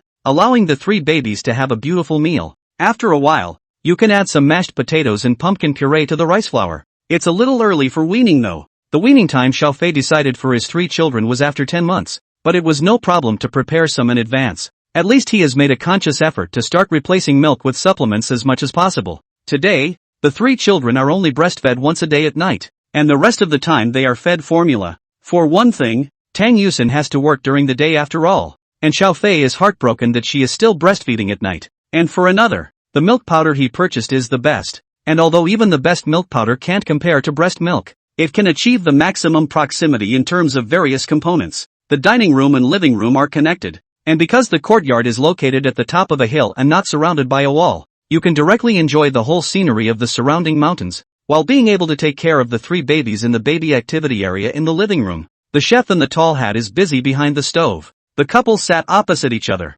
bathed in the evening sun, gossiping as they ate their dinner. Occasionally, when 4 eyes met, Tang Yusin would immediately send a smile. Suddenly, Tang Yusin's cell phone suddenly vibrated. She peeked in and realized it was a message from the hotel party. MS. Tang, all your arrangements have been made. Hey. Tang Yuxin began to snicker. Tonight, I'm going to give my husband a big surprise. End of chapter. Chapter 112, Meeting an Acquaintance. After dinner, because it is not advisable to take a hot spring immediately, it's better to wait another hour or 2 until the food in your stomach has been digested before going to the hot springs. So Xiaofei and Tang Yusin were in no hurry. Pushing a stroller with 3 babies, the couple strolled through the trails. The air is so fresh here. Standing on a mountain trail, open your heart and take a deep breath. The cool mountain air seeped into her lungs, making Tang Yusin feel like her entire being had been sublimated. The air here is but good, but we can stand it. The baby can't, Xiaofei said and looked down at the 3 children in the stroller. They were all purposely dressed in thickened little coats, put on thick hats, and even Xiaofei wrapped their little hands and arms, all in gloves. In that case, it doesn't matter if it's cold in the mountains. The children are well protected, and there is no fear of catching a cold or flu or anything. Lying in the car, looking at Xiaofei gazing down at them, the 3 little angels smiled in unison. Tang Yusin took Xiaofei's arm and gently leaned her head on his shoulder, pushing the stroller with one hand. Xiaofei also tilted his head slightly towards Tang Yusin's direction. After a few steps, both felt a little less comfortable. That, or we should just walk normally. Also, this feels so awkward. The 2 didn't take more than a few steps before their movements began to distort. It's okay to push a stroller with one hand on the other, but if you tilt your head in this situation, one's movements inevitably get weird. Tang Yuxin spat out her tongue. Hubby, what's wrong with you? And you realize you were just being silly? Tang Yusin huffed and grabbed Xiaofei's arm and bit it, leaving a shallow teeth mark and a smear of lipstick marks. At that moment, there was suddenly a man and a woman walking intimately across the mountain path, arm in arm. As the distance closed, the woman suddenly froze. Tang Yuxin? Hearing someone call out to her, Tang Yusin turned her head to look, then her eyes slightly changed. Manhwa? It's really you, Tang Yuxin. The woman called Manhwa smiled. She had short, ear-length hair and her face was painted with delicate makeup. Seeing Tang Yusin, Manhwa smiled a bit strangely, seemingly forced. I didn't expect to run into you here. It's been years. It's been a couple years. Is this your boyfriend? My fiancé, Manhwa said. Hello, my name is Wei Hui. The man named Wei Hui was dressed as a standard successful man. A well-made casual suit. Hands also wear a look know the value of a lot of money watch. His eyes burned as he stared at Tang Yusin. The woman in front of him was much prettier than his fiancé. But soon, he became aware of a sight that made his skin tingle. Shifting his gaze to Xiaofei, Wei Hui was a bit balked. Height or not, figure or not, face value or not, he was crushed in all aspects. Hello both of you, my name is Xiaofei. I'm Yusin's husband. Xiaofei reported his name. Manhwa's eyes were on the verge of dipping onto Xiaofei's body. This man fulfilled all the beautiful fantasies in her heart about men. Unfortunately, from start to finish, Xiaofei had at most kept his eyes on Wei Hui for a few more seconds, while she, Manhwa, had merely flickered away. You're married, Tang Yuxin, and you actually have 3 children? Aha! Tang Yusin and Manhwa were literally having an awkward conversation with each other, completely different from the previous one with that Su Qingyan. Xiaofei lowered his head and said to Tang Yusin, Wife, let's go. He even wrapped his arms around Tang Yusin's waist and dropped a kiss on Tang Yusin's forehead in front of the 2 of them. Manhwa and Wei Hui's mouths twitched. Tang Yusin smiled sweetly, nodded her head in response, and waved her hand at Manhwa before she left with Xiaofei with the child. Road. You don't deal? She's the one who actively disagrees with me. Tang Yusin delicately hummed, slowly explained, after high school graduation, before I went to Munich to study abroad. I went to college for 1 year in China. She was the roommate at that time, the best one in the same dormitory with the best family situation. Proud as anything. People and make. I do not know what medicine I ate wrong. Always yin and yang to me. Probably jealous because you look prettier than her. Wife. Hey hubby, are you complimenting me? I'm telling the truth. TSK, TSK, that's nice to talk. Award a kiss. Mooah. So Xiaofei was left with another lip mark on his face. But you're quite powerful Normal doctoral graduation are 30 years old. You are not only a doctor, but also in the country to go to university for a year before leaving the country. And now actually only 26 or 27. Now you know I'm a genius. Ha ha ha ha ha. Tang Yusin became even more complacent. She looked up at Xiaofei with a smile and reached out to pat his arm. Hubby educationally I'm crushing you For now. Xiaofei raised an eyebrow. Then added, the future can't be seen. Tang Yusin was stunned. Hubby, are you going to continue your education? If Xiaofei were to continue his education, Tang Yusin didn't doubt for a second that her seemingly omnipotent husband would definitely take a higher degree. Taking the last semester as an example, Xiaofei was obviously basically at home and didn't go to school at all, and he actually scored full marks in all subjects in the final exam. This caused quite a stir among the faculty. You should know that as a top-ranked school, Mordor Jiaotong University, the exam is quite difficult. Once Xiaofei really took the doctorate, wouldn't the only point that she was better than her husband be gone by then? However, Tang Yusin naturally could not stop Xiaofei from becoming better. Just the opposite. The better and more powerful her own husband became, the prouder she became. Xiaofei is also thinking very seriously about continuing his education. Granted, for most ordinary people, striving to get an advanced degree is a way to increase their ability to earn more money in future jobs. Essentially a form of knowledge realization. If he considered it from this perspective, Xiaofei, who was already not short of money, could even take a break from school on the spot. But one must always have spiritual pursuits, and improving oneself to become better is a good thing in itself, especially when material pursuits have largely been satisfied. Money he doesn't lack, family he's happy and prosperous. That being the case, what's wrong with fulfilling higher spiritual pursuits? Any time, at any age, in any situation, people who strive to learn are to be applauded and strongly promoted. It's getting dark. Hubby, let's go back to the hot springs. At this time, Tang Yusin suddenly opened her mouth. Xiaofei rubbed her head. Good. End of chapter. Chapter 113. Thank you for being in my life. The environment of Kiyoiki Forest Hot Spring Park is very nice. Far away from the hustle and bustle of the city. Standing in it is like being in a natural oxygen bar. In addition to the fresh air, because there is no light pollution, there are also quite a few more stars that can be seen at night than you would see in the Magic City area. In Xiaofei's memory, except for when he was a child in the countryside of Sichuan in Chongqing, when he was at his grandmother's house at night, he could see a lot of stars. He hadn't seen so many stars much since he was in middle school. Back in the courtyard, as night falls, the surrounding area is lit up. A street lamp and a song-made lamp holder, with light shooting through a thin layer of gauze. Orange and purple lights intertwine with each other, making the entire courtyard look as beautiful as a wonderland. Originally, Xiaofei had planned to join Tang Yusin and go to the hot springs after taking a bath in the bathroom. As a result, Tang Yusin mysteriously let Xiaofei go first and ran into the room herself without knowing what she was tinkering with. Although he was not sure what this girl was up to, Xiaofei still took the lead in taking a bath, and went to take a look at Debao and Sanbao, who were already asleep in their cribs, as well as Erbo, who was entertaining himself. Before coming out into the courtyard with a bath towel around him, he stepped into the hot springs. Phew! After his entire body was inside the hot spring, Xiaofei exhaled a mouthful of turbid breath. Misty white vapor lingered all around, the light distorted and disoriented by the fog. He leaned his back against the cobblestone side table and lifted his head to look up at the bright starry sky. After a while, clattering footsteps sounded. Xiaofei turned his head and looked at the direction the voice came from. He was then wowed. Tang Yusin, who had obviously taken a shower, coiled up her long hair with waves. Her body was also wrapped in a clean white bath towel though, and she held a tray in her hands. The tray held a bottle of wine and 2 wine glasses, as well as some small snacks. Hubby. Looking at Xiaofei,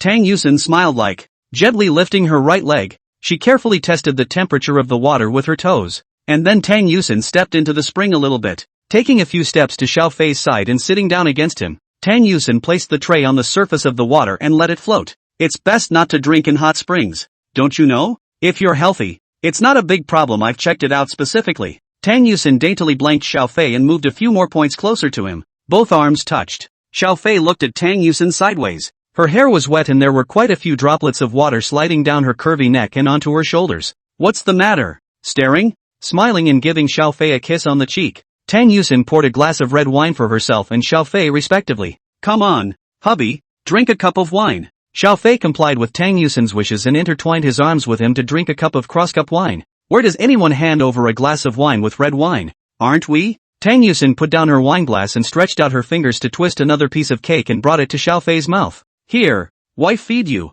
Ah. Xiao Fei ate the cake and kissed Tang Yusen's fingers again. Tang Yusen let out a burst of laughter, then leaned her head on Xiao Fei's shoulder, her small hands encircling Xiao Fei's waist under the water. The two snuggled close together. Though silent, there was no dissimilarity. It's been said that the most soulful friend is the kind of person who doesn't feel awkward when two people are together even if they don't say anything. This situation applies equally between husband and wife. Tang Yusen enjoyed this feeling of leaning on Xiao Fei for a nap. You don't have to find a topic to talk about. You don't have to think about anything. You just need to enjoy the peace and quiet. And you can feel your partner's feelings for you. Xiao Fei picked up his wine cup and took another small sip. Tang Yusen also drank along. So many stars, hubby. Suddenly, Tang Yusen pointed at the night sky and said, well, that one is Venus. That one is Ziwei Xing. And that one is. Xiao Fei was explaining to Tang Yusen when suddenly, a shooting star crossed from the night sky. Whoa! Shooting star! It's a shooting star. Honey, make a wish.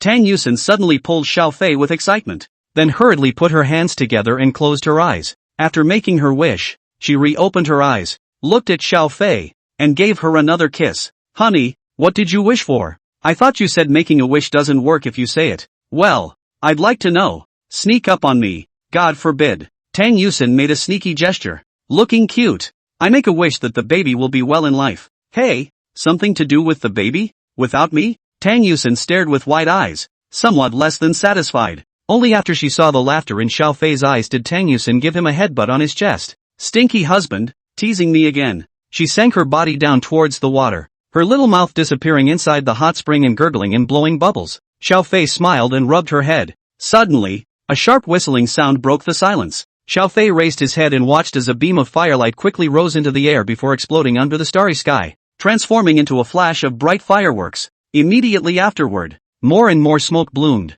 It's beautiful. Tang Yusen wrapped her arm around Xiao Fei and marveled. It is beautiful. Xiao Fei suddenly froze. Again, a large smoke bloomed, but this time, the bloom formed two lines of text. Happy birthday to my husband. Xiao and Amp, LT, Love and Amp, GT, Tang. There's a new smoke bloom. I want to be together forever. This is prepared by Tang Yusen? Xiao Fei almost instantly associated Tang Yusen's abnormalities over the past few days. Has she been preparing since a week or two ago? Xiao Fei's heart was touched fiercely. Hubby. Tang Yusen's voice suddenly rang in his ears. Looking sideways, it was Tang Yusen who was full of happiness. Happy birthday. And, I love you so much. With her arms wrapped around Xiao Fei's neck, Tang Yusen's entire body stuck up. This is really for you. Wow. Husband. Don't cry, oh. Do not cry, do not cry. He he. Ha ha. Wife, comfort you. I'm not crying. Honey, you're arrogant. I'm not arrogant. Ha ha. He he he he. Ha ha ha ha ha. Tang Yusen kept laughing, but as she laughed, she also wet the corners of her eyes, gently wiping away the tears from the corner of Xiao Fei's eyes. Tang Yusen softly said, Honey, thank you for being in my life. Happy birthday F. I love you. Thanks. Xiao Fei embraced Tang Yusen, kissed her forehead and said softly, I thank you, too, for showing up in my life. End of chapter. Chapter 114. My wife has a fever. Lying inside the hot springs, looking out at the fireworks, Xiao Fei's body was warmed by the spring water, but in his heart, it was even warmer. How could he not expect that Tang Yusen would actually give himself such a big surprise? He would have never imagined that he would one day be moved to tears because of his wife. It embarrassed him as a man. When his mind gradually calmed down, Xiao Fei suddenly asked, I don't suppose this was your idea? Hey, got caught? Tang Yusen reverted back to the silly look she usually had in front of him. Don't I know you well enough? Say, whose idea was it? It's Mr. Yuan. Mr. Yuan Tong Yuan. Tang Yusen told the story of how she had asked Zhang Yu and Yuan Tong about what birthday gift she should prepare for Xiao Fei back in the office. So it's Ms. Yuan. I didn't expect her to be quite romantic. Well, actually, I owe it to myself, too. Tang Yusen grunted and began to explain. Teacher Yuan just suggested that since your birthday, husband, happens to coincide with Saturday. It would be better to simply have a date-like romantic trip with you. And the rest all came to my mind on my own. You have a heart. Xiao Fei pinched Tang Yusin's nose. This silly girl made him love her a little more each day than the day before. I loved it. It was very moving. Hey, I can see that. After all, husband, you were moved to tears by me. Ha ha ha ha ha ha ha. I should have known. I would have taken my cell phone and filmed it. I'm going to watch it every day from now on. As soon as he heard Tang Yusin mention this, Xiao Fei was all sorts of tangled up. Solely, he simply raised his glass. Tang Yusin, the girl, was indeed diverted by it, and also held her own wineglass and gently touched it with Xiao Fei. After a few more moments, the two of them got up, with a clattering sound of water. After going ashore, the evening wind blew, and Tang Yusin suddenly felt chilled all over. It's cold. Go back to the house and change into pajamas. The couple went back to see the baby. Earlier, Erbo was entertaining himself, but now even she had huffed and puffed her way through. And this little angel cried out for his handlers. Drooling, Tang Yusin gently wiped the drool from the corners of Erbo's mouth with her handkerchief. Xiao Fei said on the side, after all, when you start to grow milk teeth, it's quite normal to drool or whatever, as long as it's not too much. He looked at Tang Yusin, under the soft light of the bedroom, because she had soaked in the hot springs and drank a little red wine. Tang Yusin's already delicate and infinite little face carried an intoxicating gyroscopic red color, together with the fact that in order to keep the three little angels warm before, Xiao Fei had already raised the glass wall of the bedroom and turned on the air conditioner in advance. The temperature inside the bedroom at this time was a cut above compared to the outside. The stimulation of one cold and one hot, as well as the red wine that she had drunk before. Tang Yusin, this girl was decisively drunk. After barely taking care of the baby, she staggered over to Xiao Fei. The old male, let's sleep and sleep. Pulling Xiao Fei's hand, the two of them lay side by side on the bed. Then Tang Yusin skillfully burrowed into his arms. Dabble, dabble, dabble. I smell good too. You smell. Does it smell good? Xiao Fei helplessly patted Tang Yusin's head. Fragrant. You're a fragrant pig. I'm not a piggyback. The beaming Tang Yusin gave Xiao Fei another headbutt. By the way, hubby, I have one last birthday present for you. Oh, Tang Yusin laughed and suddenly rolled over and pressed up. One night passed. Day 2. When Xiao Fei woke up, it was discovered that Tang Yusin's entire jade body was lying on the bed at this time. Both arms were spread wide, her little mouth slightly open, her head resting on his stomach, and one leg dangling directly under the bed. This sleeping position is terrible. In the past, Xiao Fei would wake up every night to take care of the baby. Even when he was asleep, he would subconsciously cover the quilt for Tang Yusin. But I slept so heavily last night that I wasn't conscious at all except for waking up on time and on schedule to take the kids. So Tang Yusin let herself go completely. Xiao Fei shook his head and got up to move Tang Yusin over so that she could lie down, and covered her with the quilt before he got up and got out of bed. After washing up, Xiao Fei, who had returned to his bedroom, suddenly wrinkled his eyebrows. He walked over to the bedside and placed the back of his hand on Tang Yusin's forehead. It's a little hot. Is this girl sick? He himself had taken the marrow cleansing pill and would be fine no matter how he tossed his body around. But Tang Yusin was different. Obviously a beauty elixir could not compare to a marrow cleansing elixir in terms of safeguarding the body. And last night this girl didn't cover up at all. And as a result, she caught a cold, even some fever. Xiao Fei quickly went to the living room and connected to the hotel's front desk service, asking them to send some medicine over. Afterward, Xiao Fei went back into the kitchen and opened the refrigerator to check the ingredients, picking out some ingredients that could be used to make a medicinal meal and preparing to make a bowl of porridge for Tang Yusin. After a while, the medicine was delivered, and Xiao Fei also heard Tang Yusin's voice coming from the bedroom. Husband, where are you? Xiao Fei hurriedly and quickly came into the bedroom, and sure enough, he saw Tang Yusin, who had already woken up, was wrapped in a quilt and lying on the bed, looking at himself who had walked in through the doorway. Honey, I think I'm sick. You. Xiao Fei was quite self-conscious. It's my fault. The temperature in the mountains is already low. I was so focused on keeping the baby warm that I didn't notice you. None of your business, husband. Tang Yusin forced a smile and shook her head. You've already been good to me, and you still have to take care of 3 babies. Cough, cough. Halfway through speaking, Tang Yusin suddenly coughed violently. Xiao Fei's frown deepened. Just lie back and I'll go and bring you your breakfast and then feed you your medicine. Xiao Fei, who was just about to turn around, was suddenly pulled by Tang Yusin's hand. Husband, I want you to stay with me. Well, Tang Yusin, who was sick, was even more clingy than usual. Okay, I'll stay with you. Xiao Fei was heartbroken and sat on the edge of the bed. Tang Yusin leaned her head towards Xiao Fei's direction, only to suddenly move her body away again. No! It's too close and you'll catch it. Hubby, go get busy. Ahem. Tightly pursing his lips, Xiao Fei went to the kitchen, multiplied the simmering porridge into a bowl,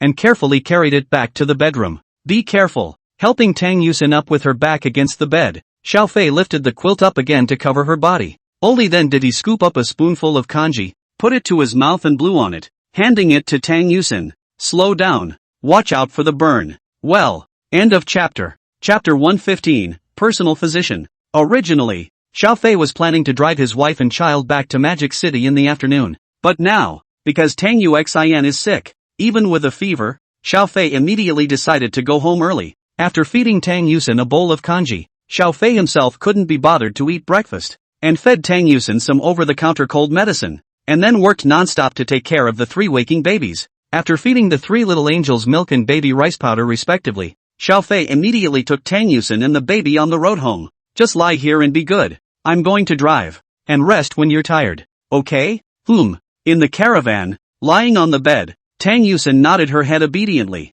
her voice already a little hoarse. Honey, I'm sorry. What are you apologizing to me for? After rubbing this girl's brow, Xiao Fei came back to the caravan's living room and inspected the 3 babies that had been deliberately moved here within the crib, away from the sick Tang Yusin, before entering the cockpit and starting the caravan. Worried about Tang Yusin's condition, Xiao Fei was tempted to speed all the way back, but with his wife and kids in the car, he pushed himself to keep a safe speed at all times. Finally, after a couple hours, the time came to noon when the car was parked in the underground parking lot of the Golden Mansion. Xiao Fei, who had shut off the engine, quickly walked to Tang Yusin's side and found that she had fallen into a deep sleep. Touching her forehead turned out to be even hotter. Fever worse? Xiao Fei took a deep breath and didn't wake Tang Yusin up. Instead, he first carried Dabao and Erbao back home. Xiang Xilan had heard the sound of Xiao Fei's pace home early and was already sitting in front of the door when she opened it. As the door opened, Xiang Xilan wanted to come up intimately, but realized that Xiao Fei directly crossed over it and quickly placed Dabao and Erbao in the baby activity area.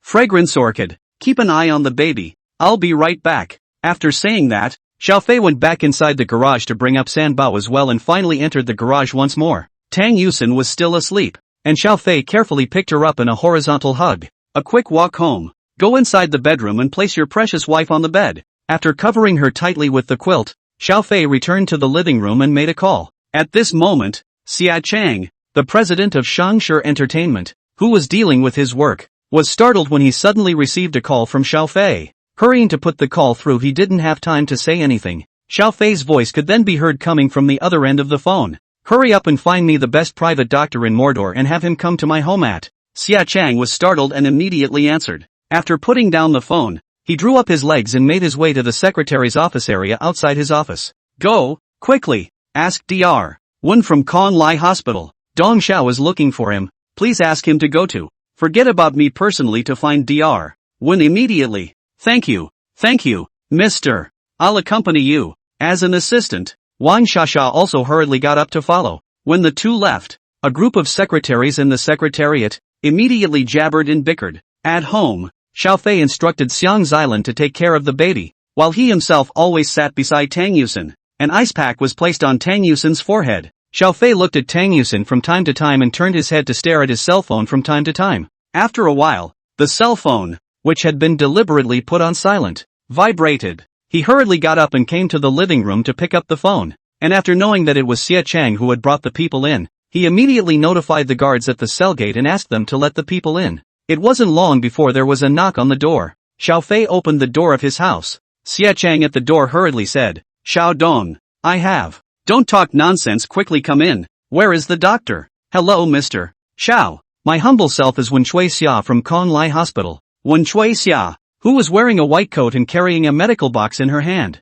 greeted Xiao Fei. After all, the other party was a doctor. Xiao Fei patiently listened to him and then said, Trouble you, Dr. What? My wife seems to have a serious fever. Help me take a look. Fever. When Shui Xia's heart burst with slander. It's amazing how a fever can make such a big deal out of it. Even the president of Shangshi Entertainment had personally run over to invite him, a doctor who was renowned throughout the Magic City. She thought it was some kind of emergency. On the other side, Xia Chang and Wang Shasha were also a bit dumbfounded. After a short period of consternation, Xia Chang was okay, and Wang Shasha could no longer contain the mountainous envy and jealousy of Tang Yusin in her heart. When will you, yourself, be able to find a husband like Xiao Dong? Led by Xiao Fei, the three entered the home. When Shui Xia came into the bedroom, opened the medical kit, took out the tools inside, and began to check up on Tang Yusin. At the doorway, Xia Chang and Wang Shasha glanced at Tang Yusin lying on the bed, then returned to the living room. They didn't sit down on the couch either.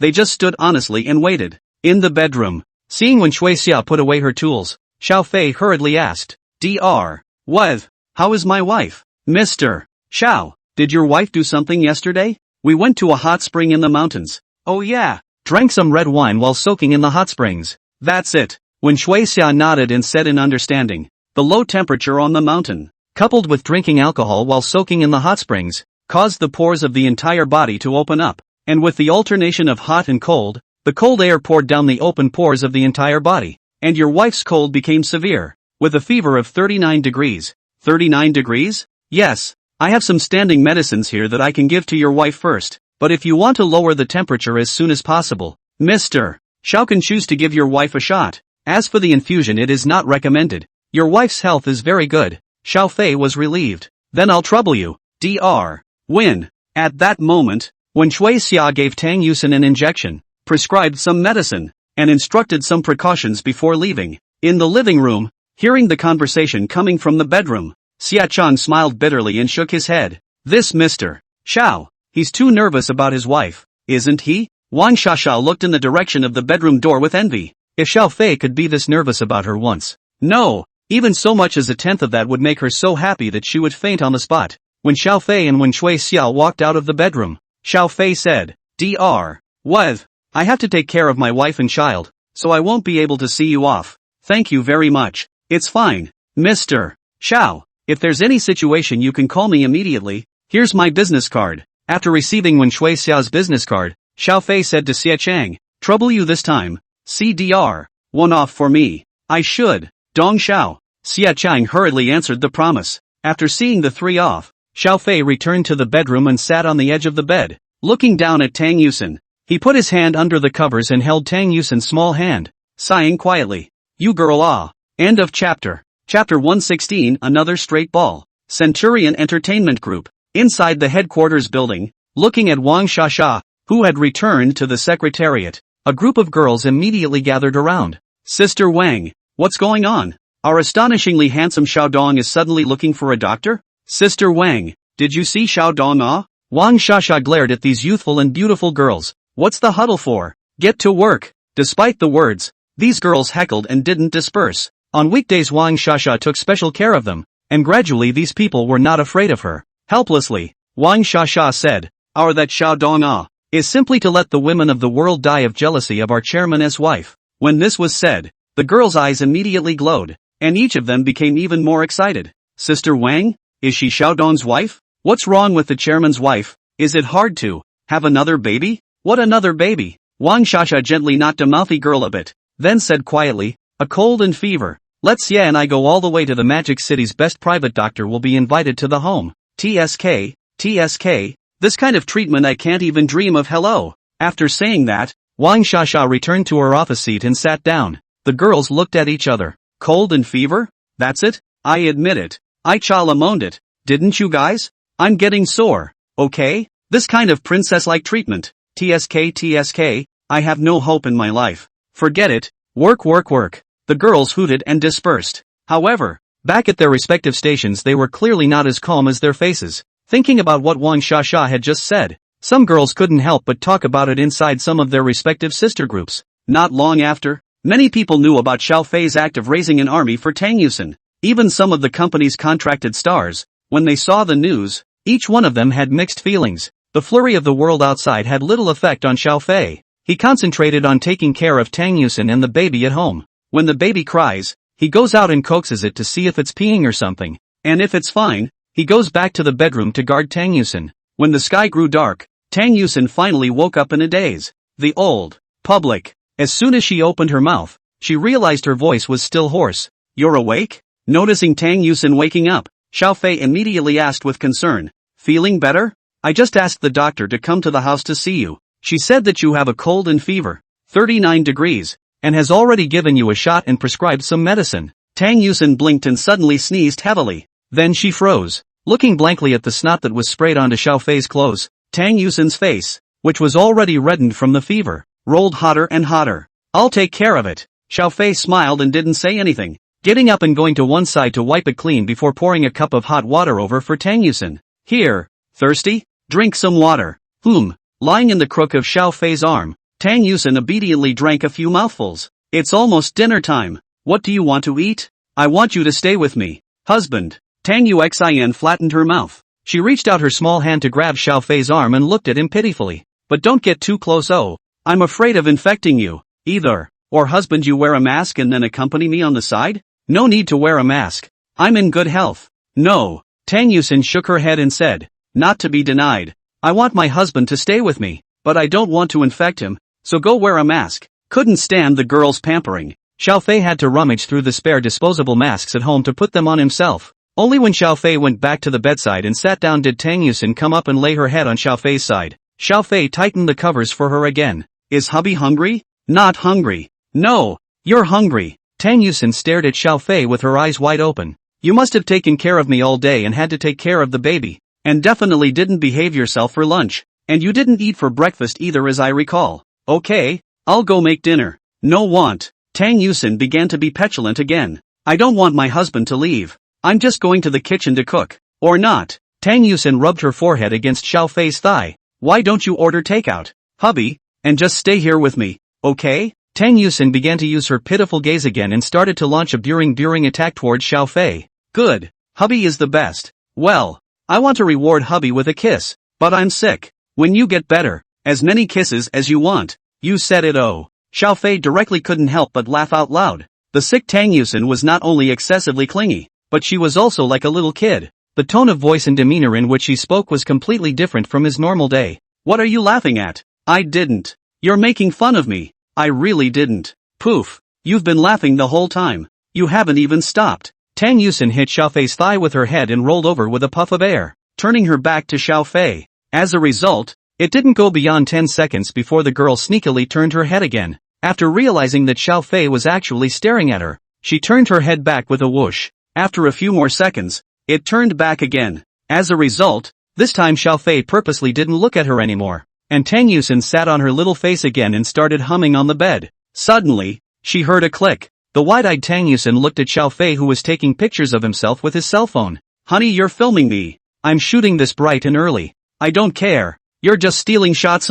Putting the phone away, Xiao Fei reached out and touched Tang Yusin's forehead and found that it wasn't that hot anymore. As a result, just as the hand was raised, it was grabbed by Tang Yusin, who opened her mouth and bit down with an "ow" bite. Loose lips. Woohoo. Loosen your mouth and cover your hands. Woo-woo. Xiao Fei could only let her bite herself, putting her hand down and lifting the quilt up. Tang Yusin loosened her small mouth, her eyes carrying a thick, melting happiness. She was only weak because of the physical weakness brought about by her illness, causing her to be extraordinarily dependent on Xiao Fei and wanting him to accompany her. Not that her intelligence had really deteriorated into that of a small child. She looked at Xiao Fei's favor and remembered it in her heart. Honey, what now? Don't order takeout. Go cook a nice meal. Takeout isn't healthy. Don't you need me to keep you company? It's enough for me to know that my husband's heart is always with me. Bang! This girl, again, without warning, suddenly came with a straight ball. End of chapter. Chapter 117, Star Moon Bay Villa.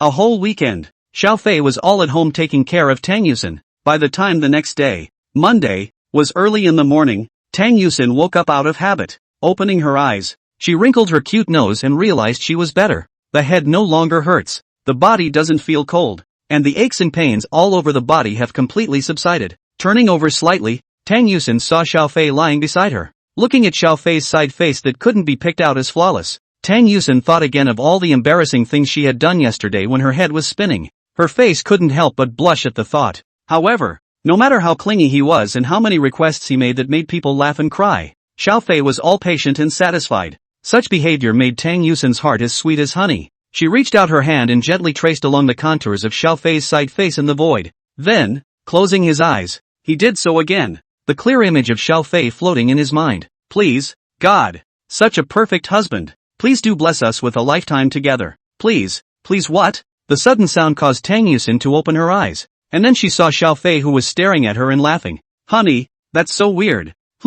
Why is it that every time I wake up you immediately fall asleep? Once or twice Tang Yusen hadn't noticed, but after a long time, Tang Yusen sensed that something was wrong. Every time he woke up, either Xiao Fei was already awake, or Xiao Fei would immediately wake up from a synchronized sleep. It's like pinching yourself. I'm a good sleeper. An hour or two of sound sleep stores up most of the day's energy, and a little tweaking ensures that I'll wake up in sync with you. So awesome. Tang Yusen came into Xiao Fei's arms and cuddled for a few minutes, then forced herself to get out from under the covers. Another Monday. She, iceberg teacher Tang Yusen, was going back to school to teach those brats again. Nope, my own husband is a student too. So except for the husband, like wearing a butterfly, Tang Yusen drilled into the bathroom, wash up and return to the bedroom to change. By this time, Xiao Fei was already busy in the kitchen. The three little angels are still huffing and puffing. Kids always sleep longer, but it's not long before they wake up. Dressing up a little, looking at the magnificent figure in the equilibrium mirror, Tang Yusen revealed a wisp of a smile with satisfaction. Couple beautifully ate breakfast. Tang Yusen as usual before going to work on Xiao Fei a play. A variety of film and television drama in the main male and female respectively when the lines at your fingertips. After she had had enough fun, she hummed as she drove to school. Xiao Fei, on the other hand, was at home, reading a book and taking care of his children. For a long time to follow, life was this routine. There's nothing weird going on. From time to time, Xiao Fei shoots some cute videos of the babies interacting with Fragrance Orchid and uploads them to the Little Broken Station. Without realizing it, the number of fans of the Three Little Angels had already exceeded 100,000, and that account of his own is almost 500,000 followers. And when the baby broke through 100,000 fans, the system finally came back with another bonus shot. Drop. Congratulations to the host for completing the 100,000 baby fans achievement. Reward, a boutique villa in Star Moon Bay, renovated and ready to move in. Xiao Fei, who had just finished uploading the video, suddenly stopped his hand. Did the system just give a villa? This so-called Star Moon Bay was not on the bund, but it was likewise in the busiest area of the Magic City. The entire Star Moon Bay is built as beautiful as a forest park. There is no doubt that this is the top rich district in Magic City, and those who can live there are all the richest people in Magic City and even in the whole country. In fact, Xiao Fei's current liquidity was already enough for him to personally buy a villa. He never had much of an idea about that, though. Both he and Tang Yusen were very satisfied with the house in Golden Mansion. It's just that since the system sent it over, it's good to check it out. And if it's really good, moving there would be a beautiful thing. That night, hubby, I'm home. As soon as she walked into the house, Tang Yusen, who was changing her shoes in the entrance hall, immediately shouted, Fragrance Orchid, have you been a good boy today? Meow. As Tang Yusen squatted down to stroke its head, Xiang Xilan licked Tang Yusen's fingers. You're back? Wash your hands and get ready for dinner. After dinner let's go see the new home.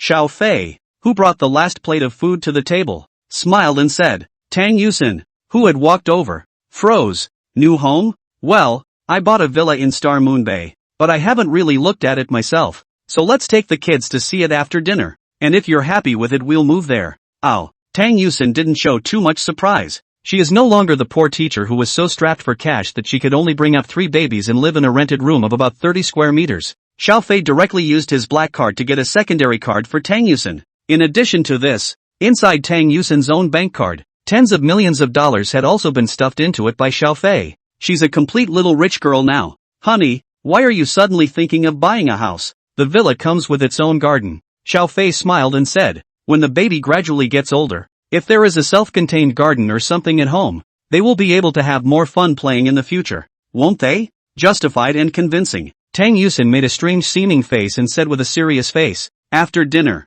Xiao Fei drove his car with his wife and child and drove around to Star Moon Bay. After presenting his credentials at the gate, the security office quickly confirmed that Xiao Fei was indeed a resident here, and immediately issued him an entry and exit access card and registered Xiao Fei's vehicle information. Subsequently, there was a security guard driving a patrol electric car in the park in front to show Xiao Fei the way. Honey, these security guards look a little different. Should all be veterans, Xiao Fei said. He was rewarded with the martial arts master skill by the system, but even so, Xiao Fei could more or less perceive a hint of threat when facing these security guards. He can fight 10 or so unusual people on his own, but facing these security guards, I guess 3 or 2 pounced on him and he would be at a disadvantage. From this, it could also be seen that the villa area here was indeed very unusual, and even the security guards were extraordinary. End of chapter. Chapter 118, I don't need any maid. Wow. It's so beautiful here. I can't believe there are bunnies. Ah, is that one a swan? How can it be a swan? A swan is a second-class national protected animal. That egret. Ow. In the car, Tang Yusin kept looking left and right, observing the environment in the park. True to its name, the entire park doesn't look like a forest park anymore. It's simply a residential area built in a forest park. Trying to get such a residential area in a busy part of the Magic City. The investors don't look like they have the usual amount of power. Along the way, pavilions, bridges and rivers, Chinese and Western style buildings of various styles lined up, staggered yet not at all cluttered or disjointed in any way. In the bushes, all kinds of small animals could be seen hanging out from time to time, especially when they passed a bridge. Xiao Fei and Tang Yusin saw quite a few egrets circling on the surface of the water. It wasn't long before the family arrived in front of their destination. Xiao Fei brought Tang Yusin out of the car and opened the trunk again. And the security guard who brought them over attentively came up and took the initiative to take the stroller down and unfold it for the couple. After carrying the 3 babies down as well, the security guard delivered another stack of information with a respectful face. Mr. Xiao, Miss Tang, this is our Star Moon Bay related information. You too can download the Star Moon Bay property app through your cell phone. In the future, no matter any demand, you can get the service directly through the app. We will provide a series of services 24 hours a day, including medical care, food and beverage, cleaning, emergency assistance, send and receive couriers on behalf of. The security guard made quick introductions. Xiao Fei and Tang Yusin casually looked over this information. I was surprised to find that the property service here is comparable to a 5-star hotel presidential suite. Using dining as an example, residents can order food through the property at any time. We offer a wide range of dishes from the 8 major domestic cuisines to foreign cuisine. It's not even a problem if you just have the chef come up to your house and make it himself. If you want to do it yourself, you can also just let the property help you prepare the most complete and fresh ingredients of all kinds. Whether domestic or foreign, as long as they are not too outrageous and too rare, can give you in a short period of time to get it done. If you want a butler in the house, or a maid, you can also do that through the property. The housekeepers and maids they provide actually start with a minimum education of graduate students from major universities, and in addition to taking care of their daily lives, they can also provide a lot of help at work. Xiao Fei couldn't help but raise his eyebrows. This education level was higher than even himself. However, neither Xiao Fei nor Tang Yusin had the idea of letting the property arrange for a housekeeper maid. They didn't like the idea of people frequenting their homes. Mr. Xiao, is there anything else you want to order or want to know? No thanks. Xiao Fei nodded politely. You're welcome, Mr. Xiao, and I wish your family a pleasant stay here. The security guard immediately took a few steps back respectfully, then turned around and left. Tang Yusin noticed that the shoes worn by the security guard were actually walking noiseless cloth shoes, and that the electric patrol car didn't make any noise when it was traveling. It's like living like an emperor. TSK, TSK, TSK, where's the maid? Hubby. Tang Yusin flipped to the part of the maid among the information, pointing to the youthful and beautiful photos above and looking at Xiao Fei with a smile. I don't need no maid. Really not moving? Absolutely unmoved. Oh, Tang Yuxin purposely stretched her voice, then sighed. Thanks to that, I was thinking of transforming into 16 Night Saki Uxin for a bit today, but it seems it's not necessary. Only this remains, please never leave it. Please. Xiao Fei immediately threw away his modesty and turned to Tang Yusin, bowing down with folded hands. Tang Yusin was amused by her own husband's antics. This kind of playfulness between husband and wife could most definitely solidify the relationship. After playing around, Tang Yusin took Xiao Fei's arm.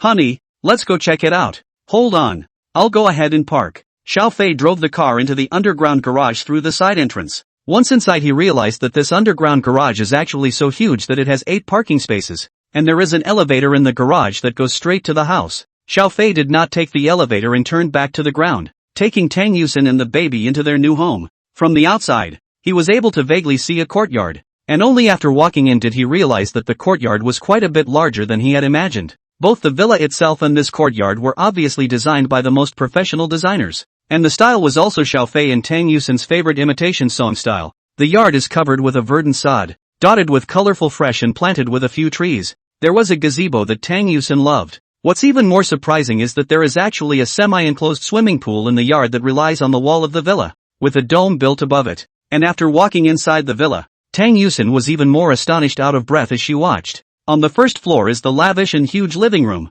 so large that it can even accommodate dozens of people for a party. In addition to the living room, there is an equally gorgeous palace-like dining room, as well as an audio-visual room, gym, storage room and more. In addition to this there were several bedrooms obviously for the butler's servants' maids. On the second floor are the study, parlor, and several more ornate bedrooms. These can be prepared for children. Xiaofei also found a specialized baby activity room here. The floor was covered with a thick fleece blanket. The walls were also plastered with a layer of soft cushions, and all kinds of baby items were available. Speaking of which, there is a huge baby activity area there in the ground floor living room as well. On the way up, the third level was an oddly large bedroom, which was obviously prepared for Xiaofei and Tang Yusen. In addition to this bedroom, there is access to the top floor garden through the hallway. Whoa, hubby, this bathtub is so big. It feels like it's all a pool. What's with you focusing on the bathtub every time you go to a new house? Xiaofei cried and laughed. The last time he went to the Golden Mansion as well.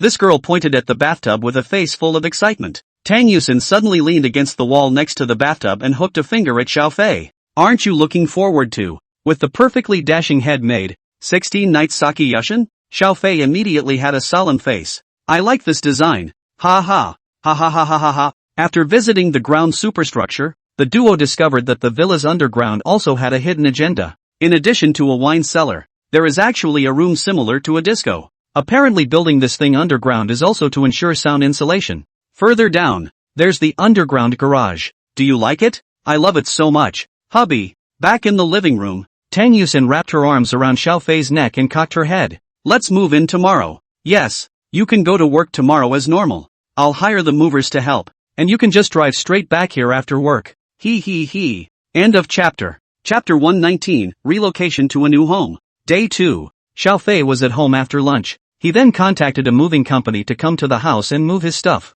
Actually, there's nothing big to bring. The villa side is fully equipped with all kinds of household goods and home appliances. The only things that really needed to be brought over were just various clothes for himself, Tang Yusen and the baby. Xiaofei packed 6 whole suitcases. One of the suitcases was his own, one was the baby's, and the remaining 4 were all Tang Yusen's. This is not even the husband and wife's clothes all taken away, but only brought some of this season need to wear just. As for fall and winter clothes, just buy new ones when the time comes. On the other side, in the school, Jiang Yu looked at Tang Yusen's back in confusion. Although on the surface it didn't look any different from normal days, as a good friend, Jiang Yu was still keenly aware that Tang Yusen didn't seem right. She quietly walked behind Tang Yusen and listened carefully, vaguely hearing a soft hum. Tang Yusen was actually humming at a very low volume. Jiang Yu's eyes widened slightly. Mr. Tang, you're in a good mood today, oh? The voice that suddenly sounded from behind made Tang Yusen turn back and smile at Jiang Yu. It's quite good. Anything good happen? I moved. Once Tang Yusen finished speaking, many teachers in the classroom looked over. Yuan Tong was even more surprised. Mr. Tang, you moved? I remember you live in the Golden Mansion, right? Why did you move properly? There were quite a few teachers in the office who realized that Tang Yusen actually lived in the Golden Mansion. It's Xiaofei. He bought a house in Star Moon Bay. Gollum. Jiang Yu gulped. Mr. Tang, are you sure it's Star Moon Bay? Aha. As a person from the Magic City, there is no one who does not know Star Moon Bay. Just as it is impossible to be a Hong Kong resident and not know about Deepwater Bay. So today is the first day you moved to Star Moon Bay. Mr. Tang? Yeah, why? It's on the house. Jiang Yu raised her voice slightly. Don't you have a treat for a housewarming? The words are so. But what exactly Jiang Yu is playing Tang Yusen knew after a little thought. On the other side, Yuan Tong also came over. Right, Mr. Tang, how big a joyous occasion to move to a new home. You can't not treat yourself. Immediately afterward, a number of teachers followed suit. After thinking about it, Tang Yusen decided that it was okay to invite them to have a meal together. At that moment, she called Xiaofei. When the call is answered, Xiaofei. Hearing Tang Yusen say this, Xiaofei knew that Tang Yusen was calling herself when there were people around. What's wrong? Here's the deal. Tang Yusen quickly recounted what had just happened. Xiaofei immediately laughed. It's fine. Invite everyone to come and play, but you don't have to go outside to eat. Just at home. Nah. Tang Yusen nodded and hung up the phone joyfully, then said to the teachers in the office. So, welcome to my home tonight. Wow. Ginger Jade instantly cheered. Fantastic. I've never seen what a Star Moon Bay mansion is really like, so I can finally get a better look this time. Sure enough, this guy had this idea from the beginning. Tang Yusen blankly glanced at Jiang Yu without any good reason. Meanwhile,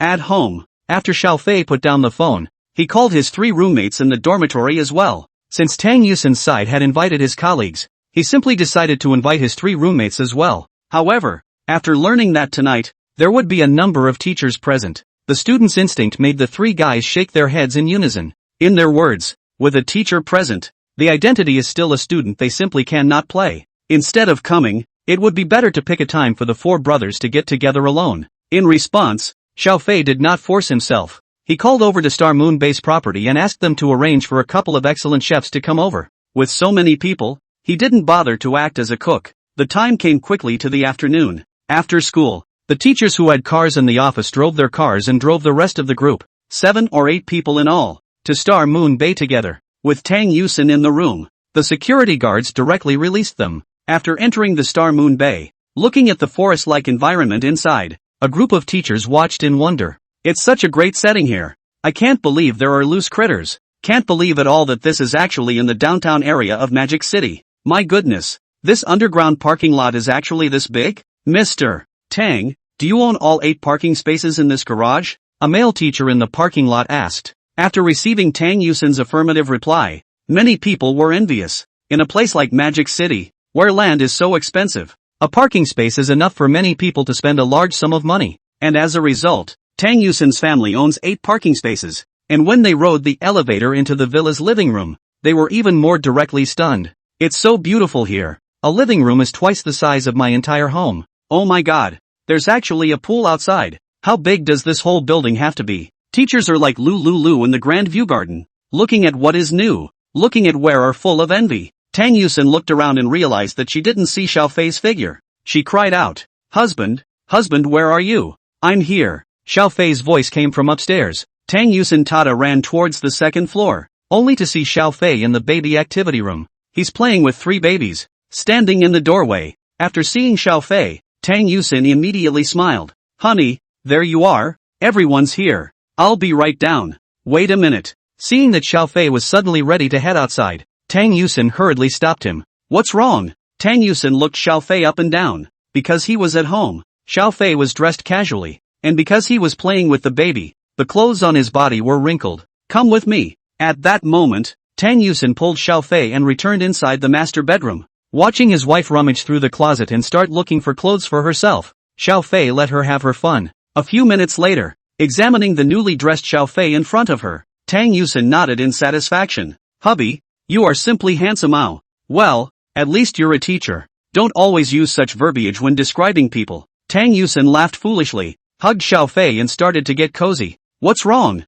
There are people down there, so I won't be able to kiss and cuddle and lift my husband as much as I'd like. So I'm going to get my fill now. Xiaofei? End of chapter. Chapter 120, People of Two Worlds. It didn't take long. Xiaofei and Tang Yusin then held the 3 children and walked down the stairs. The sight of their large family immediately attracted everyone's attention. Looking at Xiaofei standing beside Tang Yusin, even if the teachers who had already met him quite a few times before, both men and women, all of them showed their amazement. Whether it was Tang Yusin or Xiaofei, both of them had temperaments and face values that far exceeded the norm. Even without any makeup or grooming, there is almost no one who can match it. Just one person was striking enough, and when the two stood together in unison, it would draw everyone's attention like a black hole. Good evening, teachers. Xiaofei smiled and greeted the crowd. His posture is upright, a tweed trench coat, eyes clear and deep, although it seems young, but the body of the clouds and light. Do not take things for granted and not sadness, but the temperament of the body is completely unable to let people treat him as a young man. Also a junior in his early 20s, Xiaofei was as if he was from 2 worlds compared to the others in the school. Mr. Xiao, what's wrong with me that I feel like every time I see you you're a little more handsome than the last time?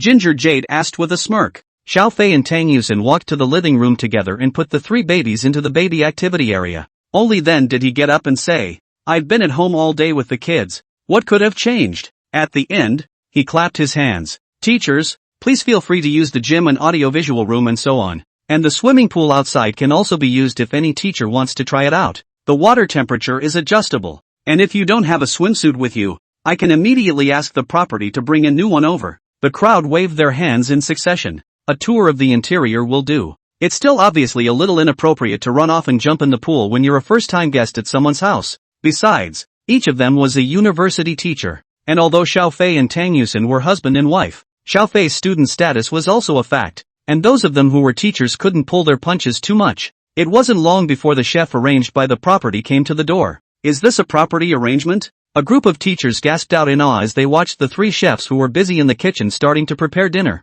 It's a top residential neighborhood after all. The property is nothing like ours. I've heard that the property here is ready to serve 24 hours a day. It's too enviable. It's simply a life like a palace. Tang Yusin quietly asked Xiao Fei. Hubby, why did you call the chef arranged by the property over? So many people. Xiao Fei signaled the living room. You want to tire me out, husband?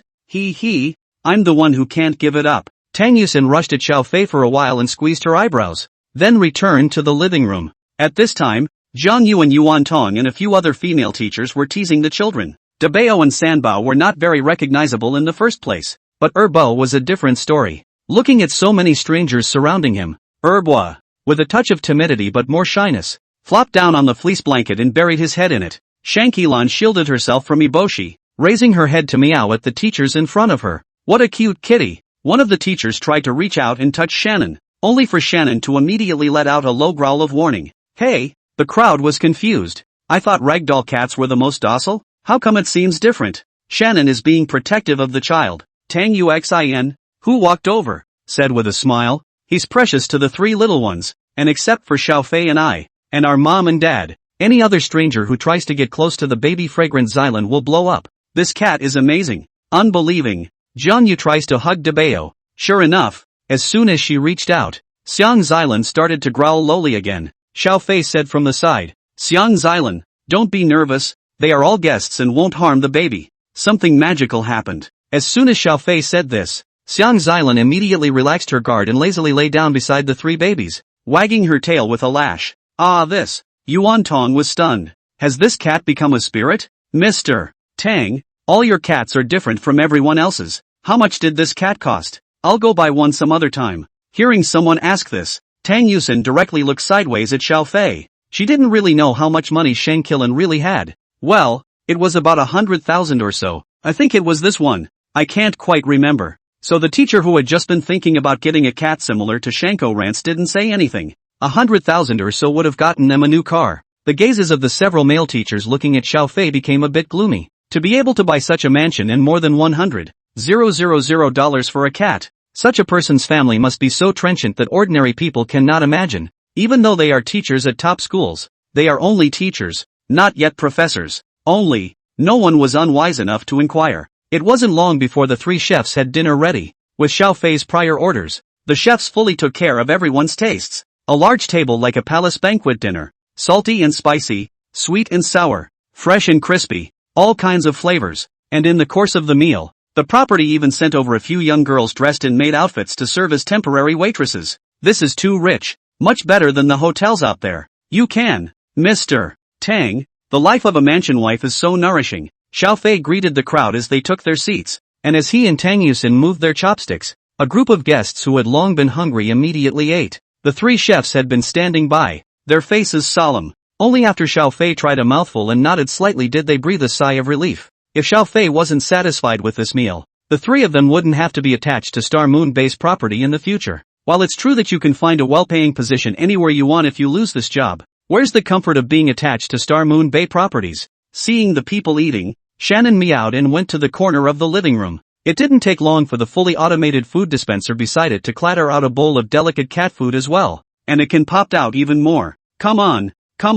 all of us will drink tea instead of wine to toast Mr. Tang and Mr. Xiao and congratulate them on their new house. At Yuan Tong's suggestion, the guests raised their glasses. After a late dinner, the well-fed and well-drinking people rested for another 10 minutes or so before saying their goodbyes. After all the guests had left, the cool expression on Tang Yusin's face quickly faded. Wow, hey! Turning around, this girl directly jumped onto Xiao Fei with a cheer. Xiao Fei, who smoothly held her in his arms, laughed. What are you doing? Ha ha, ha, finally gone. You can rub your husband's nose in it again to your heart's content. Ha ha, ha, I've been putting up with a lot. Wrapping her arms around Xiao Fei's neck, Tang Yusin flattened her mouth. It's super painful to have to keep up appearances in front of coworkers and not be able to kiss and cuddle with your husband. This girl's attachment to him was getting heavier and heavier. Xiao Fei smiled faintly. He's enjoying this. End of chapter. Chapter 121, Sanbo speaks. Within days of moving, the time came to the end of April.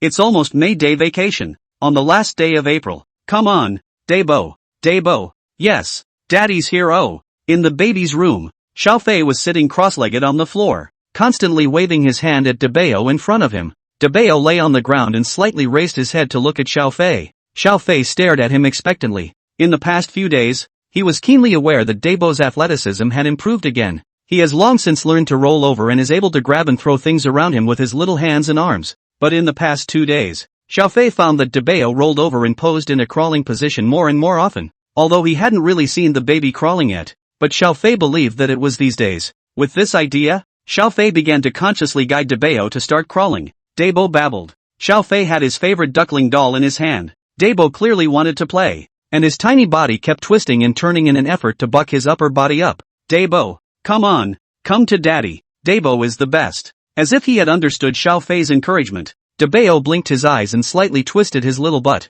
The two short, meaty legs began to move. The light in Xiaofei's eyes grew more and more intense. Dabo, come on, you're the best.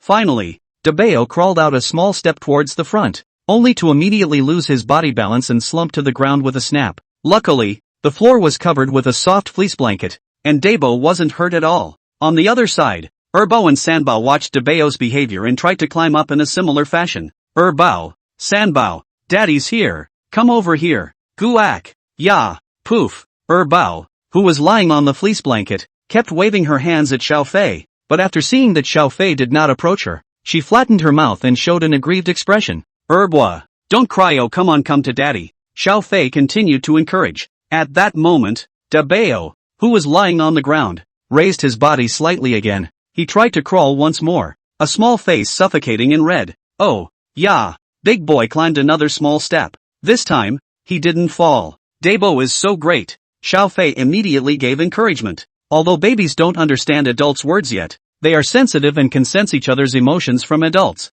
especially parents, demeanor and tone of voice. With the encouragement from his dad, Dabo climbed another step as if he was pumped up. Good job, Dabo. Finally, Debao stumbled and moved a little bit to Xiaofei's front. Xiaofei picked up Debao and kissed his fleshy little face as soon as he put him to his side, placing the duckling in his hands. Yada yada yada. Yada yada. Xiaofei gently pinched Debao's face and turned his expectant gaze towards Erbao and Sanbao again. Second baby. Third baby. Come on you guys too. Come to daddy and big baby. Xiaofei again held Erbao and Sanbao's favorite little toys in his hands and gently waved them. The two little ones struggled to try and crawl, but it was obvious that they were a little behind compared to Dabo. Obviously they are triplets and all three kids are the same, but Big Boy seems to be one step ahead in everything he does. He was the first to roll over, the best behaved, and now he's even the first to learn to crawl. However, while none of them compare to the big one, there is a difference between the second and third one. Maybe it's because the second baby is the most rowdy. She's a little ahead of the third baby, a little bit at a time, and with each bit forward, Ebony snapped down, then worked to move a little bit more. Watching Erbwa go ahead of himself, Sambo grew anxious. Ya, guak, go Sambo, ya, da day, da day, da day. Xiaofei? His eyes widened unexpectedly. Sambo just, called someone? Not bothering to encourage his two children to learn to crawl, he rushed over to the second and third babies and gently hugged the third baby. Sambo? Gu asai. Sambo, call daddy. Gu acres. Daddy. Gu. Ak. Dad. Dad. Xiaofei struggled to make a mouthful. Sambo stared at Xiaofei with his eyes wide open. Then, da. Although the pronunciation was very substandard, although it might have just been an unconscious imitation, and although Sanbao definitely didn't know what dad meant yet, Xiaofei was certain that just now Sanbao had definitely subconsciously learned to call his dad. Xiaofei's breathing became rapid, himself being called daddy by a child. Sambo, can you scream again? Dad. Gu acres. For a long time to come, no matter how hard Xiaofei tried, Sanbao just cooed and cooed again, not making the did sound again. Xiaofei looked a little disappointed. Tang Yusin, who returned home at night, couldn't help but cover her stomach and laugh when she heard about this. Honey, how old is the baby? How can you call it more than 6 months? Not even 7. Obviously I called the doctor this afternoon and they said that 6 or 7-month-olds also unconsciously learn to talk after adults if they are developing quickly. There's still this? I heard my mom say I couldn't even talk until I was almost a year old. That's because you're stupid. Wow. Honey, you actually called me stupid. Tang Yusin was instantly disgruntled, pouncing up to Xiaofei's shoulder and ahooing a bite. All in all, I did hear Sambo call for his father this afternoon. I don't believe it. Tang Yusin hummed, but said with some anticipation, "Not until you prove it to me." At that moment, the couple came to the child's side, squeezing big treasure and kissing second treasure before Tang Yusin picked up third treasure. Sambo? Goo acres. Sambo was so happy to be held by his mom that his tiny body kept twisting around. Call mommy. Kuwak. Mom. Ack. It's not ACA. It's mom. Mom.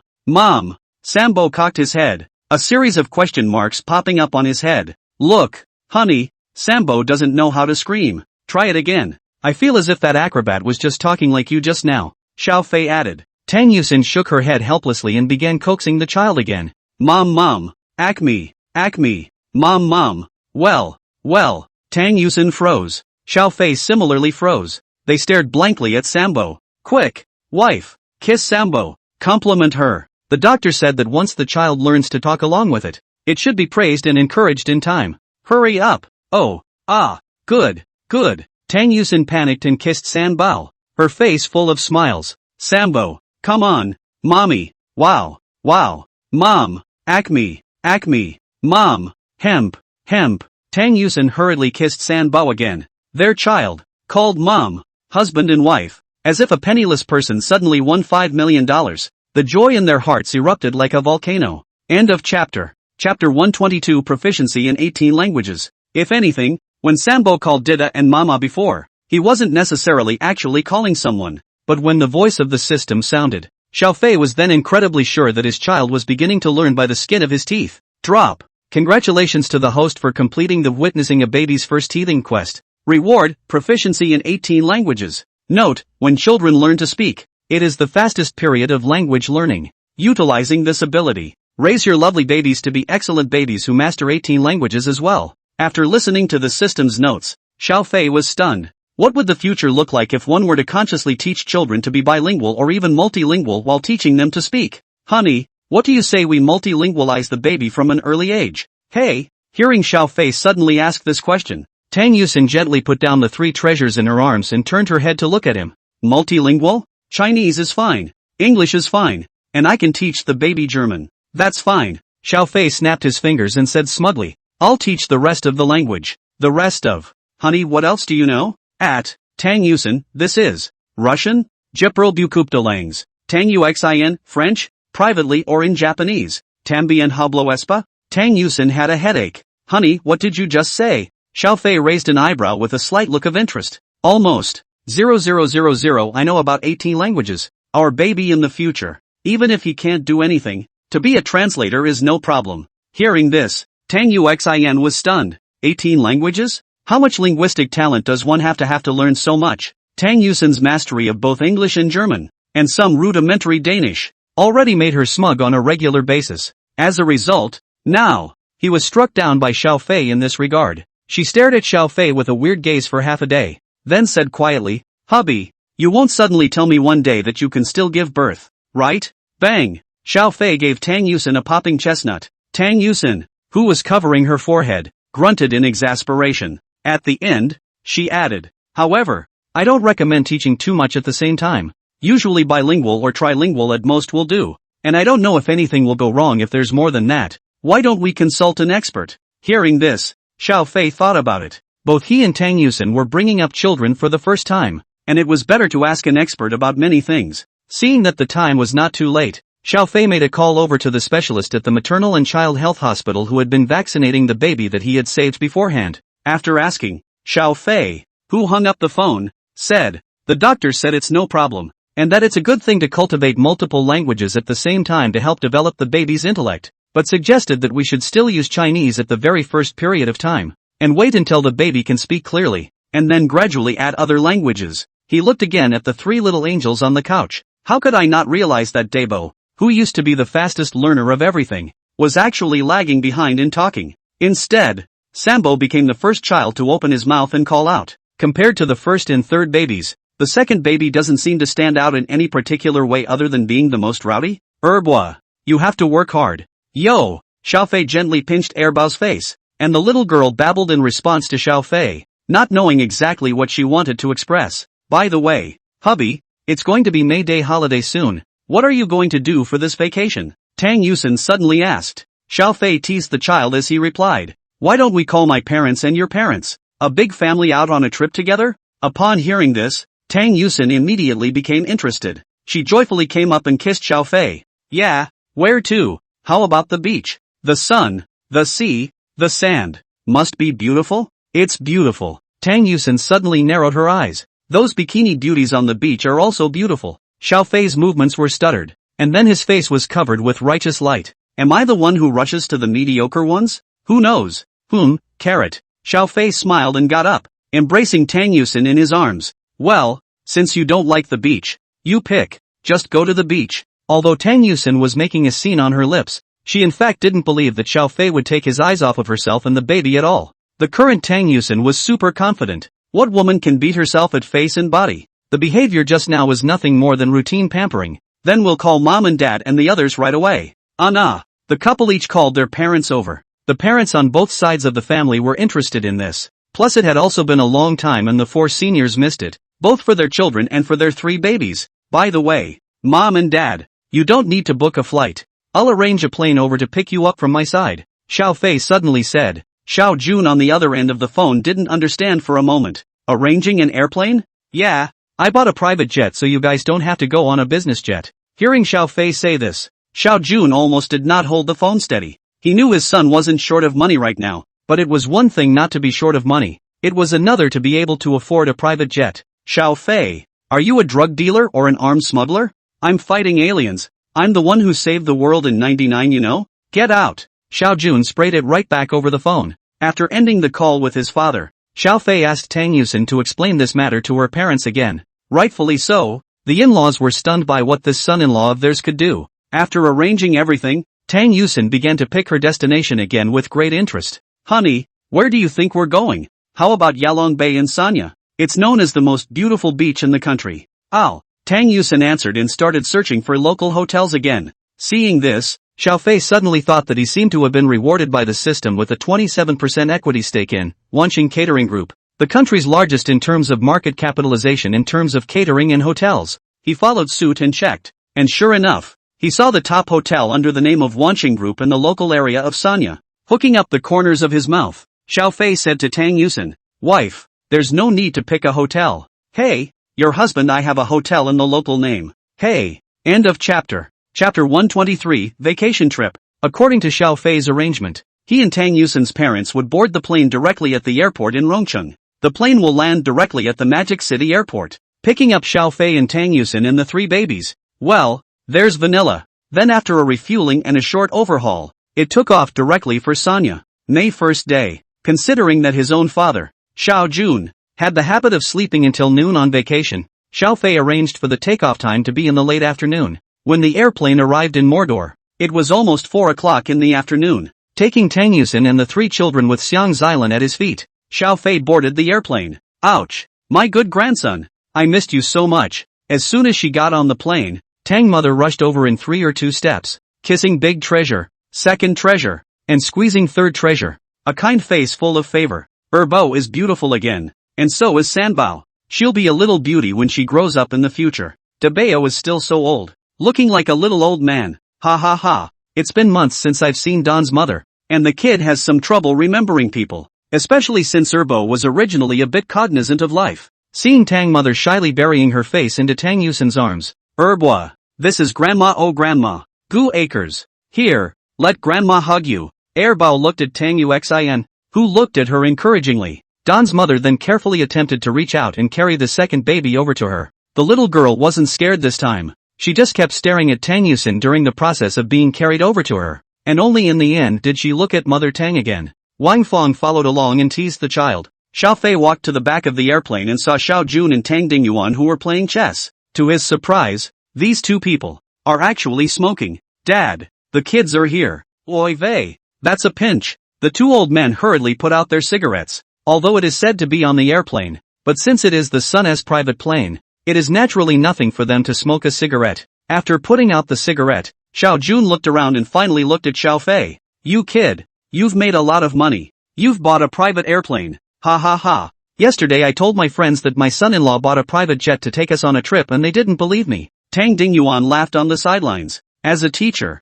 he was well-fed and well-dressed. But it was obviously not impossible for him to live such a luxurious life. Nowadays, he was 10,000 times more satisfied with Xiaofei. The airplane was soon refueled and serviced again. The flight attendant came over to remind the crowd that the plane was about to take off. Once the plane was in the air, the group unbuckled their seatbelts again and skipped off on their own. Wang Fong and Mother Tang, who were teasing the children, suddenly heard San Bao call out Mama after Tang Yusin walked over. The two exclaimed in surprise. San Bao can call out? Aha! Tang Yusin nodded. But it's only Sambo who's spoken now, not Dabo or Erbo yet. It's getting close too. Soon they should all be able to call someone. Wang Fong estimated the time of the three children. They should be nearing 7 months, and since they're triplets and the third baby is calling, the first and second should be able to call as well. At that moment, Wang Fong picked up Dabao and came to Tang Yusin, and began to guide him to call his mom. Unfortunately, until the plane finally arrived at its destination, Dabao didn't succeed in opening his mouth. After getting off the plane, Wancheng Hotel, which had been notified in advance, directly arranged for a stretch Rolls-Royce to rush to the airport to pick up the person. When the courtesy car arrived at the hotel's front door, Xiaofei, who got out of the car, saw at a glance that the two sides of the hotel's front door were filled with people. A middle-aged man in a suit at the head of the group saw Xiaofei, straightened his clothes, and led the people to welcome him with a smile on his face. Dong Xiao, welcome to our Sanya Wancheng International Hotel for an inspection. I'm the manager here. Jia Bing. I'm just here to have fun this time. Xiaofei waved his hand and interrupted. Work matters will be discussed later. Okay. Jabin follows good advice. On the side, Xiao Jun looked over. Son, is this hotel yours? Yes. So mom and dad, feel free to play. The four old men had become somewhat numb. Since they knew that Xiaofei had a private airplane, they felt that they wouldn't be surprised at what Xiaofei would come up with in the future. Under Jia Bing's personal leadership, the crowd was brought to the hotel's topmost villa area. Every villa here costs over $100,000 a day, equipped with a personal butler for 24-hour service, and a private beach. It's the perfect escape from the noisy environment of public beaches. Only, since they were going to the beach to play, whether it was Xiao Jun or Wang Fong, or Tang Dingyuan and Tang Mother, they still preferred to be lively. Xiaofei also let the old man choose. The environment within the villa was not as good as Xiaofei and Tang Yusin's current home, but it was still luxurious and unusual. Wang Fong's childlike nature is fine. But Xiao Jun, Tang Dingyuan and Tang's mother are feeling a bit constrained for fear of breaking and dirtying something. Seeing this, Xiaofei said, Dad, Mom, just live at ease. If you guys are willing to this house I will directly let them keep it for you all the time. And in the future only you can live in it. That won't be necessary. No. Don's mother hurriedly waved her hand. It's a waste to keep such a nice house just for us. And your money didn't come from the wind. My money is really just a windfall. Xiaofei spat in his mind. However, with Xiaofei's words, the several old men also finally let go, and one by one, they began to pick out their rooms at that moment. However, they all tacitly left the room that was obviously the master bedroom to Xiaofei and Tang Yusin. The master bedroom has a huge floor-to-ceiling window, through which you can see the ocean directly outside. Standing in front of the window, Tang Yusin stretched her arms and let out a contented sigh. Xiaofei first glanced at the three babies who were on the bed. He was relieved to have Xiang Xilan watching over him. He then walked behind Tang Yusin and wrapped his arms around his wife from behind. Like it here? Very much like oh, just see the sea. Feel especially relaxed mood. Tang Yusin turned her head and smiled as she kissed Xiaofei, leaving a shallow lip print. She yawned suddenly. Tired? Well, Tang Yusin nodded. Take a break then. I'll go tell mom and dad and the others. Although it is said to be a private jet, the environment is very nice, but after all, they had been flying in the sky for a day, and all of them were feeling a little tired. So there was no rush to go out and play that day, but rather a good rest and a nap in the villa first. In the evening, after a dinner prepared by a chef specially arranged by the hotel, a few of the seniors then proposed to go downtown for a walk and then to the beach tomorrow. End of chapter. Chapter 124, How dare you come to steal my man? Day 2. The family went to the beach to play at the ocean. The hotel villa, although it comes with its own private beach and has a nice setting, is just a bit chilly. Older parents love a lively environment. The large beach would always feel like it was missing something if they were the only ones playing. And upon arriving at the public beach, the lively crowd and hustle and bustle of the place immediately infected the crowd. Wang Fong and Tang's mother pushed a special beach baby stroller with 3 babies lying in it. It was the first time for the little ones to see the sea.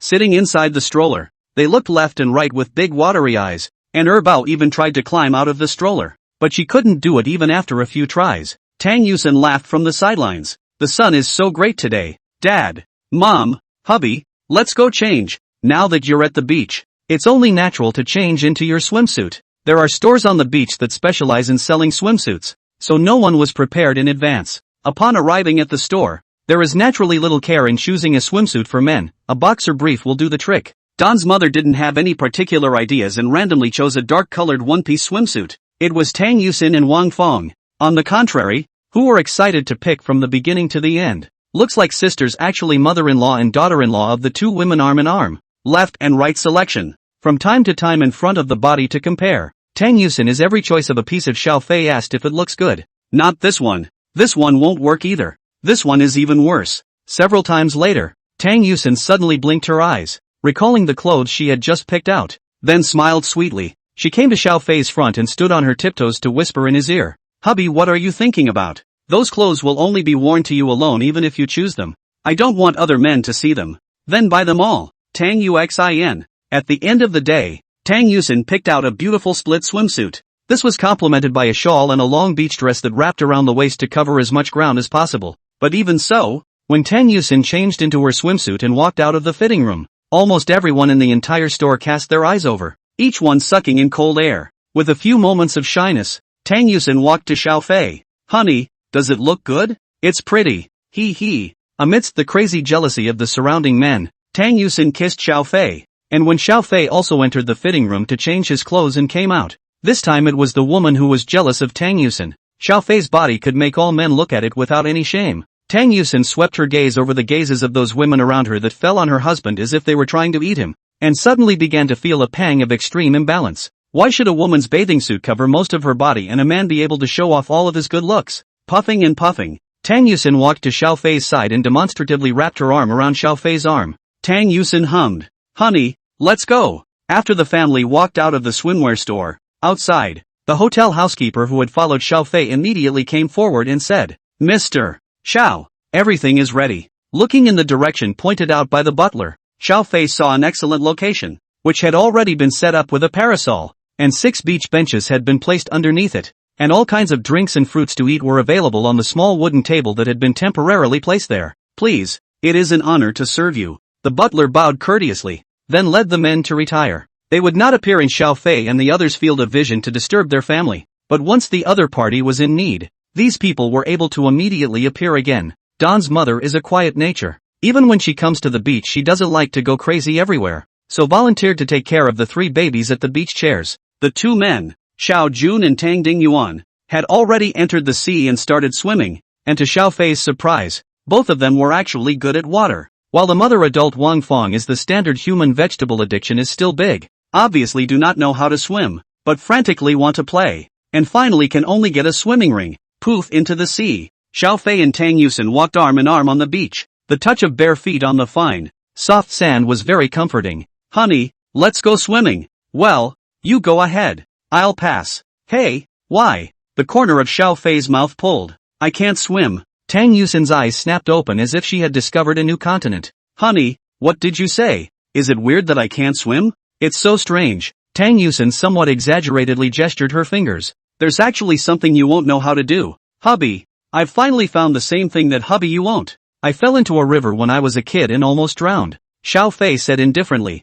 "After that, there was probably a psychological shadow, and no matter how much I learned I just couldn't learn how to swim. So what a pity. Oh, I still want to go to the sea with you to play. It seems that I can only go by myself." "Go on," Xiao Fei said with a smile. "It's good that I'm here to watch you play." Tang Yusin drew back her arm, cheerfully waved her hand at Xiao Fei, and then couldn't hold back the impulse in her heart any longer, running towards the sea with her long legs, leaving a string of shallow footprints on the beach. Xiao Fei stood on the beach with his hands clasped on his chest, looking at his wife who was spreading her joy in the sea with a smile on his lips. With his upright posture, he stood like a benchmark. A handsome face, a perfect body, and a transcendent aura that emanated from the inside out made Xiao Fei attract the gazes of most of the people around him. Many youthful and beautiful girls even looked at their hearts thumping wildly for a while. Finally, 2 women came up boldly. "Handsome, are you playing alone?" Xiao Fei swept his gaze over these 2. Both of them could be considered beautiful in the eyes of ordinary people, and their faces were painted with waterproof makeup.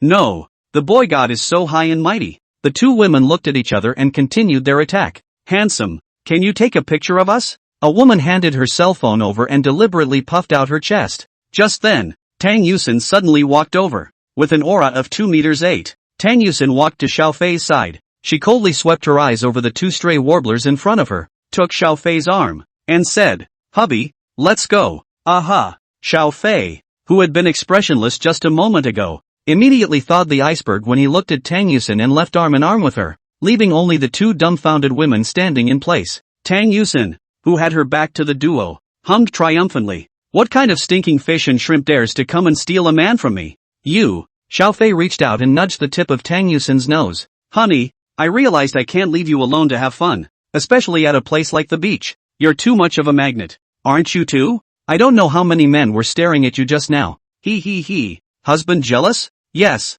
I'm jealous." Xiao Fei grunted in a humorless manner. Tang Yusin's heart grew more and more secretive as she pulled Xiao Fei's head down and kissed him at the corner of his mouth. "It's a reward for what you just did, hubby." Xiao Fei pointed to his lips. "Not enough, Tang Yusin." End of chapter. Chapter 125, Encountering an Iron Plate. Back to the shade. Seeing that Mother Tang had been taking care of the child, Xiao Fei and Tang Yusin hurriedly said, "Mom, you go play too. We'll just watch the kids." No. You youngsters play." Mother Tang waved her hand repeatedly, but Xiao Fei and Tang Yusin kept persuading. Mother Tang then could only nod her head with a smile on her face, handing over the 3 babies to them before heading in the direction of Wang Feng, Xiao Jun and Tang Dingyuan. Lying on the beach bench, Tang Yusin showed off her marvelous figure to her heart's content, and suddenly looked sideways at Xiao Fei, who was teasing her child. "Honey," she lengthened her voice, her tone 100 times, making her bones crunch. "What for? Want to help me put on my sunscreen?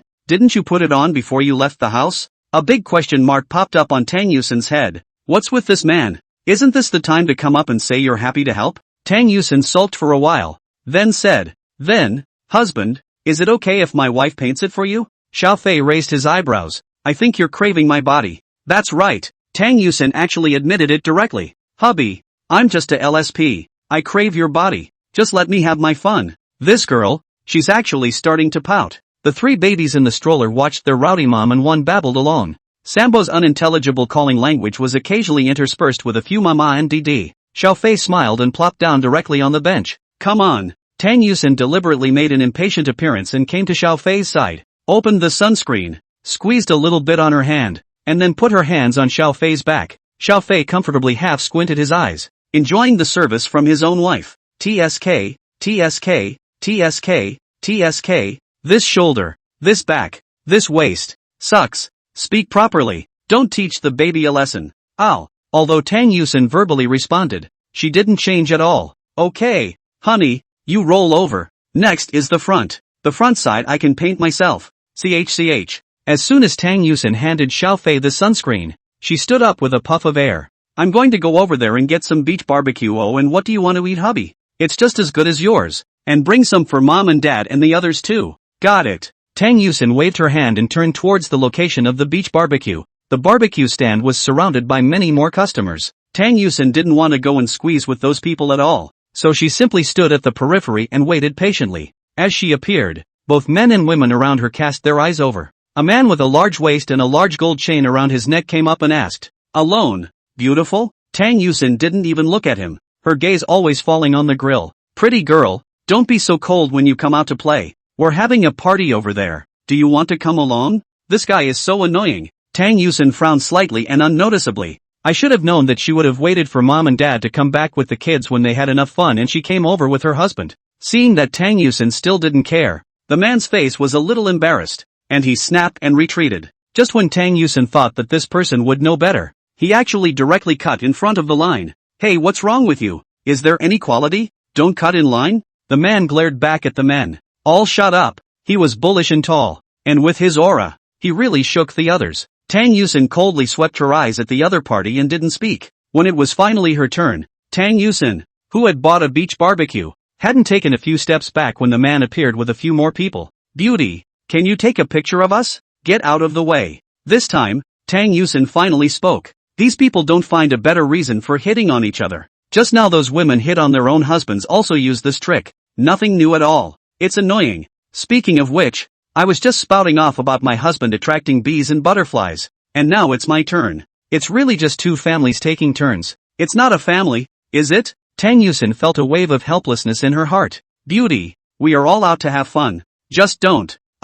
Before the man could finish his sentence, he suddenly felt his neck being pinched from behind. Immediately afterward, his body uncontrollably began to retreat. With a thud, the man hit a hard chest. He looked back and then froze. I don't know when, but there were actually several more burly men in suits around his own group. A man in a butler's uniform walked over to Tang Yusin. You're not in shock, ma'am? No, Tang Yusin said faintly. A few of the men were so scared that their legs and stomachs trembled. What kind of people are they messing with? At that moment, Xiao Fei appeared. Upon seeing Xiao Fei, Tang Yusin immediately burrowed into his arms. Honey, there you are. Aha. Nodding, Xiao Fei turned back to look at the person who had initially harassed Tang Yusin. Did you just say? Just don't what? Obviously just looking over very plainly. The man and his companion felt as if they were being watched by some fierce beast. The hand of the bodyguard arranged by the hotel to grab the back of his neck was slightly hard, and the man immediately felt as if his neck was going to break. No matter how much he struggled, he couldn't break free. I've hit an iron plate. The man could only smile sardonically and give in. Brother, I was wrong. Only then did Xiao Fei gesture to release her, and then pinched Tang Yusin's nose. Husband, is everything okay? No, husband, you were so handsome just now. It was not at all obvious that the girl was showing signs of being intimidated, and it was clear that those guys looked like they were not to be messed with. Xiao Fei glanced back across the room, and when he glared at them, a few of them panicked but cursed and left. You're really not scared, are you? No. Tang Yusin kissed Xiao Fei, because I know my husband will definitely show up. Come on, have a barbecue.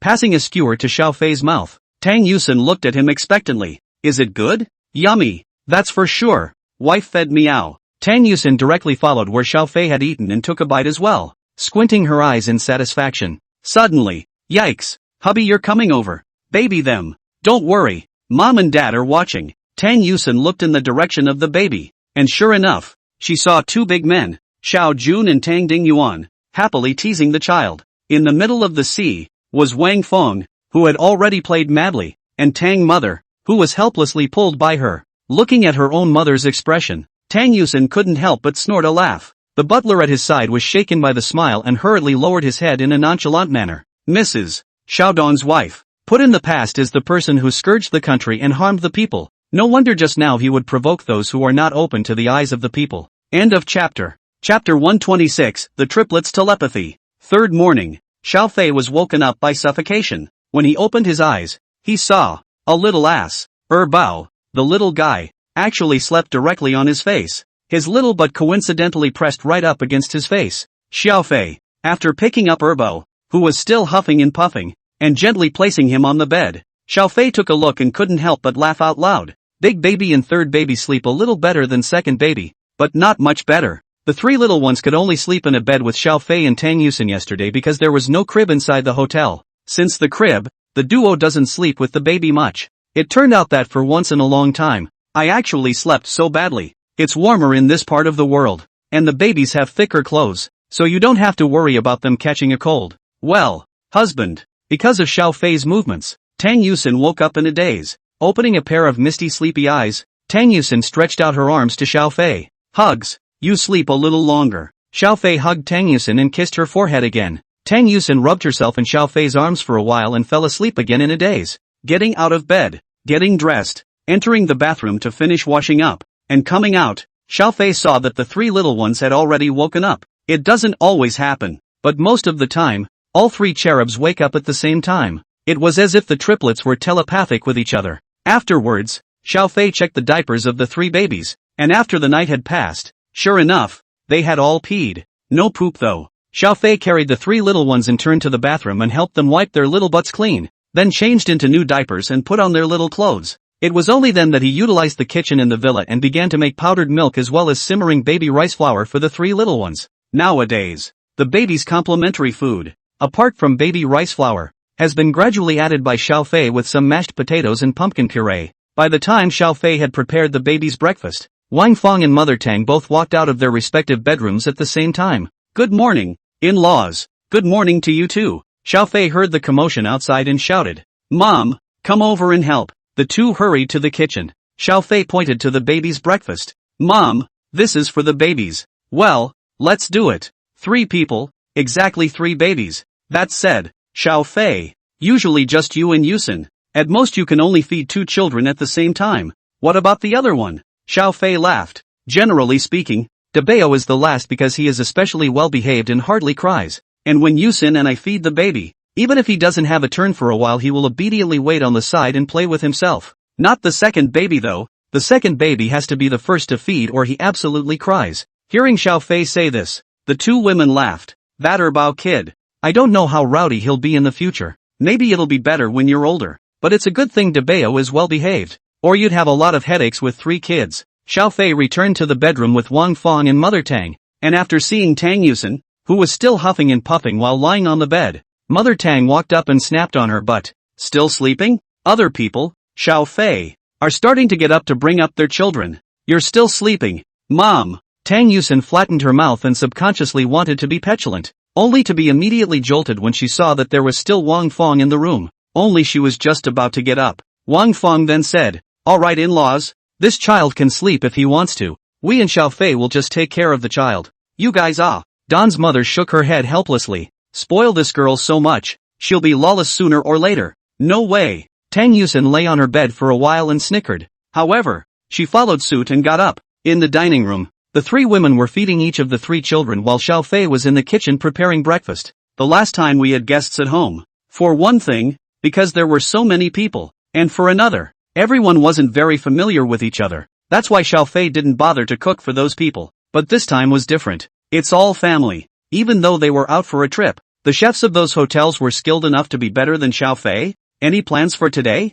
After making the breakfast and serving it on the dining table, Xiao Fei asked. Mother Tang thought for a moment and said, Yusin's father and his in-laws, I guess they'll sleep until noon? Old Shaw sure is. Anyway, in that case, we'll stay home with the kids in the morning while you 2 youngsters go out and play. Xiao Fei and Tang Yusin looked at each other. Although Tang Yusin didn't lack anything and didn't need those cosmetics, she could still buy a lipstick or something like that. Besides, shopping is all about the process. In that case, how about I have the hotel arrange a yacht this afternoon and we go out to sea? I went shopping with UXIN in the morning. Sailing on a yacht? The 3 nodded in anticipation at the thought of that image. At that moment, Xiao Fei made a call to the hotel's manager, Jia Bing. Jia Bing received Xiao Fei's notice and immediately said that he would arrange for one of the best yachts and the most professional service staff to follow. After putting down the phone, Xiao Fei took Sanbao from Tang Yusin's arms and said, Let me feed it. You eat first. Seeing that Wang Fong and Mother Tang were still bringing up the child, Tang Yusin was a little embarrassed. Of course she was happy that her husband loved her, but wasn't it a little bad to be like that in front of both mothers themselves? UXIN. Eat quickly. It gets cold later. Wang Fong spoke up. Don's mother had a smile in her eyes. Both her son-in-law and her mother-in-law doted on her daughter. And she, as a mother, would naturally only be happy. Seeing this, Tang Yusin quickly ate. She planned to eat quickly and then go and take over Debeo and Wang Fong's arms. After breakfast, Wang Fong and Mother Tang were watching TV and chatting in the villa's living room while looking after the 3 children. Tang Yusin returned to the bedroom, ready to change into a set of clothes, hesitated in front of the closet for a while, eventually changed into a light blue textured shirt coat and a pair of jeans, revealing slender white legs. The whole person exudes the vigor and vitality of a youthful beauty girl, not at all like the appearance of having given birth to a child. She straightened her hair a little more, only then did she walk out with her bag and took Xiao Fei's arm. Honey, let's go. Aha. Mom, we'll just go ahead. You can call me directly if you need anything. Okay, go blah blah blah. Right son. Wang Fong suddenly called out to Xiao Fei. What is it? I want presents. Xiao Fei. Line. Less your gift. End of chapter. Chapter 127. So easy to buy? Husband and wife go out in pairs. The hotel arranged a vehicle directly for them for the entire transfer. It was a Bentley, though not the stretch Rolls-Royce that went to greet them at the airport. The driver was obviously a professional. Wearing a uniform and white gloves he drove especially steadily. Waiting for the traffic lights whether it was stopping or starting it was hard for Xiao Fei and Tang Yusin sitting in the back row to feel the vibration. Where do you want to go? In the car, Xiao Fei asked Tang Yusin, holding Xiao Fei's arm. Tang Yusin leaned her head on his shoulder and after thinking for a while, she suddenly said to the driver who was driving, So, Master Driver, do you have any recommendations for places to go? The driver sniffed and immediately replied, If Mr. and Mrs. are looking for shopping, I would recommend the duty-free store located in Chonghaiwan. And of course, There are quite a few specialty stores for all kinds of luxury goods across the street from the duty-free store. I think the shopping alone will satisfy all the needs of the two of you. If you want to eat and drink, I would recommend the Circle Ocean International Plaza. After saying the names of the two places, the driver then probably gave a detailed description of the two places. Not bad for a professional hotel driver who has this aspect at his fingertips. After listening to his introduction, Tang Yusin immediately clapped her hands and decided to go shopping first. Anyway, there is a chauffeur to follow. When the time comes to buy things directly thrown in the car on the line, and do not need them all the way to the big bag in the hand. Within a short time, the driver drove the couple to a shopping center in Sanya. In addition to duty-free stores, there are a number of general shopping complexes and a variety of luxury specialty stores. After parking the car in the parking lot, the driver took the lead to get out of the car and respectfully opened the door for Xiaofei and Tang Yusin, placing his hand on the top edge of the door frame. After getting off the bus, Tang Yusin looked at the people coming and going. The hustle and bustle of the unusual commercial center. The heart that belongs to women's desire to shop was completely inspired. Honey, let's go there and check it out. Tang Yusin suddenly found a store. Her eyes lit up and she pulled Xiaofei towards it. Arriving at the entrance of the store, Xiaofei looked up. It's actually a Vacheron Constantine. Do you want to buy a watch? It's for you. Tang Yusin smiled sweetly at Xiaofei. Xiaofei does not have the habit of wearing a watch. For dressing up such things he is not very concerned about. Stall goods or high-grade customized also he can wear on the body. And even if it was a ground floor item, because of Xiaofei's own superb face value and temperament, he was able to wear it with a designer look. When Xiaofei and Tang Yusin walked into Vacheron Constantine, a uniformed guide immediately greeted them with a coquettish smile. Sir, Miss, welcome to Vacheron Constantine. The guide looked at the pair in front of him and was amazed. Pick out a watch for my husband that suits him, Tang Yusin said to the guide in front of her. Yes, please follow me. Both of you. The guide nodded and guided the duo to the counter. Mr.'s temperament is very outstanding. The best among all the guests I've seen. So here I won't recommend the kind of style that is too ostentatious. I think for Mr. This low-key but not lowly Bei Young Fengyu is the most suitable for Mr. Of course, here I also recommend that Mr. can try a bit of his sister model. The guide took several styles of watches off the counter. Honey, which one do you like? Tang Yusin asked. Xiaofei casually swept through. He hadn't done much research on watches and didn't care about them. But this watch, the Bei Young Fengyu, did strike his fancy quite a bit. Not at all ostentatious. His own looks were striking enough without using other accessories that were too flashy. Just him. No more picking at it? No need. Xiaofei said that he was about to pull out his card, but Tang Yusin stopped him. I said I'd buy it for you. After saying that, Tang Yusin suddenly blushed a little. Her own salary could never afford to buy the things in here. The money in the end was not given to her by Xiaofei. After reacting to this point, Tang Yusin blushed a little. The guide on the side was a bit confused. It's that easy to buy? You don't look at anything else. You don't try it on. You don't ask the price. You just decide to buy it? When Tang Yusin pulled out a black card, the guide was instantly enlightened. People are not bad at all. Not to mention this one Bei Young Fengyu. Even the most expensive one in their store is not luxury for the two people in front of them. The so-called luxury goods in the eyes of ordinary people are just the daily necessities of high-income people. Would you pick and choose and ask for the price of something that is an everyday item for you? The envy in her eyes almost turned into substance as the guide respectfully took the card from Tang Yusin's hands and went to go through the formalities. After a while, under the guide's enthusiastic cheer, the two of them walked out of Vacheron Constantine, and Xiaofei's wrist had an extra watch. Then, Tang Yusin took Xiaofei and drilled into the LD store. After entering the store, Xiaofei realized that the store actually had a facility similar to a boyfriend's consignment place. There were quite a few men sitting there, most alone playing with their cell phones, while others came together in twos and threes to make small talk. What? You want to go there too? Tang Yusin squinted over. What? You won't allow it? Being asked such a rhetorical question by Xiaofei, Tang Yusin instead did not know what to say. Well, you were there for me earlier. I'm sure I should be there for you. Let's go. At these words, many of the surrounding women who were shopping alone looked at Tang Yusin enviously. Their boyfriends and husbands run to sit next to them as soon as they come in. Unlike the one in front of them, Tang Yusin was satisfied with holding Xiaofei's arm, and didn't let the guide introduce it on the side, but just looked at herself. The guide didn't say much and quietly followed along. Honey, what do you think of this dress? Well, you're already fair-skinned, and this is just the thing to bring that out. Want to try it on? So Tang Yusin took the dress and went into the fitting room. The truth was just as Xiaofei had said. This cream-colored dress was too suitable for Tang Yusin. That's it. Wear it and check out together later. Xiaofei signaled the guide to go and help Tang Yusin cut off the label. Honey, What about this? It fits pretty well too. It's slimmer. This bag is so nice. This silk scarf feels so good for moms. From time to time, Tang Yusin would look at something, and no matter what she looked at, Xiao Fei would signal the shopper to wrap it up. The whole time, there was absolutely no price inquiries. By the time the final checkout came, it actually totaled nearly $200,000. Tang Yusin had shopped for herself, Mother Tang, and Wang Fong. After leaving the address of the hotel for delivery, Xiao Fei and Tang Yusin walked out of the franchise under the envious gazes of a group of people. End of chapter. Chapter 128, IQ Regression. Tang Yusin, who walked out of the franchise, looked at the time and realized that it was almost noon. Honey, are we going back for lunch, or are we going out? Xiao Fei wrapped his arms around Tang Yusin's waist. It's rare that we're out alone, so why don't we just stay out here? Ow. Tang Yusin was also eager to be able to spend more time alone with Xiao Fei and nodded her head happily upon hearing this. She took Xiao Fei's arm and walked towards the front. The two walked on the street. Very eye-catching. Around the pedestrians constantly cast a glance. There are some boys and girls secretly take cell phone photos. Tang Yusin was in a good mood and didn't pay much attention to the bystanders. The weather in Sanya is always hot, so there are also a number of cold drink stores along the streets.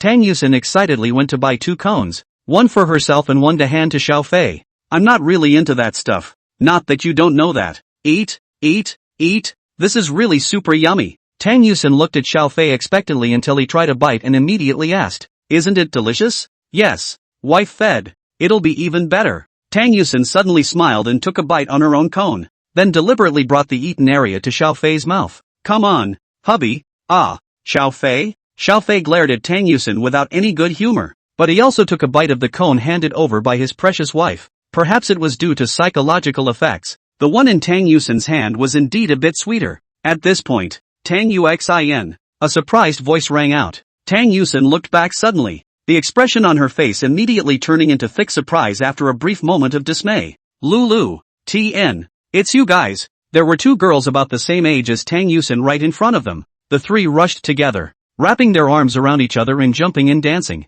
Why are you guys here? Yusin. Before but told you. I am now a tour guide. Well, Tiantian's family was originally in Sanya. It just so happens that the group I led arrived here, and in the afternoon I had nothing to do, so I came to look for Tiantian. Guided tours. It's nice to get around. What playing around? You don't know how annoying it is to bring those people. The 3 girls chatted for half a day, while Xiao Fei always stood aside and waited patiently. After a while, Tang Yusin then walked over to Xiao Fei's side and took his arm, saying with a bit of pride, introducing, this is my husband, Xiao Fei. Hoo-hoo, what a handsome little brother. Tang Yuxin, you're in love? At those words, Tang Yusin hooked the corner of her mouth. Not a boyfriend, a husband, the father of my child. Is that clear? Now the 2 girls froze, followed by a face full of excitement. You're married? Got a kid? It's only been a few years since I've seen you. Uxin. And you even have a child? I'm so jealous of you. I just broke up. Cam.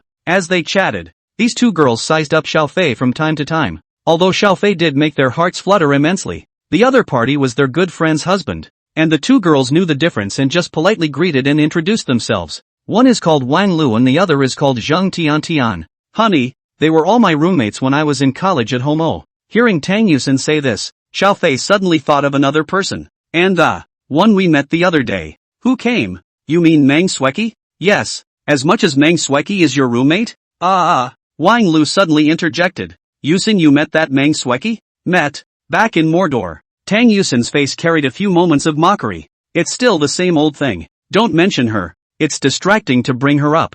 Zheng Tiantian waved his hand and then said, Yusin, are you and your husband traveling? And our mom and dad, and the baby, all together. But right now the baby is with my mom and the guys, and my husband and I are out alone. What a blessing. Zheng Tiantian sighed. It's a rare encounter. Let me treat you to lunch today. Tang Yusin and Xiao Fei glanced at each other. They were just about to discuss how they would fix lunch at noon, so the group of 4 headed towards a barbecue restaurant. On the road, it was hard to meet up with her former roommates. Tang Yusin and the 2 of them got tired of each other, and the 3 women talked and laughed all the way. Xiao Fei didn't mind and just followed behind. Uxin, where did you find your husband? So handsome. Wang Lu came to Tang Yusin's ear and whispered, and Zheng Tiantian on the side also perked up his ears. Tang Yusin slowly recounted the experience of getting to know each other between herself and Xiao Fei. After hearing this, the 2 girls looked at each other. It feels like like I'm listening to a story. Even a TV show wouldn't dare to act like this, would it? It's true that movies and TV shows need to be about common sense, and reality doesn't make sense at all. Zhang Tiantian glanced back at Xiao Fei. The other party's aura reminded Zhang Tiantian of his own father. The kind of pressure that came from the higher-ups made Zhang Tiantian begin to wonder about Xiao Fei's identity. She comes from a good family and also often follows her father to various so-called celebrity parties and knows quite a few rich second-generation people. But no second generation can be like Xiao Fei. Compared to the second generation, Xiao Fei is more like a real generation of entrepreneurs like Zhang Tiantian's father. But there was an additional, somewhat indescribable feeling about him that made Zhang Tiantian, such as his father's generation of entrepreneurs, either sharp, either aggressive, or eagle-eyed wolf. Even if some people can do joy and anger, but the might of its body is not ordinary people can withstand. And Xiao Fei gave off a completely different feeling. Zhang Tiantian thought again of a Taoist master on that mountain that he had met when he had once gone to Wudong Mountain. One minute he's talking about believing in science. The next he's jumping straight off a cliff with a light weight. The words were so, but that Taoist master was undoubtedly a true man of the way. And the aura of his body that was cloudy and light, and that everything did not haunt his heart, was too much like the Xiao Fei in front of him. Suddenly, Zhang Tiantian had a flash of insight. This Xiao Fei, it can't be a real famous family, right? Uxin. Honestly, this husband of yours, is he from a very deep family background? Zhang Tiantian pointed up. A series of question marks popped up on Tang Yusin's head. What are you talking about? Your husband doesn't look like an ordinary man. That's for sure. Tang Yusin tilted her head proudly. Hubby is the best. Wang Lu and Zhang Tiantian. They suddenly felt that the married Tang Yusin, compared to when she was a college student, seemed to have regressed in intelligence. End of chapter. Chapter 129, Embarrassing Incidents in College. Not much longer. The four of them arrived inside a Korean barbecue restaurant. While waiting for the food to be served, Wang Lu suddenly propped her jaw with one hand and asked Xiao Fei, "Little brother, what do you do? Talk properly." Tang Yusin grunted with slight dissatisfaction. Wang Lu gave Tang Yusin a blank look. "Gee, what's our relationship?" "No relationship is too good to let you hook up with my husband. Am I that kind of guy?" Wang Lu shook her head and hummed petulantly. "Really? It's a waste of time that I covered for you back in college." "Covering?" Xiao Fei suddenly narrowed his eyes. Tang Yusin's expression immediately became somewhat flustered. Seeing this, Wang Lu suddenly said in a thievish manner, "Little brother, cough. Mr. Xiao, do you know what strange things your precious wife, when she was in college, did? Say, no talking." Xiao Fei stared sideways at Tang Yusin. "You shut up." "Oh." Tang Yusin instantly lowered her head in an absent-minded manner. Wang Lu and Zhang Tiantian were dumbfounded by this scene. But soon, Wang Lu continued to say, when the university, Uxin, although not as beautiful as now, but also particularly popular, at that time the pursuit of her boys can be quite a lot. The girl got distracted, and finally simply pulled me directly to cover, said that I and she is a lace edge. Poof. Ha ha ha ha ha. This is what scared a lot of boys away. Xiao Fei's eyebrows danced furiously. He stared at Tang Yusin again, a few hints of suspicion in his eyes. "Honey, you don't think you suspect me, do you? You don't know if I'm a lesbian or not." Tang Yusin was greatly ashamed, and ignoring Wang Lu and Zhang Tiantian, she directly gave Xiao Fei a headbutt. Okay, I believe you, but it's a good thing you did, taking cover for something like this. What if you do meet someone you like later on at school? I'm not going to. Tang Yusin hummed. "I only like husbands." Xiao Fei smiled and rubbed her head. Tang Yusin was very enjoyable to be touched, squinting her eyes, looking so much like Xiang Xilan. "I can't take it anymore." Zhang Tiantian couldn't help but knock the teacup on the table. "Come on, I just broke up. Can you two not irritate me? Big handsome Xiao, you haven't said what you do." Wang Lu changed the subject again. "I'm still a student. This we know. Uxin has told us all about you guys. But, you're not just a student, are you?" The aura on Xiao Fei just wasn't something that a mere student could possess. Traveling all over the world as a tour guide for so many years, what kind of people hadn't Wang Lu seen? Xiao Fei smiled and did not say anything. And Wang Lu and Zhang Tiantian did not continue to pursue the matter when they saw this. It's a bit unhelpful to ask any more questions. Not long after, the waiter brought up the roasted meat and began to roast it for the four of them. When the fragrant smell of roasted meat came, Wang Lu and Zhang Tiantian immediately feasted on it. Just as quickly, they noticed that Tang Yusin and Xiao Fei were eating particularly svelte, especially Tang Yusin. "Yusin, have you changed? When we used to jerk off together, you were the most generous, right? Which is?" Tang Yusin felt that if she continued to chat, all of her previous embarrassing stories would be known by her husband.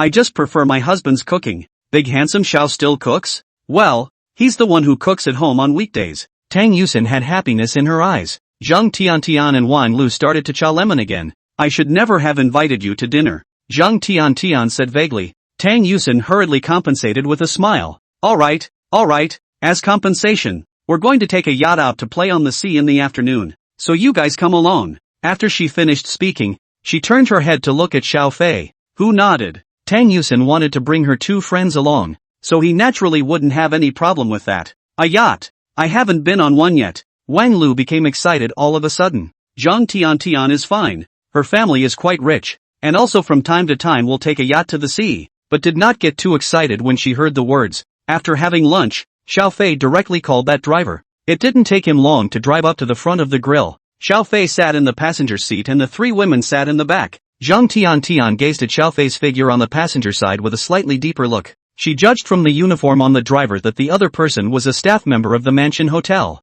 Those who could make Wanqing arrange a full-time driver to drive a Bentley to accompany them at any time could not be ordinary people. And ordinary people could not afford to spend money. This made Zhang Tiantian even more convinced that Xiao Fei had come from an extraordinary background. By the time Xiao Fei and Tang Yusin arrived at the villa with the duo, as soon as he entered the door, Xiao Fei heard a cry. It's Erbo crying, isn't it? Just by virtue of the sound of crying, Xiao Fei judged that the one crying was definitely Erbao. He took off his jacket while walking in quickly and took Erbao from Wang Feng's arms. Aya, you're finally back. Erbo was just being held by your father. That old man directly took his own beard to stab Erbao's face, where the little kid could stand it. So he cried. Speaking of this, Wang Feng even glared fiercely at Xiao Jun. Xiao Jun sat on the sofa somewhat awkwardly, unable to stop looking at Erbao. It's okay, Dad likes to tease the kids too. Xiao Fei held Erbao and gently coaxed him, and it didn't take long for Erbao to gradually stop crying. Dad, Mom, these two are my classmates, Wang Lu and Zhang Tiantian.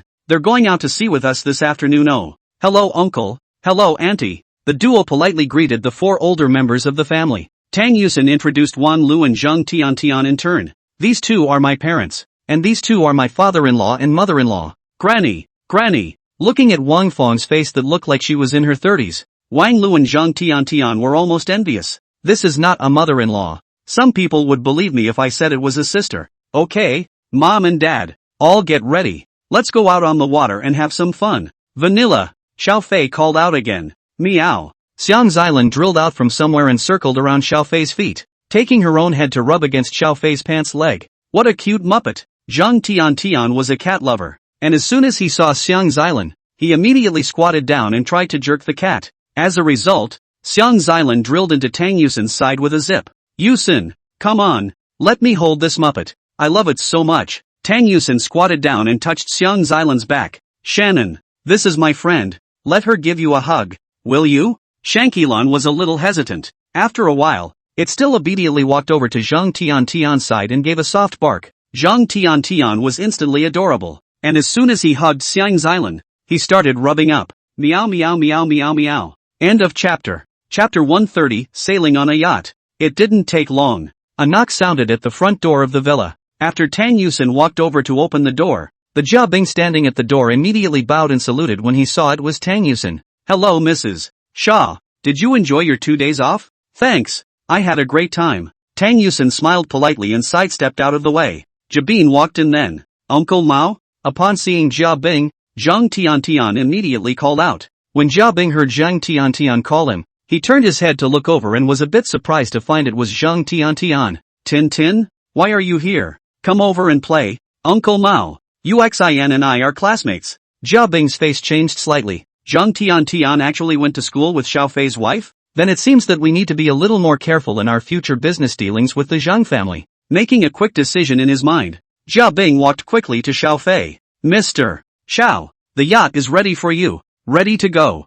Very good. Xiao Fei, who was hugging Erbao, nodded slightly. Dad, Mom, let's go. Go. I've been ready for this for a long time. Ha ha ha. I'm going to enjoy myself this time. Xiao Jun and Tang Dingyuan were full of interest in the upcoming yacht project and were immediately ready to depart upon hearing this. Jia Bing had specially arranged for 2 vehicles to be responsible for transportation. One for the 4 adults and one for Xiao Fei and a group of other young people. The 3 babies were held by Wang Feng and the girls, while Xiang's island was lying in Tang Yusin's arms. In the back row, Looking at Jia Bing, who actually drove specifically for Xiao Fei, Zhang Tiantian became more and more curious about Xiao Fei's identity. As the general manager of Wanqing Group's largest Sanya hotel in the southern region, Jia Bing had a considerable reputation among the local upper circles. Even his own father had to greet Jia Bing politely when he saw him. I didn't expect that Jia Bing would actually directly give Xiao Fei a driver now. Wouldn't that mean that his own father was just a full-time driver's caliber in front of Xiao Fei? She secretly glanced at Tang Yusen. This former good sister of his is really flying high. Although he thought this in his heart, there was no change on Zhang Tiantian's face. Tang Yusen is just an ordinary person when Zhang Tiantian can become the best friend with her. She also believes that after Tang Yusen married into the mansion will also be as when she treated her with sincerity that treat yourself. In a short time, the crowd arrived at the dock. Getting out of the car and looking at the huge yacht docked at the side of the pier, even Zhang Tiantian was a bit surprised. It's not that she hasn't been out on a yacht for fun, but she hadn't really been on many yachts over 50 meters in length. Mr. Xiao, considering the fact that you and your family are not many in number, therefore my humble servant has only prepared such a yacht, which is just the right size, and a larger yacht would be too empty. Very good. Xiao Fei nodded in satisfaction. The yacht in front of us was over 50 meters long, and the deck was 3 stories long, not counting how much space there was below deck. In fact, with just the few of them, the yacht was a little too big, but if it were any smaller, it would be quite inappropriate in Jia Bing's opinion. Even with this 50-plus meter long yacht today, Jia Bing felt a bit apprehensive until he saw Xiao Fei nodding his head with a smile on his face. Then Jia Bing was relieved. Mr. Xiao, please let me introduce you to the personnel who will accompany you and your family on this voyage. Jia Bing beckoned, and immediately 10 women in uniform walked over. They were all exceptionally graceful and had pretty faces. After walking in front of Xiao Fei, the 10 of them bent down and bowed in unison. 1 captain, 1 mate, 2 engineers, 2 sailors, and of the remaining 5 2 are professional cooks and 3 are waiters. A man walked up to Xiao Fei and extended his right hand to him, looking at Xiao Fei and blinking his eyes. Xiao Fei, I'm glad to be of service. I'm the captain of the ship you're sailing on this trip. Tang Yusen stood next to Xiao Fei and raised her eyebrows slightly as she crossed over to shake hands with the beautiful captain. The beautiful captain politely nodded his head in greeting to Tang Yusen, then took a step back. Xiao Fei glanced at Tang Yusen in amusement before saying, "Let's get on the boat. Get in the boat. Get in the boat. Dabeo, we're on board." Wang Fong was the first to run up with Dabeo in her arms. Xiao Jun counted after her. "Slow down. Be careful not to fall on the child." Jia Bing once again bowed to Xiao Fei. "Mr. Xiao, I'll take my leave now. Enjoy your tour. Trouble, wherever. It's an honor to serve you." Xiao Fei held Tang Yusen's hand and walked up to the deck of the yacht step by step. Only after everyone had boarded the ship did Jia Bing lead the men away. As soon as they boarded the ship, Tang Yusen and Wang Lu started exploring everywhere, and even Zhang Tiantian followed them around with great interest.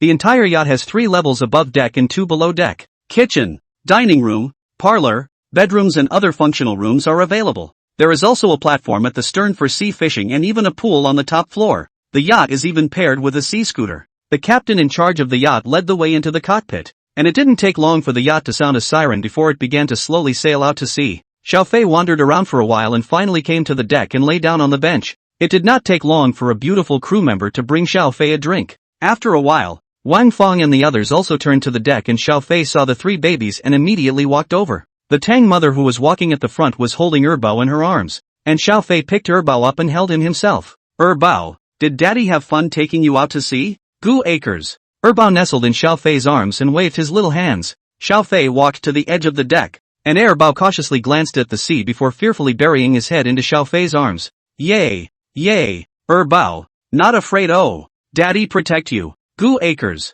Erbao still felt scared, so Xiao Fei carried her away from the edge of the deck. "Erbao is too timid." Wang Fong was watching from the sidelines. "Look at Dabo, he doesn't carry any fear at all," said Wang Fong, then held Dabeo and stretched him outside the guardrail. Dabeo did not react at all. Xiao Fei was startled. Xiao Jun, who happened to be walking over, sucked in a breath of cool air and took 3 or 2 steps to Wang Fong's side to snatch Dabeo up and hold him. "What are you doing? Messing around on your own and bringing the baby along? What if you don't hold it? I can hold a baby much more steady than you can." Wang Fong muttered unconvincingly, but she knew that her behavior just now was a bit inappropriate. "Well, Dad, Mom didn't mean to do it. I'm taking the baby back to the cabin. It's windy out at sea and the baby might not make it." After saying that, Xiao Fei took the lead in carrying Erbao into the cabin. End of chapter. Chapter 131, Hubby quickly charge. On the outside looking in, It just feels like this yacht is extremely luxurious. It is only when stepping inside that one can truly appreciate just how luxurious it really is.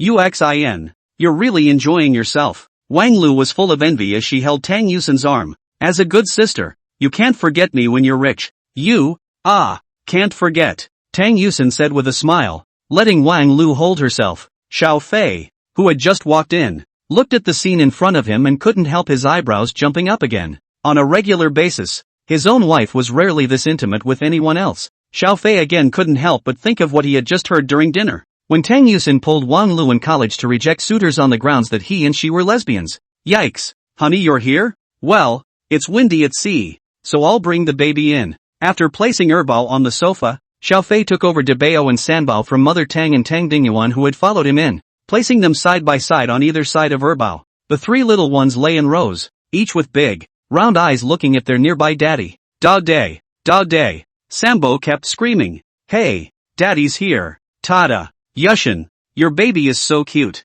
Zhang Tian also came over to tease the child, and at the end of the day, he raised his head and said to Tang Yusin, like it? You go find someone to have one too. Get out. Zhang Tian laughed and cursed, then asked with curiosity. Yusin, what exactly does it feel like to give birth to a child? Is it super painful? Tang Yusin sighed quietly as she thought back to when she gave birth. At first, she was all alone in the maternal and child health center, without Xiao Fei, without her parents, without any of her relatives by her side. After the birth of her child, she was forced to work after only 1 month. The good thing is, these tough days are finally over. Walking over to Xiao Fei, Tang Yusin wrapped her arms around him and smiled at Zhang Tian. When you give birth to your beloved's child, you won't feel any pain. Yeah, I'll believe the hell out of you. Oh. Zhang Tian immediately showed his teeth and made a face. Wang Lu even covered her eyes with her hands. Can't stand it. Yusin, if you keep this up we're going to be friends. After saying that, Wang Lu immediately changed the topic again.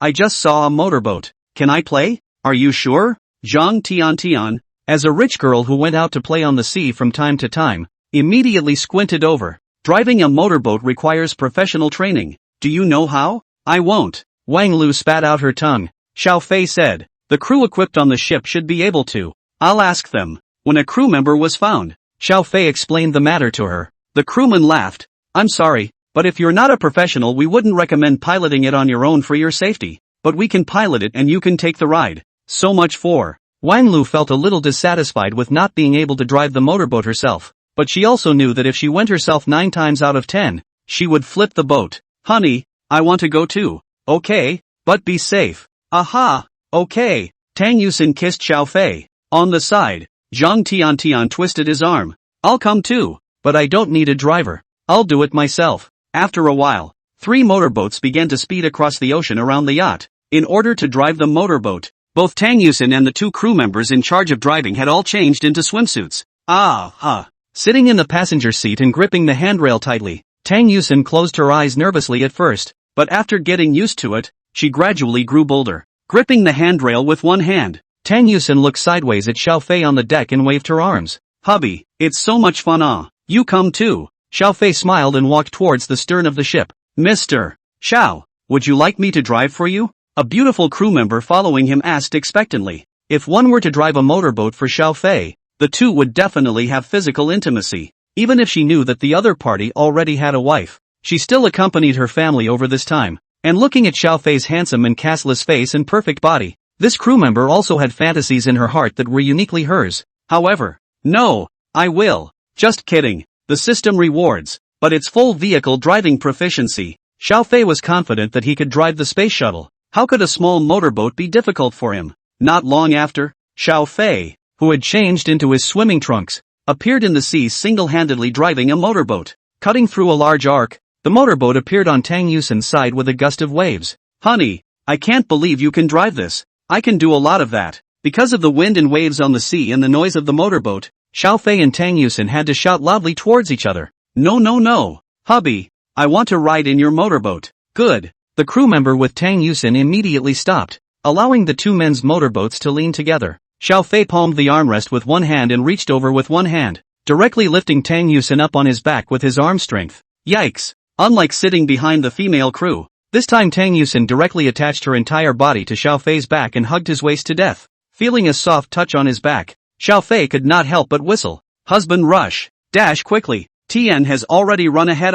Sit tight. The playful Xiao Fei controlled the motorboat and let out a roar as he quickly sped towards the front. Wahahaha. So fast and furious. Hubby is so good. Charge. Charge. Charge. Whirlwind charge. A few moments later, Xiao Fei directly surpassed Wang Lu and then Zhang Tiantian. TN. We're going to the front. HM. Zhang Tiantian's unconvincing energy also came up and immediately began to accelerate you. The two of them chased after each other, bringing up large waves, leaving Wang Lu alone in the back, watching with a straight face. Deck. Xiao Jun looked at the young people who were having fun and got up to speed. However, as soon as he brought it up, Wang Fong directly started twisting his ears. What do you want? You don't want a little girl to fly you over the sea, do you? Ha! Don't tell me you know how to fly one of those things. Ouch ouch ouch. Ouch ouch ouch. Wife. Ouch. I'm not going yet? Xiao Jun begged for forgiveness repeatedly, and next to him, Tang Dingyuan and Mother Tang laughed out loud. End of chapter. Chapter 132. Tang Mother's Heart. After playing with the motorboat on the sea for a while, Xiao Fei and the others returned to the ship. At this time, Xiao Jun and Tang Dingyuan were doing sea fishing at the stern of the ship. Xiao Fei, who had walked over, looked at the buckets around the duo and realized that neither Xiao Jun nor Tang Dingyuan had gained anything. The two of them, I guess they won't be open all day today. Wang Fong was watching from the sidelines, and I said if they could catch something up, it would be a good night to eat. Zhang Tiantian watched from the sidelines for a while, and then said, "Two uncles, if you're sea fishing, you need to pay attention to a lot of things." At that moment, Zhang Tiantian explained to Xiao Jun and Tang Dingyuan. The duo didn't think so at first, but they soon realized that Zhang Tiantian was right on the money. This girl even found a fishing rod and demonstrated it beside her for a while. And it didn't take long for her to actually catch a sea fish. You've got a knack for this girl. Receiving Xiao Jun's praise, Zhang Tiantian said with some embarrassment. It's just that I often play like this. Tang Yusin clapped her hands on the side. That's fine. It's up to you what we eat tonight. Zhang Tiantian smiled and raised his chin. Sure, just as a thank you for having me over. Xiao Fei watched from the side for a while longer, and then returned to the cabin to see the children. Mom, you go play too. I'll watch the babies next. It's okay. In the cabin, Don's mother smiled and waved her hand. I can't stand the sea air a bit, and it's nice to be in the cabin where it's still warm. At this moment, a news program was playing on the TV in front of Don's mother. Is there a TV signal at sea? 2. Xiao Fei simply sat down with Mother Tang, picked up Dabeo in his arms and chatted with her. As they chatted, Tang Mother's cell phone suddenly rang. She took it out and looked at it, then frowned slightly. What's wrong? Mom? Nothing. Don's mother hung up the phone directly, but after a while, the phone rang again. Mother Tang had no choice but to place the earbao in her arms next to Xiao Fei and then walked out of the cabin. Coincidentally, at this time, Tang Yusin walked in, and Xiao Fei waved at Tang Yusin. What's wrong, honey? Tang Yusin, who had come around to Xiao Fei's side, directly kissed him on the cheek and then asked with a smile. Our mom, she seems to have something on her mind. Xiao Fei gestured in the direction that Mother Tang had left. Tang Yusin blinked, then said, I'll go take a look. Walking out of the cabin, Tang Yusin saw from afar Tang Mother, who was standing on the deck on the phone with someone. After taking a few steps closer, Tang Yusin heard Mother Tang was saying, Sister it's not that when the sister does not take care of you, but this kind of thing is really bad. After a while, Mother Tang hung up the phone, and Tang Yusin walked next to her and asked softly, Mom, what's wrong? Don's mother sighed. Remember your sister-in-law? Impressed. Tang's mother married in Sichuan and Chongqing. Although it is true that all of her relatives on her mother's side of the family are also in Chuan province, they are in the northeast of the province. It's also some distance from Sichuan and Chongqing, so after she got married, Tang's mother and her mother's family had a lot less to do with each other. I've already notified the relatives on my mother's side of the family about you and Xiao Fei being together. After all, by the time you guys officially go through with the wedding banquet, they're going to be here as well. So, Tang Yusin vaguely guessed something. Mother Tang's brows furrowed. Your sister-in-law learned that you're doing well now, and that Xiao Fei is a capable person, so she hopes that you will be able to arrange a job for her son, your cousin, in Magic City. But don't worry, I've declined this one, Tang Mother hurriedly added, afraid of causing her daughter's misunderstanding. It's a thing. Tang Yusin was also a bit distressed after hearing this. My sister-in-law's son is, indeed, a relative of the family, all right. However, she was not at all willing to bother Xiao Fei with this kind of bull. Don's mother was equally reluctant. She only wanted her daughter and son-in-law to be able to live a peaceful and beautiful life. and she didn't want to bother her daughter with things from her mother's side of the family. If it is their own parents, that is. Tang Yusin's grandma and grandpa is also even. But the sister, especially since Don's mother was still an only child, this sister could only be considered a cousin. Well, go back. It's windy on deck. Tang Yusin obediently returned to the cabin. Xiao Fei saw Tang Yusin walk in and immediately asked, "What's wrong?" "It's nothing." Xiao Fei raised his eyebrows. "Don't you know? Your eyes drift when you lie, and the toe of your left foot unconsciously scratches the ground." Tang Yusin froze, then looked down at her toes, which were indeed paddling around. "Honey, you're amazing. Don't flatter me. What's our mom's problem? Tell me." Seeing that she couldn't hide it, Tang Yusin had to sit beside Xiao Fei and first asked, "Hubby, then when I say it, don't take it to heart. What kind of relationship do we have? Besides, it's our mom."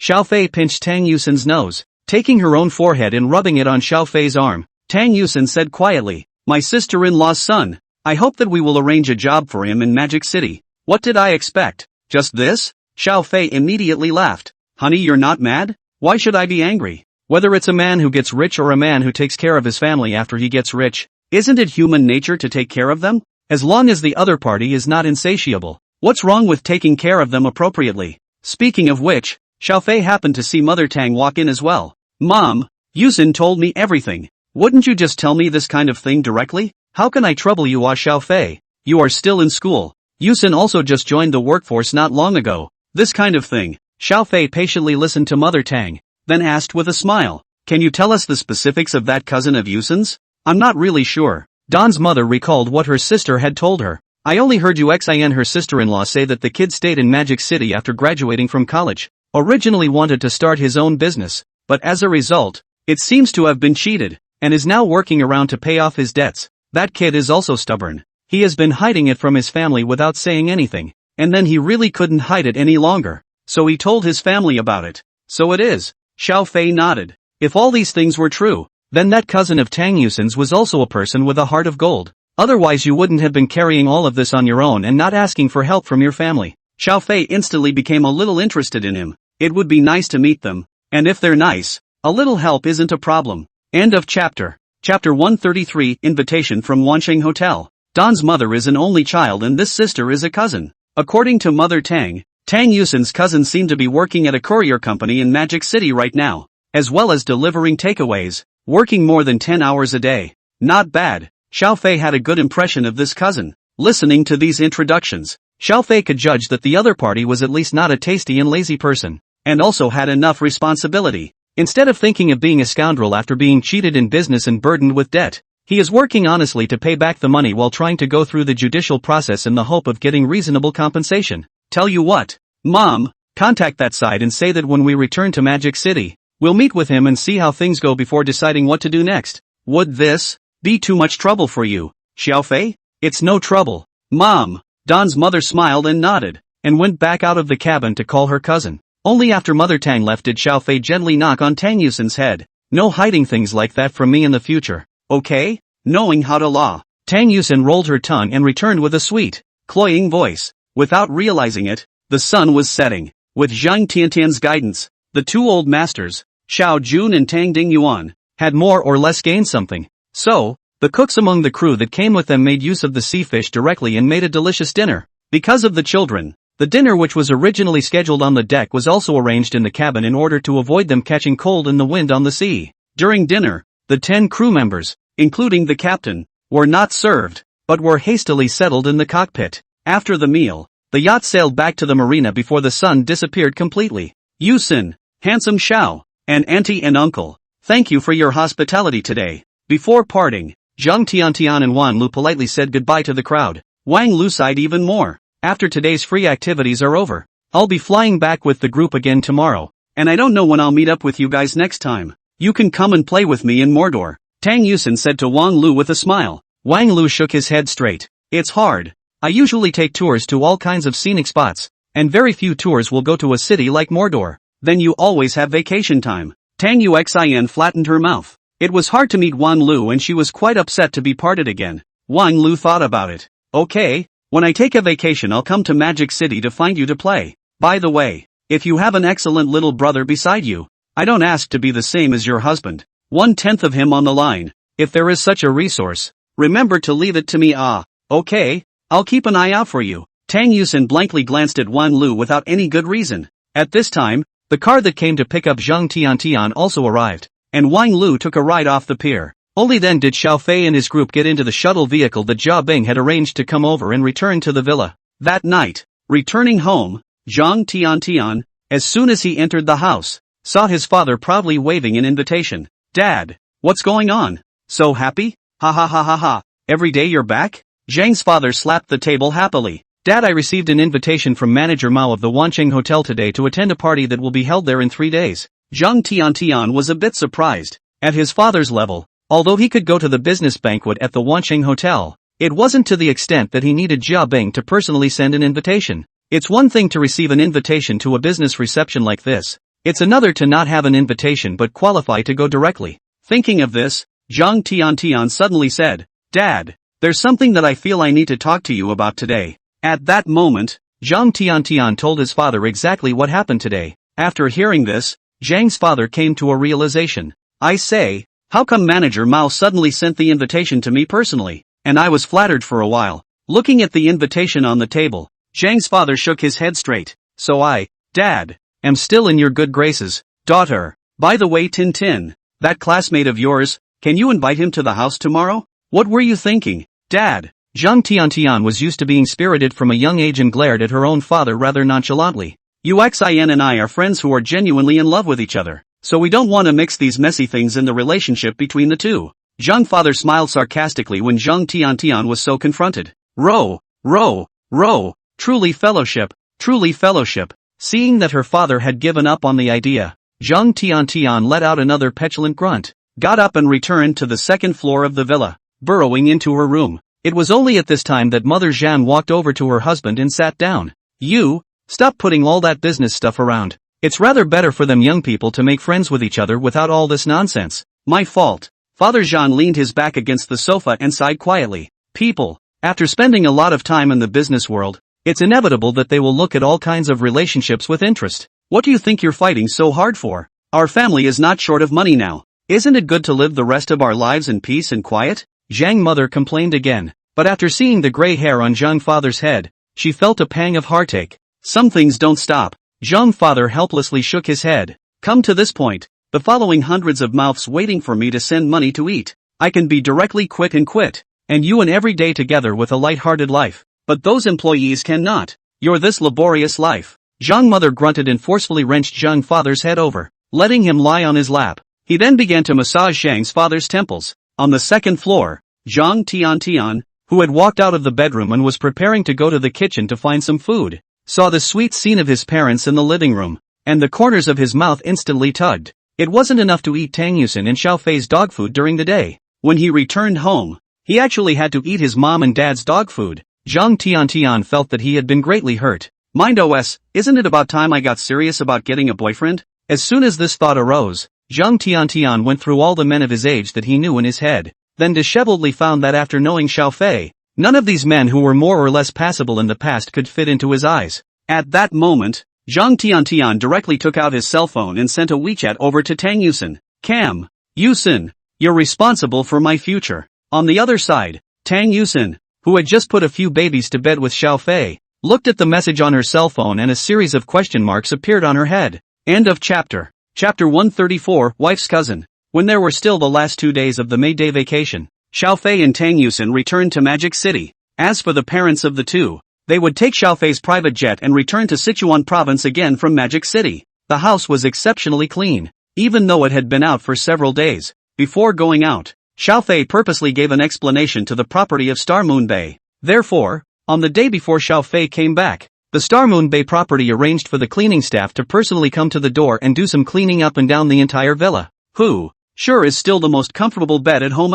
As soon as she flung herself onto the bed in the bedroom, Tang Yusin hugged the quilt and started rolling around and around. As a result, this girl accidentally rolled over her head and fell straight off the bed. Fortunately, there was a layer of soft cushions under the bed. Plus there was a quilt blocking it, so Tang Yusin wasn't injured. Why are you acting like a child? It's supposed to be a baby. Who isn't a baby already? Tang Yusin beamed and climbed up, placing the quilt on the bed. Her cheeks flushed. Apparently she was also slightly ashamed of what she had just done. By the way, Husband, I think if there's nothing else, let's call our cousin over tomorrow and ask him how he's doing. Suddenly, Tang Yusin suddenly said, good thing too. It's good to get this over with before you go to work. Aha! Tang Yusin ran over like a butterfly and hugged Xiao Fei before giving him a kiss. Day 2. Xiao Fei spent the morning hiring someone to install a swing in the garden. Then, even more so, 3 brand new infant safety seats were secured to the benches hanging under the swings. This way the baby will be able to securely swing in the seat even if he or she is still small.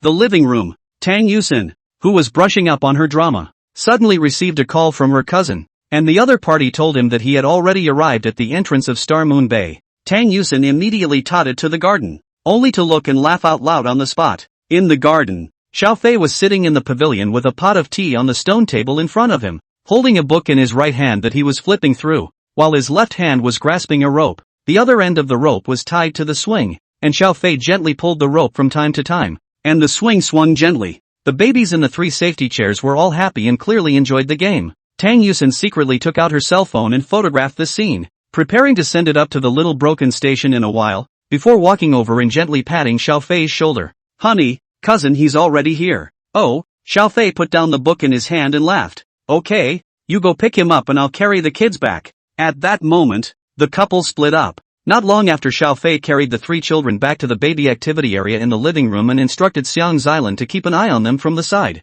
Tang Yusin also returned with her cousin. Hello sis. Brother-in-law. The older boy who followed Tang Yusin in looked restrained. After seeing this cousin of his once again, the boy was in complete disbelief of what he was seeing. Although the cousin in his memory was beautiful, she was not as good as a divine princess fairy as she is now. Tang Yusin, whose entire person was radiant, made this big boy not dare to look at her much at all, and after walking into the villa, looking at the luxurious decorations inside that looked like a palace, he was even more anxious, shrinking a little, afraid that he would break something. Take it easy, sit down. Xiao Fei gestured the other party to come and sit beside him. What is your name? Sitting on Xiao Fei's side, the boy lowered his head and said, brother-in-law, my name is Guiyong. My name is Xiao Fei. Don't look at you calling me brother-in-law. In fact, I should be a few years younger than you. Guiyong at least has graduated from college and started his own business for a year. He is still a junior now. I know. Guiyong looked at Xiao Fei and could not stop sighing in his heart.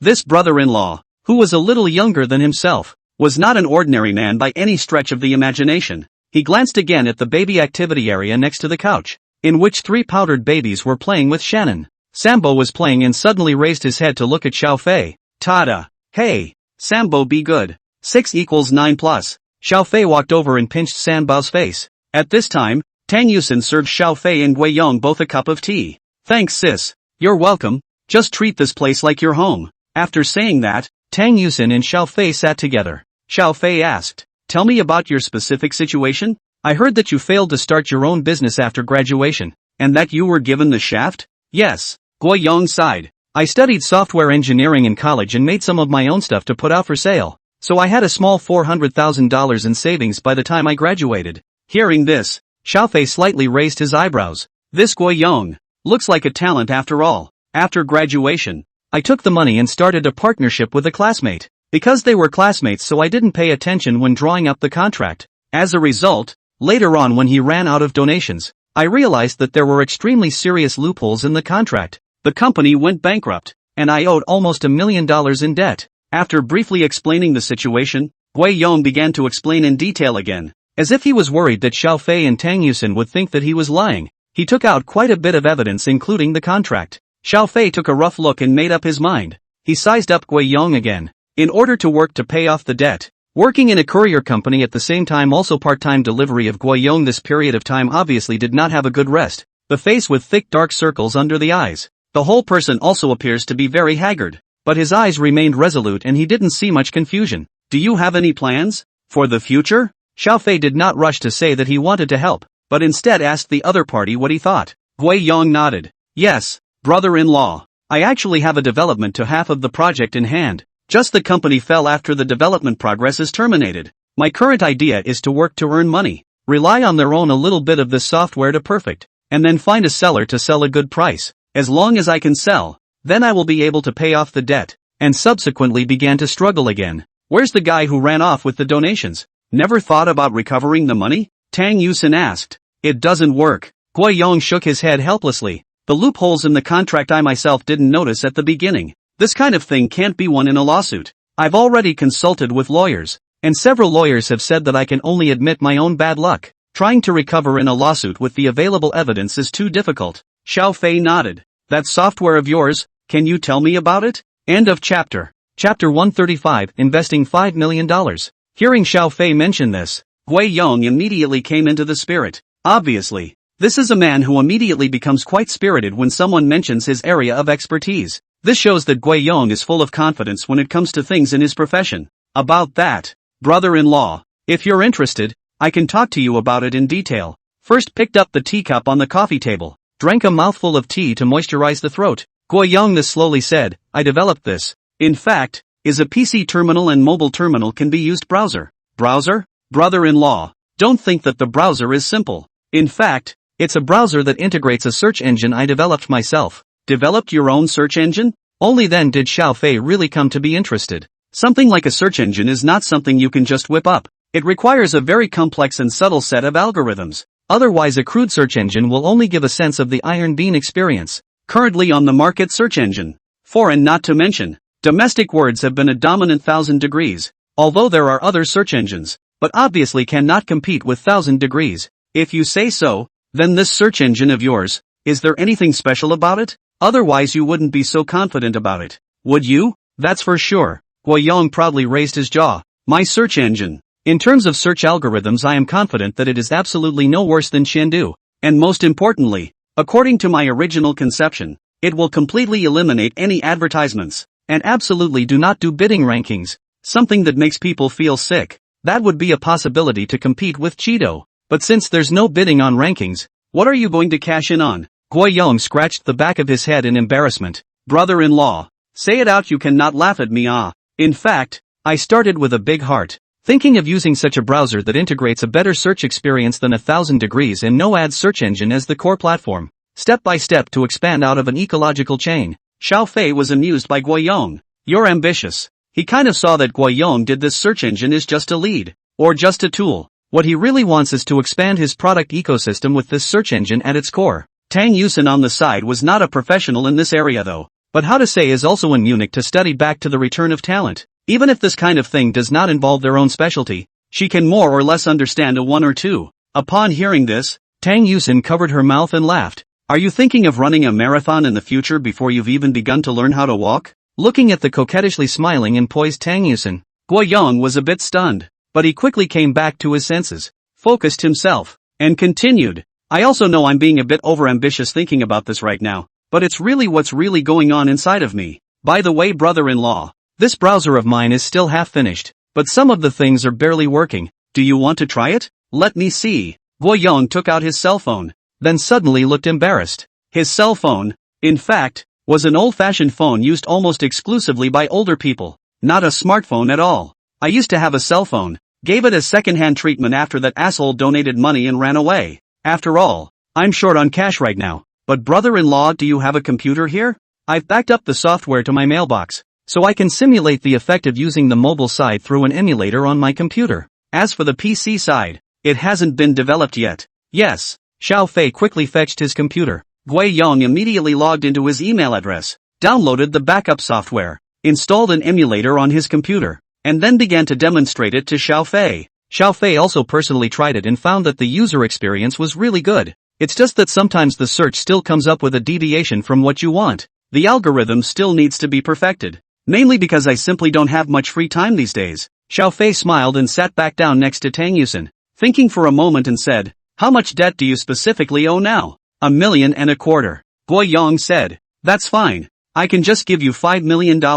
Gui Yong's eyes widened violently as he stared at Xiao Fei incredulously. Don't be so happy. Xiao Fei knocked on the coffee table. This $5 million. You take it to pay off the debt. The rest of the money is used to set up a new company. I, as the investor, will take up 70% of the shares, and the remaining 30% will go to you. I don't care about everything after that. You can feel at ease and use your skills to perfect this thing. Or recruit people, all of this is fine. 6 equals 9 plus. If there is a shortage of money, I can continue to make additional investments. But there is a prerequisite. This thing of yours, I need to see actual results. A search engine is certainly not something you can get for $5 million.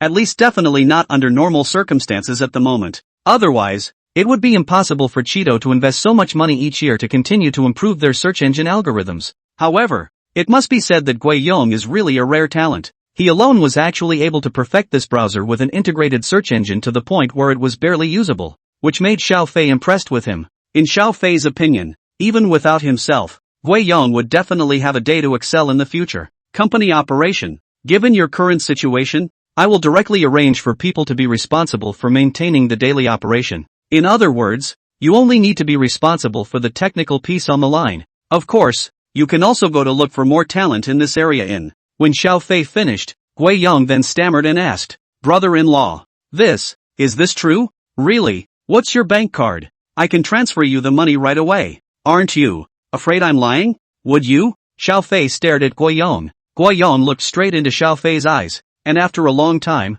he firmly shook his head. "Brother-in-law, thank you for your help. I won't let you and my sister down." After saying this, Gui Yong released a smile. "In fact, it's better to let me work on technology in peace. I wouldn't have been good enough to go hooking up with people to run a business, or I wouldn't have gotten ripped off." "That's good." Xiao Fei clapped his hands. "Stay for dinner today. Let's talk about the details. I'll let someone prepare the contract, by the way. After dinner tonight, you take a look at the contract. We'll sign it if there's no problem. And after signing it, the money will arrive tomorrow." Gui Yong, who was sitting next to him, was glowing and full of fighting spirit. "Please believe me, brother-in-law. In the future, there will definitely be a piece of our world on this internet." End of chapter. Chapter 136. Life is not easy. Cat's eyes. There is no way out of the mountain. But there is another village in the darkness. Gui Yong how can not imagine. He is just to find a cousin Trip. Not only the body burden of more than 1 million debts are all resolved, and even the next entrepreneurial program is also guaranteed.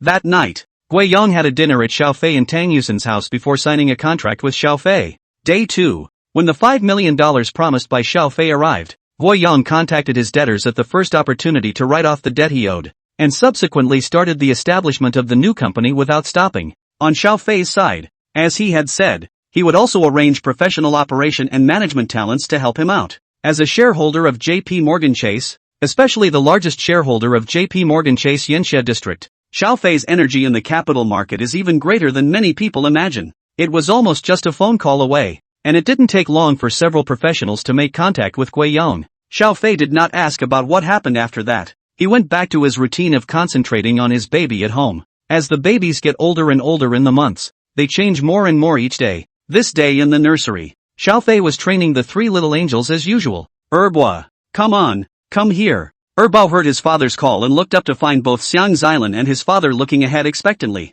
She endeavored to turn over and lie on the ground, assuming a crawling posture, and then crawled a little bit to Xiao Fei. "Erbo is so good." Picking Erbo up, Xiao Fei rewarded her with a kiss. "Tada, tada." Erbo waved his hands happily and barked. Yes, after all this time since Sambo opened his mouth to call his dad, Big Boy and Second Boy are finally calling people too. It was just that what made Xiao Fei and Tang Yusin helpless was that apart from Sanbao who had called his mom, Dabao and Erbo had always only been able to call their dads. Perhaps this was because the 3 little ones had always been brought up by Xiao Fei. "Come on, Big Boy, 2 Boy, 3 Boy, let's race." Xiao Fei placed all 3 little ones on one side of the nursery, then followed suit and plopped down there himself. He gave Shannon a look, and Shannon meowed helplessly and ran to the other end of the room. Then, meow meow meow, punched the duck. Xiao Fei began to crawl over towards Xiang Xilan's direction. Images like this are particularly hilarious to adults, but Xiao Fei relishes them. The 3 little babies saw their dad start to climb, and one by one they were happy to follow him. Finally, it was Dabo who climbed to the finish line first. "Tada, gu acres, da day, da, gu ak." Xiao Fei did not favor one over the other. Although Dabao was the fastest, Xiao Fei still rewarded each little one with a kiss. This is the method Xiao Fei learned from the childcare experts. When your baby has successfully completed the training, it is important to reward him or her promptly so that he or she will be more filled with interest in learning. Then, Xiao Fei began to train again. Shankilan came to the other end of the room with a look of helplessness on her face. "Life isn't easy." Cat sighed. "Meow." Shankilan felt she had given too much to the family. However, Xiao Fei didn't care. He once again shouted, "Charge the duck." This time, a hilarious scene happened. Erbo crawled and realized that he seemed to be the last one, and was in a hurry. As a result, the little guy lost his balance and rolled to the ground because his development was not yet complete. Then Ebony blinked, giggled, and just rolled over. Guak, guak, guak. Dabeo and Sanbao saw that Erbao actually started rolling around and followed suit. Not to be outdone, the three little ones in the nursery rolled into a ball at once. Xiaofei hurriedly filmed this scene and then sent it to Tang Yusin. Not even a minute later, Tang Yusin's video call came through. Hubby, let me see the baby. In the video, Tang Yusin seemed to have purposely found a deserted place. Xiaofei smiled and aimed the camera at the three children. Baby, here's mommy, oh, here's mommy. The little ones heard their mom's voice, and one by one they stopped thrashing around and turned their heads curiously. Seeing Tang Yusin in the cell phone screen, the three babies crawled over slowly. Xiaofei lowered his cell phone at the right time, and Dabeo waved his hand, wanting to touch Tang Yusin in the screen. As a result, the little hand touched it and realized that it couldn't be touched. Dabeo flattened his mouth and held out his hand to touch again. Dabeo is a good boy. Here's mommy. Mommy's here. Tang Yusin was still teasing the child. After not being able to hug his mom several times, Dabeo frowned. Well, 6 equals 9 plus. Xiaofei froze. Tang Yusin also froze. Halfway through the day. Husband. Just now Dabeo is not. Well. Dabeo barked again. At the same time, Erbao followed suit. Well. Tang Yusin covered her mouth as tears instantly came to her eyes. So far only the third baby was able to call her mom. But she had been expecting the first and second babies to call themselves for a long time. Sometimes when she saw that the two little guys would only call their dads, and only Sanbao could call herself, Tang Yuxin had even secretly wiped her tears. Now finally heard the big baby and the second baby also called mom. Tang Yusin can no longer care about other. Husband. Me. I'll be right back. You don't have class? I'm taking a leave of absence. After saying that, Tang Yusin began to stomp and run. Over here, the three little ones grew more and more aggravated when they saw that their mom seemed to be suddenly ignoring them. Erbao cried even more with a wow. Well. Wow. Erbao doesn't cry. Erbao, don't cry. Mommy will be right back. Xiaofei hurriedly put his cell phone down and then hugged Erbao. As a result, when the second baby was picked up, he realized that the first baby, who had never cried, also had red eyes. Honey, drive slower. I know. Tang Yusin hung up the phone. Well. Mommy will be right back. Oh. Erbao. Tada. Daddy's here. Daddy's always with you. Xiaofei kissed Erbao, and then kissed Dabeo. Next to him, Sanbao felt neglected. She stretched out her small hand and slapped on Xiaofei's thigh. Sanbao, be good. Daddy is with you too, and mommy will be back soon. Oh. After a while, Tang Yusin pushed open the door of her home with a bang, and she couldn't even change her shoes before running over towards the nursery. Hubby, where are the kids? Here it is. Looking at Tang Yusin who ran in panting, Xiaofei went up and wiped the sweat on her forehead. Then Tang Yusin calmed her breath and hurried to the three children. At this time, the three little angels had already been coaxed by Xiaofei, and when they saw their mom coming back, each of them happily begged for a hug. Big baby, two baby, call mommy. Mommy. Well. Hearing her children call her with her own ears, Tang Yusin cried and laughed as if she were a child, holding her two babies. End of chapter. Chapter 137, University Games. Big baby, two baby, call mommy. Well. Daddy, call daddy. Tada. Xiaofei shook his head. It's not dada, it's daddy. Tada. Dad. Xiaofei slowly repeated, trying to correct the three children's somewhat incorrect pronunciation. The three little ones got a little antsy and totted half a dozen times. Look at daddy's mouth, oh daddy. Daddy. Dabeo cocked his head and opened his little mouth. Bobby aba. Hey. Xiaofei happily kissed Big Treasure, then looked at second and third treasure expectantly. The two little ones had learned, seemingly because their vocal cords had matured a bit more, and for once it was a smoother correction back. At this time, Xiang Xilan suddenly called out next to Xiaofei and Tang Yusin. Meow. Dabeo, who was held by Xiaofei, looked down at Xiang Xilan. Then, Mia, Xiaofei, Tang Yusin. What is this? Mia. Looking at Dabeo happily learning from Xiang Xilan, Xiaofei hurriedly blasted Xiang Xilan out. This can't be done. If in the future his own baby follows the cat and learns the bad way, meowing all day long, then he and Tang Yusin will have a headache. Day 2. Xiaofei received a call from his classmate once again after a long time. Squad leader, why did you suddenly think to call me? The cheerful laughter of Luyu, the class president, came from the phone. Isn't this the start of the summer games? What? You're not trying to drag me to sign up, are you? You don't want to? Seriously, Xiao Fei. We are now in our third year of college. The semester will end soon. And in September we will be in our fourth year of college. With internships and jobs, there will be less time for the class to get together, and it is expected that we will only be able to get together when we take our graduation photos. So I'm going to take advantage of the games to get everyone together again. When Xiao Fei thought about it, what Lu Yu said did have so many points of truth. In a flash, my own junior year is almost over and I'm a senior. When he graduated from college, it was time to organize a wedding with Tang Yusen.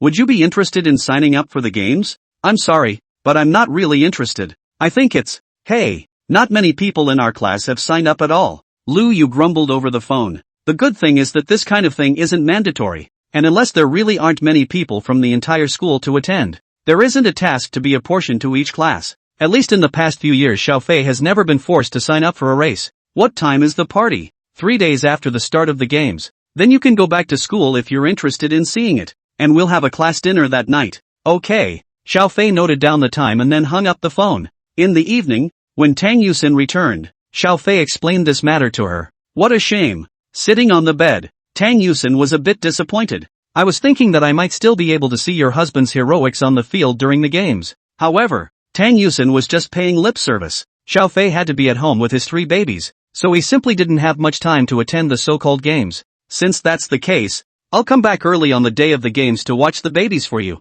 Hubby, you go to the party. Okay. The time quickly came to the day of the party. Tang Yusen came back early in the afternoon, and Xiao Fei was ready to leave home. After saying goodbye to the 3 babies in Xiang's island, Xiao Fei drove back to the school. Parking his car in the parking lot, Xiao Fei slipped back to his dorm room. Sons, your emperor has returned. As soon as he walked into the dormitory, Xiao Fei immediately said in a loud voice. It turned out that there were only 2 people in the dormitory. Zhang Bo and Wu Zitao were there, but Lu Chao was nowhere to be found. 6 = 9 plus. Where's old Lu? Isn't he going to graduate school? He's been going to the library every day since ages ago, and it's still a long time until the exams. So this kid is a bit too desperate. Zhang Bo, who was playing the game, took off the headset on his head and said, last semester when the final exams. Back to school. Xiao Fei and 3 roommates talked for a while, when Lu Chao then said he had the idea of graduate school.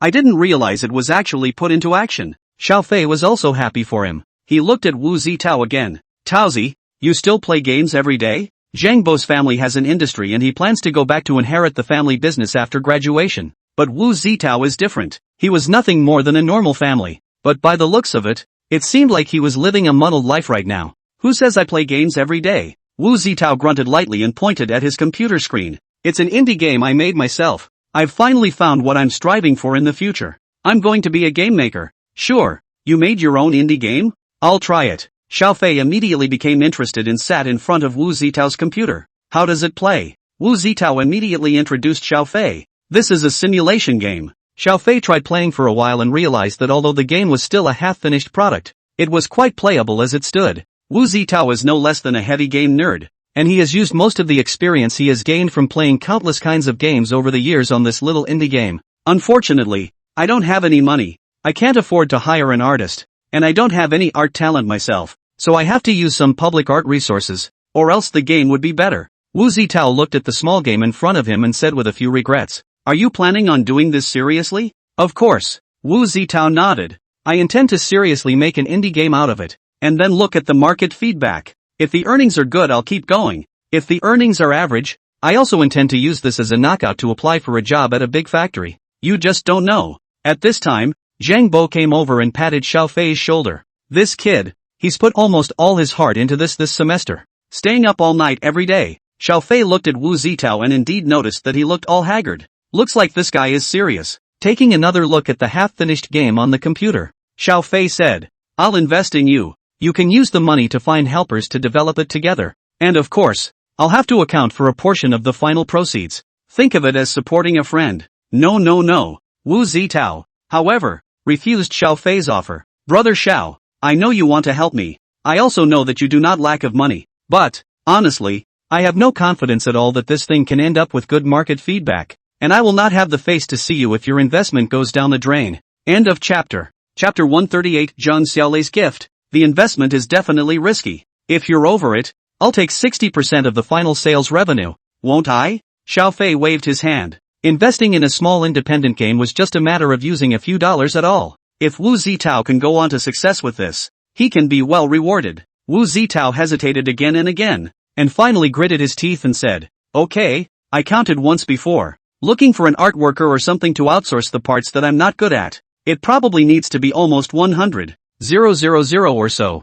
I'll put $300,000 into you, and you find better outsourcing." "Too much." Wu Zitao refused without even thinking about it. "Brother Xiao, I'm totally taking advantage of you. I won't do such a thing. Then I'll be pumping 7 layers of income in the future." This, Wu Zitao's brows wrinkled up. He didn't have much faith in this little indie game of his at all, and didn't think much at all about how much money he'd end up making. Looking at Xiao Fei, Wu Zitao finally nodded. "Okay, you draw 70%. And by the way, if your investment goes down the drain, I'll do my best to pay you back some of the money." Xiao Fei was directly amused by Wu Zitao. "How can you do business like that? If you go out into society like this, you'll be sure to suffer and die." Wu Zitao smiled nervously and touched the back of his head. "Other people are other people. Brother Xiao, you are you. We are brothers in the same dormitory. There is no way I can take advantage of you. If you've said so, there's no way I can take advantage of you. It's better to draw 6 layers. 7 even." Xiao Fei looked and realized that Lu Chao had left his computer in his dorm room.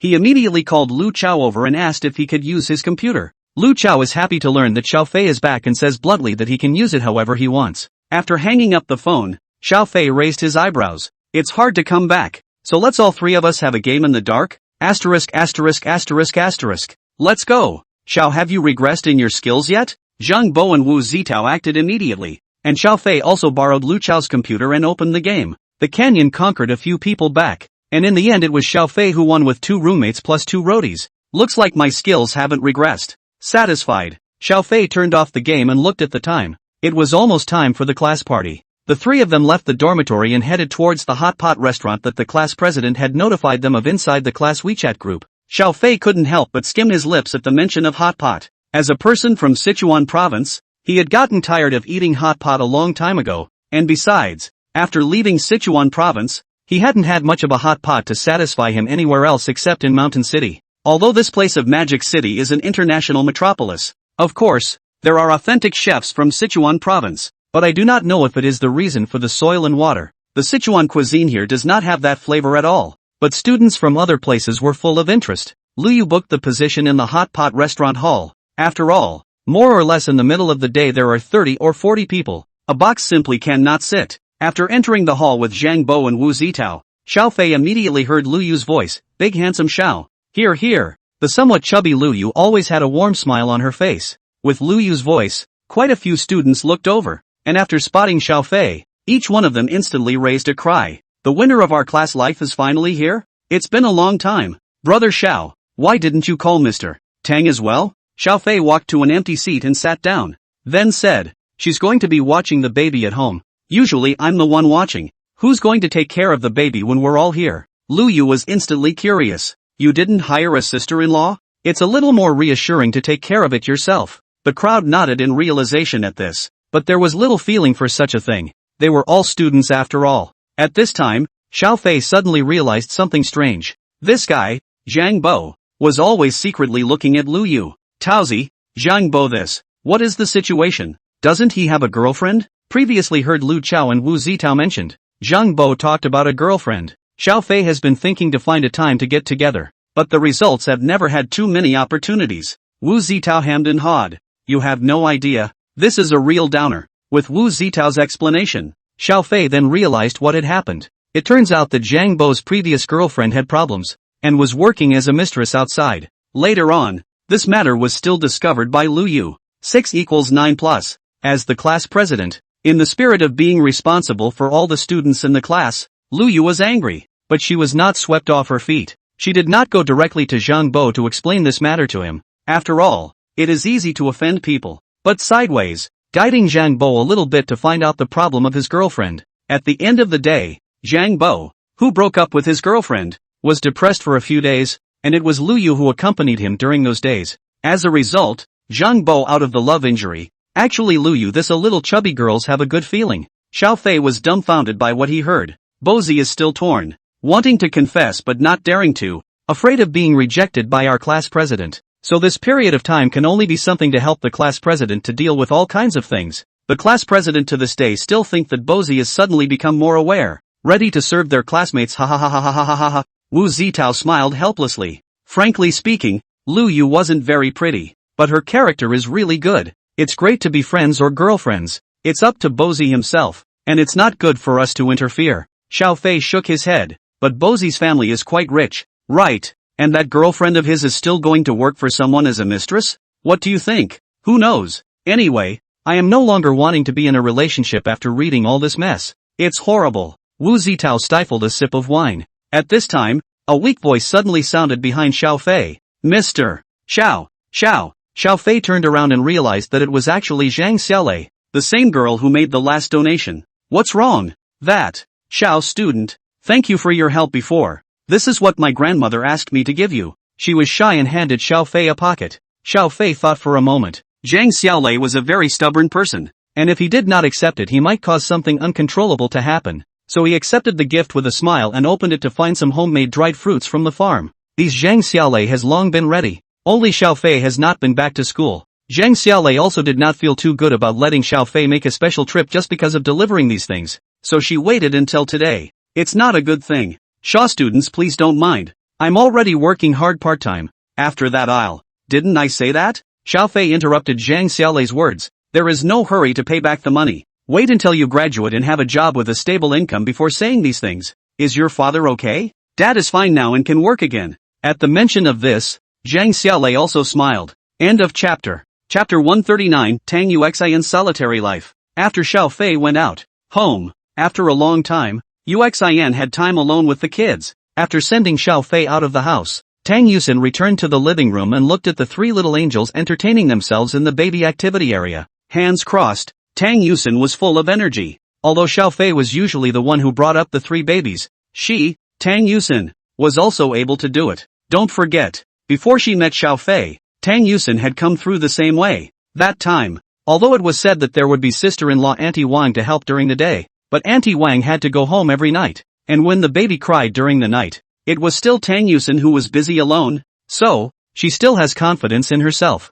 It must be okay. Sitting on the fleece blanket, Erbao looked up at his strange mother and cocked his head. Well, hey, Erbao is good. Tang Yusin hurried over and hugged Erbao and kissed him. Erbao was delighted, so his little slap called out to Tang Yusin's face. Well, hey, hey. The mother-daughter duo interacted with each other. Both big and third babies are also well behaved and don't cry or fuss. He was beside himself with his toys, concentrating on his play. The picture can be considered quite melting. Only, after playing for a while, Tang Yusin gently put Erbao down. She blinked into silence. The clock on the wall, ticking away. Yao! If my husband isn't home, I'll have to take care of dinner myself. It wasn't until her stomach made a gurgling sound due to hunger that Tang Yusin realized it as an afterthought. I've gotten used to a life where I just eat and drink at home every day, play with my baby, get pampered by my husband, and not have to worry about anything at all. Xiao Fei was suddenly not at home, and Tang Yusin didn't react for a moment.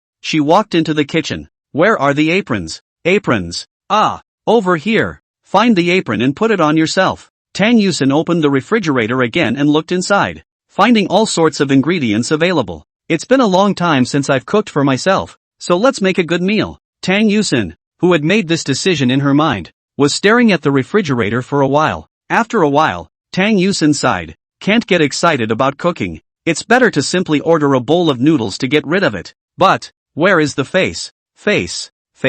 Closing the refrigerator door, Tang Yusin walked back into the kitchen. Giggles ensued. Not only noodles, but even things like firewood, rice, oil, salt, vinegar, and so on. She had absolutely no idea where to place each of them. After searching for half a day and finally finding all the various seasoning ingredients, Tang Yusin was just about to start the pot and boil the water, when Erbao's cries suddenly came from the living room. And so, all she could do was totter back again and pick up Erbao to see that there was no stinky poop. So it's hunger? Powdered milk. Tang Yusin hurriedly went to make milk powder for Erbao, and only after the milk powder was made did she come back to hold Erbao and start feeding her. The living room was very quiet. Apart from the sound of Erbao's breastfeeding, it was just Dabao and Sanbao babbling from time to time.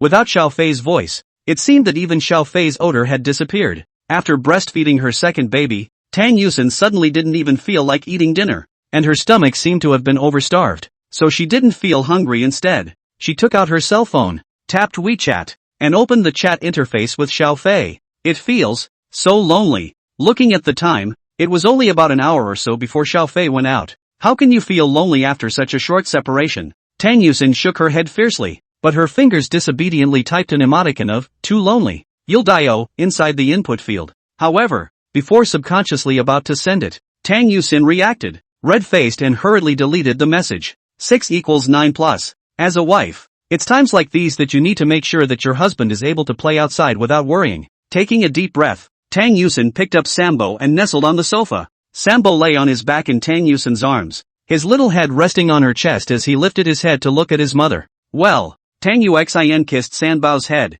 seemingly sensing his mom's low mood. Sanbao attempted to gently pat Tang Yuxin's delicate face with his small hand. Having received comfort from her child, Tang Yusin's mood was slightly better. She put down the Sambo and stared at her cell phone again. Looking at it, how about, or send a message to your husband? Have fun. After typing this message in, Tang Yusin hesitated for most of another day before finally deleting it. Speaking of which, it feels like it's been ages, so it's about time for hubby to come home, right? Tang Yusin looked at the time again. Only 10 minutes had passed since I finished breastfeeding my second baby? How come it feels like hours have passed? Hey. At times like this, it would be nice if her husband took the initiative to send her a message. Really, going out and having fun and not caring about your wife at home. Is it hard to believe that he doesn't miss himself at all? I was at home thinking about him to death. The whole person cannot do anything to raise the energy.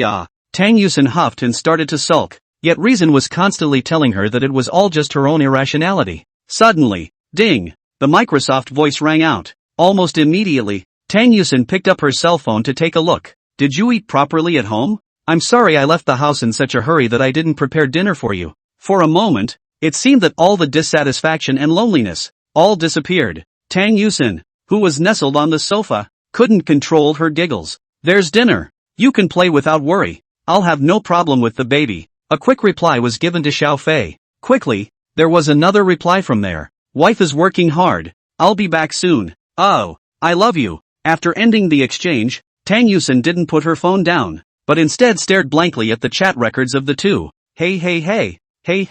Not far from the cat rack, Xiang Xilan lay on it, looking at Tang Yusin, who was like a great intellectual regression, and rolled her eyes helplessly. Meow. The hostess looked downright stupid. Sure enough, if she wanted this family to be maintained properly, it was still up to her. Xiang Xilan, and the master. Life isn't easy. Cat sighed. Shannon, who had given so much to this family, waved her tail and hopped down from the cat carrier and stepped aside. When the time came, clattering cat food poured out of the automatic food dispenser. End of chapter. Chapter 140, the heart is in the right place. What are you doing? Upon hearing Zhang Bo's inquiry, Xiaofei turned off the cell phone screen as soon as he did so, smiled, and said, it's nothing. He's not sure if he's sending a letter to our Mr. Tang. One of the boys laughed and joked, followed by laughter from the crowd. Xiaofei did not retort, and even raised his wine glass with a slight hint of triumph. Since he had to drive, what he had in his glass was nothing more than juice. It can't be helped. People who already have families are basically like that. You singles don't understand. Xiaofei shrugged his shoulders and explained as if nothing had happened. I threw up. Did you guys? I'm soured. Eat fondue. I don't want dog food. You could tell that the guys were disgusted on their lips, but they didn't know how envious they were in their hearts. After pulling off the upset, Xiaofei opened his cell phone again and glanced at the photo of Tang Yusin that served as his wallpaper. At this point, Lu Yu, the class president, suddenly opened her mouth and asked, Xiaofei, how in the world did you manage to chase the most famous teacher in our school, Ms. Tang? As soon as this question was asked, many people looked over. Xiaofei swept his gaze over the people present and hummed, Class president, look at my face and ask the question you just asked again. Do you feel anything is wrong? Hey? Lu Yu stared blankly for half a day, then suddenly reacted. Good guy. You're trying to say that you're so handsome that teacher Tang chased after you backwards, right? No.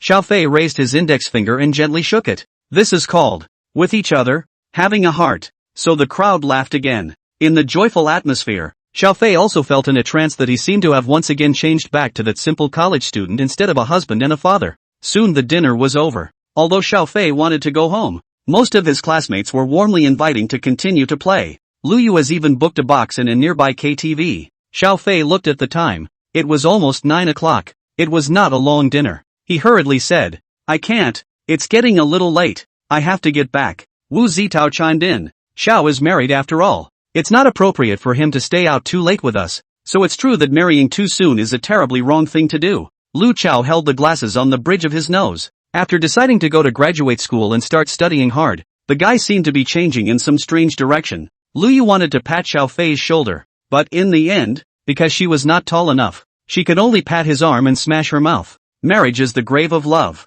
Well, that doesn't seem to apply to you. So, marriage is the grave of freedom. That's always okay, right? But, it's me. I think that having someone in the house, having someone to hold on to, is very, very happy. Zhang Xiaolei periodically tried to help Xiao Fei say something, but she was naturally a bit timid, and after gathering the courage to say such a sentence, she turned red and said nothing. Xiao Fei smiled and waved his hand. That's it. I'm going back. Seeing Xiao Fei's insistence, the crowd no longer detained him. Returning to the school parking lot and driving, Xiao Fei drove towards home. Traffic in the Magic City is pretty bad a lot of the time. Traffic is large. Traffic lights are also many. Xiao Fei walked stop, almost half an hour before returning home. Parking the car in the underground parking lot, Xiao Fei walked into the elevator and returned directly to the living room. As soon as he stepped out of the elevator, Xiao Fei found that the lights in the living room were on, but only Xiang Xilan was lying on the cat rack, and when she saw that she was back, she lifted her small paw and gave a meow. Taking his hot pot-stained jacket off, he tossed it onto the couch. Xiao Fei walked up to the third floor of the villa. The lights in the corridor were also on, but of all the rooms, the only one that was lit up was the master bedroom. Xiao Fei walked to the bedroom door and gently pushed it open. In the bedroom, in the crib, 3 little babies are whimpering away. Tang Yusin was wearing her pajamas, nestled at the end of the bed, holding the remote control in her hands, her head a little bit, looking like she was dozing off. On the opposite wall, the TV was playing a drama if anything, with the sound turned down. Xiao Fei smiled and gently walked up, taking the remote control from Tang Yusin's hands to turn off the TV, then hugged Tang Yusin and tried to lay her flat on the bed. With this movement, Tang Yusin immediately woke up, opening her eyes to see Xiao Fei. Tang Yusin's face carried surprise. Honey, you're back. She directly extended her arms around Xiao Fei's neck, but quickly wrinkled her cute nose. Well, all covered in hot pot smell.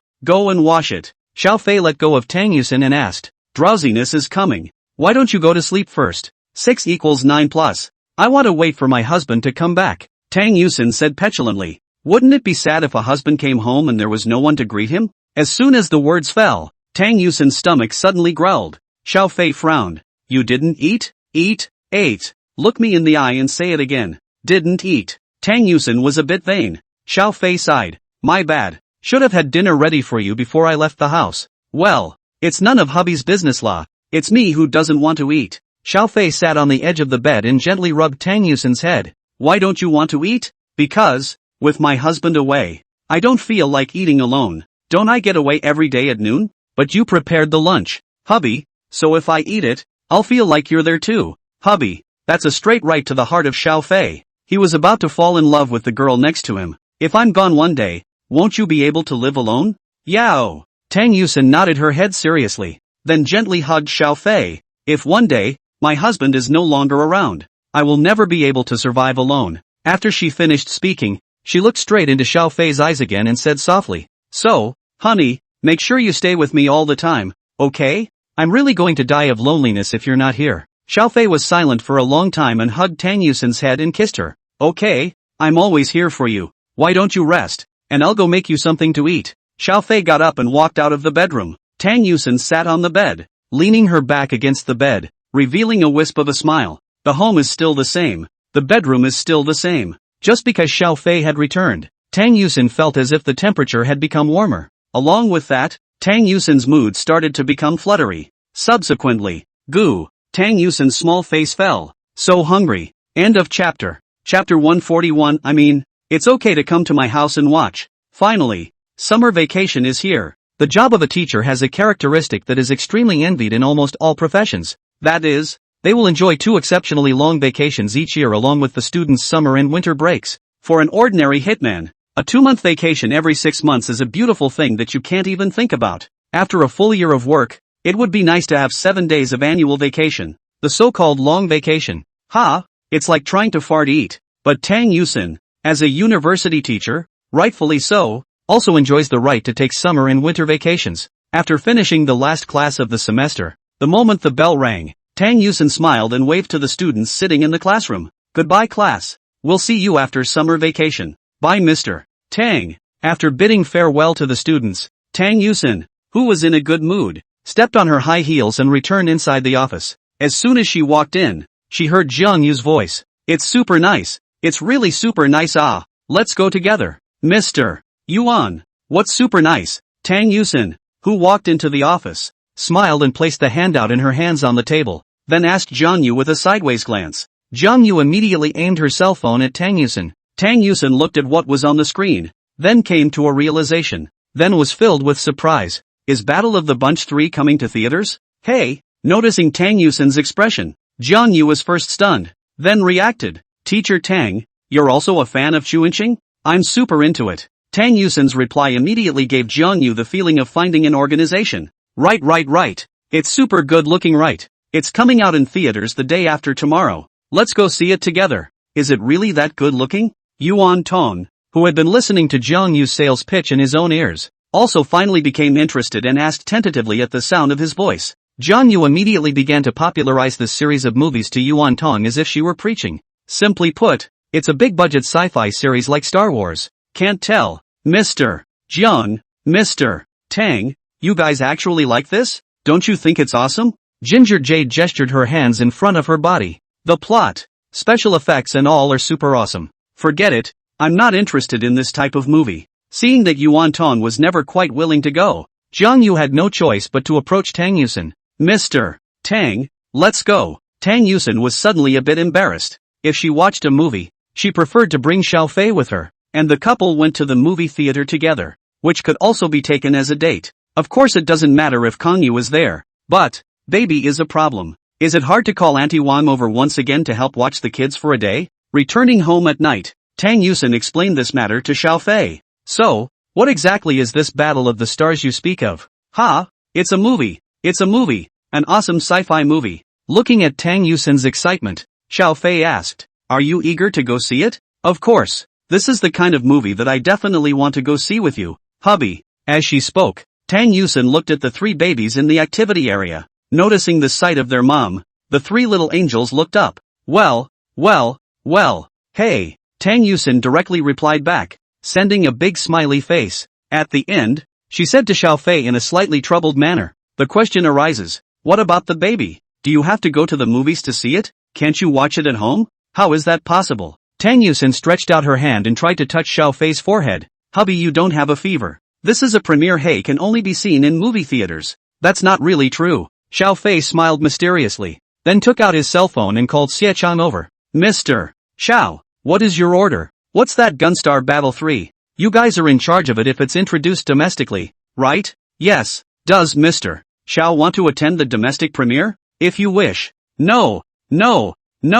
I mean, send a demo to my house. No problem. After hanging up the phone, Xiao Fei proudly raised the cell phone in his hand. 6 = 9 plus. Look, it's not solved. We have a ready-made home theater at home, and we can take the baby with us, so we don't have to go to the cinema. Tang Yusin slapped her forehead. It's a really amazing feeling to have a godly husband. That husband, ms. Jiang also like it. Let's invite her over to watch it together? Could be. With Xiao Fei's permission, Tang Yusin immediately called Jiang Yu over. Mr. Tang, what do you want from me? That, Mr.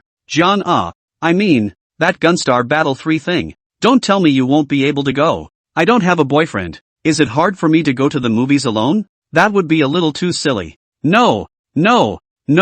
Tang Yusin hurriedly waved her hand. I mean, you can come to my home to see it. Xiao Fei he had someone send the dailies to his home. On the other end of the phone, Jiang Yu was in the middle of a mesmerizing silence. Mr. Kong, are you still there? Still listening? Are you still alive? I'm alive and kicking. Jiang Yu laughed and cursed. She then sighed quietly. Ms. Tang, what kind of god is your husband? Tang Yusin smiled and chatted with Jiang Yu for a few more moments, then hung up the phone after agreeing to watch a movie together tonight. Xiao Fei first went to the kitchen to prepare for cooking, and before the meal was ready, Xia Chang, who was very quick, arranged for a demo to be delivered to Xiao Fei's home in person. As soon as dinner was finished, Jiang Yu made her entrance. As soon as she walked in, Jiang Yu happily ran to tease the three children after greeting Tang Yusen and Xiao Fei. Big baby, second baby, third baby, did you miss auntie? The three little ones looked at Jiang Yu, who suddenly came up, glanced casually, and then went back to playing with themselves. Even the recognizable and timid Erbo was now slightly bolder.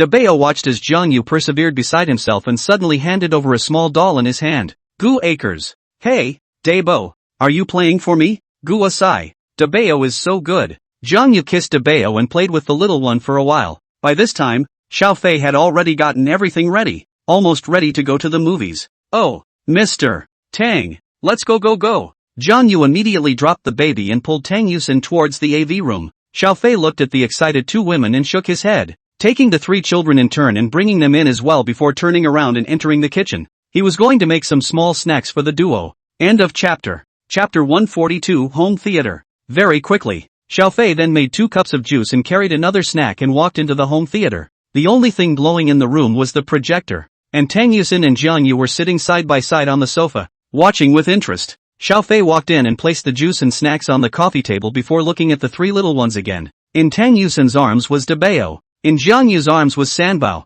and Erbo was sitting between the two women. It was also the first time for the three little ones to watch a movie, and they were obviously attracted by the images on the projector, each of them looking at it with wide-eyed curiosity. Can such a tiny little thing read? Blah blah blah. Seeing Xiao Fei coming over, Sanbao and Jiang Yu's arms immediately stretched out his hands towards him. Xiao Fei picked up Sanbao and walked over to sit next to Tang Yuxin. Have some juice. I don't drink. Tang Yusen suddenly popped up. Xiao Fei? Honey, the movie is hours long. What if it's because I drank water and tried to go to the bathroom, and I happened to miss a key plot point? Xiao Fei sniffed, stifled a laugh, and knocked Tang Yusen's head. Silly girl, it's in your own home, not in a movie theater. If you want to go to the bathroom, why don't you just pause it? Tang Yusen froze. Yeah, oh, watching dailies at home for the first time. This extraordinary experience had never happened before, so much so that Tang Yusen hadn't even thought of this. Next to her, Jiang Yu skimmed her lips as she watched the scene of the two of you. She suddenly felt as if it had been a mistake to come here to see the dailies. The movie hasn't even begun to be watched yet, but the dog food has been eaten. Only the strong interest in the movie suppressed the sour taste brought by the cha lemon in his heart, and Jiang Yu's attention was soon drawn to the movie plot. Xiao Fei also turned his gaze to the screen. Big productions, and ones that are still enduring and globally acclaimed, naturally have their place. The audiovisual feast that comes from the money dropped on special effects is very enjoyable indeed. In the Starry Sea, the starship group that could not be seen at the end of a glance, not to mention women, Xiao Fei, a man also felt a surge of heart when he looked at it. After watching for a while, Xiao Fei focused his attention on the three babies and his own wife. Tang Yusen stared intently at the screen, completely unconcerned about drinking juice and eating snacks. Because of the ups and downs of the plot will show a sudden realization of the expression. To see the ambush buried in the previous parts of the unveiled will be very excited. After the plot into the tense section will be unconsciously clenched fists. Is so cute. Come to think of it,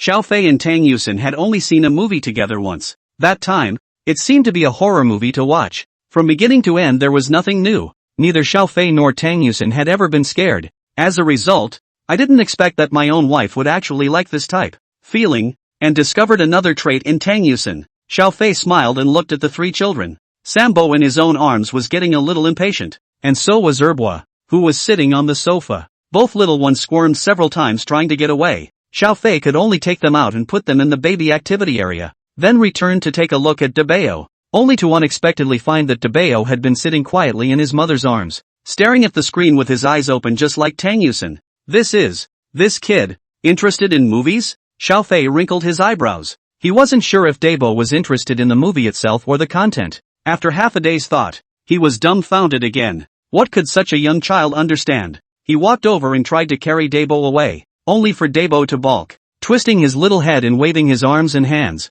Dabeo babbled and rejected Xiao Fei. Now, Xiao Fei had to pay attention. It feels like Dabo, like he really likes movies in particular? Is it possible that this kid is going to be a movie star later? Xiao Fei didn't have any special ideas about the future development of his children, as long as they were happy and joyful. With his current power, if Dabeo wanted to go down this path, Xiao Fei could guarantee that he would soon become a world-famous movie star. But is Dabo really interested in making movies? Xiao Fei carefully observed Debeo and gradually discovered some interesting scenes. When there are all kinds of dazzling technology on the screen, Debeo will be especially focused and won't move a muscle. But when the plot moves to character-based content, the little one will start looking left and right. The corner of Xiao Fei's mouth twitched up slightly. 6 equals 9 plus. No way. My own big baby, only a few months old, and he's already interested in all this sci-fi stuff? Is it true that this guy didn't drink watered-down Mona soup when he was reincarnated? System, Debeo mustn't be some kind of rebirth or reincarnation,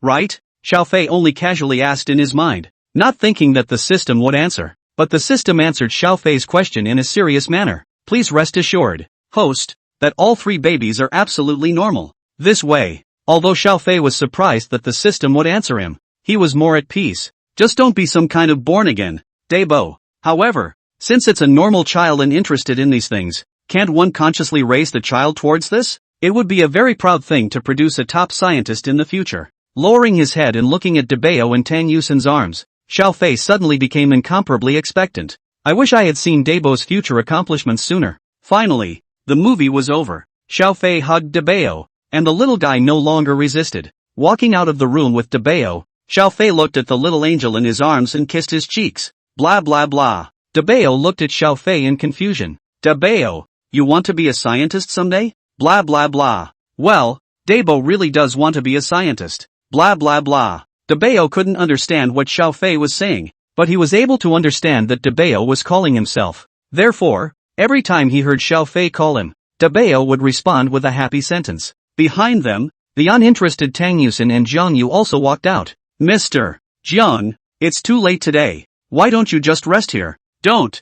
I'd better go home. Jiang Yu smiled and said, I'm here. Ah, wouldn't I be disturbing you two from getting bored? Blushing a little at Jiang Yu's antics, Tang Yusin gently patted her arm. By the way, Mr. Don, do you have any ideas for summer vacation? Hey, by the sound of that, you want to do something about it? I just want to run fast. Jiang Yu sighed. Otherwise my mom will definitely force me to go back to the blind date. End of chapter. Chapter 143, Comic-Con Activities. Mentioning her blind date, Jiang Yu immediately collapsed into a batch face. My mom is really annoying me too. She's always rushing me. The people who set me up on blind dates don't know what they're talking about. Isn't there any that meet your eye? Tang Yusin, as a woman, was instantly interested in this kind of thing. Aren't you always clamoring to get off? Is it true that none of those blind dates were suitable? Yes, there is. It's just, how can I say this? I'm particularly averse to things like blind dates. You know? Ginger Jade began to make a scene. It's become so repulsive that even if the other person looks satisfactory to me,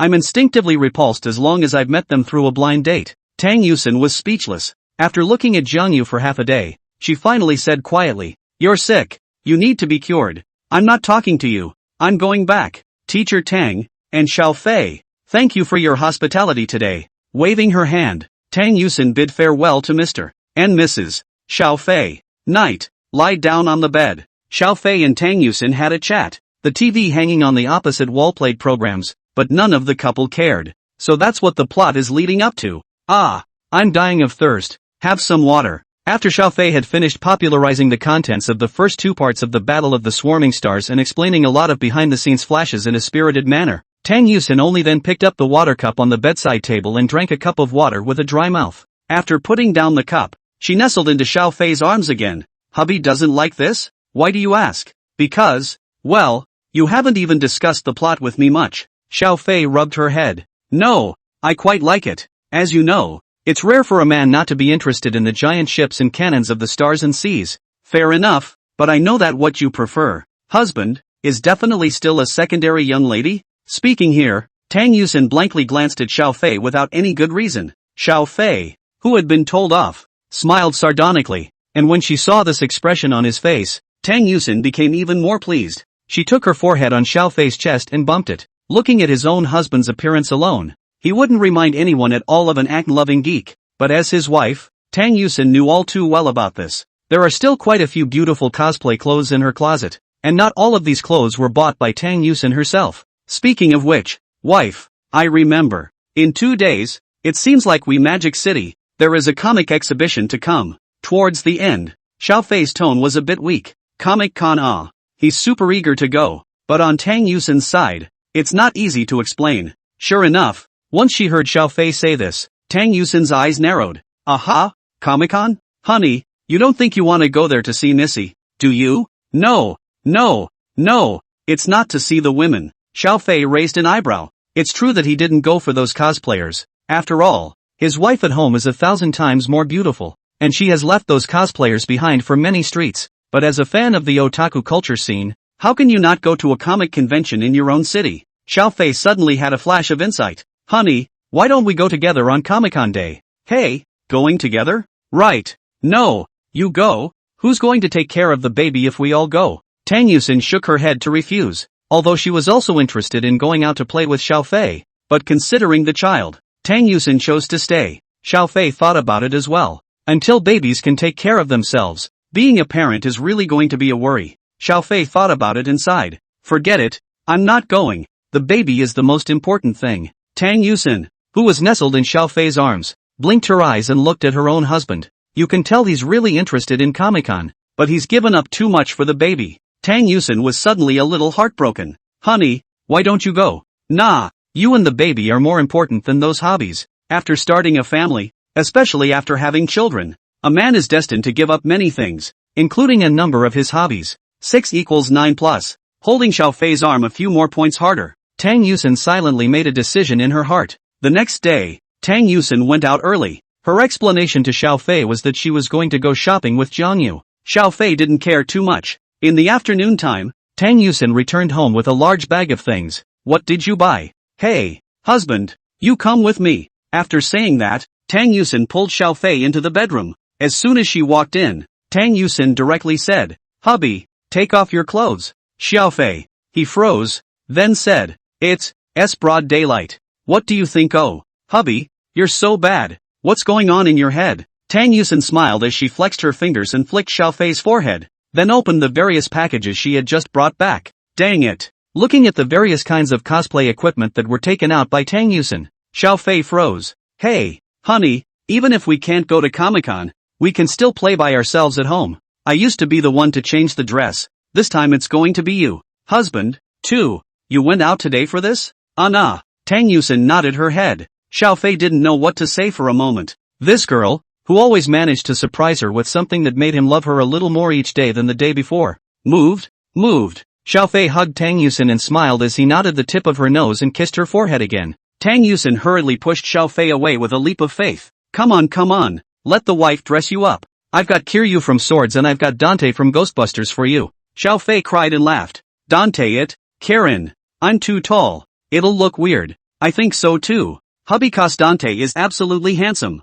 Tang Yusin said and pulled out Dante's clothes. Afterward, she bent her 5 fingers into a claw shape and took a step toward Xiao Fei like a female hooligan. Hey, honey, be a good girl and get undressed. Without taking 2 steps, this girl suddenly tripped over her feet and directly staged a flat fall toward Xiao Fei. Fortunately, Xiao Fei hurriedly held her, which prevented this girl from falling directly to the ground. Why so careless? Too excited to come. Tang Yusin embarrassedly climbed up from Xiao Fei's arms. Let's not talk about it. Hubby, come quickly. But I even got you Dante's Rebel Blade. End of chapter. Chapter 144, Tang Yuxan Cos Flame Spirit G. The Dante suit Tang Yusin bought back was the most classic Dante suit from Ghostbusters 4. Black pants, big red trench coat, leather gloves, plus a white wig. And this. Holding up the beard she used to paste in her hand, Tang Yusin smiled thievishly. Xiao Fei was not without a beard. Originally he still had some beard on the upper part of his upper lip. If you keep growing your beard, you might be able to cause a handful of the legendary 4 eyebrows Lu Xiaofeng in the near future.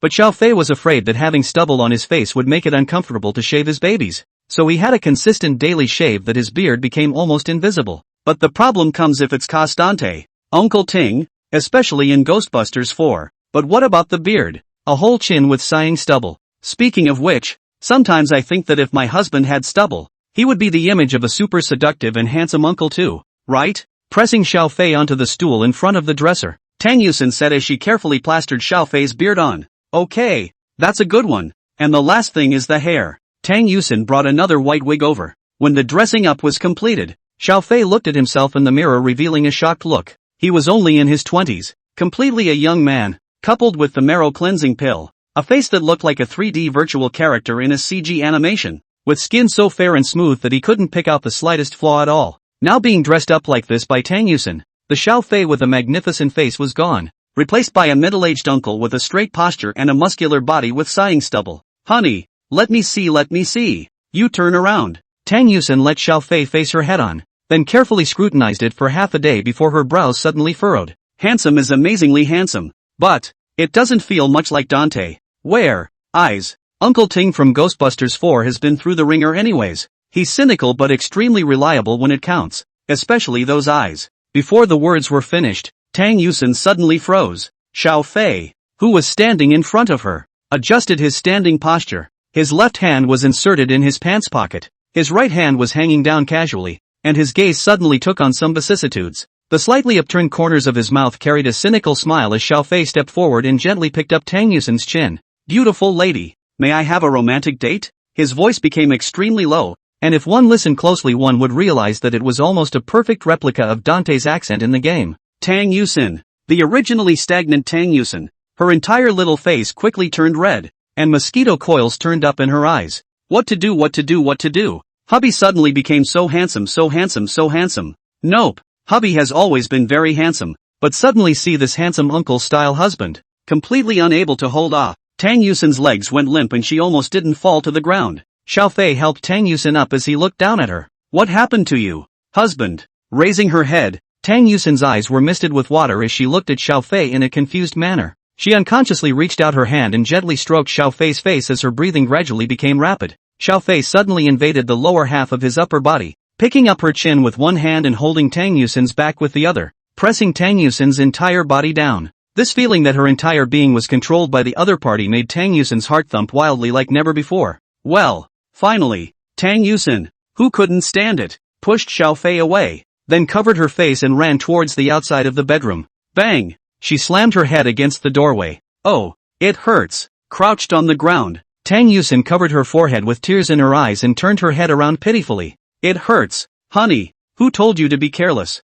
Xiao Fei was heartbroken and amused as he walked over to help this girl up and gently rubbed her forehead. Hey. Feeling the touch of Xiao Fei's fingertips on her forehead, Tang Yusin smiled foolishly and then said, Alright, hubby, it's my turn next. Oh, Xiao Fei got curious. What do you have for yourself? Which one from before? Which is not? This time it's brand new. Tang Yusin mysteriously pushed Xiao Fei out of the bedroom. You go out first. I'll give you a surprise later. 6 = 9 plus. Xiao Fei, who was pushed out of the bedroom by Tang Yusin, helplessly shook his head and returned to the living room. The three babies looked at Xiao Fei, whose image had suddenly changed drastically, and each of them froze in place with staring eyes. Blah blah blah. Hey, Dabeo, it's Daddy-o. Xiao Fei walked forward and gently picked up Dabeo. He was then ready to hug the second baby again, only for the second baby to get scared. After cozying up to Dante, Herb seems unrecognizable, babbling and rejecting Xiao Fei. Bow, it's Daddy-o daddy hug.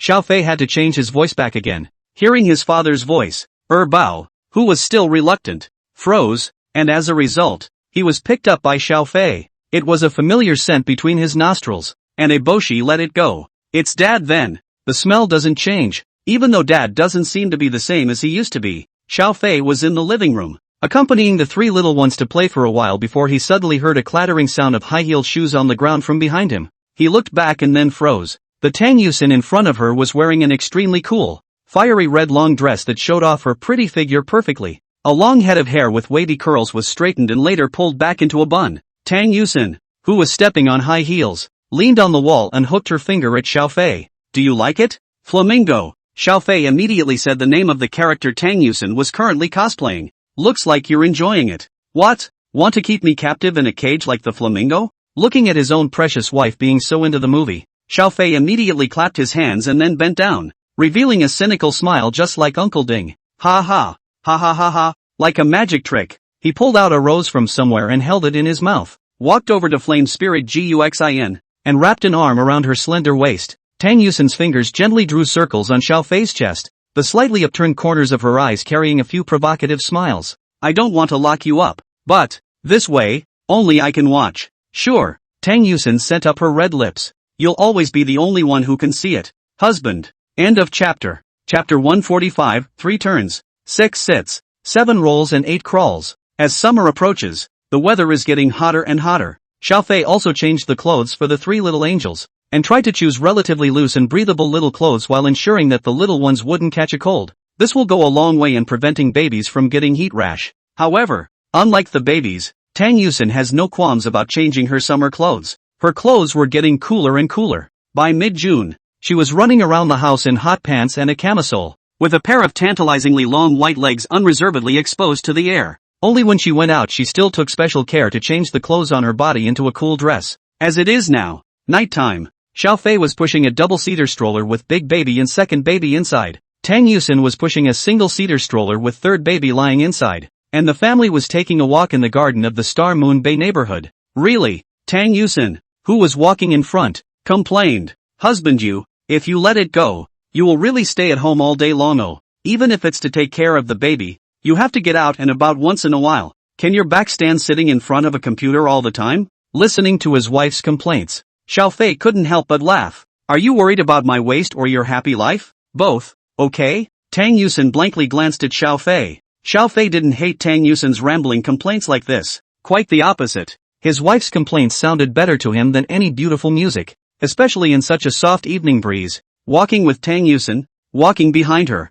while listening to Tang Yusin's voice that was like an oriole's clear chirping, he could also feel the faint sweet scent that belonged uniquely to the hair of the girl beside him that was sent over by the evening breeze. Sniff, sniff. "Honey, why are you always sucking on my back?" Hey, Xiaofei, who had been noticed by Tang Yusin to be abnormal, had his gaze fluttering a bit. This, well, very suspicious. Oh? Tang Yusin stopped and turned around to look directly into Xiaofei's eyes. Stare at. Xiaofei couldn't stand being stared at by her a bit and said bluntly, "Because, wife, your hair smells good, so I couldn't help but sniff it. I can't believe I admitted it without a fight. If I wasn't your wife, someone else would have called the police." Tang Yusin's face reddened a bit. Xiaofei is obsessed with herself. No matter which part of her is obsessed, it makes her happy. "It's because you're my wife that I am." Xiaofei hummed lightly and looked down at the three little ones in the stroller. "Babies, doesn't mommy's hair smell good?" Well, goo acres. The little angels heard Xiaofei say mommy and babbled after him. They are just learning to talk, but they are not quite able to understand the meaning of too many words if they are in this month. So far, it seems that the three little ones have barely grasped the words daddy and mommy, as well as understanding that big baby, second baby and third baby are calling themselves. The rest is somewhat incomprehensible. Oh yes, also know a word. Meow. Every time we play with Fragrance Orchid, the little ones will follow Fragrance Orchid and meow, and after a long time, they simply call Fragrance Orchid meow. I wish I'd seen the kids running all over the place earlier. Tang Yuxin suddenly said for no reason. Xiaofei imagined the adorable picture of the three little ones running all over the place after they learned to walk, and he couldn't help but smile. Indeed would like to see earlier, but it should be soon. They say that 3 rolls, 6 sits, 7 rolls, 8 crawls and weeks will walk. Our baby seems to develop a little faster than this saying. Learning to crawl are about a month ahead of schedule. I guess wait a little longer may be able to start learning to walk. But honey, I've heard that babies don't grow taller in the future if they try to walk too early. Is there such a thing? I'll ask my doctor someday. The couple had a chat, circled the neighborhood, and then returned home. At night, before bed, Xiaofei suddenly received a call from Guiyong. Brother-in-law, I'm sorry I didn't disturb you, right? 6 = 9 plus. On the phone, Guiyong's attitude was quite respectful. No, your sister and I are watching TV too. What's up? Guiyong didn't make any small talk and directly explained the reason for his call. It's like this, brother-in-law. With your help, my browser and built-in search engine have been developed and are ready to be put on the market. So, is there a shortage of funds if you publicize it? No lack of. Brother-in-law, you have invested almost tens of millions of dollars. We certainly do not lack of funds for promotion and distribution. It's just that, I'm thinking that this is also a big thing, so I need to notify you. That, brother-in-law, don't you come to the company to take a look? Xiaofei's trust in Guiyong made Guiyong never know what to say. After investing so much money, the company threw all the money to him and then did not care. Really not afraid of their own money to run away? There are also a number of people in the company who want to meet you. The chairman. See me for what? Well, I'll take the time to come over and see, but I really don't have the time to manage the company, and you know I have to take care of the kids. Understood, brother-in-law. After happily hanging up the phone, Xiaofei gave Tang Yusin a rundown of Guiyong's recent situation. That boy, I hear he's totally hustling right now. Tang Yusin thought of what she had learned about Guiyong through her mother's mouth when she talked to her on the phone on weekdays. Eat and live in the company. The whole company is only one of his crazy overtime, completely in the life of the work. That sister-in-law of mine and happy and heartbroken. As she spoke, Tang Yusin suddenly thought of something. By the way, hubby, my sister-in-law and sister-in-law's husband also said that they'll come to Magic City in a while and want to thank you properly. There's nothing to be thankful for. Xiao Fei waved his hand. Wei Yong is a talented man himself and is willing to suffer. Even without me he will be able to get out of this quagmire sooner or later. Let's not talk about that. It's rare that summer vacation is almost 10 days past. So let's just stay in Magic City. Ha? Do you want to take me there to play? Tang Yusin smiled and hugged Xiao Fei's neck, tilting her head as she asked. I think. Xiao Fei suddenly revealed a wry smile. Take you to Akihabara. Tang Yusin. After freezing for a moment, Tang Yusin slapped Xiao Fei's arm without any good reason. You're afraid you don't want to go on some kind of Holy Land tour. Welp. Is this the two-sting ape? Love it, love it. Ha ha ha ha ha. I'm just kidding. How about we take the baby with us and go camping in the mountains? Hearing this proposal, Tang Yusin's eyes lit up. Yes. End of chapter. Chapter 146, A Visit to a New Company. The next day. In the afternoon, Tang Yusin was at home with her children while Xiao Fei drove to the center of Magic City. His and Gui Yong's company, located in an office building here. Since Gui Yong had already mentioned it, Xiao Fei felt the need to come to the company to take a look. On the 12th floor of an office building, Xiao Fei stepped out of the elevator and came to the front desk. Flying Rain Network Technology Company. It's the name of the company. The lady at the front desk's eyes lit up when she saw Xiao Fei walking out of the elevator. What a handsome little brother. It's almost better than the celebrities you fan on TV. The receptionist lady tried to make herself show a perfect smile and asked, handsome. Cough. Hello sir, may I ask what is your business? I'm looking for Gui Yong. Xiao Fei explained his intentions. Mr. Gua. The receptionist lady froze, then subconsciously said, okay, Mr. Gui is in the office. I'll take you to Xiao Fei. This receptionist obviously didn't know herself, did she? A stranger suddenly came to the company to find Gui Yong. Should not ask beforehand whether there is an appointment. What is the person? What is the purpose? In the meantime, the receptionist lady who said this also reacted, and she stood in place with a red face. She herself was stupefied by the handsome little brother in front of her. I can't believe I forgot to ask if there was an appointment, and then I directly wanted to take him to Mr. Gua. This is finished. At that exact moment, Gui Yong walked over and saw Xiao Fei. Sis. Cough. Boss? Xiao Fei glanced at Gui Yong with satisfaction. In the company, it's better not to call brother-in-law. He nodded and glanced at the surprised receptionist lady. Following Gui Yong inside the company, only after Xiao Fei left did the receptionist lady let out a low cry. That handsome little brother who makes you weak in the knees is actually the boss of our company? Xiao Fei followed Gui Yong into the office area. The size of the company is not very large at the moment, except for the executives who have their own offices. All the other employees, no matter which department, are all concentrated in a large public office area. Xiao Fei looked around and saw that everyone's working environment was quite good. The workstations were not crowded and there were good supporting facilities around. It's not exactly high-end, but it's definitely mainstream. Standing in the office area, Gui Yong clapped his hands and attracted everyone's attention. Everyone take the work at hand and put it away. Let me introduce. After everyone raised their heads and looked this way, Gui Yong then spoke. This is the real boss of our company, Xiao Fei. Boss Xiao. Has that mysterious boss finally arrived? The company's employees each looked at Xiao Fei curiously, and then the young girls were all inexplicably excited. It feels like twice the motivation to work under the hands of such a handsome boss. Okay? Xiao Fei smiled and greeted the crowd, then came inside the office with Gui Yong. You should get some rest. Sitting on the sofa, Xiao Fei looked at the thick dark circles under his eyes on Gui Yong's face across from him. If you keep this up, your body won't survive. I'll be fine. Gui Yong shook his head. If you're young, you should put up a fight. I'm younger than you, right? You're different, brother-in-law. Since there were no more outsiders around, Gui Yong also called Xiao Fei brother-in-law again. Okay. Xiao Fei waved his hand. Your sister told me all about you. Being young is capital, but it's not the way you're tossing it around. I said you need to rest. No. Gui Yong lowered his head. Obviously, Xiao Fei is a few years younger than him, but standing in front of Xiao Fei, Gui Yong is just like a child, being reprimanded a little retort of courage or not. Deep inside, he had incomparable respect and admiration for Xiao Fei. At first, it was just respect. After all, Xiao Fei had helped himself through a difficult time. But when the people Xiao Fei had arranged came over to help, Gui Yong gradually realized that something was wrong. Those people, all too good at their jobs, helped him along to get the company on the right track in the shortest possible time. Such a person, put inside any company, would be in existence with a promising future. But directly because of his own brother-in-law, he came to this small startup company and struggled from scratch. What does that tell you? Guo never was a fool, and only needed to simply think about it to understand that it must be because his own brother-in-law had a huge amount of energy that he was able to get these people to do this willingly. As a result, beyond respect, Gui Yong grew to admire Xiao Fei. The more outstanding those who came to help themselves were,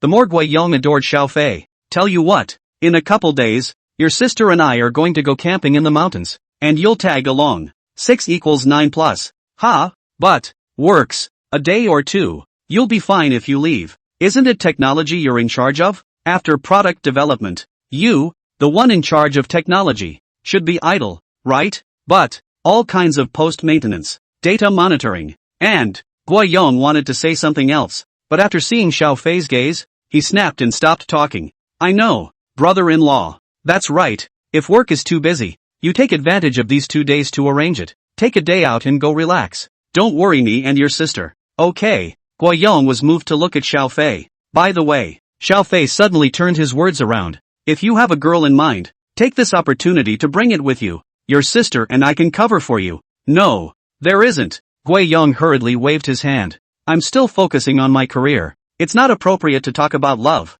It really isn't. Really? It's really not. Gui Yong nodded gravely. It did look like he had a mind to put all his energy into his work. Xiao Fei didn't care about him, and after exhorting 2 more sentences and taking a look at the company's specific situation, he returned home. As soon as he returned home, Xiao Fei saw Tang Yusin browsing TB in front of her computer with great interest. What for? Pick something. Tang Yusin pointed at the tent on the screen. Camping. Definitely need this. Xiao Fei smiled and nodded her head. Did you forget we have an RV? You can sleep in the RV at night. That's not camping. There's no atmosphere at all. Tang Yusin refused to comply. She was adamant that camping meant sleeping in a tent. Reaching out and hooking Xiao Fei's neck, Tang Yusin exhaled like orchids. Husband, don't you want to sleep in the same tent with me? On a big hill at night? There's a lot of colorful things you can do. Xiao Fei. Bye. Bye from the biggest and the best. End of chapter. Chapter 147, Departure for Camping. What? You guys are going camping?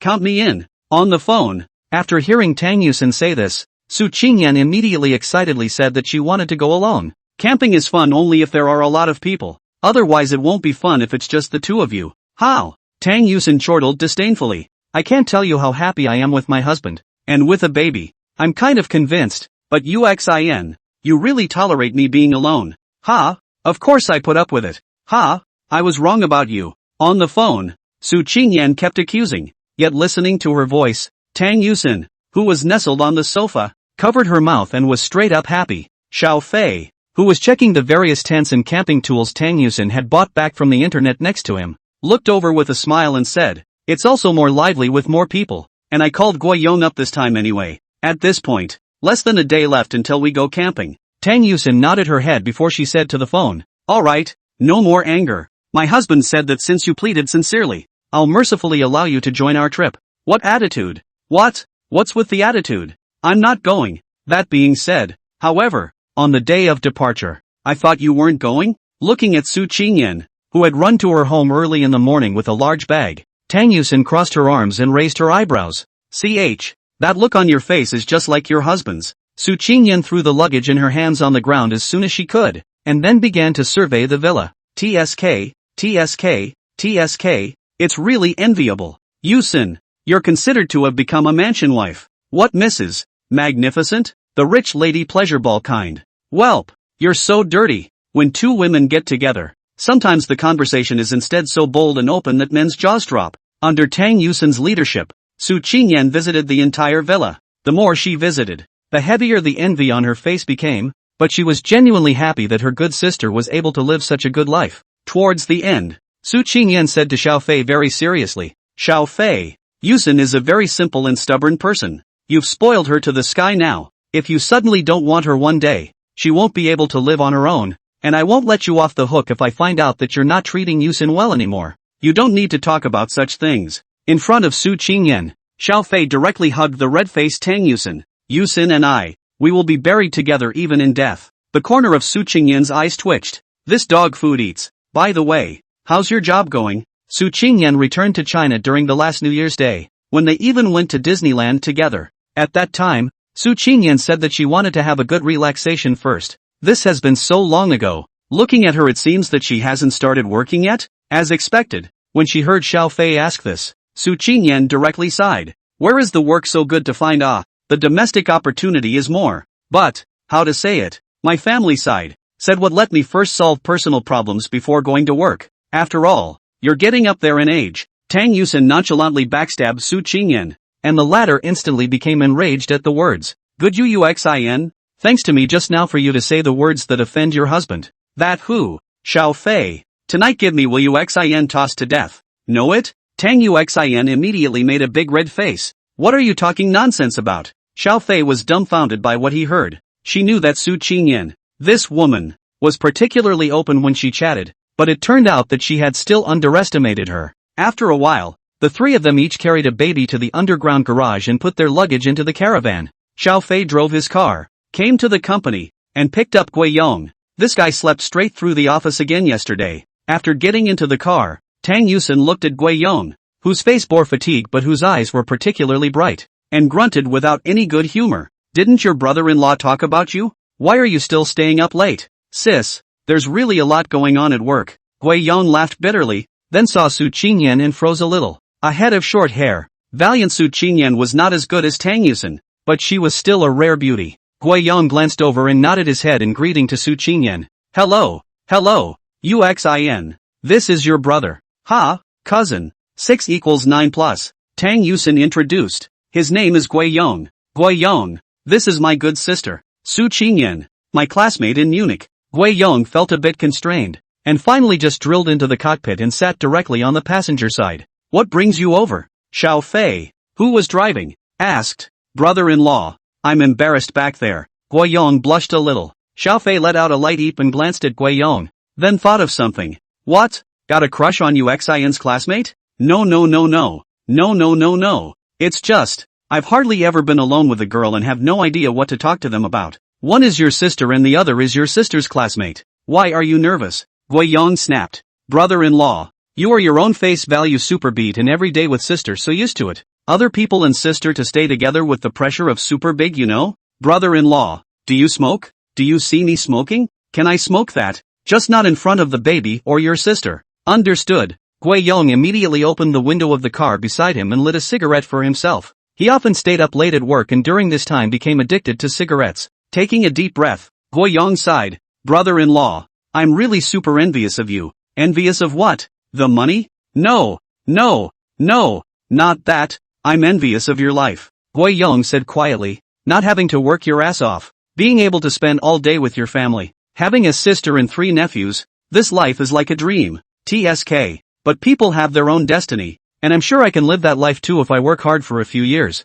That's not really true. Xiao Fei said in his heart. Those who start their own business, many of them at the beginning of the struggle for a few years to realize the financial freedom of early retirement to enjoy life. But how many of them really do? A lot of people, once they embark on this path, simply can't stop. This was also the reason why Xiao Fei was adamant about not managing any company under his name. What he wants is to enjoy his life and be with his wife and children. Not spend his days in the mall hooking up with people and fly tipping. The car drove all the way out of the Magic City area to the suburbs. Gradually, rolling hills appeared around them. End of chapter. Chapter 148. You're not fascinated, are you? When the car drove to the bottom of the mountain, Xiao Fei stopped the car. What is it, brother-in-law? On the passenger side, Gui Yong turned his head and asked. Come on, let's go discuss something. Xiao Fei brought Gui Yong to the back of the car, and as soon as he came in, he saw 2 women happily teasing their children. Debo, call mommy. Su Qingyan teased Debeo. Debeo glanced at Su Qingyan and ignored it.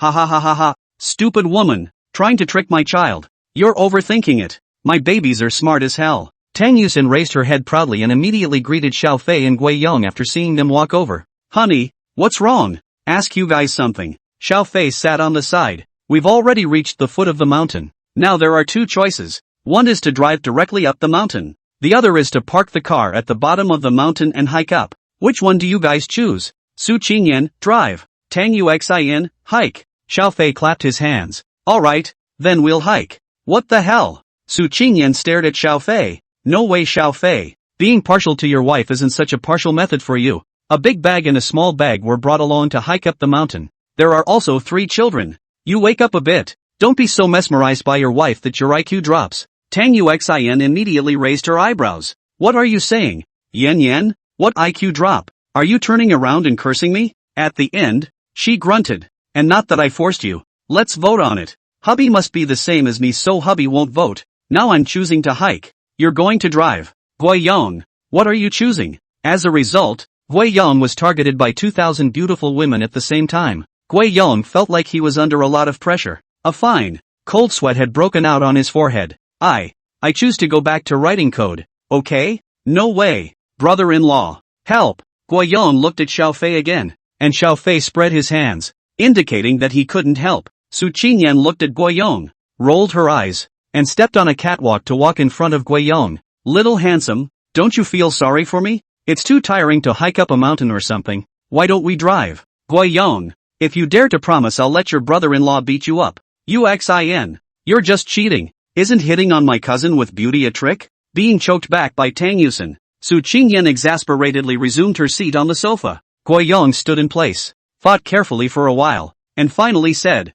that. I choose to drive. Can I not? Guiyong. You're not mesmerized, are you? No. Being asked this by his own cousin, Guiyong hurriedly shook his head. Sis, you know I'm in the office all day, my stamina is not good to begin with, and with my luggage, hiking up the mountain will kill me, and you've got the kids with you, too, so it's really inconvenient not to drive. Mentioning the child, Tang Yusin was finally spoken for. She flattened her lips. Okay, drive. That's fine. I'll get the car. Xiaofei returned to the cockpit and Guiyong hurriedly followed. However, the moment he turned around, Su Qingyan actually threw a flying kiss at him. Thanks, handsome. Guiyong stumbled and almost didn't fall. Only when Guiyong left did Tang Yusin narrow her eyes and stare at Su Qingyan. You aren't right. Where? Nothing is right anywhere. Tang Yusin sneered. I still don't understand you? Although chatting can be particularly open, but that's also with familiar people. My brother you just met for the first time, right? TSK, fancy? Su Qingyan stared wide-eyed. How can it be? Then why are you staring up at the sky? Dare you look at me and say that? What's there to be afraid of? The 2 women were wide-eyed. After a while, my eyes are sore. Me too. It feels like we're as retarded as we are. The retard is you, not me. I'm my husband's little fairy. Vomit. 6 = 9 plus. Su Qingyan instantly made a retching face. Not long after, Xiaofei parked his car halfway up the mountain. Well, even though it says drive up the mountain, it's impossible to actually drive the car straight to the campground. After all, there's basically no road ahead. You can only hike. While the distance isn't too far away, at most it's only 20 minutes. 20 minutes is really quite a short trip if you're climbing a mountain. The 2 women changed out of their high heels and put on flats for hiking. Xiaofei carried his and Tang Yusin's luggage on his back. Guiyong carried his own. Su Qingyan looked at the suitcases in her hands, and then at Tang Yusin who was empty-handed. Her gaze subtle up.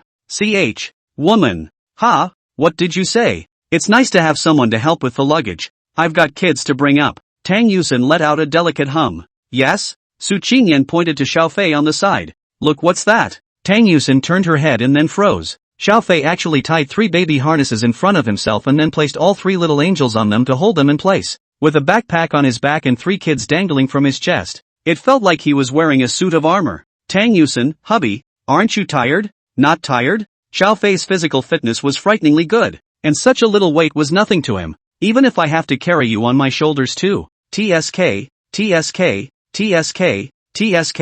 Su Qingyan smashed her mouth straight. With such a great body. Uxin. It's a happy night, isn't it? I'll rip your mouth off. With a strange cry, Tang Yusin lunged towards Su Qingyan, and the 2 women heckled and jostled on the mountain path. Xiaofei and Guiyong followed behind. Looking at the load on Xiaofei's body, Guiyong said with concern, brother-in-law, do you need my help? Xiaofei glanced at Guiyong. Forget it, it's only a few steps and your forehead is sweating. That what? I have not worked out well, but brother-in-law your body is really good. Guiyong looked at Xiaofei enviously. Because it was summer, Xiaofei's clothes were very thin, directly exposing the contours of his robust muscles. Compared to Xiaofei, Guiyong looked much thinner. Not long after, Tang Yusin came running over again.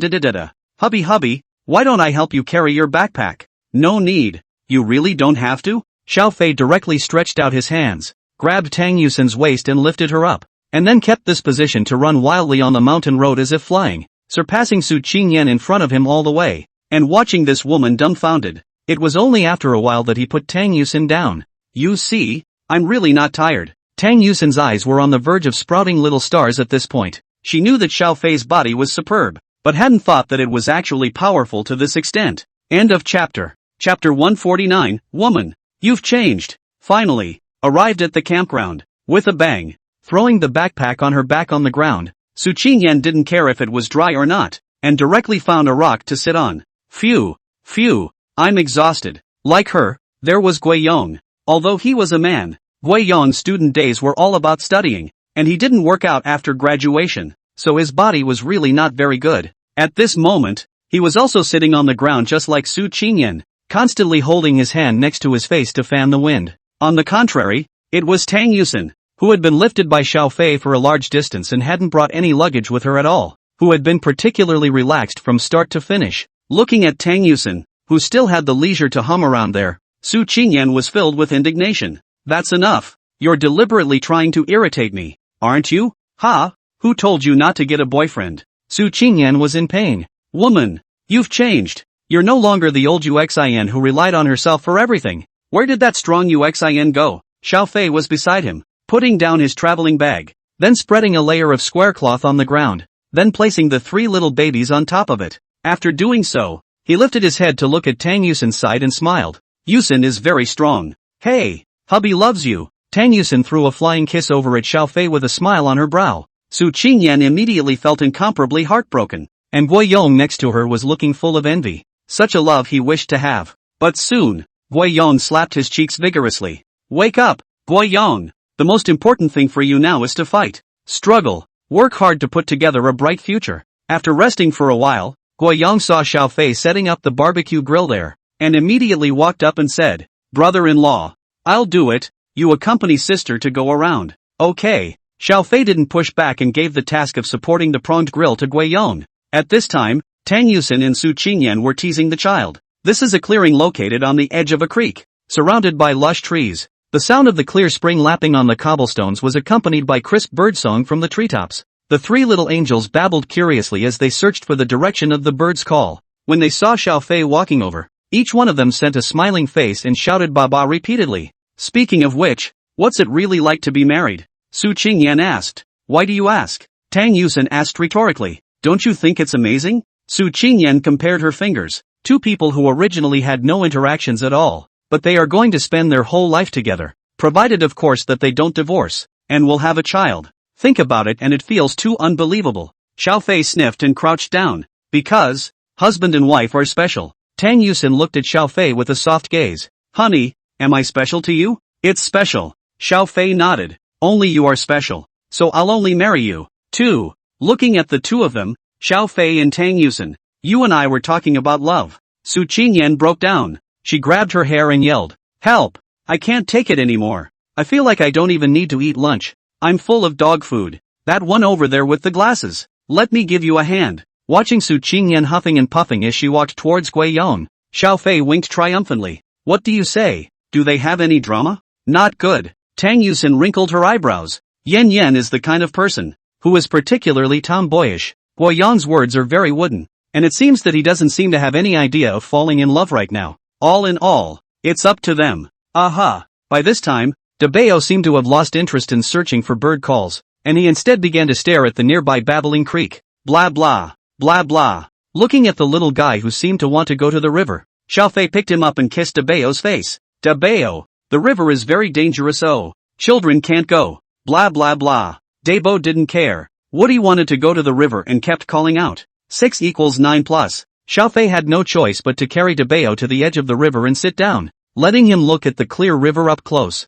Suddenly, a fish swam past the father and son. Dabeo immediately got excited. Blah blah, blah blah. Guac. Good thing I brought the stroller. Tang Yusin took the folded stroller out and unfolded it at this time, then came to Xiao Fei's side to pick up Dabeo and put it in, and jammed the wheels of the stroller so that the car wouldn't shake around. After so and so, all 3 little ones were sitting in the car. Tang Yusin took off her flat shoes, and took off her white socks, sticking her bare little feet into the river. Yikes! So icy. The river in the mountains is certainly cold. Hey, hubby, you try it too. It's so good. One moment. Xiaofei went to look in his duffel bag and then brought over a clean towel. Use it later to wipe your feet or your shoes and socks will get wet. Oh hubby, you're so thoughtful. You're the one who's completely out of touch. Because, well, I don't want to use my brain when you're around. Hubby. Tang Yusin looked at Xiaofei sideways with a curved brow. And the sudden straight ball made Xiaofei dumbfounded. Xiaofei sat down next to Tang Yusin and also took off his shoes and socks, sticking his legs into the river.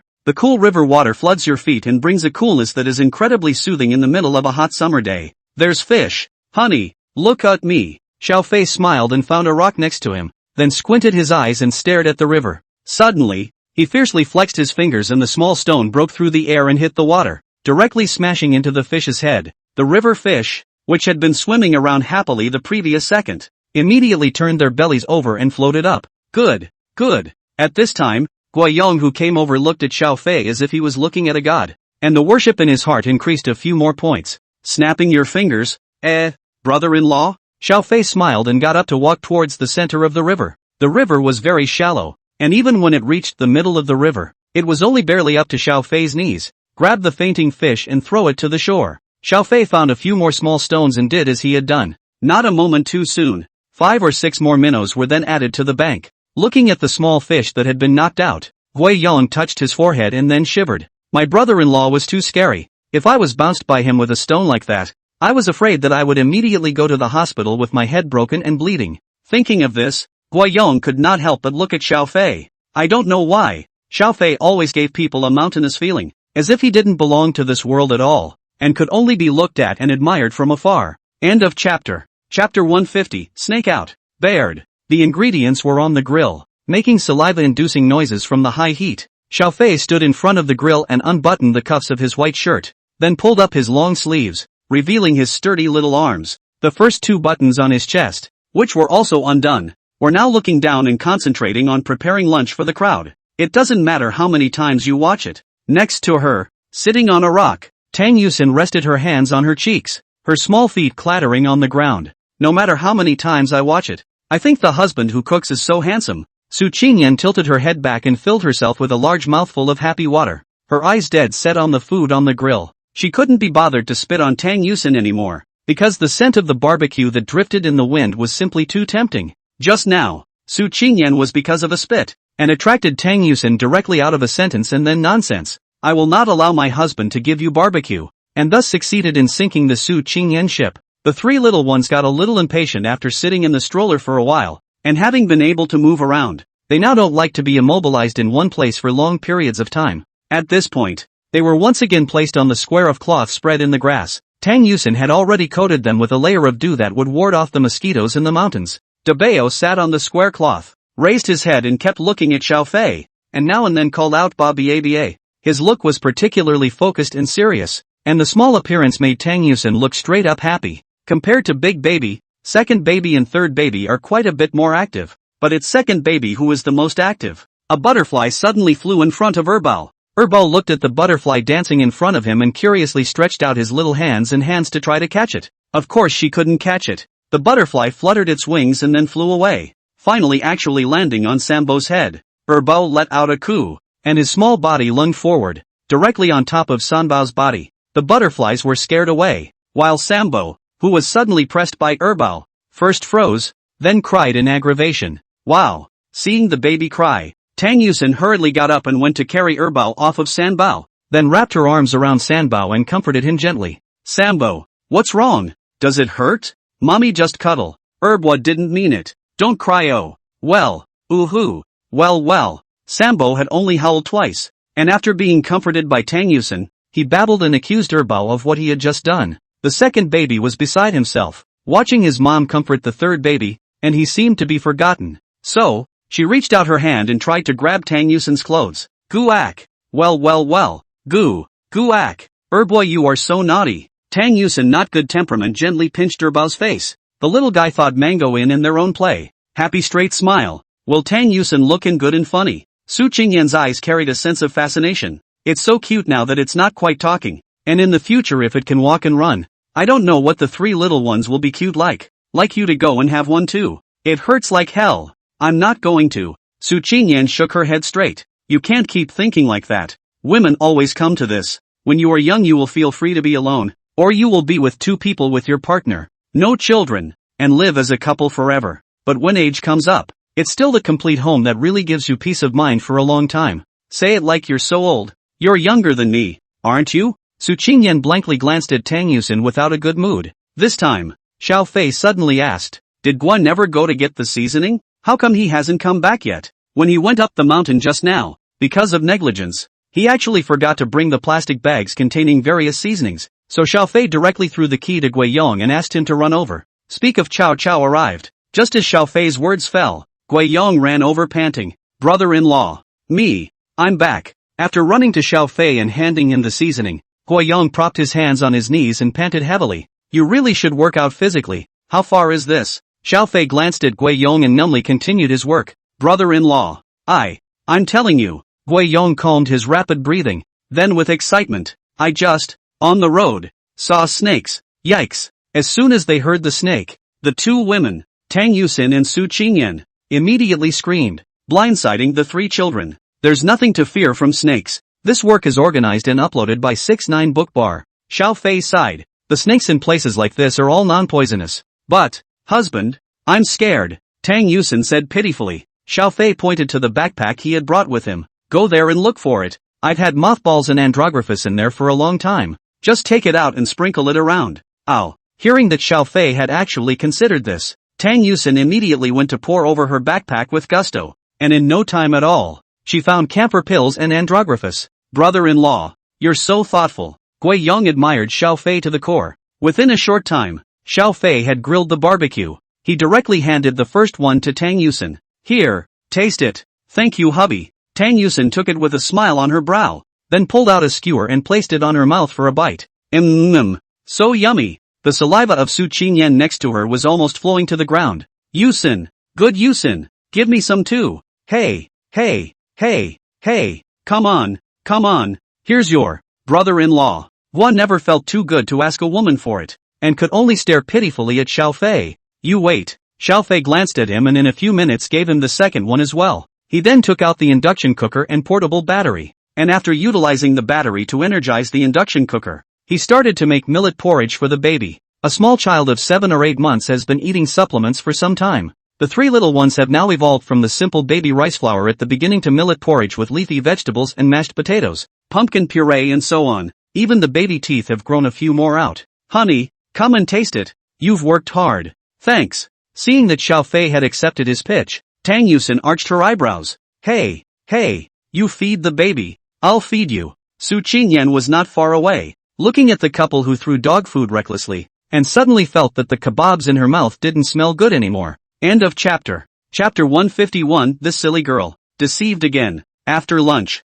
Although the environment here is very nice, but after looking at it for a long time, I'm sure I'll still get tired of looking at it. Hearing Tang Yusin complain so much, Xiao Fei, who had just cleaned up, immediately said, So, do you want to go around? I remember a Taoist temple not far from the top of the hill. A Taoist temple. Ha! Hearing this, Tang Yusin seemed to have developed some interest. But what about the baby? This way. Xiao Fei strapped the baby seatbelt on his back, then put the most well-behaved big baby on his back, then picked up second baby in his arms. Sambo is all yours. Ta-da! As soon as Tang Yusin picked up Sanbao, the little guy suddenly fell into his mother's arms and giggled. Hey, you guys want to go for a spin? Seeing this, Su Qingyan, who happened to walk over, couldn't help but ask, Are you coming along? I'll pass. Su Qingyan waved her hand, rejecting Tang Yusin's proposal. I won't bother your family. That's fine. So why don't you and Guiyang go around? Don't mention it. Su Qingyan's expression stiffened at the mention of this,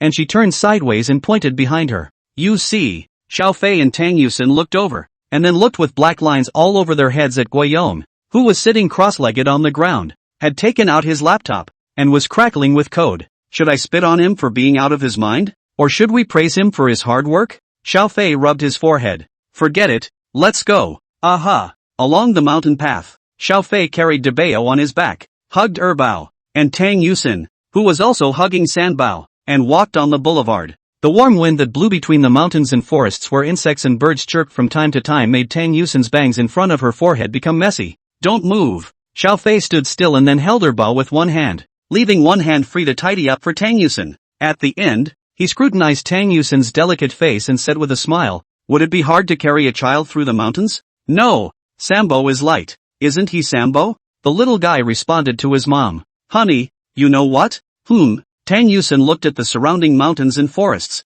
her gaze becoming somewhat mesmerized. "When I was a child, I used to think that if I could live in seclusion in the mountains with my favorite person in the future, it would also be absolutely great, right? And then you don't get to shop online. Shopping is out of the question. Goo. No water or electricity. Don't even think about catching up on the show or anything. Don't mention it. Can you spare a thought for me?" Tang Yusen pouted and rolled her eyes at Xiao Fei. Xiao Fei laughed and teased the Erbao in his arms to follow suit. Looking at Erbao, Xiao Fei suddenly lifted the little one up and let her ride on his neck. Eboshi is flying high. Guak. Amazingly, Erbao, who was originally very timid, wasn't scared at all, but instead babbled happily. Erbao, who was waving his little hands, kept twisting his little butt around Xiao Fei's neck. Dabao, who was carried behind Xiao Fei's back, raised his head and looked at Erbao above his head, and suddenly stretched out his small hand and slapped Erbao's little diaper-wrapped butt above. Erbao, who was suddenly attacked, froze for a moment,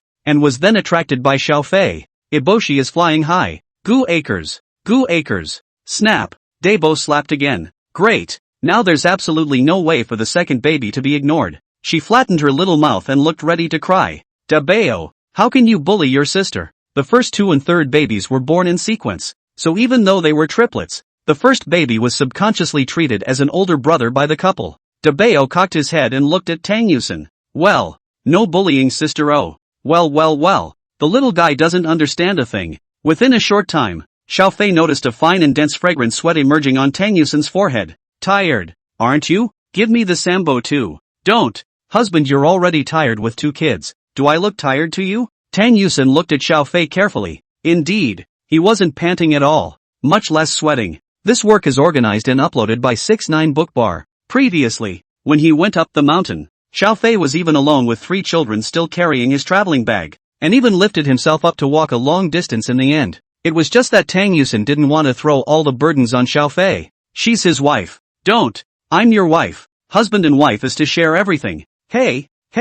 Before he could finish speaking, Xiao Fei directly picked up San Bao as well, holding a little one in one of his 2 hands. Tang Yuxian looked angry and amused. It is indeed a blessing to be pampered by your husband like this. However, the inexplicable frustration also made Tang Yusen stomp her foot. Isn't he too useless? Tang Yusen, who was anxious, thought of something and asked, Hubby, will you think I'm so useless? How is it not working? You're a great person for having 3 cute babies. Well, Tang Yuxian started giggling again. Yeah, I've given birth to 3 super cute kids myself. With that, the 2 chatted as they made their way up the mountain. It didn't take long to get to the top of the hill, and sure enough, I saw a Taoist temple. The Taoist temple was not dilapidated, and even had the occasional incense burner. I've heard that this Taoist temple seems to have quite a history, and it has also become a local key cultural relics protection unit in Magic City. There was a Taoist priest sweeping the ground at the entrance. Looking at the family walking up along the mountain path, the middle-aged Taoist priest made a bow.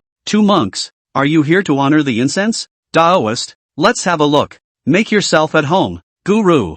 The middle-aged Taoist priest was not amused either. He was dressed in a whitewashed, soapy suit, and his long hair was coiled up in a bun. Walking inside the Taoist temple, it was not known if it was a psychological effect, but Xiao Fei and Tang Yusen felt that their moods had become a lot more serene. The main hall was dedicated to the idol, and Xiao Fei couldn't tell exactly who it was. There happened to be an old Taoist priest sitting behind a desk next to him, on which were various tools for fortune-telling. Tang Yusen ran over with gusto. Taoist master, can you tell fortunes? Guru, please. The old Taoist monk smiled and made a pleased gesture, then handed out a piece of white paper. And I asked the resident to write down a word on the paper as he pleases. Tang Yusen thought about it and wrote down the Yifei in Xiao Fei's name. I wonder what the resident wants to count? Tang Yusen thought for a moment and said, just count, my love for my husband and I. Then she followed the old Taoist's cue and shook the bucket of signatures. With a snap, a life stick fell out. The old Taoist priest looked at it and then raised his eyes to look at Xiao Fei and the 3 babies he was carrying.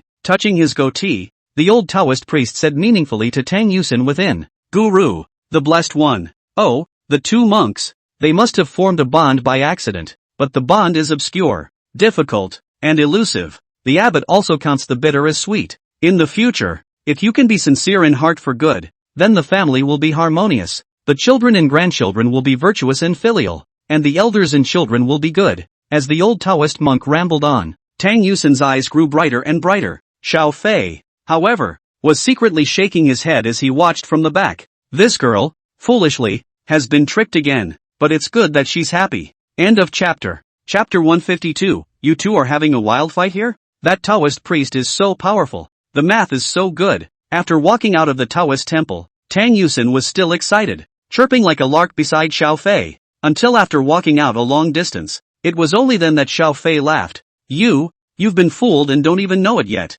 Beware of being tricked into buying healthcare when you're old. Tang Yusin blinked her big, beautiful eyes and asked in puzzlement. Hey, what's going on? Didn't the Taoist master say it all? We met by accident, and I'm kind of bitter. Aren't any of these right? These are right, Xiao Fei grunted. But the thing is, those words are so right. So put it on anyone and it pretty much makes sense. Fortune tellers, who are the best at reading people, can catch a lot of details from among your every look, every tiny little action, and subsequently deliberately say something like a million words. If you're fooled, you'll naturally follow her words and show a corresponding expression, and he'll know what to do next as soon as he sees it. Listening to Xiao Fei's explanation, Tang Yusin's small face gradually collapsed. So it's a lie. The woman sullenly kicked at the stones at her feet. Xiao Fei comforted. But he got one thing right. You are blessed. Xiao Fei raised his head slightly smugly. Isn't it a blessing to have me as a husband? Tang Yusin touched the back of her head and smiled foolishly. Yeah, he. I'm so happy. Back at the camping site, the sun was setting. The evening sun tinted most of the sky. The three little ones didn't know if it was because they were too excited about camping. Originally they were going to sleep for a while during the day, but as a result, they were all in high spirits today until now, with no signs of dozing off at all. It wasn't until after dinner, when the stars filled the sky, that the little ones drifted off to sleep. In the huge tent Tang Yusin had specially bought, Xiao Fei placed the little ones on a blanket to keep them well protected. After all, nighttime temperatures in the mountains are still very low, and it's not good to catch a cold. Walking out of the tent, he actually did not see Su Qingyan and Guiyong. Xiao Fei didn't care either. At a glance, he saw the silhouette standing by the river in the moonlight. Xiao Fei, who walked over, hugged Tang Yusin's body from behind. What's going on? Look at the stars. Hubby, you can see so many stars here. Tang Yusin pointed at the night sky and said. Xiao Fei poked his head out from behind and kissed Tang Yusin's small face. In front of me was the tinkling river, which reflected the bright moonlight. Tang Yusin suddenly wanted to go treading water for fun. Only, she was wearing a dress, and her dress would get wet if she went to the river. Let me help you. Xiao Fei took off his shoes and socks, then squatted down to help Tang Yusin return them, and found a clean towel, before pulling up his pants leg, and slightly lifting the hem of Tang Yusin's skirt amidst her low cry. Let's go. Well, red-faced Tang Yusin carefully lifted her leg and walked into the creek. The river gradually went past his ankles and eventually flooded most of his calves. Husband, I can't even move like this. Because of the hem of her skirt being lifted by Xiao Fei, Tang Yusin could only lean her entire body into Xiao Fei's arms. And, so embarrassing. That's embarrassing? I've seen you more embarrassed. No talking. Tang Yusin immediately made a big red face. Promptly looking at Tang Yusin, Xiao Fei laughed. What are you thinking about? I mean, you don't know how bad your sleeping position is every night. Every day I have to board you up a couple times at night and tuck you in. And if I don't care you might sleep right under the bed the next day. I'm not. Tang Yusin exasperatedly took the back of her head and gently bumped Xiao Fei's shoulder. You're not allowed to say it. Xiao Fei suddenly picked up Tang Yusin in a horizontal hug, and Tang Yusin smoothly wrapped her arms around Xiao Fei's neck. At that exact moment, Su Qingyan, who was yawning and walking back, saw the scene and screamed. You two are having a field day here? What are you babbling about? This work is organized and uploaded by 69 Book Bar. Tang Yusin, who was princess hugged, directly chided Su Qingyan. Ha. I didn't see anything. You guys go on. Su Qingyan bared her soul and burrowed into her tent. Xiao Fei carried Tang Yusin back to the shore and didn't put her down. He directly carried Tang Yusin back to the tent before he gently put her down. Afterward, Xiao Fei returned to the river,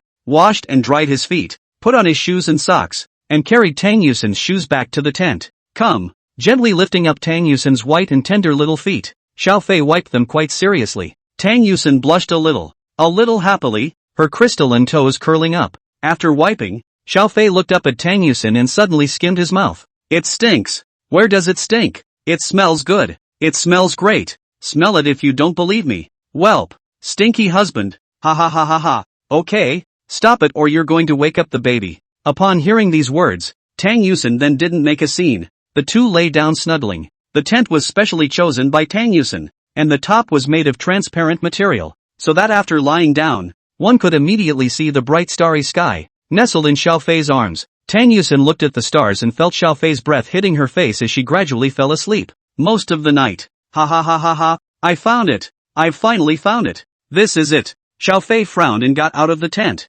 looking at Gui Yong's tent before walking over. What did you find? Brother-in-law. I found it. Gui Yong excitedly pointed at the computer screen with a black eye on his face. A bug that has been bothering us before has finally been found. This solves all problems once and for all. Why do you have such an ugly expression on your face? Brother-in-law? What do you say? Xiaofei gritted his teeth. This asshole. Is it true that he doesn't care about anything when he's working?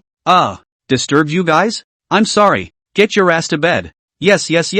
Gui Yong clasped his hands together and nodded repeatedly. Walking out of Gui Yong's tent, Xiaofei suddenly saw Su Qingyan's head poking out next door. What happened to him? Don't work for your life yet. Xiaofei bristled. Su Qingyan's expression instantly became quite wonderful. Shaking his head, Xiaofei walked back to his and Tang Yusin's tent and saw that Tang Yusin and the three babies were still asleep and had not been woken up before sending a sigh of relief. End of chapter. Chapter 153 Becoming a Senior. Day 2. Xiaofei drove his car and led the crowd back to the Magic City district. Gui Yong went straight back to the company, and Su Qingyan waved her hand and left. In a flash, summer vacation is over. Tang Yusin went back to work at the school, and Xiaofei, too, had finally become a senior. Senior year is even easier than junior year because a lot of students start preparing for internships and jobs or graduate school during their senior year. If Xiaofei still needed to go to school once in a while during his junior year, he didn't need to go at all during his senior year. All it takes is a trip to the exam. Xiaofei could also spend almost all of his time with the three little ones,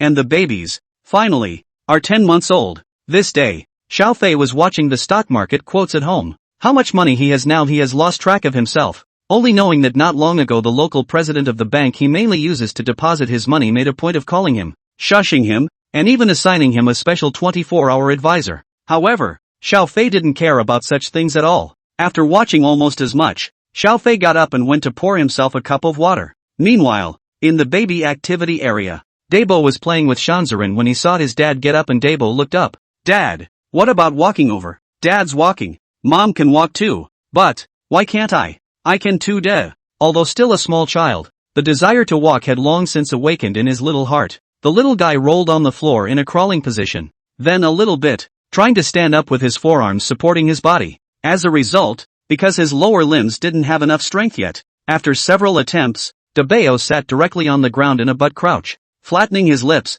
Dabo was a little frustrated. What about failure, Dabo? Suddenly, Dabo heard his father's voice. Blah blah blah. Dabo purred softly. Dabo, want daddy to play with you? Blah blah blah. Dabo barked again. Now, the little one can call mom and dad quite skillfully, just still not quite able to make others sound smoothly. Xiaofei looked at Dabo and smiled, suddenly thinking of a fun idea. As the saying goes, having a baby is pointless if it's not for fun. At that moment, Xiaofei rummaged through the house and finally found enough cardboard. He wrapped the edges of each piece of cardboard with cloth again to avoid the baby bumping into it. Finally, Xiaofei glued these cardboards together with various tools such as tape. A labyrinth was formed. After placing the tiny maze within the baby activity area, Xiaofei set up the video camera next to it again, and then placed the three little ones at the entrance of the maze. Come on, little ones. See the ducky in daddy's hand? You can get it when you climb to the end of the line. Train the babies to crawl. The baby can now crawl around very smoothly and can even dribble and turn. It's so much fun to watch. The labyrinth made by Xiaofei is not the kind of fork in the road very much. Just the opposite. Three little guys, three roads. Curved, but none of them have a fork in the road. A road to climb through. Dabo blinked, then began to climb to his feet. Well, what are these two tall sides? Why is the front blocked? Dabo cocked his head and reached out his little hand to pick at it. Xiaofei hurriedly bent down and gently reoriented Dabo, pointing to the road to his left. Dabo, this way. Oh, very good. Big baby has started again. Meanwhile, second and third treasure have started crawling through the maze. Little games like this seem to be especially popular with them, and all three little ones were delighted, babbling and crawling as they screamed. Xiaofei was directly amused and laughed miserably. covering his stomach and almost not rolling to the ground. What are you doing? At this time, Tang Yusin suddenly walked out of the elevator door and into the living room. Looking at the hunting scene in front of her, Tang Yusin, who had returned from work, didn't nearly spray out on the spot. Wife, the babies are so awesome. Look at them. They're actually crawling through the maze for real. Hubby. Tang Yusin was angry and amused, walking over and slapping Xiao Fei not too gently. The three little ones looked up and screamed when they saw their mom coming. This work is organized and uploaded by 69 Book Bar. Tang Yusin was instantly adorable as she followed suit and squatted beside Xiao Fei, waving at the three little angels. Big baby, 2 baby, 3 baby, come on. Mom will reward you with a kiss when you reach the finish line. The second and third babies are crawling again. Dabo, however, did not continue. He blinked, looking at his dad and then his mom. Well, this thing blocking his way is so annoying. Dabo reached out and peeled himself against the wall made of cardboard again. Then, a little bit, Dabo he posed in a crouching position. Hubby, look at Dabo. Tang Yusin was the first to notice the abnormality and hurriedly grabbed Xiao Fei's arm to point at Dabo. Xiao Fei looked over and was stunned. Dabo actually squats? What does he want? Xiao Fei subconsciously held his breath and looked at Dabo nervously along with Tang Yusin. Dabo is still working on it. Dabo is going to stand up. Big boy wants to walk. Like mom and dad. Well, holding back his cute little red face, Dabo, little by little, held the cardboard wall with both hands, and his squatting legs began to gradually straighten out. Then, bang, the little guy sat on his butt in a crouch, unable to control his body as it fell backward. Luckily, the floor was covered with thick fleece blankets, so Dabo wouldn't get hurt at all. Tang Yusin was heartbroken and subconsciously wanted to reach out and pick up Dabo, but Xiao Fei stopped her. Don't, the baby's working on its own. Let's see it first. Let's see it first. The words were said, but Xiao Fei's hands were trembling. He realized that Dabo seemed to want to get up and walk. Honey, is it okay to learn to walk? Now, it should be fine. You can't learn to walk, but you should have no problem learning to stand for a while. And a 10-month-old can pretty much start gradually trying to stand up, Xiao Fei said quickly. With an effort, Dabo rolled over and assumed the crawling position again. Then once more put his hands on the wall and gradually crouched up. Ya, guak. Holding back his little face, Dabo trembled and staggered. Standing up a little, the wobbly little body couldn't stand at all, and Dabo suddenly collapsed towards the back again. What about failing again? Dabo flattened his mouth. The falling body was suddenly gently held up. Xiao Fei reached out his hand lightning fast and held onto Dabo's back, then gently supported Dabo's body to help him stand still. Dabo, you're great. Dabo grinned as he listened to his dad's compliments. Laughing, Dabo, can do da. End of chapter. Chapter 154. Dabo stood up. Drop. Congratulations to the host for completing the Witnessing a Baby Standing for the First Time quest. Reward, Guardian Cherub Shower Gel. Note, using this body wash to bathe your baby can greatly promote their physical development and ensure their healthy growth. Xiao Fei froze. This is the first time the system has rewarded something directly for the baby. But it's better. Money he already didn't lack at all. There wasn't much use for the system to send money to himself again. Instead of money, these good things that were useful for the baby were more pleasing to him.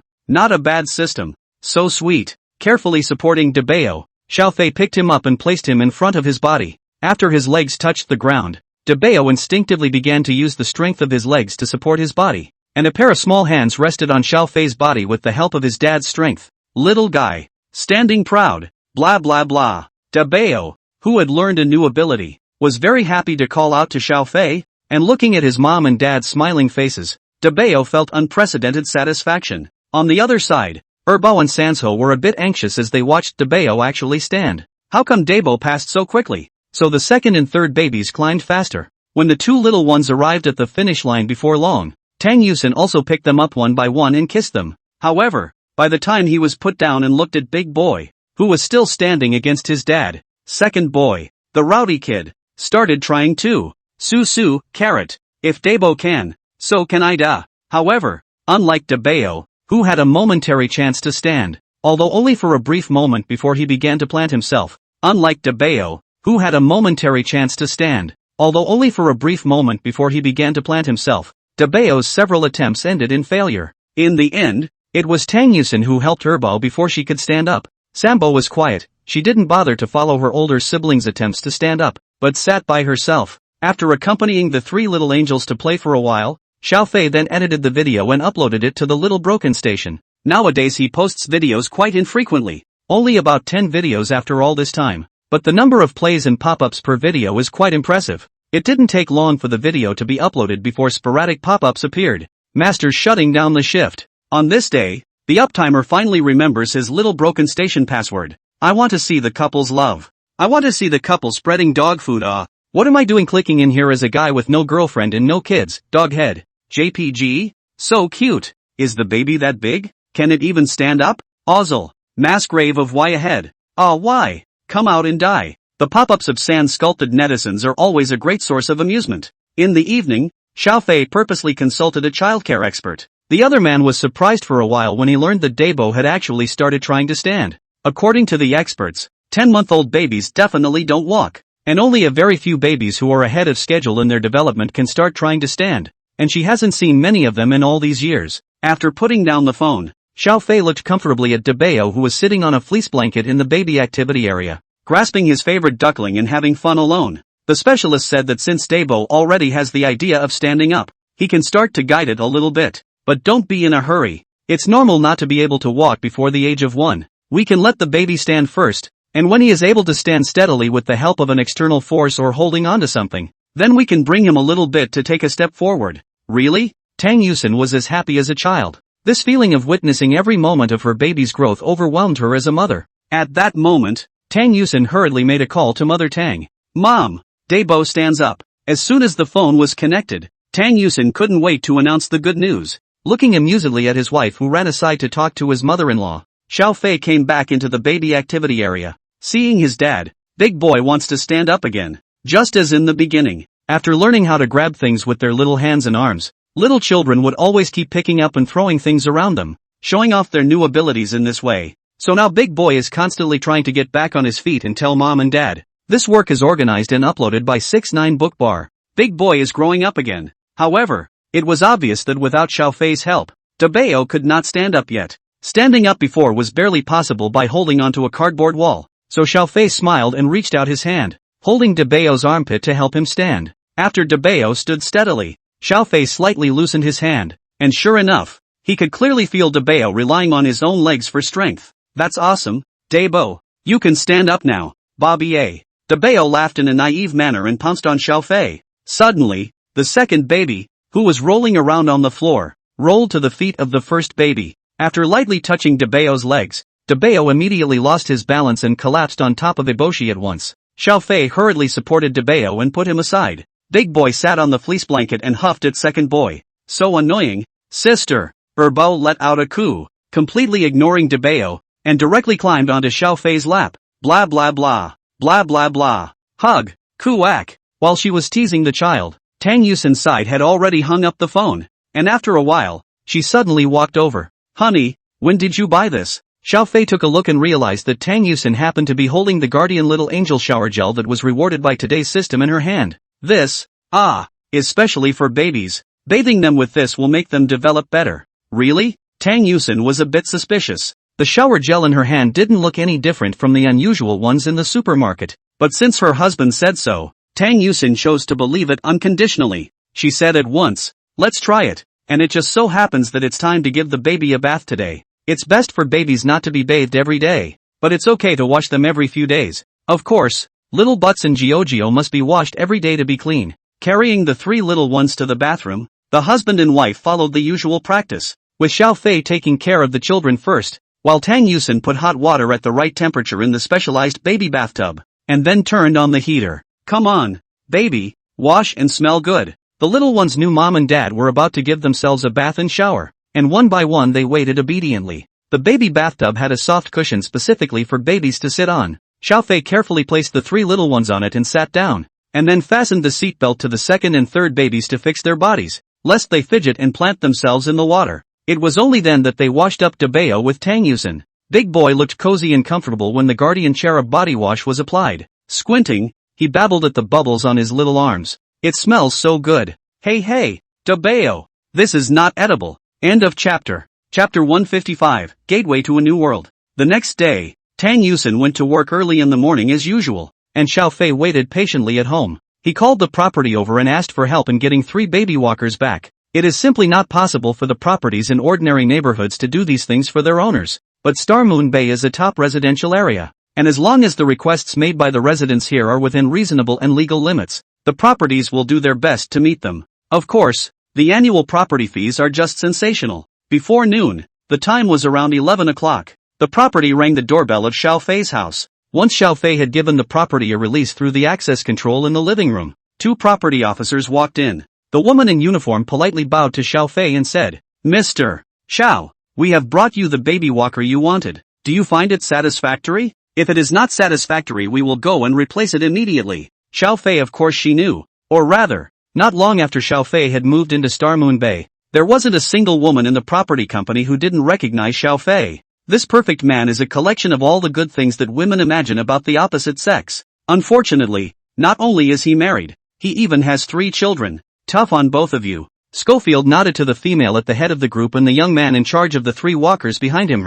The woman was a little weak in the knees. Xiao Fei's smile was too lethal to her. Unfortunately, even though in her heart, she very much wished to be able to communicate with Xiao Fei more, even if it was just to look at him more. The duties of her job made the woman put down the walker. Then she could only reluctantly bid farewell and leave. Only after the 2 left did Xiao Fei survey the 3 walkers, lined up from left to right. The 3 walkers are all sky blue. There were also blank small business cards attached to the walker, and Xiao Fei brought a pen and wrote the words, Dabao, Erbao, and Sanbao, respectively. After doing so, Xiao Fei picked up Dabao and placed him inside his exclusive walker. As soon as he sat down, Dabo felt a new sense of wonder. What a marvelous car! Sitting on it, Dabao's legs touched the ground and immediately wiggled his short legs in excitement. All of a sudden, Big Boy, who was sitting in his walker, started scurrying all over the living room. The second and third babies saw their brother playing with the new and exciting toys, and one of them wanted them too. Xiao Fei hurriedly picked them up and put them in as well. With the help of the walker, the second and third babies are finally standing up. Erbao tried to stand himself after seeing Dabao stand up earlier and failed. This time with the help of the walker, Erbao finally got what he wanted, and immediately strutted his legs with joy as the walker clattered along. Guac! The second baby cheered as the toddler crashed straight toward the first baby. Bang! Fortunately, all the corners of the walker are wrapped in soft material, somewhat similar to a bumper car. Coupled with the baby's strength is not enough. The 2 walkers crashed together. The big baby and the second baby not only did not get hurt or scared, but opened the door to a new world. Guac! Guasai! Bang! Bang! Bang! The little ones had a blast with the bumper cars. The other side. Sambo! What's wrong, AC? After Xiao Fei put Sanbao into the walker as well, he realized that the little girl wasn't too willing to move, and just sat on it, somewhat unaccustomed to the fact that she kept lifting her legs up and putting them down again. Raising his head, Sanbao looked pitifully at Xiao Fei. Ba. Hug. Daddy, wait a minute, hug. Oh, Sambo can go play with his brother and sister. Ah. Blah blah blah. Hug. Sambo flattened his mouth, a little aggravated to see his dad rejecting him. She doesn't really like the feeling of being in a walker. Xiao Fei thought about it and walked over to Sanbao, squatted down, and then opened his arms to her. Sanbao, be brave. Come over here and daddy will hug you. Blah blah blah. Sambo opened his mouth and cautiously tried to stir his legs. Wow, the walker moved. After waiting for a few times, Sanbao began to gradually get used to it and took a step in front of Xiao Fei. Xiao Fei was very happy to pick up Sanbao from the walker and kiss her pink little face. It caused Sanbao to giggle. After teasing her for a while, Xiao Fei once again put Sanbao into the walker, and this time Sanbao did not resist, and started to scamper around with his little legs in stirrups, just like Dabao and Erbao. Only the big treasure and the second treasure seems to play bumper car play addicted, constantly there to touch and touch. The third treasure is not interested in, quietly and curiously at the side to try to walk. Finally, Erbao saw that Sambo was not far away, and she, who was already playing mad, didn't have any extra thoughts at all. Gu aca. A sound will be towards the 3 treasures rushed over. This work is organized and uploaded by 69 Book Bar. Seeing Iboshi rushing over, Sancho's eyes widened in horror. Bang! 2 children's walkers crashed into each other. Even though there was no pain at all, Sambo's eyes reddened and his little mouth opened. Wow! When Sanbao cried, the unknown Erbao followed and cried too. Dabo came over with his little legs stomping and looked at his 2 sisters who were crying, reaching out with his little hands and patting their arms gently as if to comfort them. Xiao Fei, who was preparing to make lunch in the kitchen, heard the children's cries coming from the living room and immediately put down his kitchen knife and walked out. He quickly took the second and third treasures together in his arms and stepped aside to directly turn on his computer to watch the security video replay of the living room, which made him realize what had happened. Crying and laughing, Xiao Fei said softly, Bao, don't bully your sister gu aca, blah blah. Bo was aggravated, and he didn't know if he felt guilty for making his sister cry, or if he simply saw other small children crying and cried along with them. On the other side, Xiao Fei kissed San Bao again. Only then did Sambo stop crying. After comforting the two children, Xiao Fei once again put them both into the walker before continuing to make lunch. On the cat rack, Shannon yawned and suddenly jumped down. It was a little thirsty and wanted to go get some water. The little ones looked at each other in disbelief at the sight of Shanzarin gracefully advancing across the floor in a catwalk. Gua sai. Yikes. Meow meow. Claptrap. Claptrap. Xiang Xilan's ears perked up, instinctively sensing something was wrong. Looking back, Xiang Xilan was horrified to see all three little ancestors actually running towards her. Meow. Meow meow meow meow. Seeing the vanilla running away, the little babies instead thought it was playing with them and ran even more happily. When Xiao Fei walked out of the kitchen, he looked at Xiang Xilan, who was forced onto the cat rack and shivering, as well as the little ones in the three walkers in front of the cat rack who lifted their little heads to look at Xiang Xilan, and couldn't hold back his laughter any longer. Xiang Xilan blankly glanced at Xiao Fei without any good humor. The unscrupulous master, instead of helping himself, was laughing. Damn it. Meow. Life wasn't easy. Cat sighed again. End of chapter. Chapter 156. How do you want your teacher to reward you? Evening. As soon as Tang Yusin stepped out of the elevator door, she saw a small figure hula rushing towards her. Sambo? Filled with surprise, Tang Yusin squatted down and gently held up the walker that rushed to her. Yikes! Sambo looked up and immediately cheered up when he saw it was his mom. Well, hey! Sambo's walking. So awesome. Well, hug. Okay mommy hugs. Tang Yusin joyfully carried the three treasures out of the walker, and when she turned her head to look, she realized that Dabeo and Erba were also striding their little legs, darting towards her in the walker. It's super cute looking. After greeting the three children, Tang Yusin suddenly saw that Xiao Fei was in the corner, leaning against the wall with one hand and smiling at himself. Honey, what's wrong? Xiao Fei gave Tang Yusin a come here look. Tang Yusin curiously walked over, and then saw Xiao Fei pull out a bunch of them from behind him like a trick. Happy holidays, Mr. Don. Hey, Tang Yusin froze for a moment, and then her brain began to recall what day it really was. September 10th. Teacher's Day? Tang Uxin? She cried and laughed as she looked at Xiao Fei in front of her, but still took the bunch of fresh and brought it to the tip of her nose to smell it. It smells so good. Honey, why are you giving me a ride? Xiao Fei raised an eyebrow. It's not Teacher's Day? Yes. You're not a teacher? I'm not a student? Yes. So what's wrong with me sending you fresh? Justified and convincing. Tang Yusin shook her head helplessly and gently placed the fresh onto the TV cabinet in the living room. Then he walked over to Xiao Fei and wrapped his arms around his neck to offer a kiss. Thank you, student Xiao. How do you want your teacher to reward you? Lectures until dawn? Welp. Tang Yusin patted Xiao Fei's arm and walked towards the upper floor with a silver bell-like laughter. She was ready to change out of the clothes she was wearing. It really was better to dress loosely and comfortably at home. Watching Tang Yusin's beautiful back disappear up the stairs, Xiao Fei then turned his head, and with a glance, he saw the most rowdy Erbao running to the front of the TV cabinet, trying to pick and pull at the freshness that he had just given to Tang Yusin. Erbwa. That one's not edible. Blah blah blah. If you're hungry, you can eat your meal right away, okay? Erbao nodded seemingly in understanding, but obediently put his hand back. Wow. Xiao Fei whistled. The baby seems to be barely able to understand the meaning of some of the more complex sentences he says. Thinking of this, Xiao Fei suddenly came up with an idea. Want to, try taking your kid to an early childhood class? After dinner, Xiao Fei presented this idea to Tang Yusin, whose eyes lit up. Good idea then. I've seen some that are even only 7 or 8 months old go to early childhood classes, and the babies are over 10 months old, so they should be fine, right? In that case, this weekend, we'll go and try it out. The couple made their decision and looked again in unison at their 3 children who were snoozing away in their cribs. With the walker, all 3 little ones play like crazy during the day and have drastically depleted energy and sleep especially deeply at this time of year. Weekend. Xiao Fei drove his car, taking Tang Yusin and the 3 little babies with him, to the most famous early childhood education institution in Magic City. After parking the car, as soon as the couple walked into the lobby pushing the 2 strollers, the eyes of the young girl at the front desk lit up. What a beautiful family. Mom and Dad's face value breaks through the sky, and the babies are so cute that their hearts will be adorable.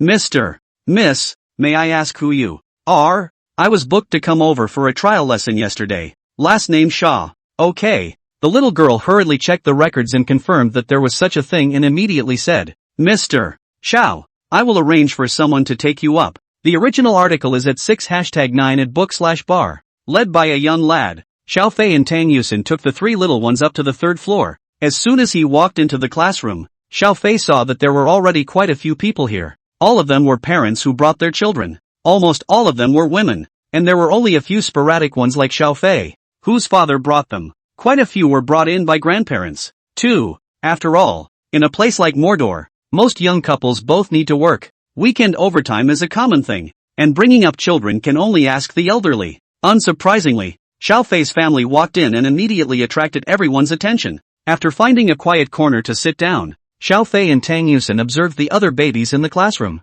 After looking at it for a while, Tang Yusin came to Xiaofei's ear and said, Hubby, it's true that our baby is still the most adorable. That's for sure. Xiaofei was proud. Tang Yusin's words weren't boasting. They were the truth. The babies in the classroom were both big and small. Some looked to be over a week old. Some were probably still only 7 or 8 months old. But without exception none of them could be cuter than their own three little angels. Meanwhile, the three little ones sat in their strollers, looking at a classroom full of so many people and so many babies with big, wide eyes. Big Baby is as Buddhist as ever. 3 babies look around. 2 babies, TSK, and love to make a fuss and small guts. Although it feels strange to describe his own child in this way, but Xiaofei many times feel that her bao seems like a chihuahua. It's that kind of thing. Being particularly rowdy and not being able to mess with anyone. Such was the case with Eboshi at the moment. She was curious and feeling a little intimidated. It wasn't long before several teachers walked in. None of them looked very old, generally about the same age as Tang Yusin,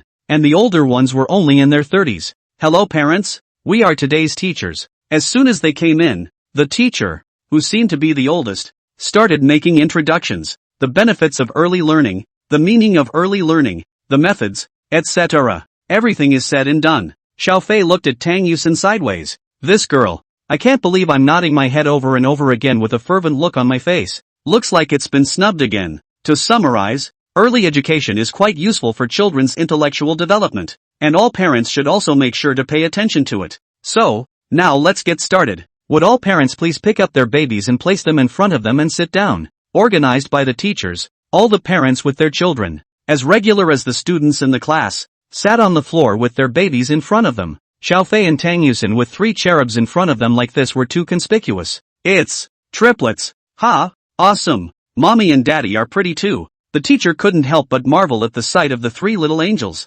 End of chapter. Chapter 157 Experiencing Early Childhood Education Classes. Not much longer. The teachers placed a small chair, one by one, in front of each parent. These little chairs are specially made so that when the babies sit on them their bodies will be held in place and they won't fall around, preventing them from scurrying. When Xiaofei and Tang Yusin placed the 3 little ones on the chairs and sat down, Erbo was still a little less than happy. She tilted her head and looked at Xiaofei. Blah blah blah. Be a good boy and sit down. Goo. Erbo flattened his mouth. Once all the children were seated, the teacher began to play the song at the front. It was a very childish children's song that sounded very childish to Xiaofei and Tang Yusin. When the children's song starts, all the teachers spread out around the classroom, making sure there is a teacher not far from each baby. Teachers held small colorful balls similar to those used for cheerleading, and kept singing along with children's songs while dancing. In an instant, all the children were captivated. Even Xiaofei and Tang Yusin's 3 babies stared unblinkingly at the teacher in front of them, staring at the little colored balls bobbing around in the teacher's hands. To be precise, bright colors always attract babies' attention. Every now and then the teachers would follow the rhythm, bend down and bring the little colored balls up to the babies and shake them. At this time, the 3 little ones reacted differently. Dabo just stared, Erbwa cowering backward in some fear, and Sambo trying to reach out and thump. The funny thing was that every time the teacher stood up and saw the big colored ball away from him, Erbwa would pivot his body again. Typical and vegetable and fun-loving. Xiaofei looked at his own 3 babies for a while, and then began to twist his head to observe the other children in the classroom. Those younger than the 3 babies were not reacting, while some of the older ones, even those who were over a week old, were waving their little hands to the rhythm. When the children's song was finished playing, the teachers started to play the game with the babies again. The entire classroom floor is covered with thick soft cushions, and those props, used for games, whether it is a slide or something else, are all inflatable, and one is not too big to make sure that the baby will not have an accident. After being liberated, these kids went play crazy. A couple of 1-week-olds stumbled and walked and ran toward the slide. Younger babies are lying on the floor, because they are just too small to stand up without support. If you wanted to move, you had to let someone else hold you and move forward. All the teachers were very patient, guiding each child a little closer to the slide by their own ability, then climbing up and sliding down again with a grunt. After sliding down, a variety of inflatable gadgets were arranged to form a passageway, and the teachers encouraged the babies to get in at one end of the passageway, and their moms and dads at the other. Xiaofei had been observing his own 3 children. Debeo was very obediently climbed up the slide and slid down, and again along the passage, the first to come to Xiaofei. Blah blah blah. Hey! Xiaofei happily hugged Debeo. He looked again at the second and third treasures. Sambo seemed to have some difficulties, not quite daring to slide down at the top of the slide, and finally, with the teacher's encouragement, he had the courage to slide down. As for Erbao, well, just cry. Tang Yusin hurriedly went over to hold Erbao and started coaxing. After a while, when the game was over, the teachers sat the babies down one by one again and started teaching them about various things. What color is this? Red. What kind of shape is this? Round. What is this? Right. It's a hand. What's this one? It's the ducks. At the back of the classroom, Tang Yusin snuggled up to Xiaofei. Honey, do you think the babies will cry when they go to kindergarten in the future? I don't know about anything else, but I'm sure the second baby is definitely going to cry. Ah, how will I coax then? Erbo just cried on the slide and his face turned purple from holding it in. Tang Yusin felt a headache just thinking about this. Erbao is really too timid. Well, compared to the past is much better. Change to the previous Erbao. See so many people. Guaranteed directly. Wow, a voice open howl. The original article is at 6#9 at book/bar. Xiaofei smiled and talked about Erbao's previous situation. What do you think? Is it okay to take your baby to this early childhood class? Hearing Xiaofei ask this, Tang Yusin thought about it and nodded her head. But soon, she felt worried again. Hubby, you were going to take care of the babies. Now if you're still responsible for taking them to early childhood classes, will you be tired? Just give it to the teacher. I'm here most of the time watching, Xiaofei said with a smile. Tang Yusin let out an ow, then looked left and right. Looking at it, Tang Yusin realized something was wrong. What the hell? Why were all the other young moms in the classroom sneaking glances at their husbands? Even some teachers are like that. What do you want? Tang Yusin raised her eyebrows, her 2-meter-8 aura instantly exploding. She suddenly realized an extremely serious problem. Most of the people who bring their children to the early childhood classes are women, even if many of them are elderly people with them. But there are also many young and beautiful moms and dads. The teachers here are all young, too. No. It's too dangerous for hubby to be here. Tang Yusin wasn't worried about Xiaofei, but Tang Yusin herself was a woman, and she understood too well her own husband's lethality towards women, especially young women. It was a terrifying penetrating damage that could pierce through all defensive armor almost instantly. What's the matter? The face has suddenly become so ugly? Well, husband, those people are sneaking a peek at you. Tang Yusin hummed lightly. Xiaofei was dumbfounded. So my own wife is jealous. No wonder. It's basically all women here. In that case, then we won't take the baby to the early education class. I will go back and learn by myself, and learn to give the baby a class at home personally. In Xiaofei's opinion, let the baby on the early education class in addition to the so-called development of intelligence. The greater role should be to cultivate the babies used to play with other people of the same age. But with 3 little angels in their own family already, and not being an only child, the babies would have been used to being with other people. Hearing Xiaofei say this, Tang Yusin's heart was sweet and her body gently leaned on Xiaofei's arm. Hey, husband is the best. So, what's my reward? Lifting her head to see a wisp of a smile at the corner of Xiaofei's mouth, Tang Yusin blinked. She suddenly winks. Then how about rewarding hubby with a wild triple Yushin tonight? I want the reversed maniacal 3. Tang Yusin.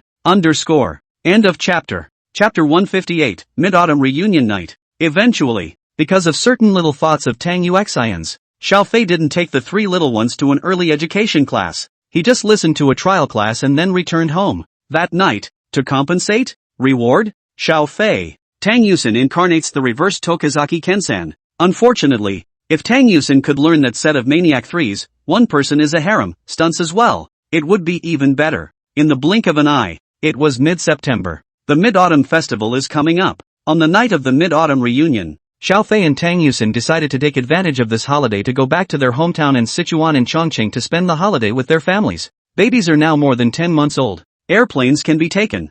high-speed rail is naturally also possible. Therefore, after the private jet landed at the Rongqing airport, Xiaofei directly took the 3 children with Tang Yusen on the high-speed train back to Sichuan in Chongqing. It only takes about 20 minutes to arrive at the Chuanyu high-speed railway station from Rongqing airport. As soon as the husband and wife walked out of the exit with their 3 children in their arms, they immediately saw Xiao Jun and Tang Dingyuan who came to greet them. "Hey, Dad. Why you guys?" Xiaofei had thought that the one who came over to pick them up might be his father, Xiao Jun, or both his father and mother, but he did not realize that it was actually a magical configuration like his father and father-in-law. "Your mom and your mother-in-law have met some people and are playing mahjong," Xiao Jun said with a smile. "Your old man and I are fine, so we came over to pick you up, and we'll spend this mid-autumn festival together."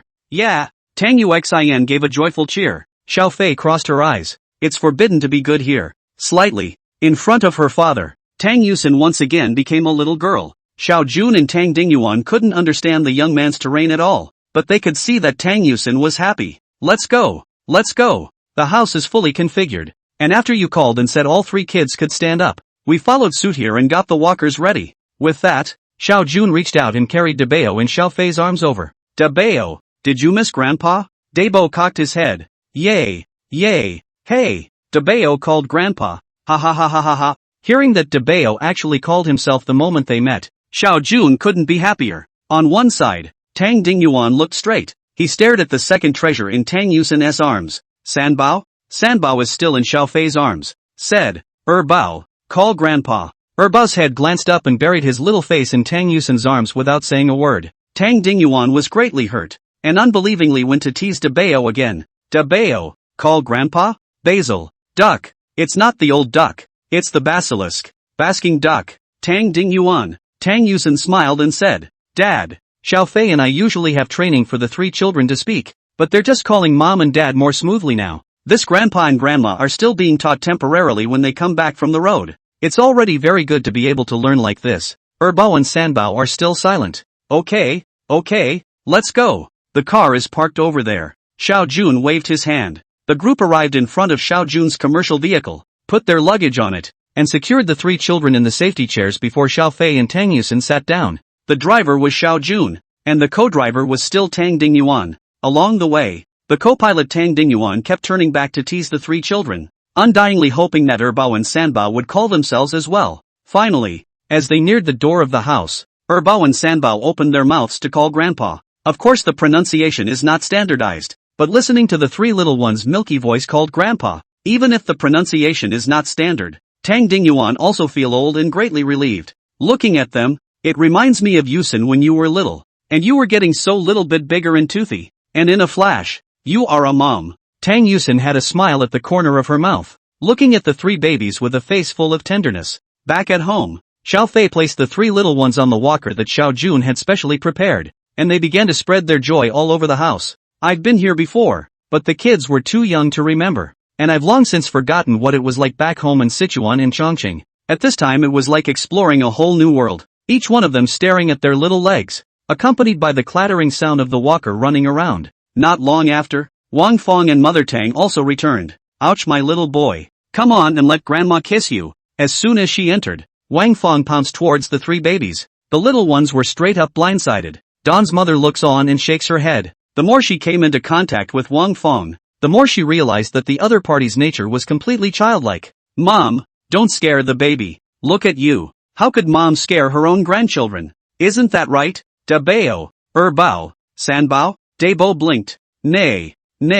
Wang Fong was overjoyed. "Aya Debao called me. Come and kiss. Muah." The original article is at 6#9 at book/bar. Debao's face instantly left a lipstick mark on his face, leaving Xiaofei speechless for a while. Wang Fong and Mother Tang teased the children together, and after a while, with Xiaofei's encouragement, Bao and Sanbao also called Grandma and Grandma respectively. The women chatted in the living room about bringing up the children while Xiaofei walked to the kitchen. "Hey, Dad, why are you helping?" In the kitchen, besides Xiao Jun, Xiaofei actually saw Tang Dingyuan. "This is incredible." Wang Fong was the one who cooked in the Xiao family on weekdays, but because of all sorts of strange reasons, whenever there was something big going on in the family it would be Xiao Jun himself who would cook. But in the case of the Tang family, it had always been the Tang mother who ran the kitchen, and Xiaofei was immensely surprised to see Tang Dingyuan, who was helping his old man in the kitchen. He looked at Tang Dingyuan's hand holding the kitchen knife. Well, it's kinda like that. I'm slowly learning.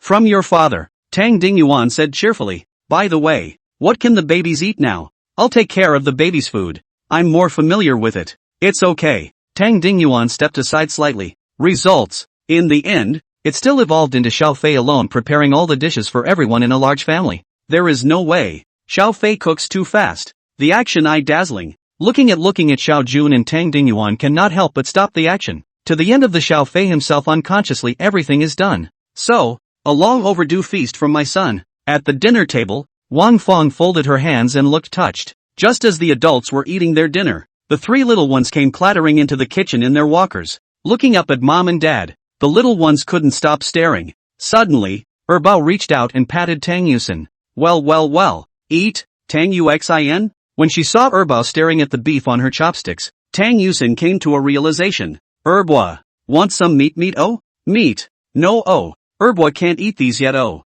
Meat. Erbwa commiserated. How about giving them a taste? Xiao Fei thought about it and used his chopsticks to dip a little bit of the beef soup, then handed it to Erbao. Erbao took a look and didn't think much of it. Oh, a mouthful of chopsticks and sucked on them. Xiao Fei made beef and clear soup, so he didn't have to worry about spicing up the child. Turns out the second baby is so addicted to it. End of chapter. Chapter 159, buying a villa in his hometown. When Debao and Sambo saw Erbao's appearance, they also began to make requests towards Xiao Fei and Tang Yusin. So, Xiao Fei took care of second treasure, while Tang Yusin and Mother Tang learned to take care of big treasure and third treasure respectively, and used chopsticks to dip a little bit of the clear soup and beef juice to give the little ones a taste.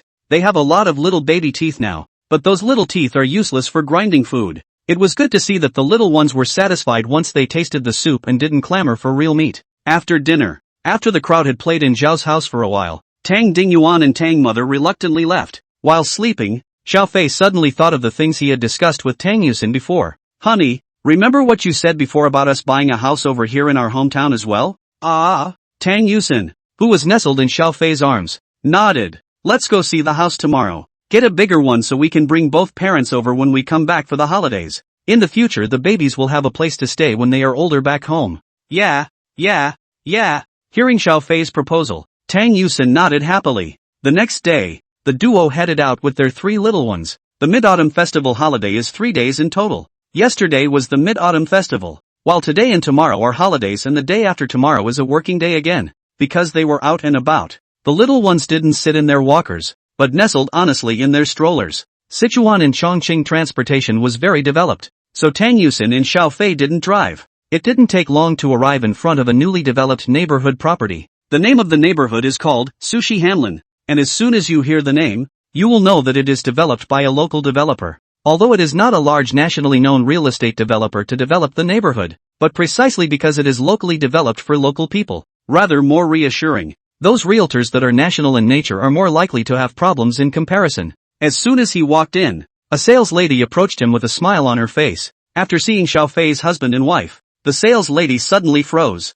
Brother Xiao. Xiao Fei looked up when he heard someone calling him, and then came to a realization. It's you, Zhang Yi. Hello. Sales looked at the heavenly-looking Xiao Fei, then at Tang Yusin and the three children in the stroller beside him, the corners of his mouth twitching slightly. Honey, is this? Seeing a woman she didn't know actually call out her husband's name. Alarm bells rang in Tang Yusin's heart. Xiao Fei smiled and came to her ear and whispered, "This is the daughter of one of my dad's colleagues. Sort of a friend I've known since I was a kid together in the unit compound." Oh. Tang Yusin nodded expressionlessly, her aura beginning to emanate. Zhang Yi looked at Xiao Fei. It was hard to connect this perfect man in front of her with the neighboring brother in her memories. Although the Xiao Fei in his memories was equally good-looking, it was not to the extent that people couldn't take their eyes off after a glance in front of them today. Brother Xiao, you got married? Well, I'm married. Xiao Fei displayed the ring on his hand.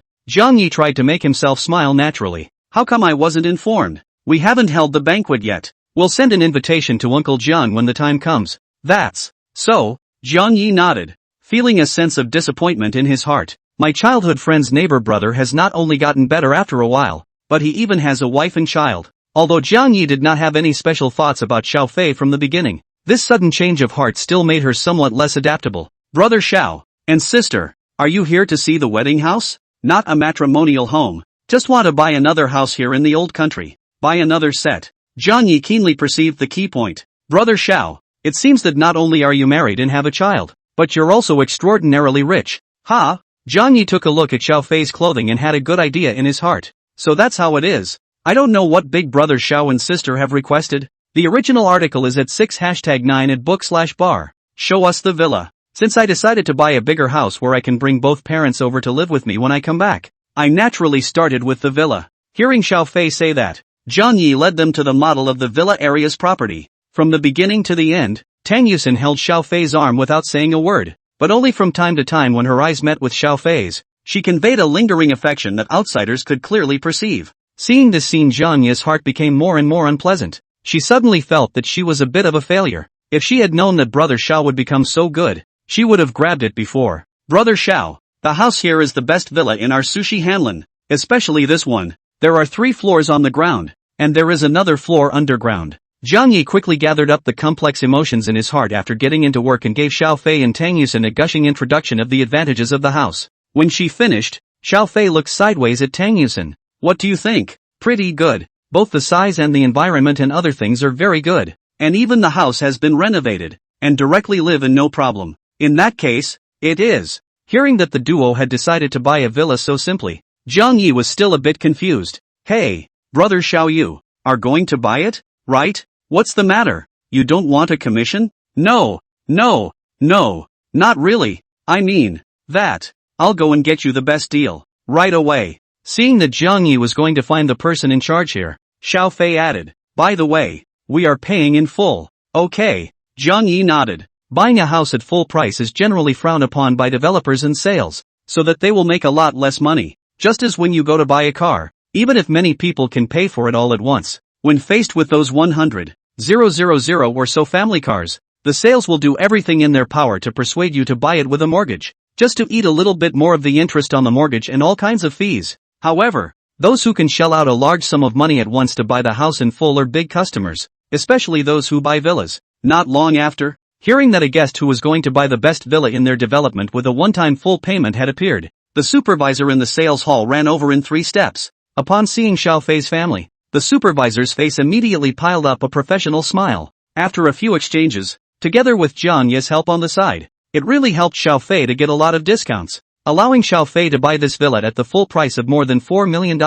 More than 4 million in Sichuan and Chongqing to buy a large villa. In exchange for the magic capital, not to mention villas, more than 100 square meters of ordinary houses do not see to afford. The difference in prices between the two sides is just too great. End of chapter. Chapter 160, Erbao wants to eat meat. You guys bought a house? Back home, Xiao Jun and Wang Feng were filled with surprise when they heard Xiao Fei and Tang Yusen's words. Right. Xiao Fei nodded. The house is something that can be bought even if you don't live in it as a fixed asset. Besides, the babies will be big later. We can't come back to live here with mom and dad, can we? We can't live here. Buy a big house. In the future when we come back for the New Year's holidays, mom and dad, you and Yusen's parents can all come over to live together. And it's so nice for our big family to be together in a lively manner. Xiao Fei's explanation caused Xiao Jun and Wang Feng to nod their heads repeatedly. The end. Wang Feng said with a face full of excitement. Go. Let's go and have a look. I haven't seen a big villa yet. I heard that you and Yusen are living in a big mansion in Magic City. We've never seen it. This time we said that we want to meet the one you bought here. It's just a house. Mom, you guys can move there if you like. Anyway, Xiao Fei and I will only live there when we come back. Chippy good boy, huh? What's that? We may all need to worry about you guys when we read. The two families were outside the courtyard of the villa, chatting happily. In that case, this used to be impossible to just have a bellhop come over periodically to do the cleaning. And that would also make mom and the others nervous about cleaning up is more than enough. Meat. Sushi Hanlin was built at the bottom of the island, that most important branch of the lower Yangtze River. It was less time, and Chipotle ran over again. Blah blah blah. Tang Dingyuan and Xiao Fei agreed for the same reasons as Wang Feng's parents. Come on, little treasure. 7 treasure, 8 treasure. Mommy feeds them meat. Oh, daddy is giving them meat. Mommy give, daddy is good egg. Hey. After all, we didn't buy that house for us to be out there in the first place. We called out again. When 7 treasures, as well as little treasure and 8 treasures who followed along, heard this, their eyes immediately lit up. The effect is so violent? Yesterday's beef and broth was fine, but today's is a barbecue. How can the big guys eat it? Outside that night, Ba then ended the category. Meet. Half a day ago. Pa flattened his lips. So, Mom, they all live out there? Bao Chen was the foremost to shoot for a decision. Wang Fong heavily rubbed Seven Treasures' head. Bao Chen Jun. That should be will itself to cultivate 8 demonic geniuses out, right? It's true that people who are older are more prone to nostalgia, and their emotional needs outweigh their material needs. Less hassle to maintain a house that small. Again, they come back so often that bad house stays vacant. Bad waste. Quite is wrong. Chipotle was obviously listening. Yes.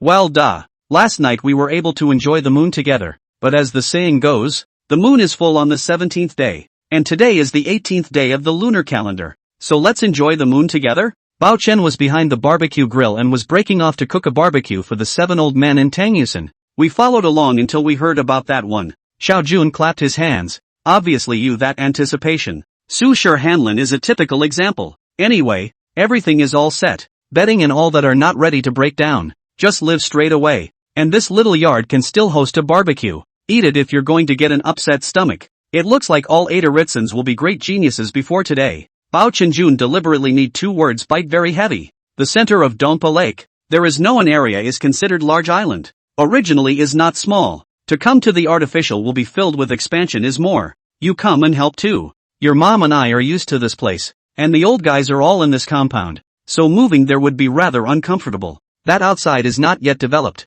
Before retreating into the big area, pavilions, bridges and running water can be seen everywhere. Meet again. When they saw the front of the villa bought by Wang Fong and Tang Yusen, the 7 old men were even more in awe. Tang Yusen came over and laughed thievishly, casually pulling out a small nail capsized soft-like thing. Driving across the bridge, arrived in front of the island of Dongpa. Is less time to come within the sushi Hanlin? Ha ha ha ha ha ha. The 7 villains who were chatting aside heard that outside, and each of them looked surprised. The original article is at 6#9 at book/bar. Yes over, let's all stay out there tonight. 7 Treasures, he is still too big. Oh, is your that eat meat? Bite is moving.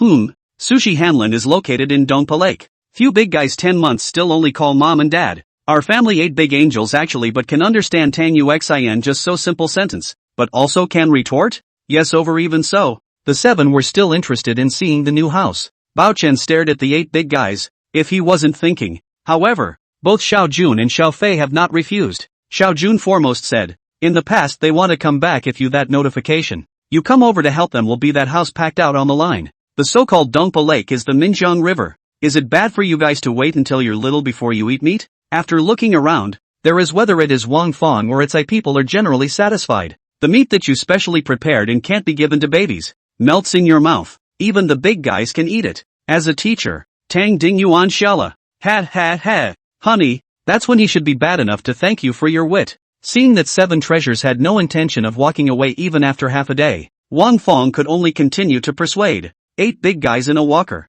clattering around. Xiao Jun waved his hand and rejected Tang Yusen's proposal. Because of the Sichuan and Chongqing that went out a small celebrity Su Shi Sake, along with those years of new construction up all kinds of buildings more and more not the style of the song system. Xiao Fei said with a smile. It's bad. The guys are too defensive of Wang Fong. Who cares? The stupider the babies are, the less happy the father will be. On the luxury is of course then is over Wang Fong and Tang Yusen in the Magic City Star Moon Bay Villa. But the environment of that villa is extremely noisy and elegant. The overall presentation of the imitation of the Song Dynasty style decoration, revealing the ancient colors and flavors everywhere. That way, Tang Yusen said with a smile. So, we're only 10 less months old, right? However, hearing Bao Chenjun say that, the 8 big guys hesitated. To actually be that stupid? Blah blah blah. Meet. Wang Fong Na Shangzi was in trouble, including Tang Yusen's parents. No. Bad. A narrow lake formed outside of Kawaruna. For Xiao Jun and Wang Fong,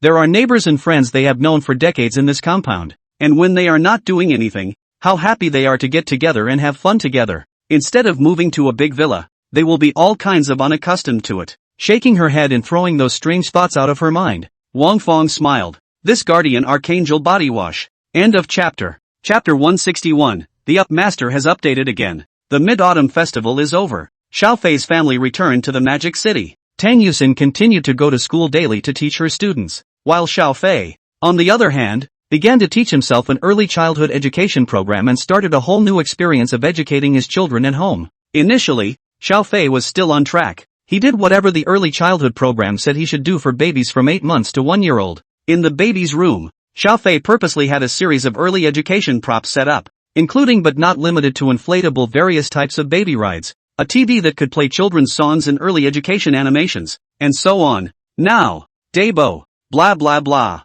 After Xiaofei called to himself, Dabeo and the walker immediately returned. Xiaofei nodded with a smile and pointed at the 3 fruits on the table in front of Dabeo: an apple, a bunch of bananas, an orange. Here, Dabo, which one is the apple? Dabo reached out his little hands and tried to grab the apple but was unsuccessful several times because his palms were too small and the apple was too big. He did recognize which one was the apple, though. Dabo is so smart. Xiaofei kissed Dabeo and put away the apple, replacing it with a pear. Erbois. Gu acres. Erbois saw it was his turn and waved his little hands happily. Which one is the banana? Gu acres. Erbois lifted the banana up with both hands together. That little look of pride. Awesome Yavu 2 poo. Next. 3 poo. Which one is the pear? Well, blah blah blah. Sambo pointed to the pears with some hesitation. She wasn't quite sure, but Xiaofei still rewarded her with a special kiss. Seeing the 3 little guys recognize new things so quickly, Xiaofei's heart couldn't be more satisfied. These days,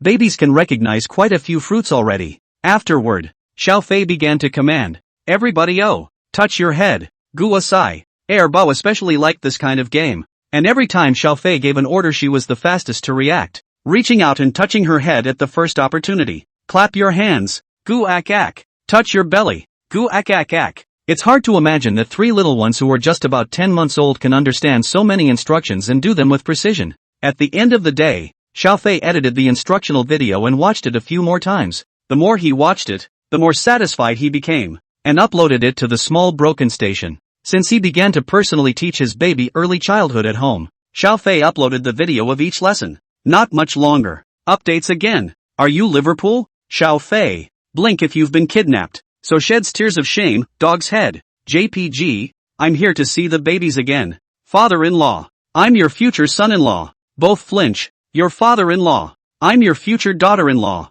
You all wake up. It's still a child. So don't let them go. You all go to rob the child. Xiaofei's husband is mine. Picking up the uploader is a 100-meter sprint. In front, UXIN's death stare, understand? All sorts of sand sculpture pop-ups made Xiaofei straight happy. Without realizing it, the fans are actually approaching 1 million. And of those nearly 1 million followers, the number of followers that actually belong to the babies is much lower. So much so that Xiaofei hadn't gotten any more system rewards through the growth in the number of fans of his babies until now. But he is also already very satisfied. Reward this kind of thing. There is certainly good. There is no matter. He is already very happy. After ending today's early education program, Xiaofei brought the children to the first floor living room again. The living room's gate that now led to the outside garden had been deliberately installed by Xiaofei with a small ramp with a very gentle slope, which would allow the babies to reach the garden smoothly through the walker as well. He also had a fence built around the garden's pool, which will prevent the babies from accidentally falling into the pool while they are having fun on their own at the garden.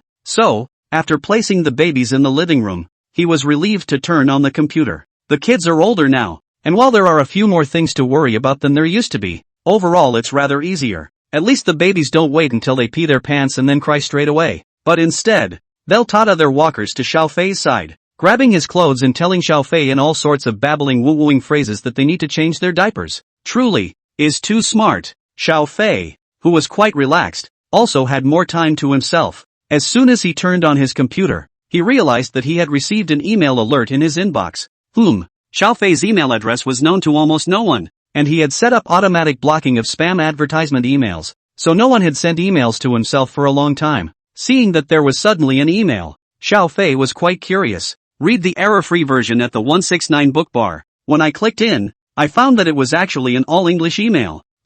Seeing the content of the email, Xiaofei was a bit confused. Surprisingly, it's JP Morgan Chase over at the Lighthouse sending out invitations to attend the senior shareholders meeting. Speaking of which, I'm still a pretty important shareholder of JP Morgan Chase, and I'm even the largest shareholder in the Asia-Pacific region. This meeting, going to it? Xiaofei frowned. He himself was not interested. Even if you don't go yourself, you won't lose a penny of the money that should be distributed to you every year. Just then, the 3 little ones outside suddenly called out. Xiaofei glanced sideways, then got up and walked out. As soon as he arrived at the garden, Xiaofei froze, only to see that a small bird was actually standing right on Dabeo's head. Look at that look. Parrot? Whose parrot is? Xiao Fei frowned. Dabo sat frozen in the walker, a little afraid to move. Erbao and Sanbao gathered around Dabeo, looking curiously at the bird above their brother's head. Blah blah blah. Seeing Xiao Fei, Dabeo immediately threw over a small look of distress. Xiao Fei immediately utilized the ability he had obtained from the system.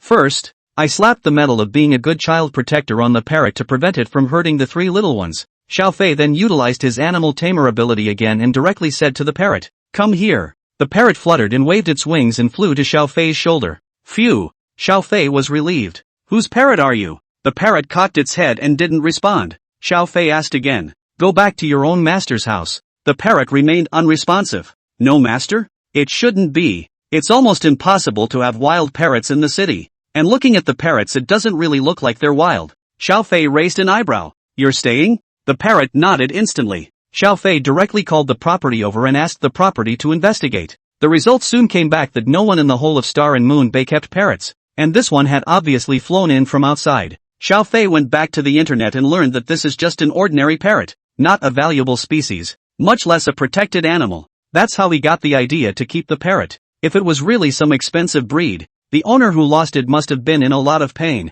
But since it was just one of those cheap ones, it wasn't a big problem. Looking at the parrot standing on his shoulder, Xiao Fei teased it. "Go, play with the children." Then, Xiao Fei saw the parrot fly to Dabeo's head again and stand proudly. "Erbwa, guak." The parrot flew over Erbwa's head. Erbao opened his arms. The parrot spread his wings. The big one and the little one posed exactly the same. Dabo and Sambo.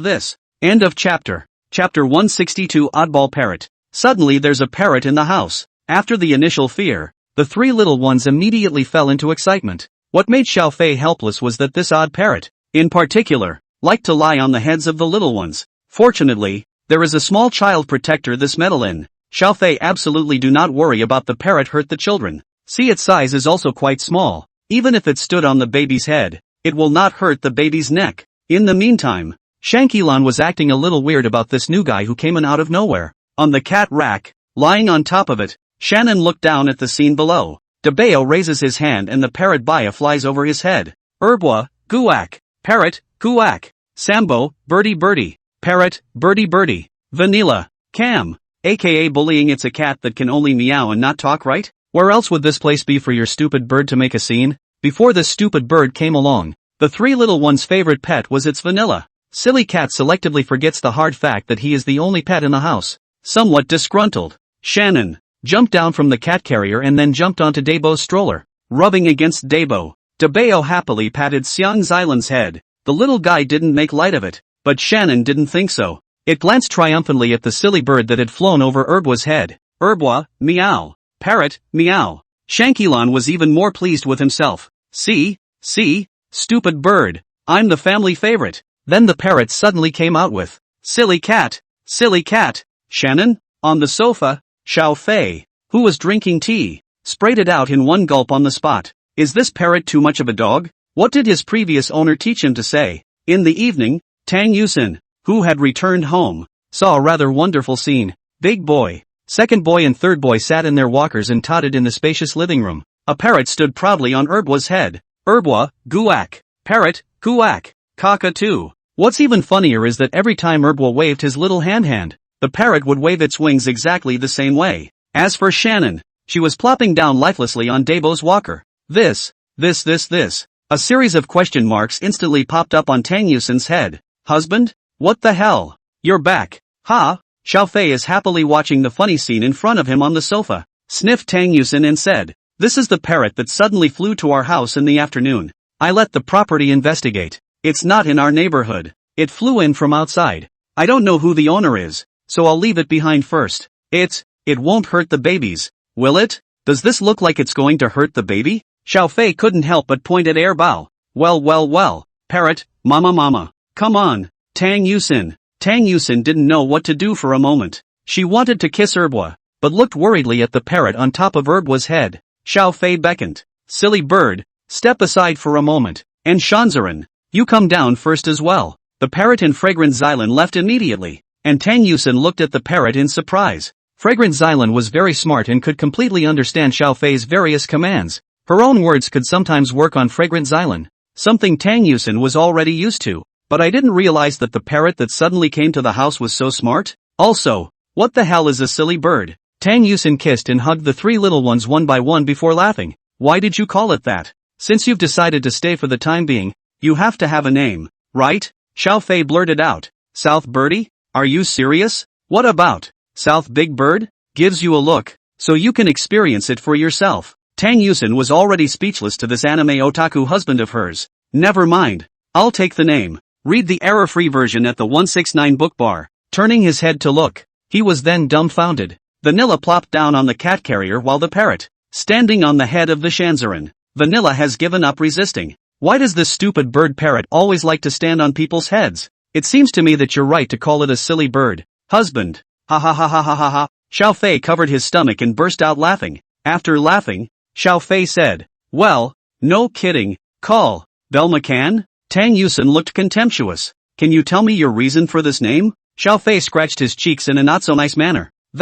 Wasn't there a chattering hawk in Essex and Shipper? That bird is called this. Too argumentative. Tang Yusin shook her head. Call Bev. Xiao Fei immediately snapped his fingers. Very good. Silly bird. From now on, you'll be called Belmacan. Your nickname is Xiao Bei, and you'll be nicknamed Eagle Sauce. Got it? Tang Yusin slapped herself on the forehead. Own husband it's hopeless. Having a parrot in the house is really a lot more fun. But very quickly, Xiao Fei and Tang Yusin realized that things were not too good. Eagle Sauce. No. Bev, as talkative as that talkative hawk in Essex. Of course Bev must not really be able to communicate as smoothly as a human. And the parrot speech is nothing more than mere mimicry. Even if he could understand what the commands Xiao Fei gave meant, it was impossible for Xiao Bei to really converse like a human. But even so, Bei's chatterbox attributes are a bit intimidating, especially in the second baby's cooing and cooing language infection. Xiao Bei became the second cooing spirit in the family. What was even funnier was that although Xiao Fei and Tang Yusin had prepared a parrot stand for Bei,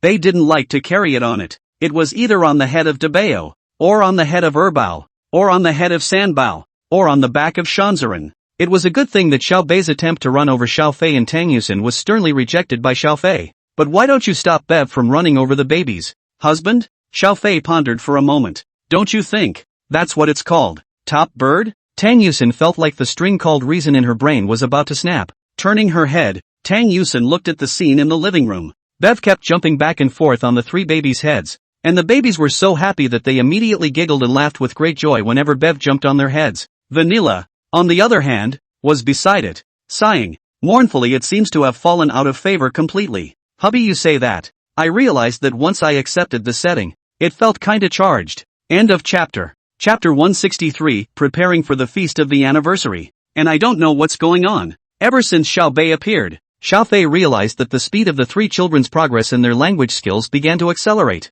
At first, he only thought it was a bit strange and thought it was a coincidence. Later, after observing carefully for a period of time, Xiao Fei then realized that because this was a parrot that could learn to speak, when the babies babbled, the parrot would follow along and open its mouth. This gives the baby suddenly an additional person to communicate with, which invariably speeds up the language progress of the three little ones. Without realizing it, the time came to November. The babies will be turning 1 soon. It was the weekend and Xiao Fei and Tang Yusin were having lunch at home. The three little ones were gradually getting bigger. Xiao Fei had already prepared 3 children's chairs beside the dining table, and every time he ate he would put the 3 babies on the chairs and feed them first before eating himself. The same is true today. Big Boy was well behaved and didn't fuss at every meal, so Big Boy stayed to the end. As usual, the first feeder today is still the second baby. Come on, Erbwa. Good boy. Eat rice. Oh. Bev stood on Erbwa's head. Eat rice. Eat rice. Erbao took a bite of the spoon that Xiao Fei handed to him and held it, but because his little mouth was too small, some millet porridge still flowed out. Xiao Fei hurriedly wiped Erbao clean. Honey, the babies are turning 1. Should we treat them? At this time, Tang Yusin suddenly asked. Of course, Xiao Fei replied without thinking. How can you not treat your own sweet little angel when he turns 1? Not only do you have to treat yourself, but you have to do all the catching and everything. Catch. Yo. Erbwa heard an unfamiliar word and followed it directly. Bev, catch the week. Catch the week. That's right, Erbwa. It's scratch week, not scratch yo. Catch yo. After Xiao Fei had fed the 3 little ones, he discussed with Tang Yusin about the weekly feast while eating, where to do it and who to invite. In the end, the duo decided to go for their weekly feast in their hometown of Chuanyu. where most of their family and friends are after all. This time, how about inviting your relatives from your side of the family? Wife. 2. Xiao Fei suddenly said. Tang Yusin thought about it and shook her head. It's better to forget about it. It's not convenient for them to come all the way here. It's better to wait until the wedding banquet in the future. As well, after the meal, Xiao Fei called Xiao Jun over and said that he was preparing to go back home to hold a weekly banquet. I was just about to talk to you about this, pondering that the 3 little grandchildren will soon turn 1 year old. And just now I was discussing with your mom whether or not to let you guys come back to hold a birthday banquet. Our masters thought of the same thing. On the phone, Xiao Jun was happy. You guys don't have to worry about this. I'll be ready to book a hotel or something like that. That's fine, Dad. I'll go ahead and call you with the money when the time comes. After all, it's your own child's birthday party. And while the father can help with the action, the money is better spent personally. Xiao Jun didn't refuse. His son was older and had his own opinion on doing things, and he was happy to do so. Afterwards, Xiao Fei made a call to Tang Dingyuan and Tang Mother to explain the matter. Tang Mother and Tang Dingyuan's side had the same decision as Tang Yusin's. Both of them didn't need to invite their friends and relatives for the time being and waited until the wedding banquet. After all,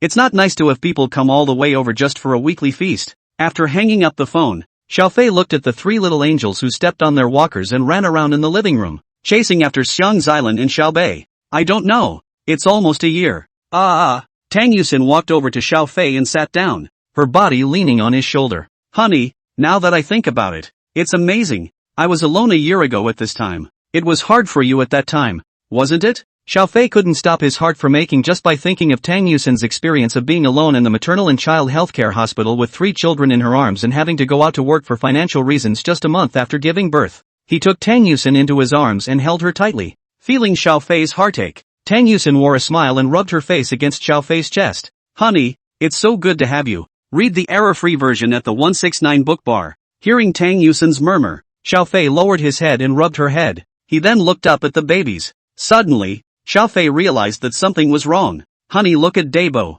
Hearing Xiao Fei's words, Tang Yusin lifted her head out of his arms and looked over towards Debeo, but didn't find anything unusual. What's wrong, honey? You wait. Xiao Fei got up, came to Debeo's side, carried Debeo out of the walker, and then carefully placed him on the ground. Debo, try it? Blah blah blah. Unsure of what his dad was trying to do, Debo had no idea, but out of habit, his lower limbs began to give out. Holding his tiny body together, Xiao Fei slowly loosened his hands holding Debeo and carefully observed. Debo's body shifted. Then, stand firm. Tang Yuxin covered her mouth in surprise. Xiao Fei took a step back and crouched down, facing Debeo with open arms. Debo, come to daddy. Blah blah blah. Because of the lack of the walker's assistance, Debeo was a bit scared, but still bravely took a small leg towards Xiao Fei. As his body swayed, Xiao Fei's breath stuttered and he subconsciously had to support him, but as a result, Debeo did not fall. Swinging, Debeo actually really walked up to Xiao Fei and pounced on him.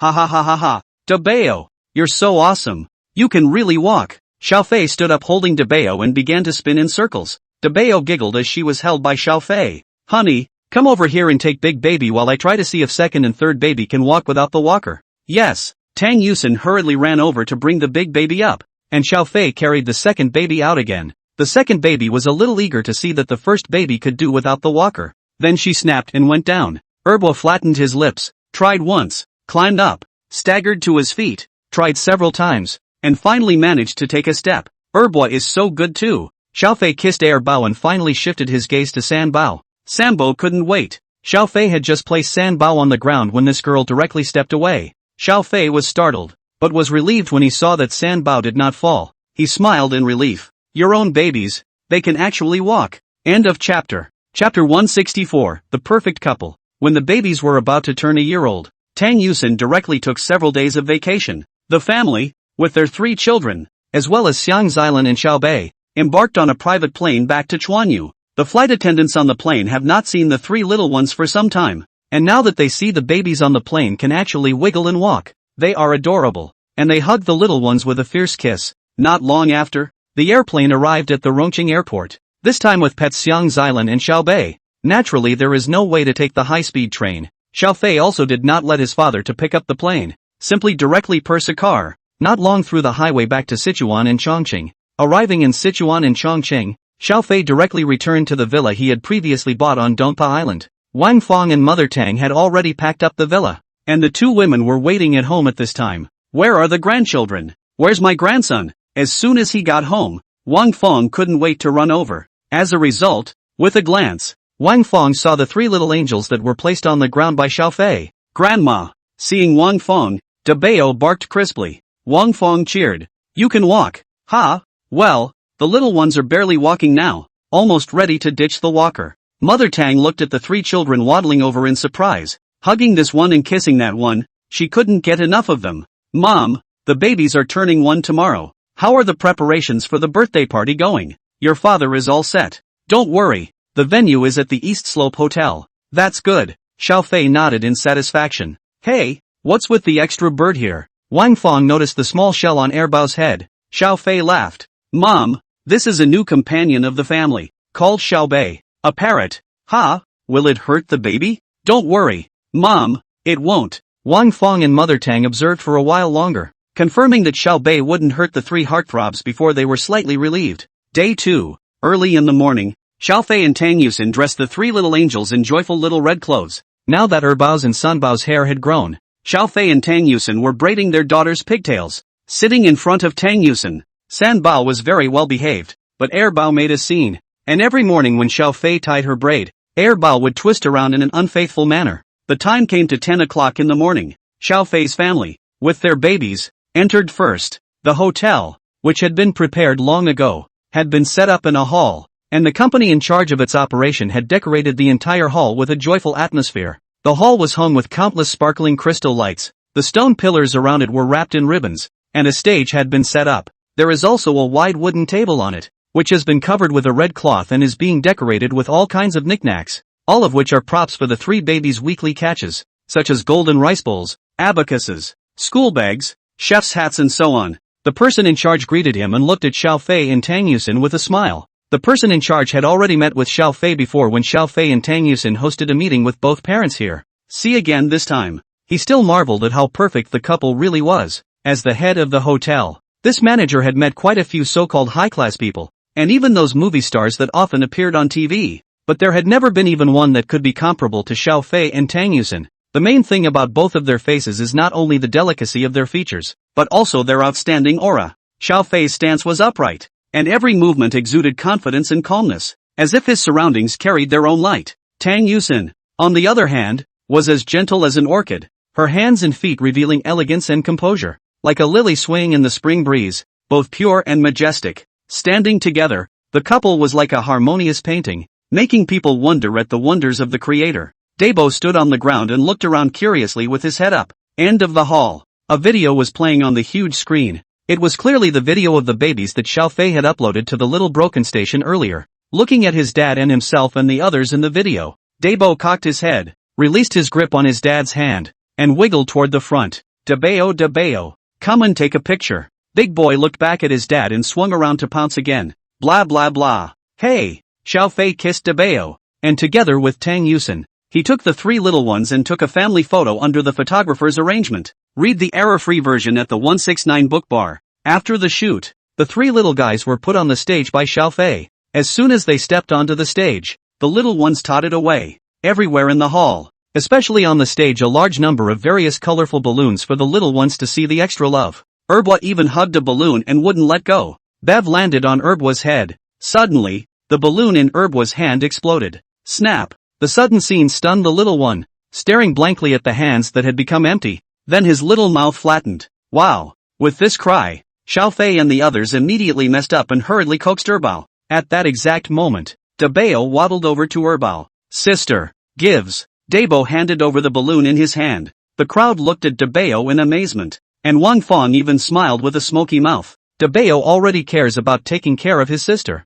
Ha! So awesome. He will definitely be a good brother in the future. It wasn't long before more and more guests arrived. It was mainly all relatives from Zhao's side of the family, but of course there were also parents from both parents. As for the classmates, since it wasn't exactly a vacation time and most of them weren't in Chuanyu, there was naturally no way to invite them. One by one, the relatives saw the three little ones and immediately teased them enthusiastically. The babies were suddenly surrounded by a large crowd and were obviously a little scared. Xiang Xilan stood in front of the three little ones, and Bei stood over Erbao's head. arms spread wide in a protective stance. The adults were even more amazed by the behavior of the two pets protecting their owners. I envy you, brother. Wu Tongtong and Wan Yuti were filled with envy. Envious of what? How old are you guys? No, brother. Wu Tongtong shook her head. I envy you guys for having such great pets. I'm more of a dog person than a cat person though, but Shannon is really cute. It wasn't like Wu Tongtong hadn't seen other ragdoll cats before, but none of them could reach the level of Xiang Xilan.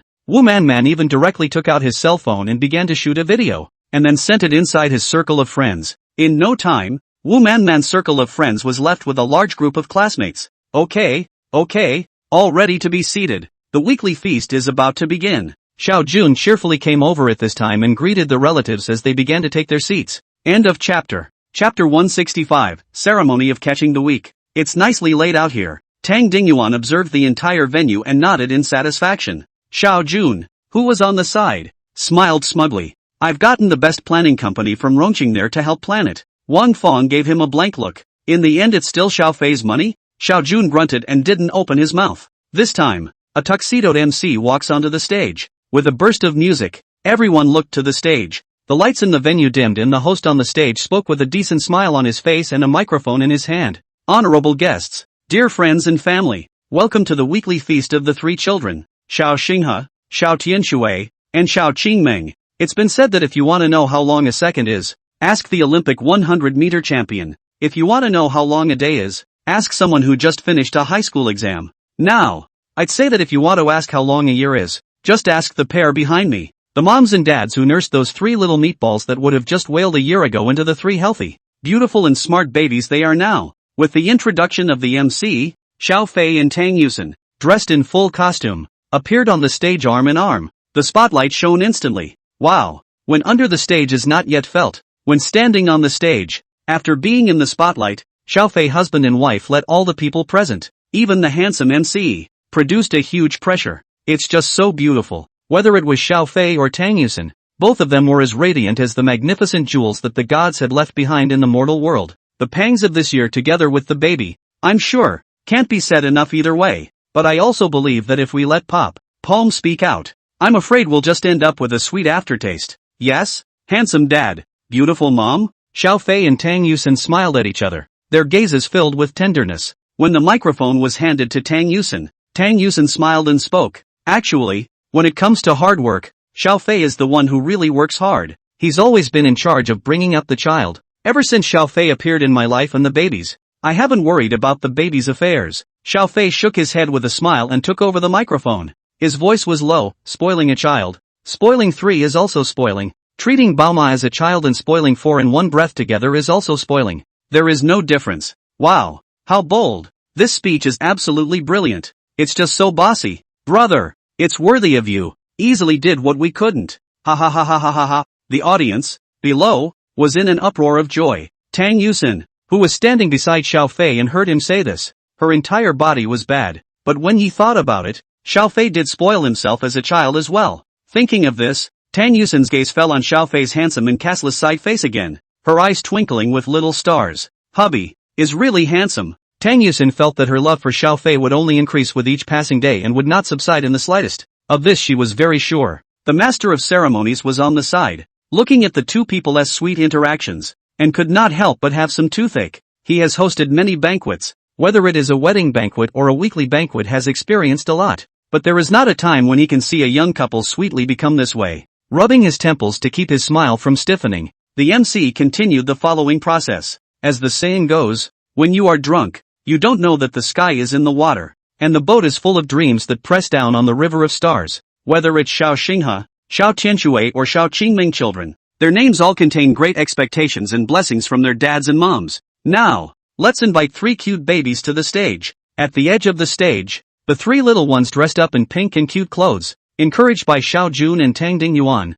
waddled towards their moms and dads at the center of the stage. At the same time, Xiang Xilan followed with a proud and graceful step. Bev fluttered her wings and landed on Shannon's back. Such a funny scene between the two critters instantly had guests laughing out loud. Ba ba ba. Well. Read the error-free version at the 169 book bar. Arriving in front of Xiao Fei and his wife, the 3 little ones directly performed the legendary thigh-hugging technique, directly hugging Xiao Fei and Tang Yusen's legs. The couple picked up the 3 little ones and placed them on a table covered with a red cloth. Xiaofei whispered to Dabeo, "Dabeo, go, pick something you like." Dabeo looked back at Xiaofei, then without any stage fright at all, he attempted to try to walk over, but because he was on a table, he ended up crouching down and crawling forward. There were quite a few things laid out on the table: books, inkstones, pens, money, jade and even some knickknacks. Dabeo looked at this and that. Finally, to the amazement of the crowd, the one thing that everyone thought was the most unlikely was chosen.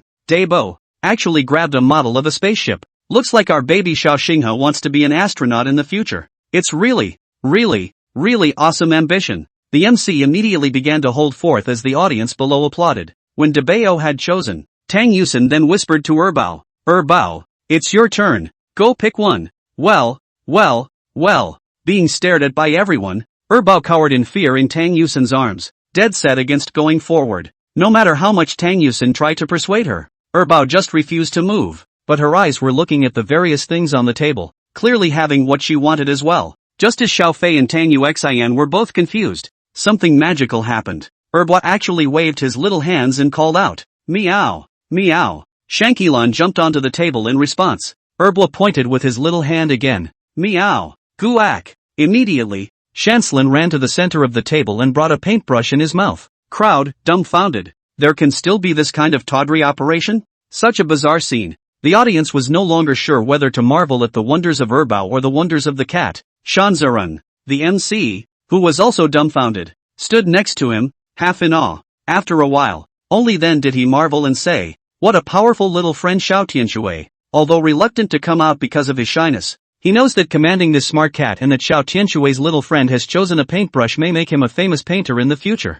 End of chapter. Chapter 166, Love Fades, right? The things Xiaofei and Tang Yusin chose to use to catch the week were all randomly selected. There was nothing special or expensive, mostly knickknacks that could be found anywhere on the market. At first, both Xiaofei and Tang Yusin thought that the babies would choose something such as dolls, the little toys that they always liked to hold in their hands and play with before. At home, turned out to be one strange behavior when it really came to catching the week. Dabeo chose the space shuttle, which is more of a very elaborate model than a toy. Erbao chose a paintbrush. When it was Sanbao's turn, whether it was Xiaofei, Tang Yusin, or the other guests, each and every one of them became incredibly expectant. What will Sanbo choose? Baby, come on, it's your turn. Oh. Xiaofei rubbed Sanbao's head. Sanbo lay down on Xiaofei's arms and rubbed against him, then drilled out. Although she couldn't do it as well as Dabeo without any stage fright, she wouldn't be like her older sister, Erbao, who had directly shrunk into Tang Yusin's arms and was dead set on not coming out. The little girl hesitates,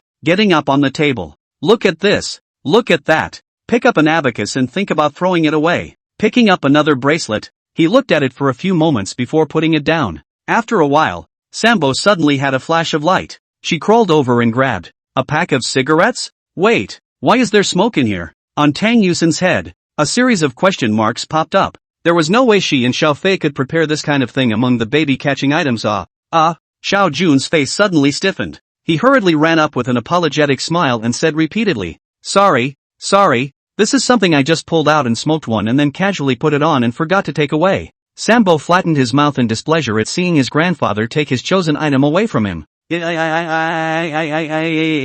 I want. No. Oh, Sanbo. Xiaofei walked over and gently coaxed the little girl. "That thing is not to be chosen. Choose one on the table again." Well, Sanbo still wasn't too happy about it, but she was going to listen to her dad. Sanbo is a good boy. Finally, Sanbo picked a syringe without a needle. Goo acres. Holding his tiny arms high in the air, Sanbo yelped with a piece of joy as if he were an athlete who had won a gold medal at the games. The MC immediately stepped forward and said, "It seems that our little friend Xiao Qingmeng is going to be a nurse or a doctor in the future. An astronaut, a painter, a doctor, all very, very good people." Next, the MC said a long list of compliments. In the meantime, a large screen behind the crowd began to show a photo, all for a couple of little ones, starting from the time they were born, to a little bit of growing up to the present. The photos Xiaofei and Tang Yusin had taken of the three little ones surfaced one by one. Looking at the photos, the couple's faces were filled with memories. At the end of the day, it even released the video that Xiaofei had taken to record every moment of the baby's growth.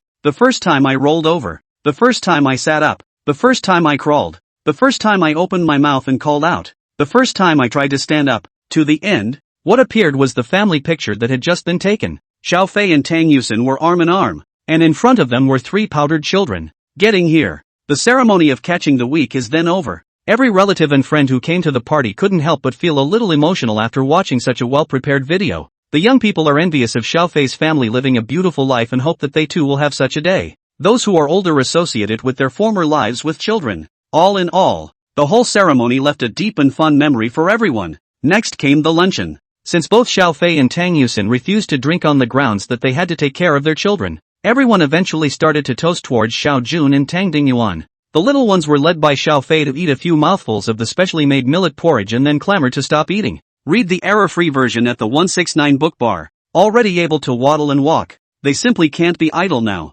After getting a little full, they want to get on the ground and spread out. Xiang Xilan stomped catwalking at the front, followed by De Bao, then Bao, who then had Xiao Bei on his head, and Sanbao at the end. Such a scene full of childish fun. Watching all the people in the meeting were straightly amused. The little ones and pets were teased by guests wherever they went. Brother, Wu Man Man ran over and pulled Xiao Fei's sleeve. I just posted the video to my friends. My classmates are asking me how you trained Vanilla and Bev. They are so smart. Indeed, today's brightest performance is undoubtedly the 2 little pets, especially Xiang Zilan. Actually, in the second treasure's Kuwak then obeyed the command, immediately brought back a paintbrush. I don't have the training. What Xiao Fei said was true, just not the whole truth. It's probably because the 3 little ones have been spending time with Shannon all the time. So over time, Shannon was able to understand what the baby was trying to say. That's too far-fetched. Do you think I'd believe it? Wu Man Man blankly glanced at Xiao Fei and ran to pester Tang Yusin again.